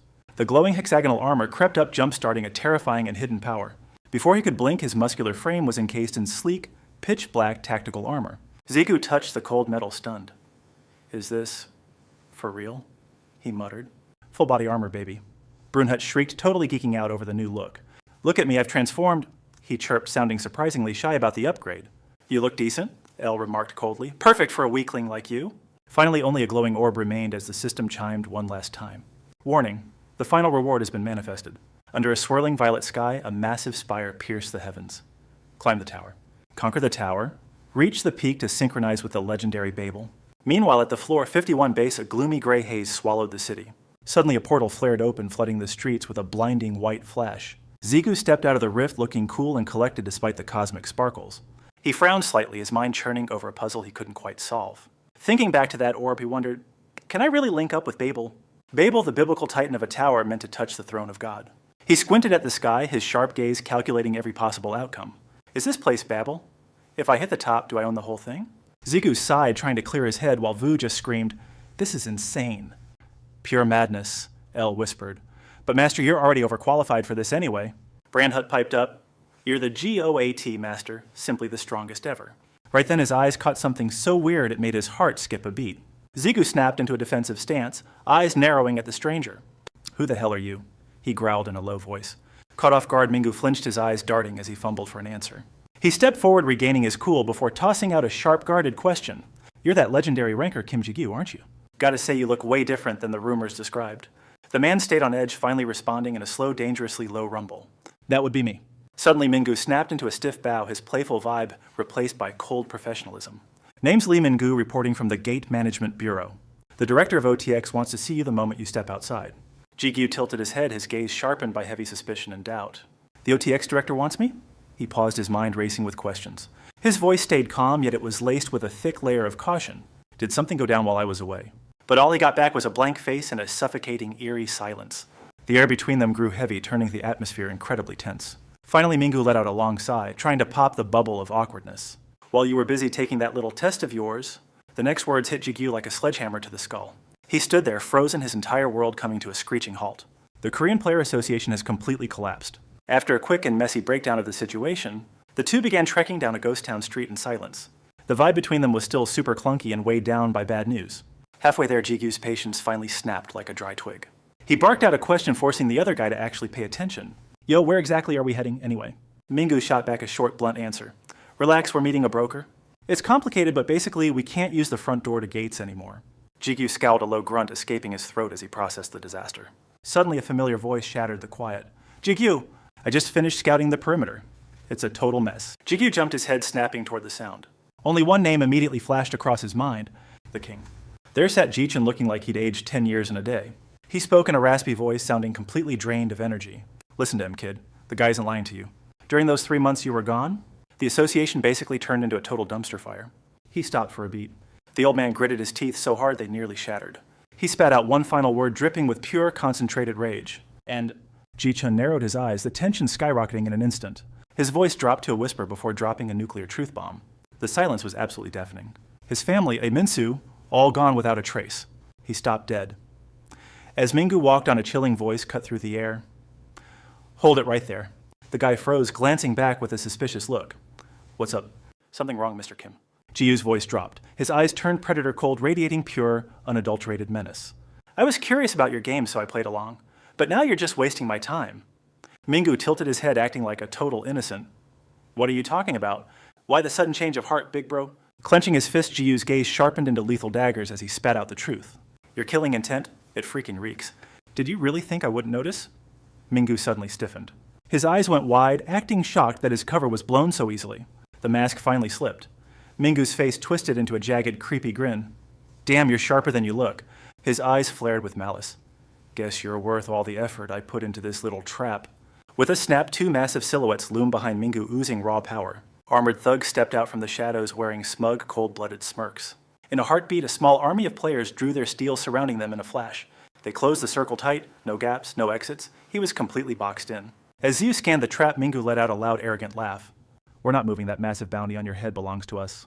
Mingu wagged a finger, his greasy smile widening with greed. Behind him, the pack moved in. "A special rank 1? Imagine the payout." He pointed a finger straight at Kim Ziyu, who stood there in bored silence. Ziyu just frowned, his voice dripping with pure skepticism. "Wait, I'm special rank 1? Grunhut cheered. "That sounds freaking epic." El sighed in frustration. "Grunhut, shut up. This isn't exactly good news for us." Ziyu just snorted, muttering to himself. "Special rank 1 has a nice ring to it."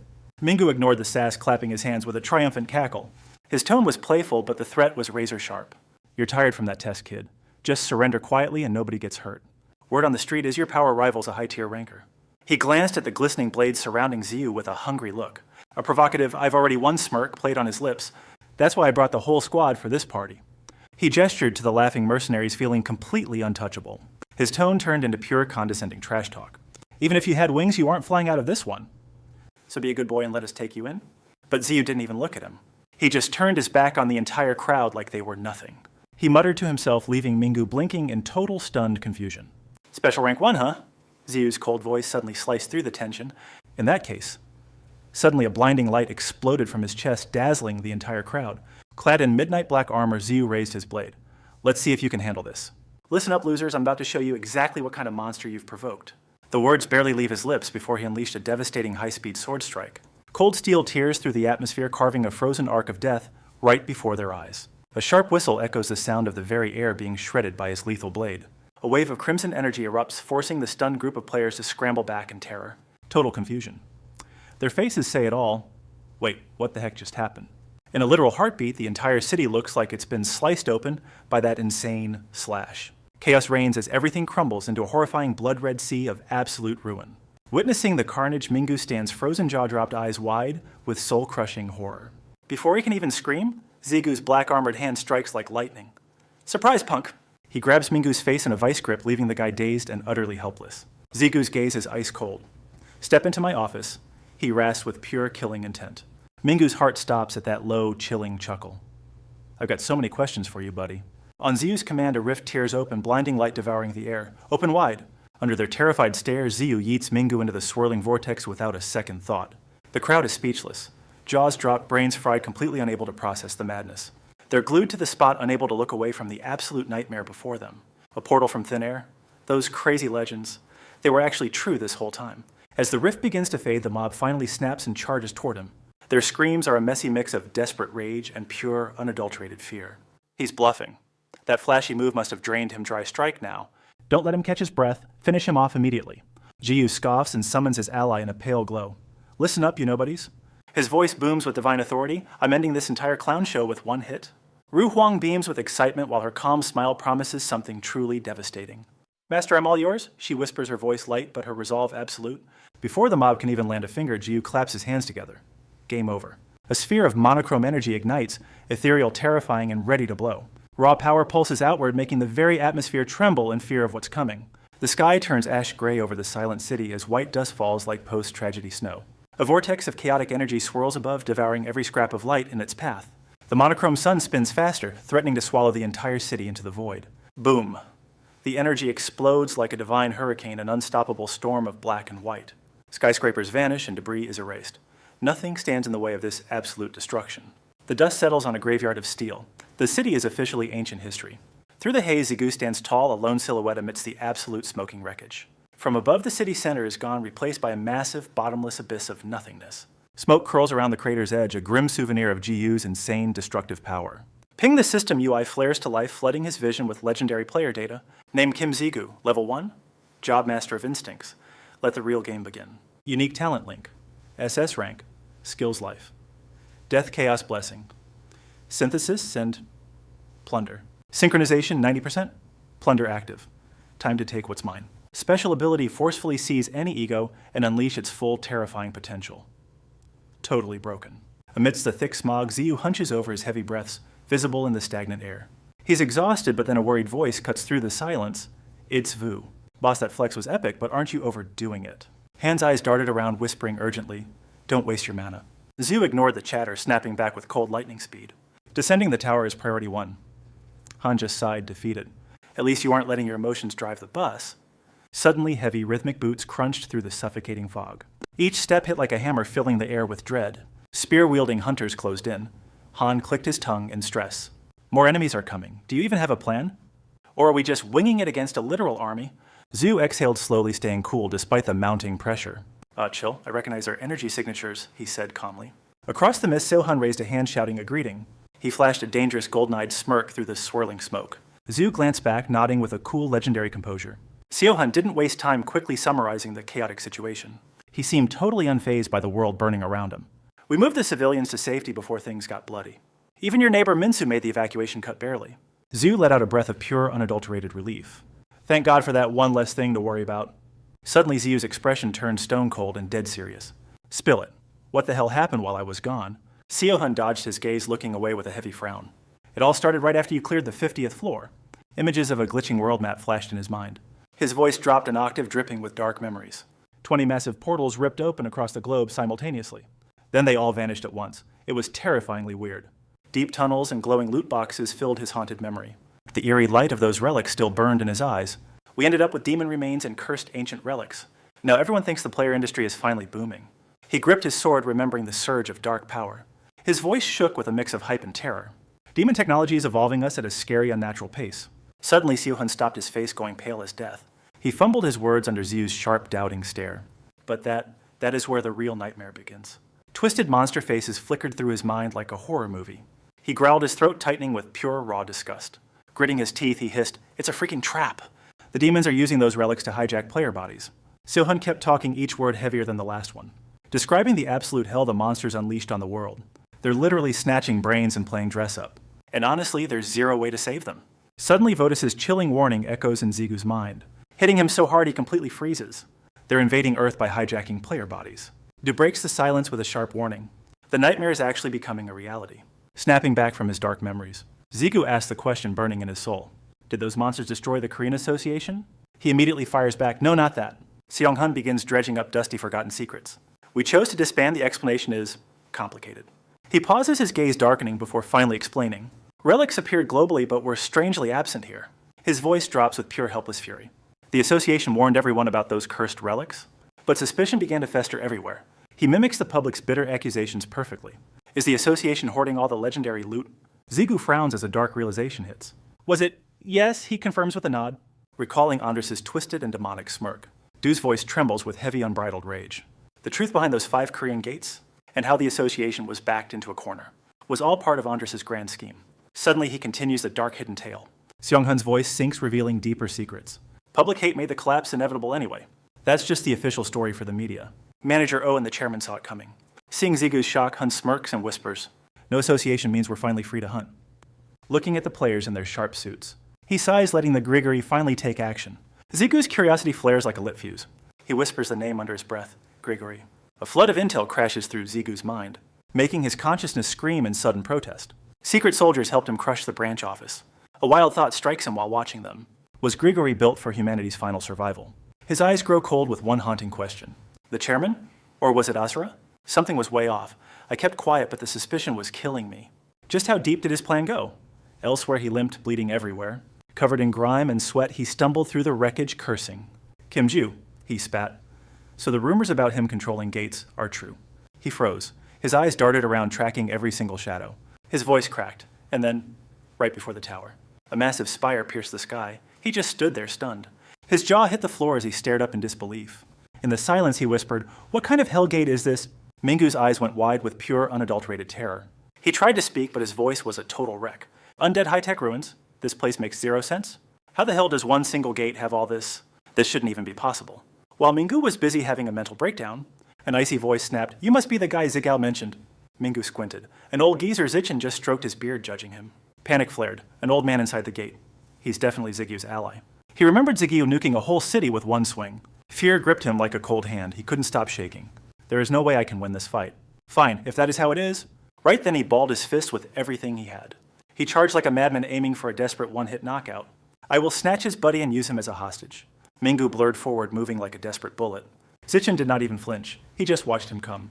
His eyes tracked the kid like he was moving in slow motion. Then bam, one punch sent Mingu flying back into the dirt. He went airborne, blood spraying, his vision blurred with pure agony. Ji-chun watched him crash, looking more confused than impressed. The kid skidded across the ground. The old man hadn't even moved. Cold eyes, zero effort, like he was barely trying. Ji-chun shook out his hand. "Man, that stung a little," he joked. "Wow, kids these days are really energetic, huh?" Over there, Mingu lay in the dirt, eyes rolling back. One thought looped in his brain. What just happened? No way. How is this old man so freaking strong? Desperate, he reached slowly into his inner jacket pocket. He hissed through bloody teeth, "If it's come to this, then I'm taking you down with me." Seeing the shady move, the old man's eyes narrowed. A look of pure suspicion flashed across his face. He went on high alert instantly. Mingu whipped out a glowing, dangerous-looking syringe. He snatched a hidden weapon, thrusting it toward the gray sky. Chilling steel glinted through the thick, suffocating haze, transforming the battlefield into a scene straight from a nightmare. Gritting his teeth, his entire body locked up in agony. Then he slammed that needle deep into his own thigh. Ji-chun's eyes narrowed, his face twisted in pure confusion. He muttered under his breath, "A syringe." The glowing blue tube remained buried in Mingu's leg. Half the mysterious liquid had already drained into his veins. Faint neon sparks flickered through the swirling dark mist. Under his terrified gaze, a violent surge of power erupted. Mingu hunched over, fists clenched until his knuckles turned white.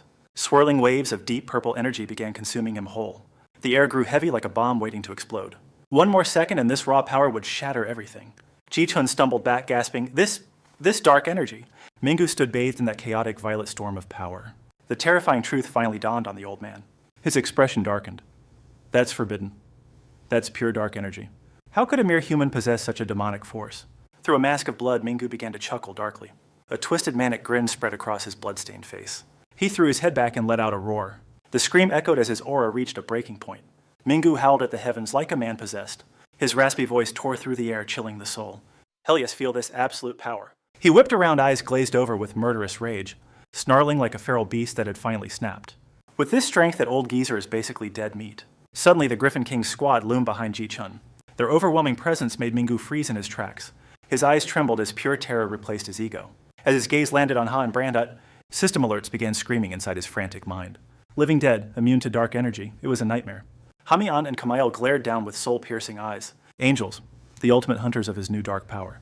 Finally, his eyes met that massive, sharp-eyed beast. His mind went blank, whispering one name, the Griffin King. Under the dying sun, a pathetic wail filled the air. Wait, stop, please, spare me. His voice faded away. As dust settled, someone whispered, let's move out, Jagal. Mr. Hun stood atop the building looking down at Zigu. The truth is, things are looking pretty bad for us. Things are messy. Our gate access, it's been totally locked down. Then came the bombshell, you're a wanted man now, kid. Basically, you're in the same sinking boat as the Grigory. Zigu froze, stunned. What kind of madness happened while I was gone? Once the backstory was finished, Ziyu cut straight to the point. So the main problem is I can't be seen outside the tower, right? Xianghun nodded grimly. Bingo, exactly that. But within seconds, a rebellious smirk played on Zigu's lips. I've got a workaround. Xianghun looked startled. Wait, what? Suddenly, Xianghun's eyes nearly popped out of his head in shock. A swirling rift of magical light tore open a personal gate. Just like that, they led the group through the portal's shimmering light.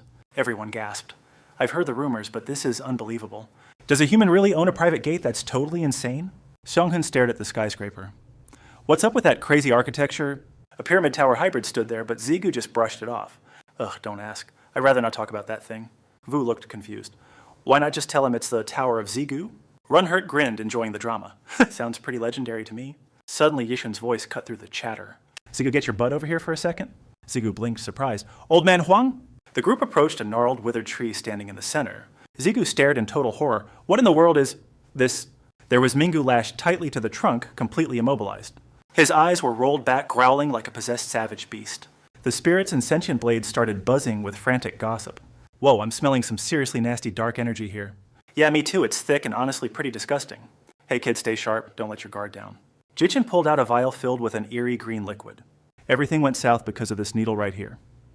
He went berserk the moment he jabbed this into his leg. Xiong'an leaned in closer to inspect the glowing substance. Wait, is this a power stimulant? Jichin looked genuinely surprised by his knowledge. You actually recognize this illegal junk? Xiong'an began explaining the dirty science behind the drug. It's a massive power booster that grants insane temporary strength. Functionally, it's like a regular buff potion on heavy steroids. But it's way more potent than anything legal on the market. The catch, you lose your mind or suffer devastating side effects. It's highly illegal, but the Oversight Association is gone now. There is no stopping them now. Everyone is hooked on that cheap, dirty power-up. Zigu's face darkened. Dark energy meds. Those demons are definitely plotting something sketchy. Track this poison and we'll unmask the monster pulling the strings. Xianghun's got the intel. We know where this garbage started. The Iron and Kevin guilds formed a deadly alliance right here. They're mass-producing this lethal toxin as we speak. They're exploiting the association's absence to seize total control. Zigu freezes the weight of the situation hitting him hard. The Iron Guild is finally back on home turf. Even the Kevin Guild ghosts for years finally crawled out. The ultimate nightmare. They're running the whole damn country together. Suddenly Vu speaks, Master, remember that meeting? The World Summit where things felt off. That demon with the hidden aura caught my eye. I didn't recognize him. His appearance and aura shifted. Wait, could that really be Andrasy? Zigu realizes the math adds up perfectly. Why would Andras and Iron Shield target Korea now? Iron Shield just wants revenge for his past humiliation. But why would a powerhouse like Andras team up? What kind of sick game is Andras playing here? The board has set demon lords and cosmic entities. Paimon's kin the Demon King and that beast Pan, the demon who sealed and Xiang Ho's acting suspicious. Zigu's brain is fried. There's way too many enemies here. Then Xiang Hun drops another bombshell. Those guilds orchestrated the association's downfall to trash President O. The president disbanded it, but the Grigory's teeth are sharp. He completely wrecked their plans to bring him down. Why are they so obsessed with killing the association? When their schemes failed, they traded words for steel. Total war the Grigori versus the United Guilds. Zhu shouts, then what that alliance is a total nightmare. Actually, the Grigori were absolute monsters in combat. Then both sides called in their heavy hitters. Zhu hones in the reinforcements. Xiang Hun lists the legendary roster. The Ken Guild and the famous Susuku. Frostflower and advisor Lim Hesek. Angela's boss Li Xiang Ho, plus the Demon King. Zhu looks like he's seen a ghost. What kind of insane squad is this? Are they trying to take over the planet? How did these legends even agree to work together? Xiang Hun finishes the epic tale. Simple, none of them could afford to stay sidelined. As the dust settled and the echoes of battle finally died down, Two players emerged from the shadows. The only names we knew were Ha Sung-soo and Gazan. He repeated them slowly, letting the names sink in. Ha Sung-soo, Gazan. Saying it out loud triggered a massive lightning bolt of realization in his head. Hold up. I've definitely heard those names somewhere before. Rue jumped in to give his memory a much-needed jumpstart. Master, remember that very first gate?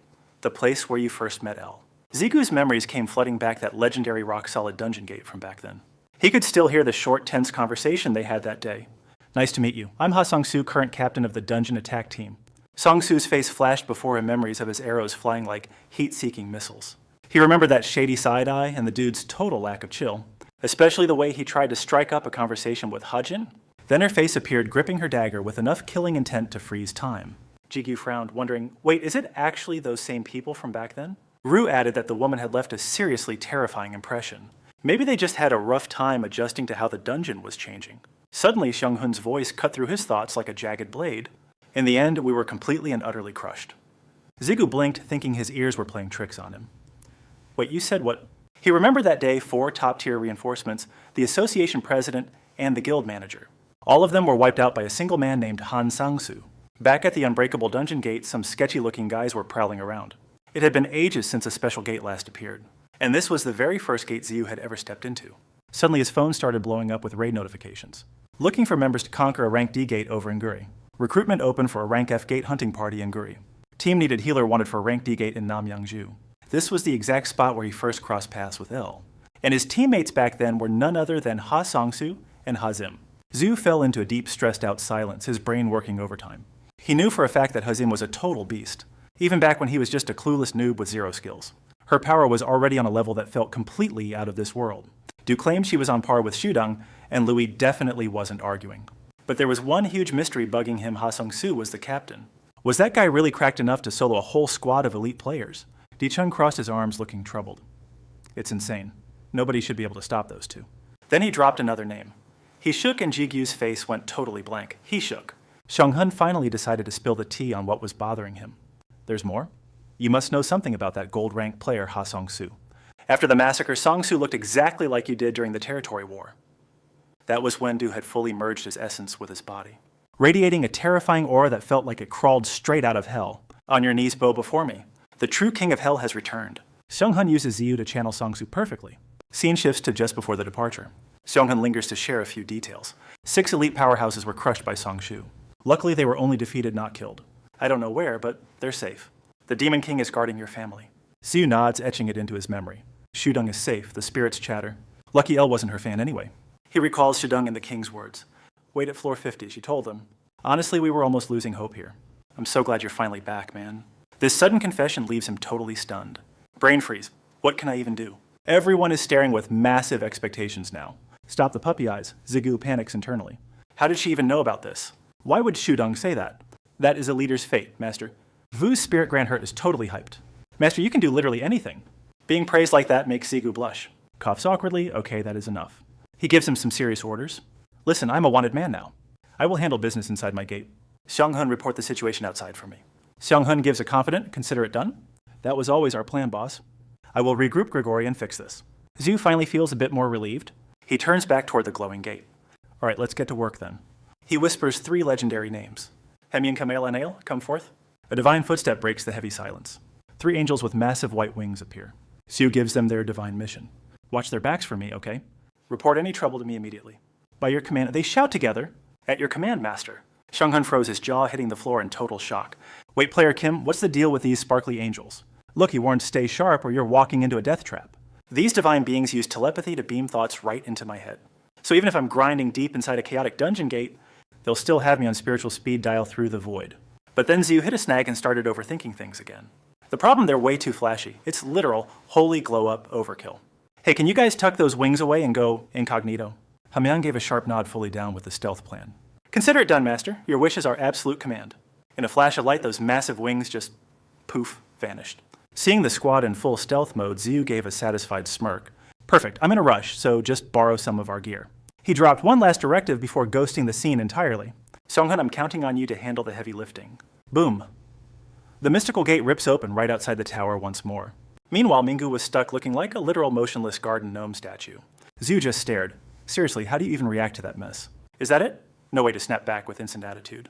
Impossible, I'm clearly the most dangerous threat in this entire room. Zichen chimed in, sensing the vibe was still totally off. Far from over. I've got the loot, but zero clue how to use it. I'm just a legacy hire for Paimeng's arts, not his bloodline. Fine. I guess we just wait for Minsu to show up. Wait, scratch that. Paimeng has another heir hidden up his sleeve. Zhu caught the drift. You mean... Zichen just gave a grim nod. Time to wake up my total loser of a son, he muttered. The target for this sudden wake-up call, the one and only Cheyenne? Wait, are you seriously going to awaken that wildcard Cheyenne? Du smirked. Heck yeah, we had to wake that punk eventually anyway. Just wait. Once I get my body back, those traitors are history. Chilru, we fight for the master, not your petty revenge. Stop acting holier than thou. You want those heads rolling too, don't you? Meanwhile, little Brunhilde was sulking, staring blankly at her own hands. A faint light flickered from Zigu's chest. Me too, she whispered. Brunhilde finally blurted it out. She wanted a real physical body. Brunhilde started counting everyone off, sounding totally heartbroken, and left out. Ella has one ruse getting one. Even Rain is on the list. Don't get greedy, kid. You've never even had a real form. A body now? Try again in about 10,000 years, brat. Brunhilde's frustration literally started making her glow with divine rage. There you go again, being a total jerk to me. Seriously, stop picking on me every single second. Zigu tries playing the peacemaker. Brunhilde, but that only fuels her teen rage. You're always playing favorites with Elle. Elle is stunned to be caught in this. Seriously, nice to me since when? Suddenly, Brunhilde's dormant power explodes. A wild, desperate hunger takes over. I want a real body too.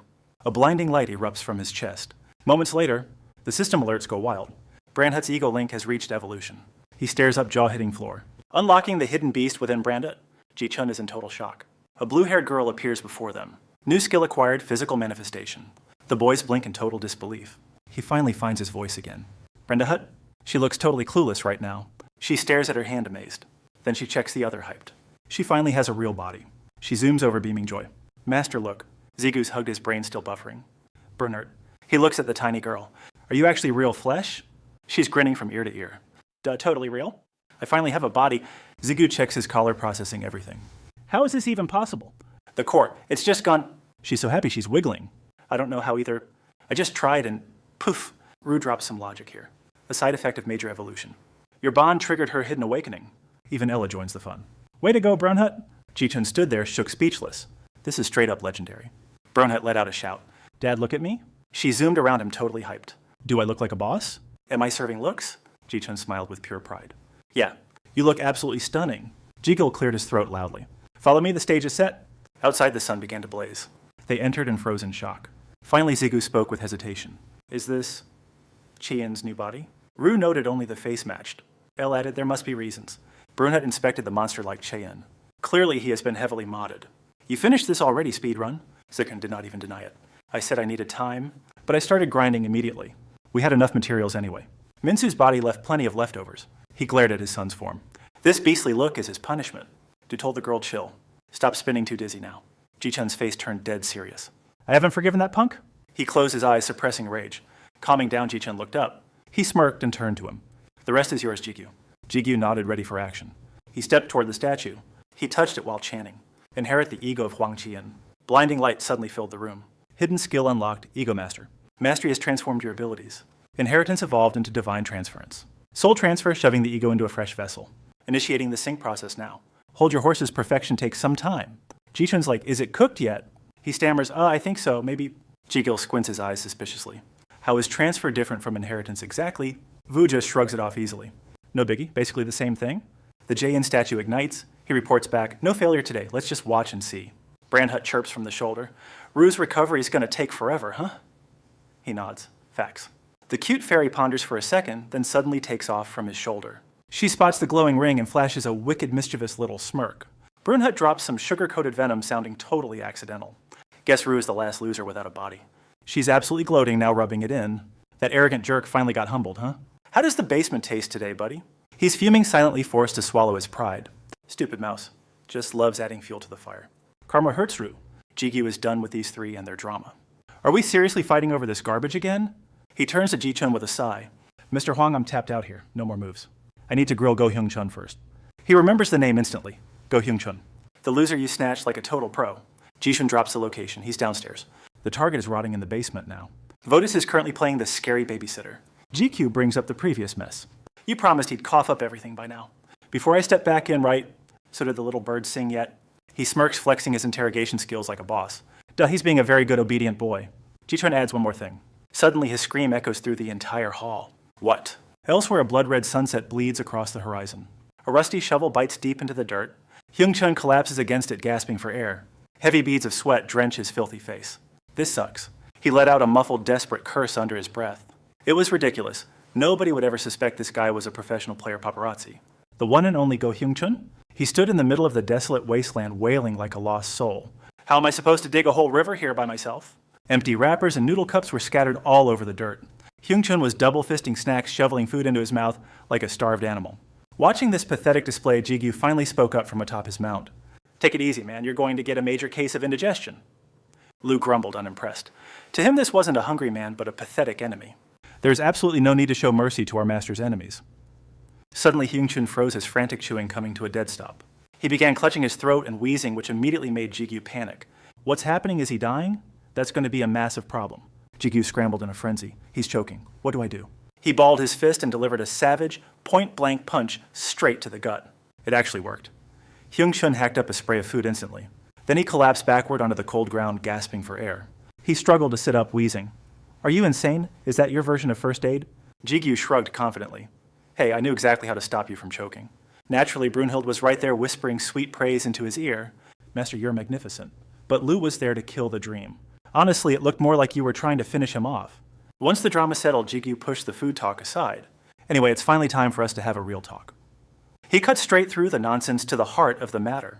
Back when I visited the association's medical wing, why the hell were you tailing me like a shadow? The two of them sat down properly, the atmosphere turning heavy. Hyung-chun looked him dead in the eyes to give his explanation. Believe it or not, it was honestly just one massive coincidence. I wasn't actually there to follow you at all. I was searching for Jo-suk-woo. That answer hit Ji-gyu like a total freight train. His expression shifted instantly into a mask of pure coldness. His eyes ignited with a sharp, murderous warning. What do you want with Suk-woo while he's in such a weakened state?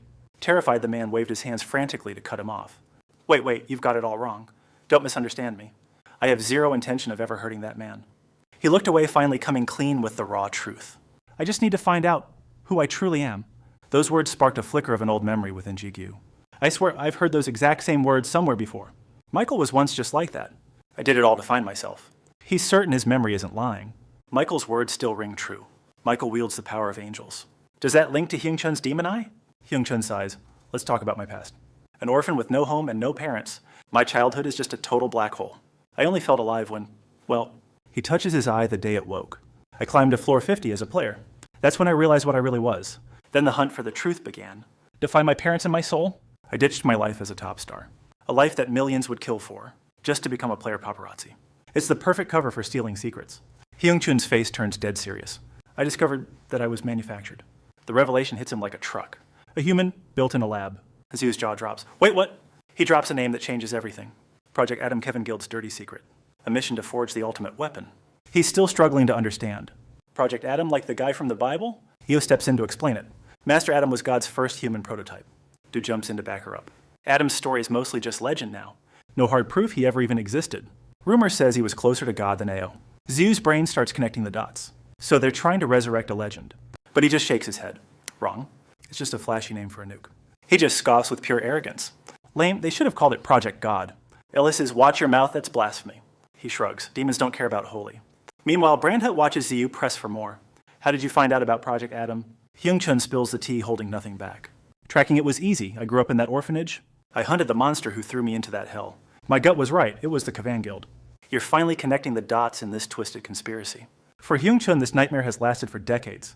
Has Kavan's filth been rotting this country for so long? Suddenly, Zigu's brain hits a totally different frequency. Wait, why hunt Suku? He gets a heavy silent nod. Hyung-chun shreds the secret. He is an atom failure. Age 7 type O. The file confirms it is Suku. Impossible.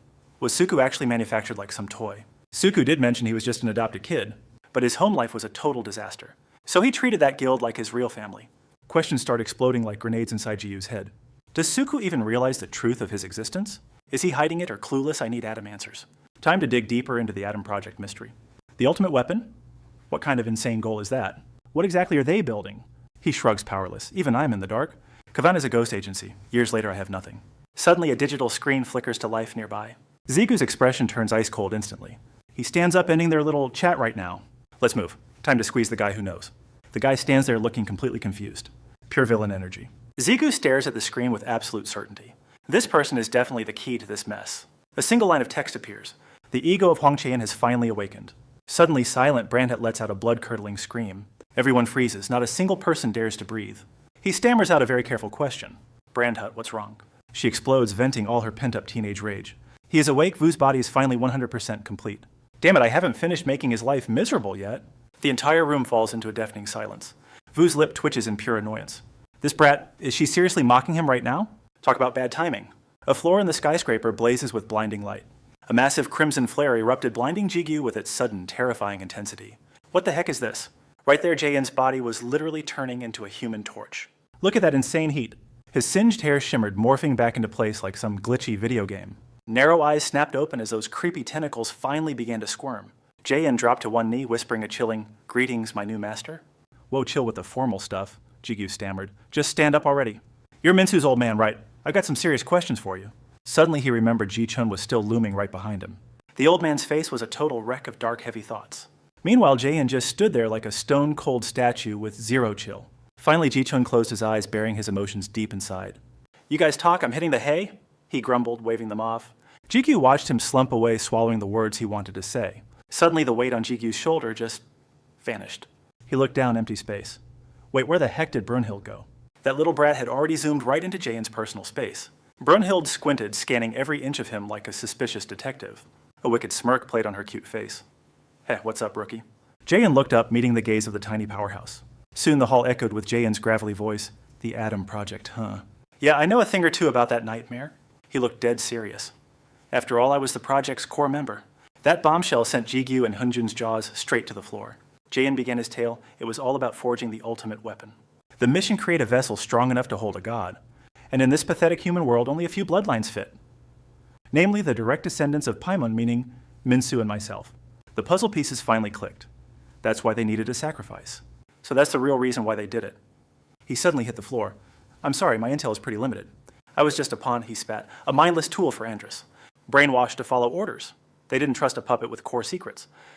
The tension in the room turned ice cold as Jae-in bowed his head. But I do know the endgame. The Atom Project's final goal, to cram the power of Satan and Lucifer into one perfect vessel. The words hit them like a freight train. Absolute terrifying silence. That was the final straw. Jigyu's self-control just snapped.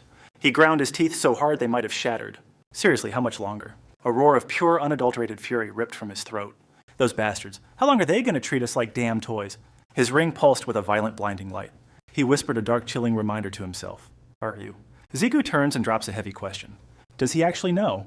Those two monsters, Hasongsu and Gazong. The gears are turning in his head. We are talking about the ultimate weapon here. If I'm right, they are definitely in on this. Sadly, his answer is a flat-out no.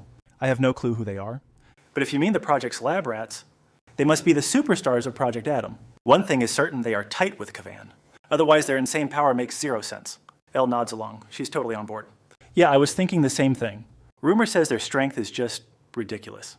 Vu cools down. It sounds plausible enough. But let us keep every possibility on the table. His face turned stone cold. Things just got heavy. This is a private matter now. Zhu says we have built Lucifer's new body. Can you help revive him inside that shell? Suddenly he flips the entire script.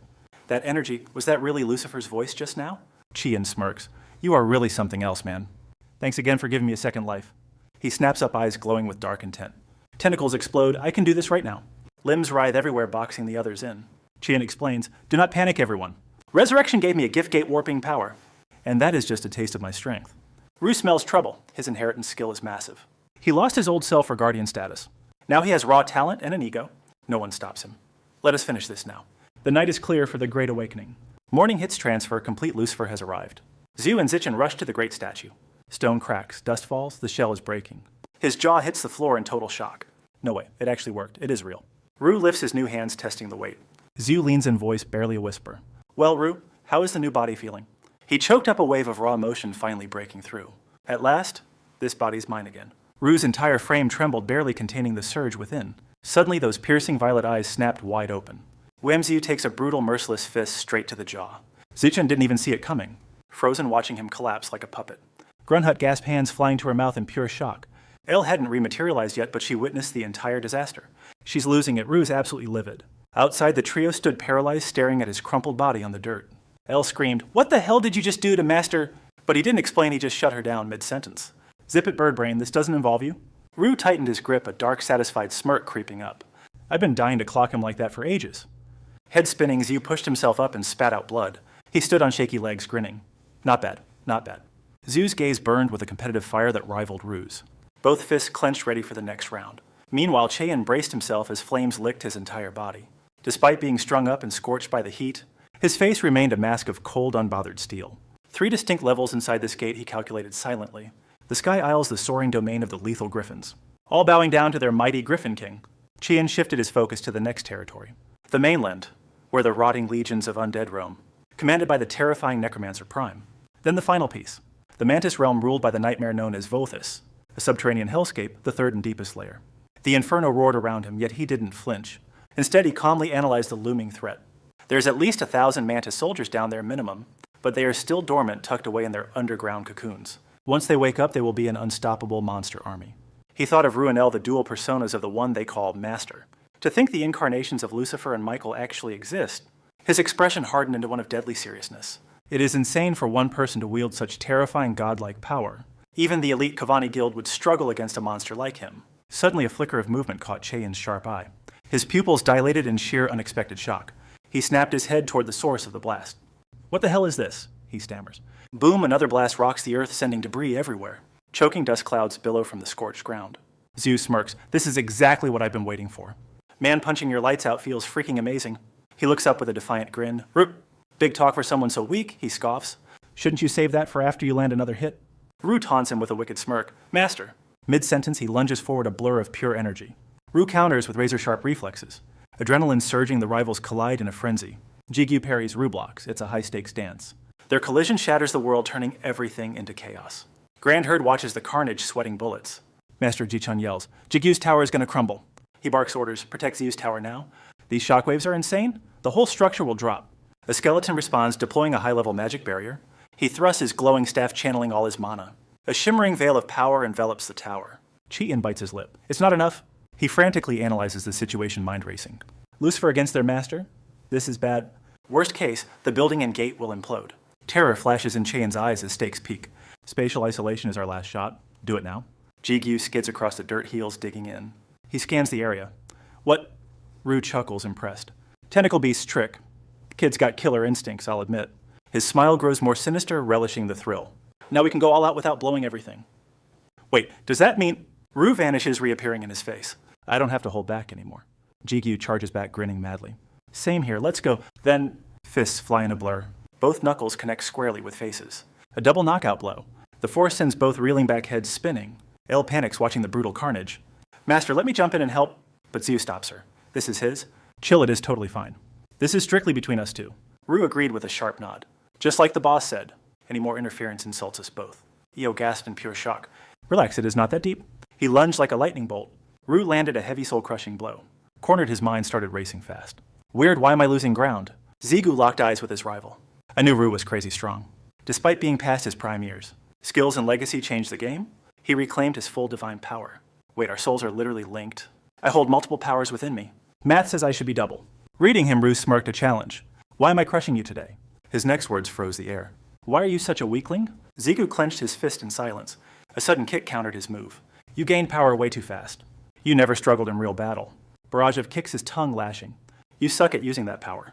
Blocking hurt, his grit was showing. I cannot control this massive energy. Jupiter warned me about this moment. Zigu ground his teeth in fury. He grabbed the leg midair. Finally, he snapped back at Rue, talking about life or death stakes. He yanked the leg down hard, growling under his heavy breath. I have been there too. Just then, Zigu slammed Rue down hard. I have survived hell multiple times. A massive explosion rocked the field. As the thick smoke finally cleared, neither fighter was left in sight. Only Zigu remained standing solo. His brow furrows with tension, staring at that massive crater.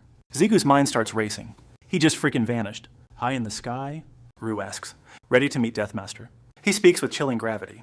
Scenarios exactly like this one. I've survived hundreds of them. He snaps his wings, dropping into a predatory stance. Rue throws a cocky challenge. Master, come at me with everything. Eyes burning with savage hunger. Bet your whole life here. Use your bloodlust to drop me. Rue flashes a wicked smirk. Double your power in one day. Zigu grips blades soaring upward, activating the Foresight cheat code. Vote this power awakens since fighting L. Any secret requirements for this? Foresight reveals the near future. Rue swings his blade, but Zigu knows it is fake. Real hit comes from left. Zigu blocks with Life Sword, countering with Votus's explosive power. The rivals are crashing together. Man, this tension is crazy. Rue maneuvers above him instantly. One brutal kick slams Zigu. Zigu hits the dirt hard. Rue trash talks from the sky. I already warned you, kid. Votus is not always effective. It needs time to process reality. You are overthinking everything. He speaks with total confidence. Strategy-obsessed fighters are so predictable. I read your every thought. Zigu just smirks back. Wait, I don't remember ever saying that. But your memory's floating in my head. They'll claim that skills aren't totally useless trash. Rue smirked, raising an eyebrow. Oh, really? Seems you've only grasped half the truth, kid. He muttered, You're not entirely wrong. Since I only reached this peak level. Absorbing every deadly combat style from all the losers I've crushed, suddenly his grip tightened on his blade. Rue lunged straight for Ziyu like a demon. He roared with soul-shaking intensity. The real question is, can you actually do it? Rue closed the gap, sword raised high. Ready to deliver a devastating blow, he held back just enough for Jigyu to survive. Steel collided with steel in midair. Sparks flew in a symphony of destruction. Rue dominated the clash, shouting fiercely, Let this experience burn into your soul. True power awakens only on death's doorstep. Time blurred as the brutal duel raged on. Finally, the dark horizon began to glow. Sunlight finally kissed the tower's peak. Ziyu was still out cold in bed. Suddenly, his eyes snapped wide open. Gasping, he scanned the room in shock. He was tucked into a tiny bed. Ziyu panicked. Wait, where the hell am I? El was already there, watching him intently. Master, you're awake. Even Brunhut piped up. Ziyu groaned. Guys, what happened to me? El explained, You collapsed after fighting Rue. We brought you back here to recover. Oh, and we gave you a haircut, too. Ziyu felt his hair. I see. Thanks, guys. Long hair was getting annoying anyway. Then a familiar, arrogant voice chimed in. Finally awake, you weak little brat. Ziyu jumped, totally caught off guard. Rue, what are you doing here? Rue sat there sulking with arms crossed. What, you got a problem with my look? Ziyu's jaw dropped at the sight. Rue had de-aged. What is happening? El spills the tea on the duel's aftermath. His mortal shell totally nuked itself from overflexing power. And now he is a complete wreck. Rue lets out a soul-tired, pathetic sigh. Brandhut swoops in like a pesky mosquito, flashing a smile that is straight-up nightmare fuel. Brandhut chirps with pure mischief. Ah, Rue, you are actually adorable like this. This sends Rue's blood pressure through the roof. Beat it, you annoying little brat. Before I swat you into next week. Brandhut is absolutely living for this drama. Ye now Rue finally joined the Chibi Club. Rue waves her off with zero patience left. Get lost already. Meanwhile, in a much moodier corner, Chien stands before Jichun's heavy gaze. Jichun looks like he swallowed a lemon, while Chien is basically a walking fire hazard. Both are locked in a silent battle of disappointment. Finally, the old man breaks the icy silence. Well, start talking, he commands with sharp eyes. But Chien just stands there like a statue. Eventually, he finally drops the stoic act. I have got no right to make excuses. Honestly, there is nothing left to say. That actually catches Jichun off guard. Wait, you are not even going to blame me. I am the one who turned you into this. Chien keeps it surprisingly mature and real. Without your choice, I would be 6 feet under. Thanks for giving me a shot at redemption. He even adds a rare my bad father. Jichun can only respond with a heavy sigh. Do not apologize to me. Go find Minsu. Carry those sins with you until the end. Chien takes the order to heart. Fast forward through a month of preparation. The whole squad is gathered waiting for Jigyu. All right, listen up, everyone. Every eye in the room is glued to him. Jigyu scans the serious faces and nods firmly. It is time. Operation Crush the Kavan Guild starts right now. Outside, the sky remains deceptively calm and blue. Grigori Intel Dump, hosted by your boy Songhun. Songhun's posing at the board like a big shot professor. All right, squad, let's dive into the juicy intel we've gathered. Jigyu's chilling in the back, totally vibing with the progress. We're finally pimping this place out with some high-tech gear. Old man Huang's a beast. Nothing's impossible for that legend. Songhun keeps the hype train rolling with his presentation. The Kavan Guild has Jigyu's mansion completely surrounded right now. They're prowling in small hunting packs of 4 or 5. The map flickers to life as Songhun explains the situation. Look here. This shows exactly how these losers are positioned. Despite their numbers swarm crawling all over the entire perimeter, not a single soul has breached the 500-meter dead zone. Jigyu goes quiet, his tactical brain spinning at light speed. 500 meters, the exact radius of his absolute defense. When the defense zone is kept tight and focused, the defensive power spikes to an untouchable god-tier level. But try to stretch that circle too wide, and the protection crumbles like a house of cards, especially since Mr. Huang's resurrection as a divine guardian. He glances at Jichun, wondering, is this just pure luck? Meanwhile, Sangju is laser-focused on the enemy's troop deployment. He smirks like a villain, whispering, I see it now. Outside, total silence, just a white sedan idling in shadows. Inside, Sangsu nervously watches his partner light a cigarette. Shouldn't we just blitz the place and get it over with? The man just exhales a slow, ghostly cloud of smoke. Then comes the chilling reply, because they're already dead. Sangsu's heart stops. Wait, come again, what? Anyone who gets close to that house, the man rasps, is a corpse before their feet even hit the pavement. The last radio transmission we caught from the front line was some nightmare about an old man and the undead. I have no clue what kind of monster we're facing. Songsu's blood runs cold as the horror finally sinks in. But as the man speaks, a bullet hole blooms in his neck. So don't you dare get close to that zone, even by accident. Don't even think about it. If you do, well, no one's coming to save you. He chokes his life pouring out in a gruesome red wave. Songsu panics as his buddy's head literally disappears mid-sentence. The guys in the back seat go into absolute meltdown. They scream, "What's happening? Are we being sniped?" Chaos erupts. "Grab your guns, wait, where's my sword?" In a flash, the car becomes a tomb filled with blood. A total ghost town, not a single soul in sight. Blood drips from the car, no witnesses. Total silence. That crimson pool under the wreck, it is getting bigger. Then some heavy boots stop right by the carnage, and a blade shows up still thirsty for more. It is Hyungjin, of course it is. Guess he is the lucky winner of today's death lottery. Holding a feather, he is having a total flashback moment. Guess those goons under Jigyu were not lying after all. That white feather had charred black and just poof. Pure demonic energy, the real deal. Back at HQ, the screen is showing something nasty. It is a magic circle straight from the pits of hell. Rue is explaining how demons planted these traps all over. Together they create one massive hellish magic effect, and the battery pure, unfiltered demonic energy. They are using potions to turn player mana into fuel. My bet it is all for that massive magic circle. Zigu is like, "So what does this circle actually do?" Rue shrugs. "No clue. Andres is officially scary now. Expect the worst. It is the only way to survive." Zigu's looking pretty stressed out right about now. Rue continues, "But I think I found the trigger." Zigu leans in. "The trigger, tell me." "Your mana, man. You are the key to the explosion." Zigu is completely floored. Talk about a major identity crisis. Staying home this month? Best move you ever made. Because you were staying right in the safe zone. That home barrier was hiding your massive mana signature. Leave the house. The circle finds you instantly.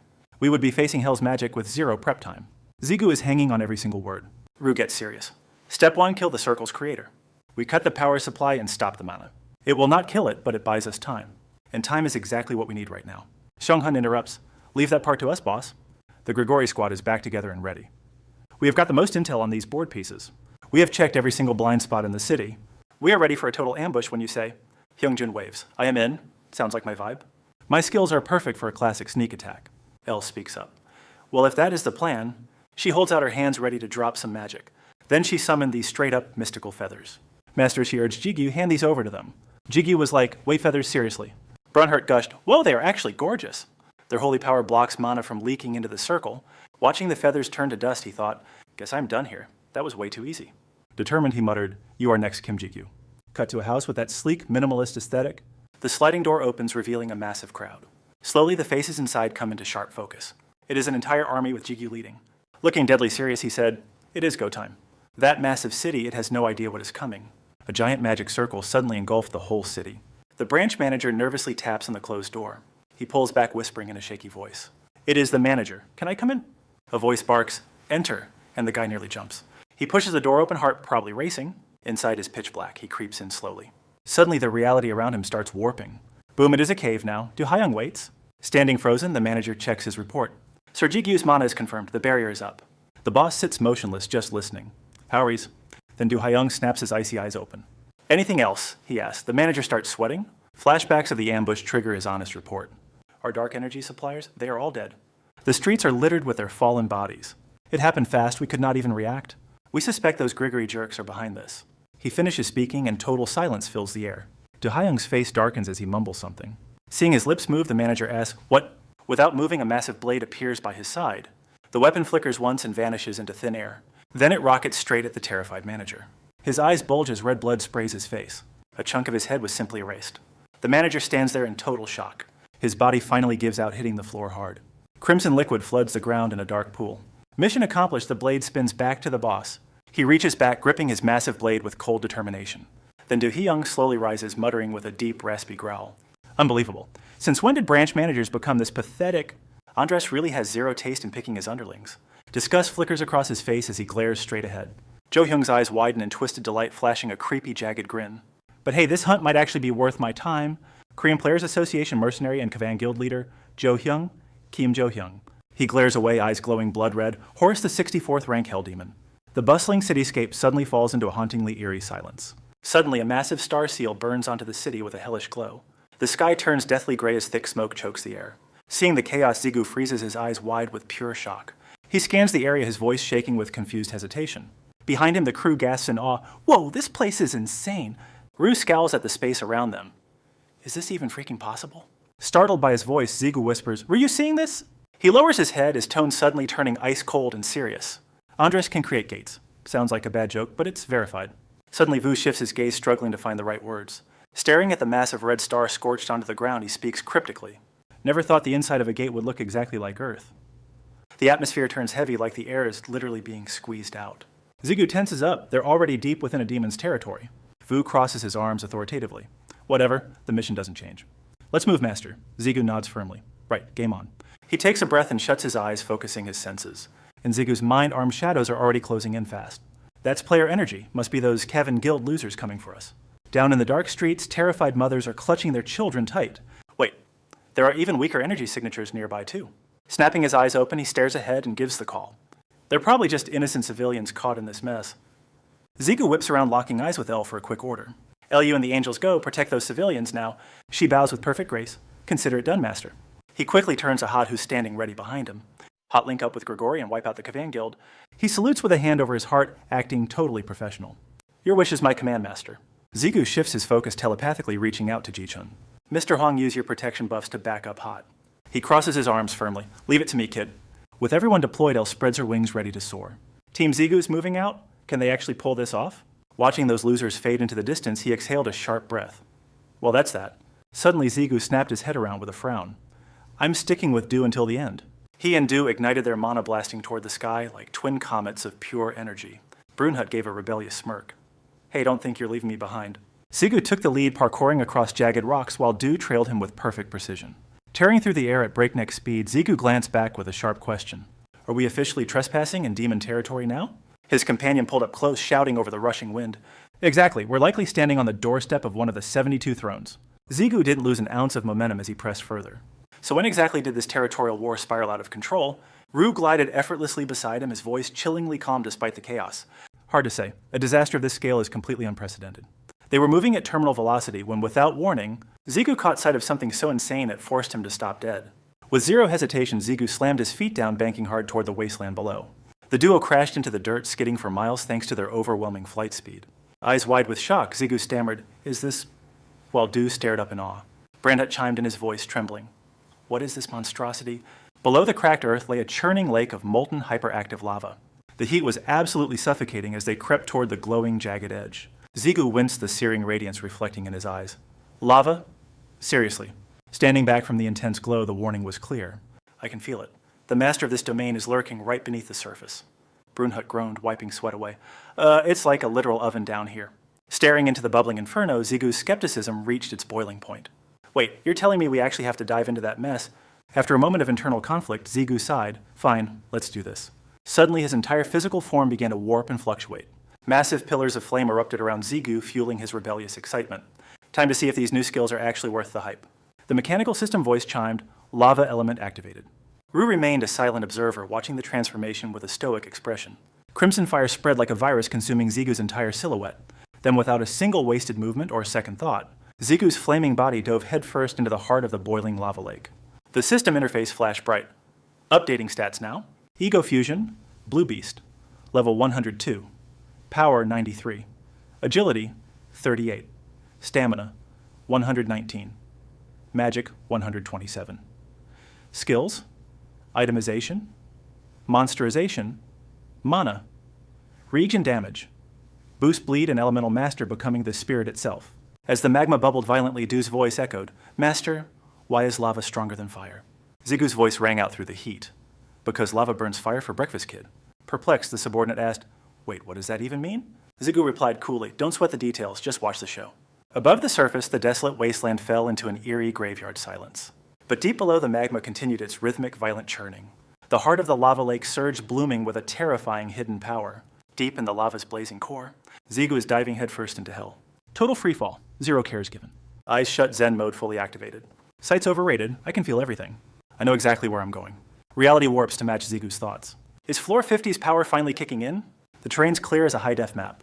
Suddenly, Rue's voice cuts through the heat. His energy sensing totally leveled up. Herd's like, Master, you're freaking legendary. Still falling like a total boss. Then Herd screams, Heads up, Master. Danger. Something surging from the magma. Boom, the lava lake explodes upward. A spectral fist clamps shut on him. A phantom giant towers over the abyss. That fist is shaking. Is Zigu talking? A giant monster's in this neighborhood? The monster's celebrating until it realizes something's wrong. Trap nah, Zigu's just warming up. Boom, Zigu busts out of that grip. Rue drops some high-level lore. That's a Lava Golem Hell's favorite toy. It's strong. Well under the right conditions. Zigu's still got his eyes shut. Is this thing even on my level? Rue's just vibing watching the show. Nah, it's total trash compared to you. Heard chiming in from the sidelines. Yeah, looks like a total weakling. Zigu catches the giant's massive hand. Cool, calm, and collected as always. Good, thought my radar was glitching. He plants his feet on its palm. All right, let's get this over with. One kick and that monster's airborne. Perfect subject for a little experiment. A glowing orb ignites in Zigu's hand. Summoning Crescedo, let's bring the heat. Crescedo emerges with a ghostly white gaze. System check, lava element fully engaged. A massive frame forms Crescedo charges. Boom, Crescedo delivers a devastating punch. Crescedo lands a brutal haymaker, sending the beast flying back. But the freak is tough, digging its heels in deep. It strikes back instantly, aiming a heavy fist at his jaw.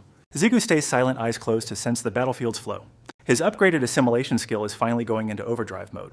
It is not just about making his connection stronger anymore. The unique skills of his various egos are finally merging.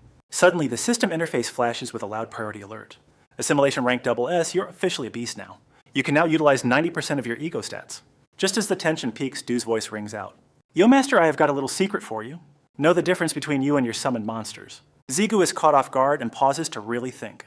The difference he visualizes his squad of powerful summons. He contemplates the question for a long, quiet moment. Finally, he shrugs and gives his honest, direct answer. Isn't everything basically the same for all of us? Runhurt jumps in looking like a total devious mastermind. It is faster to look at what makes you similar. He crosses his arms, analyzing the fight with a smirk. Here's the secret: death does not apply to summons. Sure, it takes some time to call them back again. But you can hit that respawn button forever, kid. After hearing the logic, Zigu realizes the insane potential. Wait, so you mean... He trails off, eyes wide. Rue gives a sharp nod. Exactly. Now watch the show. He looks back at the brutal battle still raging on. Crescedo starts cranking the heat to absolute max levels. He is ready to burn everything, even his own body. The warrior tanks a blow and swings his arm up. He ignores the pain, igniting his soul into pure fire. Now that he has the edge, he moves fast. Crescedo slips behind and locks the beast's neck tight. He holds on, forcing a massive fiery self-explosion now. There is no mercy as the flames engulf them both.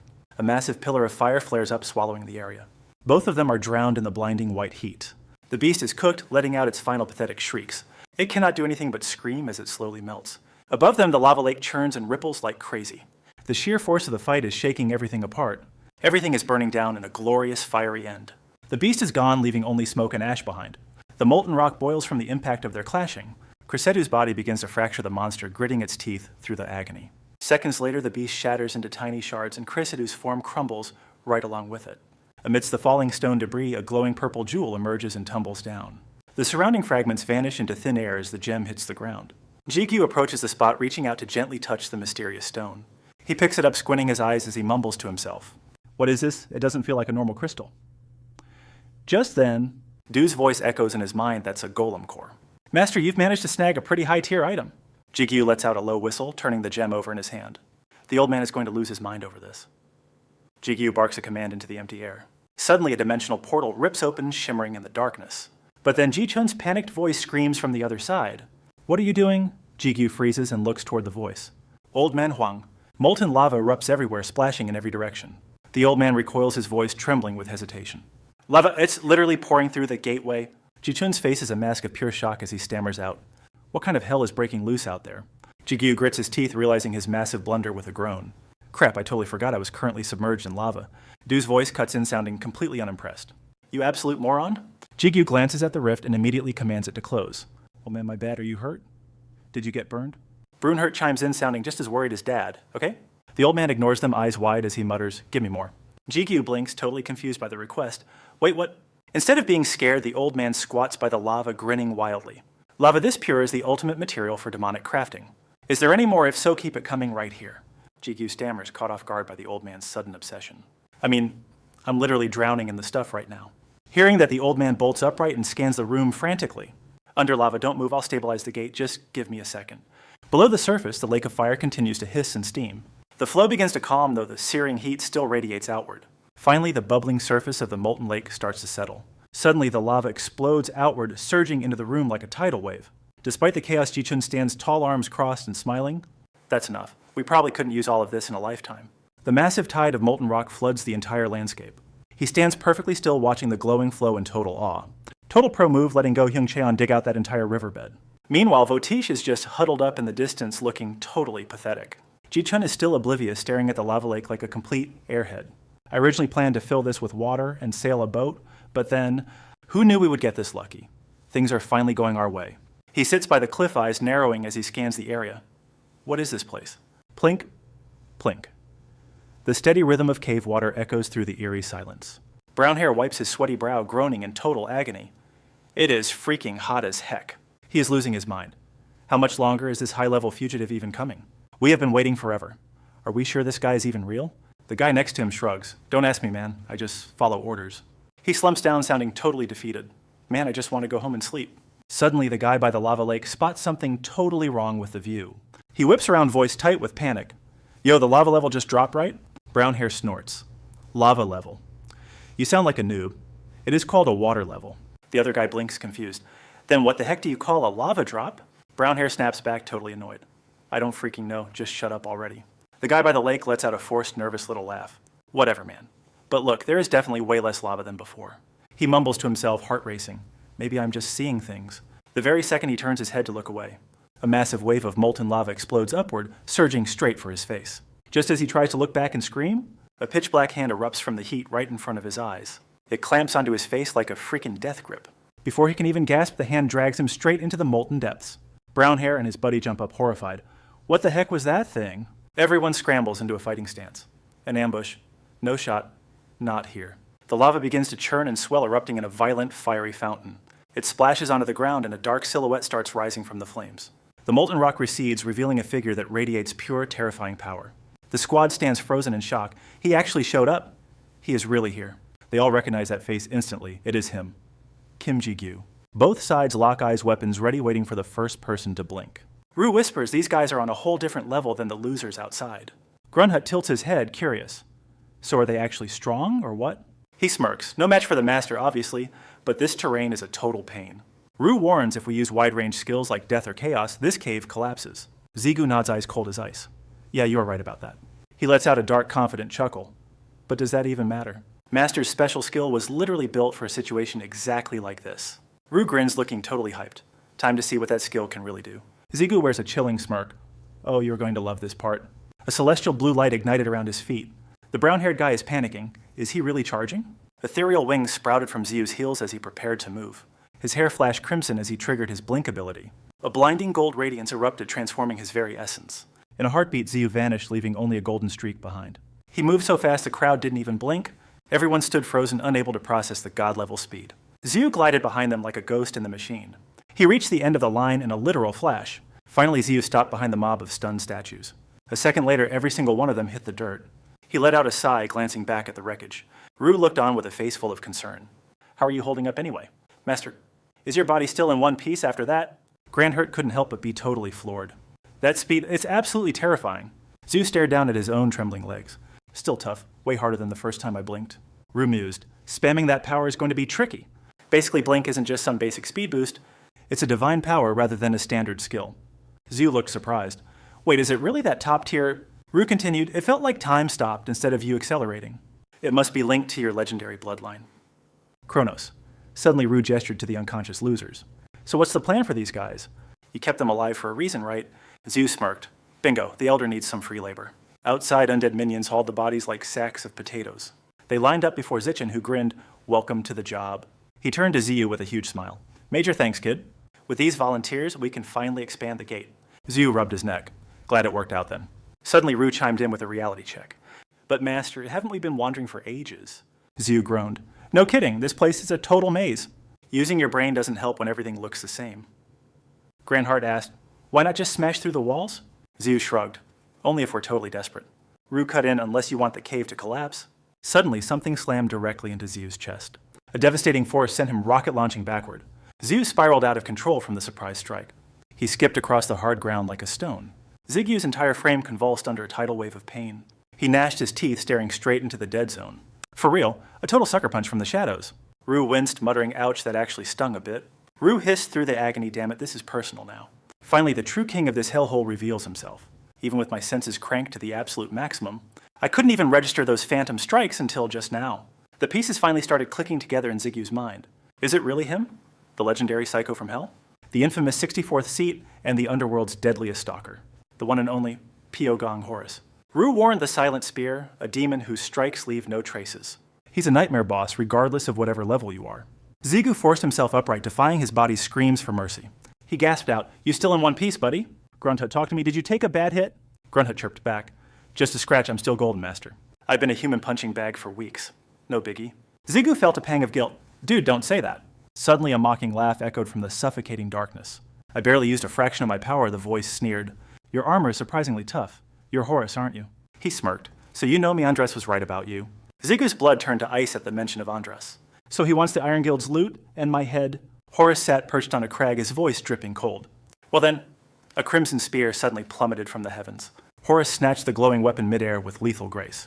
He rose slowly like a predator spotting its favorite prey. A wicked grin spread wide. Time to start the hunt. Zigu's blade instantly ignited with a defiant blood-red aura. He dropped into a combat stance, senses dialed to 11. Crimson streaks blurred death coming from every single angle. Steel screeched against steel as Zigu parried the invisible storm. "Blocked it," Grunthut cheered. "My master's a freaking beast."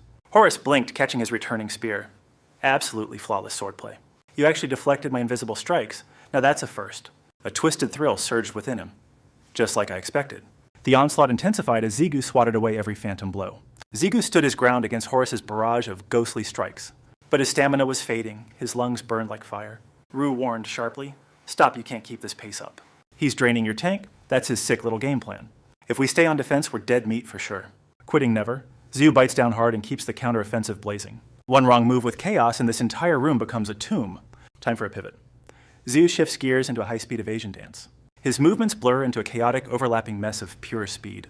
Even Horus's legendary skills can't keep up with his frantic pace. Grand Herd watches, realizing this fight just turned into a nightmare. Decision made.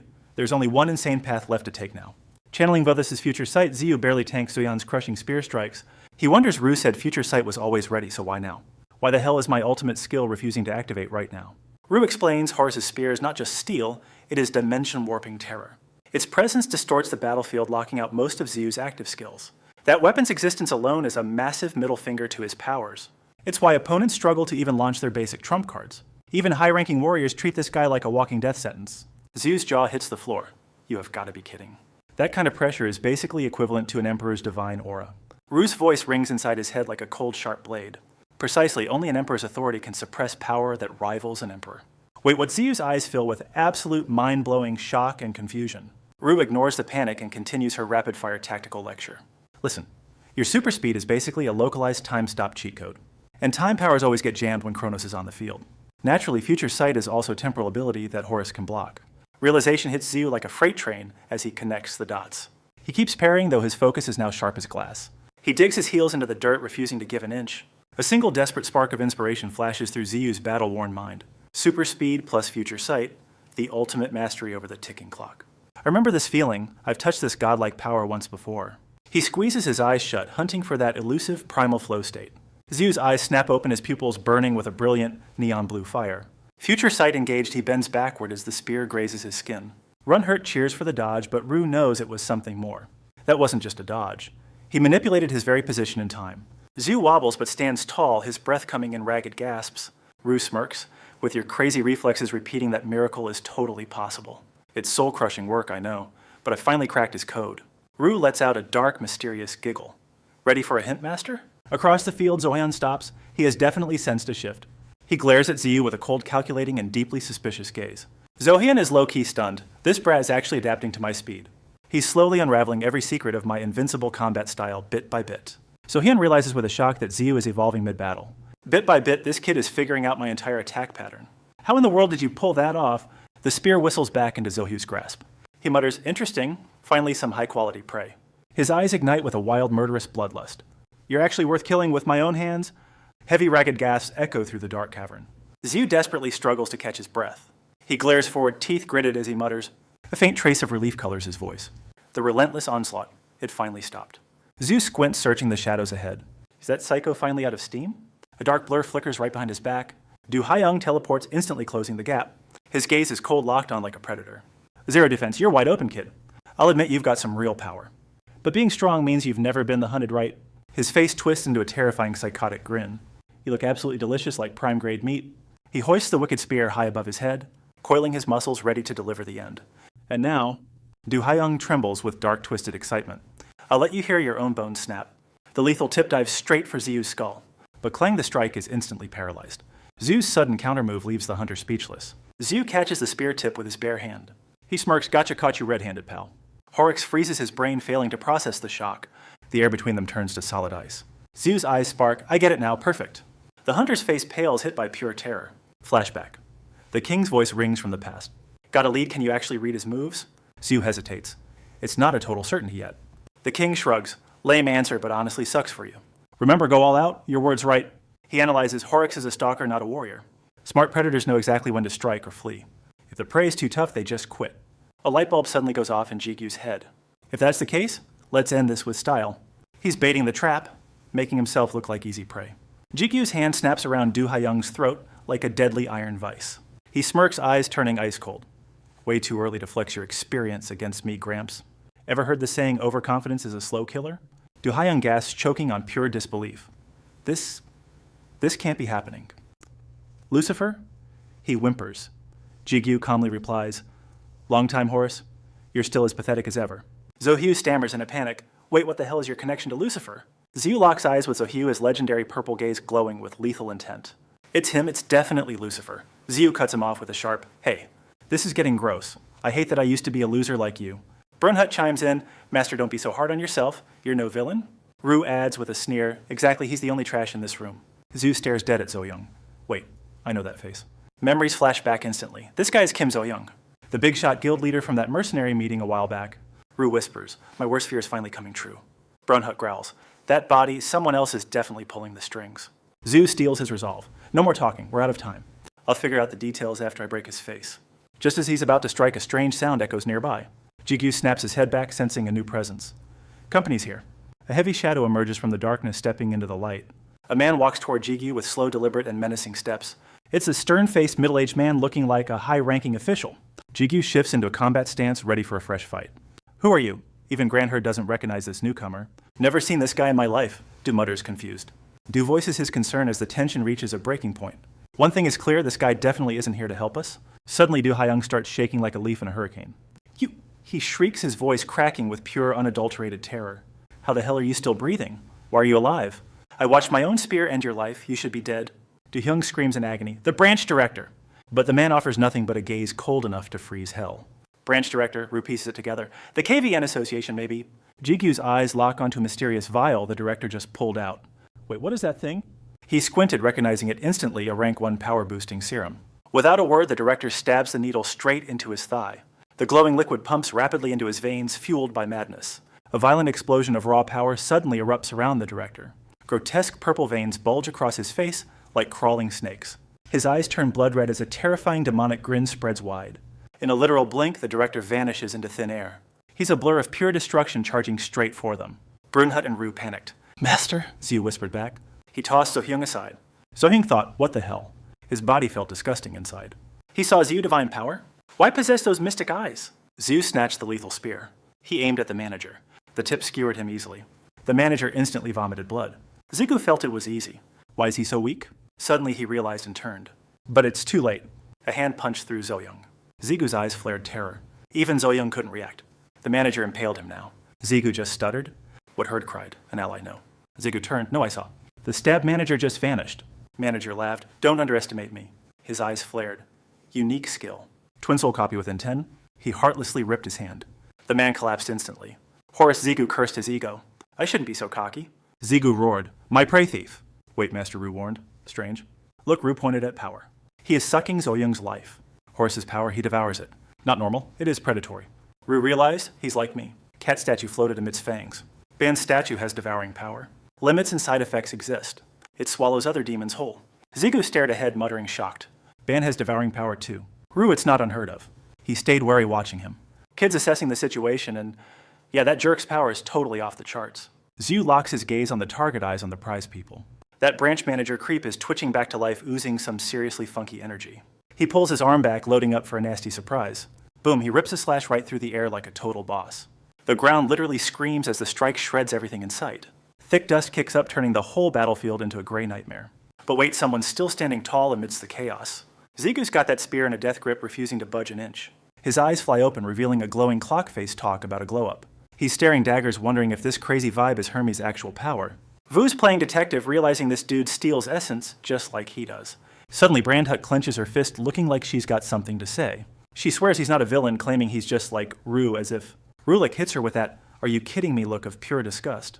He shuts her down fast, calling her a clueless brat who knows nothing. Brandhut snaps right back, totally annoyed by his high and mighty attitude.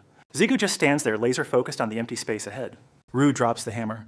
"Master, we need to end this clown right now." Zigu listens close as Rue roasts the guy for being a clumsy power thief. The dude's a total amateur at using Hemek's true potential. But Rue warns that if they don't move, things will get messy. He gets dead serious, asking if super speed is on the table. Jigu's like, "one shot only," and Rue's like, "that's all I need." Golden wings sprout from Jigu's boots. It's time to move faster than light. He ditches the spear and starts channeling raw energy into his palms. A blade manifests instantly, the plan one hit one kill, no mercy. Jigu launches like a freaking rocket, shattering the sound barrier. He's a blur of pure terrifying power, charging straight ahead. Ziu closes the gap, aiming his sword right at the manager's heart. Bullseye. The manager coughs up blood as steel meets chest. Ziu rips the blade out with zero hesitation. Stone cold. The manager hits the dirt like a sack of bricks, completely broken. Ziu stands over him, watching for any sign of a comeback. His eyes narrow, sensing something is definitely not right here. For some reason, the guy felt way weaker than before, suspicious much. Suddenly, creepy purple mist starts steaming off the manager's body. Poof! The guy vanishes into thin air right before his eyes. Ziu spins around, panicking as he realizes he's been played. Crap, it's that same teleportation trick from last time. He's looking everywhere, but the guy is nowhere to be found.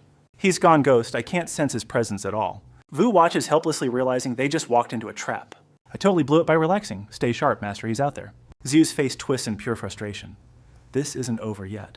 His voice echoes again, but the dude's totally changed. Gripping his blade till his knuckles turn white, he's paralyzed. Ziu's just standing there, ghosting the whole world. Silent. Panic mode on. His brain is spinning with questions. Crickets. Absolute silence. Not even a single reply. Rooted to the spot, his mind still racing. What gives? Wait, don't tell me. Is it actually him? Glaring at the void above, he's piecing it together. Did he seriously just bail? No way. Rapid-fire footsteps fade away. He's hauling assets. The manager pulled a runner, leaving Ziu in the dust. Smirking through the chaos, the old man thinks he's genius. You nuts, as if I'd fight a monster like you. Flashbacks of the carnage hit him. He mumbles the truth. I only bagged Hermes because his guard was down. Luck. I'm not suicidal enough to fight the guy who dominated him. That branch manager scampers off like a proud little rat. Retreat isn't losing, it's just tactical survival. Peace out. Suddenly he freezes. His eyes bulge at what's ahead. Screeching to a halt, he can barely choke out words. What the? A terrifying dark aura is flooding the area. Drowning in bloodlust, Ziu mutters, "Everything's trash now. I'm done." Ziu doesn't blink.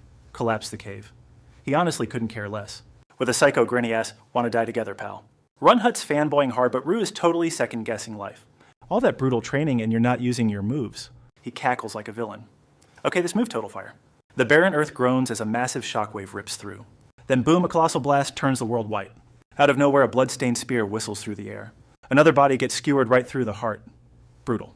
He hits the dirt hard, no movement, just cold silence. Xianghun is wheezing, completely drained after that insane strike. He whips his head around, looking for any survivors. Give me a status report, is everyone still breathing? Eyeing the medics, the soldier delivers the grim news. 12 wounded, 3 in critical condition. We need healers now. Amidst a mountain of bodies, he whispers, as for casualties. Xianghun's jaw drops as the report ends, 0 deaths. He spins around, biting his lip to hold back tears. The crowd explodes into a deafening, victory-fueled roar. Elle stands frozen, her gaze fixed on the distant horizon. Turning slowly, she whispers, "Looks like we actually pulled it off." Elle sends out a telepathic signal to the whole squad.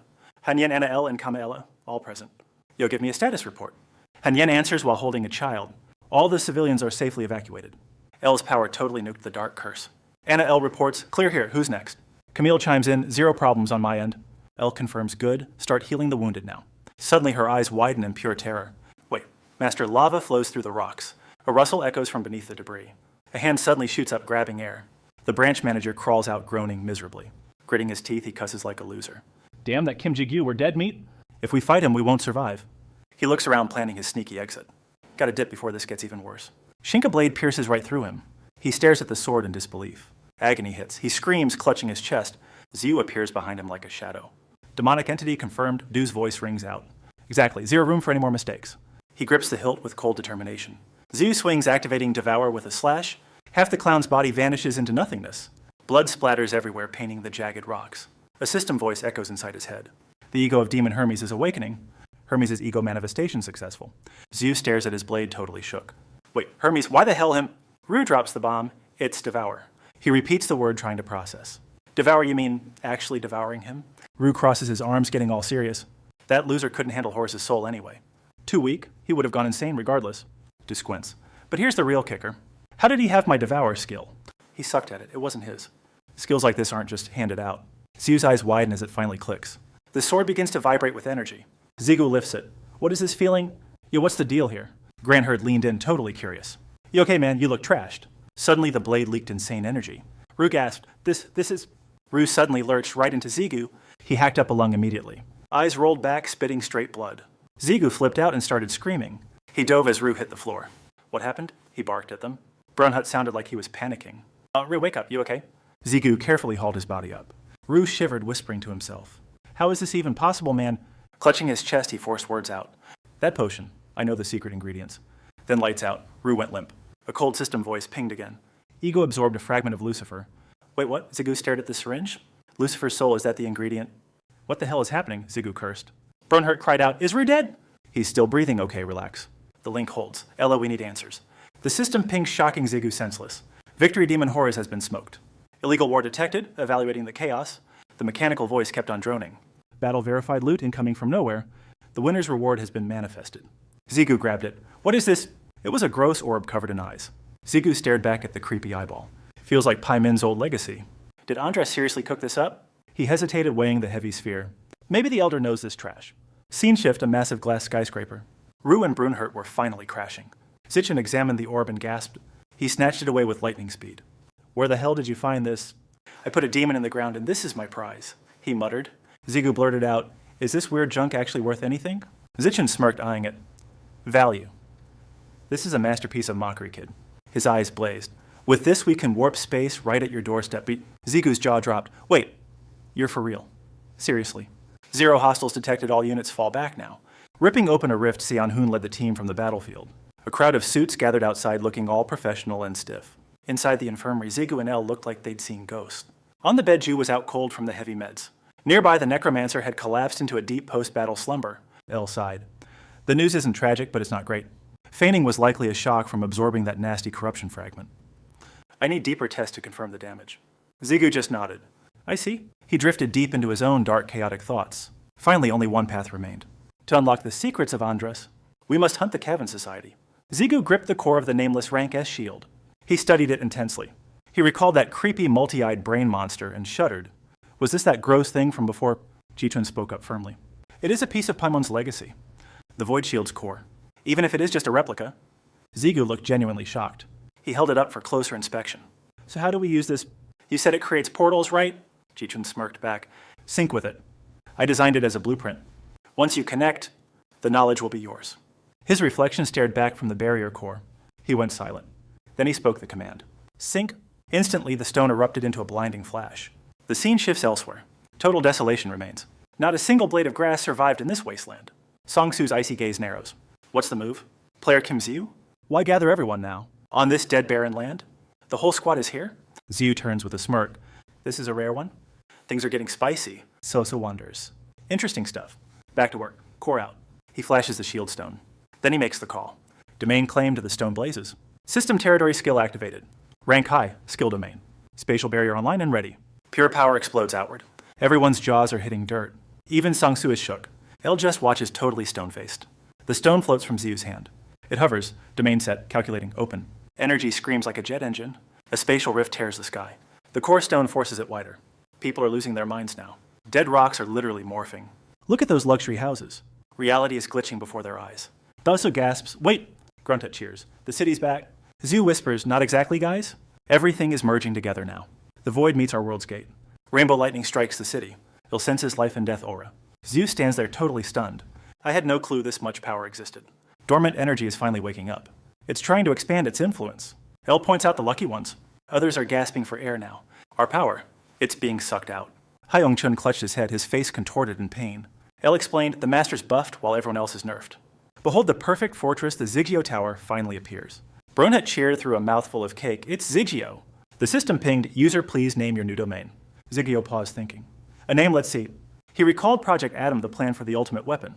One thought echoed the ultimate weapon. The strongest ever. He smirked, sorry but his true birthplace is here. With eyes full of resolve, he whispered L. Meanwhile, the city news was broadcasting a massive emergency. A gargantuan gate had suddenly torn open Seoul's sky. Panic surged as tensions reached a violent breaking point. Ground Zero right at the mansion of Kim Ji-gyu. Feds and the association are hunting the top-tier outlaw. Watching the chaos on her phone, a girl smirked. She lounged on a pile of corpses looking unhinged. Just as expected of my star pupil. Announcing you're alive in such a flashy way, huh? She looked at her guard. Gather everyone, Ban. Our hope, our light, has finally returned to us. Under the scorching sun, Zigu's territory was officially claimed. A system alert blared, Vu has finally awakened. Zigu, get your butt to the tower immediately. Waking up, Vu was immediately handed a carton of milk. The little rascal sipped it and gave a critique. This strawberry milk. Actually, it's pretty fire. Back then, food was just fuel to keep going. I never really cared about things like flavor. But honestly, enjoying a snack isn't so bad, Bronhut suggested happily. Chocolate milk is also totally delicious. Zhu cut the food talk short with a question. So Vu, is your new body holding up? Rulik replied bluntly. Not even close. It's a total wreck, actually. The corrupted shards are still stuck inside me. They're still swirling deep within my soul. Ji-chun looked at Ji-gyu with a grin. I had a chat with that bratty son. There are 3 ways to fix your state. Ji-gyu asked, Rua. 3 ways. He said, first we must collect Satan's corpse. Look, Rua's current vessel was literally forged from Satan's own remains. To purge this corruption overhauling her physical stats is the prime solution. Hearing that, Ji-gyu leaned back, his mind racing with the possibilities. However, there's a massive catch. This method is a total time sink. Ji-chun nodded solemnly, confirming the gravity of the situation. Yeah, exactly. You can't just snap your fingers and fix something this divine. Option 2, discard her body and temporarily seal Lu's essence away. Lu immediately started shaking her head like a maniac in protest. No way, it's not that I'm unwilling, but we're in a total emergency. Lu snapped, do you seriously think this idiot master can survive without my power? Ji-gyu could only offer a pathetic, awkward smile at the insult. Hey, I heard that you really love taking cheap shots at me, don't you? Sighing, Ji-gyu got back to business. Fine, what's the third option? Ji-chun crossed his arms. Transfer the corruption to someone else entirely. And in this scenario, the only viable lightning rod is you, Ji-gyu. But honestly, there's zero guarantee your soul won't just shatter instantly. Just as the tension peaked, a mysterious voice cut through the air. Stuck in a tight spot, are we care for a little heavenly intervention? That familiar tone sent chills down Ji-gyu's spine. Wait, he knew this voice. Ji-gyu's eyes widened in shock. Could it be Jupiter? Meanwhile, across the city, Kim Jong-hai was busy playing diplomat. I'm the Morningstar Guildmaster, and behind me is Xiongbi, my vice. The man before them turned with a sharp, polished grace. Pleasure. I'm Choi Changyeon, Blue Dragon Guildmaster and North Korean Scout Leader. Xiongbi felt uneasy while Jong-hai found him surprisingly polite for a legend. Jong-hai asked, you personally handpicked our guild for this mission? Any specific reason? Changyeon went silent, signaling them to only answer with subtle nods. The rumors say the Morningstar is tight with the fugitive Ji-gyu? True. Changyeon's intense pressure had the 2 guild leaders sweating bullets. Stealing his nerves, Jong-hai gave a slow, deliberate nod of confirmation. Changyeon's voice then echoed directly into their minds via telepathy. I'm certain this gate wasn't an accident. It's Ji-gyu's handiwork. Everyone knows he wields the godlike ability to manipulate these gates. At this point, his reality-warping power is basically public knowledge. A man with that kind of strength is undeniably a walking disaster. Yet I don't buy the propaganda that he's some heartless monster. The Kavan and Iron Guilds branded him humanity's enemy far too quickly. It's suspicious how they use the association's absence to seize total power. Changyeon's gaze turned sharp, his resolve hardening like cold steel. That's why I'm prepared to place one hell of a high-stakes bet. I'm wagering everything that he hasn't actually turned his back on us. The question is, are you 2 brave enough to go all in with me? A heavy, suffocating silence filled the room as the stakes were laid bare. Without a word, Jong-hai and Xiongbi nodded. The secret alliance was forged. With their cooperation secured, Changyeon finally let a smirk play on his lips. Relax, I'll leak the full plan later. A voice cuts the air, freezing him cold. Got you. Some suit-clad dude strolls in hands in pockets. He's oozing pure arrogance.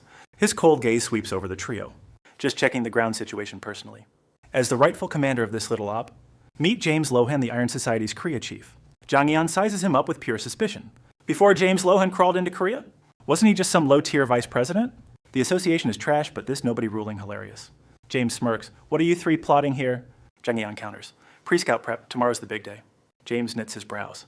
Is scouting even necessary? Duh. External surveillance can't reach beneath the gate anyway.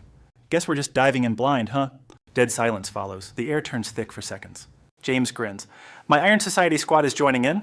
Eon is shell-shocked. He gasps in disbelief. Wait, we start tomorrow. Why the sudden additions? James shrugs. Why so tense? More muscle is better. His voice drops to a sinister whisper. Unless...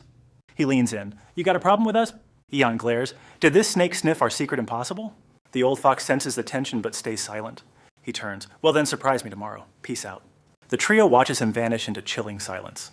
Blue Dragon and Morningstar, itching for a fight. Betrayal from those losers, hardly a shocker. A twisted, jagged grin spreads across his face. Everything is falling perfectly into place. Perfect. Identity James Lohan, level 107. Race humanoid parasite. Strength 198. Agility 170. Stamina 170. Mana 231. Skill absolute plunder. Effect can hijack a corpse up to 3 times. Uses remaining 1 out of 3. Back in the ward, Jupiter and Ziku talk. He speaks up with a quiet intensity. Struggling, or we need a hand? That voice, that arrogant, unmistakable tone. Ziku froze. There was no mistaking it. Jupiter had returned. Sensing the sudden shift in atmosphere, Bernhut leaned in closer. Master, is something wrong? You look pale. Zichun's eyes narrowed, noticing the tension radiating off him. Ziku, talk to me. What's going on?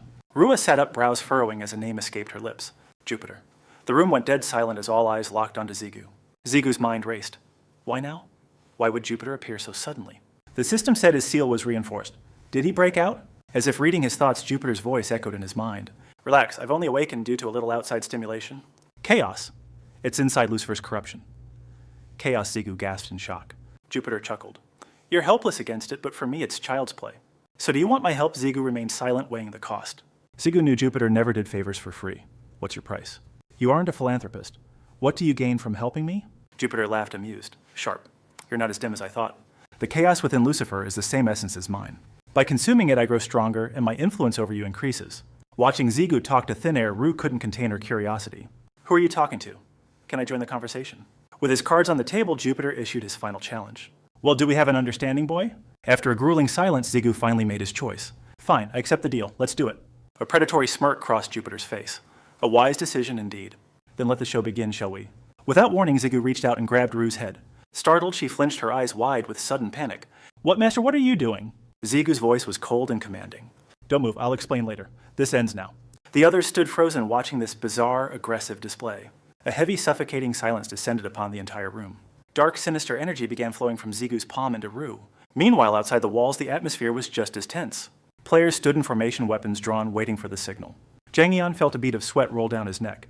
As the commander, he couldn't afford to show even a flicker of fear. Steeling his nerves, Yang Yan turned to address his troops. Jigyu watched from a rocky cliff. Master, the scouts are moving in. Copy that. Good work, Lohan. Rogers had completely hijacked Lohan's body using his snatch skill. From the high-rise office, Lohan watched the world through the glass. Reporting for duty, Sir, 3 elite scout units have just breached the perimeter.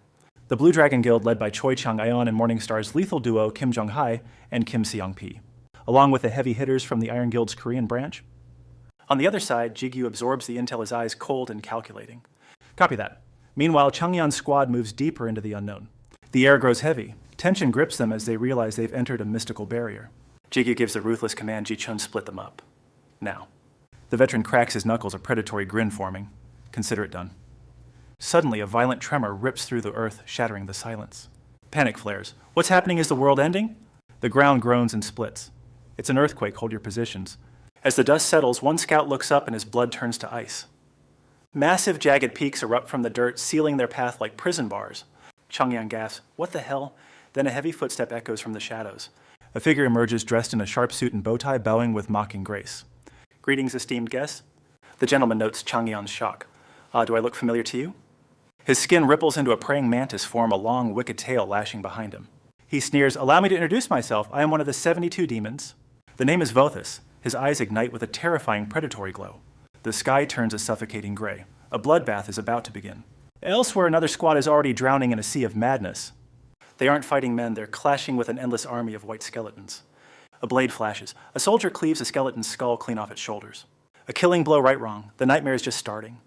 Sinister dark energy swirls around the bones, pulling the shattered fragments back together. The skeleton reassembles in seconds, standing tall and ready to kill again. The warrior grits his teeth in despair.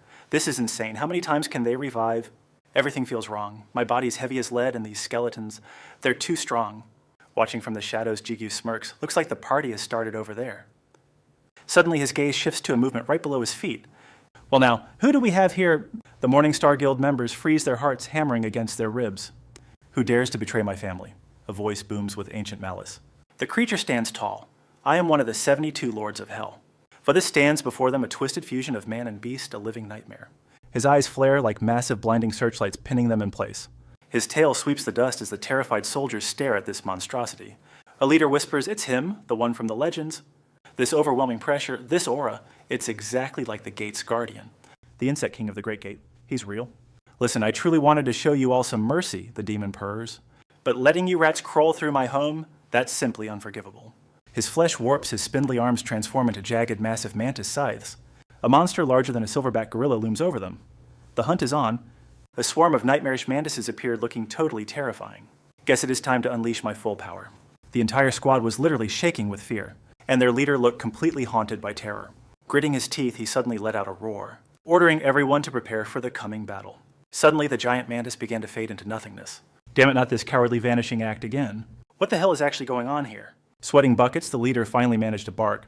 Listen up, Iron Guild, focus your minds now. Chug your potions and buffs before we die. Which punk dared to try and split my family? Jupiter's rage left the soldiers in deathly silence. 1 month ago, the Criven manager bowed low. He replied, "Long time no see, Rogers, man. So are you vibing with that new body?"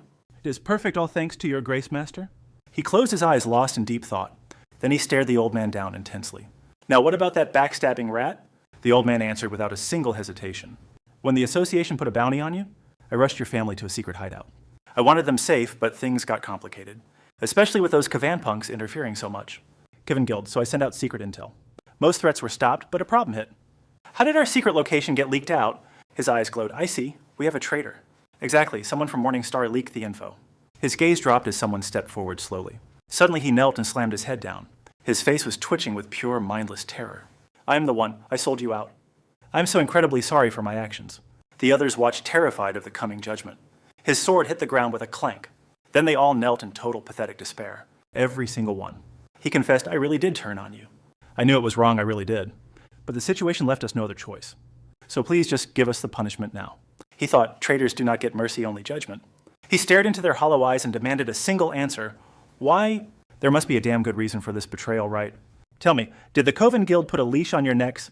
Before they could speak, a blinding flash ignited, leaving them paralyzed with terror. The lead man coughed up a spray of crimson, clutching his chest in pure confusion. Even our hero couldn't hide the shock written across his face. In a heartbeat, that light tore through the soldiers, leaving them absolutely shell-shocked. Like a ghostly blue serpent, the energy coiled through the air and invaded their bodies. The moment the glow flickered out, the entire squad dropped like broken puppets. Huge gaping wounds, darker than a cosmic void, now carved through their midsections.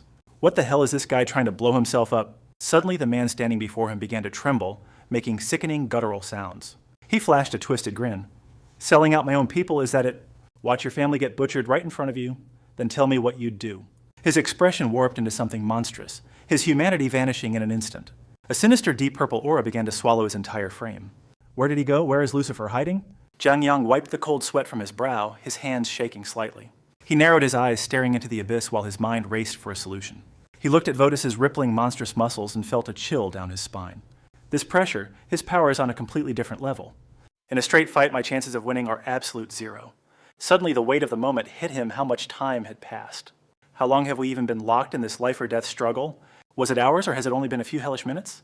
He scanned the battlefield, a graveyard of monsters and his fallen, broken comrades. A dark thought began to fester in his mind.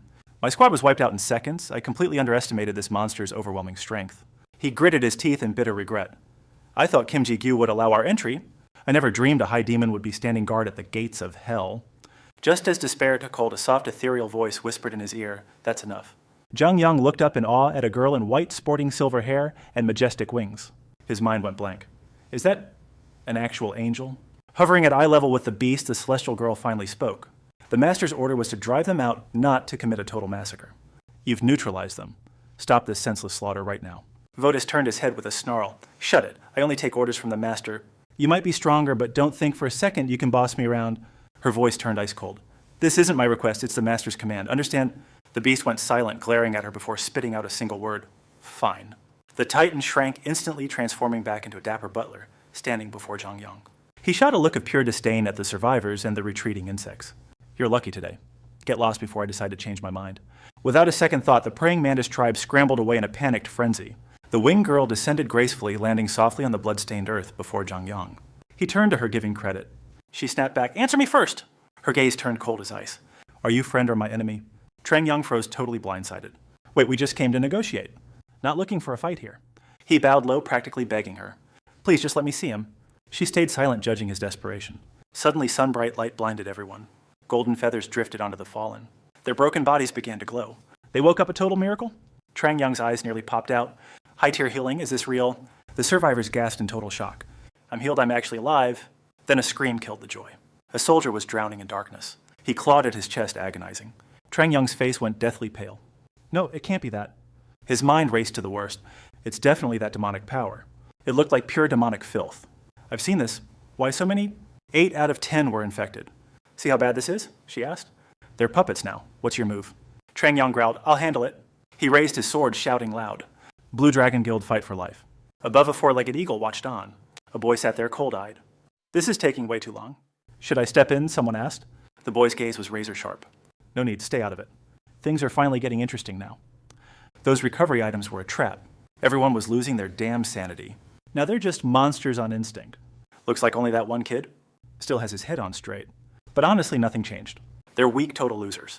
This Battle Zero hype. Suddenly his eyes flared. Zishan dropped the shields. Leviathan Hell's 7th king arrives. Golden dust choked the air. Leviathan groaned, betrayal, huh? Easy choice when family bleeds. He grinned, where's Lucifer? Heart skipped. Brunhild warned him. Master Zigu's winged boots ignited. Poof, he vanished into mist. He found his fallen crew. Zigu held them heartbreaking. Holy Light healed the first.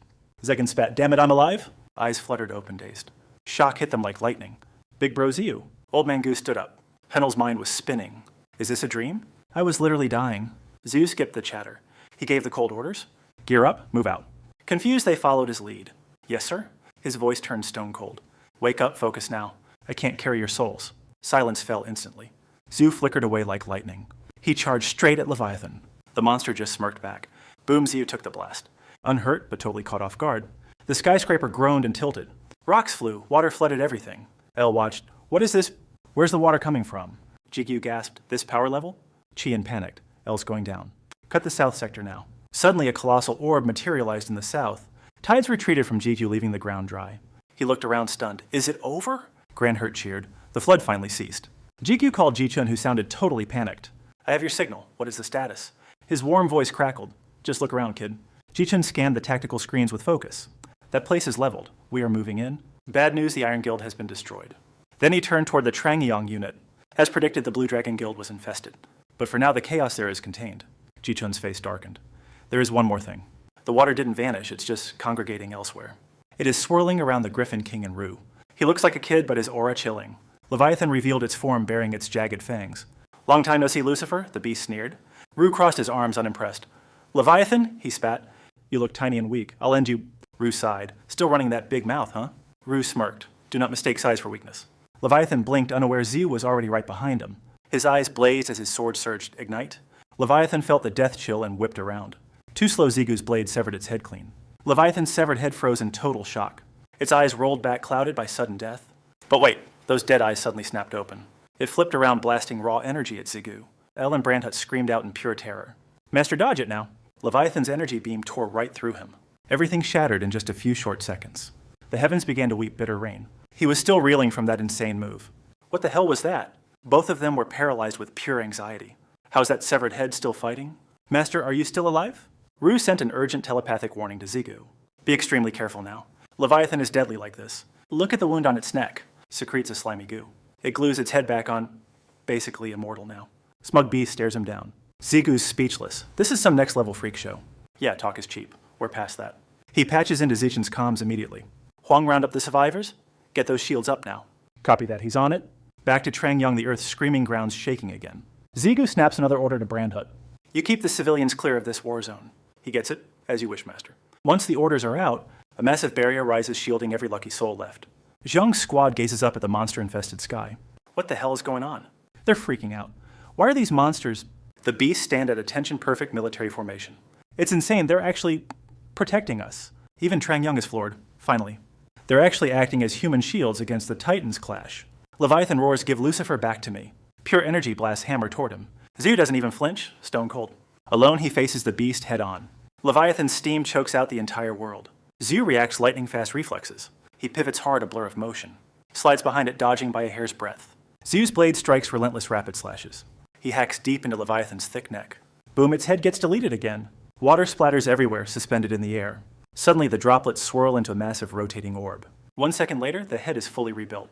Ziu's jaw drops. No way, not even chaos works. Vu sighs. Told you, he's basically cheating now. He's tapping into his Primera peak power level. Head restored, even incomplete, its power is terrifying. No normal human can tank this much raw force. Rui suspects more. This golden dragon seems off. The whole situation smells like a massive setup. Leviathan stands tall, fully restored to his peak form. Then a voice cuts through the chaos Leviathan. The beast's eyes dart around hunting for the speaker. Zhu never expected this monster to enter the chat. His cold gaze sliced right through them like ice. He strutted right up behind Leviathan like he owned it.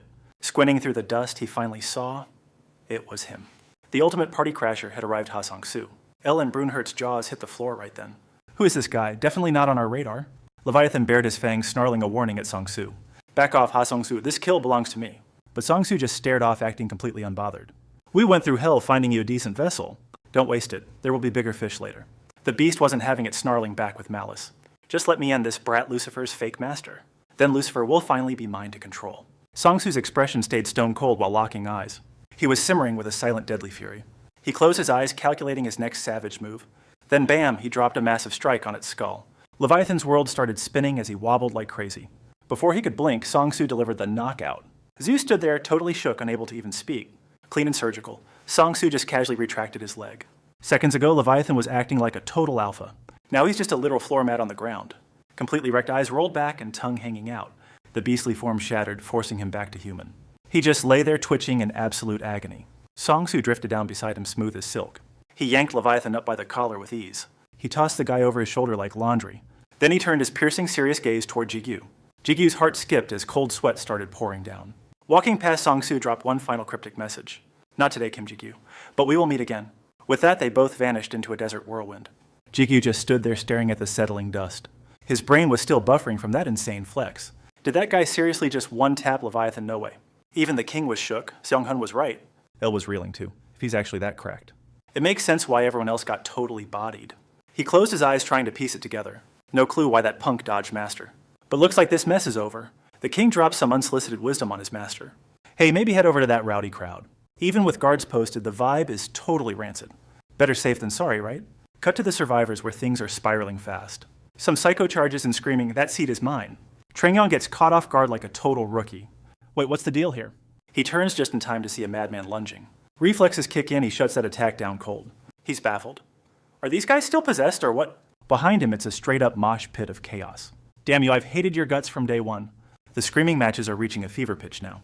Hit me, you pathetic little trust fund brat. You're absolutely useless to this team. Treong realizes the situation is officially out of control.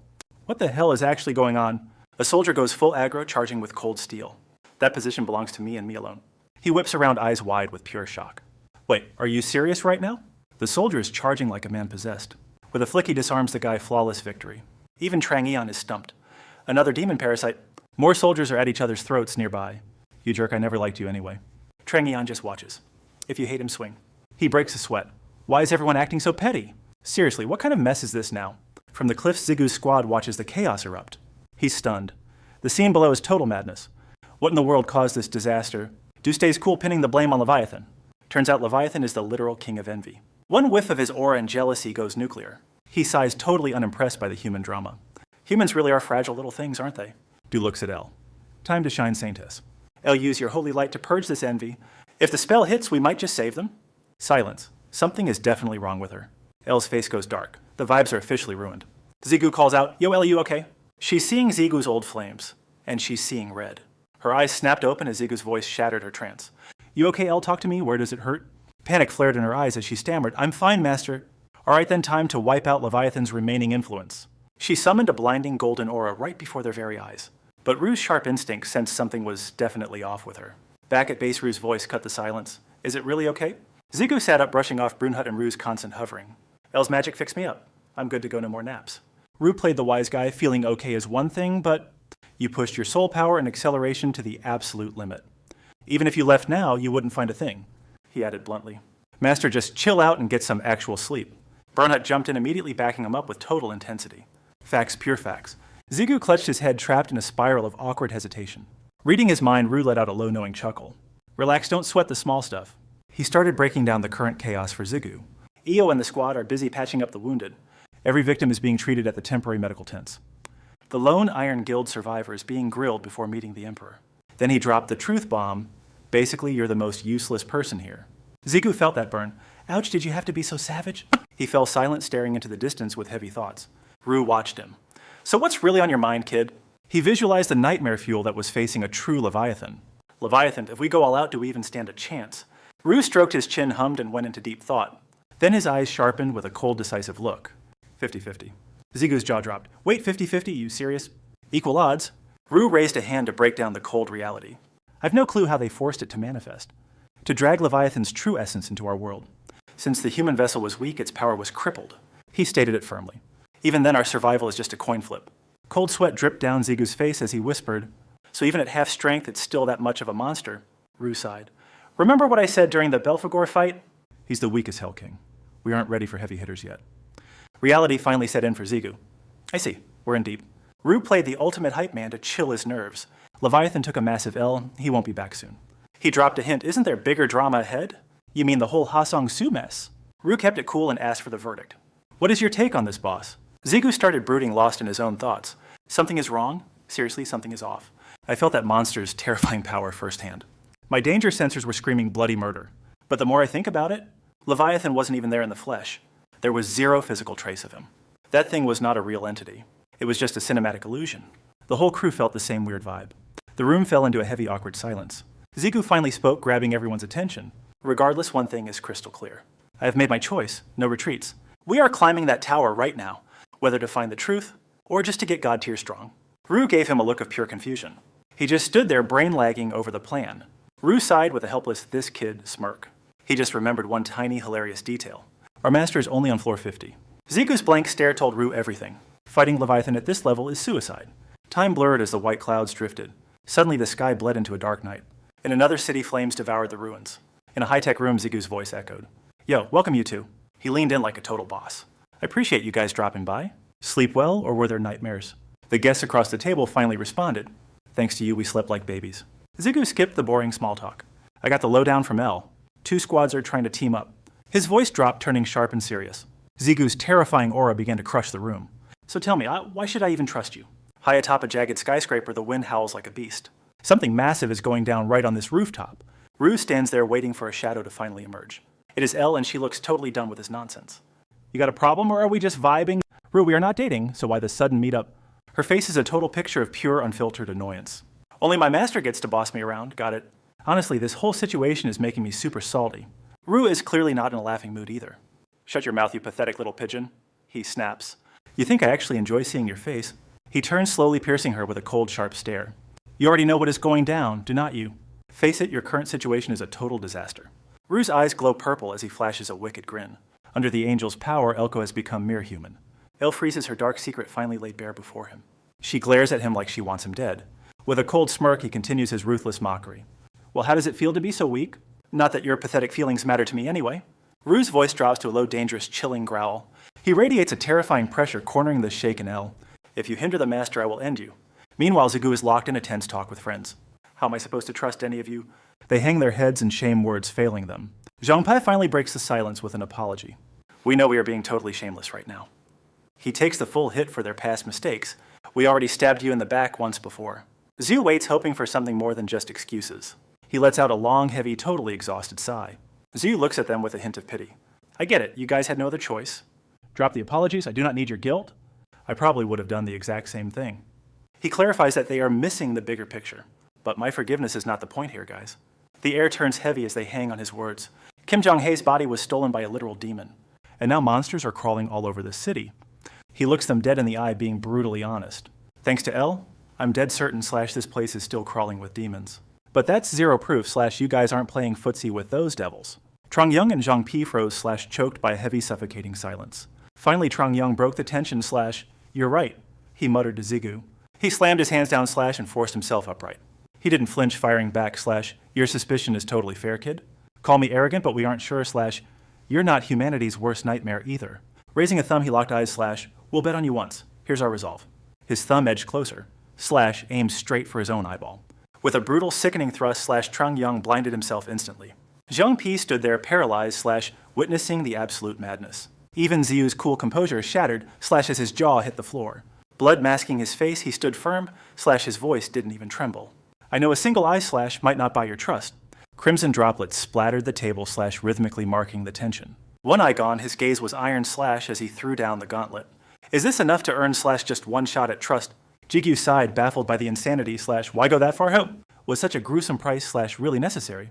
Let's be real / it's not like we're best buds. Trengyang gave a bitter smile / weighing his desperate reality.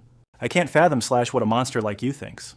But in this godforsaken chaos, for bottom feeders like us, who else is there to cling to / just to stay alive? He carved a path through his own flesh / to save his people. This is our only play / our desperate grab for survival. When your life hangs by another's thread, personal feelings become / a luxury we can't afford. Zhu finally got at a playful smirk / dancing on his lips. The great Blue Dragon Guildmaster / talking like a beggar. Man, if people heard this / they'd laugh their heads off. Without warning, he bolted upright / energy radiating off him. With a blur of god-tier speed / Ziyu simply vanished. Before Changyang could even blink / the air shifted. A cold presence whispered / from right behind his back. He spun around in a blind panic / but Ziyu just signaled quiet. Stay still / a surge of mystical energy ignited. A soft golden glow / blossomed within his palm. Ziyu reached out / pressing that light toward Trangyan's bloody ruined eye socket.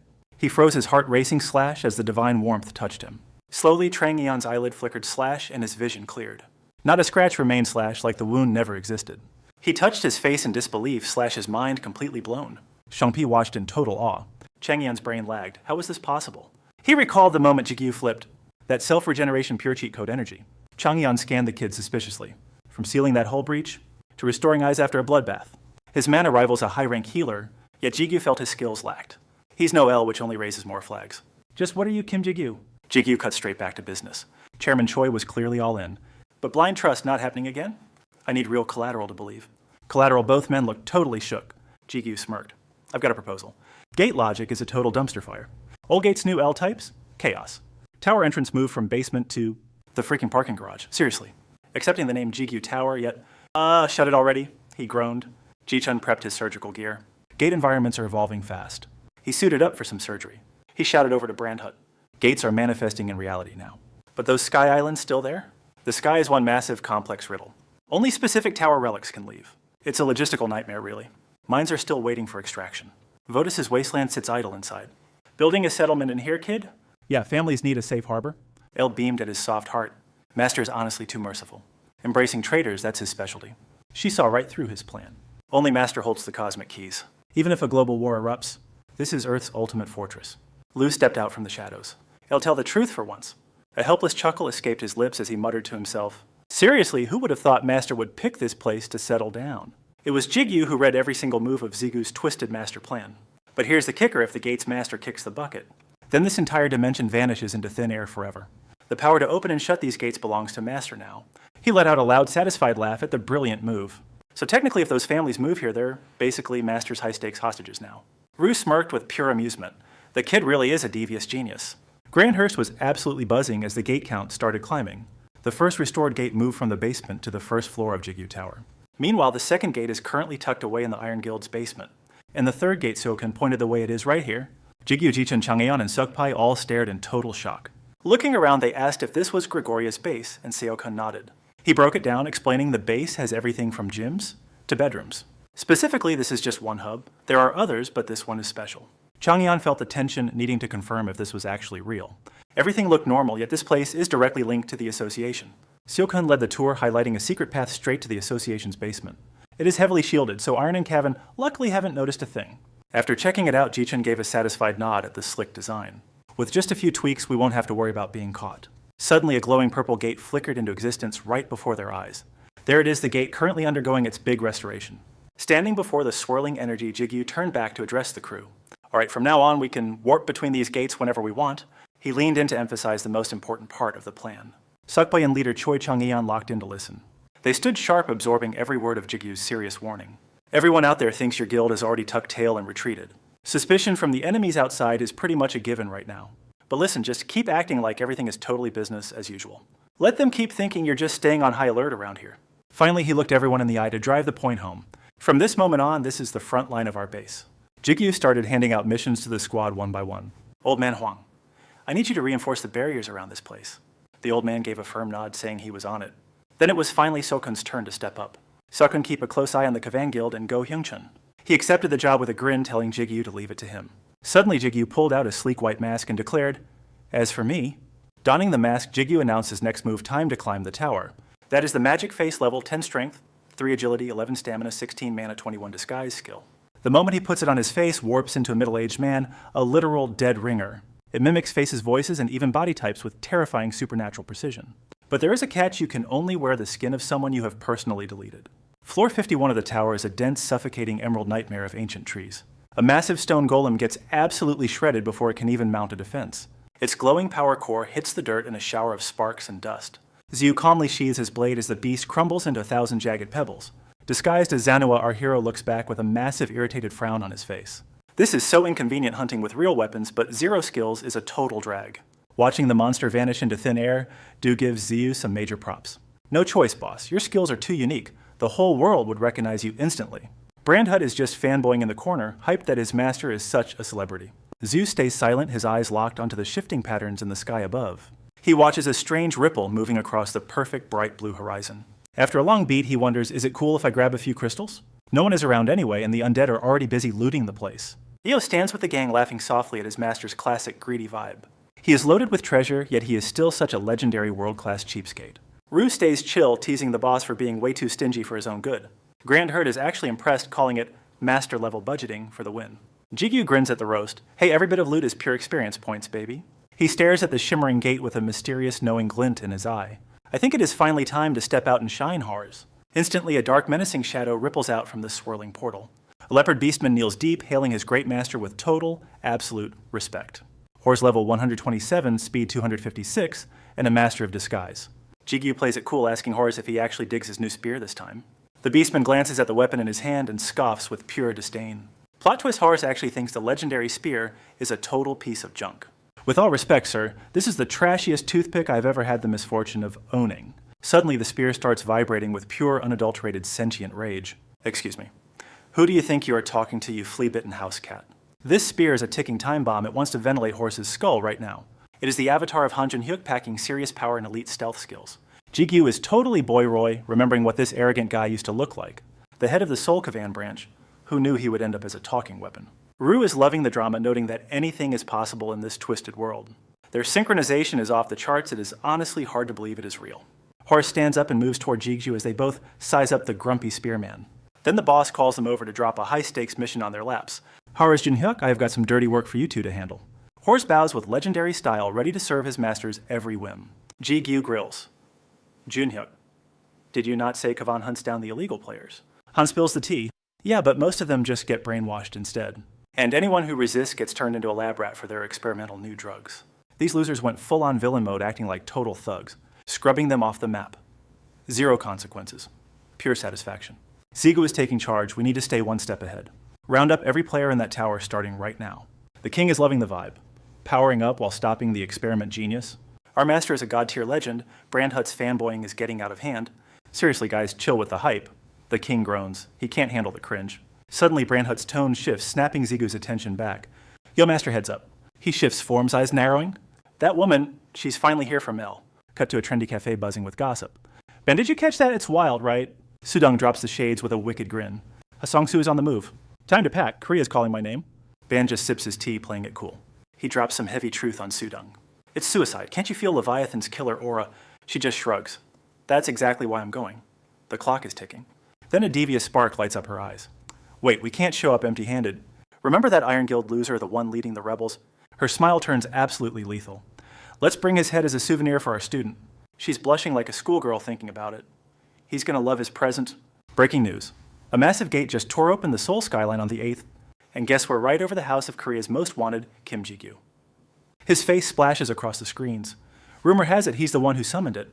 The timing is too perfect. No way this is just a coincidence. Even the Iron Guild's intel team has been wiped out. Guildmaster Choi Chang-jan takes the mic, sounding professional, but stressed. Everything's a mess. Our scouts are scattered and clueless. It's like the Samjong incident all over again. Total chaos. Jigu's mind is elsewhere. Wait, is she actually here? Hexuk smirks, catching his disappointed look. What's sad, it's just me and not your mystery girl. Minsu waves from the side, grinning. Been a minute, Jigu? Jigu's jaw hits the floor. Advisor Lim Minsu. Bam, the door nearly flies off its hinges. Jichin bursts in looking like he just ran a marathon. Hexuk Minsu, you won't believe? Everyone freezes, staring at the old man's grand entrance. The room goes silent as they process the frantic intrusion. Tension thickens as every eye locks onto Jikin's panicked face. Jigu's awkward laugh hid total confusion. Acquaintances, maybe. But that level of disrespect, crazy. Du jumped in, cutting him off. We aren't friends, kid. Grunhut scratched his head. Then what's her official title? Eo tossed in a suggestion. Go with ma'am, I guess. Actually, whatever doesn't feel super awkward. Hesek rose with a nod. It's been a long time. Jichun. Minsu's face lit up instantly. Grandpa? He bolted toward the old man. Minsu slammed into him with a hug. Pure joy filled the kid's voice. I missed you so much. Missed you too, little one, Chun smiled. Grunhut sniffled. El sighed. He's safe. Jigu's eyes narrowed. And my family... Sujung handled it. They're safe, Jigu. Jigu sat down. Start talking, everything. Hesek's face hardened. Time is fading. Jigu blinked. What does that mean? Steam began hissing from her body. I've hit my limit for this form. She reverted back. I need your help. Help me and I'm your strongest ally. Her gaze was iron. Save Zubin. Red sunlight bled into the room. Jigu's voice cracked. China. Hesek nodded. She's a prisoner there. Jigu's eyes went wide. How? After the battle, our retreat failed. We were broken. We couldn't reach her. The caravan took her across borders. A secret Shanghai base. That's the cage. Jigu cursed. China is off limits.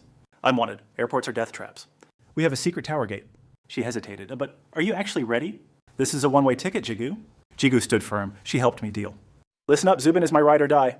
Ru shouted it with pure conviction. Well, did he just say precious? El barked out a quick reminder. Just take it, Ru. Hearing Jigu's legendary words, he froze, totally short-circuiting for seconds. Finally, she nodded, smiling knowingly. Her voice trembled with gratitude. Thank you. Darkness fell as heavy clouds gathered. Jigu summoned Granhurt the next morning. Listen, I have a mission. Granhurt knelt awaiting Master's orders. I need a distraction to move. But whatever you do, spare civilians. He asked, is that clear? Granhurt bowed. Yes, my master. And just like that, he soared. Master, shouldn't we go harder? If we spare every civilian, the enemy will definitely notice. We need a much bigger smoke screen. Relax, I've planned for everything. We have an insider Lohan. Blood stained the Korean branch walls. A victim trembled before the blade. There's an order. Answer me. However, only silence filled the room. Lohan, why the silent treatment? Sujung growled, her sword gripped. Seriously, is he actually the manager? She looked totally baffled. Wait, wasn't he the vice president?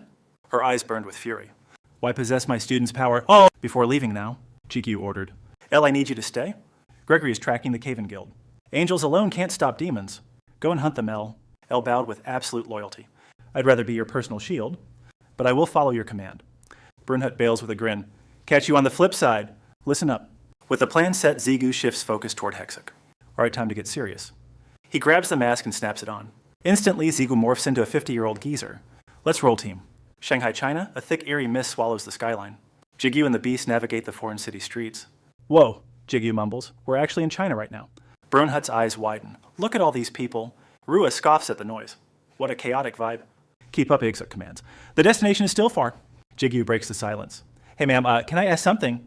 I get why saving Zubin is the priority. But she's way more than just a member, right? Zigu presses on. What's the real connection between you? Hexek's sharp gaze softens as she hesitates. That girl, Zubin. Zubin's face flashes through her mind like a ghost. To me, she is the entire world. When the weight of life felt too heavy, she was the only reason I kept breathing. Hexek starts to say more, her voice trembling. She chokes it back, bearing her weakness once more. Move out. No time for talk, the clock is ticking. Deep inside the base, the villain's voices echo. Status. Everything's perfect. We're entering the endgame now. Suddenly, a guard senses a chill in the air. Wait, what was that? Did you hear that noise? A dark crimson puddle oozes out, freezing their hearts. Sharp, lethal claws step out from the darkness. Rain emerges with a corpse eyes dripping with bloodlust. A wolf, the guards scream. Are we under attack? Before he can blink, Rain vanishes into thin air. He's a blur of death lunging for their throats. The guards stand frozen eyes wide with pure terror. A split second later, soul-shattering scream erupts. The lead guard stands stunned, unable to move. Both his henchmen have been wiped from existence. The survivor spins around his mind, reeling. Where the hell did they go? Rain stands there chewing on his dead comrades. Too fast I couldn't even see him move. The cultist froze paralyzed by pure, unadulterated terror. In a mere heartbeat, 2 elite members were slaughtered. The survivor stood stunned, his mind racing wildly. Could the rumors be true? Korea's Kim Ji-gyu, the wolf summoner. Suddenly, the cold kiss of a blade grazed his neck. Ji-gyu's voice turned ice cold. Are you the branch manager? The man gasped. Is he speaking Korean? Is it really him? He spun around, but found only a mysterious old woman. Ji-gyu glanced sideways at her. Hisuk, is this the target? She nodded firmly. Yes, thanks for pinning this rat down. Her eyes narrowed, radiating a heavy, suffocating authority. She sensed that Ji-gyu was strong before, but now monstrous. Even for a floor 50 clearer, his growth speed is insane. She frowned, a flicker of anxiety crossing her face. But is he stable, and what about that seal within him? The manager shrieked. You the old hag from before? She ignored him. Where's the girl? Cooperate and you live. The manager let out a chilling, hollow laugh. Too late, he sneered. The ritual has already begun. Those words hit Hasek like a bolt of lightning. Jigyu looked lost. They're speaking Chinese I can't understand. Grandherd agreed. This tongue is foreign to me too. Hisuk grit her teeth. Move, we're running out of time! Wait, Jigyu barked, commanding the chaos to halt. With a flick, he tore open a shimmering dimensional rift. He tossed the security guard inside like literal trash. They blurred into motion, vanishing from the bloody scene. Boots thundered against the hallway floor in desperate rhythm. Jigyu struggled to keep pace, shouting through the wind. Hisuk, what do you mean by too late? She didn't look back, her voice trembling with urgency. The ritual Zubin is being sacrificed to the Demon King. Jigyu's eyes widened, his heart nearly stopping in shock. A sacrifice for the Demon King's descent? No way. Will her body be hijacked like Kim Dong-hyuk's was? Suddenly, Rue's voice echoed in his mind. Master! Jigyu skidded to a halt, his heels digging deep. Both of them stared ahead, faces pale with dread. What is this pressure? Jigyu hissed, guarded. Hisuk whispered, You feel it too, don't you? This is... Before them, the air rotted with a thick, suffocating miasma. The unmistakable dark energy of a great demon king. Jigyu's heart sank. Are we too late? Not yet, Rue shouted, sensing a flickering life force. A spark of lethal hope ignited in Jigyu's eyes. Rue breaks it down. That dark pulse, it is Nabarius, the 24th Demon Lord. He introduces his last ally, the only soul who never turned his back on me. Memories hit like a truck. On a scorched battlefield, Rue calls Nabarius a total moron. Gasping for air, he asks why the idiot didn't run when the traitors took over. Nabarius kneels. You are my only king. I am riding with you until the very end. Rue lets out a dry, cynical laugh. You really are a hopeless fool. A violent cough racks his chest. You never did know when to quit. Nabarius panics, rushing to his side. Master, hang in there, Master. The demon grits her teeth, clearly about to make a soul-crushing choice. Then comes the offer. Master, consume me. Use my soul to get back on your feet. Rue snaps instantly. No way you think I would actually do that to you. Nabarius looks completely stunned by the refusal. My lord? Rue does not say a word at first. He just takes a massive, steadying breath to pull himself together. Rue stands up with a bitter, self-deprecating smirk. Seriously, I cannot believe I have sunk this low. Letting my own crew worry about me? How embarrassing. From his back, those iconic wings explode into existence once more. Take a good long look. Rue strides forward, looking every bit like the legendary Demon King. This is the master you swore your life to. Snap back to the present. Zigu is staring down a three-headed wolf with teeth meant for murder. He looks up at the towering monster, his heart skipping a beat. The sheer pressure coming off that thing is enough to make Zigu's skin crawl. Nabarius, Brunhut adds. And now she has got 3 heads to deal with. Rue's voice rings out sharp and dripping with absolute hatred. Andres, that piece of trash. What the hell did he do to her? He figures she absorbed other demons. She is a god-tier powerhouse now. Suddenly, Rue's expression turns ice-cold and heavy with tension. He locks eyes with Nabarius, seeing nothing but a mindless thirst for slaughter. Rue exhales sharply. That kind of power always comes with a heavy price. She is gone. There is not a shred of sanity left in that thing. Up ahead, Nabarius slams a massive fist down toward Zigio's skull. The two of them leap in opposite directions, narrowly dodging a one-way trip to hell. Zigio barks out an order over the roar of battle. Listen up, I will handle this beast. Just go help Zubin now. Rue agrees, but he cannot hide the flicker of doubt in his eyes. I want to move, but are you sure you won't get slaughtered alone? Zigio pulls a high-speed pivot, sliding right behind Nabarius' blind spot. He successfully grabs the monster's attention, drawing the heat away. I'll be fine. Stop wasting time and get moving. But as he speaks, his eyes drift down to his own trembling hands. Grandmother, this is it. Time to end this nightmare once and for all. Deep within his soul, Reuben remained silent, offering no protest. Hexuk stood frozen for a heartbeat, lost in heavy thought. Finally, she nodded. Fine. I'll leave this final strike to you. With a blur of motion, Hexuk leaped forward, clearing the path. Nabaris spotted the movement and let out a bone-chilling screech. Hexuk didn't blink, sprinting through the chaos at breakneck speed. On the other side, Ziyu planted his feet, channeling pure power. He stomped down, shattering the very foundation of the earth. Dark energy swirled around Ziyu's hands as his skill ignited. Shadowbind activated, abyssal chains erupted from the void. The dark shackles coiled tightly around Nabarius like iron snakes. Ziyu smirked mockingly. Going somewhere, I don't think so. He challenged the beast. Your opponent is Takuma now. From the soul space, Rue whispered to his master, voice heavy. His tone was desperate. Even like this, she once served me. Master, I beg you, kill her swiftly, grant her a painless end. Ziyu paused, Rue's plea echoing through his mind as he blinked. Understood. He dug his heels deeper into the ruined ground. Seconds later, the surrounding earth exploded into a million pieces. Godspeed activated, Ziyu turned into a streak of lethal lightning. In a flash of steel, he claimed all 3 of Nabarius' heads. System. Nabarius the 24th Great Demon has been defeated. Ziyu's blade pulsed with a sinister, blinding radiance. Demonic consumption activated. The monster's essence began to drain. Ziyu gritted his teeth, barely suppressing his gluttony skill's hunger. System authority of the Dominator's ego has been unleashed. Within the void, Rue lowered his head in solemn contemplation. He clicked his tongue. A decent finish for a master, I suppose. But Rue teased, still a bit clumsy.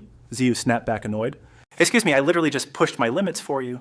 Grandherd chimed in. Seriously, Rue, you've got some nerve. Rue ignored him. Master, may I ask one final favor? Erase that body with chaos. If not, the Cavans will desecrate it. Ru's voice softened. I know I'm asking a lot, and we're out of time. He faltered, but Ziyu chuckled. Why so serious? Just watch. Ru went silent, startled by his master's sudden confidence. An overwhelming pressure began to radiate from Ziyu's palm. His face went cold. Consider it done. Unleash chaos. A blinding light erupted, swallowing the room in an ancient glow. Neburis's physical form dissolved, surrendering to the void. Dark mist surged into Ziyu's body with shocking, violent force. What the... The necklace around Ziyu's neck began greedily devouring the demon's remains. System Ping the Ego just snacked on Neburis. Evolution unlocked power-up mode officially activated. Zigu's panicking while Gruntart's body starts ghosting him. Vu is totally shook. Wait, a huge plot twist. Doesn't seem like Vi did this intentionally. He's just spitballing. Maybe a weird family bond. Zigu snaps back immediately. Listen, even with shared blood. Your mouth is writing bad checks. What, I'm just spitting facts? Suddenly pure chills hit Zigu's spine. Something's creeping near Zigu now. He spins around screaming in dread. Oh, hell no. Zigu stares straight into the suffocating darkness ahead. Zubin's hiding there. From that dark corner, edgy dark energy starts flooding the floor. Even Ru's shaking. This power is totally insane. Master, the ritual is reaching its final phase. Cold sweat drips. Did she actually fail everything? He slams his foot down, shattering the ground. Zigu launches full throttle toward Hexuk's side now. He's moving so fast he's breaking physics. Every single step leaves a crater behind. Ru shouts out. Zigu barks back, always. Ahead, a door stands with a massive hole. He dives headfirst through the wreckage like a beast. Zigu stomps down and launches like a rocket. He clears the gap, sticking the landing inside. But the scene inside is straight nightmare fuel. He freezes his brain, failing to process the horror. Hexuk's being choked. Zigu screams, Advisor, hang on. Zubin's hands are twitching, totally drained and lifeless. Zigu senses a wrong vibe and whispers, Zubin? She stays silent, standing there like a ghost. Suddenly, she turns with a tragic face. Brother, my body won't listen to me. Zigu's world just stopped in pure shock. In a heartbeat, he vanishes from his spot. Sword out, Zigu closes the distance instantly. He thrusts his blade forward for the kill. Seeing this, Ruben's tears vanished, replaced by sheer shock. A blinding flash erupted just as Zigu's blade nearly grazed her. In a heartbeat, Ruben reappeared directly behind Zigu's back. He pivoted, eyes narrowed in a tense, wary glare. Ruben clicked her tongue down. His instincts are terrifyingly sharp. Her eyes glowed with a newfound sinister malice. I guess that's the power of Lucifer's chosen host. Zigu remained silent, shielding the unconscious Hesek in his arms. Inside the mental realm, Ruben stared down the intruder. Standing before them was the queen of lust, Asmodeus herself. Asmodeus smirked, offering a mocking, graceful greeting. It's been ages Lucifer never thought you'd become a human's toy. Doesn't being a mere tool bruise that massive ego? Rage flickered in Ru's eyes, but he stayed deathly silent. Asmodeus tilted her head, exhaling a sigh of pure amusement. She hovered there, her expression dripping with visible disgust. You're boring. I wanted to see your face twisted in shame. Witnessing Asmodeus' twisted, overwhelming presence up close, both Ziga and Brandhut stood frozen in absolute disbelief. He finally spoke up, Hey, Ru! But the spirit sharply cut him off mid-sentence.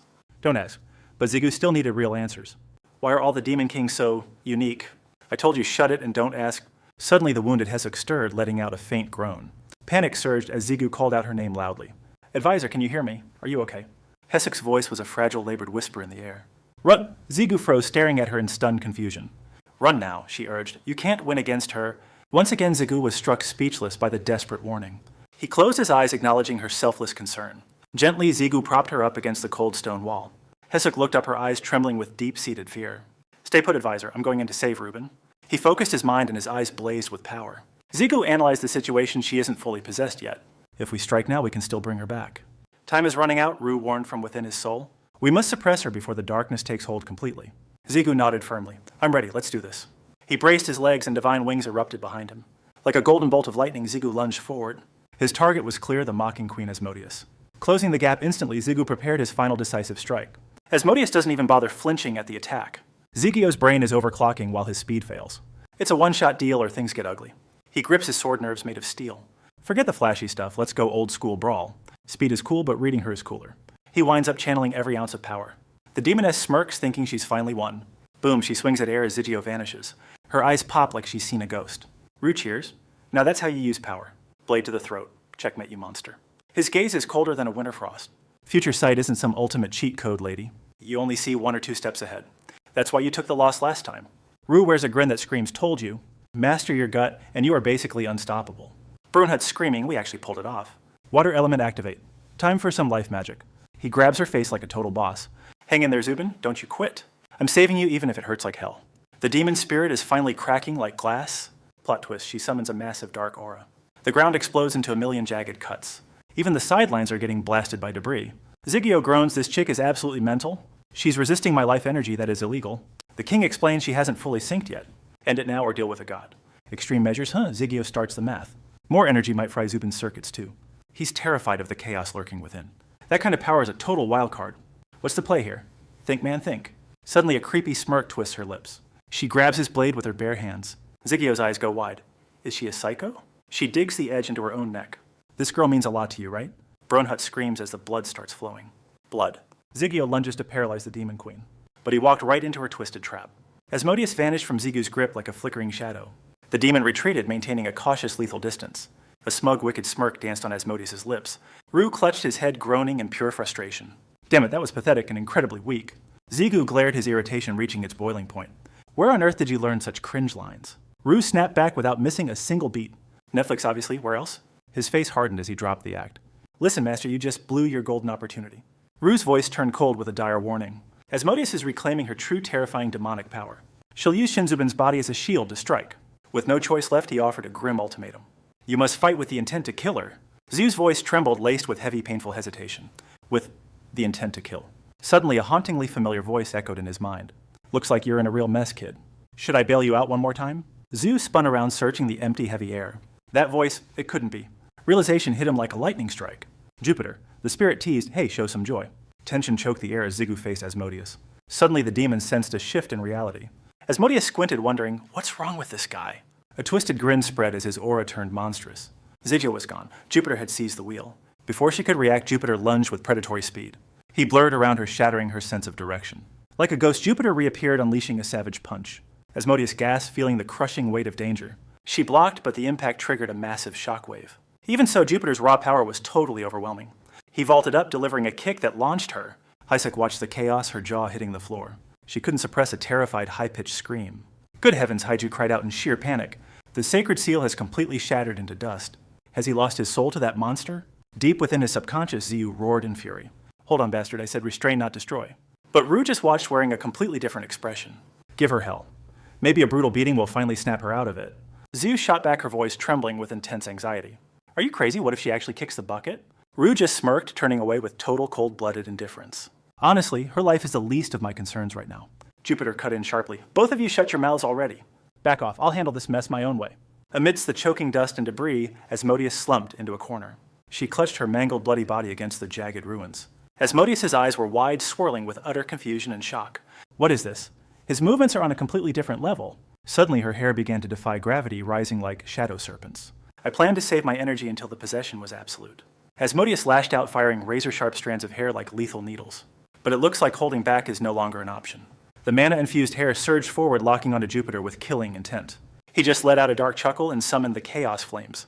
A blinding light erupted, vacuuming every ghostly strand into a void of fire. Jupiter conjured a massive shield, tanking her desperate barrage effortlessly. Refusing to yield, she summoned a tidal wave of hair to strike again. Hidden in the swarm was one ultra-thin strand moving at godspeed. That single needle shattered every magical barrier Jupiter had just built. He realized in a heartbeat this was a blow he couldn't dodge. Thinking fast, Jupiter slammed his foot down and vaulted into the sky. He barely managed to evade Asmodeus' fatal soul-piercing strike. Jupiter landed, his heart racing. What kind of insane power was that? Even with my strength, I couldn't block that head-on. Rue explained, that's Satan's body, a fragment of the weapon I gave the kings. He listed them off: Belphegor's mace, Leviathan's fangs, and this hair. It's a top-tier relic, essentially a piece of a literal god. Deep inside the mental realm, Zigio's face was pale with dread. Rue urged him, we're out of time if he uses Satan's flesh. It means Shinzabin's soul is about to be completely erased. Jupiter finally connected the dots, a wicked knowing grin spreading across his lips. Zigio saw that devious glint in Jupiter's eyes and felt a chill. Suddenly Jupiter called out to Rue, or rather the great Lucifer. With eyes full of bloodlust, he barked, keep Ziyu pinned down. Right before Asmodeus, Jupiter's silhouette vanished into thin air. In a blink, he reappeared, closing the gap in a terrifying flash. Asmodeus' jaw dropped, her eyes bulging in pure, unfiltered terror. Before she could scream, Jupiter landed a devastating, bone-shattering knockout punch. Zu screamed in a panic, what the hell are you doing? Suddenly, a small hand reached from behind and muffled his mouth. Rue whispered coldly, pipe down and just watch for once. Master, trust him. This is the only way to win this. Grandherd stands trembling beside Jun, utterly bewildered. What the hell are you doing, Rue? Rue's voice drops to a deadly low. It's Jupiter, isn't it? We'll cooperate, just for now. But push my master too far, and I'll personally end you. Jupiter smirks, nodding at the blatant threat. I'm well aware. Mid-sentence. He lunges forward with explosive, violent momentum. Jupiter delivers a bone-shattering kick to Asmodeus' face. His grin is wild thirsty for battle. I'm being careful, see. Asmodeus' pulverized face bruised and consciousness fading, Jupiter pins the broken Azu down with godlike force. Asmodeus collapses, eyes rolling back while coughing blood. The battlefield now belongs entirely to Jupiter's whim. From above, Hexa screams in panic, "Zubin!" Suddenly, a sharp stabbing pain strikes her chest. Hexa collapses, clutching her heart in paralyzed agony. Ziga barks in fury, "Jupiter, you bastard!" Jupiter scoffs, "Shut it, she's a hunter, she'll live." Reaching toward the unconscious Asmodeus, he mutters, "Now." Asmodeus' essence begins stripping away from Jupin's soul. The dark energy swirls, forcefully extracted by Jupiter. Jupiter sneers, "Show me that prideful queen face." Asmodeus is helpless as her true form emerges. Shadows veil her face as she stammers, "You," trembling with pure rage. "Who? What are you?" How can a mere human wield such power? Jupiter nonchalantly cracks his knuckles in warning. "Quiet, maybe I'm just built different." He calls deep into his subconscious mind. "Hey, Kim Zigu." A cunning villainous smirk plays on Jupiter's lips. "As promised, this prize is all mine." Terror-stricken, Asmodeus gasps in total confusion. "The prize what?" Jupiter's expression turns demonic as he leans in. "Relax, the pain is only momentary." Realizing the horror, Asmodeus tries to recoil. "Wait, what are you planning to do?" Darkness swallows the world, lit only by Jupiter's chilling grin. He flashed a wicked-fanged grin timed to feast. Suddenly, only Jupiter and Zubin remained on the battlefield. System Demon King Asmodeus has been utterly annihilated. Reward granted for your achievement, you've obtained Satan's vessel. Jupiter patted his gut. "Yo, Zigu, I'm all done here." Zigu blinked, having zero clue what just went down. Before he could speak, a psychic shockwave rocked his brain. In the real world, Zigu's body went completely paralyzed. That creepy, hollow white glow in Jupiter's eyes faded. Seconds later, Zigu was back in control of himself. But then an agonizing pain stabbed through his chest. Zigu collapsed, clutching his body in absolute agony. He let out a ragged groan, making Brunhild panic. "Master, are you okay? Speak to me?" Zigu's entire frame wouldn't stop shaking violently. "What the hell? My body, it's falling apart." Rue scowled. "That jerk Jupiter, he really overdid it. He pushed your physical limits way past the red line. That's the only way he could move like that." Rue broke down the brutal reality. "He basically used a high-speed overclock on your muscles." Zigu trembled, unable to even stand on his feet. "That bastard, it's not even his body to wreck." Inside his mind, Rue flashed a smug little smirk. "Look at it this way, that was all your power. Your potential is way more legendary than you realize." Zigu took a deep breath, trying to stay frosty. "Amidst this total chaos, I guess that's one win?" Suddenly, a bizarre, chilling presence filled the room. He scanned the area. "Someone's coming, be ready." A familiar heavy energy pulsed from behind the door. Heavy footsteps echoed through the hollow, empty corridor. Zigu struggled to stand. "Wait, I know this energy." Suddenly, the door was shredded into splinters by sword light. Debris exploded everywhere like a hail of wooden teeth. Choking dust and smoke instantly swallowed the tiny room. Through the thick haze, several figures slowly marched in. A group appeared, staring Zigu down with cold eyes. Zigu squinted through the dust. He knew these guys. It was Tao Chen's squad looking for blood. Tao Chen glared, his face twisted in silent fury. He reached out, gripping his spear with deadly intent. He roared, "So here you are, you Cavan Guild rats." Zigu froze, completely lost. "Wait, what is he saying?" Even Rue was baffled. "What the heck is he talking about?" Jigyu stands there totally clueless. "Look, I don't speak Chinese either." Tao Chen snaps, going dark. He glares with pure killer intent. He lunges with a deadly thrust. Jigyu panics, trying to intervene. "Wait," he yells as steel flies. "Hold on a second." His face is cold as death. No humanity left in those eyes. The spearhead inches toward him. He catches the blade barehanded. Ziyu tosses him aside like trash. "Just listen to me, man." Before he recovers, Ziyu strikes. "Just hear me out." He slams him into the dirt. Tao Chen screams in pure agony. The soldier's jaws hit the floor. Finally, the chaos goes quiet. Ziyu is low-key annoyed now. "Look, I don't get the beef. We are literally old friends. Why attack without a word?" Rue whispers, "Master your disguise." "Oh, right, that makes sense." Ziyu smirks, "You're too gullible." "I could be a spy, honestly." Tao Chen just smiles softly. "But I know your true power. You could solo this entire army." He looks back at his troops. "Even if you were the enemy, we are too desperate to care." Ziyu is actually stunned by this. The association is going to fall. Ziyu asks, "Wait, what's happening?" Tao Chen closes his eyes, thinking. Finally, he breaks the heavy silence. "Demons have taken over everything." His voice is pure desperate agony. "Please, you have to help us." Ziyu is caught completely off guard. "Whoa, that's a huge ass, man." Tao Chen begs for his salvation. "I know this is a sudden and totally shameless request, but we've officially run out of options. We're desperate." He starts spilling the tea on their disastrous situation. "We managed to gather a small, loyal squad of ride or dies, but we have no clue how deep the demons have infested the association. We're lacking serious firepower." Tao Chen hangs his head. "This isn't just about China, it's a war for humanity's soul." He locks eyes with Zigu. "Morningstar, you are our only hope." Hearing those cheesy words, Zigu's brain just completely short-circuited. Rue is dying of laughter inside his mind. Humanity's hope. Seriously. Brunhild is totally fanboying, as expected of Master. So cool. Zigu just stands there wishing the ground would swallow him whole. He lets out a massive sigh and forces his head back in the game. Zigu cuts him off. Fine, I get the vibe, old man. But this talk is going to take forever. Can we handle the details later? We have bigger fires to put out. Tao Chen blinks. Bigger fires. Zigu nods and looks down at the broken bodies beside him. On the ground, Zubin and Hishuk are still totally out cold. My bad, Tao Chen stammers. In my rush, I forgot the patience. Zhu stands up, radiating a new kind of heavy intensity. Let's move. If you actually trust me, then you're coming with... Tao Chen looks confused, wondering what the hell Zhu is planning. But seeing that fire in the kid's eyes, he follows anyway. Zhu yells open and a jagged spatial rift tears through the air. Tao Chen and his troops cautiously step into the glowing void. His jaw drops as he stares up at the massive structure. What in the... Where the hell are we? They whisper in awe. Zhu moves fast, getting the wounded inside the tower sanctuary. He and Ru look down at the two shattered heroes. Zhu glances at Ru. Well, what's the verdict on them? Ru goes cold. Life energy won't fix this. They're basically fried. Their mana circuits and bloodlines have been completely destroyed. Ru scoffs at Hisuk. The old lady just pushed past her limits. Then his gaze turns sharp as he looks at Zubin. Zubin's body is trashed from being Asmodeus' meat suit. Zigu panics. If their circuits are gone, Ru says there's only one way. Suddenly, Zigu remembers it, the fabled divine elixir. His eyes narrow as he starts running the numbers in his head. Zigu snaps his fingers. Wait, can't El do something about this? Ru crosses his arms. Well, she did whip up something similar once. He flashes back to when they patched up T6. Ru scowls. I told you then that power isn't a magic cheat code. He rubs his chin, thinking hard about the possibilities. Then again, since she's cleared floor 50, she might actually be able to stitch them back together.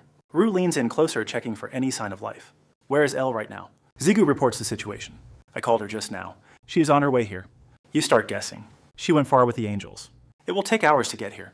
Zigu lets out a sigh. No choice but to wait for El. Suddenly a figure steps from the shadows. A familiar voice rings out. I don't think we have that much time. Jigyu spins around and sees Sujung.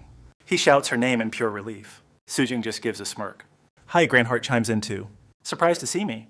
Jigyu freezes in his tracks. Wait, when did you get here? Sujung calmly drops the news. Shh, let me talk before you ask. T6 and Dosuku are guarding your family. They are totally safe, so don't worry. Jigyu hesitates for a second. T6 and Dosuku, that safe place. Where look, I have questions, but... He eyes Zubin. What do you mean, no time? Sujung nods. Exactly, we can't wait for that angel. She adds, Lim Hizuk might still make it. Her voice turns urgent. But Zubin is barely hanging on. Brunhut mutters Hisuk. Zigu panics. Then what should we do? Sujung glares at Ru. You know how to save them. Zhu snaps his head back. Wait, what? Ru stays silent, deep in thought. Sujung keeps her gaze locked on him. Ru speaks. Kill them and turn them into shadows. Silence grips the room like a cold vice. Zhu wavers. I cannot do that. Sujung snaps back. And why not? You have done it before. This is no different.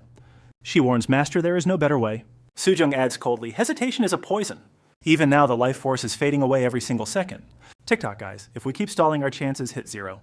Zigu's eyes were drowning in worry, but something felt off. Sujung didn't even let him finish. Talk about a total vibe killer. So we just need their okay, right? Zigu froze. Wait, what did you just say? She approached the bed. Watch this, I'm hijacking their consciousness. She reached for Hexuk. No time for filler, let's move. Boom. A blinding light exploded from Hexuk's head. Seconds later, Sujung's eyes snapped open. But those weren't her eyes anymore. The aura was different. She looked around, totally lost in the sauce. Where am I? She stammered, looking totally confused. Even her voice had shifted. It was creepy. Where is this? I was just... Then she saw her own body on the bed. Total shocker. Zigu realized the soul swap actually worked. She really did it. Elder, is that really you in there? Hexuk now in Sujung's body was absolutely vibing with the power. Sujung's power was next level. Zigu laid out the cold, hard truth.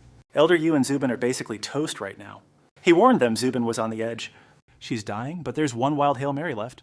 Zigu's voice dropped heavy with pure sadness. I have to turn you into ego spirits. It's the same crazy stunt I pulled for Zichun. You could feel the guilt eating him alive. But for this to work, I have to end your lives first. Zigu turned, looking for a sign. What's the call, Elder, your move? Without a single blink, Hexuk just nodded. Talk about a headache-inducing situation? She sighed. I owe you one, kid, a big one. She got real. Look this old hag's life, whatever. But a world without Zubin, that's a hard pass. Then came the big sacrifice play. If Zubin's down, then sign me up too. Zigu nodded, finally getting the vibe. Copy that, loud and clear. Hexuk closed her eyes, vacating Sujung's body. Instantly, that sharp, scary Sujung gaze was back. Sujung turned her sights on Zubin. Now it was all up to the girl on the bed. Round 2, I'm going in. Sujung reached out, ready to dive into Zubin's soul. Once again, the room exploded in a flash of light. Boom, Zubin's soul hijacked a fresh vessel. She blinked inside Sudung's stolen shell. Total shock, Zubin saw Zigu standing there. Brother Zigu? No time for hugs, Zigu grabbed her tight. He explained it fast. Listen up, we're on a crazy clock. Zubin, you're literally about to die. Zigu was pure panic. There's one way, then ego.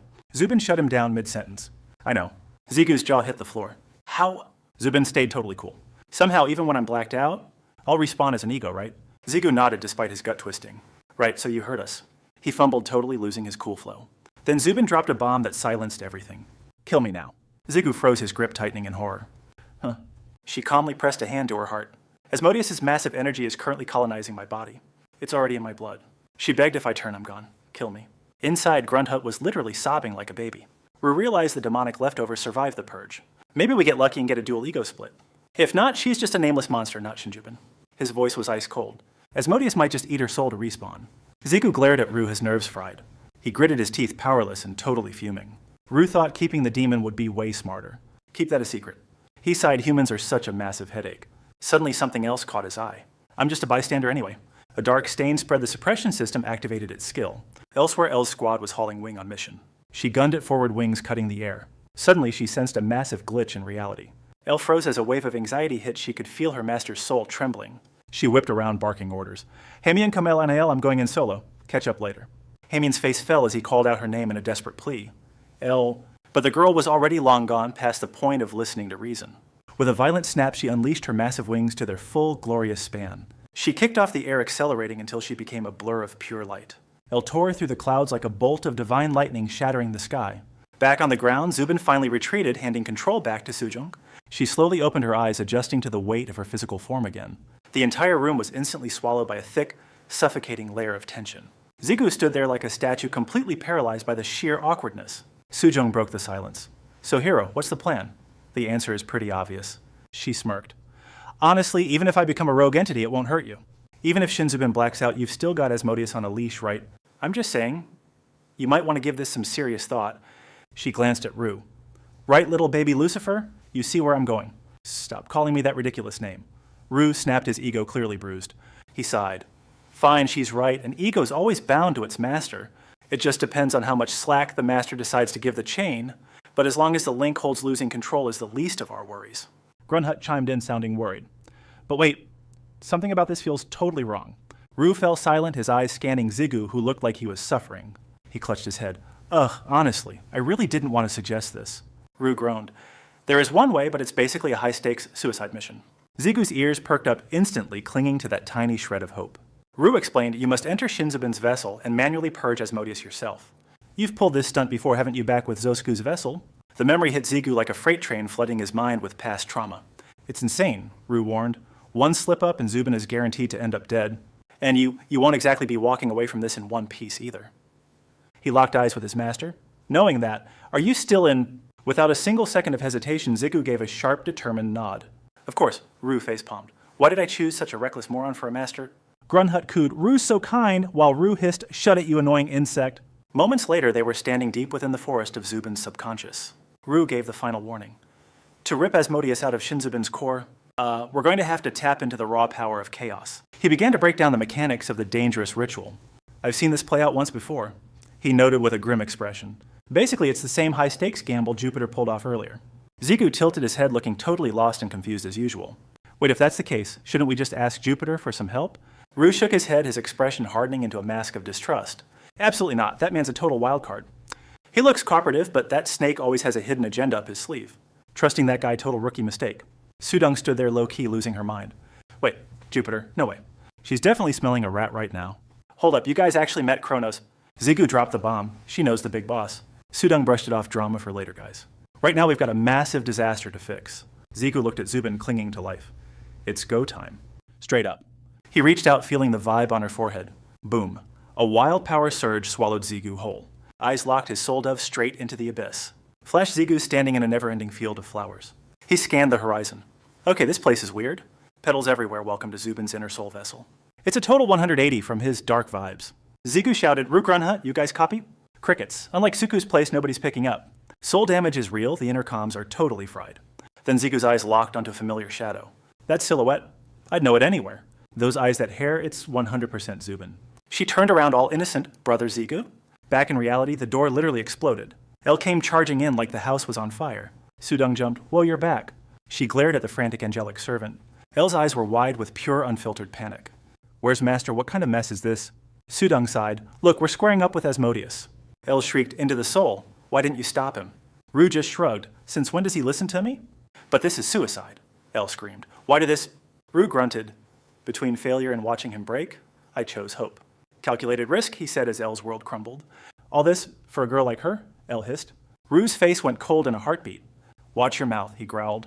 You really don't know when to shut up, do you? Elle stood there completely wrecked by the truth. Sudong added some salt to the wound. Fact, for an angel, you're pretty slow. She noticed a nasty dark aura creeping up. A pitch-black shadow began to swallow Elle whole. Killing intent locks on? Sudong. She sighs with pure sarcasm. Girl, that master's gonna absolutely loathe you. Eo's face darkens. Shut up, no way. Sudong narrows her eyes, bracing herself. Eo's aura thickens. Master, she whispers. Her wings turn pitch black. Never. A monster now, she screams. Master loves me. Suddenly spring blooms, butterflies dance over flowers. Zhu winces, fighting the blinding dreamlight. He blinks awake under the scorching sun. A familiar shadow leaves Zhu totally stunned. Wait, since when was he on Zubin? She tilts her head with a smile. Morning, sleepyhead, you wake yet, Zhu? Zhu's brain is fried. Zubin, he mumbles. Dazed, he asks, What just happened? Confusion hits Jigu hard. Wait, where? Suddenly reality twists. The world starts warping. Poof, Jigu and Zubin vanish into thin air. Back at the tower, golden light erupts. Inside Eo's rage explodes. Master, she screams. He belongs to me, only me. Sudong's fed up. She glares at Rue. You kid, how we fixing this mess? Rue snaps back, totally annoyed. Told you, stop calling me a kid. Damn it, seriously. Rue scowls hard. His face is pure salt right now. He goes full demon mode instantly. Rue grins a wicked, creepy smile. Guess it's time for a brawl. No other choice left, right? Meanwhile, outside the massive tower, everything seems way too quiet. Then out of nowhere, boom! A massive explosion rocks everything. Eo's power is absolutely insane. She's soloing Sudong and Rue. Berserk eyes black, she strikes without mercy. Rue smirks. Check out those crazy eyes. Sudong warns, her energy is terrifying. Jichun freaks as the tower crumbles. Cheyin's shocked. Why are they clashing? Grand Herd and Hofri's mid-chest move. Yeah, what's with those guys? Meanwhile, the battlefield has turned into pure, unadulterated chaos. Ella's gone full psycho eyes, clouded with nothing but raw hate. Zero hesitation, Ella blitzes forward like a literal human missile.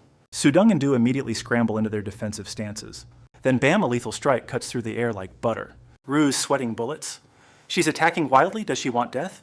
Sudong smirks. She doesn't give a damn about herself anymore. No matter who wins, this mess isn't ending quietly today. Watching Elle is painful. She's completely lost her marbles. Suddenly Elle starts charging a massive wave of dark mana. Sudong's danger radar goes off in an instant. Too late by the time she notices Elle unleashes hell.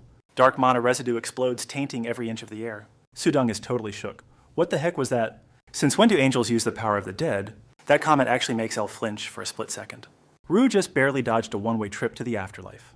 He mumbles, looking totally confused and seriously annoyed. Don't ask me, man. I'm just as clueless here. I have no idea how she became such a monster. He sighs totally over all this dramatic, edgy nonsense. Seriously, anyone related to the boss is a total freak show. Sudong actually agrees. Facts, honestly, no cap. Yeah, our disciples are definitely built different. It's weird. Elle is officially triggered beyond all hope of repair. Her face is a literal mask of demonic bone-chilling fury. One tiny moment of distraction was all she needed. And Ella vanishes. Sudong and Rue look like total idiots. She starts spamming attacks like an absolute pro gamer. Her opponents are being pushed directly into a corner. The king is pissed, gritting his teeth in pure frustration. Such a pain she's burning through all her mana reserves. Sudong just smirks. Chill out, buddy, just hang on. We just need to hold her off a bit longer. She's gonna burn out any second now, trust me. But the king cuts him off. Not a chance. He taps into his demonic strength in a heartbeat and swats Elle's blade away like a pesky little fly. The king knows if they don't stop this immediately, she's gonna drain her own life force completely dry. He mutters, hating that he even has to care. I can't stand her, but I can't let her die. Suddenly, Rue glares with terrifying intensity. Hey, chill out already. Boom. A wave of killing intent literally shreds the sky. It screams forward, targeting Elle's empty shell. Eyes shut, he drains his soul for Rue. That monstrous strike literally erases the sky. Absolute devastation, everything crumbles in seconds. Boom, thick dust chokes the battlefield. Bloody and broken, Elle leaks wicked energy. Rue stares down, scanning the chaos. Did she block death with more death? She's definitely pushing her absolute limits now. Rue clicks, his tongue totally annoyed. She wasted her trump card way too early. Elle's next move leaves Rue totally speechless. What the hell is she doing? Oh no, she wouldn't actually try. Is she using that forbidden trash? Yep. Elle just unleashed the ultimate dark art. Her eyes are burning with pure rage. Chaos magic is officially online, baby. She's summoning massive amounts of dark mana. Sudong realizes the danger immediately. There's zero hesitation in her eyes. The king barks, "Yo, you psycho! That power will eat you alive, girl." He screams, trying to stop the madness. Stop, you'll literally fade into nothing. Elle's completely snapped. Reason is gone. Blood begins streaming down her face. Rue grinds his teeth, feeling useless. Damn it, he barks, cursing their luck. She won't listen to a single word. Standard shields won't tank this hit. A nightmare scenario flashes before Rue. At this rate, nobody survives this. Rue despairs. She's basically toast now. Success or not, she's facing total annihilation. Elle is going to be obliterated. Rue wavers, then makes a choice. He suddenly pivots towards Xudong. Hey, Fake Queen, listen up, fast. I've got one crazy plan left. Tank that hit alone for now? She looks totally stunned and confused. Wait, what? Rue vanishes like lightning? No time to chat, moving now. Just hold on, I'll be back. Space shredded like paper in his wake. He's diving for the tower Xudong. She's left behind scoffing. That brat. What's his deal? Is he totally insane? She panicked. It's chaos. Am I seriously stopping this alone? Xudong glared at Elle. She hasn't mastered it yet. If I touch it, will we all just explode? Screw it. My blood will have to build this shield. Blood dripped steadily as she made her choice. Crimson splattered across the cold, hard ground. A wicked barrier suddenly locked Elle inside. Meanwhile, Rue breached the tower's inner sanctum. Wings flared as he stood over Ziggy Yu. Rue narrowed his eyes, whispering to himself. To stop Elle in this state, there's only one card left to play. He let out a thunderous, soul-shaking roar. Hey, Elle, listen up. Rue issued a cold, blunt ultimatum. Stop this madness right this second. If you don't back down now, he unleashed a surge of devastating magical power. Ziggy Yu threatened with a sinister grin. This guy's life ends today. Cut to another world, an unnervingly peaceful sky. Zhu napped peacefully on Zubin's soft lap. A single petal drifted onto his handsome face. Zhu's eyes fluttered open as he woke up. Zubin leaned in with a gentle, caring smile. You're awake, is something wrong, honey? Zhu hesitated, looking at her with total confusion. No, I just feel like I've forgotten something. A tender, warm smile played on Zubin's lips. Don't worry about it. Just stay here and rest. Zhu drifted off again. Yeah, this is right. Under the vast sky, he sighed. So peaceful. I haven't felt this relaxed in forever. Zubin whispered, You've carried such a heavy burden. It's been hard, hasn't it? He sighed extremely hard. Zhu's real life flashed by, he hated remembering it. Endless enemies in a past I don't even know. Everyone counts on me, but who am I really? He covered his eyes. I just want a family. Zubin stroked his hair. You can let go now. Just stay here, with me forever. Zhu grins, totally lost in a vibe of pure bliss. A sweet cinematic dream keeps rolling in slow motion. Under a serene sky, they're the ultimate inseparable duo. Master. A familiar voice shatters the peaceful illusion instantly. Zhu bolts up as a fake shocked Zubin calls his name. He snaps back to reality. It was Elle's voice. Then it hits him like a truck why he's here. Zubin plays the concerned friend. Bad dream, bro, you're shaking. Zhu isn't buying the act. Rage blazes in his eyes. He lunges, crushing Zubin's throat with zero hesitation. Game over, Asmodeus, Zhu growls, ending the charade. Nice try, but you're not him. He's fuming now. The real Zhu exposes the leftover trash of the Demon King. The villain sneers, oh, so the hero finally figured it out. What's next, gonna play the big tough guy now? Kill me, then I'm just a fragment of garbage anyway. Asmodeus plays his trump card, kill me, and she dies too. You don't have the guts to do it, do you? Shut it, Zhu roars, cutting the demon's monologue short. Asmodeus freezes stunned by the sheer ferocity in his eyes. A massive explosion of mana surges through Zhu's veins. I'm ending you and saving Zubin. Watch me. A sphere of pure darkness manifests in his hand instantly. Terror hits that same power that ripped me out before Asmodeus trembles as death closes in, unable to stop the energy. Meanwhile, Elle stands frozen. Rue panics. Elle, are you awake? No answer, just a cold stare. Finally, Elle snaps out of it. Rue grimly warns that even together they're useless. Master's got this. He knows exactly what to do. He scowls. Stay back, you get what I'm saying. If you charge in now, you're just a massive burden. Elle grinds her teeth, hating her own total helplessness. Rue sighs, looking at her with an exhausted vibe. Well, at least you're sane again. That's one lucky break. Suddenly, Xudong makes a perfect landing nearby. She folds her wings and strolls over, acting curious. Oh, Elle's back. Finally, the gang's all here. She tilts her head. How are you feeling? Any side effects? And what's the deal with our main man, Ziggy? Rue watches the chaos. Things are stabilizing, I think. He's still a total noob at controlling that chaos energy. But give him time. He'll master that power soon. If things stay like this, we'll win easily. Suddenly, Zhu starts sweating buckets as his face pales. He screams in agony as his mana goes completely haywire. Master Rue shouts, What the hell is going on? Elle rushes toward the center of the mana storm. The crew watches in horror as the energy peaks. Master, is he losing control of the power? So she really couldn't handle that inner chaos, huh? Rue flinched, hard eyes popping out in pure terror. He broke into a cold sweat, gritting his teeth. Rue hissed, We've been played totally and utterly played. Elle stood there like a statue. Say what now? He sputtered, The Master's losing his edge, and fast. Jupiter's snatching his body away piece by piece, just as he feared Ziggy was totally pinned down. Elle turned pale, her lips trembling with pure anxiety. Rue hung his head. I blew it. I knew that guy was shady. I figured he was locked away without permission. Dead wrong. Hold up, Master crushed him before. How's he winning now? He turned serious. It's a dirty trick. A proxy ritual. Elle blinked, totally lost. A proxy. What the hell? Rue groaned. I missed the red flags in Shinzabin's body. A Chaos Master like him doesn't just make messy mistakes. This wasn't an accident. It was a staged trap. Soul shards usually snap back to the host like mine. Rue lowered his voice. But he hacked the system. That shard was just bait to drag Master into his playground. Elle's world shattered. She couldn't even find her voice. Deep in the mindscape, Zigu's fighting like hell. Jupiter sneaks in close, whispering, "Come on, Kim Zigu. Just give up the keys to your body, kid?" The tower's crumbling. Everything's going to zero. El panicked. "What's the plan? We're totally toasted." Rue locked in. "I'm diving into that mental void." El gasped, eyes wide. "Are you freaking insane?" "Listen, it's the only way to shut Jupiter down. We seal that freak in a new host, not master." He sighed. "And I'm the volunteer for this suicide mission. I'll trap him inside me, then just take us out." Silence hit like a truck. Elle bit her lip hard. "I'll do it," she snapped. Rue's jaw dropped. "What? Look, I'm not the powerhouse I used to be anyway. My divine spark is gone. I'm basically a dud now." She stood firm. "So I'm the one going in, period. I'm staying by Master's side until the bitter end." Rue hesitated, then nodded. "Fine. Give it a shot." Suddenly the scene fades into a soul-crushing void. Zigu is chained up like a common criminal, eyes shut tight, drowning in a nightmare sleep. Then, snap, Zigu's eyes fly wide open. His gaze is sharp enough to cut through glass. He scans the darkness. Time to get to work.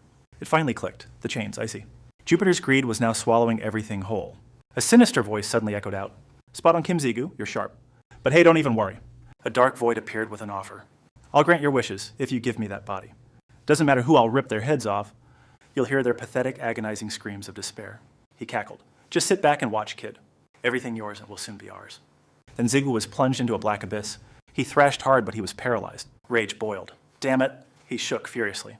"I'm stuck. These chains are sealing my mana." Zu gritted his teeth. "Am I trapped forever?" Just as he quit, a hand appeared. It was Elle. She whispered, "Master."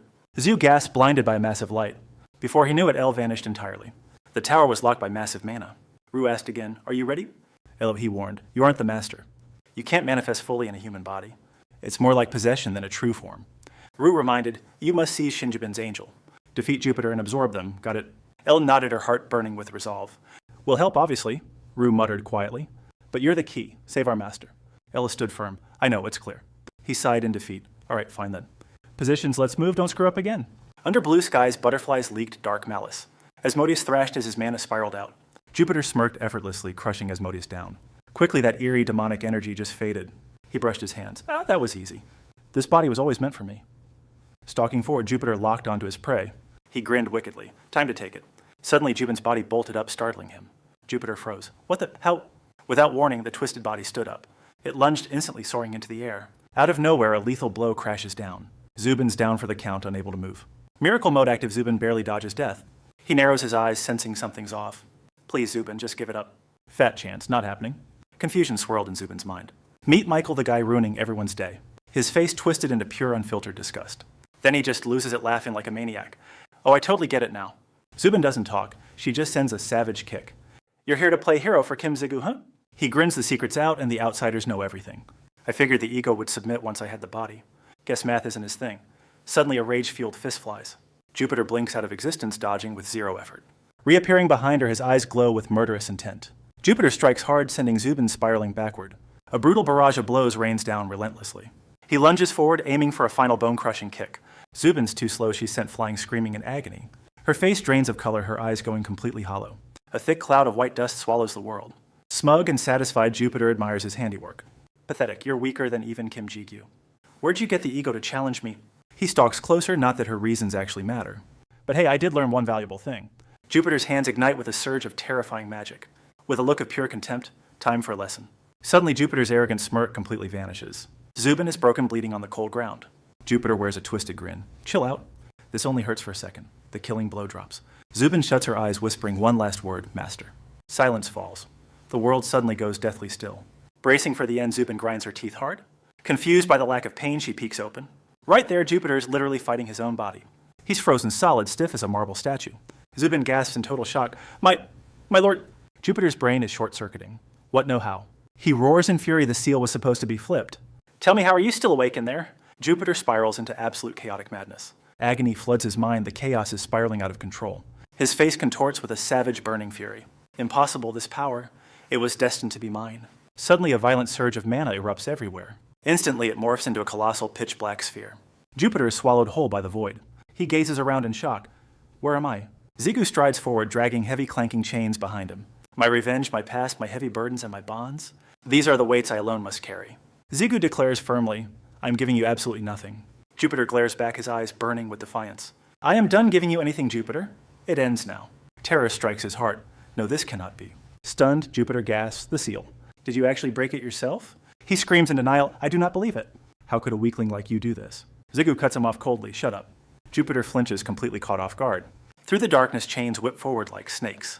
Jupiter is instantly snared and pinned down. He is paralyzed, unable to move. Zigu glares down, his voice a low growl. Jupiter! Burning with rage, Zigu roars, get out! Chains snap tight, binding Jupiter's hands instantly. His legs are next trapped by the iron grip. Jupiter thrashes wildly, but the struggle is futile. He snarls through gritted teeth, Kim Zigu. Zigu stares him down with ice-cold, lethal eyes. Jupiter howls out in a final desperate plea. One day, I swear, your body will be mine. As he speaks, the chains consume him entirely. Suddenly, clear blue skies and dancing butterflies reappear. Zigu is left speechless by the sudden shift. He whispers her name in disbelief. Zubin.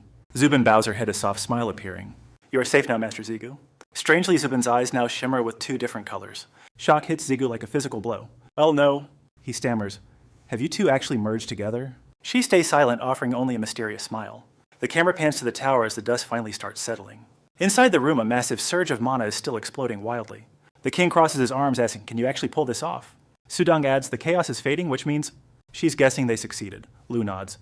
Yeah, I've sealed that thing up. He looks at Sudong. Where's the big guy? He's not with you.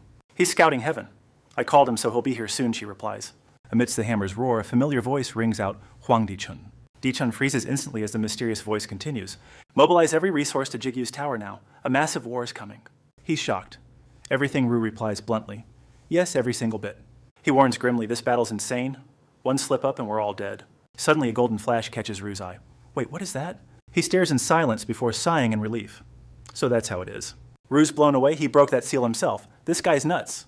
But then Ru remembers something and his face darkens with doubt. Ru sighs, time to go. Master, you can't save them anymore. He's sure Elle's unstable soul has already wrecked her physical body. Ru looks sadly at Ruben. Now she's just waiting for the end.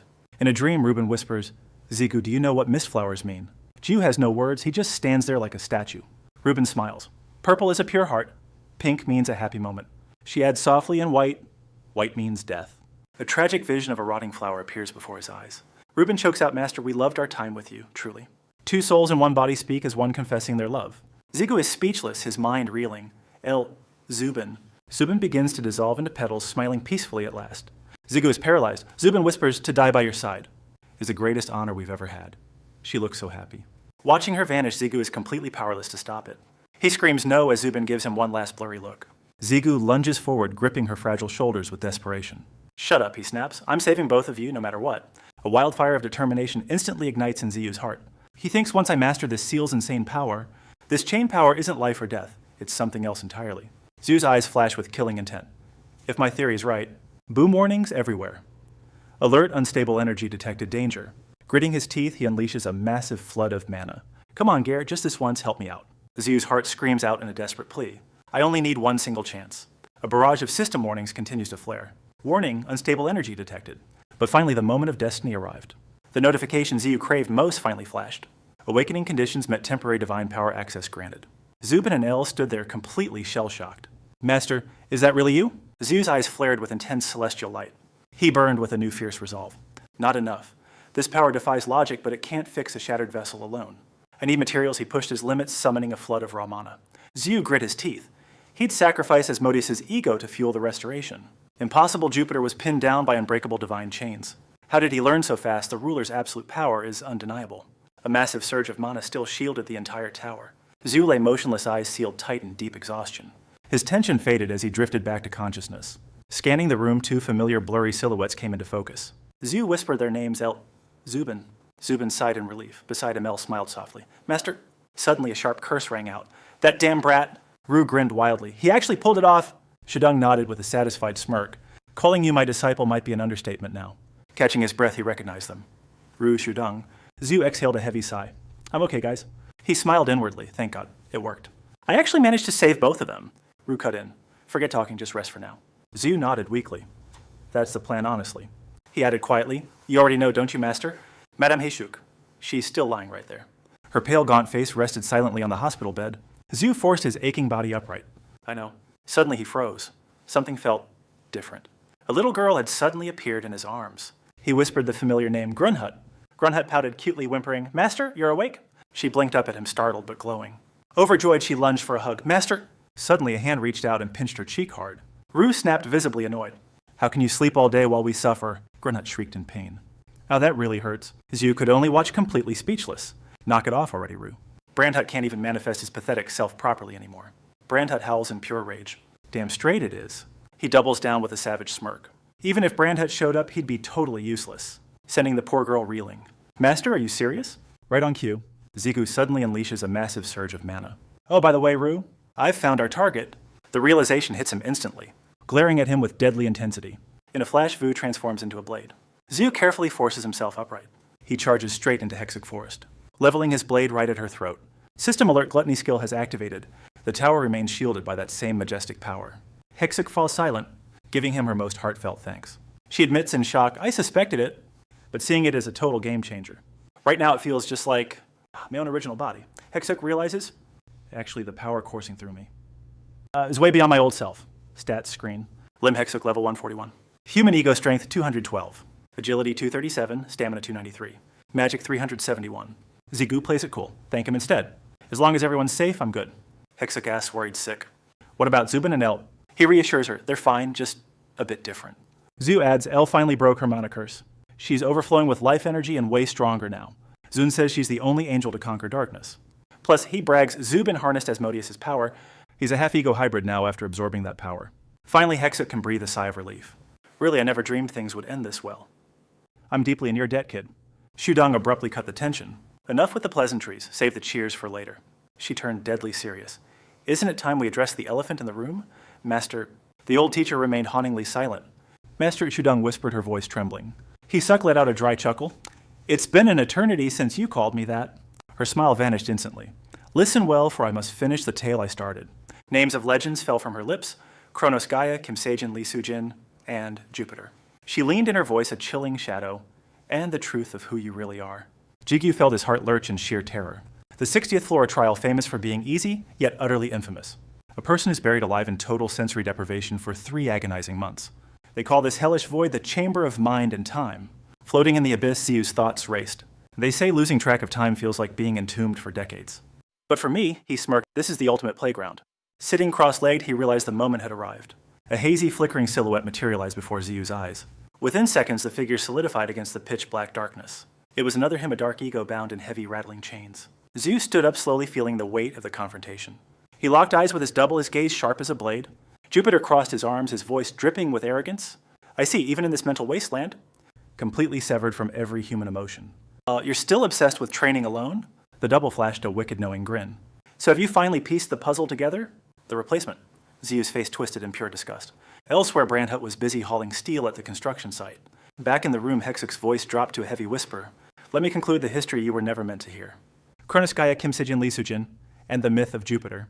She paused, eyes piercing his soul, the story of your true identity. Zigu blinked, his mind spinning in confusion. My identity? Hexic repeated, her expression grim. You saw it on the 50th floor, didn't you? Your father Kim Seijin, or should I say Kronos, the king of mankind. He committed the ultimate sin, slaying his father to seize the throne. Yet against all odds, Kronos became the greatest leader in history. Hexic sighed. He had to. The previous ruler, Uranus, was a monster. By killing that tyrant, Kronos became a god-tier hero. Her eyes clouded with grief. But even heroes succumb to despair. He discovered the chaos, a terrifying invisible entity lurking beneath the world. About the tower's secrets, Ziyu muttered. I only know the blurry edges. Ziyu recalled legends of the tower built to crush gods and chaos, and how Kronos tried to hijack every drop of that power. The idiot actually thought he could become a god himself. Ziyu turned serious. That plan failed, leaving a massive hole in reality. Gaia absorbed it all, rewriting the world's DNA from scratch. Sudong smirked. Color me impressed. You actually know your history. Hexic chimed in. The tower only whispers secrets to the worthy. Honestly, you might understand this place even better than I do. She shrugged. Whatever. At least it saves us a boring lecture. But let me clarify one thing for the record. Hexic narrowed her eyes. Gaia was the linchpin in Kronos' design. Kronos held absolute authority, but he lacked one crucial thing. A vessel strong enough to hold both divinity and primordial ruin. Ziyu nodded. Yeah, I've heard whispers about that missing piece. That Gaia was the ultimate existence second only to Ao. Hexic gave a grim nod. Exactly. Initially, no mortal or immortal shell could contain such raw power. So how did such an insane plan actually work? It was Gaia's unique essence as Mother Earth that changed everything. Hexic tightened her grip. She could link separate souls together. She turned the very world she walked upon into a container. Ziyu froze, his mind reeling at the sheer scale of it. Sudong saw his shock and let out a sharp laugh. Linking? Sounds a lot like your own little cheat code, right? She teased, is your special power not so unique after all? Ziyu's thoughts became a mess as he grimaced in frustration. A dark suspicion took root. Could this similarity be a coincidence?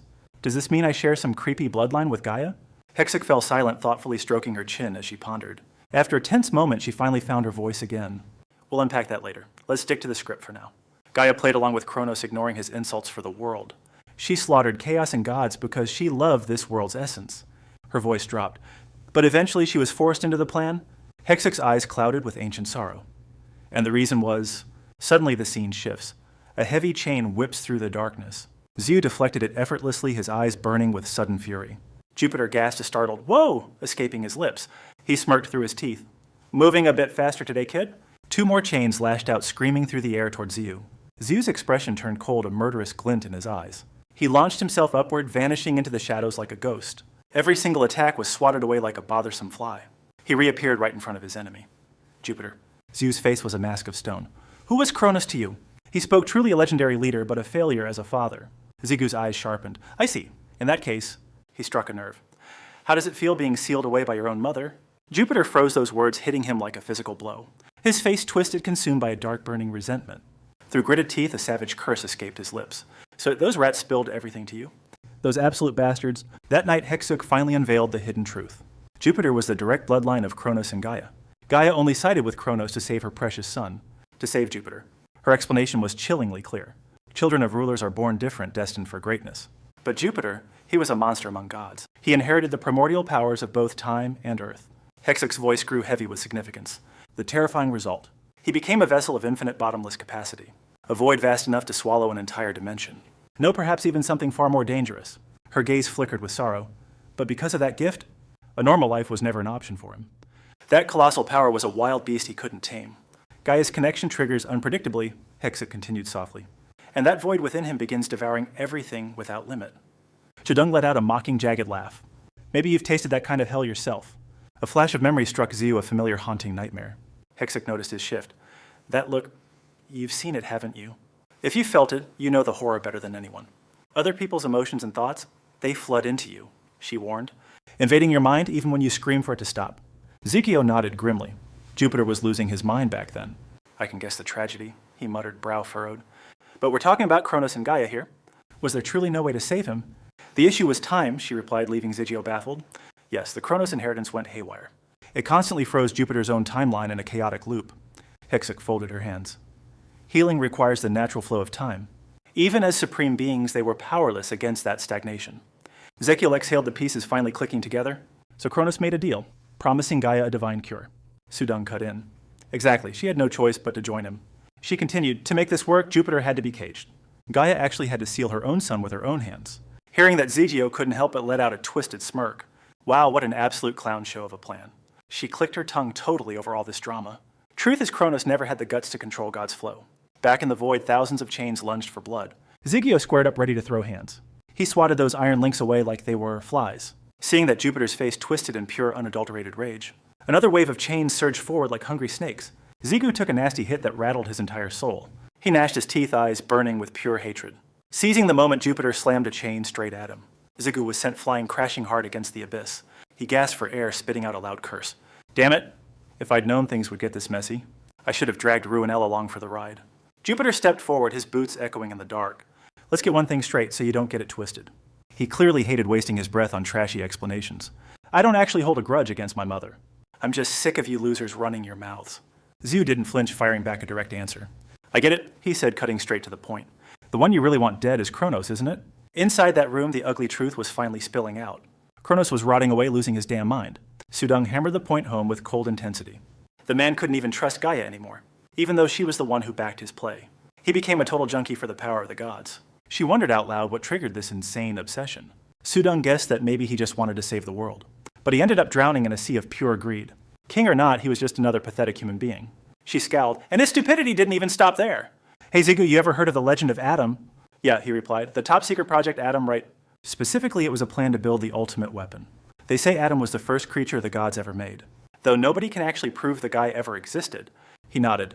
Seems you've actually done your homework. Sudung smirked. Back then I was totally in the dark. But look at you now. All grown up and cynical. She sighed. Regardless, Kronos is hunting for Adam now. though nobody knows if that man even exists. Sudung looked helpless. Even Kronos couldn't track him. To the rulers, Adam is nothing but a legend. Her expression darkened, yet Kronos is obsessed for reasons. He actually knows Adam's true, terrifying identity. Zu flinched, heart racing. Did he know the secret? Sudung turned grave. Adam is God's physical flesh. A vessel created by God for a dire emergency. You've seen the truth, so you must understand. She stated firmly, God has no physical form. Mrs. Hisek agreed he exists only as pure spirit. Adam was the spare body, a container for divinity. Ziggy-Zalat hesitated, reeling from this massive lore drop. That's why Adam is the perfect divine vessel. Naturally, Kronos went insane trying to find him. She recounted, but in the end he failed, and that failure drove him into deep madness. Lowering her voice, Sudung said, he concluded this, if I can't find Adam, I'll build one myself. Zu was skeptical. He tried to manufacture God's flesh. Is such a blasphemous thing even possible? Sudung tilted her head. Normally it's impossible. But Kronos had the perfect raw materials. Zu pressed further, and those materials were... Sudung gave a slow, silent nod. Jupiter. Kronos used his own son as a lab rat, the descendant of humanity's two strongest warriors. He saw Adam's potential in the boy and experimented. Thus the first Adam project began with Kronos. Jigu froze, stunned, into a long, hollow silence. Thinking of Kronos' cruelty, Jigu lowered his head. You know what happened next, don't you? The tower rose and the Chaos Gods fell. Remembering Gaia's desperate eyes, Jigu whispered, Gaia betrayed him. Sudung countered, not betrayal, Kronos broke his promise first. Zu realized Gaia knew what he did to Jupiter. Exactly, no one hides the truth from her. That's why Gaia became the tower's divine system. Once complete, she restored everything he had destroyed. She ensured Kronos was buried deep within chaos. He was dragged down into the infinite abyss. Mrs. Hisek's face paled, but Gaia was wrong. She shuddered. Kronos actually crawled out of chaos. Deep in the darkness, Zeus secretly gathered his power. Shadows swarmed the heavy chains choking Jupiter's neck. Snap, every single link shattered into dust instantly. Jupiter stood frozen, staring at the wreckage in disbelief. Wait, what kind of crazy sorcery is this? Ziggy, you insane, why are you breaking my seal? He growled, glaring at Kim Ziggy with predatory eyes. Jigu didn't flinch, his face set like hard stone. He stepped forward and dropped a total bombshell. Team up with me, Jupiter. Let's roll. Jupiter blinked, his brain clearly, short-circuiting right then. Say what? Jigu didn't stutter, doubling down on his wild word. I'll handle your revenge. Consider it done, man. But in exchange, you're playing on my team. Stop the shady backstabbing and join me instead. Jupiter was totally floored. This wasn't in the script. He stood there buffering for what felt like forever. Then finally, something snapped inside his chaotic head. His expression twisted into a wild, wicked, demonic grin. A creepy, bone-chilling laugh echoed through the entire room. He lunged forward, shouting like a total battle maniac. If you really think you're that guy, then prove you can actually survive me first, kid. Boom. He threw a massive punch at Zigu's face. Zigu didn't even blink, he just took the hit. In a split second, that strike was totally neutralized. Jupiter went nuclear, unleashing a massive tidal wave of mana. He aimed a lethal strike right at Zigu's heart. A world-shaking explosion ripped through the entire area instantly. Meanwhile, the cosmic mystery gets even more twisted now. Kronos hijacked Jupiter's body, merging with him like a parasite. Sudung explained Kronos had been able to gank Gaia's power. A legendary clash, a perfect vessel versus a restricted goddess. But Gaia won and the two were ripped apart. Dimensions crumbled and worlds died. It was basically the apocalypse. Surprisingly, only the Great Chaos remained silent through it all. Gaia rebooted the world, stitching it all to the tower. Zu realized the truth. Wait, so that means... Exactly. The tower floors are just shattered world fragments. Every floor is a piece of a broken dimension. Zu's face went pale. His heart skipped a beat. Sudung smirked. Gaia didn't connect every world, obviously. Two realms remained beyond even a goddess's absolute control. The divine realm and the world beyond their reach. She finally whispered the name, the spirit dimension. Heaven or hell, she claimed they were one and the same. Zu's mind raced, his heart drowning in a sea of doubt. Gross. If those two are here, what secrets are they hiding? I have to demand the truth from them myself. Suddenly, Sudung's voice dropped to a chilling whisper. None of that matters right now anyway. The terrifying reality is that history is repeating itself. She trembled, fearing Kronos' inevitable and relentless resurrection. Zu cursed under his breath, that old monster just won't die. Sudung let out a sharp, mocking laugh. Your father is quite the handful, wouldn't you agree? Zu stood frozen, completely speechless at her biting question. Feeling the awkward tension, she let out a forced cough. Relax, just kidding, Kronos and your father are distinct entities. Her expression turned deadly serious as she pointed at him. The revived Kronos knows Jupiter's vessel is hidden on Earth. She leaned in, testing him. You know who that is, right? Zu's face went pale, his true identity was finally exposed. A massive stone statue loomed through the thick, swirling mist. The entire horizon was swallowed by a heavy, suffocating fog. Jupiter emerged slowly. Not bad you've grown, Kim Zigu. He smirked, especially for someone meant to be a failure. A failure, Zigu's brow furrowed as he glared at Jupiter. Inside that room, Hexap's words echoed a mere low-quality clone. She revealed your family was born from Gaia's twisted obsession. Zu's head throbbed. What kind of madness is this? Hexap reminded him of his encounter on the 50th floor. Did Kronos mention anything to you about Kim Si-jin? It clicked. Yes, he told me everything, Ziyu replied. Those haunting words began to resonate within his soul. The man who loved Sujin and raised children wasn't me. Hexik nodded. It's exactly as that monster claimed. Kim Si-jin is just a puppet king created by Gaia. She looked back to the days before Kronos shattered. The original Kronos, the one Gaia truly loved, was born from her desperate longing for a lost family. Hezu's voice suddenly became soft yet incredibly firm. But there is one thing I know for certain. Out of everyone here, you are definitely no mere copy. She spoke with a conviction that shook the room. Even if your parents were nothing but inferior shadows, the child born from their union changed everything. You are the one true and only Jupiter. Ezekiel's mind reeled as he struggled to process it. Wait, just hold on a damn minute. He couldn't stop questioning everything. If your story is actually legit, then that legendary Gale is my mother. No way both my parents were just normal everyday humans. Sujung cut him off sharply. Chill out, dude. I told you I'd explain it all bit by bit. She sighed. Kim Si-jin. It feels weird using their real names. Let's just call him Dad for now. Sujung continued. Basically, Gale wanted to clone herself and your dad so everyone could live normally. A life without crazy powers or magic junk, just a boring, peaceful world. She emphasized that Earth was supposed to be their ultimate getaway. Sujung's voice dropped. But the day you were born, Kronos sensed your existence. He immediately started plotting with the other rulers to launch a full-scale invasion of Earth. And just like that, Gale had to trash her dream of a normal life. Sujung looked at him. And that, my friend, is exactly why the tower appeared on Earth. You starting to get the picture now? Jigyu frowned. So the system and players, they were just built to fight those guys, right? Sujung nodded. Exactly. Gaia had no other choice but to link with Earth through the tower. Hisuk added, but even with all those defenses, Kronos' obsession was off the charts. Just like that, he completely obliterated the Earth. She noted that he couldn't even use his full power on Earth back then. A flash of deep sorrow crossed Hisuk's face. But in the end, Kim Si-jin, who was just a clone, stood zero chance against the original true Kronos. Suddenly, a forgotten memory resurfaced in her mind.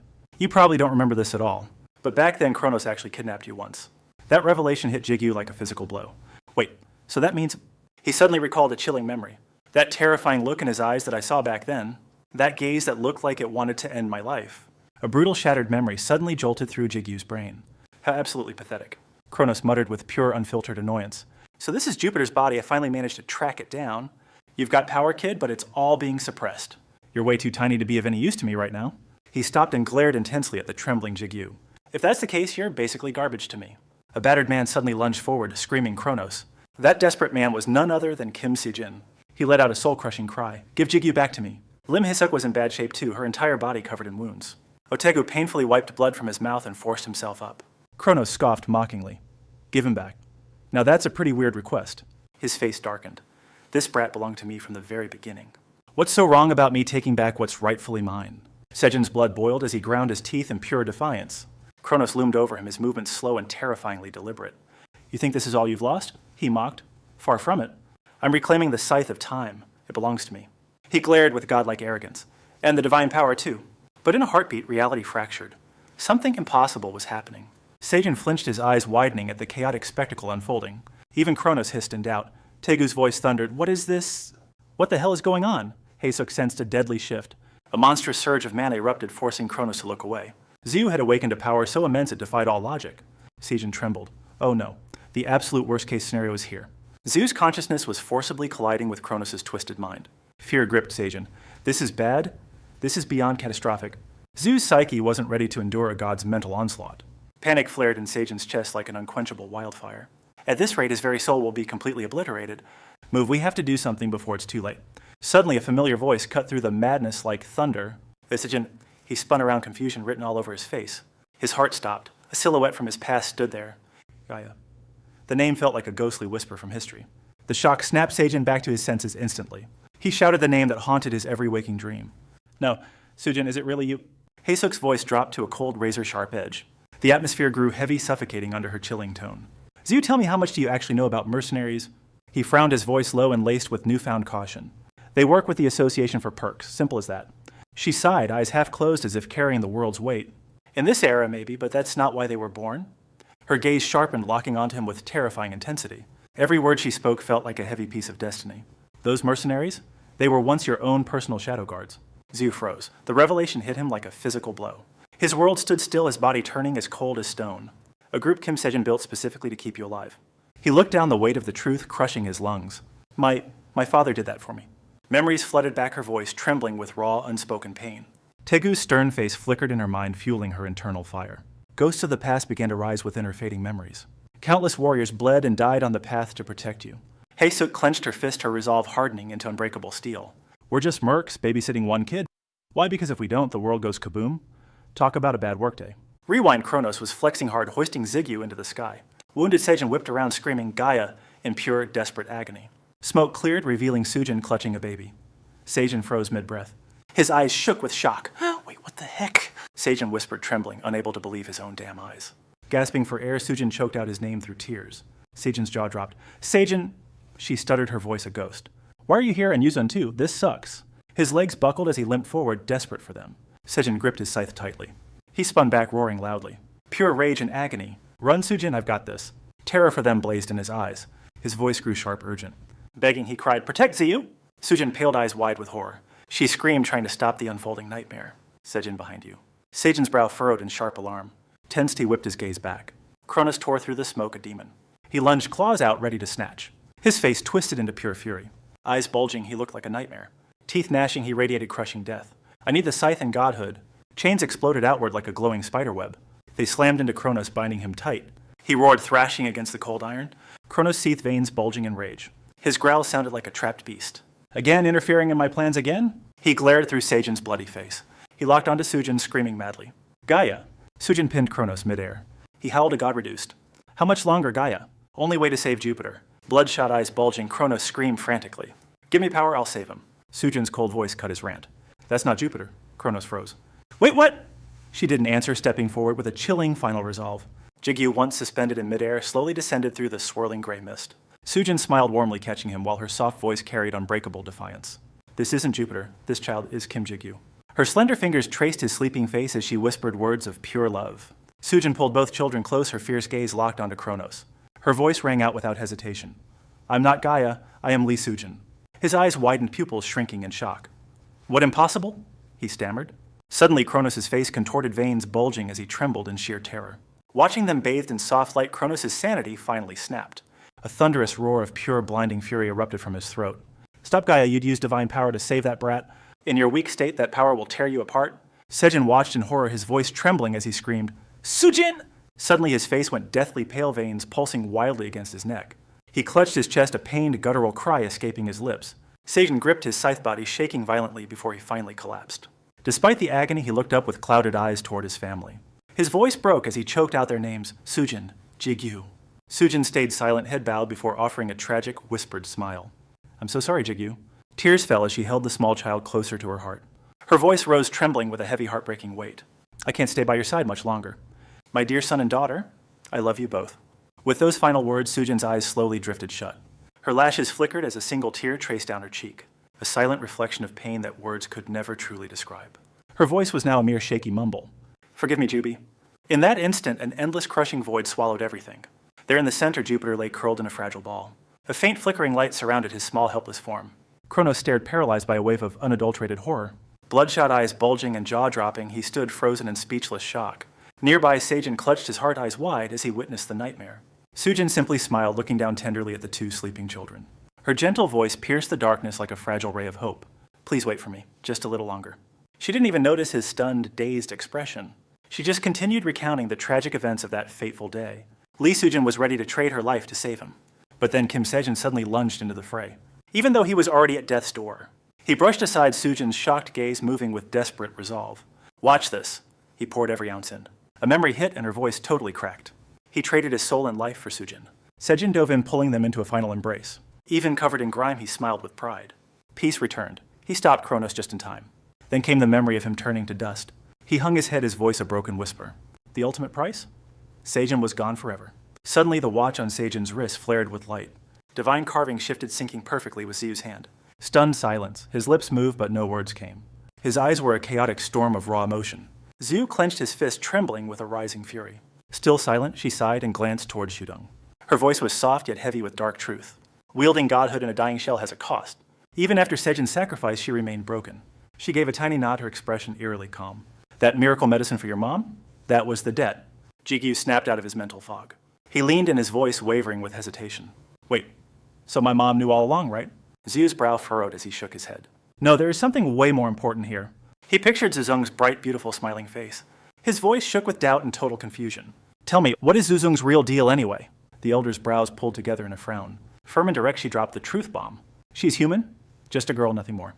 Thinking back to them standing together years ago, she exhaled slowly, her voice dropping an octave. Sujin and Sejin just wanted a normal life. Remembering Dudung, her voice turned soft as silk. Their love created Kim Dudung a perfectly ordinary human. Ji-gyu's gaze fell his reply a dying breath. Ignoring his gloom, she brought back the main point. About your question, does Lee Sujin remember everything? She paused, eyes darkening before the final explanation. Honestly, even I don't know. Her memory's gone. Then her tone turned ice cold and heavy. She winced as if the memories were physical weights. Yet some tiny fragment must remain inside her. Sue just stared down, his brow knotted in pain. His face is a total wreck of pure chaotic confusion. Listen, I've got some weird family secrets to tell you, son. Hexuk's icy voice suddenly shreds Ji-gyu's messy trip down memory lane. Well, did that finally clear up your brain fog, kid? Silence drops like a heavy lid weight, freezing the whole room.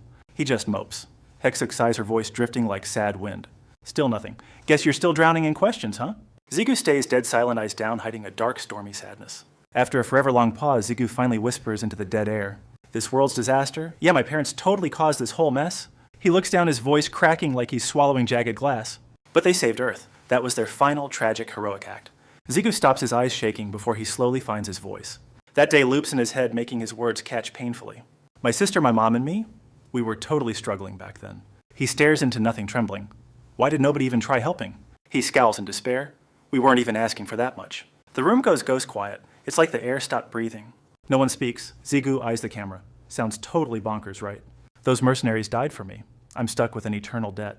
He blurts it out, brows knit, looking like he's about to explode. Hexuk cuts him off, eyes shut tight in a wave of sorrow. That's enough, just stop. Zigu's eyes go wide. He's completely floored by her cold words. She stares him down, her voice dropping to a freezing chill. Your feelings are valid, but saying it must hurt like hell. Hexuk goes silent, biting her lip before a forced apology drops. Sorry for dumping such heavy, soul-crushing questions on you, kid. Zigu's gaze turns heavy, shielding the storm of grief inside him. Seeing his absolute despair, she shuts her eyes to look away. The air turns suffocating, filled only by one long, dark sigh. Honestly, even we've pretty much forgotten almost everything by now. He gasps, his total shock written all over his face. Watching the broken Ziu, Hexuk sighs and starts the real story. I just remembered. Someone definitely did a rewrite on our memories. She stares into the distance, her voice rasping about his past. Li Shujin wasn't erased, but the vital parts vanished completely. He looks up confused. Was Chairman Otigu the same way too? She plays it cool. Yeah, basically just like me. Anyway, his son OT6 helped your family direct or not? Her words echo. Zigu strokes his chin, lost in deep thought. I'm not sure how much of that was Otigu's plan, but those leftover memories definitely played a major hidden role. He frowns, his mind spinning like a chaotic, messy tornado. Right. T6 was my old man's best friend after all. With all this crazy info coming at me, I gotta wonder, just how much does T6 really know? A sharp realization slices through my mind, and my gaze turns cold enough to draw blood. Still deep down in my gut, I'm desperately trying to shut that possibility out. No, the real kicker is why Gale went and rewrote everyone's memories in the first place. In that split second, the silhouettes of those two women flashed before my eyes. My brain is a total mess now, like a calm lake shattered by a massive wrecking ball. Even if Gale and my mother are technically two different people, my entire family was basically built on nothing but Gaia's sheer will. So why the heck did she choose this path, even with the literal power of a god? Thinking about it makes my blood boil with a bitter, choking resentment. That one decision dragged my family through absolute hell for way too long. Sudung's soft voice suddenly cuts through the chaos in my head like a knife. Maybe she just wanted you to live as a normal human being for once. She leans on her hand, sounding totally bored, like she's just reading off a grocery list. Gaia? She just wanted her descendants to have a plain, ordinary life. Feeling my intense stare on her, she looks away, her voice suddenly trailing off. I mean, whatever. It's just a theory I have anyway. But I don't say a word. I just stare, my eyes swimming with pure, unspoken confusion. Seeing my expression, she pauses for a second before finally spilling what's really on her mind. I bet Gale and Lee Sujin both wanted the exact same thing. They worked together to seal Jupiter away for good. And they locked away the memories of everyone involved right along with him. When you look back at everything that went down after that, her voice suddenly drops into a low, somber whisper, carrying a weight that feels way too heavy for just words. It was all a play to keep the truth from ever being found again. Basically, it's the same vibe as a penalty from the tower. I go dead silent for a long moment. My eyes waver with doubt before I finally squeeze out a question. Okay, I get that part. I really do. But why now, why of all times is this happening today? Why did Gale choose this exact second to break the memory seal? Suddenly, Hexuk jumps in, cutting the tension with a cool and nonchalant answer. We started restoring those memories the moment you cleared the 50th floor. Her eyes lock onto Ji-Yu's, which are practically popping out of his head. She calmly explains that it's because he's finally earned his stripes as a warrior. That's why Gaia decided it was finally time to spill all the secrets. Without giving him a second to breathe, Hexuk's eyes narrow into sharp, predatory slits. The entire system of this world, it literally exists just for you. Those final words hit Jigu like a high-speed freight train. His pupils shrink to pinpricks and his jaw drops wide open. He's so completely floored that he can't even find his voice. You're the freaking main character of this entire world, kid. After a beat, he furrows his brow, lost in a spiral of deep, dark thought. If Du heard this, he'd probably laugh his head off at how cringe this is. Jigu could practically see Du dying of laughter right now. Tears streaming, barely able to wheeze out some trash talk. What, you the hero? That's the best joke yet. He shook it off. This system was his destiny. No, perhaps this power wasn't meant for him alone. Every thought vanished, leaving only one name echoing Jupiter. A massive monolith stood under blue skies, etched with celestial light. White smoke spiraled through the dark as the heavens roared. Battered and bruised, Jupiter sighed, releasing a heavy, soul-deep burden. Lying in the haze, he spoke with a haunting clarity. So that's how it all ends, huh? Through the mist, Jigu approached his blade, gripped tight. Jupiter lay there, ignoring the deadly threat closing in. In the end, I still couldn't take you down. Gone was Zigu's rage, replaced by a quiet, surging sorrow. Zigu stood still, absorbing every jagged, pain-filled word Jupiter spat. Seal me or kill me, do whatever you want. It's your right, he whispered, fading into the swirling smoke. But Jigu just stood there, letting the heavy silence answer. Finally, Zigu broke the crushing stillness with a word. His voice was low, heavy, with hard-earned courage. You once said, I am you and you're me. He remembered that arrogant, self-satisfied smirk clearly. A finger pointed at his chest, declaring, I am you. Back then, Jupiter had laughed at Jigu's stunned face. And you are me, he'd said with cold confidence. Looking at the broken man, Zigu finally fired back. You're wrong. I am me and you're just you. He reached out, his expression turning dead serious. I'll say it once more, he declared with steel. Jupiter stiffened, his eyes filled with total confusion. A flicker of annoyance began to bubble up. Let's team up, Yubi. Right here, right now. Suddenly, the system pinged with a final notification. So trial cleared, the cold machine voice announced. Slowly, the massive doors began to creak open. A low rumble echoed through the absolute silence. Across the ancient stone-paved path, polished leather boots came to a sharp halt. A powerful figure stepped forward with total confidence. Floor 60 of the tower reached at last. Zigu exhaled, finally free from that chaotic nightmare. Under a perfect disguise, he squinted at the sun, annoyed. 3 months felt more like a whole year. Suddenly, Brandhut's voice chimed in, making Zigu freeze. Master. She panted, desperate for his attention before the world collapsed. Master, it is an emergency. You have to come right now. Just as her frantic, youthful voice shattered the air, Zigu spotted a colossal pillar of light piercing the sky. Chaos erupted as the crowd surged. War had finally reached El. Every face in the mob was a mask of cold hostility. Eyes glued to the blinding light, waiting for the signal to kill. Grunhut whipped his head toward the exit in a panic, his voice trembling with pure, unadulterated dread. He urged them forward, fearing a single second's delay meant death. It is bad. We need to fall back immediately. The girl's desperate plea continued to echo in his mind. Yet Zigu stood rooted to the spot, unmoving. His gaze darkened, his mind churning with cold, silent calculations.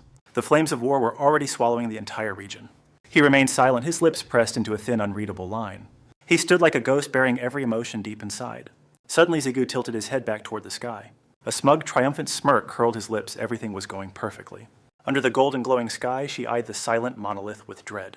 He prepared for the Floor 60A trial, ignoring his watchers. He gave the massive tower a simple, calm nod of confirmation, knowing this was the only chance to finally surpass Jupiter. Her brow-furrowed eyes flashing with worry as she stepped forward. But Master, before she could finish, Zigu coldly cut her off. Will you be fine alone? His voice rang out sharp as ice. Facing that monster head-on is nothing short of a death wish. Standing before the gate, bathed in the glow of ancient stone, he slowly turned his back on the tower to face them. His expression hardened into steel as he began to speak. This is a burden I must carry with my own strength. And Zigu continued, his voice chillingly calm and detached, slowly laying out his dark, calculated prophecy for them. His tone was steady, carrying the weight of absolute, terrifying certainty. Soon thousands of players will swarm El like a plague. Shock rippled across their faces at his cold, haunting words, their eyes trembling in utter disbelief of the coming massacre. The stern face of Rogers Han suddenly flashed in his mind, prompting him to recount every secret he had recently unearthed. Iron Kavan and foreign guilds, they are all coming for El. Jigu locked eyes with Du, his face grim and unyielding, his voice resonating with an undeniable, heavy, soul-crushing truth. From this moment on, we are the enemies of all humanity. Imagine your Tuesday sucked. Now imagine a giant apocalypse portal over Seoul. He narrows his eyes, sensing something is definitely fishy here. Silence falls as he begins a tactical, high-stakes interrogation. Wait, didn't you say you lost Rohan's signal ages ago? Busted, a flash of pure panic flickers in his eyes. He stammers, desperately hunting for a halfway decent lie. Remembering Sudong's goofy, innocent face, Zigu feels guilty. My bad, kid. He offers a silent, apologetic mental shrug. I forgot, plus that was like ancient history, right? Time to bail. He pivots the conversation before things get awkward.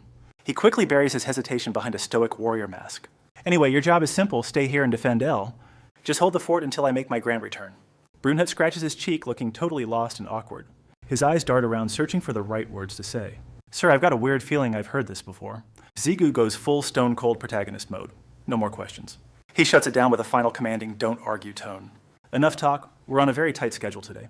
Granhart ready to flex those shiny new muscles. Her fist clenches instantly, she was literally born for this. Eyes blazing with hype, she agrees without a second thought. Heck yeah, Vi and I both evolved during that trial. Reward box unlocked. The system notifications are going absolutely wild. The memory of that epic power surge flashes in his mind. Ego evolution initiated Brandhood and Vi are officially ascending. Ziku scans the perimeter like a high-level assassin on duty. He mutters under his breath, checking for any nosy witnesses. Step 1, find a spot with 0 annoying humans around. We'll rip a gate open and warp straight to the coordinates. Granhart snaps to attention, sharp and ready for action. Orders received, Master. Let's get this show on the road. Poof, Zigu vanishes, leaving nothing but a fading smoke cloud. Meanwhile, news anchors are losing their minds on live television. Breaking a colossal space gate is currently swallowing Seoul's sky. The camera cuts to a surreal, purple-hued nightmare world. Chodford Tower stands glowing like a sinister alien lighthouse. Contact lost for 2 months. The association is panicking hard. Crimson cliffs burn under a sky made of literal fire. A heavy boot thuds. Damn it, we messed up big time. His gaze turns icy as he scouts the desolate horizon. We're walking in circles and the snacks are totally gone. A swirling wall of blood-red light blocks the entire path. The silver-armored knight stares silently into the swirling abyss. Great. Some magical barrier just sealed our only way out. Scouting, yeah, that is officially off the table. Through a desolate, bone-chilling valley of mist, the group trudges deeper into the unknown. Suddenly his eyes widen in pure shock. Something is wrong. He spins around frantically shouting. Panic laces his voice. Guild leader. Look, something is moving up ahead. The leader snaps to attention. He grits his teeth, hand flying to his sword hilt. Damn it, he growls. Not those undead bastards again. He bellows a sharp order to his squad eyes, scanning the shadows. Enemy spotted battle positions now. Draw your blades, prepare for war. But as he turns his head, the leader completely freezes in his tracks. His jaw drops. He is staring at something that cannot be real. Beneath the eerie, flickering light of the valley, silky long hair flows like a ghost, leaving a shimmering trail through the heavy, stagnant air. Then soft, rhythmic footsteps echo through the silence of the misty gorge. Approaching slowly, like the very shadows of the night are coming to life. The entire squad crouches low, hearts racing against their ribs. Every eye is locked onto the mysterious figure emerging from the deep gloom. A slender, haunting silhouette stands before them, perfectly still in the darkness. The leader blinks, confusion replacing his fear. A human. Wait, I know that face from somewhere. Suddenly it clicks. His brow furrows as a wave of pure terror washes over him. Voice trembling, he calls out her name. You. From the Mistflower guild leader, Shinju Bisao. But it is Asmodeus. She tilts her head playfully and offers a sweet, deadly smile. Hello there. He stumbles back, his mind a mess of confusion and rising dread as he questions her. How is this possible? Word on the street is you went missing months ago. She ducks her head, fidgeting shyly as if searching for a totally normal excuse. Well, let us just say it is a very long story. Then in a heartbeat, her voice drops. It is cold enough to freeze your blood. Anyway, change of plans. From this moment on, I own every single one of you. The leader blinks, the words not quite computing in his stunned brain. Wait, what? Seeing his clueless, pathetic expression, she just sighs. She gives her cheek a little casual scratch. Looking like she's actually putting some deep, serious thought into her next move. A split second later, Asmodeus looks away, acting all bashful and shy like a high school girl. She whispers softly like she's making a totally polite and humble request. If I start saying anything weird while I'm wrecking you guys, just try to ignore it, okay? But the moment those words leave her lips, the entire guild scowls, their patience finally hitting 0. They glare at her, convinced the woman has completely lost her mind. What the hell are you talking about? Suddenly, her hair ignites into a vivid purple glow, burning through the dark like hellfire. Then a heart-shaped tail sprouts behind her, flicking playfully as if mocking their very existence. Wrapped in swirling violet smoke, she lets out a wicked, seductive grin. A crushing black demonic aura explodes from her, making the very air feel heavy and suffocating. Resting a hand on her cheek, she smiles sweetly, yet terrifyingly, as dark horns gleam in the mist. A voice dripping with pure malice whispered, sending shivers down their spines. Feel free to scream your lungs out for me. Simultaneously, the king unfurled massive wings across the horizon, each powerful stroke warping the very fabric of the atmosphere. Zigu idly stroked his silver hair, his bored gaze drifting over the absolute carnage, unfolding below like a calculating god. Perched nonchalantly on the beast's head, he clicked his tongue, acting like the chaotic battlefield was just a minor inconvenience. It turned white. Ugh, I seriously hate this look. Suddenly, a flash of Satan's long, flowing white hair flickered through his mind like a bad memory. Zigu narrowed his eyes, a flicker of genuine suspicion crossing his face, as he began to wonder. Is this because of the vessel I reclaimed from Shinzubin? After all, that guy's human form had the exact same silver hair. They soared over mountain ranges currently being torn apart by a series of devastating explosions. Amidst the thunderous echoes of war, he spoke with a chillingly calm tone. Looks like the operation is actually going according to plan for once. His eyes scan the exhausted players below, looking like a king judging his tired subjects. A cocky smirk played on Zigu's lips as he admired his own brilliant handiwork. Divide the enemy and bleed them dry. Simple as that. Cut to the scene where Asmodeus unleashed his hair like a living weapon. He ensnared the target, hoisting him high into the air with terrifying ease, subduing the masses with minimal casualties. Talk about efficiency. On the other side, El surged with energy, literally choking the life out of a struggling player. Watching the display, he couldn't help but offer a silent, impressed whistle. Next up, El will move in to identify and purge the remaining filth. From his high vantage point, Zigu watched the slaughter with nothing but pure, unadulterated boredom. He quietly tallied the results in his head, critiquing the performance of his pawns. Smooth. Everything is going way too smooth right now. But let's be real, stories like this never end without a massive headache. Right then, a violent surge of abnormal energy flared up, instantly catching his sharp eyes. A group stepped out from the blazing light, looking like they walked straight out of a nightmare.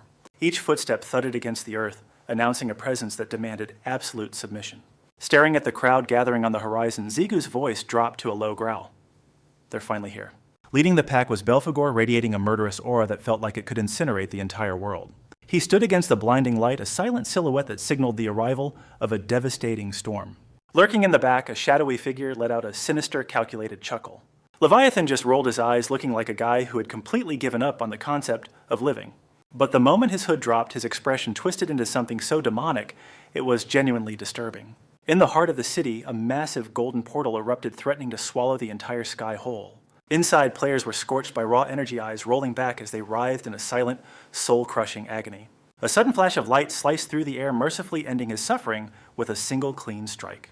Elle gripped her blade, watching the body collapse with eyes as cold as a frozen wasteland. Once the deed was done, she exhaled a long, heavy breath, trying to shake off the lingering weight.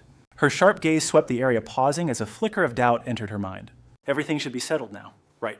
Suddenly a voice cut through the silence, calling out her name from the shadows. Startled, Elle spun around her hand, immediately going to her weapon as she faced the sound.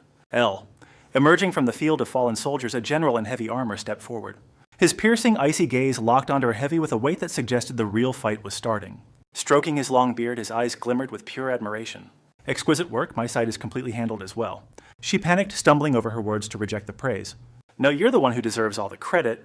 The general chuckled. I'm not even one of your people. Suddenly his smile vanished, replaced by a stone-cold expression. I asked the impossible of Morningstar. I should be thanking you. The general dropped to one knee upon the frozen ground. Shoulders stiff, he offered a plea filled with desperate loyalty. Please, I'm begging you. You have to save us. She remained silent, her piercing gaze weighing heavy in the air. Suddenly, Elle's instinct screamed with a sharp, jagged warning. A colossal wave of raw energy was closing in fast. Glancing at the distant wall, her brow furrowed in suspicion. What the hell is actually going on over there? Her eyes widened as chaotic thoughts began to race wildly. The demon invasion, it's happening exactly as we feared.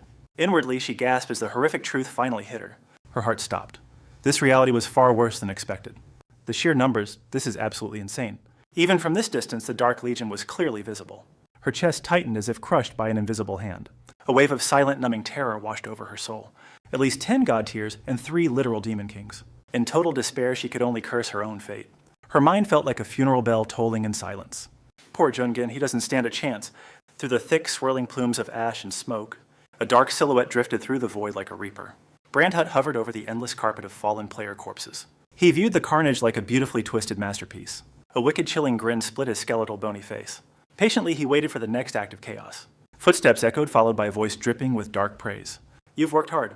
Truly impressive results, my friend. Brandhut bowed low, pressing a hand against his hollow chest. I live only to serve your dark vision, master.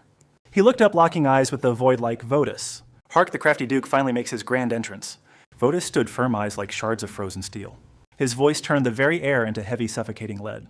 Gather the bodies. Make sure they stay perfectly intact. That little angel brat just fled the scene. Move. Brandhut responded with a sharp, obedient, and dark nod. Understood. It shall be done at once, master. The undead legion lurched into motion. Broken bodies bowed down in eerie silence. Cleaning up the scattered player corpses from the bloodbath? But our guy? He just stood tall, totally unbothered. Watching those losers retreat into the mountain shadows. A creepy glow flickered inside his hollow eye sockets. Votus stood there, a stone-cold statue in the gray fog. Then out of nowhere, a clock chimed, making him jump out of his skin.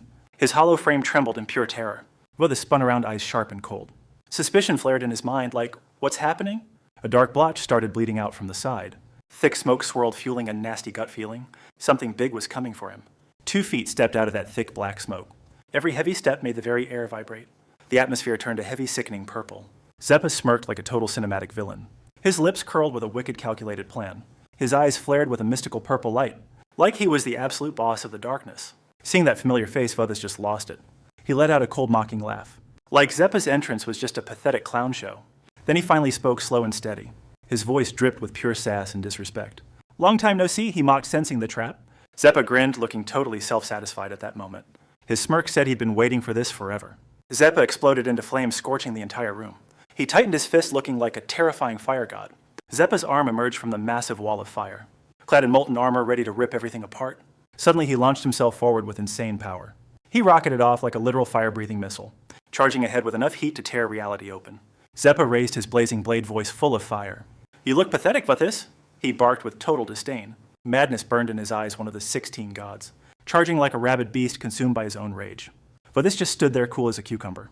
He acted like this was just a bad amateur play. "Yeah, well, you look like hot garbage, too." Through the mist, his cracked black eye snapped open. A crimson spark ignites in his gaze, burning with abyssal fury. Beneath a bleeding sky, hellfire rains down upon the jagged peaks. The air turns into a searing furnace, a literal hell on earth. Suddenly, a massive blast rocks the world like the Earth's own roar. Meanwhile, on floor 60 skyscrapers pierce a deceptively calm blue sky. Below, a rift tears open, swirling with chilling, mysterious energy. But wait, the gate begins to collapse. The light dies out, leaving a bone-chilling, suffocating silence behind. Jigyu stands frozen. Pure confusion and doubt flash through his widening eyes. He can't wrap his head around what just happened. What the hell? Brow furrowed, he questions the reality of the failed gate. Why won't this damn portal stay open? Brunhut's face darkens too. His voice drops thick with heavy anxiety. His gaze stays locked on the spot where the rift vanished. "I don't get it. The connection was stable just seconds ago. Now I've completely lost the signal." A wave of cold dread washes over Jigyu. His heart hammers against his ribs. Something is terribly wrong. "I can't reach any of the egos." Is the link failing because we've been apart too long? Jigyu's eyes snap sharp with resolve. "No more waiting, I'm heading there myself." He prays this gamble doesn't end in a total bloodbath. Across the void, the tower stands like a lonely, jagged tomb. Two silhouettes face off the tension, ready to snap like a wire. Through the mist, Leviathan wears a smug, punchable grin. Well, looks like we meet again," he sneers. He lets out a twisted, shaky laugh as he says the name, Lucifer. Zigu's expression remains ice cold, his glare cutting deep. Suddenly, a violent crimson aura erupts around him. Zu mutters, "I worked way too hard to get this power back." Veins bulge as his claws extend, yet his voice stays terrifyingly calm. "And I hate wasting it on trash like this." Zu transforms, massive horns and black wings tear through the air. Glaring at that smug face, his words drop like frozen daggers. "Consider this a final honor, Leviathan." He curls his hand as destructive energy swirls in his palm. His voice rings out, chilling the very air to its core. "I'm going to rip every single tooth out of your head." Under the burning sky, the massive tower pierces the heavens. Its peak glows, threatening to shatter the very fabric of space. Shadows dance on golden glass, flickering like ghosts in the fading sunset glow. Sudong swirls his wine, his voice cold as an ice-covered lake. "So what's the move, Ban? Give me the update." Ban stands behind him, his reply low, sharp, and strictly business. Leviathan and Lord Lucifer made a deal. Honestly, it's the best-case scenario for us. He paused, his eyes shifting behind his glasses as a hint of hesitation creeps in. But below Leviathan goes full beast mode, a massive sea monster ready to swallow everything. Yet Zigu doesn't even flinch. He stands his ground amidst the raging madness. Then he smirks a cold, savage grin. His eyes flash like a sharpened blade. Suddenly, a massive blast erupts from Zigu's feet, shattering the ground and the air itself. The villain smiles, pulling back his hand like everything is going exactly to plan. But as the smoke clears, Zigu emerges with massive wings radiating an absolute titan's aura. In a heartbeat, Zigu flaps his wings, turning into a red streak across the sky. Leviathan tracks him from below while Zigu hovers above, looking down like a god. Zigu's gaze is razor sharp. Not a single movement below escapes his predator eyes. But then the monster wears a twisted grin, like he's hiding a terrifying secret. A split second later, a flicker of pure terror crosses his eyes, nearly swallowed by darkness. High above, Zigu spreads his wings against a sky burning with blood-red fire. Leviathan lets out a mocking laugh that ripples through the air like a cursed barrier. He narrows his eyes, sneering with ice-cold sarcasm. "Getting a bit cowardly, aren't we, Lucifer?" Since Zigu stays silent, Leviathan keeps baiting him. Is this the Great Demon King's strategy? Hiding behind a shield and flying away like a scared bird? Zigu's only response is a look of pure frozen indifference. He's so calm it makes the villain's trash talk feel completely pathetic. Suddenly, thousands of glowing red energy blades manifest out of thin air. They swarm around Leviathan like a pack of hungry wolves closing in for the kill. The atmosphere screams as the air is literally torn apart by the sword strikes. A deafening, ear-piercing screech echoes across the entire battlefield. The blades dive, simultaneously aiming straight for the monster's heart. Streaks of red light slash through the sky in a cinematic display of power. Leviathan just laughs, raising his hand slowly as if welcoming the incoming destruction. Water dragons surge from his palms, glowing like the vengeful spirits of the deep sea. In an instant, Zigu's energy swords collide head-on with Leviathan's water dragons. The impact shakes the very heavens, burying the world in a storm of dust. Mid-battle, each dragon manages to snatch a sword in its jaws as they strike. Everything freezes in midair, a literal standstill as they guard the perimeter. Zigu's brow furrows his eyes, turning into chips of cold hard ice. Then he chuckles, as if he's finally seen through the entire pathetic game. So what exactly did you just swallow, you freak? He glances at the laughing maniac with suspicion, muttering under his breath. Trying to piece it together, he growls, "You've got a lot of energy to burn." Suddenly, Leviathan's mocking voice cuts through his thoughts like a jagged knife. The tension in the air spikes, becoming thick enough to choke on. "What's wrong, Lucifer? Didn't you say you'd break my claws into pieces?" Leviathan turns slightly, his voice a lethal challenge. "Come and get me then." His face warps instantly, eyes glowing toxic blue as veins pop everywhere. Fangs bared, he snarls like a beast. "Fine, I will handle this myself." Leviathan transforms into a massive water pillar, shooting into the sky, leaving his empty clothes to drift aimlessly through the dead air. He spams black spears at Jigu, fueled by pure unadulterated rage. Each brutal strike makes the very air tremble with raw power. Across the tower, shockwaves spread, making the whole world spin. Violent crashes echo as the structure begins to give way. Ban looks up, watching the chaos with a totally bored expression. He acts like the world ending is just another Tuesday for him. The shield is rattling, it breaks in 10 minutes tops. Shudong just sips her wine unbothered by the unfolding disaster. And that 10-minute mark? Yeah, that is the worst case scenario. She glances back, asking, "So how's our little project going?" He adjusts his glasses with a cool, calculated flick of his finger. "Everything is proceeding as predicted," he says, sounding incredibly smug. The tension is thick, but Ban acts like it is all scripted. Lucifer is stalling perfectly. Our little puppet show is actually working. Shudong giggles, swirling her golden wine like a true villainess. "A show, please. Leviathan is just a simple-minded brute, really." She recalls Zigu's temper, her voice suddenly turning sharp and icy. "Playing weak just to bait his attack? How predictable and pathetic. Seriously, I have never heard of a plan this messy before." She chuckles to herself. And yet the stupid thing actually worked. He grins back. "Well, we just know his tiny brain too well." Ban watches the carnage, clicking his tongue in a judgmental way. Lucifer is hoarding energy while Leviathan is just burning through his. But before he can finish his genius analysis, he stops, spotting something that finally piques his dark interest. His calm voice echoes, "Ready up, it is go time, people." Magical circles ignite, making the heavy air feel totally suffocating. He looks up, his gaze cold enough to freeze hell itself. Time to light this fuse. Activate the magic circle now. Shudong drops the act, her face turning dead serious and lethal. Her purple eyes flare with a killer instinct ready to explode. From outside, the tower floor glows with a blinding, ominous light. Then boom! The tower erupts, sending debris flying into the sky. The earth-shattering blast makes the very heavens shake in fear. Mid-fight, Zeppa frees his head, snapping toward the massive explosion. His eyes go wide with total shock and alarm. Elle spins around, heart hammering against her ribs in pure panic. She whispers to herself, "Is it really starting right now?" Unlike the others, Asmodeus just stares cold and unmoving as stone. His sharp eyes scan the flames, searching for a single weakness.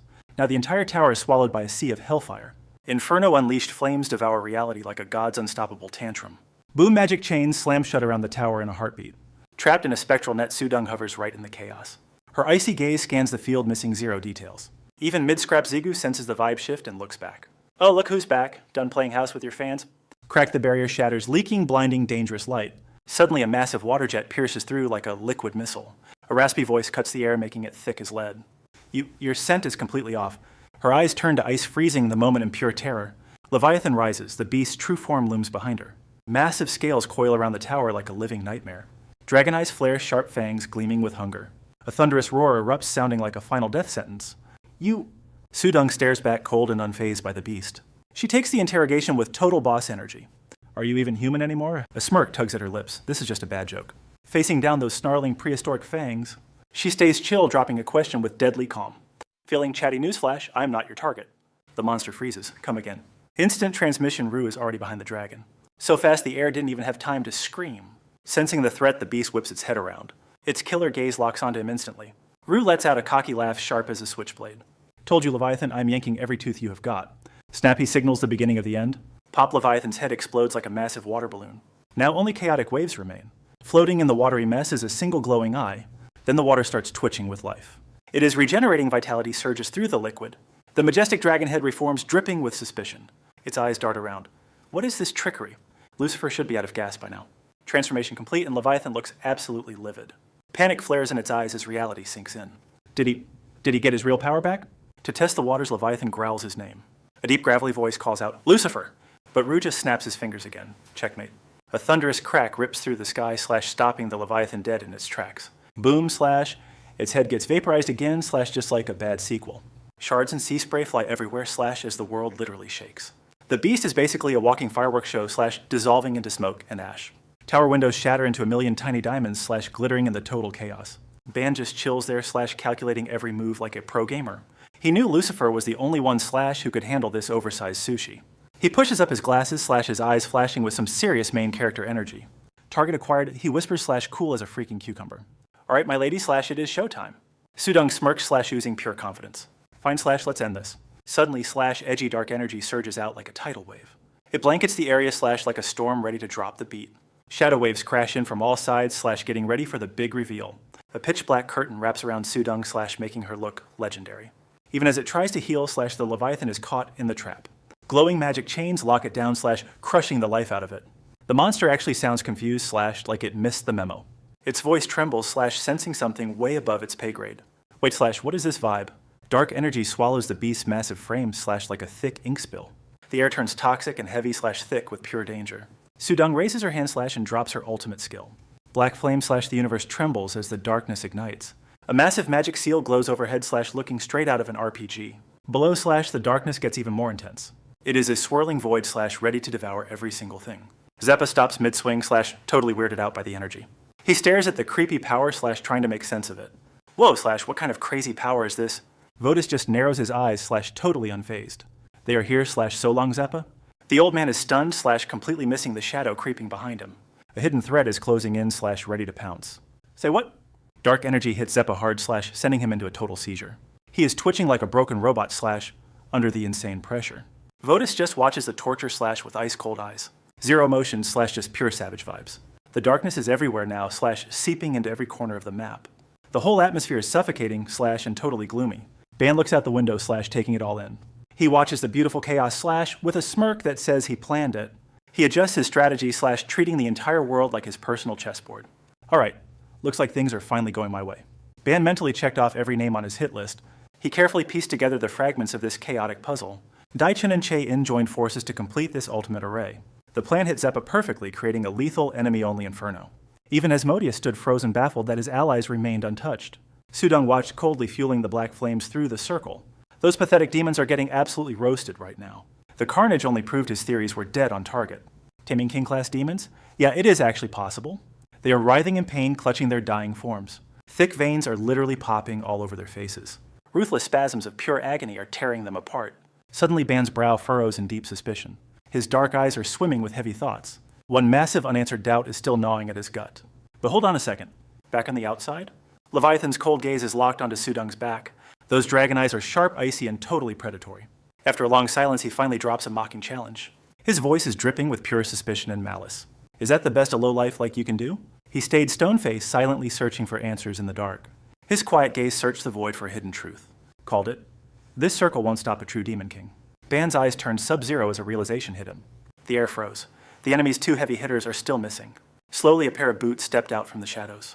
Each majestic step made the very air stop in its tracks.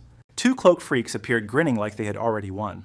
Seeing those smug, evil smirks made Ban's skin crawl. Something lethal is definitely lurking behind that fake confidence. Who the hell are these two kings backing up Leviathan? Meanwhile, the Golden Gate still stands tall outside the city. The cameraman looked deep, sensing the gravity of the moment. He sighed, bored out of his mind, but still curious. 2 months of nothing. What am I even supposed to watch? Suddenly, the wind howled like a storm was about to explode. A streak of light zipped past him like a falling star. He blinked confused, trying to track that insane blur of light, but a massive shockwave instantly sent him flying backwards. He scrambled up, groaning. Wait, what the heck just happened?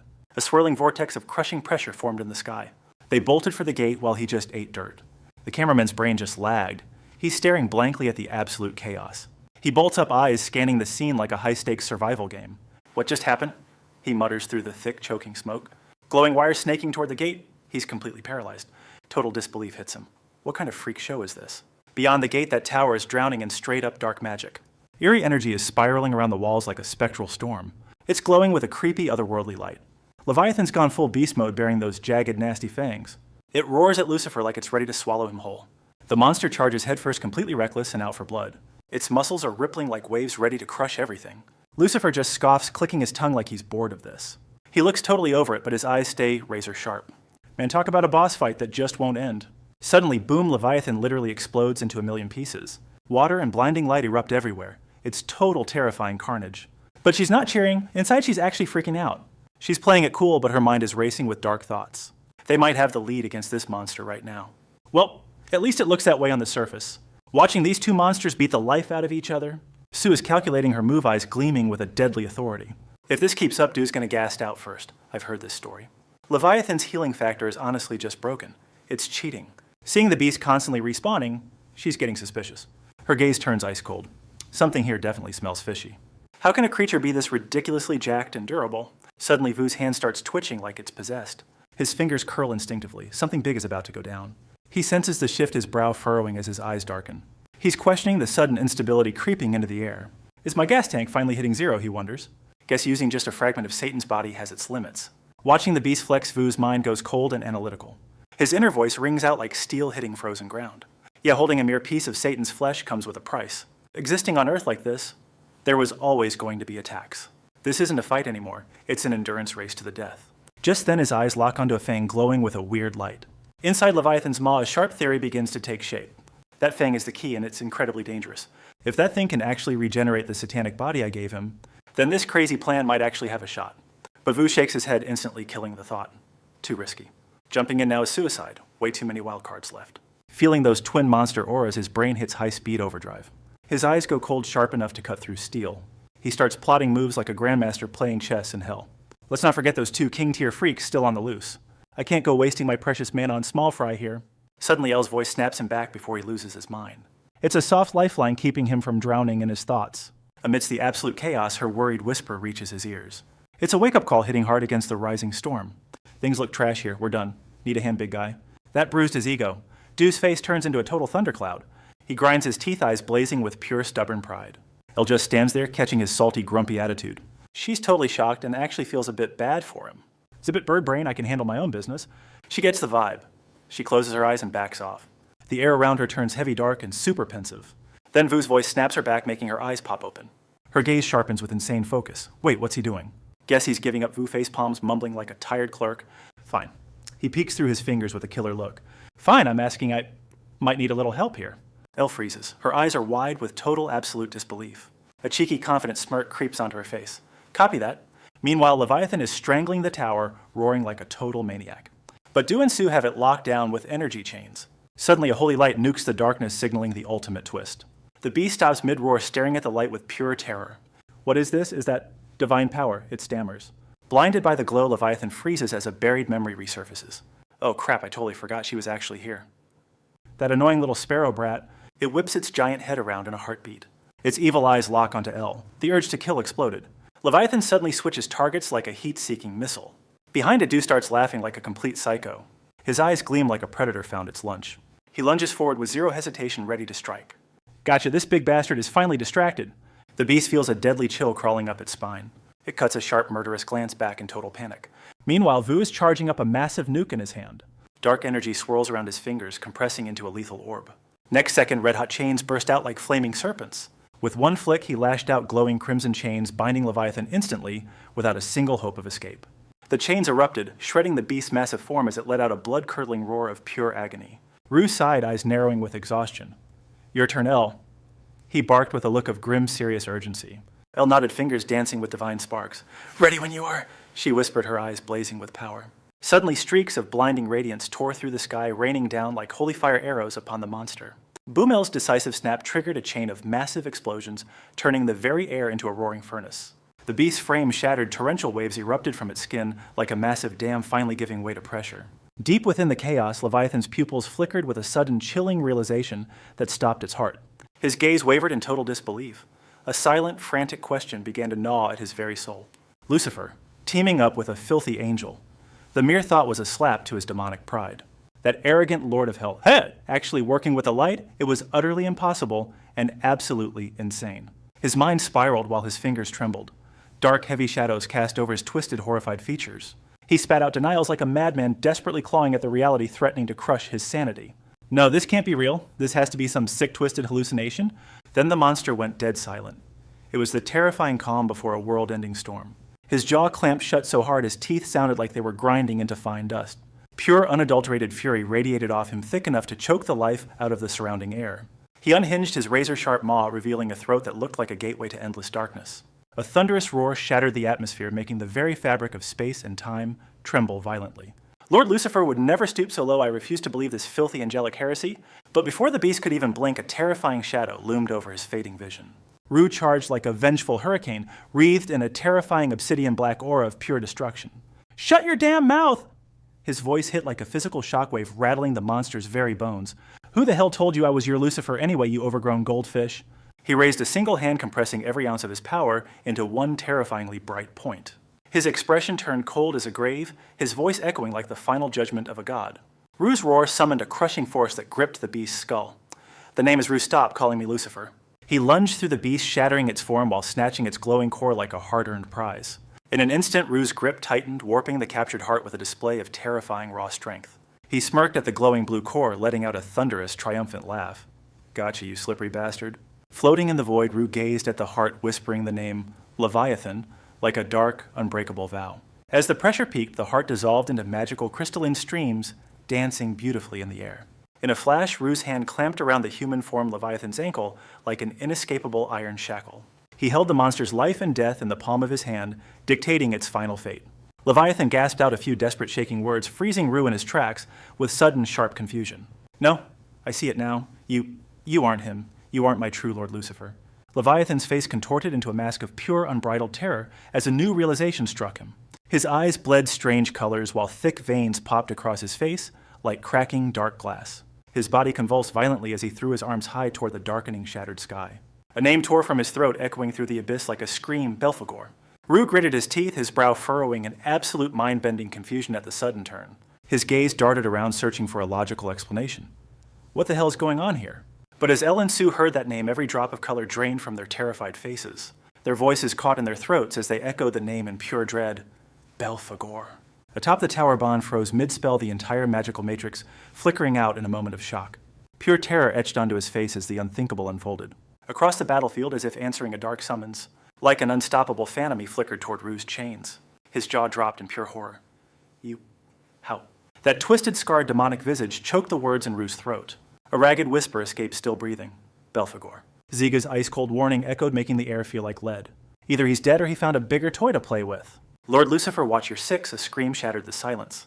Another assassin lunged. Lucifer was trapped, ambushed by a second shadow. Ru spun around, heart hammering against his ribs in shock. A new nightmare had just entered the chat. His pupils shrunk to pinpricks as he saw that face. Words of pure, unadulterated trauma spilled from his lips. The hood slipped, revealing a bald head with twin tattoos. Those ink-stained marks radiated a chilling, murderous energy. Ru froze, stammering at the impossible sight before him. His gaze flickered wildly. Wait, 2 Belphegors. Inside the spire, Bond stood amidst the mana eyes narrowing. Unbelievable. A double dose of Belphegor, he muttered. A dark realization hit Band like a freight train of doom. A clone, no. How could he even duplicate a demon lord? His brain was spinning. Copying a high-tier demon impossible. Rage flared in Bond's eyes. "Andras, you bastard." Imagining Andras' smug smirk made him want to break something. What kind of twisted game are you playing now? Meanwhile, a massive golden portal loomed over the city streets. Suddenly, a Titan-class vessel breached the spatial gate. A skeptical voice cut through the hum of the engine. So this is how they're moving their pawns. He gazed down at the players lined up like statues. Then the voice wavered, dripping with newfound unease. These players, they haven't been harvested by the demons yet. They're being saved for something far worse. Tao Chen stepped forward, his voice booming with authority. The atmosphere grew so thick you could cut it. It's time we jumped into the fray. We only need a skeleton crew to pull this off. He shifted his piercing gaze toward Vothis. His eyes were razor-sharp, burning with lethal curiosity. He demanded answers, and he wanted them 5 minutes ago. Talk to me, Vothis. What's the play? You're the big boss here now, aren't you? He stroked his chin, lost in a sea of calculation. His eyes scanned the room, weighing every single word. Guess it's time for the next play. Game on. Meanwhile, Grand Herd is just chilling in the shadows. Smash that sub button, don't miss the epic heat. Mana Circle's live. Hey, you even listening to me? Brunhert whips around, eyes popping like he's seen a glitch. Seeing Ji-Chun's scary, serious face, he gasps, "Yo, Administrator." He stares at Bound Chaein, looking absolutely livid. Weren't you supposed to be mana-sitting that magic circle? No bugs in the system yet, mostly. His voice gets sharp, sounding seriously stressed out. Something's glitching at Point L. Nobody move a muscle? Ji-Chun goes silent, his brow knitting tight together. Shadows swallow his eyes, making him look straight up ominous. Back off, this mess is way above your pay grade. Belphegor's charging in like a total beast on a high. Eyes glowing, breath heavy, he's hunting for fresh blood. His clone's there too, cackling like a total psycho. He throws a haymaker meant to delete everything. 2 massive fists fly in from opposite sides. They're aiming for you, but at the last millisecond, poof, he teleports, leaving their attacks to go Boom. Rue leaps back, still death-gripping Leviathan's scrawny neck. His fingers are like iron claws, there's no escaping that. Belphegor smirks back with a look of pure dark evil. His eyes are glinting with some seriously shady plans. Rue growls in rage while his captive just gasps. Just the sound of choking and desperate broken breaths.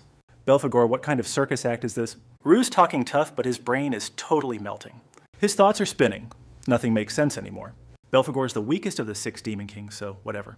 But seeing those two together, his stomach just flipped. A heavy dread sets in, making every breath feel like lead. The king's buffering, trying to make sense of the chaos. Our entire game plan? Yeah, throw it out the window. Copying a high-tier demon like Bel is literally impossible. Leviathan's turning blue, drooling and wheezing for his life. He croaks out, "Lucifer, you're a fake. Not my boss." You sighs, looking bored. "Lame, I can't kill you? Yet?" He raises a hand-dark aura swirling like a storm. His voice drops to Sub-Zero sharp as a blade. "How about I just rip you into confetti instead?" He squeezes Leviathan's neck until the bones start groaning. A sickening crack rings out as he screams in pain. His other hand inches closer to finish the job. A bone-chilling, malevolent aura radiates, freezing the very air in terror. His eyes snap wide beneath the crushing dark depths. Reflected light exposes his raw horror and utter soul-crushing despair. Then before his stunned gaze, Leviathan erupts into a massive water dragon. Its violent twisting coils shatter the grip with legendary power. El and Sujung stand frozen, jaws dropping in pure cinematic shock. They can't believe the impossible is unfolding before their eyes. High atop the tower, she flinches from the terrifying spectacle. His gaze trembles, witnessing the legendary beast's sudden dragon awakening. Rue's grip falters as water ascends. "What the hell is this?" he mutters. Now a monstrous freak, Leviathan struggles wildly to break Rue's iron control. Its massive eyes scan the chaos, desperately hunting a way out. Locking onto its target, Leviathan pivots left with a murderous final glint. A thunderous roar erupts as it lunges to swallow Belphegor whole. The Belphegors freeze, stuttering in shock as their world completely implodes. Leviathan's fangs close in its breath, hitting like a violent dark cyclone. Just as the jaws snap shut, he narrowly slips past death. He feels Leviathan's suffocating, murderous intent rising like a tidal wave. Belphegor's eyes bulge in panic. Total disbelief masks his face as reality falls apart around him. Then he explodes in a fit of furious, blinding rage. Thick veins throb violently across his distorted, angry forehead. His features twist into a mask of pure demonic wrath. "Leviathan? What the hell kind of game are you playing?" Nearby, she scowls, her eyebrows knitting together in deep confusion. Her gaze reeks of pure, sharp suspicion. She stammers, unable to process the absolute madness before her. Seriously, what is actually happening right now? Watching the two former allies clash in a brutal, bloody frenzy. Sujung tilts her head in confusion. Suspicion swirls in her eyes. What is the real deal here? Wait, weren't these guys supposed to be on the same team? Suddenly, the beast's pupils ignite with a blinding divine light. Brilliant blue energy surges outward like a devastating blue tidal wave. The entire sky is swallowed by Leviathan's radiant, overwhelming azure glow. The brilliance is blinding, erasing everything in its path with power. Rue staggers nearby, fighting to stay upright against the crushing energy pressure. The water barrier shatters, cracks, webbing out with a terrifying loud snap. The tower groans and crumbles, forcing Ji-chun to shield himself quickly. He frowns, his voice low and sharp. "What's the meaning of this?" Meanwhile, he hovers above, draped in a thick, suffocating mantle of darkness. Rue looks up, his pupils shrinking as raw, primal panic takes hold.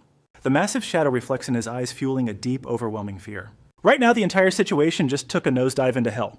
He grits his teeth, hissing out a string of heavy, angry curses. That absolute jerk actually did it. He has reclaimed his peak power. Suddenly, through the swirling smoke, two glowing eyes snap open, piercing the fog like cold steel. Leviathan rises like a floating titan, eyes burning purple with the raw fury of the abyss. 6 flaming eyes, jagged horns, and a maw of death. The demon dragon Leviathan is here. El and Sue are completely floored, their jaws literally hitting the ground in shock. Their faces say it all. This level of chaos was definitely not in the script. Hold on. Did Belphegor seriously just get swallowed whole by that thing? Rue stands nearby, his brain working overtime to figure out what just happened. He is hunting for any clue, any reason for this absolute madness. Bottom line, that annoying villain is finally back to his Golden Age glory. Up on the tower, the Lord of the Abyss watches the carnage and mutters to himself. He looks half curious and half annoyed, just trying to read the room. Staring at that massive dragon, everyone's heads are basically spinning right now. It is a mix of terror and awe. The Demon King Leviathan has arrived. Snubbed and fuming, Belphegor looks like he's about to blow a total fuse. He lets out a primal roar, veins popping as his eyes turn bloodshot with rage. That scream shakes the very sky, pure unfiltered fury aimed right at Leviathan. Suddenly, dark and sinister flames ignite within Belphegor's eyes. An eerie, ghostly glow starts swallowing every inch of the surrounding space. He coils his body midair, every muscle tightening like a loaded spring. He is prepping a strike so powerful it might just delete the whole map. A second later, a surge of cryptic energy explodes from his core. That wicked light wraps around his entire body like a cloak of shadows. The very air shudders with every heavy, jagged breath he takes. The pressure is so insane that Rue has to shield his face and back off. He is totally overwhelmed. This kind of power is just on another level. Sparks of pure electricity practically shoot from Belphegor's eyes now. He is vibrating with rage teeth, grinding so hard they might actually shatter. The tension in the air is getting so thick, it is literally suffocating. His body shifts as he slams his foot down, cracking the earth beneath him. Every stomp sends shockwaves through the soil, splitting the world wide open. Belphegor glares at the beast with eyes full of pure dark hatred. He drops the ultimate threat, "I am going to end you." He unhinges his jaw, screaming that name into the void, Leviathan. The roar echoes with enough power to swallow anything in its way. Elle and the others are just frozen eyes wide as dinner plates.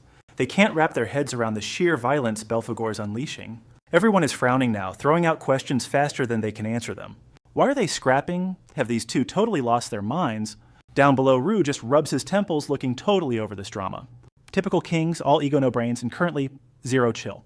But then a realization hits him, a spark of risky genius in his eyes. If they keep fighting, this is our perfect chance to swoop in. Then Rue spots the barrier is starting to crack and splinter. We gotta move fast, and because that barrier is not going to hold much longer. Just then a sharp shout rang in Dejat's ear, making him snap his gaze toward the source. Startled and on high alert, Lu knew that if things continued like this, everyone was doomed. Inside the trembling tower, Di-Chun roared in panic as the overwhelming power began tearing everything apart. The barrier is failing. At this rate, Barrier L will be completely shattered in no time. Suddenly, the city gates groaned and shook, sending a wave of chaotic, ominous energy through the air. Below, a reporter's eyes went wide, realizing he just stumbled upon the scoop of a lifetime. His face was a mask of pure shock and morbid curiosity at the madness unfolding. Caught in the middle of the frantic crowd, the boy stood frozen, staring into the abyss. Reeling from the shock, he wondered, did anyone else just hear that bizarre, chilling sound? Meanwhile, a kid is grinning at his phone, waving to his livestream fans like it's a parade. It was a total vibe clash against the literal apocalypse happening right behind him. Yo, what's up, guys? I'm currently standing right in front of this massive, terrifying gate. The chat went wild. Comments flooded the screen in a chaotic blur of hype and pure disbelief. Laughing, the kid scratched his head. Relax, it's not clickbait. Kevin Guild members are fighting here. With a mischievous grin, he pointed back. Check it. That's the Korean branch leader of Iron Guild. Suddenly, he stiffened. His eyes widened as he sensed something sinister creeping up behind his back. From within the gate, a massive foot stepped out, each heavy thud, radiating an overwhelming, crushing pressure. The air turned electric with curiosity. Wait a second. Look at that legendary, rugged face. Gasps of shock ripple through the crowd as people recognize the Titan standing before them. No way is that Tao Chen, China's highest-ranked legendary awakener, is actually here. Tao Chen joined the raid. The news hit like a bomb as camera flashes began exploding. Blinding lights turned the plaza into a strobe-filled war zone as the frantic media swarm closed in. Reporters surged forward, desperate to catch a glimpse of the top-tier powerhouse. It was total mayhem. Cameras were clicking nonstop, and questions were being screamed out. A wall of microphones and voices filled the air, creating a scene of high-stakes tension. The buzz of the press and the mechanical clicking of shutters created a deafening roar. Everyone was losing their minds over the sudden epic appearance of the legendary Tao Chen. Sir, over here, please give us just 1 minute for a quick interview. Mr. Tao, tell us what is actually happening inside that high-level dungeon right now. Why did you come out alone? What happened to the rest of the raid team? They bombarded him with questions. Is Kim Ji-gyu still in there? Give us an answer. The relentless shouting made him pause. He looked dazed by the sheer volume of the mob. His gaze froze for a second, overwhelmed by the tidal wave of desperate, hungry questions. Visible confusion crossed his face. Wait, was that about Kim Ji-gyu? You idiot, ask him in Chinese. Amidst the flashing lights, Tao Chen stayed silent and stern. He frowned, scanning the chaotic crowd with the sharp, calculating eyes of a veteran warrior. Then, before the stunned crowd, he threw up his hand and roared a command that echoed. His voice boomed with such raw authority that the entire area fell into a deathly silence. Everyone shut up and listen to me. I only have one thing to say. The situation is beyond dangerous. It's a total catastrophe. Tao Chen barked the order, his face hardening into a mask of pure, uncompromising steel. His dominant aura forced everyone to stop breathing and pay attention to his every word. If you idiots stay here any longer, you are all going to die.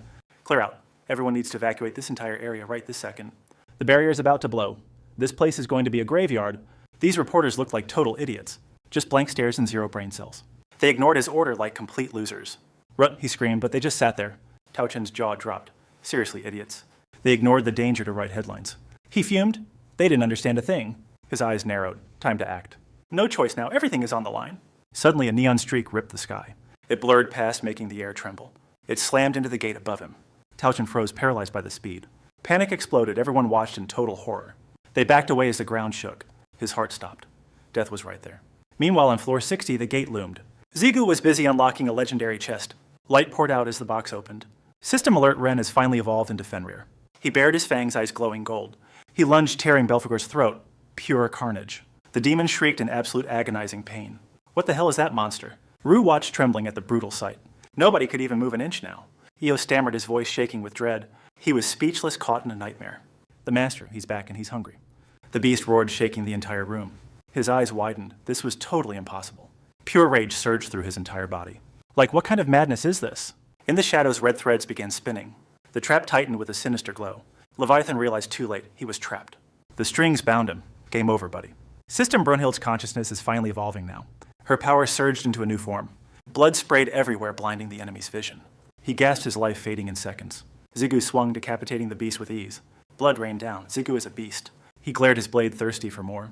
Notification: Brunhild is now the Dragon Slayer. A cold, robotic ping echoed, snapping Rue back into this living nightmare. His gaze sharpened as the synchronization with his true self locked in. El froze, eyes wide, as the system called out their name. Tension gripped their body, half terrified, half obsessed with this sudden twist. Connection to El, fully established. Meanwhile, outside the city gates, things were getting wild. A massive notification popped up, stealing everyone's damn breath. Link to El has been successfully restored. Lethal red threads exploded across the sky, weaving a web of doom. The air turned heavy with pure, unadulterated dread. Boom Zigu just deleted the Leviathan with one casual sword swing. Steel flash blood sprayed, and the world went silent before his overwhelming flex. Zigu's eyes narrowed at the system's chime, ready to hunt the next notification. Runhurt just smirked like a total boss. Don't worry, the hero's finally here. Ren lunged, sinking his teeth into Belphegor's neck in a glorious, bloody mess. The beast shrieked in agony. What kind of freak attack is this? Suddenly, a hand shifted to his hip, revealing claws that screamed game over. Belphegor snapped, swinging a rage-fueled fist through the blinding pain. Sensing the heat, Ren ignited his core, unleashing a literal storm of fire. He swung at nothing but air, his face twisting in confusion. Belphegor gnashed his teeth, voice trembling. How is this even possible? No mercy, Ren doubled down, turning his entire body into a molten volcano. The sky turned orange as a wave of devastating heat swallowed the battlefield. In seconds, the Titan was mummified in glowing lava, totally paralyzed. Molten rock crushed Belphegor's throat, his eyes bulging with pure rage. He threw his head back, letting out a final pathetic howl to the heavens. That sound was pure despair, making the atmosphere crawl with goosebumps. As he screamed, the Leviathan's head literally disintegrated into dust. Shards rained down, turning the scene into a chaotic masterpiece of destruction. Even as a pile of scrap, the beast's mind was still ticking. It stared blankly, wondering which cheat code just ended its whole career. What was that? Did I seriously just lose to a human? Then Ziyu appeared with those epic wings, triggering a core memory for the beast. Its eyes flared with shock as the trauma of that moment flooded back. Wait, some random guy sliced me while just passing by. Refusing to die, the monster desperately tried to stitch its soul back together. Its body twitched in a sad, desperate dance against the inevitable. Move, I need to regenerate before I am history. But then the Leviathan felt something was seriously broken. Its eyes bugged out. Wait, why is my healing factor not kicking in? Down below, Rue watched the decapitation in total, jaw-dropping awe. He stood there like a statue, unable to process that level of god-tier power. His brain stalled. That strike happened before the system even synced up. That single image burned itself into Rue's soul forever. He was left speechless, drowned in a sea of pure shock. That feeling, it's burned in forever. He just wrecked Leviathan like it was nothing. Didn't even need our help once. Just pure solo-leveling greatness. Then he flashed that cocky victory smirk. His eyes were literally screaming, "Winner!" Absolute confidence written all over his face. Rue stared at Ziyu's stone-cold expression. He was totally floored by that legendary resolve. He's back, and he's a total beast. Master. Io's practically fangirling with those sparkly eyes. My lord? Sudong just smirks, acting all mysterious. Talk about perfect timing. Then Ziyu's low voice caught everyone's attention. Everyone turned, looking totally shook and curious.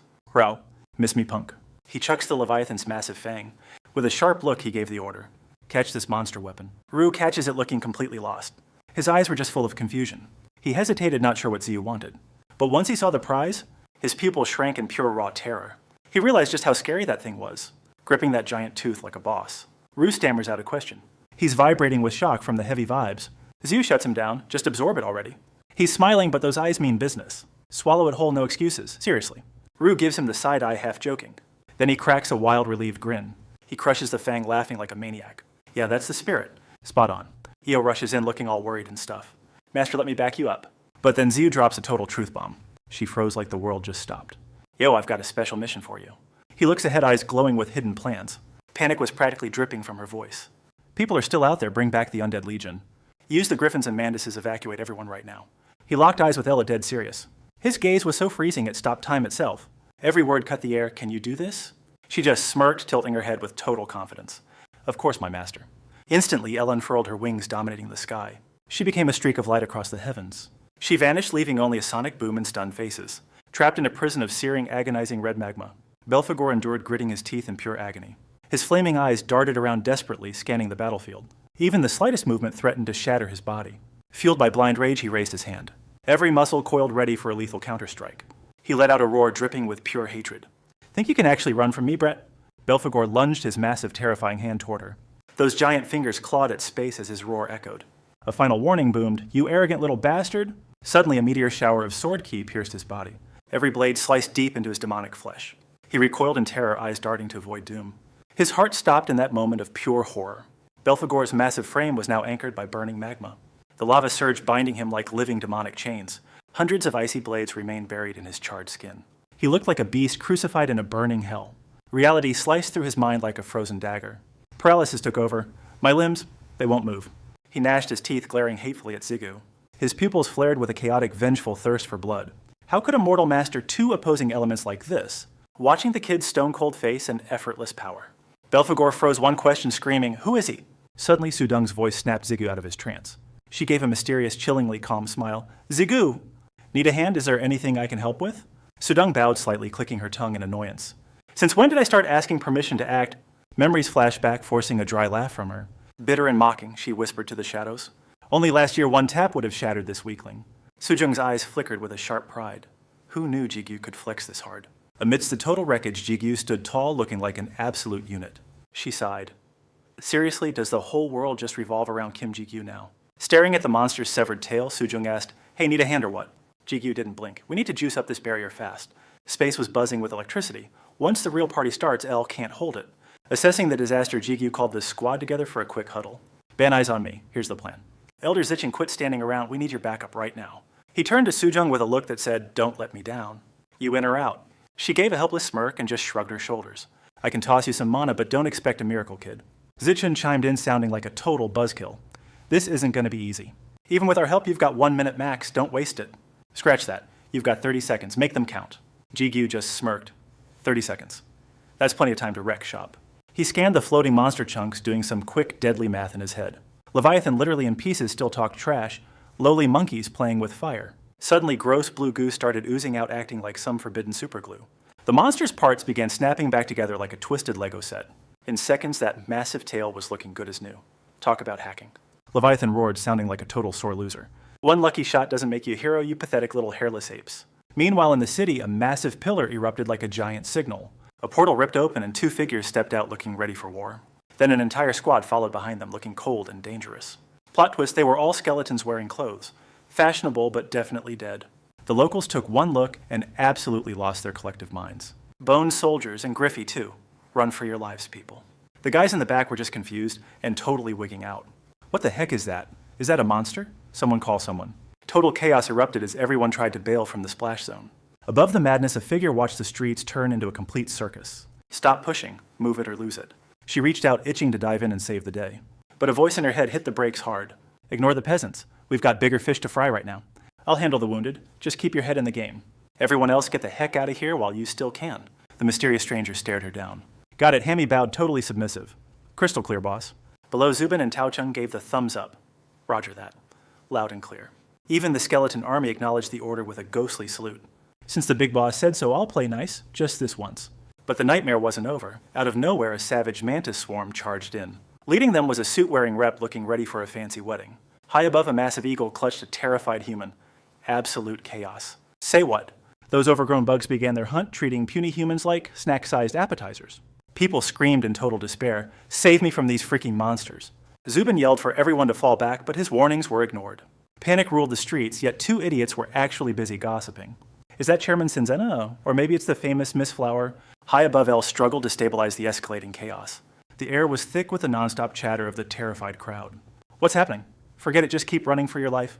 Mid-mission, she suddenly froze, hit by a massive shockwave of energy. Ella glanced back, her instinct screaming that something big was approaching. A skyscraper-high pillar of crimson fire erupted, swallowing half the city. It clicked instantly. Her master's true battle had finally ignited. Inside the inferno, Xigu gripped his massive blade, ready for blood. Violent electrical surges tore through Leviathan's disgusting, tangled mass. Smirking, he shouted, "My return now." The binding thread tightened, making the beast howl in agonizing pain. Then just like that, the rope uncoiled and set the monster free. Suddenly, the necklace around Zigu's neck flared with a blinding light. The beast glared, thinking, he stopped as this brat looking down on me? Veins popped as its rage exploded. How dare a lowly human mock it? Cut to a dark room where a mysterious tail slammed against the wall. The support team inside was locked and pouring every ounce of power. Sudong sighed, exhausted. 30 seconds, that's all I need? Glancing at Zigu's handsome face, she realized he'd finish it in 3. Don't overdo it, guys, Sudong warned her teammates sharply. She knew if they pushed too hard, the barrier would definitely shatter. Like a storm blades impaled the monsters, leaving them screaming in agony. Belphegor dazed as a light flashed between its eyes, binding them both. Time itself seemed to grind to a halt in that instant. Inside the barrier, a dark skill awakened absolute cannibalism. Meanwhile, Hemin was carrying a guy who was blushing like a tomato. Man, I never thought I'd be in this situation, he thought. Staring at her face, he couldn't help but feel totally starstruck. First time being princess carried, and it's by literal angel in human form. But his heart stopped when he spotted something terrifying behind them. Trembling, he pointed a finger and yelled out in pure fear. Angel, look out right behind you. Hemin whipped her head around to see what caused the panic. Sensing her sudden movement, everyone else froze and turned to face the new nightmare. Yo, they finally caught on. The barrier is totally toast. Everyone's freaking out thinking the same thing. Is our master even alive? The shimmering veil is getting blurry. Check out that hidden blue sky. Even the bone spirit's rubbernecking now. Citizens and bugs are just frozen. Eagle snatch victims are literally jaw-dropping. The soldiers below are losing it. Her eyes are literally glowing, man. Inside that big baddie just poofed. Total smoke show in the air right now. Fog's lifting, the battle's officially over. Those two monsters are straight up ghosting. Boom, the barrier is officially deleted. That sunset is hitting different today. Zubin and Taochen are stunned. It's literally raining blood out here. A heavy boot just stepped out. Xiu landed, wings vanishing like smoke. Stone-faced. System says he ate them. His sword is literally growling. Edgy. That 2-month soul raid was brutal. Global players flocked to the chaos. Plot twist, they all freaking disappeared. The only evidence left behind was shaky vids from a glitched barrier. That's literally it. Nothing else.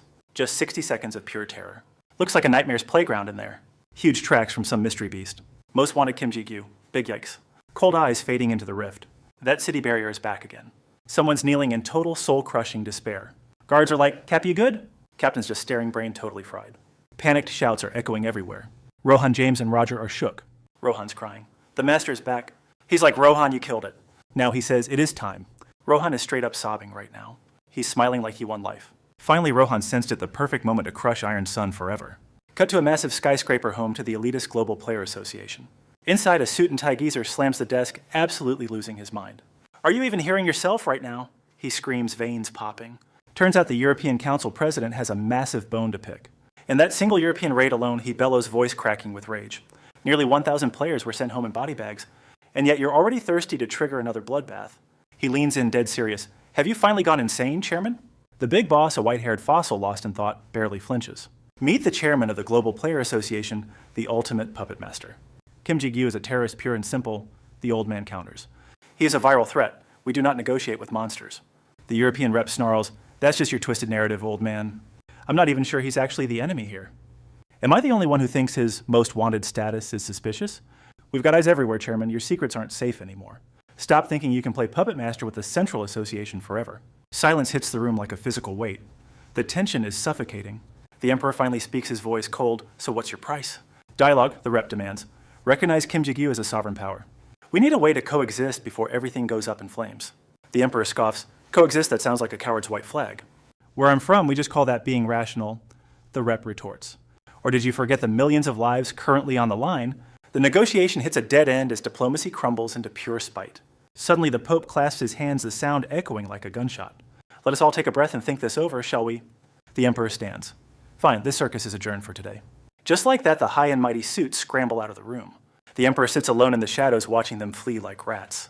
His mind is a dark labyrinth of schemes and hidden agendas. He locks his fingers together, eyes shut tight in deep calculation. Suddenly, his eyelids snap open and the atmosphere shifts instantly. A sinister crimson glow blazes from his pupils, pure, unadulterated evil.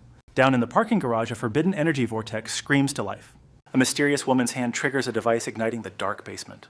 Golden radiance explodes, washing over a man's unconscious, sleeping face.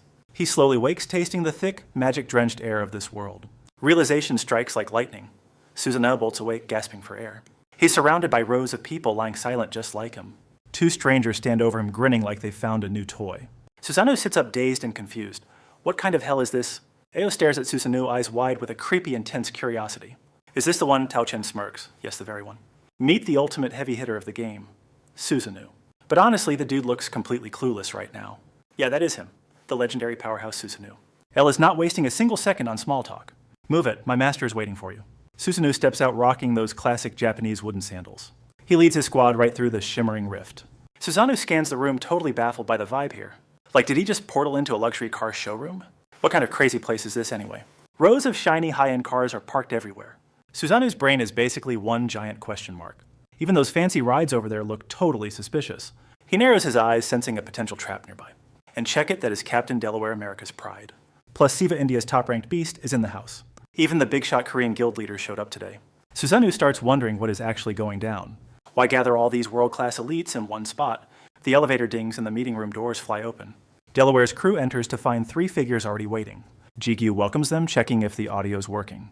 Everyone is confused. It sounds Korean, yet they understand. Must be some high-level translation magic covering the area. Susanoo knows this is no basic skill, nothing here is normal. Jigyu welcomes them, ready to drop some serious knowledge. He gets serious warning them this news is massive. He drops the hammer, the truth about Iron and Kavan. Once they are settled, the real briefing finally begins. Demons, the Iron Sun Alliance, it is all laid bare. Fake players, demon infiltrators, and that whole elixir scam. Since they are floor 50 vets, Jigyu keeps it brief. Reactions range from total shock to pure cold suspicion. Finally, the pieces click, heads start to slowly nod. Doubt ripples through them as the meeting wraps up. Jigyu signals L to escort the VIPs out now. The players leave their heads spinning with unanswered questions. Once the room clears, Liu turns to Jigyu. You sure about this? Just letting them walk away. It is fine, I just planted seeds of paranoia. Jigyu knows rumors have a way of spreading fast. Now they will watch those guilds instead of us. More importantly, how is the demon digestion going, kid? Still processing. Those 2 were a lot to swallow. Suddenly a strange light glimmers from Jigyu's chest. Suddenly Brunhut struts in glowing like some sparkly little fairy. She's trolling Rue. Kid Rue is way cuter, she teases. He snaps back furiously. Shut up, you annoying little fly! Zhu locks back in. Rue playtime's over. Start explaining everything. What really went down at L, don't tell me nothing happened. Rue just gives a cocky smirk before finally speaking up. Master treats a massive world war like a casual grocery run. Seriously, Master went full beast mode, then returned like it was nothing. Lim Hisuk is with Grigory, now acting as an elite tracker. The room goes dead silent as Ziyu delivers the intel report. That fake Demon King is currently building massive barriers with allies. While angels handle the exorcisms, the heavy hitters are brawling. Oh, and Tao Chen mentioned he wants a private word later. Ziyu looks confused. Wait, he wants to talk with me? Flashback, Tao Chen begged him to save the nation of China. Cut back to the chaotic swirling vortex inside of Graudo. Thanks for listening, Tao Chen says, acting all humble and polite. Ziyu shrugs. Don't sweat it. You helped us, so we're even. But then Ziyu spots something weird behind the old man's back. It's Votus staring at a chessboard like some sort of genius. Just a quick match with Lord Votus, Tao Chen explains calmly. Ziyu's brain is lagging. Since when were these 2 best buds? He lets out an awkward cough to break the weird tension. Anyway, enough small talk, let's get back to the main mission. The real problem, something dangerous fell into the wrong hands. China's been a powerhouse since long before the towers even appeared. It's not just their size, it's their legendary ancient martial arts. People used to think those skills were just fiction and myths. But once the gates opened, the whole power dynamic totally shifted. Turns out those ancient moves were powered by pure raw mana. Zhu starts connecting the dots, his mind racing with possibilities. Back in the day, it was just a wild conspiracy theory. But now the truth is finally clicking into place for him. Cronus and Gaia's ancient war literally forged the Earth itself. So their leftover energy still lingering here was basically a given. Still, he realizes it's mostly just a working theory for now. Regardless, there are a million reasons to head toward China, especially with that shady Kavan guild causing trouble in the shadows. Plus, I owe a favor to a guy with a cool beard. And that's exactly how the China Association fell to the demons. Honestly, even the chairman's probably been body snatched by those creeps. Tao Chen is desperate. He's gathering a squad of loyal players. A rebel army to take back their homeland from the abyss. Tao Chen, I'm begging you join our badass rebel army. Together, we'll kick them out and finally free China. Zhu went silent for a moment, his brow furrowing into a deep, intense frown. Then came the bombshell. Getting into China was basically a suicide mission now. Since you're compromised, everyone thinks we have already joined at the hip. Tao Chen stroked his legendary majestic beard and finally spoke up. He was right, using planes or standard warp gates was asking for trouble. Can't we just pop a gate like you did when you arrived? No can do, I haven't locked down a stable anchor point over there. Luckily, Advisor Kim Hesek tipped me off about a hidden back alley gate. Take that route and we will land right where we need to be. I can mask my identity easily, but you are a walking neon sign. Tao Chen countered, asking if simply covering up was out of the question. Like, what if I just wear full plate armor and a helmet? Zhu shut it down. That is just going to make people stare even more. They might skip some IDs, but looking that suspicious is a one-way ticket to interrogation. He locked eyes with the most iconic feature on the old man's face. If only you did not have that massive beard of yours. The old man's face went pale, looking like he had just seen a ghost. Tao Chen scrambled back like a cornered animal, clutching his facial hair protectively. Not my precious Blackie. We have been together for decades. She is worth more than my life. The air turned stone cold as the two just stared at each other in silence. Moments later, a trembling Tao Chen finally gave in with a heavy heart. Fine, I will do it. I will sacrifice everything for the sake of our nation. With tears streaming down his face, his entire body would not stop shaking. Just please shave it clean and try not to make it hurt. That is when Ziyu realized he might have pushed the old guy too far. He finally found his voice and spoke up. Sorry, man, I had no idea that beard meant the world to you. In the end, Ziyu decided to head into China solo first. He would secure the perimeter before opening a gate for the rest of them. A brand new day dawned over the city skyline. Crisp morning light flooded the towering skyscrapers under a perfectly clear sky. Deep inside the Association hidden hub, the Gregory Underground Base. A cheerful, high-energy voice echoed through the massive multi-purpose hall. Yo player ZGU, it has been ages since we have seen your face. Xianghun, the slick secretary, waved a pair of meat tongs in greeting. You have been blowing up all over the internet lately, haven't you? Cho Sang-ryung, the Blue Stream Guildmaster, chimed in with a grin. Yeah, it really has been a long time. Morningstar co-leader Kim Seong-bi couldn't help but join the conversation. Seriously, ZGU, we have missed having you around. Meanwhile, the player paparazzi Go Hyung-chan just focused on stuffing his face. Siu stood there totally baffled as he stepped into the room. What is all this? Are we having some kind of meat party? Xianghun flashed a bright smile as he answered. Well, it has been nearly 3 months since the whole gang was back together. Where's the grilled pork belly yet? The whole crew roared in hungry approval. Even Grigory's elites were feasting like beasts. Hey, filling bellies is a top-tier buff. Xianghun stood up totally hyped. He grabbed a chair like a throne. All right, listen up, you animals. The boss is picking up the tab. Ziguman, take a seat already. Eat first, then we talk serious shop. Time flew and the BBQ massacre ended. Every plate was licked clean. Pure heaven. Hun wiped his mouth. Business time, boys. Sadly, no world-shattering news to report yet. We're still ghosting the Kavan Guild's tracks. We've neutralized a few of their rat holes. But they're scattered and paranoid. Tough targets. Plus, there's one more headache to report. The government's been blowing up our line. They've always wanted the guild on a leash. Chairman O kept them happy, but that's over. Hyung Cheon chimed in while picking teeth. The game's changed, the suits are sweating. With L rising, they're scouting our allegiance. They haven't crawled to Iron or Kavan yet. I ghosted their HQ personally. They're clueless. Cheon scoffed, shaking his head in pity. The nation's security is thin as wet paper. Zigu processed the intel and barked orders. Hun China's eating my schedule. Take this. I'm putting this circus in your hands. Copy that. How much do I leak? Zigu smirked, plotting. Bring Lohan along tonight. Time to play some of our hidden aces. Show them which side actually holds power. He turned his gaze toward Trang Rong. What about Blue Dragon and the Morning Star?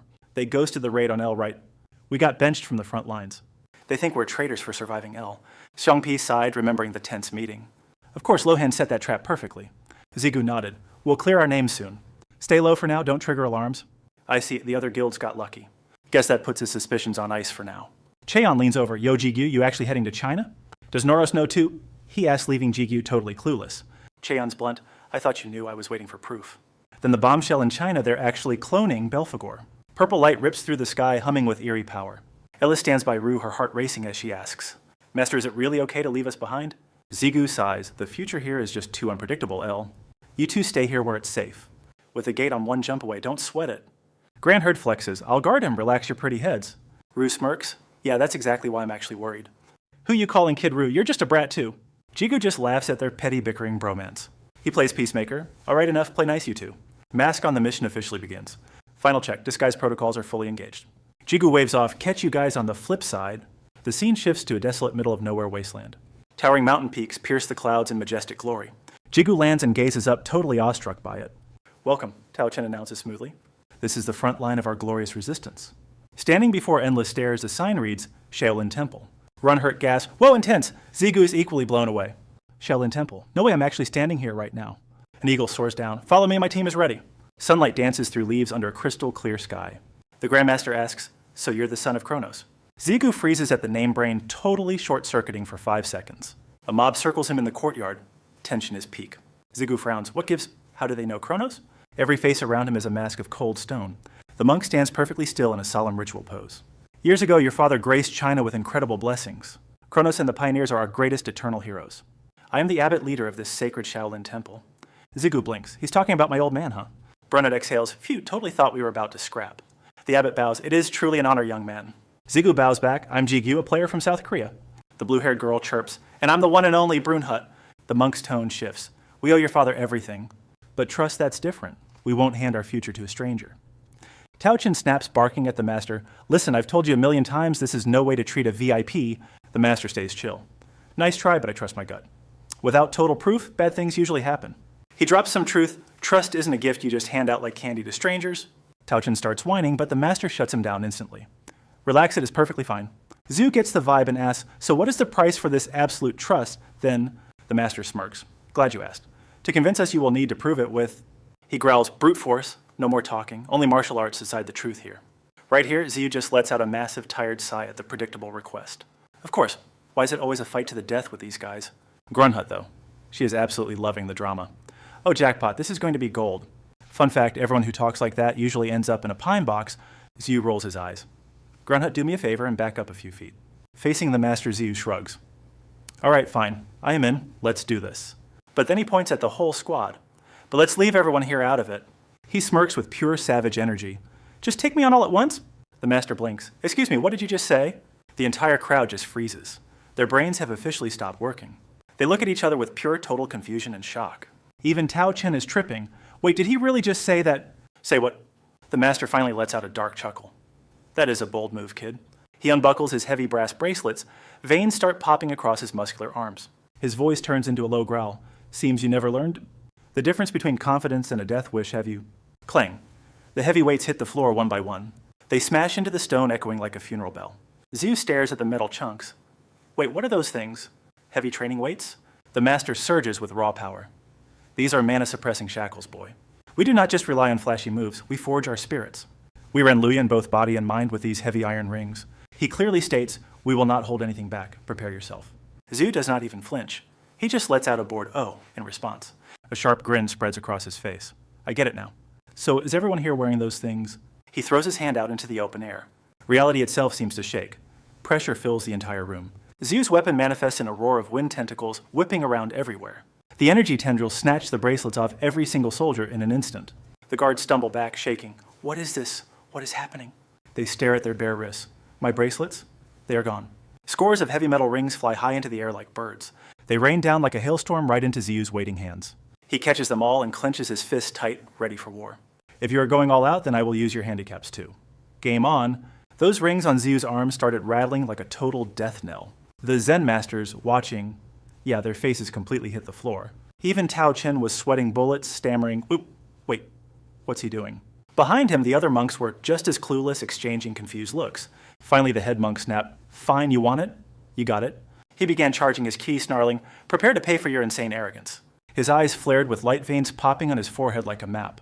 Then boom, he lunged forward, moving so fast he literally tore the wind apart. He flew straight at Zhu's face, but our boy just stood there like a statue. The master's face was a total mask of demonic rage. Teeth gnashing and fist cocked back, he was ready to end this kid. He threw a lightning-fast punch, a massive wave of energy exploding towards Zhu. It was a sonic speed strike, but Zhu just leaned back and dodged it effortlessly. Then Zhu snatched the master's arm, killing his momentum instantly. With one casual shove, he sent the master flying as the air itself shook. The ground literally shattered under the force, sending debris everywhere. The monk gritted his teeth, trying to swallow the massive pain. But his eyes still burning with a desperate need to win. Zhu didn't even move an inch from his spot. He just sighed and made a loud, clear demand. Listen, I told you, all of you need to come at once. Then he flashed that classic cocky main character smirk. Pure confidence. If you finally get the picture, he announced, then quit stalling and attack me together already. Deep in those majestic ancient mountains, right where the birds used to chirp peacefully. Everyone suddenly swarmed Zhu like a pack of hungry wolves. But our guy was chill, totally ready to dive into the chaos. They unleashed everything Dark Snake sword styles were flying everywhere. Triple slashes, mountain crushing fists. It was a total skill spam. One guy even whipped out the 13 Lotus Spear strikes. Another monk's blade was glowing with a blinding holy energy. Every single one of them aimed their ultimate moves right at Zhu. Longhair led the charge, swinging his blade like a total maniac. Zhu just smirked, spinning his arms to prep the counterflex. Then with just one casual flick of Zhu's wrist, Longhair was sent into orbit. See you later, bro. He gritted his teeth, refusing to stay down like a stubborn NPC. Too bad he got smacked again and went flying for real this time. Another monk didn't even see the hit coming before Zhu's strike landed. All he could do was scramble and try to dodge the pain. Then it hit him. Zhu had predicted his every move from the start. Wait, was this whole fight just a calculation to him? Steel clashed against steel, making sparks fly like crazy fireworks. They broke apart, but the spear tip was still smoking from the heat. Get out of my way, damn it. You're clogging the path. The guards scrambled in panic. Why can't we even touch him? Scatter move. If you get close, he'll read your every breath.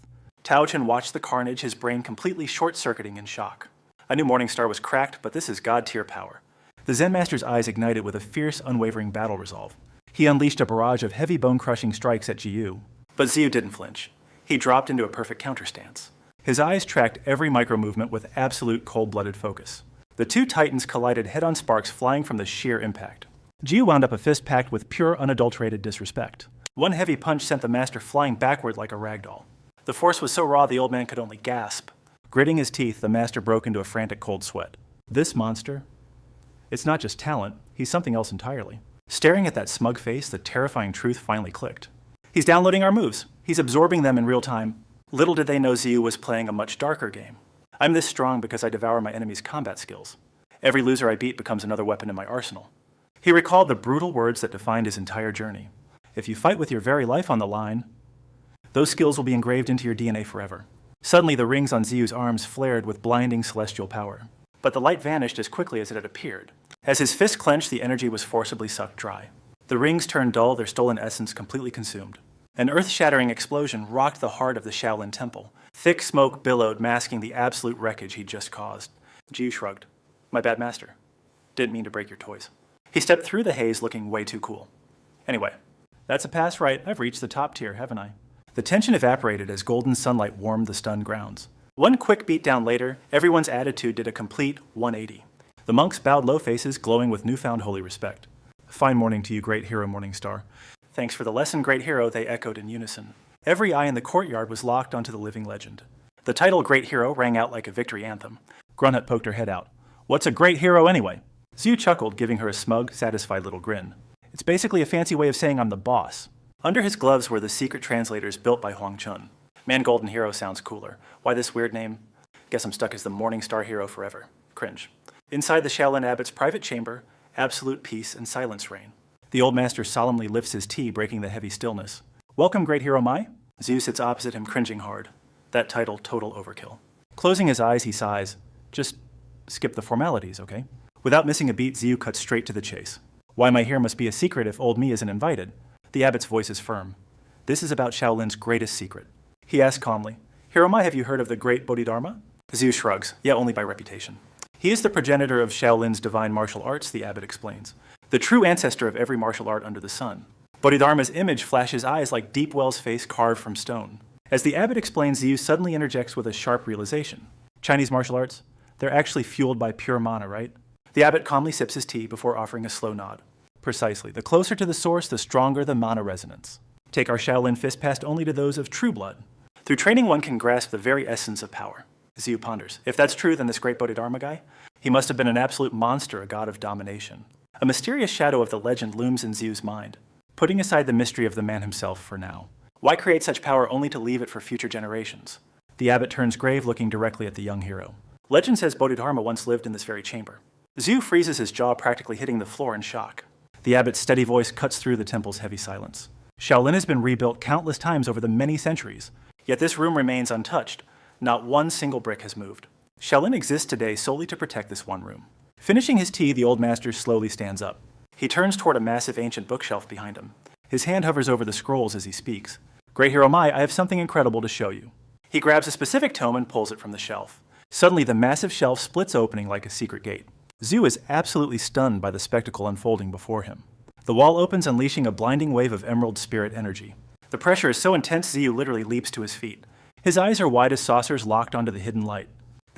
That's... He stammers, staring at the opening wall. Pure awe washes over his face as his mind races. There's no mistaking that insane level of raw ancient power. Light floods from the secret vault, consuming the entire room. Holy, this divine power is totally cracked. The abbot reveals this vault is top secret. Built by the legend Bodhidharma himself ages ago. Ziyu's like, why show a total stranger this? The abbot's blunt, because my young friend, only those with the chosen vibe enter. Still confused, the kid reaches for the gate. His hand hits light nothing. The abbot retreats now. See, even as abbot, I'm not allowed? He admits that after their duel, he knew that Ziyu was the one meant for this. Ziyu steps up to the swirling energy vortex. Under the abbot's gaze, he reaches out slowly. Boom, his fingers phase right through the wall. Ziyu looks back. The abbot gives a nod. With fire in his eyes, Ziyu dives in. Alone now, the abbot whispers, Morningstar Hero. Whatever's inside, you're on your own now. Outside is quiet, but his voice still echoes. Until today, only one legend ever made it. Inside the vault, Ziyu's already scouting ahead. His gaze turns icy. He's in total focus. A corridor darker than a nightmare appears. This hallway is huge, no way it fits. It's so dark there is no end visible. The path plunges into a deep abyss. His brain starts racing, calculating the weird space. Is this a spatial distortion trick? No, it's this. He glares at the glowing portal and realizes a teleportation gate. They link this room to a hidden realm. Zhu goes silent. Building this when mana was scarce, truly impossible. And this divine pressure, it's totally cracked. Bodhidharma wasn't just a monk, he was a god. Suddenly a voice booms, "Are you Kronos' son?"